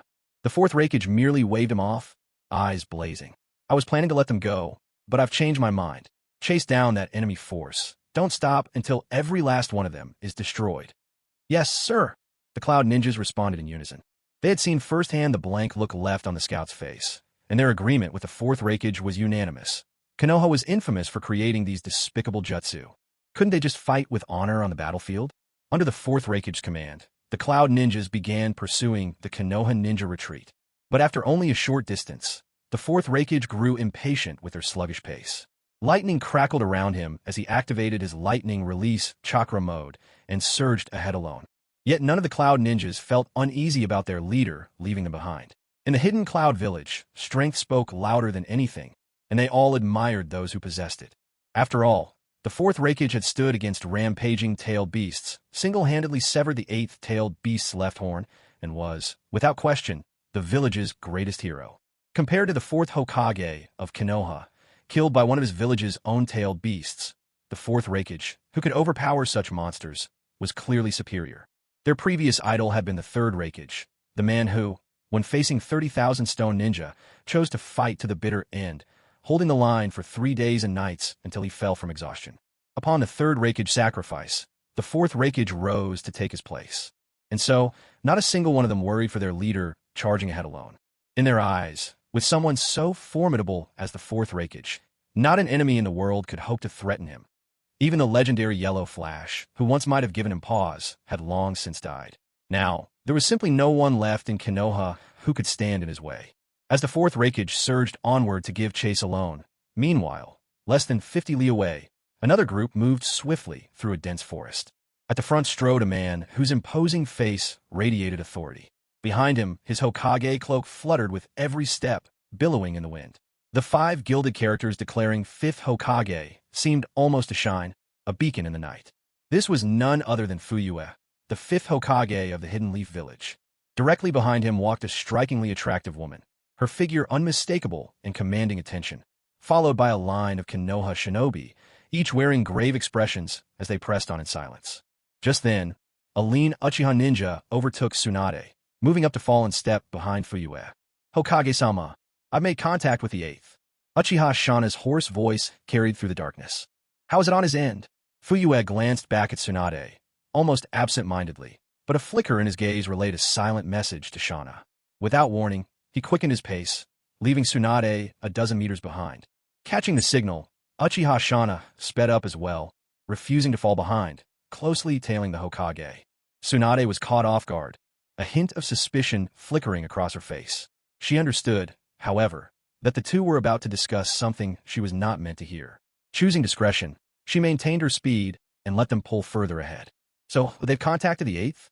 What's going on here?" Tsunade muttered to herself, her pace steady and unhurried. Glancing back at the now distant Tsunade, Uchiha Shana finally spoke. "It seems things didn't go as planned. Of the 5 Sarutobi loyalists sent on that suicide mission, only one died. The other 4 made it back alive." Fuyue's brow furrowed slightly. How many people did the cloud bring? How could 5 Jonin not even complete their task? Confusion clouded Shana's face as well. That's the most bizarre part. According to the 8th's report, the cloud brought over 100, and there were about 40 Jonin and special Jonin among them. Plus, the 4th Reikage was personally leading them. "Ah, so the Reikage himself came," Fuyue sneered coldly. "No matter. Let the survivors live. A direct victory over the 4th Reikage is more than enough for now." "How far are we from their position?" Fuyue asked offhandedly. His chakra reserves were still mostly intact, with the journey barely putting a dent in his strength. "About 40 li away, give or take," Shana replied. Because of the Reikage's sudden appearance, the 8th changed the plan. Instead of fighting and retreating as before, he's pulled everyone back in this direction, straight toward us. Smart decision. No one can stop the fourth Reikage. Try to fight and retreat at the same time is just asking for death. Pass it along, double the pace, and let's try to regroup with the eighth as soon as possible. Fuyue's voice was cool and calm. Yes, sir. Uchiha Setsuna acknowledged with a grunt and slowed his pace, soon falling behind Tsunade. A moment later, Tsunade heard Setsuna's raspy voice shouting, "Orders from the Hokage. Accelerate." The Konoha shinobi didn't question it. In silence, they simply quickened their step. One after another, their fleeting silhouettes darted through the woods, vanishing as quickly as shadows in the night. It was an impressive sight, lines of movement weaving through the dark, though the moon offered little light this evening. The spectacle carried an eerie air, as if a parade of 100 spirits marched through the gloom. Meanwhile, back in Kanahagakure, the hidden leaf village of the Land of Fire, the village gates had just received 2 unexpected visitors. What a nostalgic feeling, Orochimaru remarked, standing beneath the archway, his gaze sweeping across the familiar sights with a sly smile.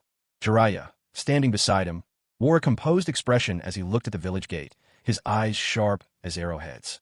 Inwardly, he declared, "I've returned, Konoha." "Here, put this on. Let's slip inside and gather some intel," Jiraiya said, producing a half-mask from who knows where and tossing it to Orochimaru. Orochimaru caught the mask casually, gave it a once-over, and while fastening it to his face, grumbled, "I'm not fond of this color." Jiraiya shot him a sidelong glance, and, seeing Orochimaru's upper face now hidden behind a crimson mask, leaving only his nose and mouth in view, couldn't resist a sly smile. "Saw the... Next time, I'll try to find you something nicer." Orochimaru's face darkened. "There won't be a next time. So, how do you plan on getting in?" Sensing the village's perimeter, Orochimaru discovered that all the barrier seals had been replaced. Their old hand signs would be useless now. He eyed Jiraiya, awaiting his plan. "That's easy enough. Just watch," Jiraiya replied, leading Orochimaru confidently along the wall until he stopped at a drainage outlet. "Are you seriously thinking of squeezing in through that?" Orochimaru arched an eyebrow. "Of course not." Jiraiya shook his head firmly. With that, he performed a summoning jutsu, and a large green toad materialized before them. The sight triggered a look of realization in Orochimaru's eyes. He'd nearly forgotten about the host of toads from Mount Myaboku. "Inside," Jiraiya said, tugging a none too willing Orochimaru toward the toad's gaping mouth. Despite its modest size, the toad's mouth yawned wide, like an endless chasm, and easily swallowed the 2 full-grown shinobi, both far larger than its own body. With a powerful spring of its legs, the toad leapt precisely into the drain, its limbs churning as it slid quietly underwater. Within the toad's belly, Orochimaru surveyed the pink, fleshy interior. "There's a barrier set up inside this toad?" "Correct. In fact, this internal space not only wards off chakra signatures with a special barrier, it's impenetrable even by detection jutsu. And besides, the village's barrier doesn't extend to cover the storm drains," Jiraiya replied with a calm confidence. "The toad will carry us through the drainage system, swimming directly into the village from here." Orochimaru simply gave a non-committal shrug and fell silent. No one could say how much time had passed. It might have been a fleeting moment, or it might have felt longer. Then Orochimaru heard Jiraiya say, "It's done. We've already entered. Let's head out." Orochimaru watched as Jiraiya reached out and pressed against the inner wall. Then suddenly, a narrow passage revealed itself. Without hesitation, Orochimaru followed Jiraiya and crawled out of the toad's mouth. First, from the tiny opening of the toad's mouth, Jiraiya's large hand emerged, then his head, and he braced himself on the ground, squeezing his whole body out. It was like witnessing a magician pulling off a dazzling escape act. Orochimaru, imitating Jiraiya, followed suit and made his own exit. "Thank you, Toad Boss," Jiraiya said warmly. The Toad Boss gave a casual wave, his easy tone suggesting it was no trouble at all. He assured them they could call on him any time, and he'd be there in an instant. Once the thanks were said, Jiraiya finally released the summoning technique. With a cloud of smoke and a resounding pop, Toad Boss vanished, returning to Mount Myaboku. It was nighttime now. The 2 of them emerged from a dark alleyway, slipping quietly into the city without drawing any attention. "I'm off to gather some intel. Let's meet back here in an hour," Jiraiya said. With that, he turned and melted into the bustling crowd, soon lost from sight. Orochimaru watched Jiraiya disappear, only withdrawing his gaze once his comrade was fully gone. "So what should I do now?" he murmured to himself. Originally, Orochimaru had planned to search for Fugaku Uchiha with Jiraiya right away. But Jiraiya clearly had his own agenda, and Orochimaru decided to let him do as he pleased for now. "May as well have a look around," he concluded. With no particular plan, Orochimaru set off along the street, leisurely taking in the sights. Asakusa Old Street really hasn't changed at all, he mused as he strolled. All at once, he was drawn to a shop he hadn't seen before, right next to the familiar Q barbecue house. Spider's Lair? He read the sign, an odd name catching his attention. Orochimaru pondered for a moment, then decided to go inside. He still had an hour until his meeting with Jiraiya, and this seemed like as good a way to pass the time as any. Casually removing the mask he'd been wearing, Orochimaru used a transformation jutsu with a quiet pop, adopting a new, androgynous face. With a measured step, he sauntered gracefully into the spider's lair. Nice decor, but what exactly is this place? He wondered, casting his eyes around the interior. Almost immediately, a staff member came forward to greet him. Welcome. How many in your party? The server wore a practiced smile as she addressed him. Orochimaru stared straight into the server's eyes, staring long enough to make her visibly uneasy. Her smile began to waver, and only then did he speak in a low, detached voice. Just me. So what exactly is this place? With a mirthless glint in his eyes, Orochimaru's lips curled into something that was almost, but not quite, a smile. He noticed the crest of the Uchiha clan embroidered on her uniform, and realization dawned. This shop must have some connection to the Uchiha. That piqued his interest even more. The waiter thought this guest was truly peculiar, but remembering the instructions from above, he forced a smile and introduced, "We offer foot bath and massage services here. There's the basic foot bath, and there's also the spa. Which one would you like to try?" Orochimaru picked at random. "I'll have a basic foot bath." "All right, please come this way. Would you like to choose which therapist will be serving you?" The waiter led Orochimaru over to the photo wall. Orochimaru glanced at the photos of beautiful women on the wall, his gaze unruffled. Beauty meant little to him. It floated by like passing clouds. He selected someone casually, and the waiter led him to a room. Lying back in the foot bath chair, Orochimaru felt a touch of curiosity. It was his first time sitting in a chair of this style, and to his surprise, it was rather comfortable. Perhaps his research facility could use a couple of these chairs, too, he mused. Meanwhile, elsewhere in the city, Jiraiya found himself wandering into the old streets of Asakusa after parting ways with Orochimaru. His destination, Barbecue Q Barbecue House. Ordinarily, Jiraiya favored izakayas. Such places made the best hunting ground for information. But a quick look around told him that all his old haunts had shuttered their doors. Every last one had a seal plastered to the entrance, for reasons he couldn't fathom. So he had come to Asakusa's old street, hoping the barbecue Q might yield something. But from the moment he stepped through the door, Jiraiya was taken aback. The place that used to be packed wall to wall with customers after dark was now strangely empty, with only a few scattered tables occupied. How odd! Has Barbecue Q really fallen out of favor? Puzzled, Jiraiya turned to the bored young waiter yawning by the wall and asked, "Hey, where is everyone? Why is business so slow?" The waiter looked gloomy. Don't get me started, sir." Lowering his voice to grumble, he said, "The massage place next door just opened, and all the customers are flocking over there instead." Jiraiya was baffled. A massage parlor? What does that have to do with people not coming in to eat? Wouldn't folks still want a meal? The young waiter glanced at Jiraiya in surprise and let out a rueful laugh. "Sir, you're not from around here, are you?" Jiraiya maintained an even expression. "Oh, what makes you say that?" A slight unease crept through his mind. Had he given himself away somehow? Was it that obvious he wasn't a local? To be fair, he hadn't visited the village in ages. The boy's observation was, in fact, correct. The waiter explained, "Pan-silked in is all the rage now. There isn't a soul in the village who hasn't heard of it." Jiraiya nodded, as if he understood, though confusion lingered.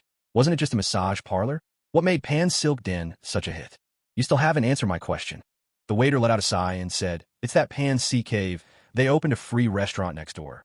Not only do they offer massage services, but they also serve complimentary meals. You'd think that'd be enough, but the real problem is the sheer variety of the food. They have all sorts, and the most outrageous part is, it's insanely delicious. Isn't that just unbelievable? The place has only been open for less than a week, and now it's the talk of the whole village. Young or old, everyone's going there. You just get their basic foot bath, which isn't expensive at all, and you can help yourself to as much free food as you want. It's no wonder everyone goes to Pan-Sea Cave for food and a massage now. Who would come to our place for a meal anymore?" The waiter glanced around at the near-empty restaurant.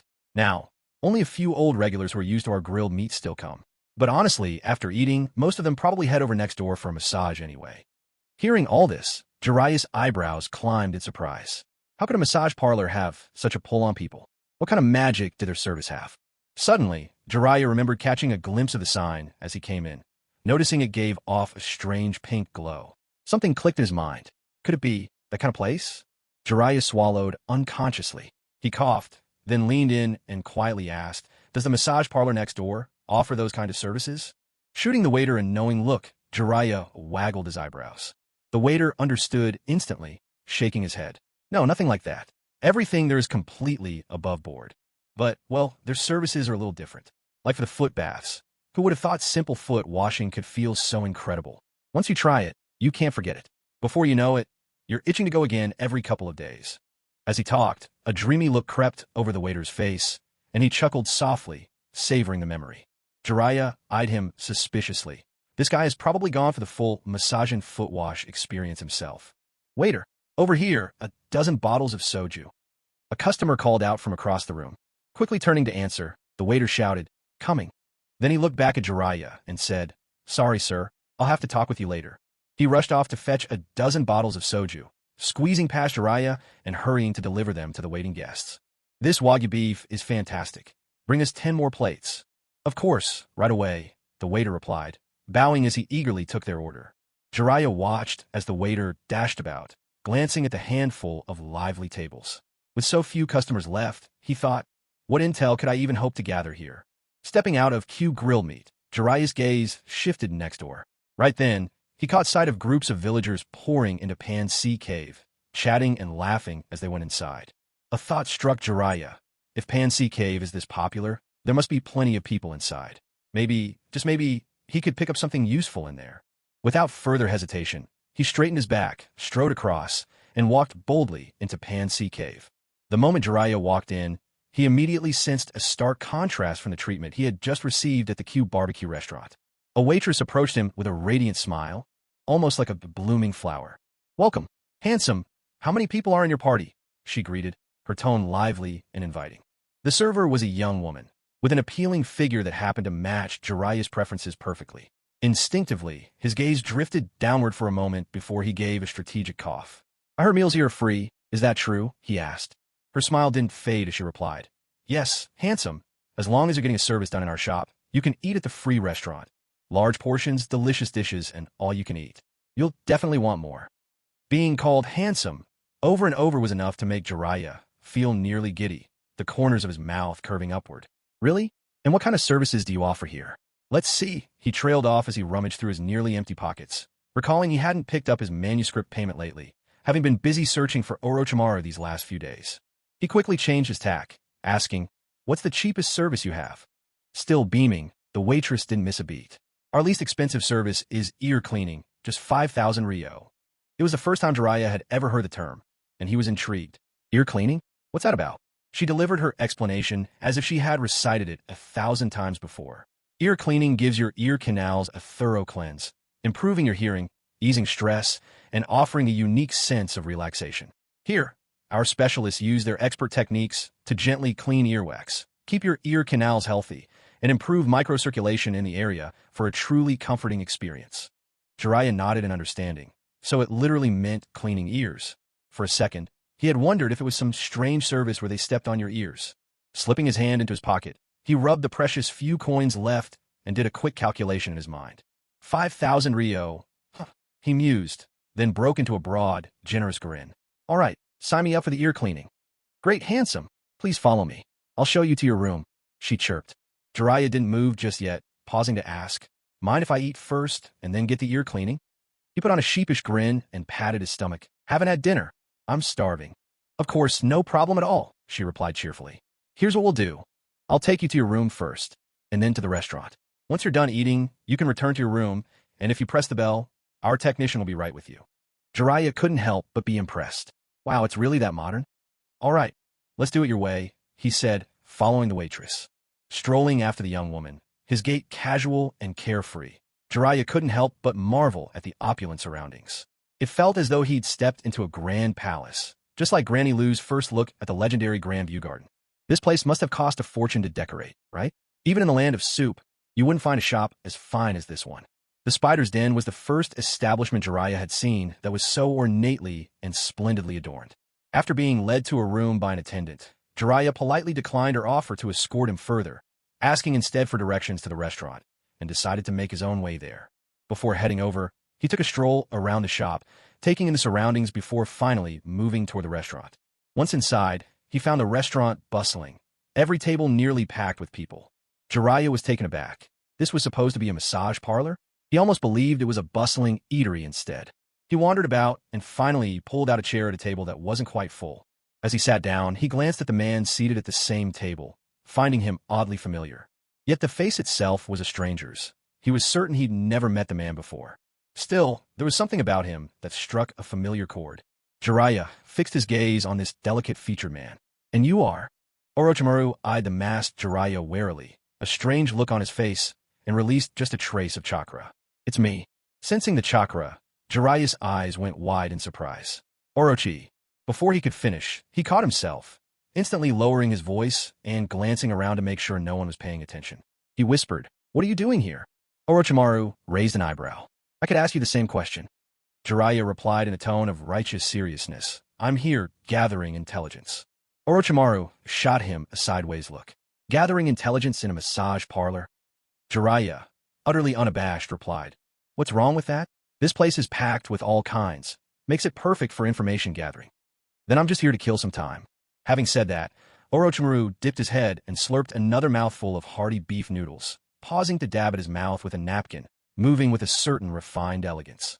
Chewing thoughtfully, he glanced back at Jiraiya.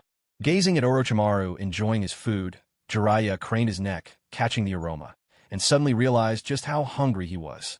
His intel gathering was forgotten in an instant. "What kind of noodles are those?" Jiraiya asked, swallowing hard. Orochimaru picked up a slice of beef from his bowl. "Can't you tell it's beef? So these are beef noodles?" Orochimaru nodded. "Let me try a bite." Jiraiya reached out as he spoke, aiming to snag Orochimaru's bowl, but Orochimaru, ever prepared, deftly moved it away. After a lifetime spent together, Orochimaru could predict Jiraiya's antics before he even made a move. "There's a free counter over there. Go get your own." Orochimaru gestured towards the restaurant's bar with a slight nod of his chin. "All these years, and you're still that stingy," Jiraiya grumbled. Jiraiya cast a resentful glance at the bowl of noodles in Orochimaru's hand, then got up and headed to the counter to order his meal. Orochimaru set the noodle bowl back on the table and continued eating at his own unhurried pace, occasionally surveying the room with sharp glances that betrayed flashes of cunning in his eyes. By now, he had already spotted several ninjas from the Uchiha clan. They all struck him as formidable, none of them weaker than a Chunin. However, the true measure of their strength would be whether or not they had awakened the Uchiha clan's Kekkei Genkai, the Sharingan. Orochimaru licked his lips, wondering if there might be anyone here with the three-tomo Sharingan. At this moment, he was intensely interested in the Sharingan and eager to collect more specimens, whether single, double, or triple tomo. He wanted them all. Perhaps this very massage parlor concealed some excellent targets. But unless an Uchiha actively revealed their Sharingan, there was no real way to identify who had awakened it. Orochimaru felt a tinge of disappointment. Without being able to distinguish which Uchiha had activated their Sharingan, the number of potential captures ballooned, and the risk of exposure grew as well. If he was discovered, he could face a full-scale hunt from the Uchihas and the entire village's shinobi. Orochimaru, was not invincible. Even together with Jiraiya, they couldn't possibly withstand the onslaught from so many ninjas. He glanced at Jiraiya's back as his companion placed their order at the counter. Jiraiya, of course, was famous for sticking his nose into every little affair, so it was entirely possible he would try to interfere. To avoid alarming their prey, Orochimaru decided to rein in his impulses for the time being. With just the two of them, capturing a lone Fugaku Uchiha should present no problem. No matter how formidable the Mangekyo Sharingan, he doubted it could stand against the combined force of himself and Jiraiya. Jiraiya's strength was formidable to begin with, not to mention that he now had Sage Mode as an additional trump card. In other words, as long as Fugaku was ever alone in the village, Orochimaru was confident he could acquire his Mangekyo Sharingan. For such a prize, Orochimaru would never allow himself to be short-sighted. He was not one to trade a watermelon for a sesame seed, as the saying goes.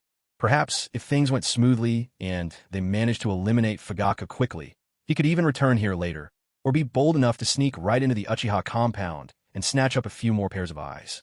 A flicker of anticipation flashed through Orochimaru's eyes, and he couldn't help but run his tongue over his lips. Jiraiya, hurry up and make up your mind. I can barely contain myself." Gazing at Jiraiya's back, Orochimaru thought impatiently. Jiraiya, oblivious to the schemes unfolding behind him, finished his order, and after a brief wait, returned to the table beaming, carrying a plate of freshly cooked dumplings. He dug in heartily, grinning all the while. Meanwhile, Shizen had just finished cleaning her new home to a spotless shine. There wasn't a speck of dust left. It was already getting quite late, and Lady Tsunade hadn't mentioned when she'd be back. Having skipped dinner, Shizen was starving and decided to go out to eat. In truth, she would have preferred to buy groceries and cook something herself, but, unfortunately, the kitchen in her new home wasn't ready yet. A lot was still missing. She needed to pick up essentials like a kitchen knife, bowls and chopsticks, oil, and salt. Tomorrow, she'd have to go shopping for household necessities. Once she had everything, she could finally start cooking at home and wouldn't need to eat out and spend unnecessary money. Tonight would be her last meal out. Shizen strolled outside, planning to look for an affordable restaurant.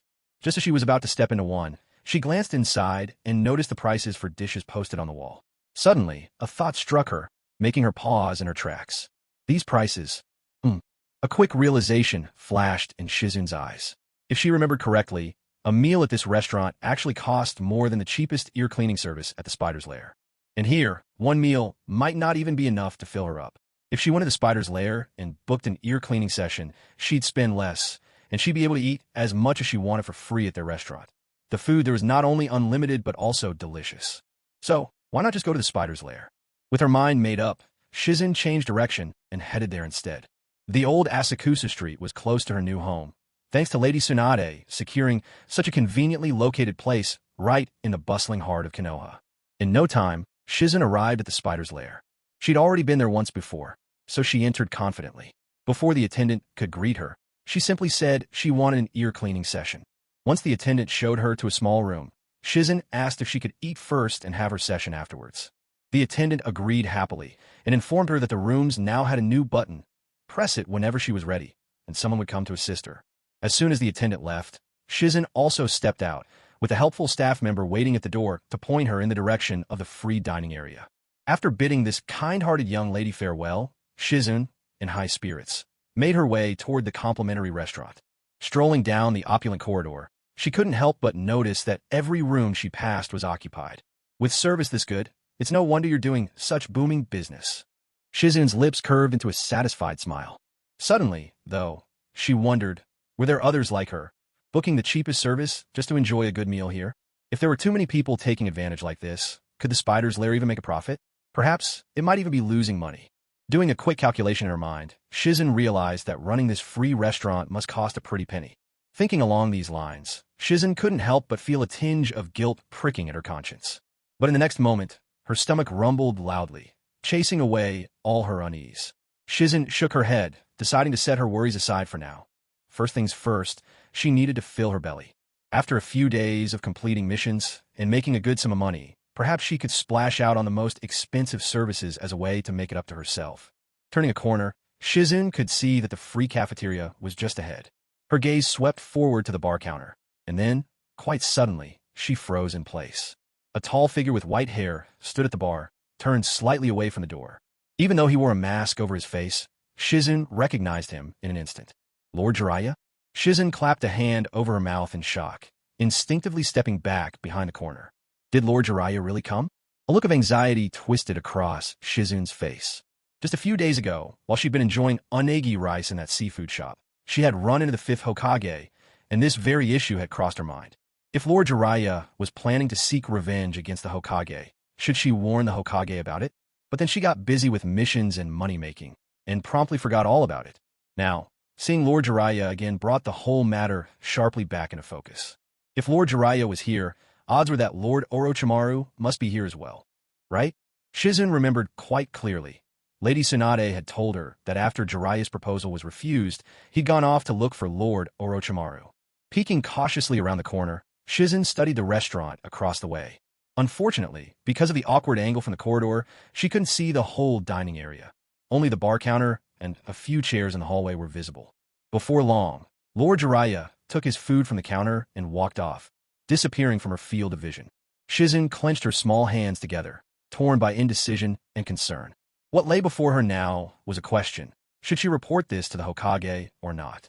On the one hand, there was Lord Tsunade's old friends, Jiraiya and Orochimaru, who were mere acquaintances to her.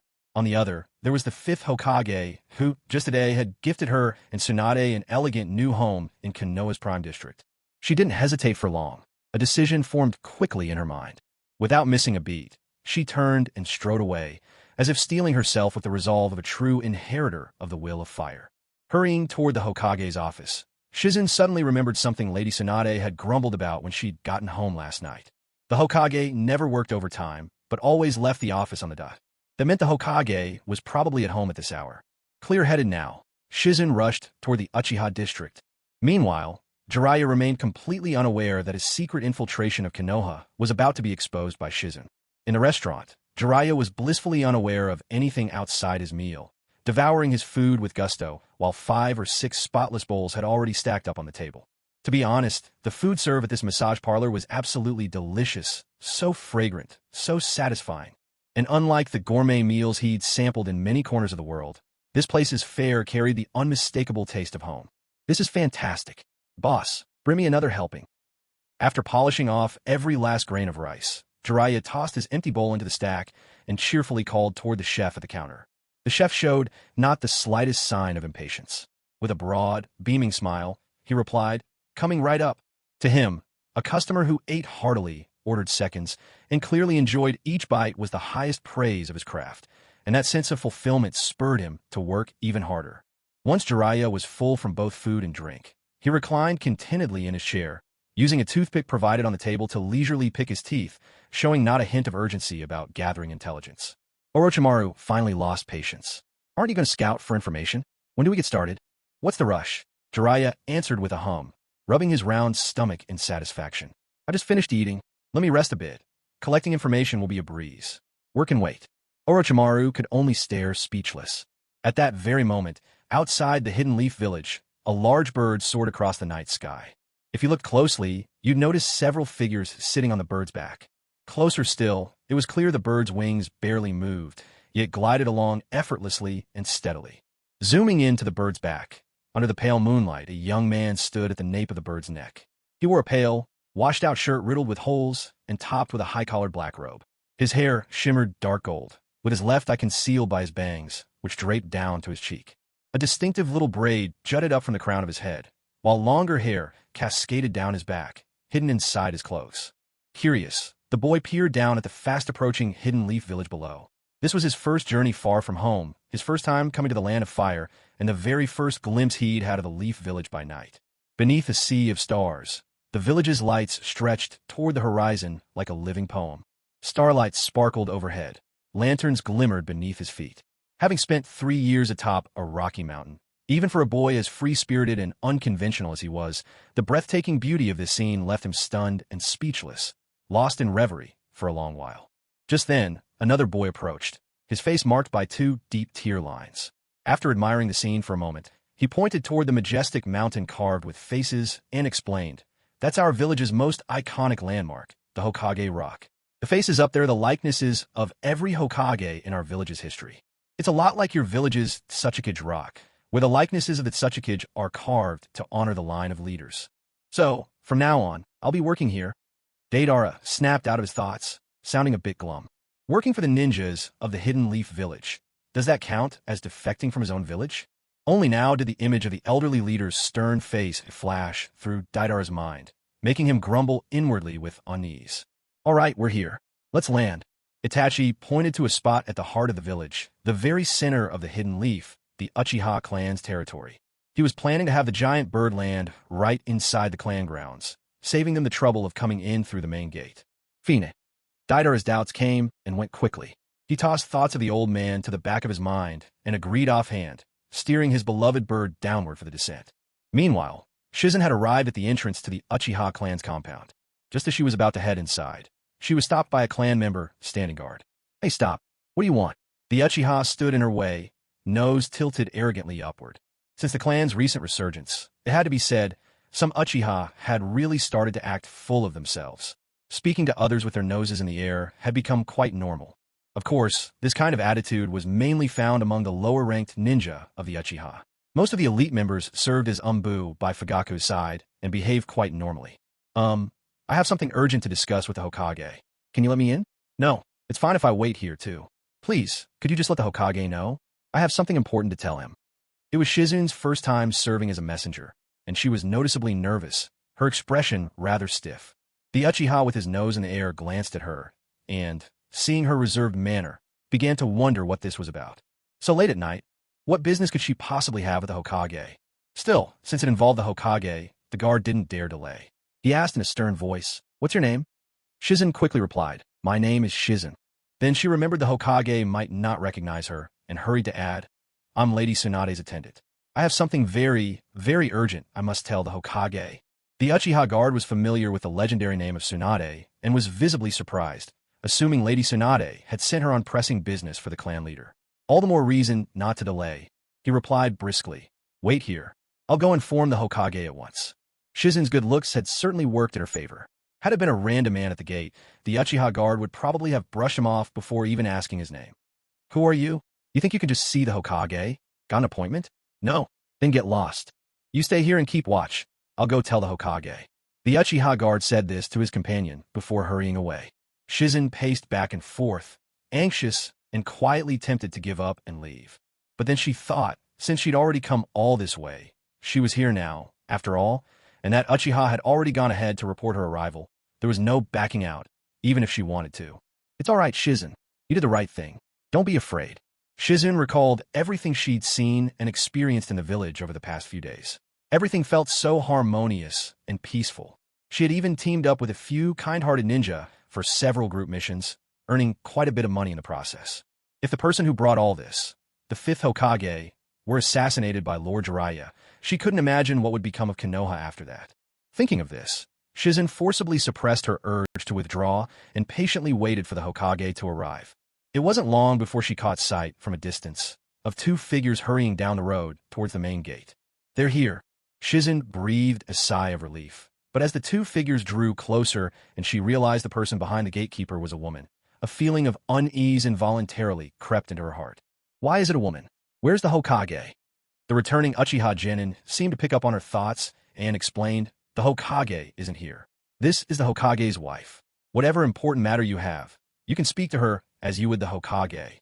With that, the Uchiha genin tactfully stepped aside. So it's the Hokage's wife. Shizen took a careful look at the graceful, elegant woman standing before her. Mikoto Uchiha also glanced at the reserved young woman, comparing her with the image she remembered of the little girl who had once left the village alongside Lady Tsunade. The resemblance in their features was indeed striking. "Shizen, is it? You're here to see the Hokage. Is something wrong with Lady Tsunade?" Mikoto Uchiha noticed Shizen's anxious, uneasy expression and stepped forward to ask with gentle concern. Shizen immediately shook her head. Since the Hokage wasn't here, confiding in the Hokage's wife should amount to the same thing. Glancing around nervously, Shizen lowered her voice. "Ma'am, what I have to say concerns the Hokage. Once I've told you, I'll be on my way. Please, I hope you won't reveal that it was me who brought this news. Can you promise me that?" She had no desire for Lord Jiraiya or Lord Orochimaru to ever find out she was the one who reported this.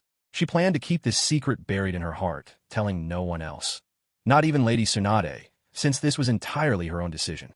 She didn't want to put Tsunade in a difficult position. As long as the Uchiha side kept quiet, no one would know she was the one who spoke up. Mikoto Uchiha, hearing the gravity in Shizen's voice, paused for a moment before her own expression grew equally serious. "Something to do with her husband?" Mikoto said solemnly, "You have my word. In the name of the Uchiha clan, I promise you, whatever you say here today, spoken from your lips into my ears, will not be told to anyone else. Your identity will remain absolutely confidential." Shizen took a deep breath to steady herself and whispered, "Here's what happened.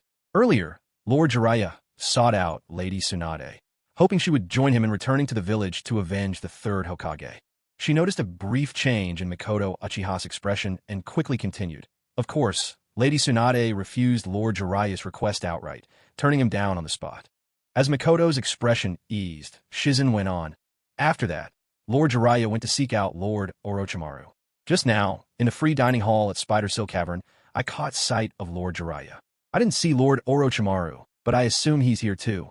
I believe they're planning to assassinate the Hokage, which is why I felt I had to warn you right away." Grateful, Mikoto Uchiha reached for Shizen's hand. "Thank you for coming here to inform us. The Uchiha clan will remember your kindness." Waving her other hand insistently, Shizen replied, "No trouble at all. Please, you should hurry to inform the Hokage. This can't be delayed, so I'll take my leave now." Sensing the urgency, Mikoto Uchiha didn't press Shizen to stay. Alright, take care. Once this is over, I'll thank you properly. Please do me the honor then. Of course, Shizen replied. She nodded and glanced around before quickly making her exit.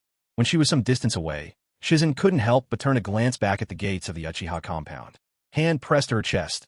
She felt a weight had lifted. At least she'd spoken up. Whatever happened next was no longer her concern. She didn't dare head back to the Spider Silk Cavern. Who knew if a fight would break out there soon? Instead, Shizen found a nearby restaurant, hurriedly ordered a meal, and, still on edge, finished it as quickly as she could before returning to her new home. Meanwhile, after seeing Shizen off, Mikoto Uchiha wasted no time and set off straight for the Hokage's office. Her husband had left word. If there was ever a crisis beyond her ability to handle, she should consult directly with the Hokage's advisor. Although her husband wasn't in the village now, Mikoto Uchiha felt little fear. He made it clear he hadn't taken the Umbu with him. All the Uchiha Jonin remained in the village. With over 30 elite Sharingan users, she had solid support. Jiraiya and Orochimaru, the legendary Sannin, others might fear them, but not the Uchiha clan. Besides, this was no longer the Konoha of old. The village had become the Uchiha stronghold. With Jiraiya and that traitor Orochimaru returning, they were marching straight into the lion's den. Before long, Mikoto Uchiha reached the Hokage building. Meeting no resistance, she made her way to the 3rd floor. Just as she arrived, she ran into Elder Uchiha Sihu, who was stepping out of his office. He held the documents in his hand, preparing to go to the Hokage advisor's office to find Shikaka Nara for his signature. When he saw the hurried arrival of Mikoto Uchiha, Sihu Uchiha was surprised. Mikoto, what brings you here? Elder, something has happened, Mikoto replied. Sihu's eyes widened. What happened? It's about Jiraiya and Orochimaru. Seeing that the elder was about to ask more, Mikoto said, Elder, let's go to the advisor's office. I'll explain everything there. Sihu nodded, and the two of them quickly made their way to the Hokage advisor's office. Shikaka Nara was dealing with official business. When he saw Sihu and Mikoto walking together, he looked up. Mikoto had never set foot in the Hokage building before. Her sudden arrival, while the Hokage was away, immediately alerted the sharp-minded Shikaku that something serious was going on. He put down his paperwork at once and stood up, his gaze grave. What's happened? Seeing how quickly Shikaku responded, Mikoto got straight to the point and explained the situation from beginning to end. Before Shikaku could react, Sihu spoke up angrily. Jiraiya is one thing, but that traitor Orochimaru actually has the nerve to come back to the village? He must be courting death. Sihu's voice thundered with outrage, his eyes blazing.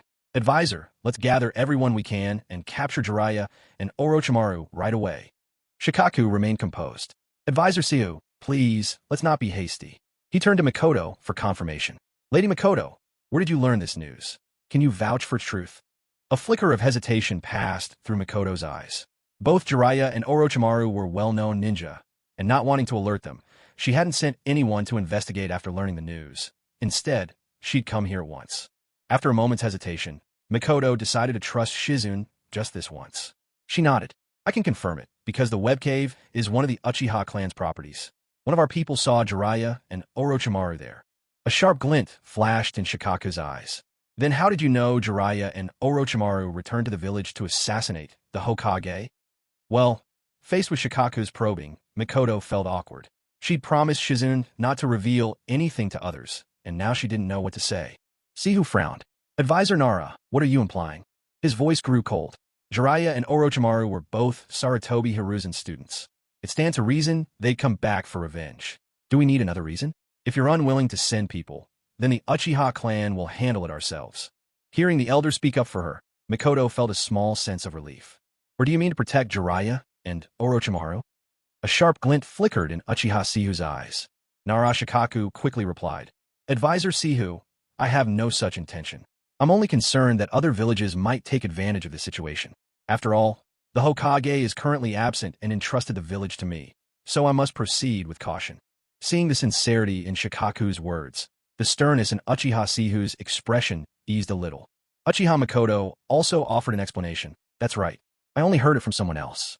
My apologies. I've already promised her to keep her identity confidential. Nara Shikaku nodded in understanding.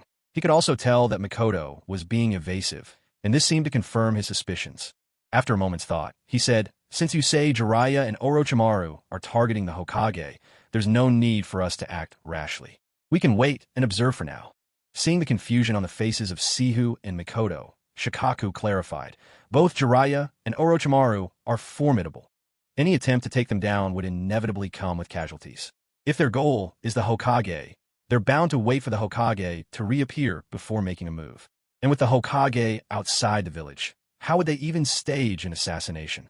What I'm suggesting is this. With the Cloud Village already launching an invasion and the other 3 great villages still quiet, we should be cautious. Let's simply keep watch on Jiraiya and Orochimaru for now. If they can't find the Hokage, they're unlikely to make a move.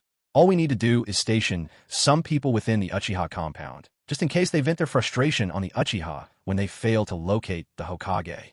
If they do act, we won't be too late to mobilize forces and hunt them down. Shikaku concluded, "That's my suggestion. What do you both think?" Makoto and Sihu exchanged a glance. Sihu then asked, "Does the acting chief really trust that Jiraiya and Orochimaru won't cause trouble inside the village?" Truthfully, he would much rather summon his people now and deal with Jiraiya and Orochimaru at once. The clan leader hadn't taken the ANBU with him, so the full strength of the Uchiha was still here in the village. Even without support from the rest of the village, Sihu felt confident that by rallying the whole clan, they could handle Jiraiya and Orochimaru themselves. Shikaku explained, "From what I know of Jiraiya, he loves this village deeply and embodies the will of fire. It's true that he has personal grievances with the Hokage because of the third, but I don't believe he would put his own interests above the good of the village, stir up trouble, or do anything to harm Konoha." As for Orochimaru, Shikaku frowned slightly. That one, he was much less certain about.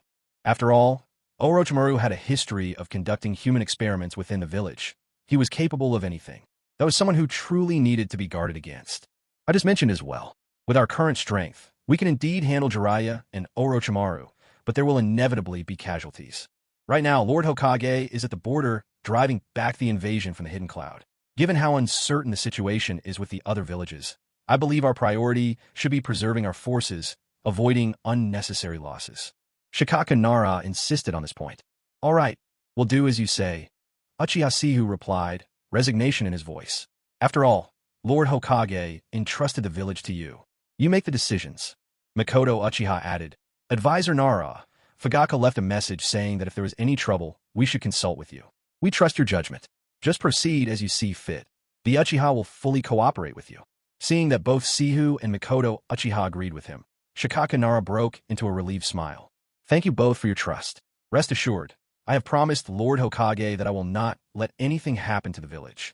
Please believe me. I won't let down the Hokage's faith in me." Determination shone in Shikaku Nara's eyes. The 3 of them then began to discuss how to handle the situation ahead. For the most part, Shikaka Nara did the talking, while Makoto and Sihu Uchiha nodded in agreement. Before long, Makoto Uchiha hurried off. She was accompanied by teams 1 and 2 from the ANBU, with Kakashi personally leading them. They would set up defensive lines within the Uchiha compound, and members of the Hyuga clan would assist with reconnaissance. If Jiraiya or Orochimaru so much as approached the Uchiha district, they would be noticed immediately by the Byakugan of the Hyuga.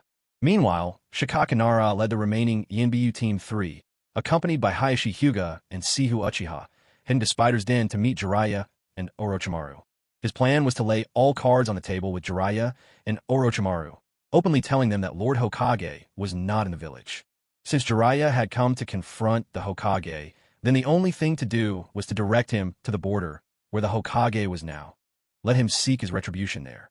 Based on what he knew of Jiraiya, Shikaku was confident that Jiraiya wouldn't drag innocent villagers into this. Orochimaru, however, was more unpredictable. But as long as Jiraiya was dealt with and kept out of it, they needn't fear whatever Orochimaru had in mind.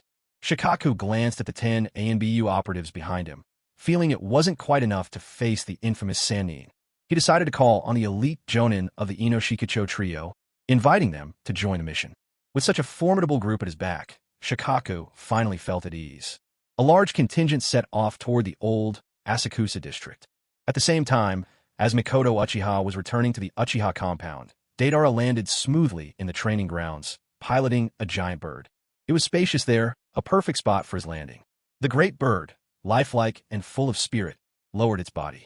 Deidara was the first to jump down from the bird's back, bouncing a few times on the spot and stretching his chest while looking around.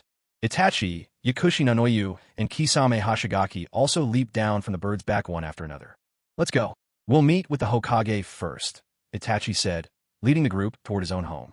By this time, his father, who, in his memory, never worked overtime after becoming Hokage, should already be at home. They had barely left the training ground when a joyful voice suddenly called out from behind them. "Ni-san!" Itachi turned as if on cue and saw his younger brother, Sasuke, standing with Naruto. A warm smile appeared on Itachi's face as he beckoned to his two little brothers. In the next instant, Sasuke and Naruto rushed toward him, as wild and unharnessed as free-spirited colts. "Ni-san!" Sasuke ran up but came to a hesitant halt when he saw the unfamiliar faces beside his brother, feeling a bit shy.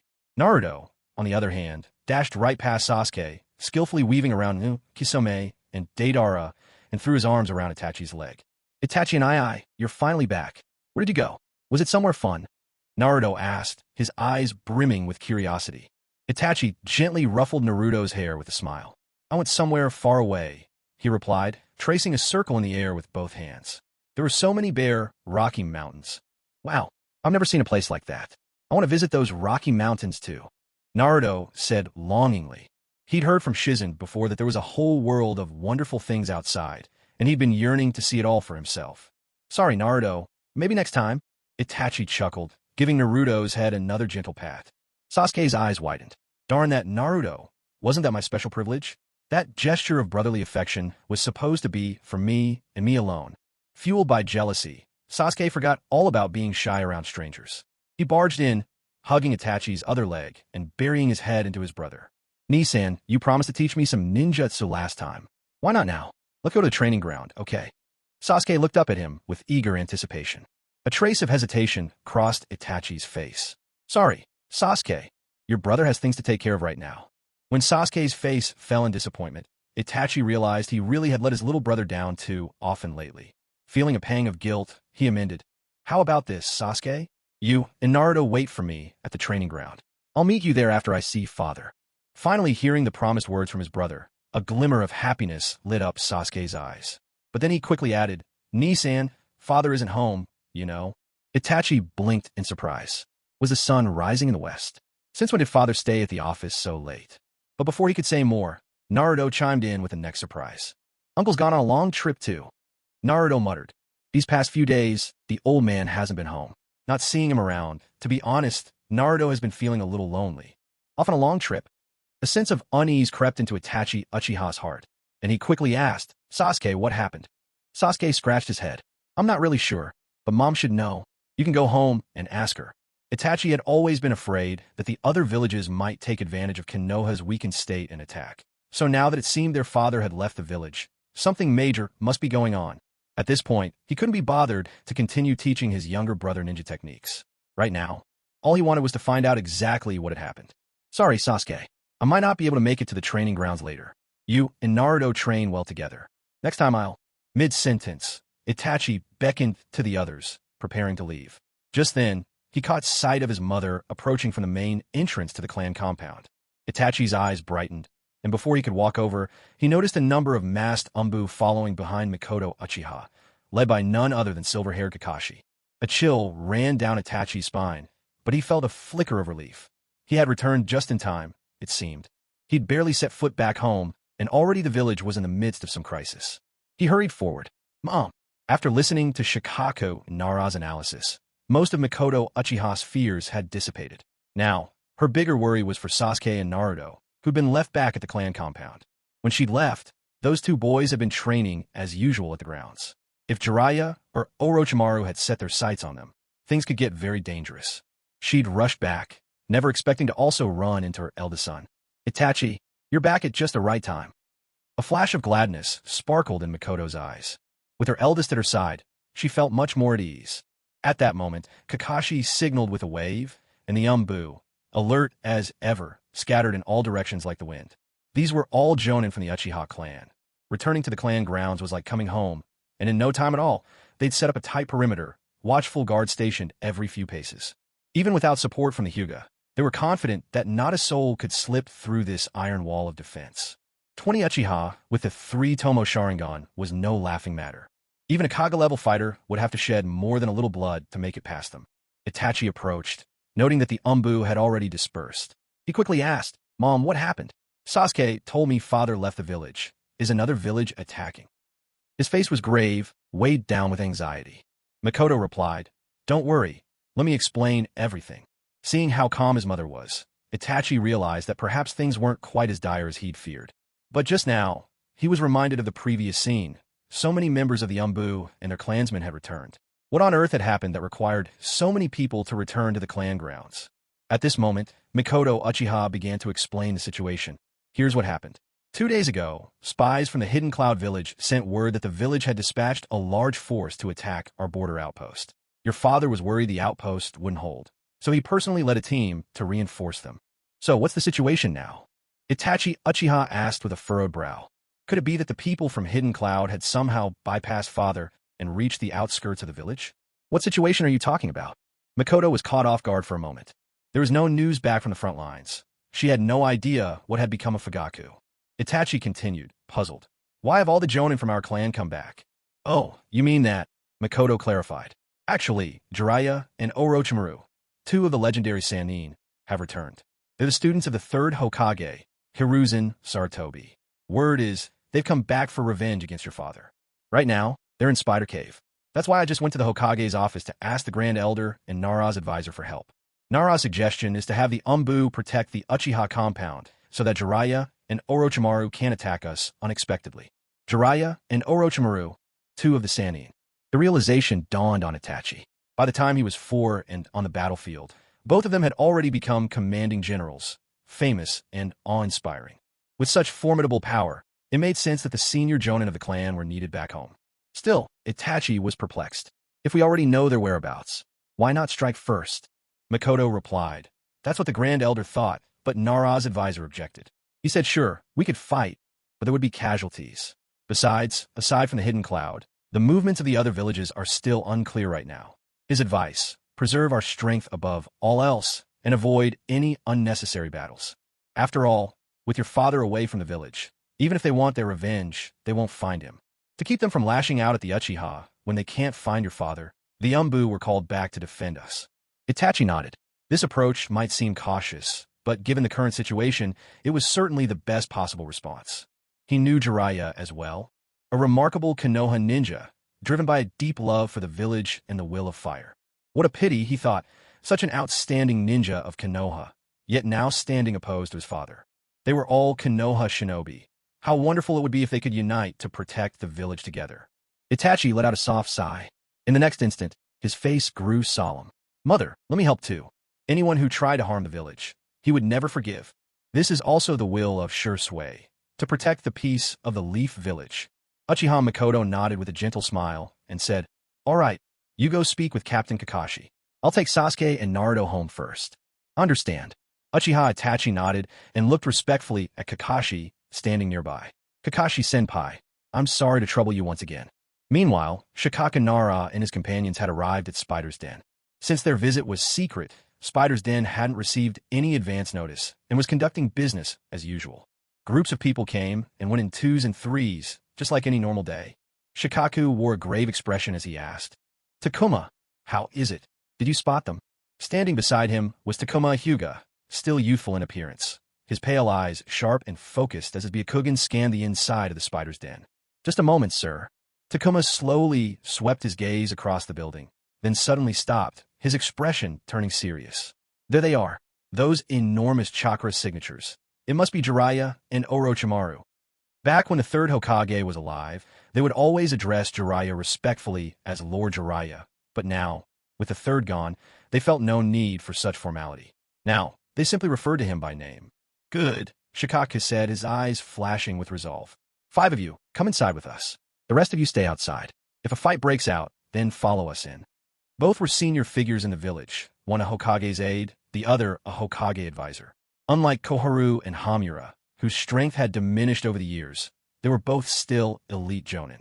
With a total of 8 jonin, even if 2 of the legendary Sannin, Jiraiya and Orochimaru, joined forces, it would be impossible to defeat them all in an instant, silently and without a trace. Besides, Shikaka judged that Jiraiya was unlikely to make a move against them, so their main concern was the rogue ninja, Orochimaru. Uchiha Sihu had no objections to this arrangement and selected 5 jonin from the group behind them. Takuma Hyuga kept his Byakugan open, leading the group into Spider's Den, heading straight for the area where the chakra stood out impossibly bright compared to the rest. Advisor Sihu, Isn't this establishment run by your clan? Spider's Den has become quite popular lately in the village. Is there still a chance to buy a share of it? Even with a confrontation with Jiraiya and Orochimaru looming ahead, Shikaka still found the mood to crack a joke. Uchiha Sia chuckled.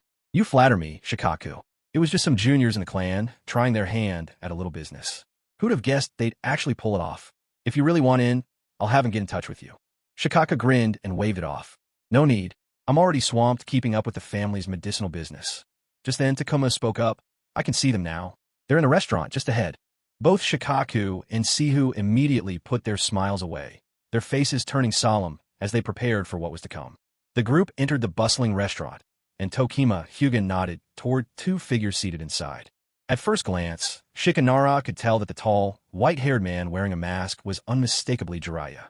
The man sitting beside him, though unfamiliar and exuding an air of ambiguity, could only be Orochimaru. At that moment, both Jiraiya and Orochimaru seemed to sense their approach and turned, locking eyes with Shikanara and his companions. Shikanara immediately felt an intense pressure crash over him, but just as quickly, it vanished without a trace. Jiraiya stood up with a smile and removed his mask. Long time no see, Shiku. I haven't had a chance to congratulate you on becoming the Hokage's advisor. In truth, Shikanara's relationship with Jiraiya had always been rather cordial, but not especially close. Responding to Jiraiya's cheerful smile, Shiku mirrored the expression. Jiraiya-senpai, it's been a while. Perhaps we could find somewhere quieter to catch up. Jiraiya agreed without hesitation. That sounds good. Orochimaru, no longer bothering with subterfuge, released his transformation jutsu and, with a sudden sound and swirl of chakra, revealed his true form. He glanced at Jiraiya with exasperation. That mask of yours is pointless. You'd have been better off with a transformation jutsu like mine.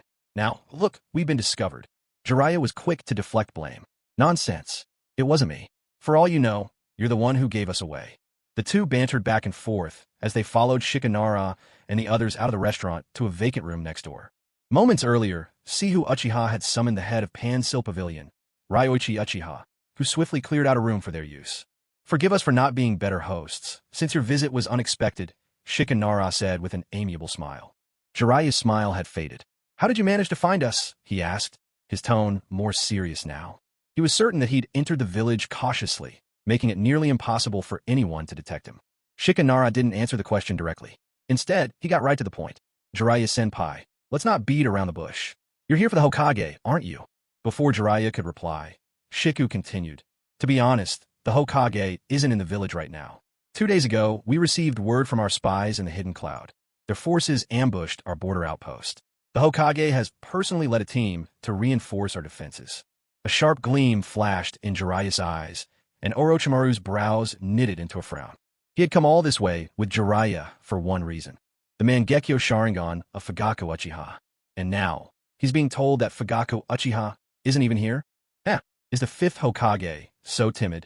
He hears that Jiraiya and I have arrived and goes into hiding rather than meet us face to face. Orochimaru sneered, his tone laced with mockery. Uchiha Sihu's eyes widened as he snapped. Orochimaru, you're a rogue ninja from the Leaf Village. Watch your tone. The Hokage is not someone you can slander. Orochimaru, however, was unfazed and replied, What? Am I wrong? Isn't this just a little too convenient? We return, and suddenly Uchiha Fugaku is off supporting the front lines. Before Shikanara could explain, Jiraiya spoke up. Orochimaru, they're not wrong. There's a real chance Uchiha Fugaku really did go to reinforce the front.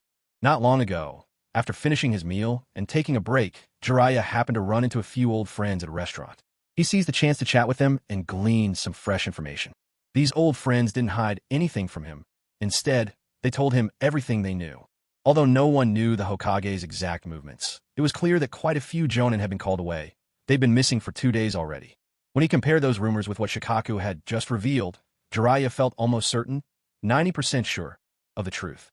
Even if they weren't dispatched to assist the border posts against the Hidden Cloud, something big was definitely underway.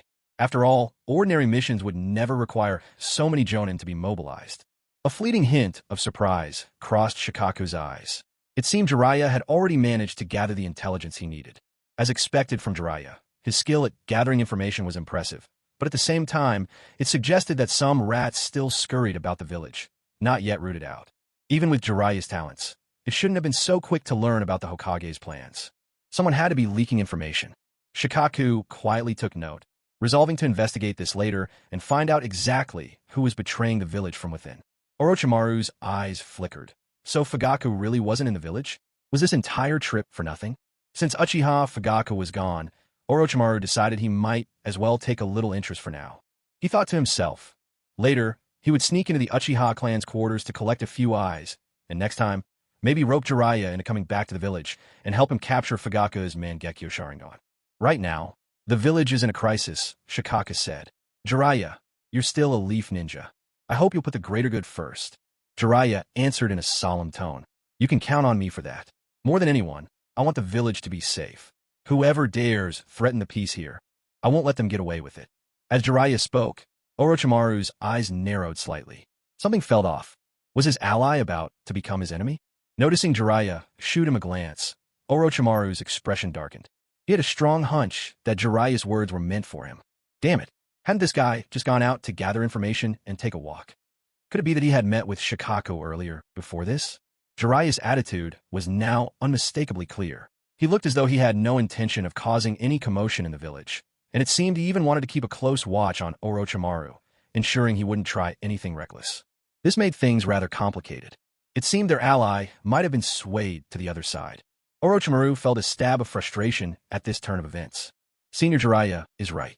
If anyone loves and protects the village most, that person is surely you, Nara Shikaku said with a polite smile, offering a word of flattery. Then, directing his gaze towards Orochimaru and feigning some difficulty, he continued, on another note, Orochimaru is a rogue ninja of the Hidden Leaf. I believe you're well aware of this. Would you be willing to hand him over to us? Jiraiya refused without thinking, his voice firm, no. He hadn't traveled all this way just to hand Orochimaru over to his doom. He simply hadn't expected Uchiha Fugaku to conveniently be absent from the village. But now, Jiraiya's perspective had shifted somewhat. A confrontation with Uchiha Fugaku was no longer a certainty. Judging by the measures his old friend described after Fugaku became Hokage, it was obvious Fugaku was wholeheartedly striving to lead the village well. Waiving agricultural and commercial taxes for 3 whole years, that was a daring move. That decision alone was enough for Jiraiya to abandon his thoughts of revenge. And the rumors he'd heard outside weren't so far from the truth. The village seemed to be thriving even more after the loss of their former teacher. With these thoughts swirling in his mind, Jiraiya's feelings were a tangle of contradictions. If you can't hand Orochimaru over to us, Shikaka said, unfazed by Jiraiya's immediate refusal and perfectly composed, then perhaps you could at least ensure that Orochimaru avoids showing his face around the village. After all, you're surely aware of what he did here all those years ago. The third Hokage himself drove Orochimaru out and declared him a rogue ninja. If people see him in the village, it would put us in a very awkward position. So what you mean is, Jiraiya's eyes flickered with thought. I hope, Senior Jiraiya, that you'll keep an eye on Orochimaru. Please don't let him wander freely, and certainly don't let the villagers catch sight of him, Shikaka replied, finally stating what he had been building up to all along. There's an old saying, when you propose opening a single window, everyone objects, but if you threaten to tear off the whole roof, suddenly a single window doesn't sound so bad. He had known perfectly well that Jiraiya would never agree to hand over Orochimaru. As expected, Jiraiya hesitated only a brief moment before conceding. Understood. I'll keep a close watch on Orochimaru, Jiraiya said gravely. He cast another glance at Orochimaru. Now that he was certain the village hadn't suffered any harm, he saw no reason to act further, though he could sense, even now, what Orochimaru might be plotting. He would never let anyone who tried to disrupt the village's peace off the hook. Even Orochimaru was no exception. Orochimaru's expression shifted, showing a storm of emotions. Jiraiya really had him figured out. If Jiraiya kept an eye on him, there was no way he could collect his interest from the Uchiha compound. Very well. We're willing to place our trust in you, Jiraiya. We hope you'll keep your word. We have other matters to attend to, so we'll take our leave now. As soon as Nara Shikaku finished speaking, he stood up and, without any hesitation, led his people away. Since the matter had already been handed over to Nara Shikaku, Uchiha Sihu only gave Orochimaru a stern warning and then stayed silent. Now, as Shikaku prepared to leave, Sihu simply followed without a word. As they stepped out of the web-like cave, Hyuga Takuma couldn't help but ask, Chief Advisor, are we really just going to leave like this? Shikaku looked at the young-looking Takuma, a special jonin from the Hyuga clan. He didn't ignore Takuma just because he belonged to the branch family. Instead, he patiently explained, Jiraiya is someone we can trust. There's no need to worry so much. That's exactly why the Hokage never declared him a rogue ninja. He truly cares about the village. Takuma nodded in half-understanding. Shikaku shook his head. If not for the fact that most of the Hyuga clan's jonin had already been taken to the front lines by Hayashi, he wouldn't have needed to use someone like Takuma for this special task. The Hyuga clan's elite jonin had been mobilized almost to the last man. Since that one incident, the clan had, for the first time in history, allowed a member of their main family, none other than the patriarch Hyuga Hayashi himself, to leave the village for the front lines. It was nothing short of a bold gamble, staking his very life on the fifth Hokage. Even Shikaku couldn't help but admire Hayashi's decisiveness. After all, the Hyuga's Byakugan bloodline was a highly coveted power in the shinobi world. If Hayashi returned safely this time, regardless of whether they managed to defeat the Hidden Cloud, just the fact that he took such a risk would be enough to secure him a solid seat on the Hokage's advisory council. His accomplishment would be legendary. After all, this was the first major crisis faced by the fifth Hokage since taking office, the invasion of the Hidden Cloud. No matter the outcome, the fact that Hayashi chose to follow the Hokage to the front lines ensured he would have a place in the fifth's heart. Shikaku sighed, rubbing his brow in slight frustration. A mountain of political work was still waiting for him. He was also worried about the Hokage, who was now rushing to the front. By his estimation, they should just about have arrived, and perhaps by now, might even be clashing with the Hidden Cloud. All they knew was that the Cloud would attack, but the scale of the operation and even the identity of their commander remained a mystery. They were left completely on the back foot. But at this point, there was nothing to be done. He could only place his trust in the Hokage. He hoped desperately for news of victory to come soon. Otherwise, he wouldn't be able to sleep at night. Nara Shikaku thought this silently. Somewhere in an unnamed forest outside a small border town in the Land of Fire, a squad of Konoha shinobi, identifiable by their leaf headbands, was retreating in haste. Suddenly, a sharp, crackling sound echoed from afar. The moment this unusual noise reached them, Uchiha Hachiyo's face darkened with grave concern. Many among the group, acting on instinct, glanced back, only to spot a blinding, lightning-clad figure racing toward them through the gloom of the night. The fourth Reikage was chasing them down. Those Konoha ninja who had witnessed the fourth Reikage's overwhelming power couldn't help but grow frantic, unease gnawing at their nerves. Only the Uchiha moved with unwavering composure, their expressions unreadable and cool beyond reason. Close behind one of the Uchiha, Hyuga Dato could no longer suppress himself. "Lord Hachiyo, this is bad. The Reikage is right behind us," he exclaimed.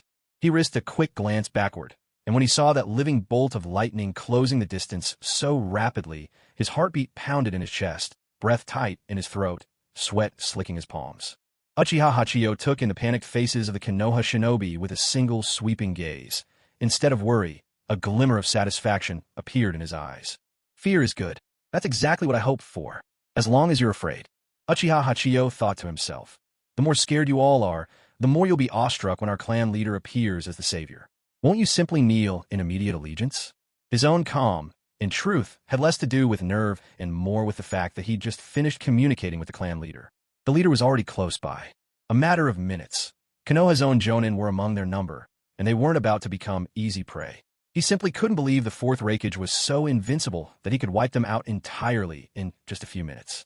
The fourth Reikage wasn't the fourth Hokage, after all. If it were Minato, he might believe it. After all, Lord Fourth had cut down scores of shinobi, whether jonin, chunin, or jinin, in the blink of an eye, as easily as chopping vegetables. A feat well known, done with dazzling speed. That's partly why he, an ordinary-born ninja, could become Hokage. His power was undeniable. But the fourth Reikage, truth be told, the Uchiha had spent the third shinobi world war fighting elsewhere, against the Hidden Mist. So Hachiyo's understanding of the Reikage came mostly from intelligence reports and battlefield rumors. He knew the Reikage was formidable, that much was certain, but just how formidable, he could only speculate. To ask them to hold out for an hour against the Reikage, not realistic, but to be wiped out in mere minutes? Hachiyo Uchiha simply refused to accept that. The Uchiha, after all, had their own brand of pride. A Uchiha with a matured Sharingan, 3 Tomo, could take on several peers at once. "What's the matter, fourth Reikage? You might outlast me over an hour, but surely I can hold you off for a few minutes." Uchiha Yadai's plan sounded flawless in his head, but reality had a cruel way of humbling him. "Don't panic, everyone. The Hokage will be here any moment," Uchiha Yadai called out, projecting reassurance. With the fourth Reikage closing in, everyone was understandably terrified. Sharing this news now was his way of planting hope in their hearts. hope for the Hokage's arrival. That way, when the clan head did come to their rescue, their gratitude would be at its peak, making it that much easier for them to pledge their loyalty, willingly offering themselves as his faithful followers. Some of the more desperate ninja, upon hearing the Hokage was on his way, couldn't help but show a gleam of excitement. Just then, a surge of static electricity sliced through the air overhead. As everyone looked up, a towering figure wreathed in lightning blocked their path. A harsh, crackling noise filled the air, the sound of leaves and branches on the ground being scorched by tendrils of lightning radiating from the man's body. His entire form was sheathed in lightning and glowing blue chakra. Even under the pale moonlight, he radiated an overwhelming sense of power and presence. Dark skin, tousled, spiky blonde hair, bare-chested, revealing a body chiseled with muscle. Although he was facing them alone, there wasn't a trace of fear on his face. He stood as though his very presence was an army unto itself, exuding absolute confidence. With brows as sharp as blades, he fixed them with a fierce glare and declared in a deep, menacing voice, "Scum of Konoha, are you ready to face my wrath?" This was Uchiha Yadai's first direct encounter with the fourth Reikage, and for a moment, he felt as if he had come face-to-face with a human-shaped beast. He could feel the turbulent, violent surge of lightning release chakra pouring off his opponent. Uchiha Yadai's heart sank. He nearly forgot about that damn lightning release chakra mode. With that technique, even the Uchiha's pride, the Sharingan's Genjutsu, might lose its edge against him. Don't panic, he's just one man. Uchiha Yadai was the first to break the tension. The fourth Reikage glanced over to find multiple pairs of Sharingan, each featuring the three-tomo pattern. "So it's the Uchiha clan then," the Reikage muttered, quickly averting his eyes to avoid confrontation. He knew better than anyone that it was best not to meet the gaze of an Uchiha in combat, and he took that lesson to heart. Watching the Reikage swiftly avert his gaze before he'd even had a chance to cast Genjutsu, Uchiha Yadai couldn't help but feel a pang of regret. No wonder the fourth Reikage was so legendary. His reactions were nothing short of astonishing. Suddenly, a scream of agony rang out from the woods the very instant the Reikage vanished. That first cry seemed to flip a switch, and in the next few seconds, more anguished screams erupted one after another. Uchiha Yadai broke into a nervous sweat. Even with his three-tomo Sharingan, he couldn't track the fourth Reikage's movements at all. All he could see was a bolt of blue lightning darting through the trees. With every pause, another Leaf Village ninja would fall. "Everyone regroup with me," Uchiha Yatsushiro shouted anxiously. Aside from the handful of Uchiha and Hyuga who had stuck by him from the beginning, the rest scrambled toward Yatsushiro in a panic. The scene was nothing short of terrifying. They couldn't even catch a glimpse of their assailant, only the constant, agonized cries of their comrades. It was eerily reminiscent of the fourth Hokage's battle style. As the Konoha shinobi clustered closer to Yatsushiro, the fourth Reikage made no move to intercept them. Instead, he swiftly dealt with the outermost ring of ninjas. In less than 30 seconds, Yatsushiro glanced around at the group beside him, now less than half their original number, and his expression grew grim. The pressure was immense. So this is the power of the fourth Reikage. His reputation is well-deserved. His strength is simply overwhelming. There were even shades of the fourth Hokage's legendary combat. He had taken out so many of them in barely any time at all. Even some of the elite Jonin hadn't survived. It truly was as if the fourth Hokage himself had returned. With the final anguished scream fading away, silence suddenly enveloped the woods. The quiet was so complete that the smallest sound would have been painfully clear. The handful who remained, including Yatsushiro, huddled together, scarcely daring to breathe. They scanned their surroundings in tense silence, searching for any sign of the fourth Reikage. But everything around them was still. The Reikage seemed to have vanished into thin air. Where did he go? In the darkness, several pairs of Sharingan, their crimson glow flickering with three-tomo, swept the woods, desperately trying to pinpoint the Reikage's location. But the moonlight was faint, and the dense trees blocked their view. Despite the power of their eyes, so effective in Genjutsu and hypnotism, their insight wasn't as keen as the Byakugan. They couldn't see through the trees to locate the Reikage at once. "Careful! Scatter now!" Just then, Hinata, Odo, and another Hyuga seemed to have noticed something and shouted in alarm. The remaining survivors, mostly Jonin, with a few special and Chunin among them, were primed to react the moment they heard the warning. But the enemy's speed was extraordinary. The fourth Reikage lifted his right leg high overhead, his entire body crackling with lightning release chakra as he descended from above, most concentrated around his right foot, sparks dancing in the night. Double lariat, thunderclap axe. With this technique, he focused his lightning chakra in his leg to unleash devastating power. Almost simultaneously with the Hyuga's warnings, every Konoha ninja present felt a sharp, tingling sense descending from above. Yatsushiro looked up just in time to see the fourth Reikage, right leg raised high, about to strike down upon them. Sensing the surge of violent chakra behind that kick, Yatsushiro Uchiha's expression changed drastically. If he took that hit head-on, even if he survived, he'd be gravely injured. His hands flew through a string of seals at lightning speed. At that moment, he noticed that a few Chunin were still frozen in place, unmoving. He didn't pause his actions, simply casting them a cold, indifferent look before turning his attention away. With a loud bang, a cloud of white smoke erupted, and in an instant he had swapped places with a log some distance away. Yatsushiro Uchiha had barely regained his footing when the ground began shaking violently beneath him, as if struck by an earthquake. He stumbled, but immediately flooded chakra to his feet, anchoring himself firmly to the ground. The very next moment, his eyes darted to the spot where he'd just been standing.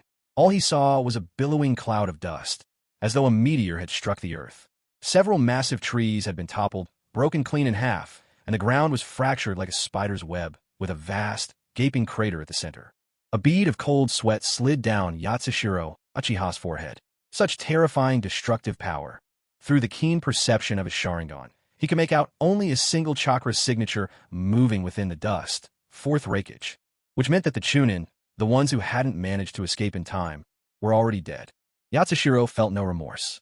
In the original plan, most of the lower-ranking ninja, anyone below Jonin, were meant to be sacrificed, mere foils to emphasize the enemy's ferocity and overwhelming strength. If no one died, how was he to highlight the threat of the enemy? And when the clan leader finally arrived for reinforcement, how else could he set the stage to showcase the leader's splendor in defeating the foe? Still, with the fourth Reikage leading the enemy, his initial plan had been disrupted. He hadn't expected the Reikage to catch up with them after their withdrawal and wipe out so many of his comrades. It could only be described as a stroke of luck, albeit a bloody one. Yatsushiro Uchiha, even confronted with this predicament, managed a faint smile. After all, he'd seen their clan leader arriving on the battlefield. The dust gradually settled, revealing the fourth Reikage wreathed in crackling lightning. The fourth Reikage didn't even look the Uchihas in the eye, but the sound of laughter reached his ears. Uncomprehending, he asked, "Even now, you can laugh? I guess that's the Uchiha for you, a clan of monsters." He mocked. "Come to think of it, your clan leader is quite the monster himself. He even tried to assassinate the Hokage of his own village. Such blatant betrayal. Truly, an unforgivable crime." Yatsushiro Uchiha ignored him, his fevered gaze fixed on a certain spot in the distance. At that moment, the fourth Reikage sensed something as well. His piercing gaze shot in the same direction. In the shifting shadows, he could make out many figures advancing. So there are reinforcements after all. With barely a glance, the fourth Reikage sneered.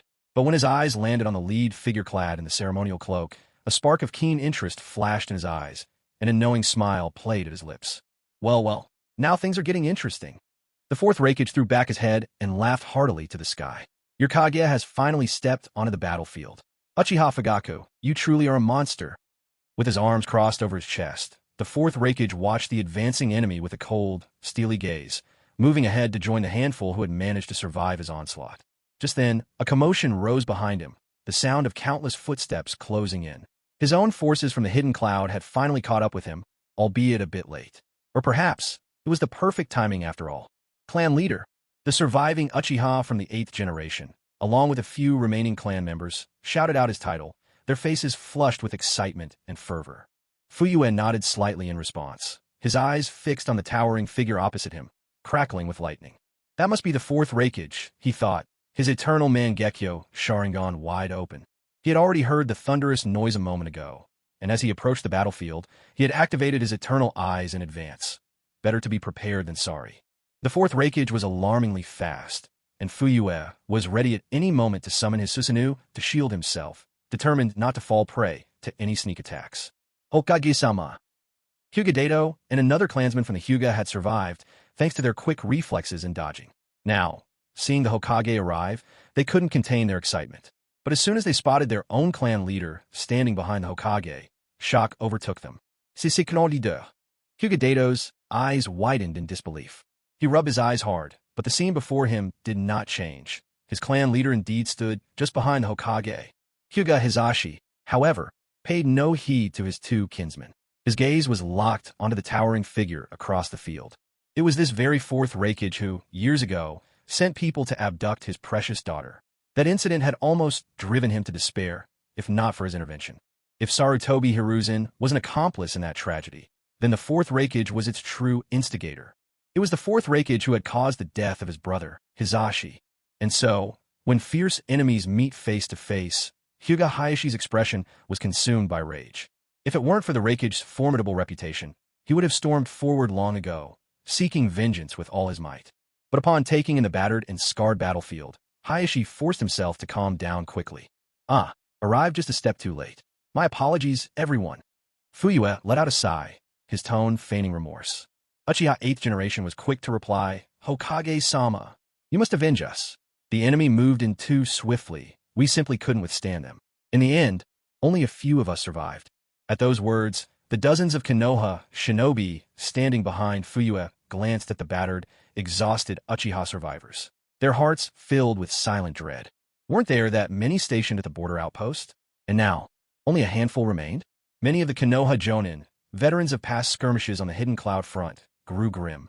This scene of devastation tore open old wounds, a vivid reminder of the days when a youthful AB combo rampaged across the battlefield, unstoppable by any adversary. Looking at the fifth Hokage, standing at the front, anxious expressions appeared on everyone's faces. Did the fifth Hokage possess the same ability as the fourth Hokage to withstand the pressure of the fourth Reikage? Judging by sheer numbers, they didn't seem to hold much of an advantage. On the other side, too, was a vast, intimidating horde. So at this point, the outcome depended on the two Kage alone.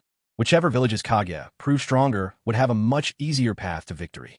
One side fought for conquest and resources, the other defended their home.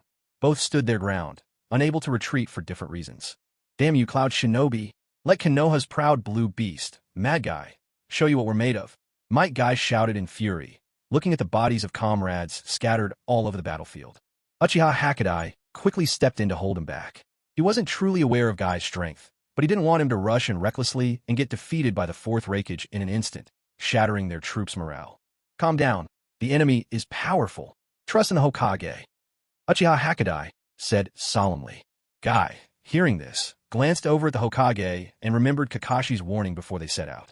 He wrestled with his emotions, but ultimately retreated back into the ranks. At that moment, Fuyue spoke with commanding presence. Fourth Reikage, have you grown tired of living? At these words, both the Konoha shinobi behind him and their cloud counterparts looked on in disbelief. The Konoha shinobi thought to themselves, oh my, is the Hokage really this bold? The guy opposite is the legendary fourth Reikage, a veteran with impressive victories. Meanwhile, the cloud shinobi wondered, this new fifth Hokage is really arrogant. Does he want to die faster, daring to speak like that to the Reikage? On one side stood the renowned and battle-hardened fourth Reikage. On the other, Fuyue, with his fierce gaze, who had shown himself once on the mist battlefield, but then faded into obscurity for years. Not only the cloud shinobi, even Konoha's own Jonin felt a nagging sense of unease, harboring serious doubts about their own Hokage. They'd expected the Hokage to strive for negotiation with the enemy, not open with a direct accusation. Sure enough, the fourth Reikage threw his head back and burst out laughing. When his laughter died away, he mocked, Uchiha Fuyue, I know you, the turtle hiding in its shell from the Uchiha clan. I heard after the Ninetales incident, your people were driven to the village's margins. What then? Staged a coup against the third and snatched the Hokage title? Now you think yourself invincible. His tone was as cold as the depths of winter. Even your third Hokage used to beg for peace by ceding land and paying reparations when facing me. And you, what makes you think you have the right to rave in my presence? As the fourth Reikage's scornful words peeled away their dignity, the Jonin behind Fuyue felt a chill settle deep within their hearts. Yes, even the third Hokage himself dared not fall out with them, and had to swallow his pride and appease the Hidden Cloud village. But what exactly is the fifth Hokage planning? Is she really going to risk it all in a life or death struggle? Upon hearing this, Hayashi Hyuga's eyes went bloodshot with emotion. Though the oppressive aura from the opposing side made his heart pound with anxiety, he chose to put his faith in Fugaku Uchiha, the man who now possessed eyes like Uchiha Madara. Others might not know, but how could he not? Fugaku Uchiha was nothing like the man he once was. Hayashi spoke up decisively, raising his voice. Fourth Reikage, don't get ahead of yourself. Konoha bowed and yielded to Cloud before only because of that treacherous old cur, the third Hokage. Our new fifth Hokage is here now. If you dare to show up today, don't think you'll walk away unscathed. The Cloud ninjas burst out laughing, as if they had just heard the punchline of a hilarious joke. The fourth Raikage's eyes gleamed with cunning as he spoke. Fugaku Uchiha, here's your last chance. If you surrender Naatsu port to us and pay 10 billion in compensation, I will withdraw immediately. How about it? At the mention of Naatsu, Fuyue was momentarily puzzled, unsure of what exactly the Raikage was demanding. But Hayashi, quick to read the room, turned to the Hokage and barked, Lord Hokage, Naatsu is one of our most vital international port cities in the Land of Fire. We cannot, under any circumstances, hand it over. With Hayashi's reminder, Fuyue's memories quickly filled in the gaps. Naatsu was a thriving port city on the eastern coast of the Land of Fire, blessed with a strategic location, facing the Whirlpool Island across the sea and lying close to the archipelago of the Land of Hot Water. Fuyue couldn't help but let out a cold, scornful chuckle at the Raikage's outrageous demands. Did the fourth really take him for the easily bullied, old Sarutobi Hiruzen? He'd come today prepared to wipe out the entire Cloud Squad, and the Raikage leading the charge was just a bonus. This was the perfect opportunity to stamp his authority when the hearts and loyalty of the Konoha shinobi behind him, and set the wheels of his next move in motion. Right now, with the eternal Mangekyo, there were few in the entire shinobi world who could stand against him. Once he had the full allegiance of Konoha's forces, he could lead them into battle. Sure, he could wage war all on his own, but conquering territory meant nothing if he stood alone. He needed allies at his side, making the loyalty of Konoha's ninja absolutely vital. The Uchiha clan alone could only do so much. Their numbers were never enough for such grand ambitions. Once word spread that he had defeated the fourth Raikage, those fair-weather fence-sitters in the village would finally choose a side, and the whole of Konoha would fall in behind him. Then, why not simply ignite the fourth great ninja war right away? After all, with his eternal Mangekyo at full power, who among the four great villages could possibly resist? First, he'd smash the Cloud, then sweep through the other villages one by one, unstoppable as a storm. Profiting from war would thrust the Hidden Leaf Village into a phase of rapid growth. At that point, there would be far fewer restraints on his actions. He could finally act without hesitation. There's no need for more words. My head is right here. If you want it, all of the Land of Fire will be yours. Come and take it if you dare. Fuyue spoke coldly. I gave you a chance, yet you failed to appreciate it. The fourth Raikage's face bore an amused smile as he shook his head, mocking the fifth Hokage for failing to recognize the opportunity. Well then, since you insist on pitting an egg against a rock, let's see what happens. The fourth Raikage declared with commanding presence. So, do you want a one-on-one or a brawl? If I were you, I'd just step up and accept your fate. Don't drag your subordinates into this. Truth be told, the quality of the Leaf Shinobi on the other side was quite high. Moments earlier, his sensory ninja had quietly whispered to him that nearly all of those dozens of shinobi were elite jonin. Far more than the number of jonin he'd brought with him this time. If it really came to a free-for-all, his side would likely face major losses. That was why he threw out the challenge, hoping to force the fifth Hokage into an honorable one-on-one duel between true warriors. Before Fuyue could respond, Hayashi Hyuga couldn't help himself and jumped in to object. What nonsense is this? You only have a few dozen jonin. The rest are all chunin. Comparing top-tier fighters, we clearly hold the advantage. Hayashi urged earnestly, Lord Hokage, don't listen to him. Let's all attack together. Upon hearing Hayashi's words, the Leaf Shinobi each let out a silent sigh, but their expressions quickly turned serious. Some drew kunai from their pouches, others readied their weapons. Everyone quietly prepared for battle. In their hearts, most felt there was still some distance between the fifth Hokage and the widely renowned fourth Raikage. To put it simply, they believed their Hokage wasn't quite as strong. So, when it came to choosing between a duel and a melee, was there even any debate? Surely the group assault was the better option.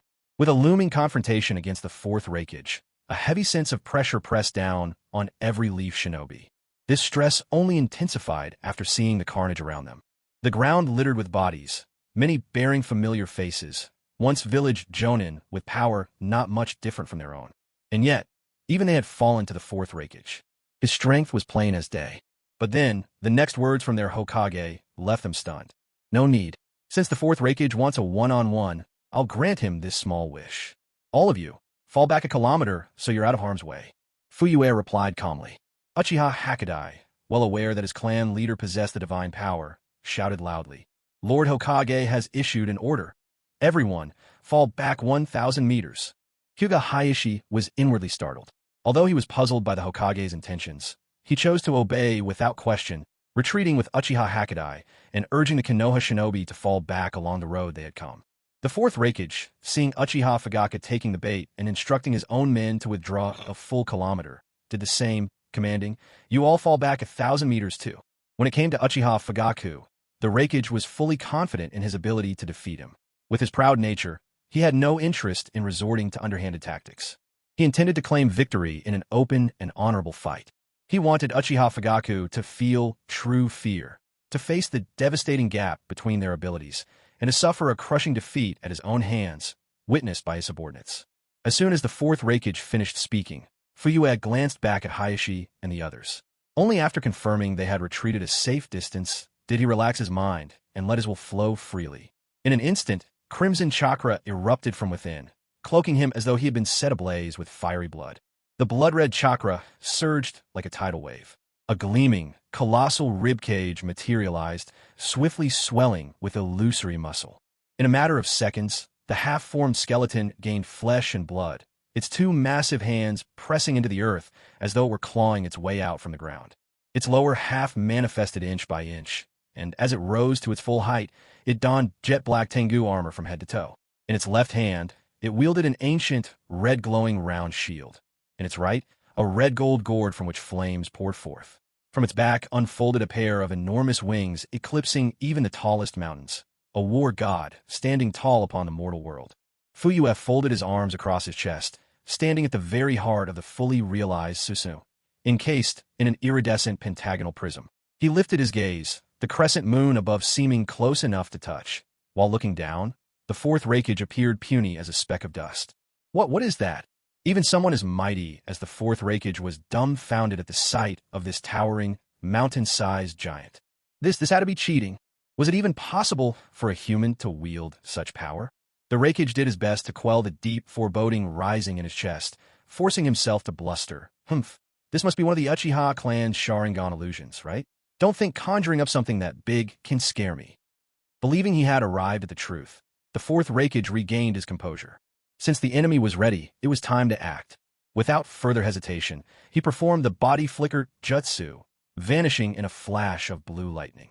With his lightning release technique speeding up every cell in his body, moving at blinding velocity in his lightning chakra mode, the fourth Reikage seemed to have become a living streak of blue lightning.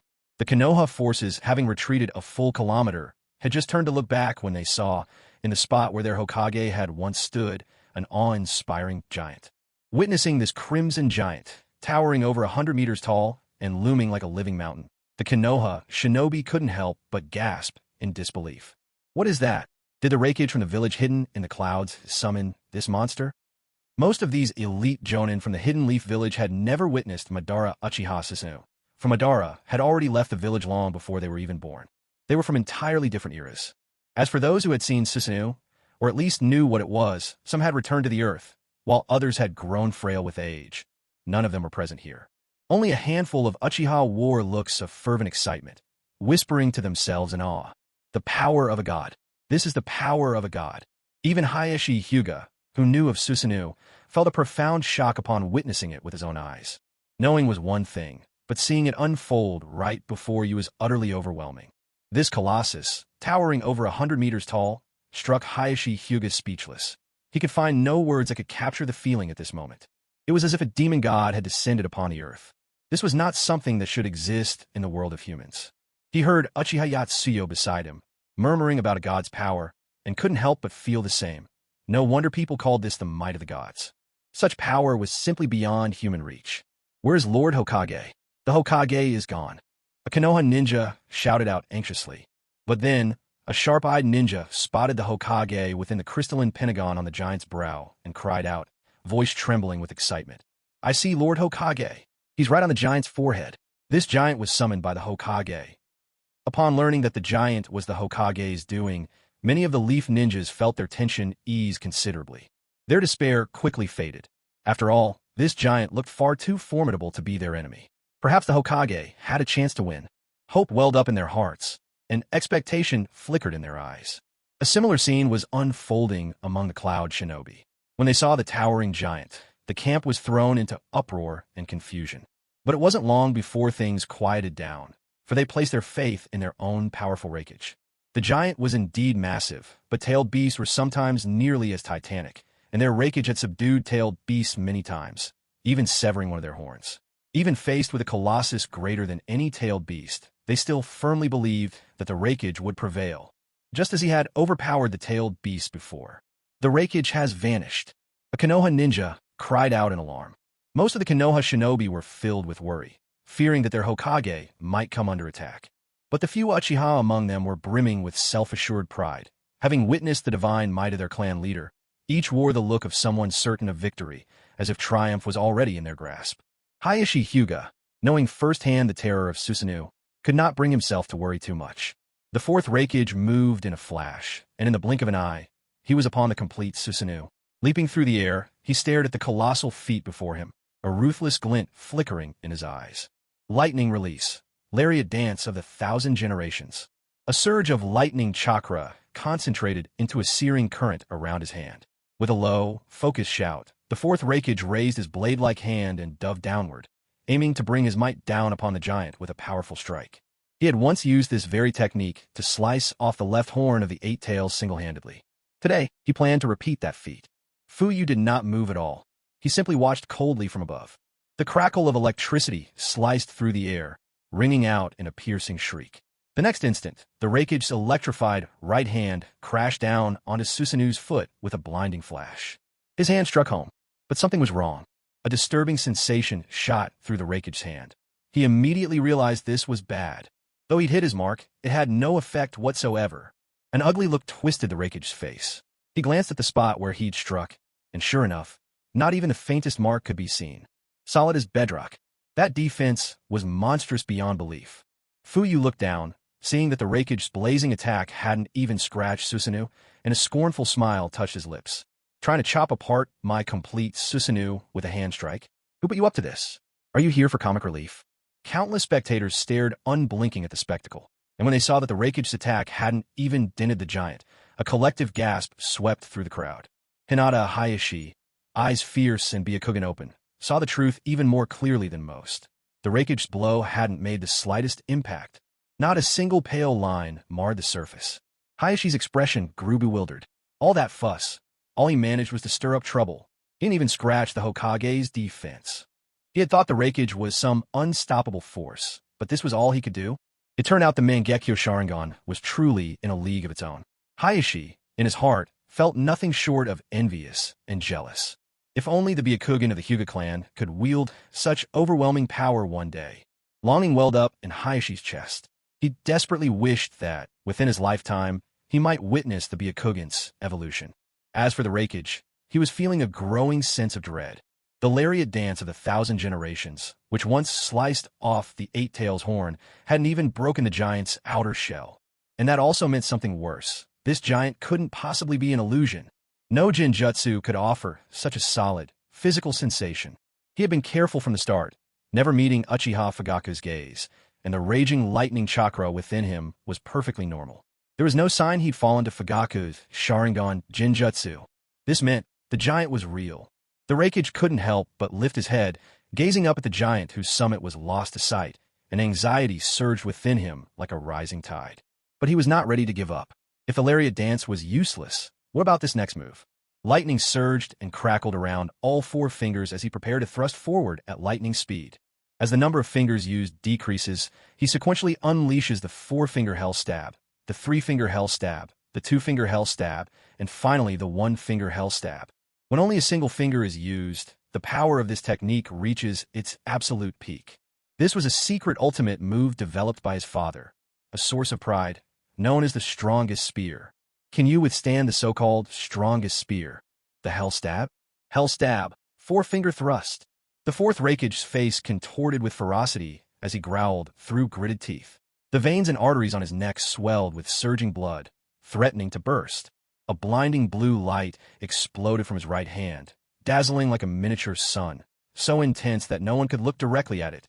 Most couldn't help but avert their eyes. Even Hayashi Hyuga, with his Byakugan active, teared up, unable to withstand the overwhelming radiance. What a terrifying surge of chakra! Hayashi drew a sharp breath, unable to suppress his worry. Could the Hokage's divine power withstand such an assault? He stared intently, refusing to look away, even as tears streamed down his cheeks. That blazing light collided with the giant. A resounding, deep impact reverberated through the air. Disbelief flashed across the fourth Raikage's face. He'd unleashed the three-finger hell stab, the two-finger, and finally the one-finger hell stab. He had used his father's strongest spear. Yet, even after all that, the surface of the giant remained completely unscathed. With eyes wide in shock, he caught a fleeting glimpse of a faint white mark. Before a full second had passed, it vanished without a trace. The giant could even heal itself. For a moment, the fourth Raikage questioned everything he knew. Not even the legendary hell stab, the strongest spear, could break through his opponent's defense. But Fuyu paid no mind to whether the Raikage was stunned. With a simple thought, Susanoo hung the Tatsuka blade at its waist and drew its own massive katana, unadorned and unpretentious, bringing it down simply yet decisively upon the fourth Raikage. Though the motion appeared neither hurried nor slow, the blade's descent tore through the atmosphere, unleashing a piercing shockwave. The slicing wind howled to each side, sweeping the towering trees into submission. Many were even ripped from the earth entirely, exposing a tangled web of roots. A sense of impending doom seized the Raikage's heart as he stared up at the katana crashing down like a shadow to blot out the sky. Terror gripped him, even cloaked in his most formidable lightning release armor, nearly immune to damage. Even techniques designed to counter lightning release, such as wind release, could barely touch him. Yet, in the face of the giant's strike, he found himself utterly incapable of mounting any defense at all. Absolutely impossible to block. Forget about stopping the blade. Even the barest graze or touch would spell doom. In a flash, the fourth Raikage transformed into a streak of blue lightning, desperately seeking to evade. His speed was incredible, and he actually managed to dodge the attack. The next instant, the colossal katana smashed into the earth, slicing the forest diagonally in two. Amid the thunderous crashing of timber, the upper halves of dozens of massive trees tumbled down, kicking up a storm of dust and debris. The fourth Raikage had barely regained his footing when, through the swirling dust, he saw a shock wave burst forth, an enormous blade blazing with fire sweeping toward him at incredible speed. He immediately recognized the immense power behind the sword and didn't dare meet it head-on. In a flash, he transformed into lightning and dodged once more. The upward slash missed its mark, but a dark red arc of sword energy flew from the blade, skimming dangerously close to the fourth Raikage and slamming into a nearby hill. All eyes watched in terror as the hill was cleaved down the middle, stones tumbling, a vast chasm splitting its heart. The mountain had been cut in two. A searing pain flared across the fourth Raikage's back. Even though the sword energy hadn't touched him directly, not even the armor of lightning enfolding his body could deflect the wound. It still left him with a fair-sized injury. Glancing over his shoulder, the fourth Raikage saw a wide scrape trailing across his back. Then the rumble of boulders colliding rose behind him. He turned and drew a sharp breath. Even the mountains weren't safe from that attack. The sheer terror of such power was evident. Sweat streamed down the fourth Raikage's face from the pain, but as soon as it appeared, the lightning crackling around him instantly vaporized it. He clenched his fists. I can't keep dodging. In a heartbeat, the fourth Raikage came to a halt. Behind him stood the Cloud Ninja. The giant, as if growing impatient with his evasions, swung the mighty blade downward in a devastating arc toward the Cloud Ninja, forcing a desperate choice upon him. If he ignored it, his comrades, lacking his speed, would have no chance to escape. The very sword energy that had just split a mountain promised certain death. Their annihilation would be all but assured. If he stepped in, even by holding out for a few seconds, his men might have a shot at survival. He swept his gaze over his subordinates. One by one, they still stood rooted in place, faces frozen in disbelief. They hadn't expected that, despite keeping their distance, the enormous blade would come down right above their heads. Nor had they imagined that, in the chaos of battle, they would be swept into the heart of the fight. The giant was simply too massive, and with a sword to match. All of them now found themselves squarely within the weapon's range. Gritting his teeth, the fourth Raikage steeled himself and charged headlong against the overwhelming, sky-darkening might of the descending blade. Lightning crackled wildly around him, a burst of blinding brilliance. He unleashed the lightning release chakra mode to its limits, pushing himself to his absolute peak. He didn't waver for a moment. With the example set by his father, the third Reikage, who had stood his ground alone against 30,000 enemy ninja to ensure a safe retreat for his men. He too would not shrink from danger or falter now. There are no cowards in the hidden cloud. The fourth Reikage surged against the wind, closing the distance with each stride, the overwhelming pressure from the great sword bearing down directly upon him. Even though the blade itself seemed insubstantial, wreathed in phantom flames dancing along the hilt, it exuded an inescapable, razor-sharp menace. Before the blade made contact, the skin on his body was already tingling with a stinging, cutting sensation. It felt just like being sliced by a real knife. For years, ever since he'd mastered the lightning release chakra mode, he hadn't felt anything like this, not since he had first learned to make lightning his second skin. Crossing both arms over his head, the fourth Reikage activated the steel guards on his forearms.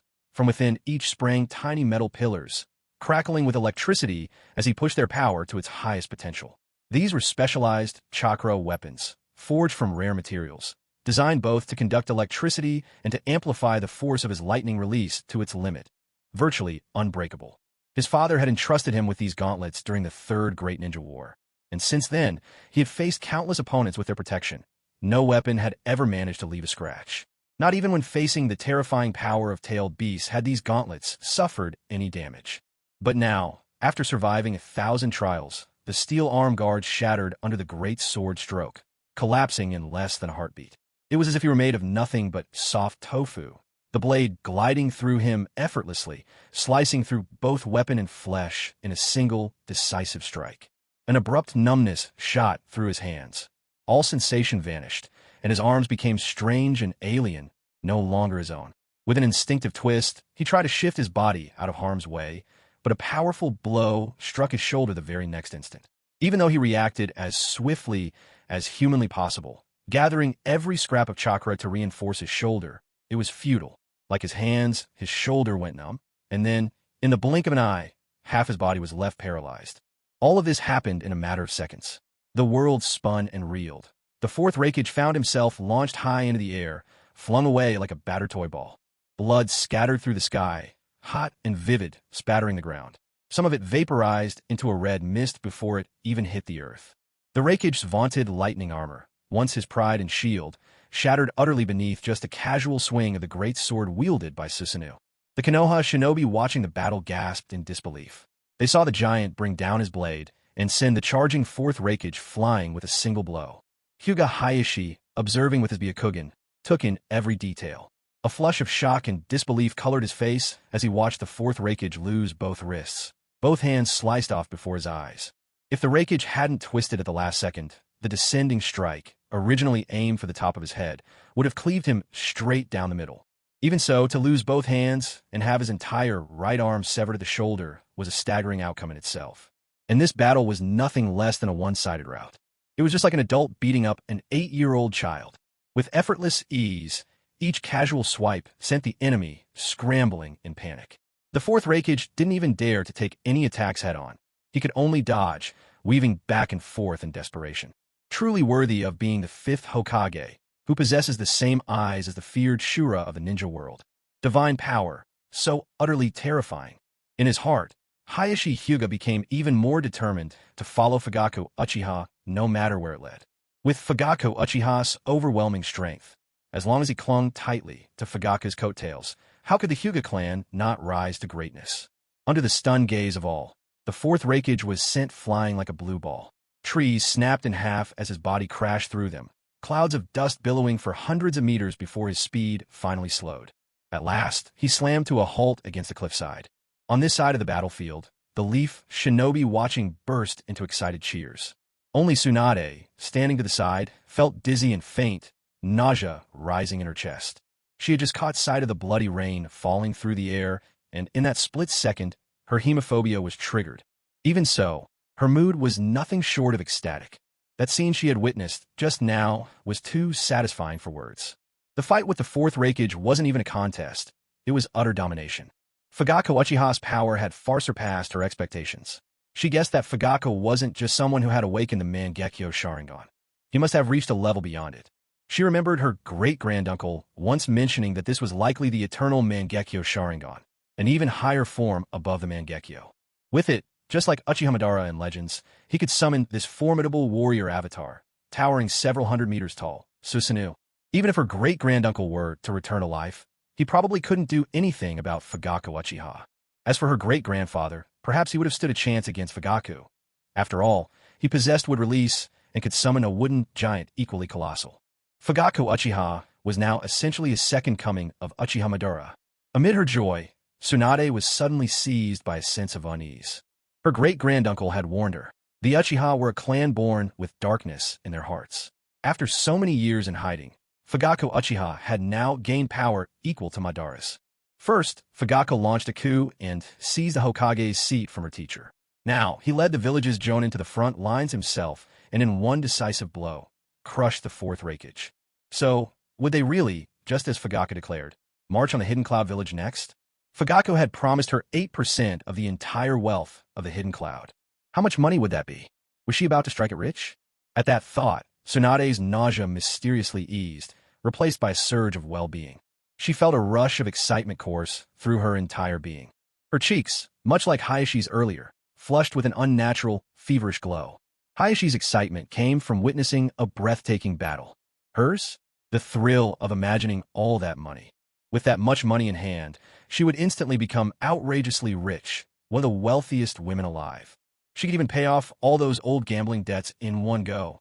Tsunade couldn't help but grin, her lips curling upward in uncontrollable delight, chuckling to herself in a bubbly, almost foolish way.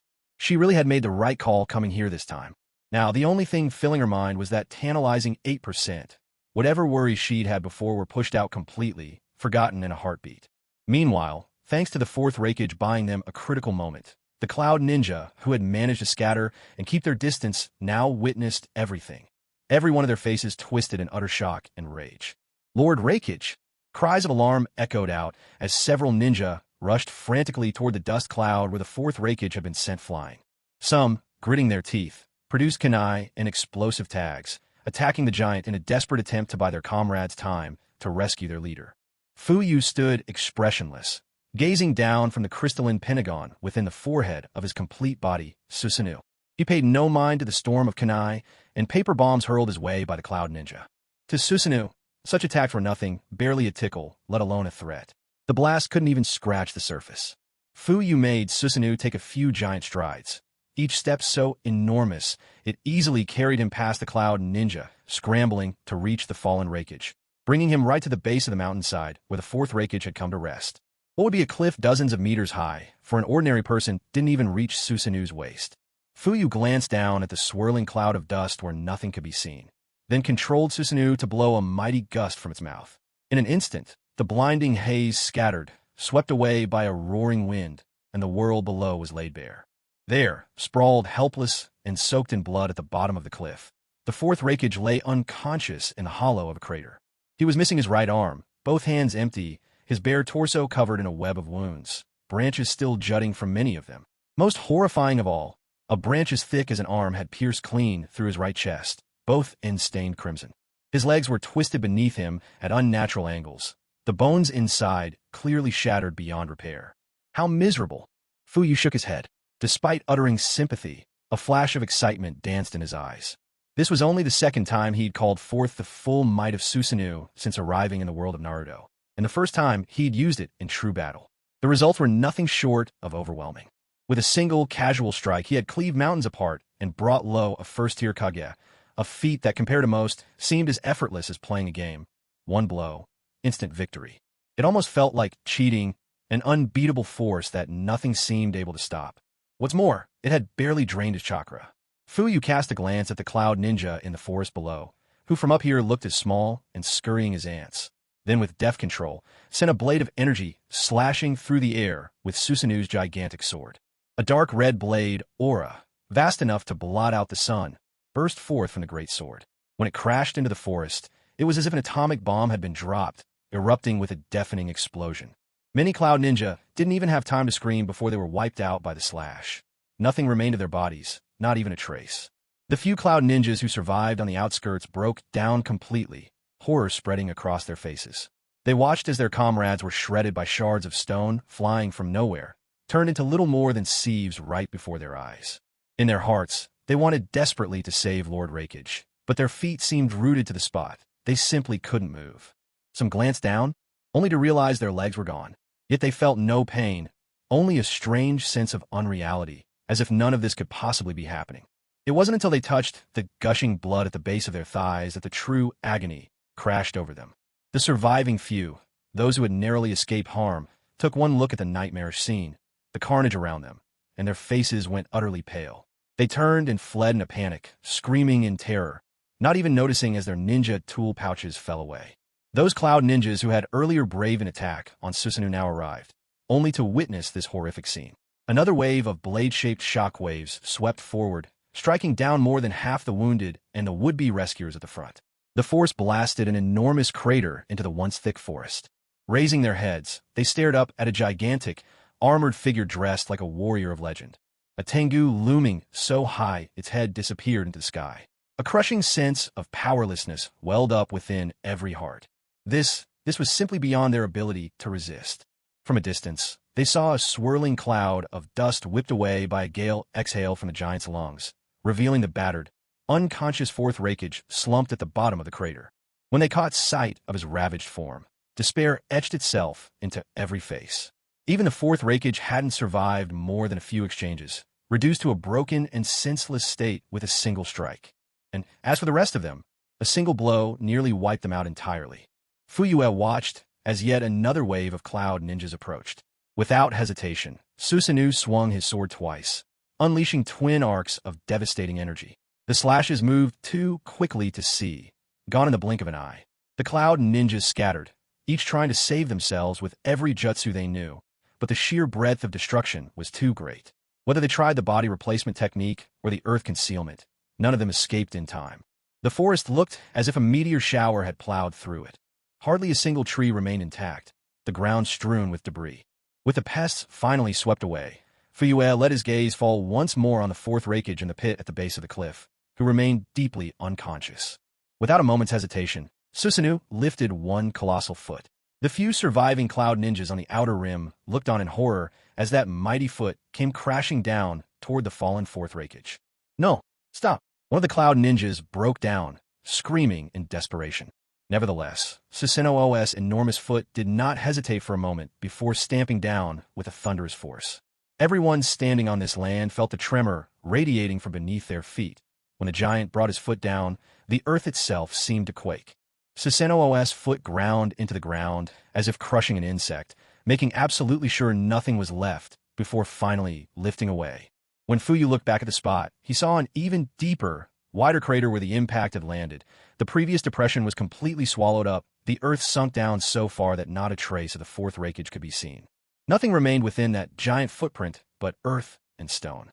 If one were to step into the crater and peer closely at the bottom, bits of flesh and blood could be found mixed into the soil, fragments of the fourth Reikage. With a single, devastating step, the fourth Reikage had been crushed utterly, his body ground into the earth itself. Witnessing the fall of the Reikage, Fuyu finally felt a deep sense of satisfaction. He emerged from the crystal pentagonal prism, strode onto the open palm of Susanoo, and was gently set back down to the ground by the great warrior's careful hand.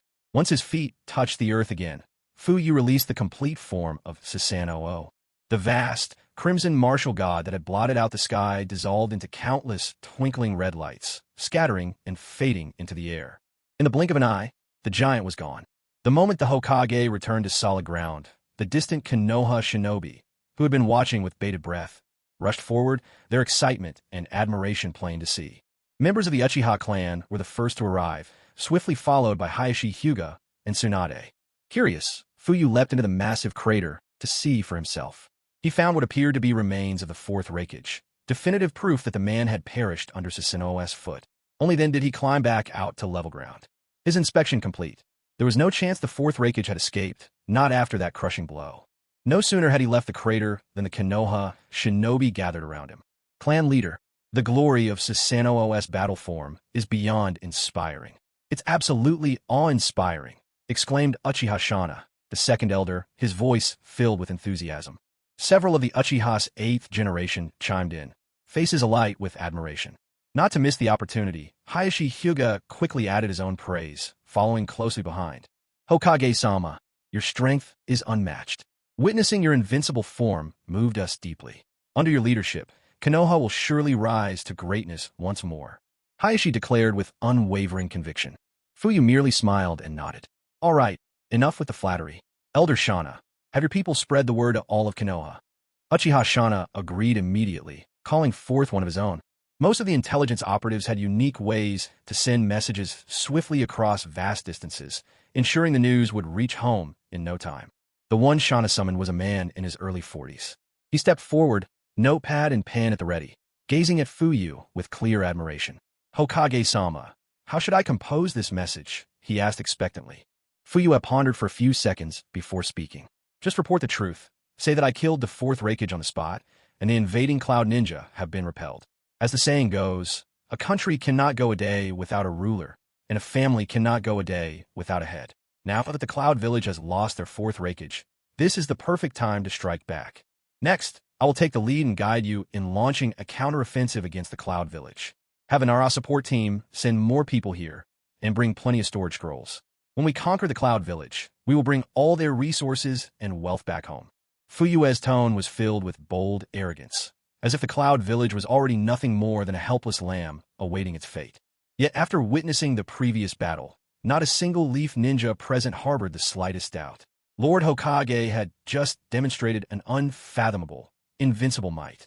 Although the fourth Hokage might have been able to wipe out the Cloud Force just now, it would not have been as effortless and decisive as what the fifth Hokage just displayed. The fourth Hokage would have had to defeat them one by one, but the fifth Hokage had ended the battle with a single, sweeping strike.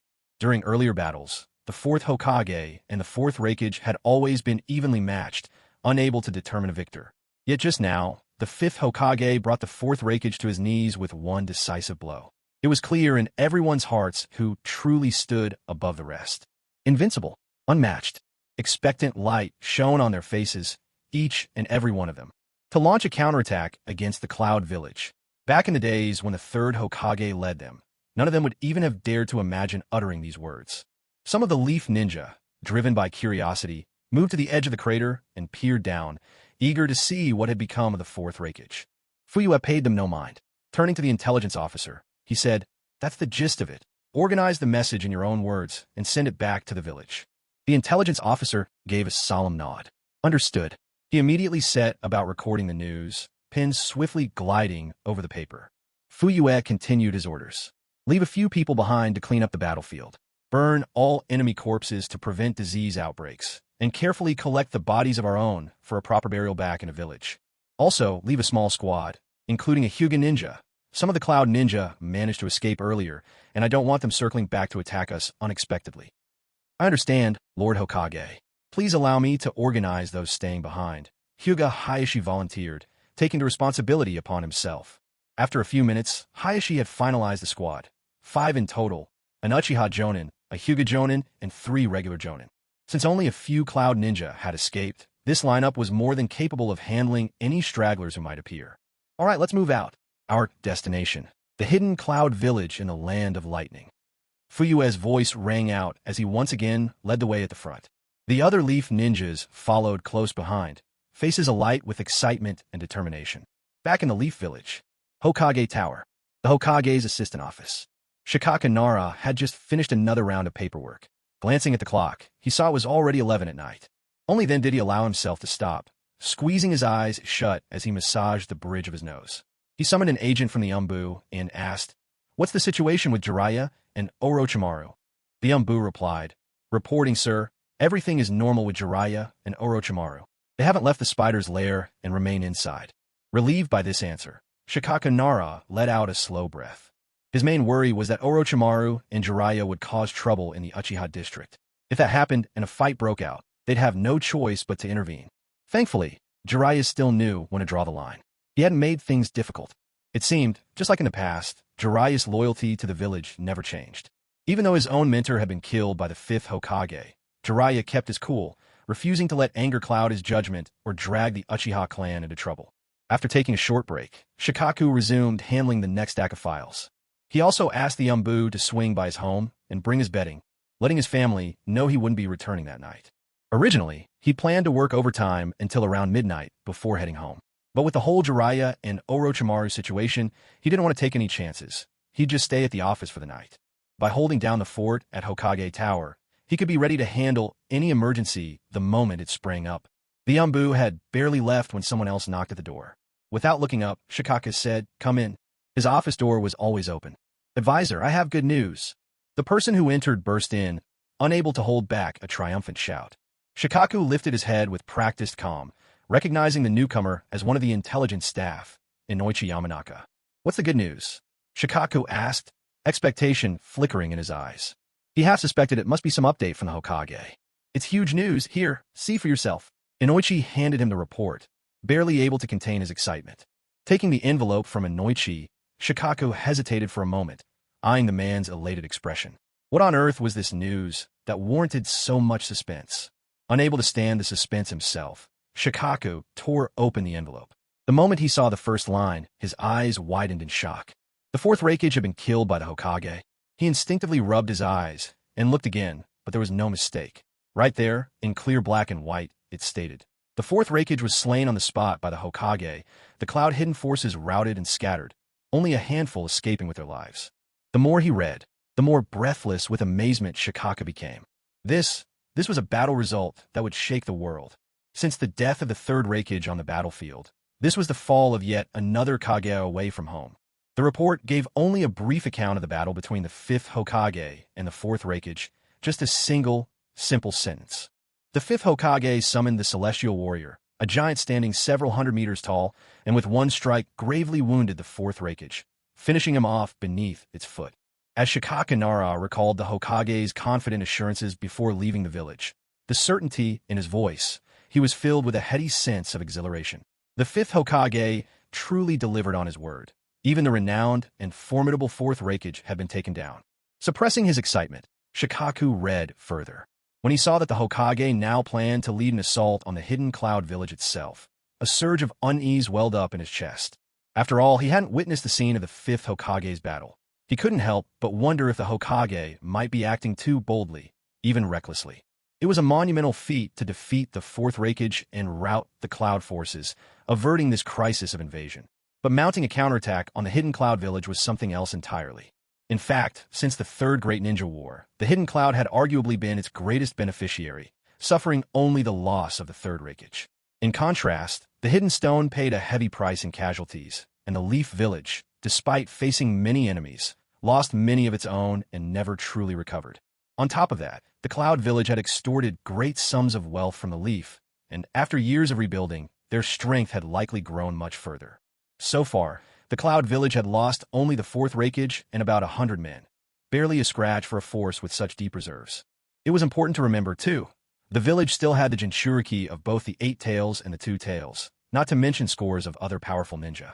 Could the fifth Hokage really hope to attack the Cloud Village with just himself and about 60 elite jonin? Was this overconfidence?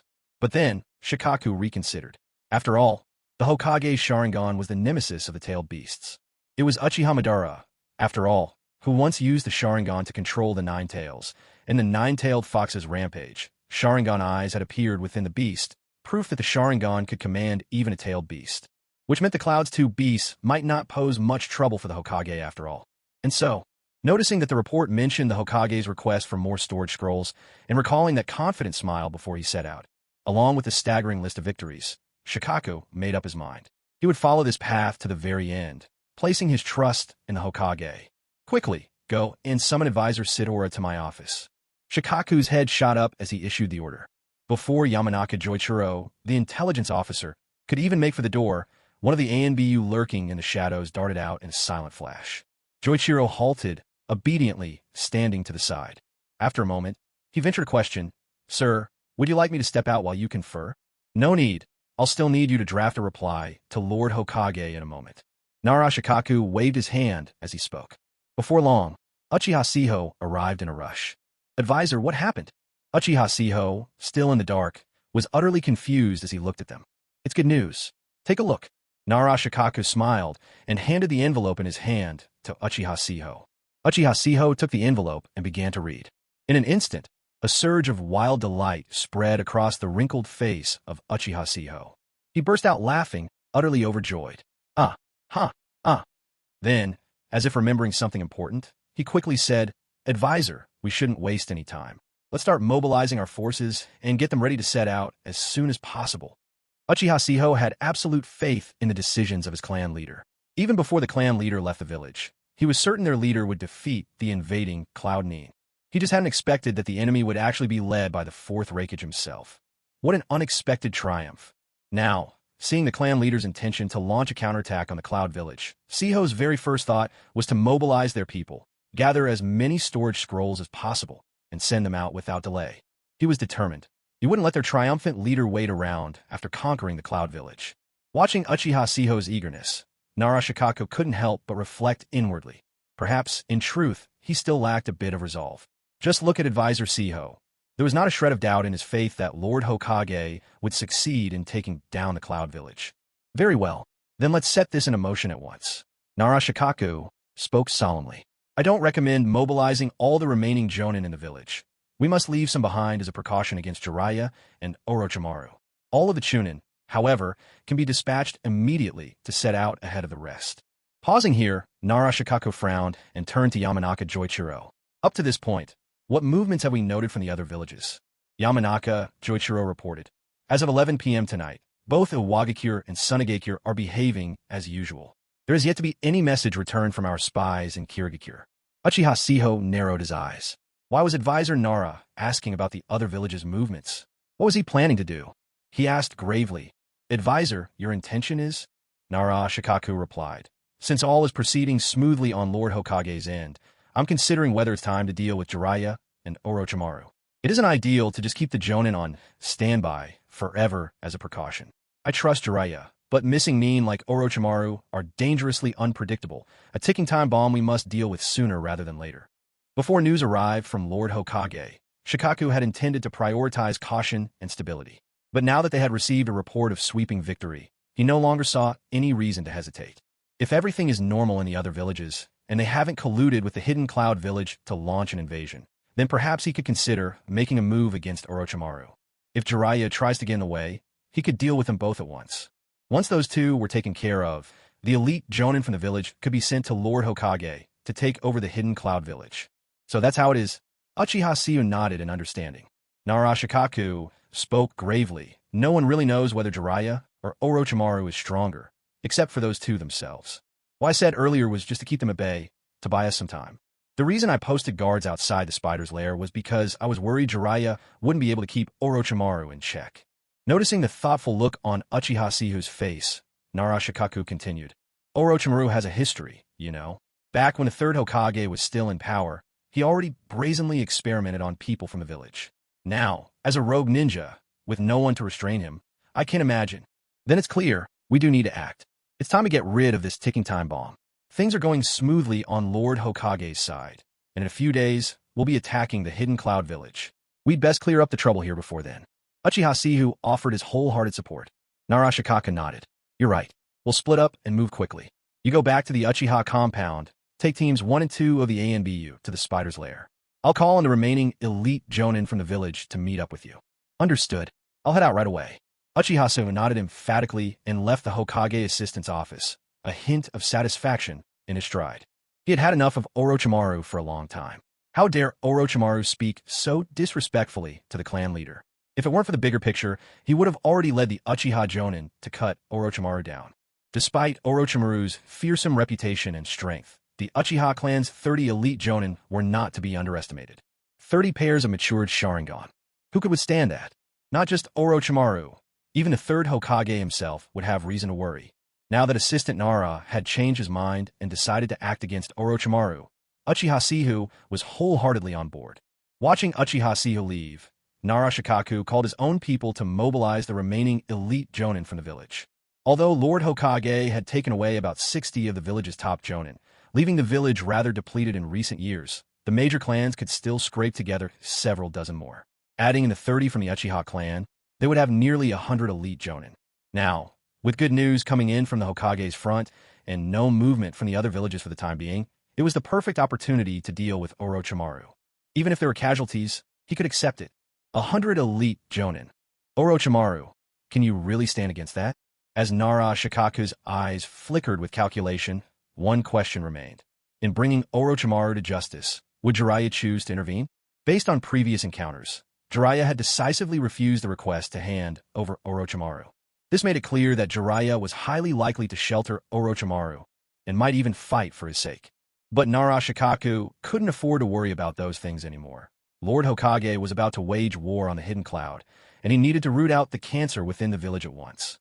Orochimaru had to be dealt with. If Jiraiya tried to intervene, then he would simply have to be eliminated as well.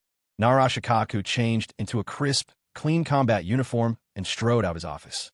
Stepping out of the Hokage building, he glanced over the tranquil streets, though in his heart he knew tonight would be anything but peaceful.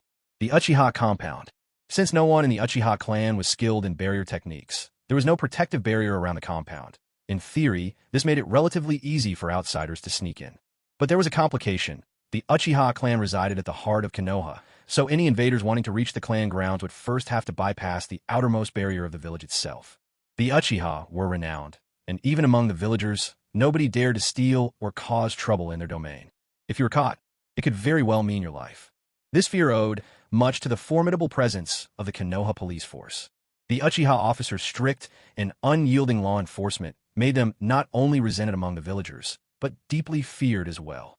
Now, in the area surrounding the Uchiha clan leader's house, tents were scattered along the road, and every room within the house was filled to capacity. Those with no space left inside camped out in tents along the street. Concerned for everyone's safety, Uchiha Makoto had discussed with the elders, Uchiha Sihu and Uchiha Masato, and arranged for the clan members to gather around the clan leader's home, at least for the next few days. With only 30 jonin at their disposal, there simply weren't enough personnel to guard the entire compound effectively. That was why they pulled everyone together and shrank the line of defense, focusing their efforts on a smaller area that would be much easier to protect.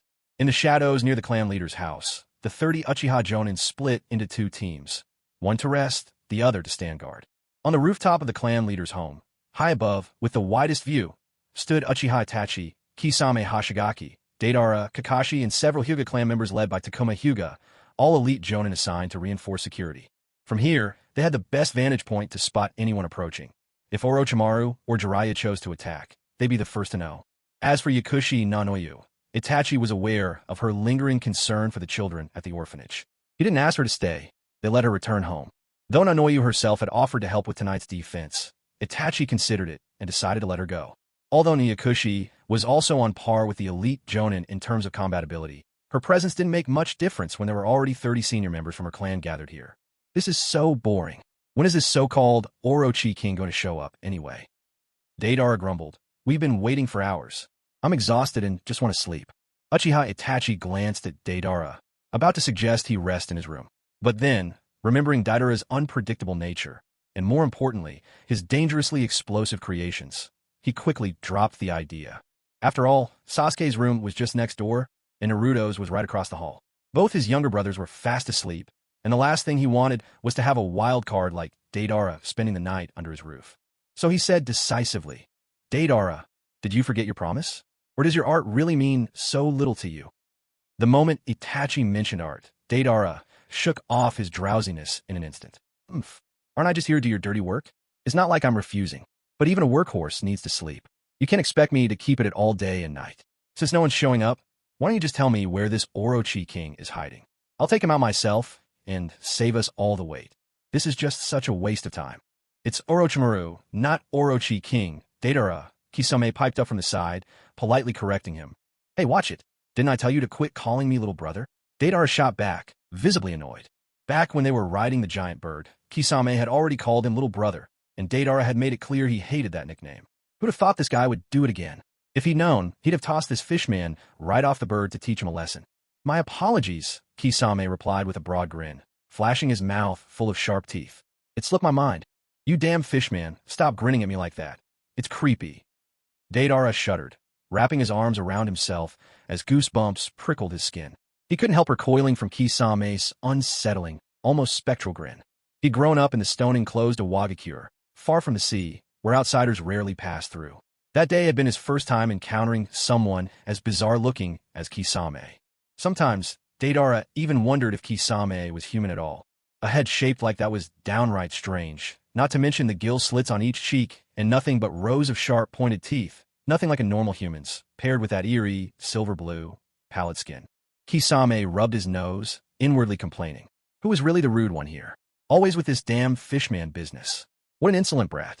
He glanced at Itachi Uchiha, thinking to himself that Mr. Itachi was always the most pleasant to the eye, kind, exceptionally polite, and without a shred of arrogance, despite his father being none other than the Hokage of the Hidden Leaf Village.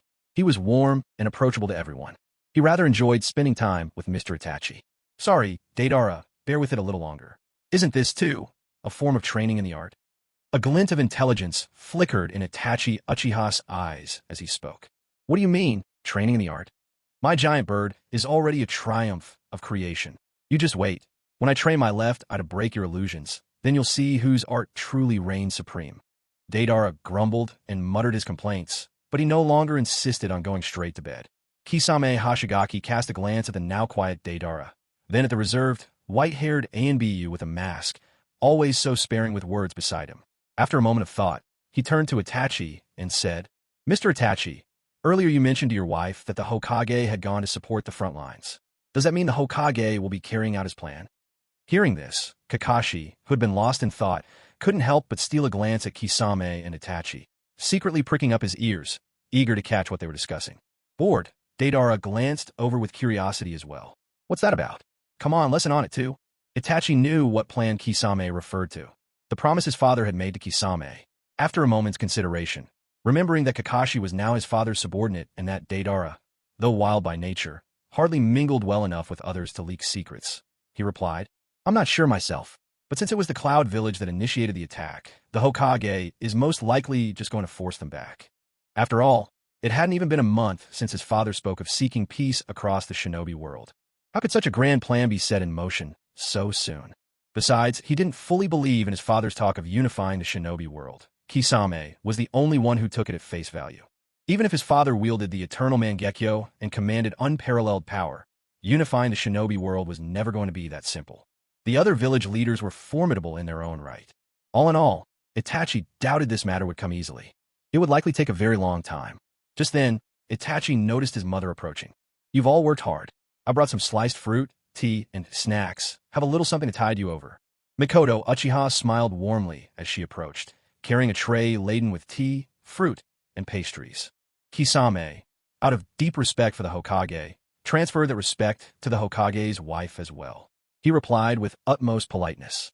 Madam, there's really no need for such trouble on our behalf. We're not hungry at all.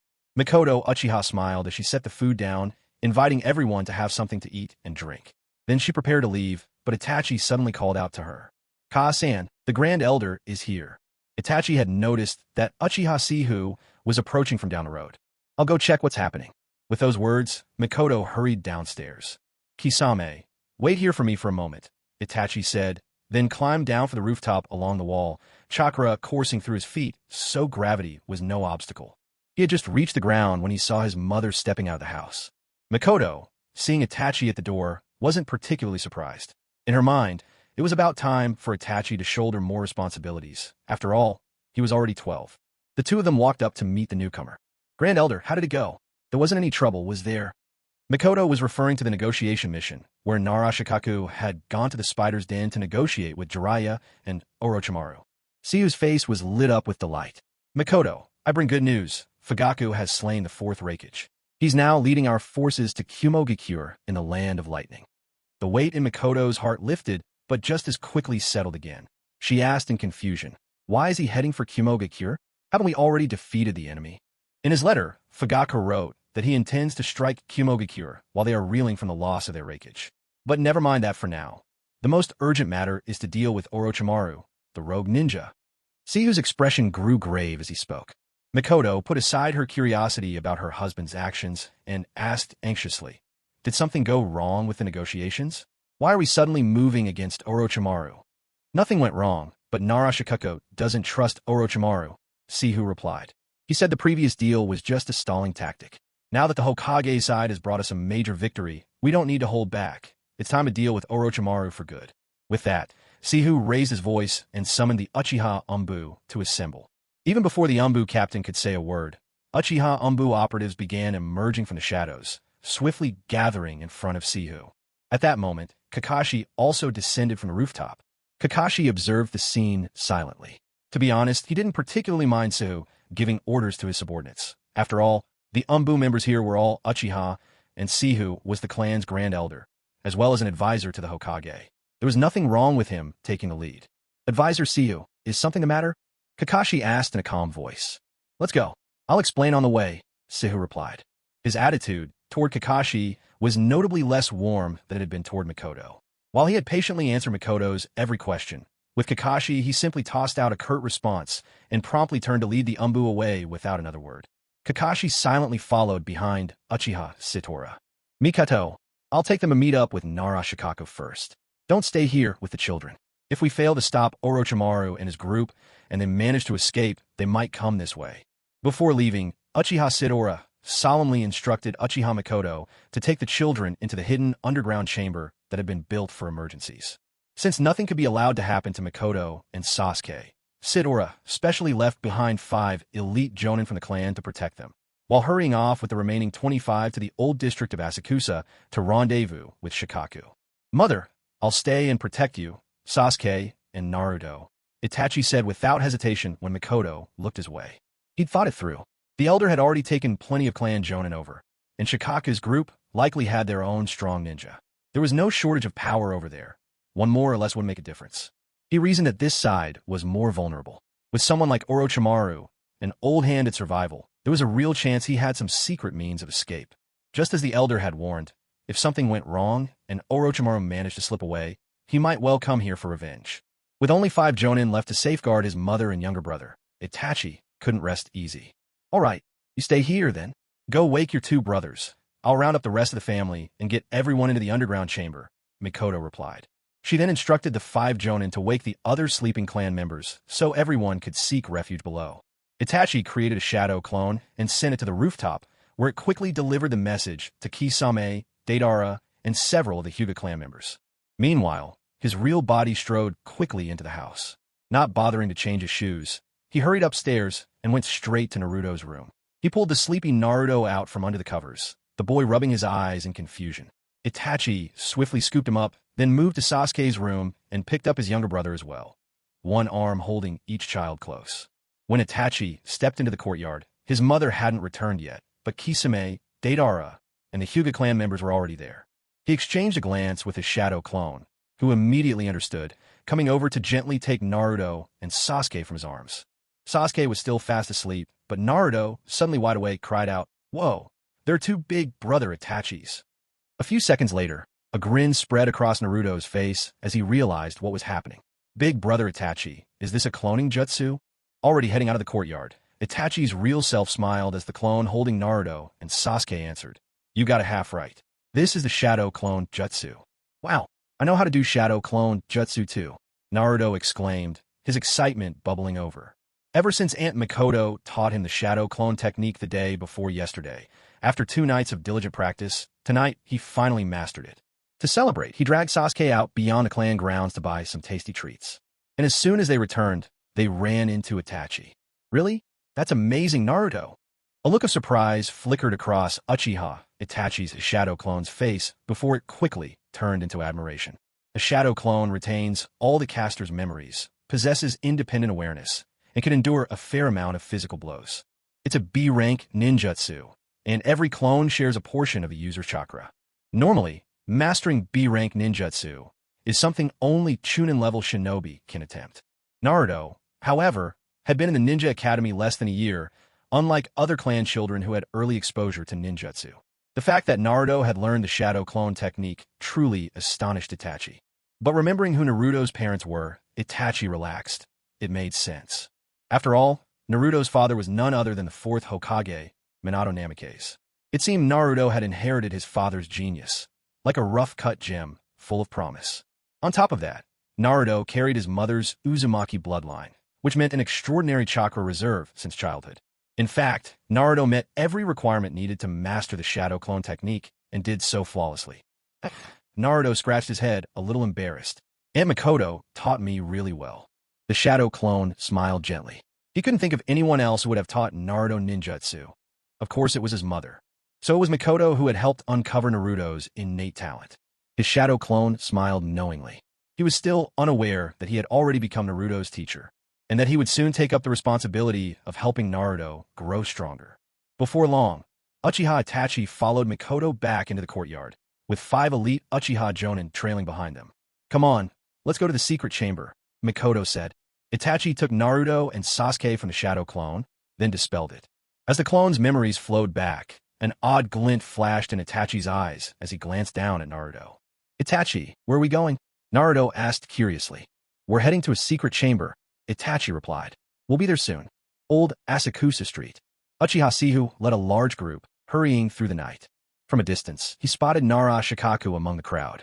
"Advisor Nara, apologies, I'm late." Behind Nara Shikaku stood dozens of figures, packing the street from end to end. When both groups converged, the street became crowded to overflowing. From afar, Uchiha Sihu cast a solemn glance at the Pan-Silk Cave and asked, "So, do we make our move now?" Nara Shikaku seemed to have already weighed his options, and he spoke directly. "First, surround the Spider Lily house, then evacuate everyone inside. The people in the surrounding area should also be moved out to avoid any accidents." "Understood." Uchiha Sihu signaled with a word, and every Jonin immediately sprang into action. They moved swiftly, leaping across the rooftops and taking positions around the Spider Lily house. By now, everyone knew the mission's true target. Orochimaru, once one of the legendary Sannin, with the possibility that Jiraiya might also be involved.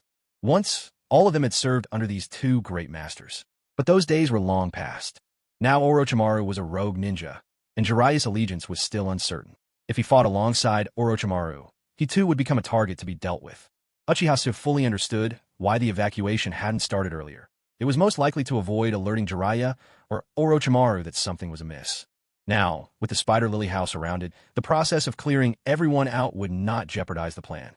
Even if Orochimaru or Jiraiya tried to slip away amidst the crowds, that would no longer be possible. Nara Shikaku had made up his mind. The 2 had already proven themselves capable of slipping past the village's barriers undetected. This time, they couldn't be allowed to escape. If they managed to infiltrate again and cause chaos, the village would always be on the back foot. Even if it meant risking the villagers' safety, Orochimaru had to be stopped.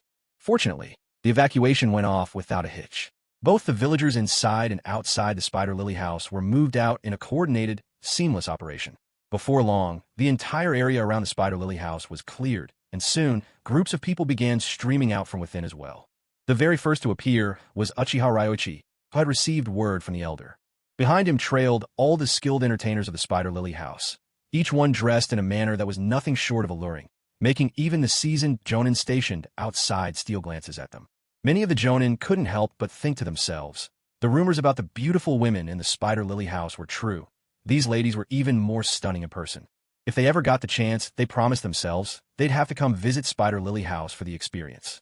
With so many customers flocking here, it was obvious the place lived up to its reputation. Spider Lily house really deserved its place as the most popular establishment in all of Konoha Village. It wasn't until everyone had cleared out of the Spider Lily house that Jiraiya finally appeared at the entrance. He strolled out the front door, unhurried and composed. Taking in the formation assembled outside, he let out a low whistle, his eyes sweeping over the familiar faces in the crowd. Many Jonin, upon spotting Jiraiya, had a complicated look flash across their eyes. Jiraiya, however, showed no sign of worry. In fact, a faint smile touched his lips as he waved hello to his old comrades. Those he greeted stiffened awkwardly, glancing at his wave, but not returning it. After all, Nara Shikaku was right there, watching every move. On the way over, Nara Shikaku had already warned them. Jiraiya himself might need to be dealt with.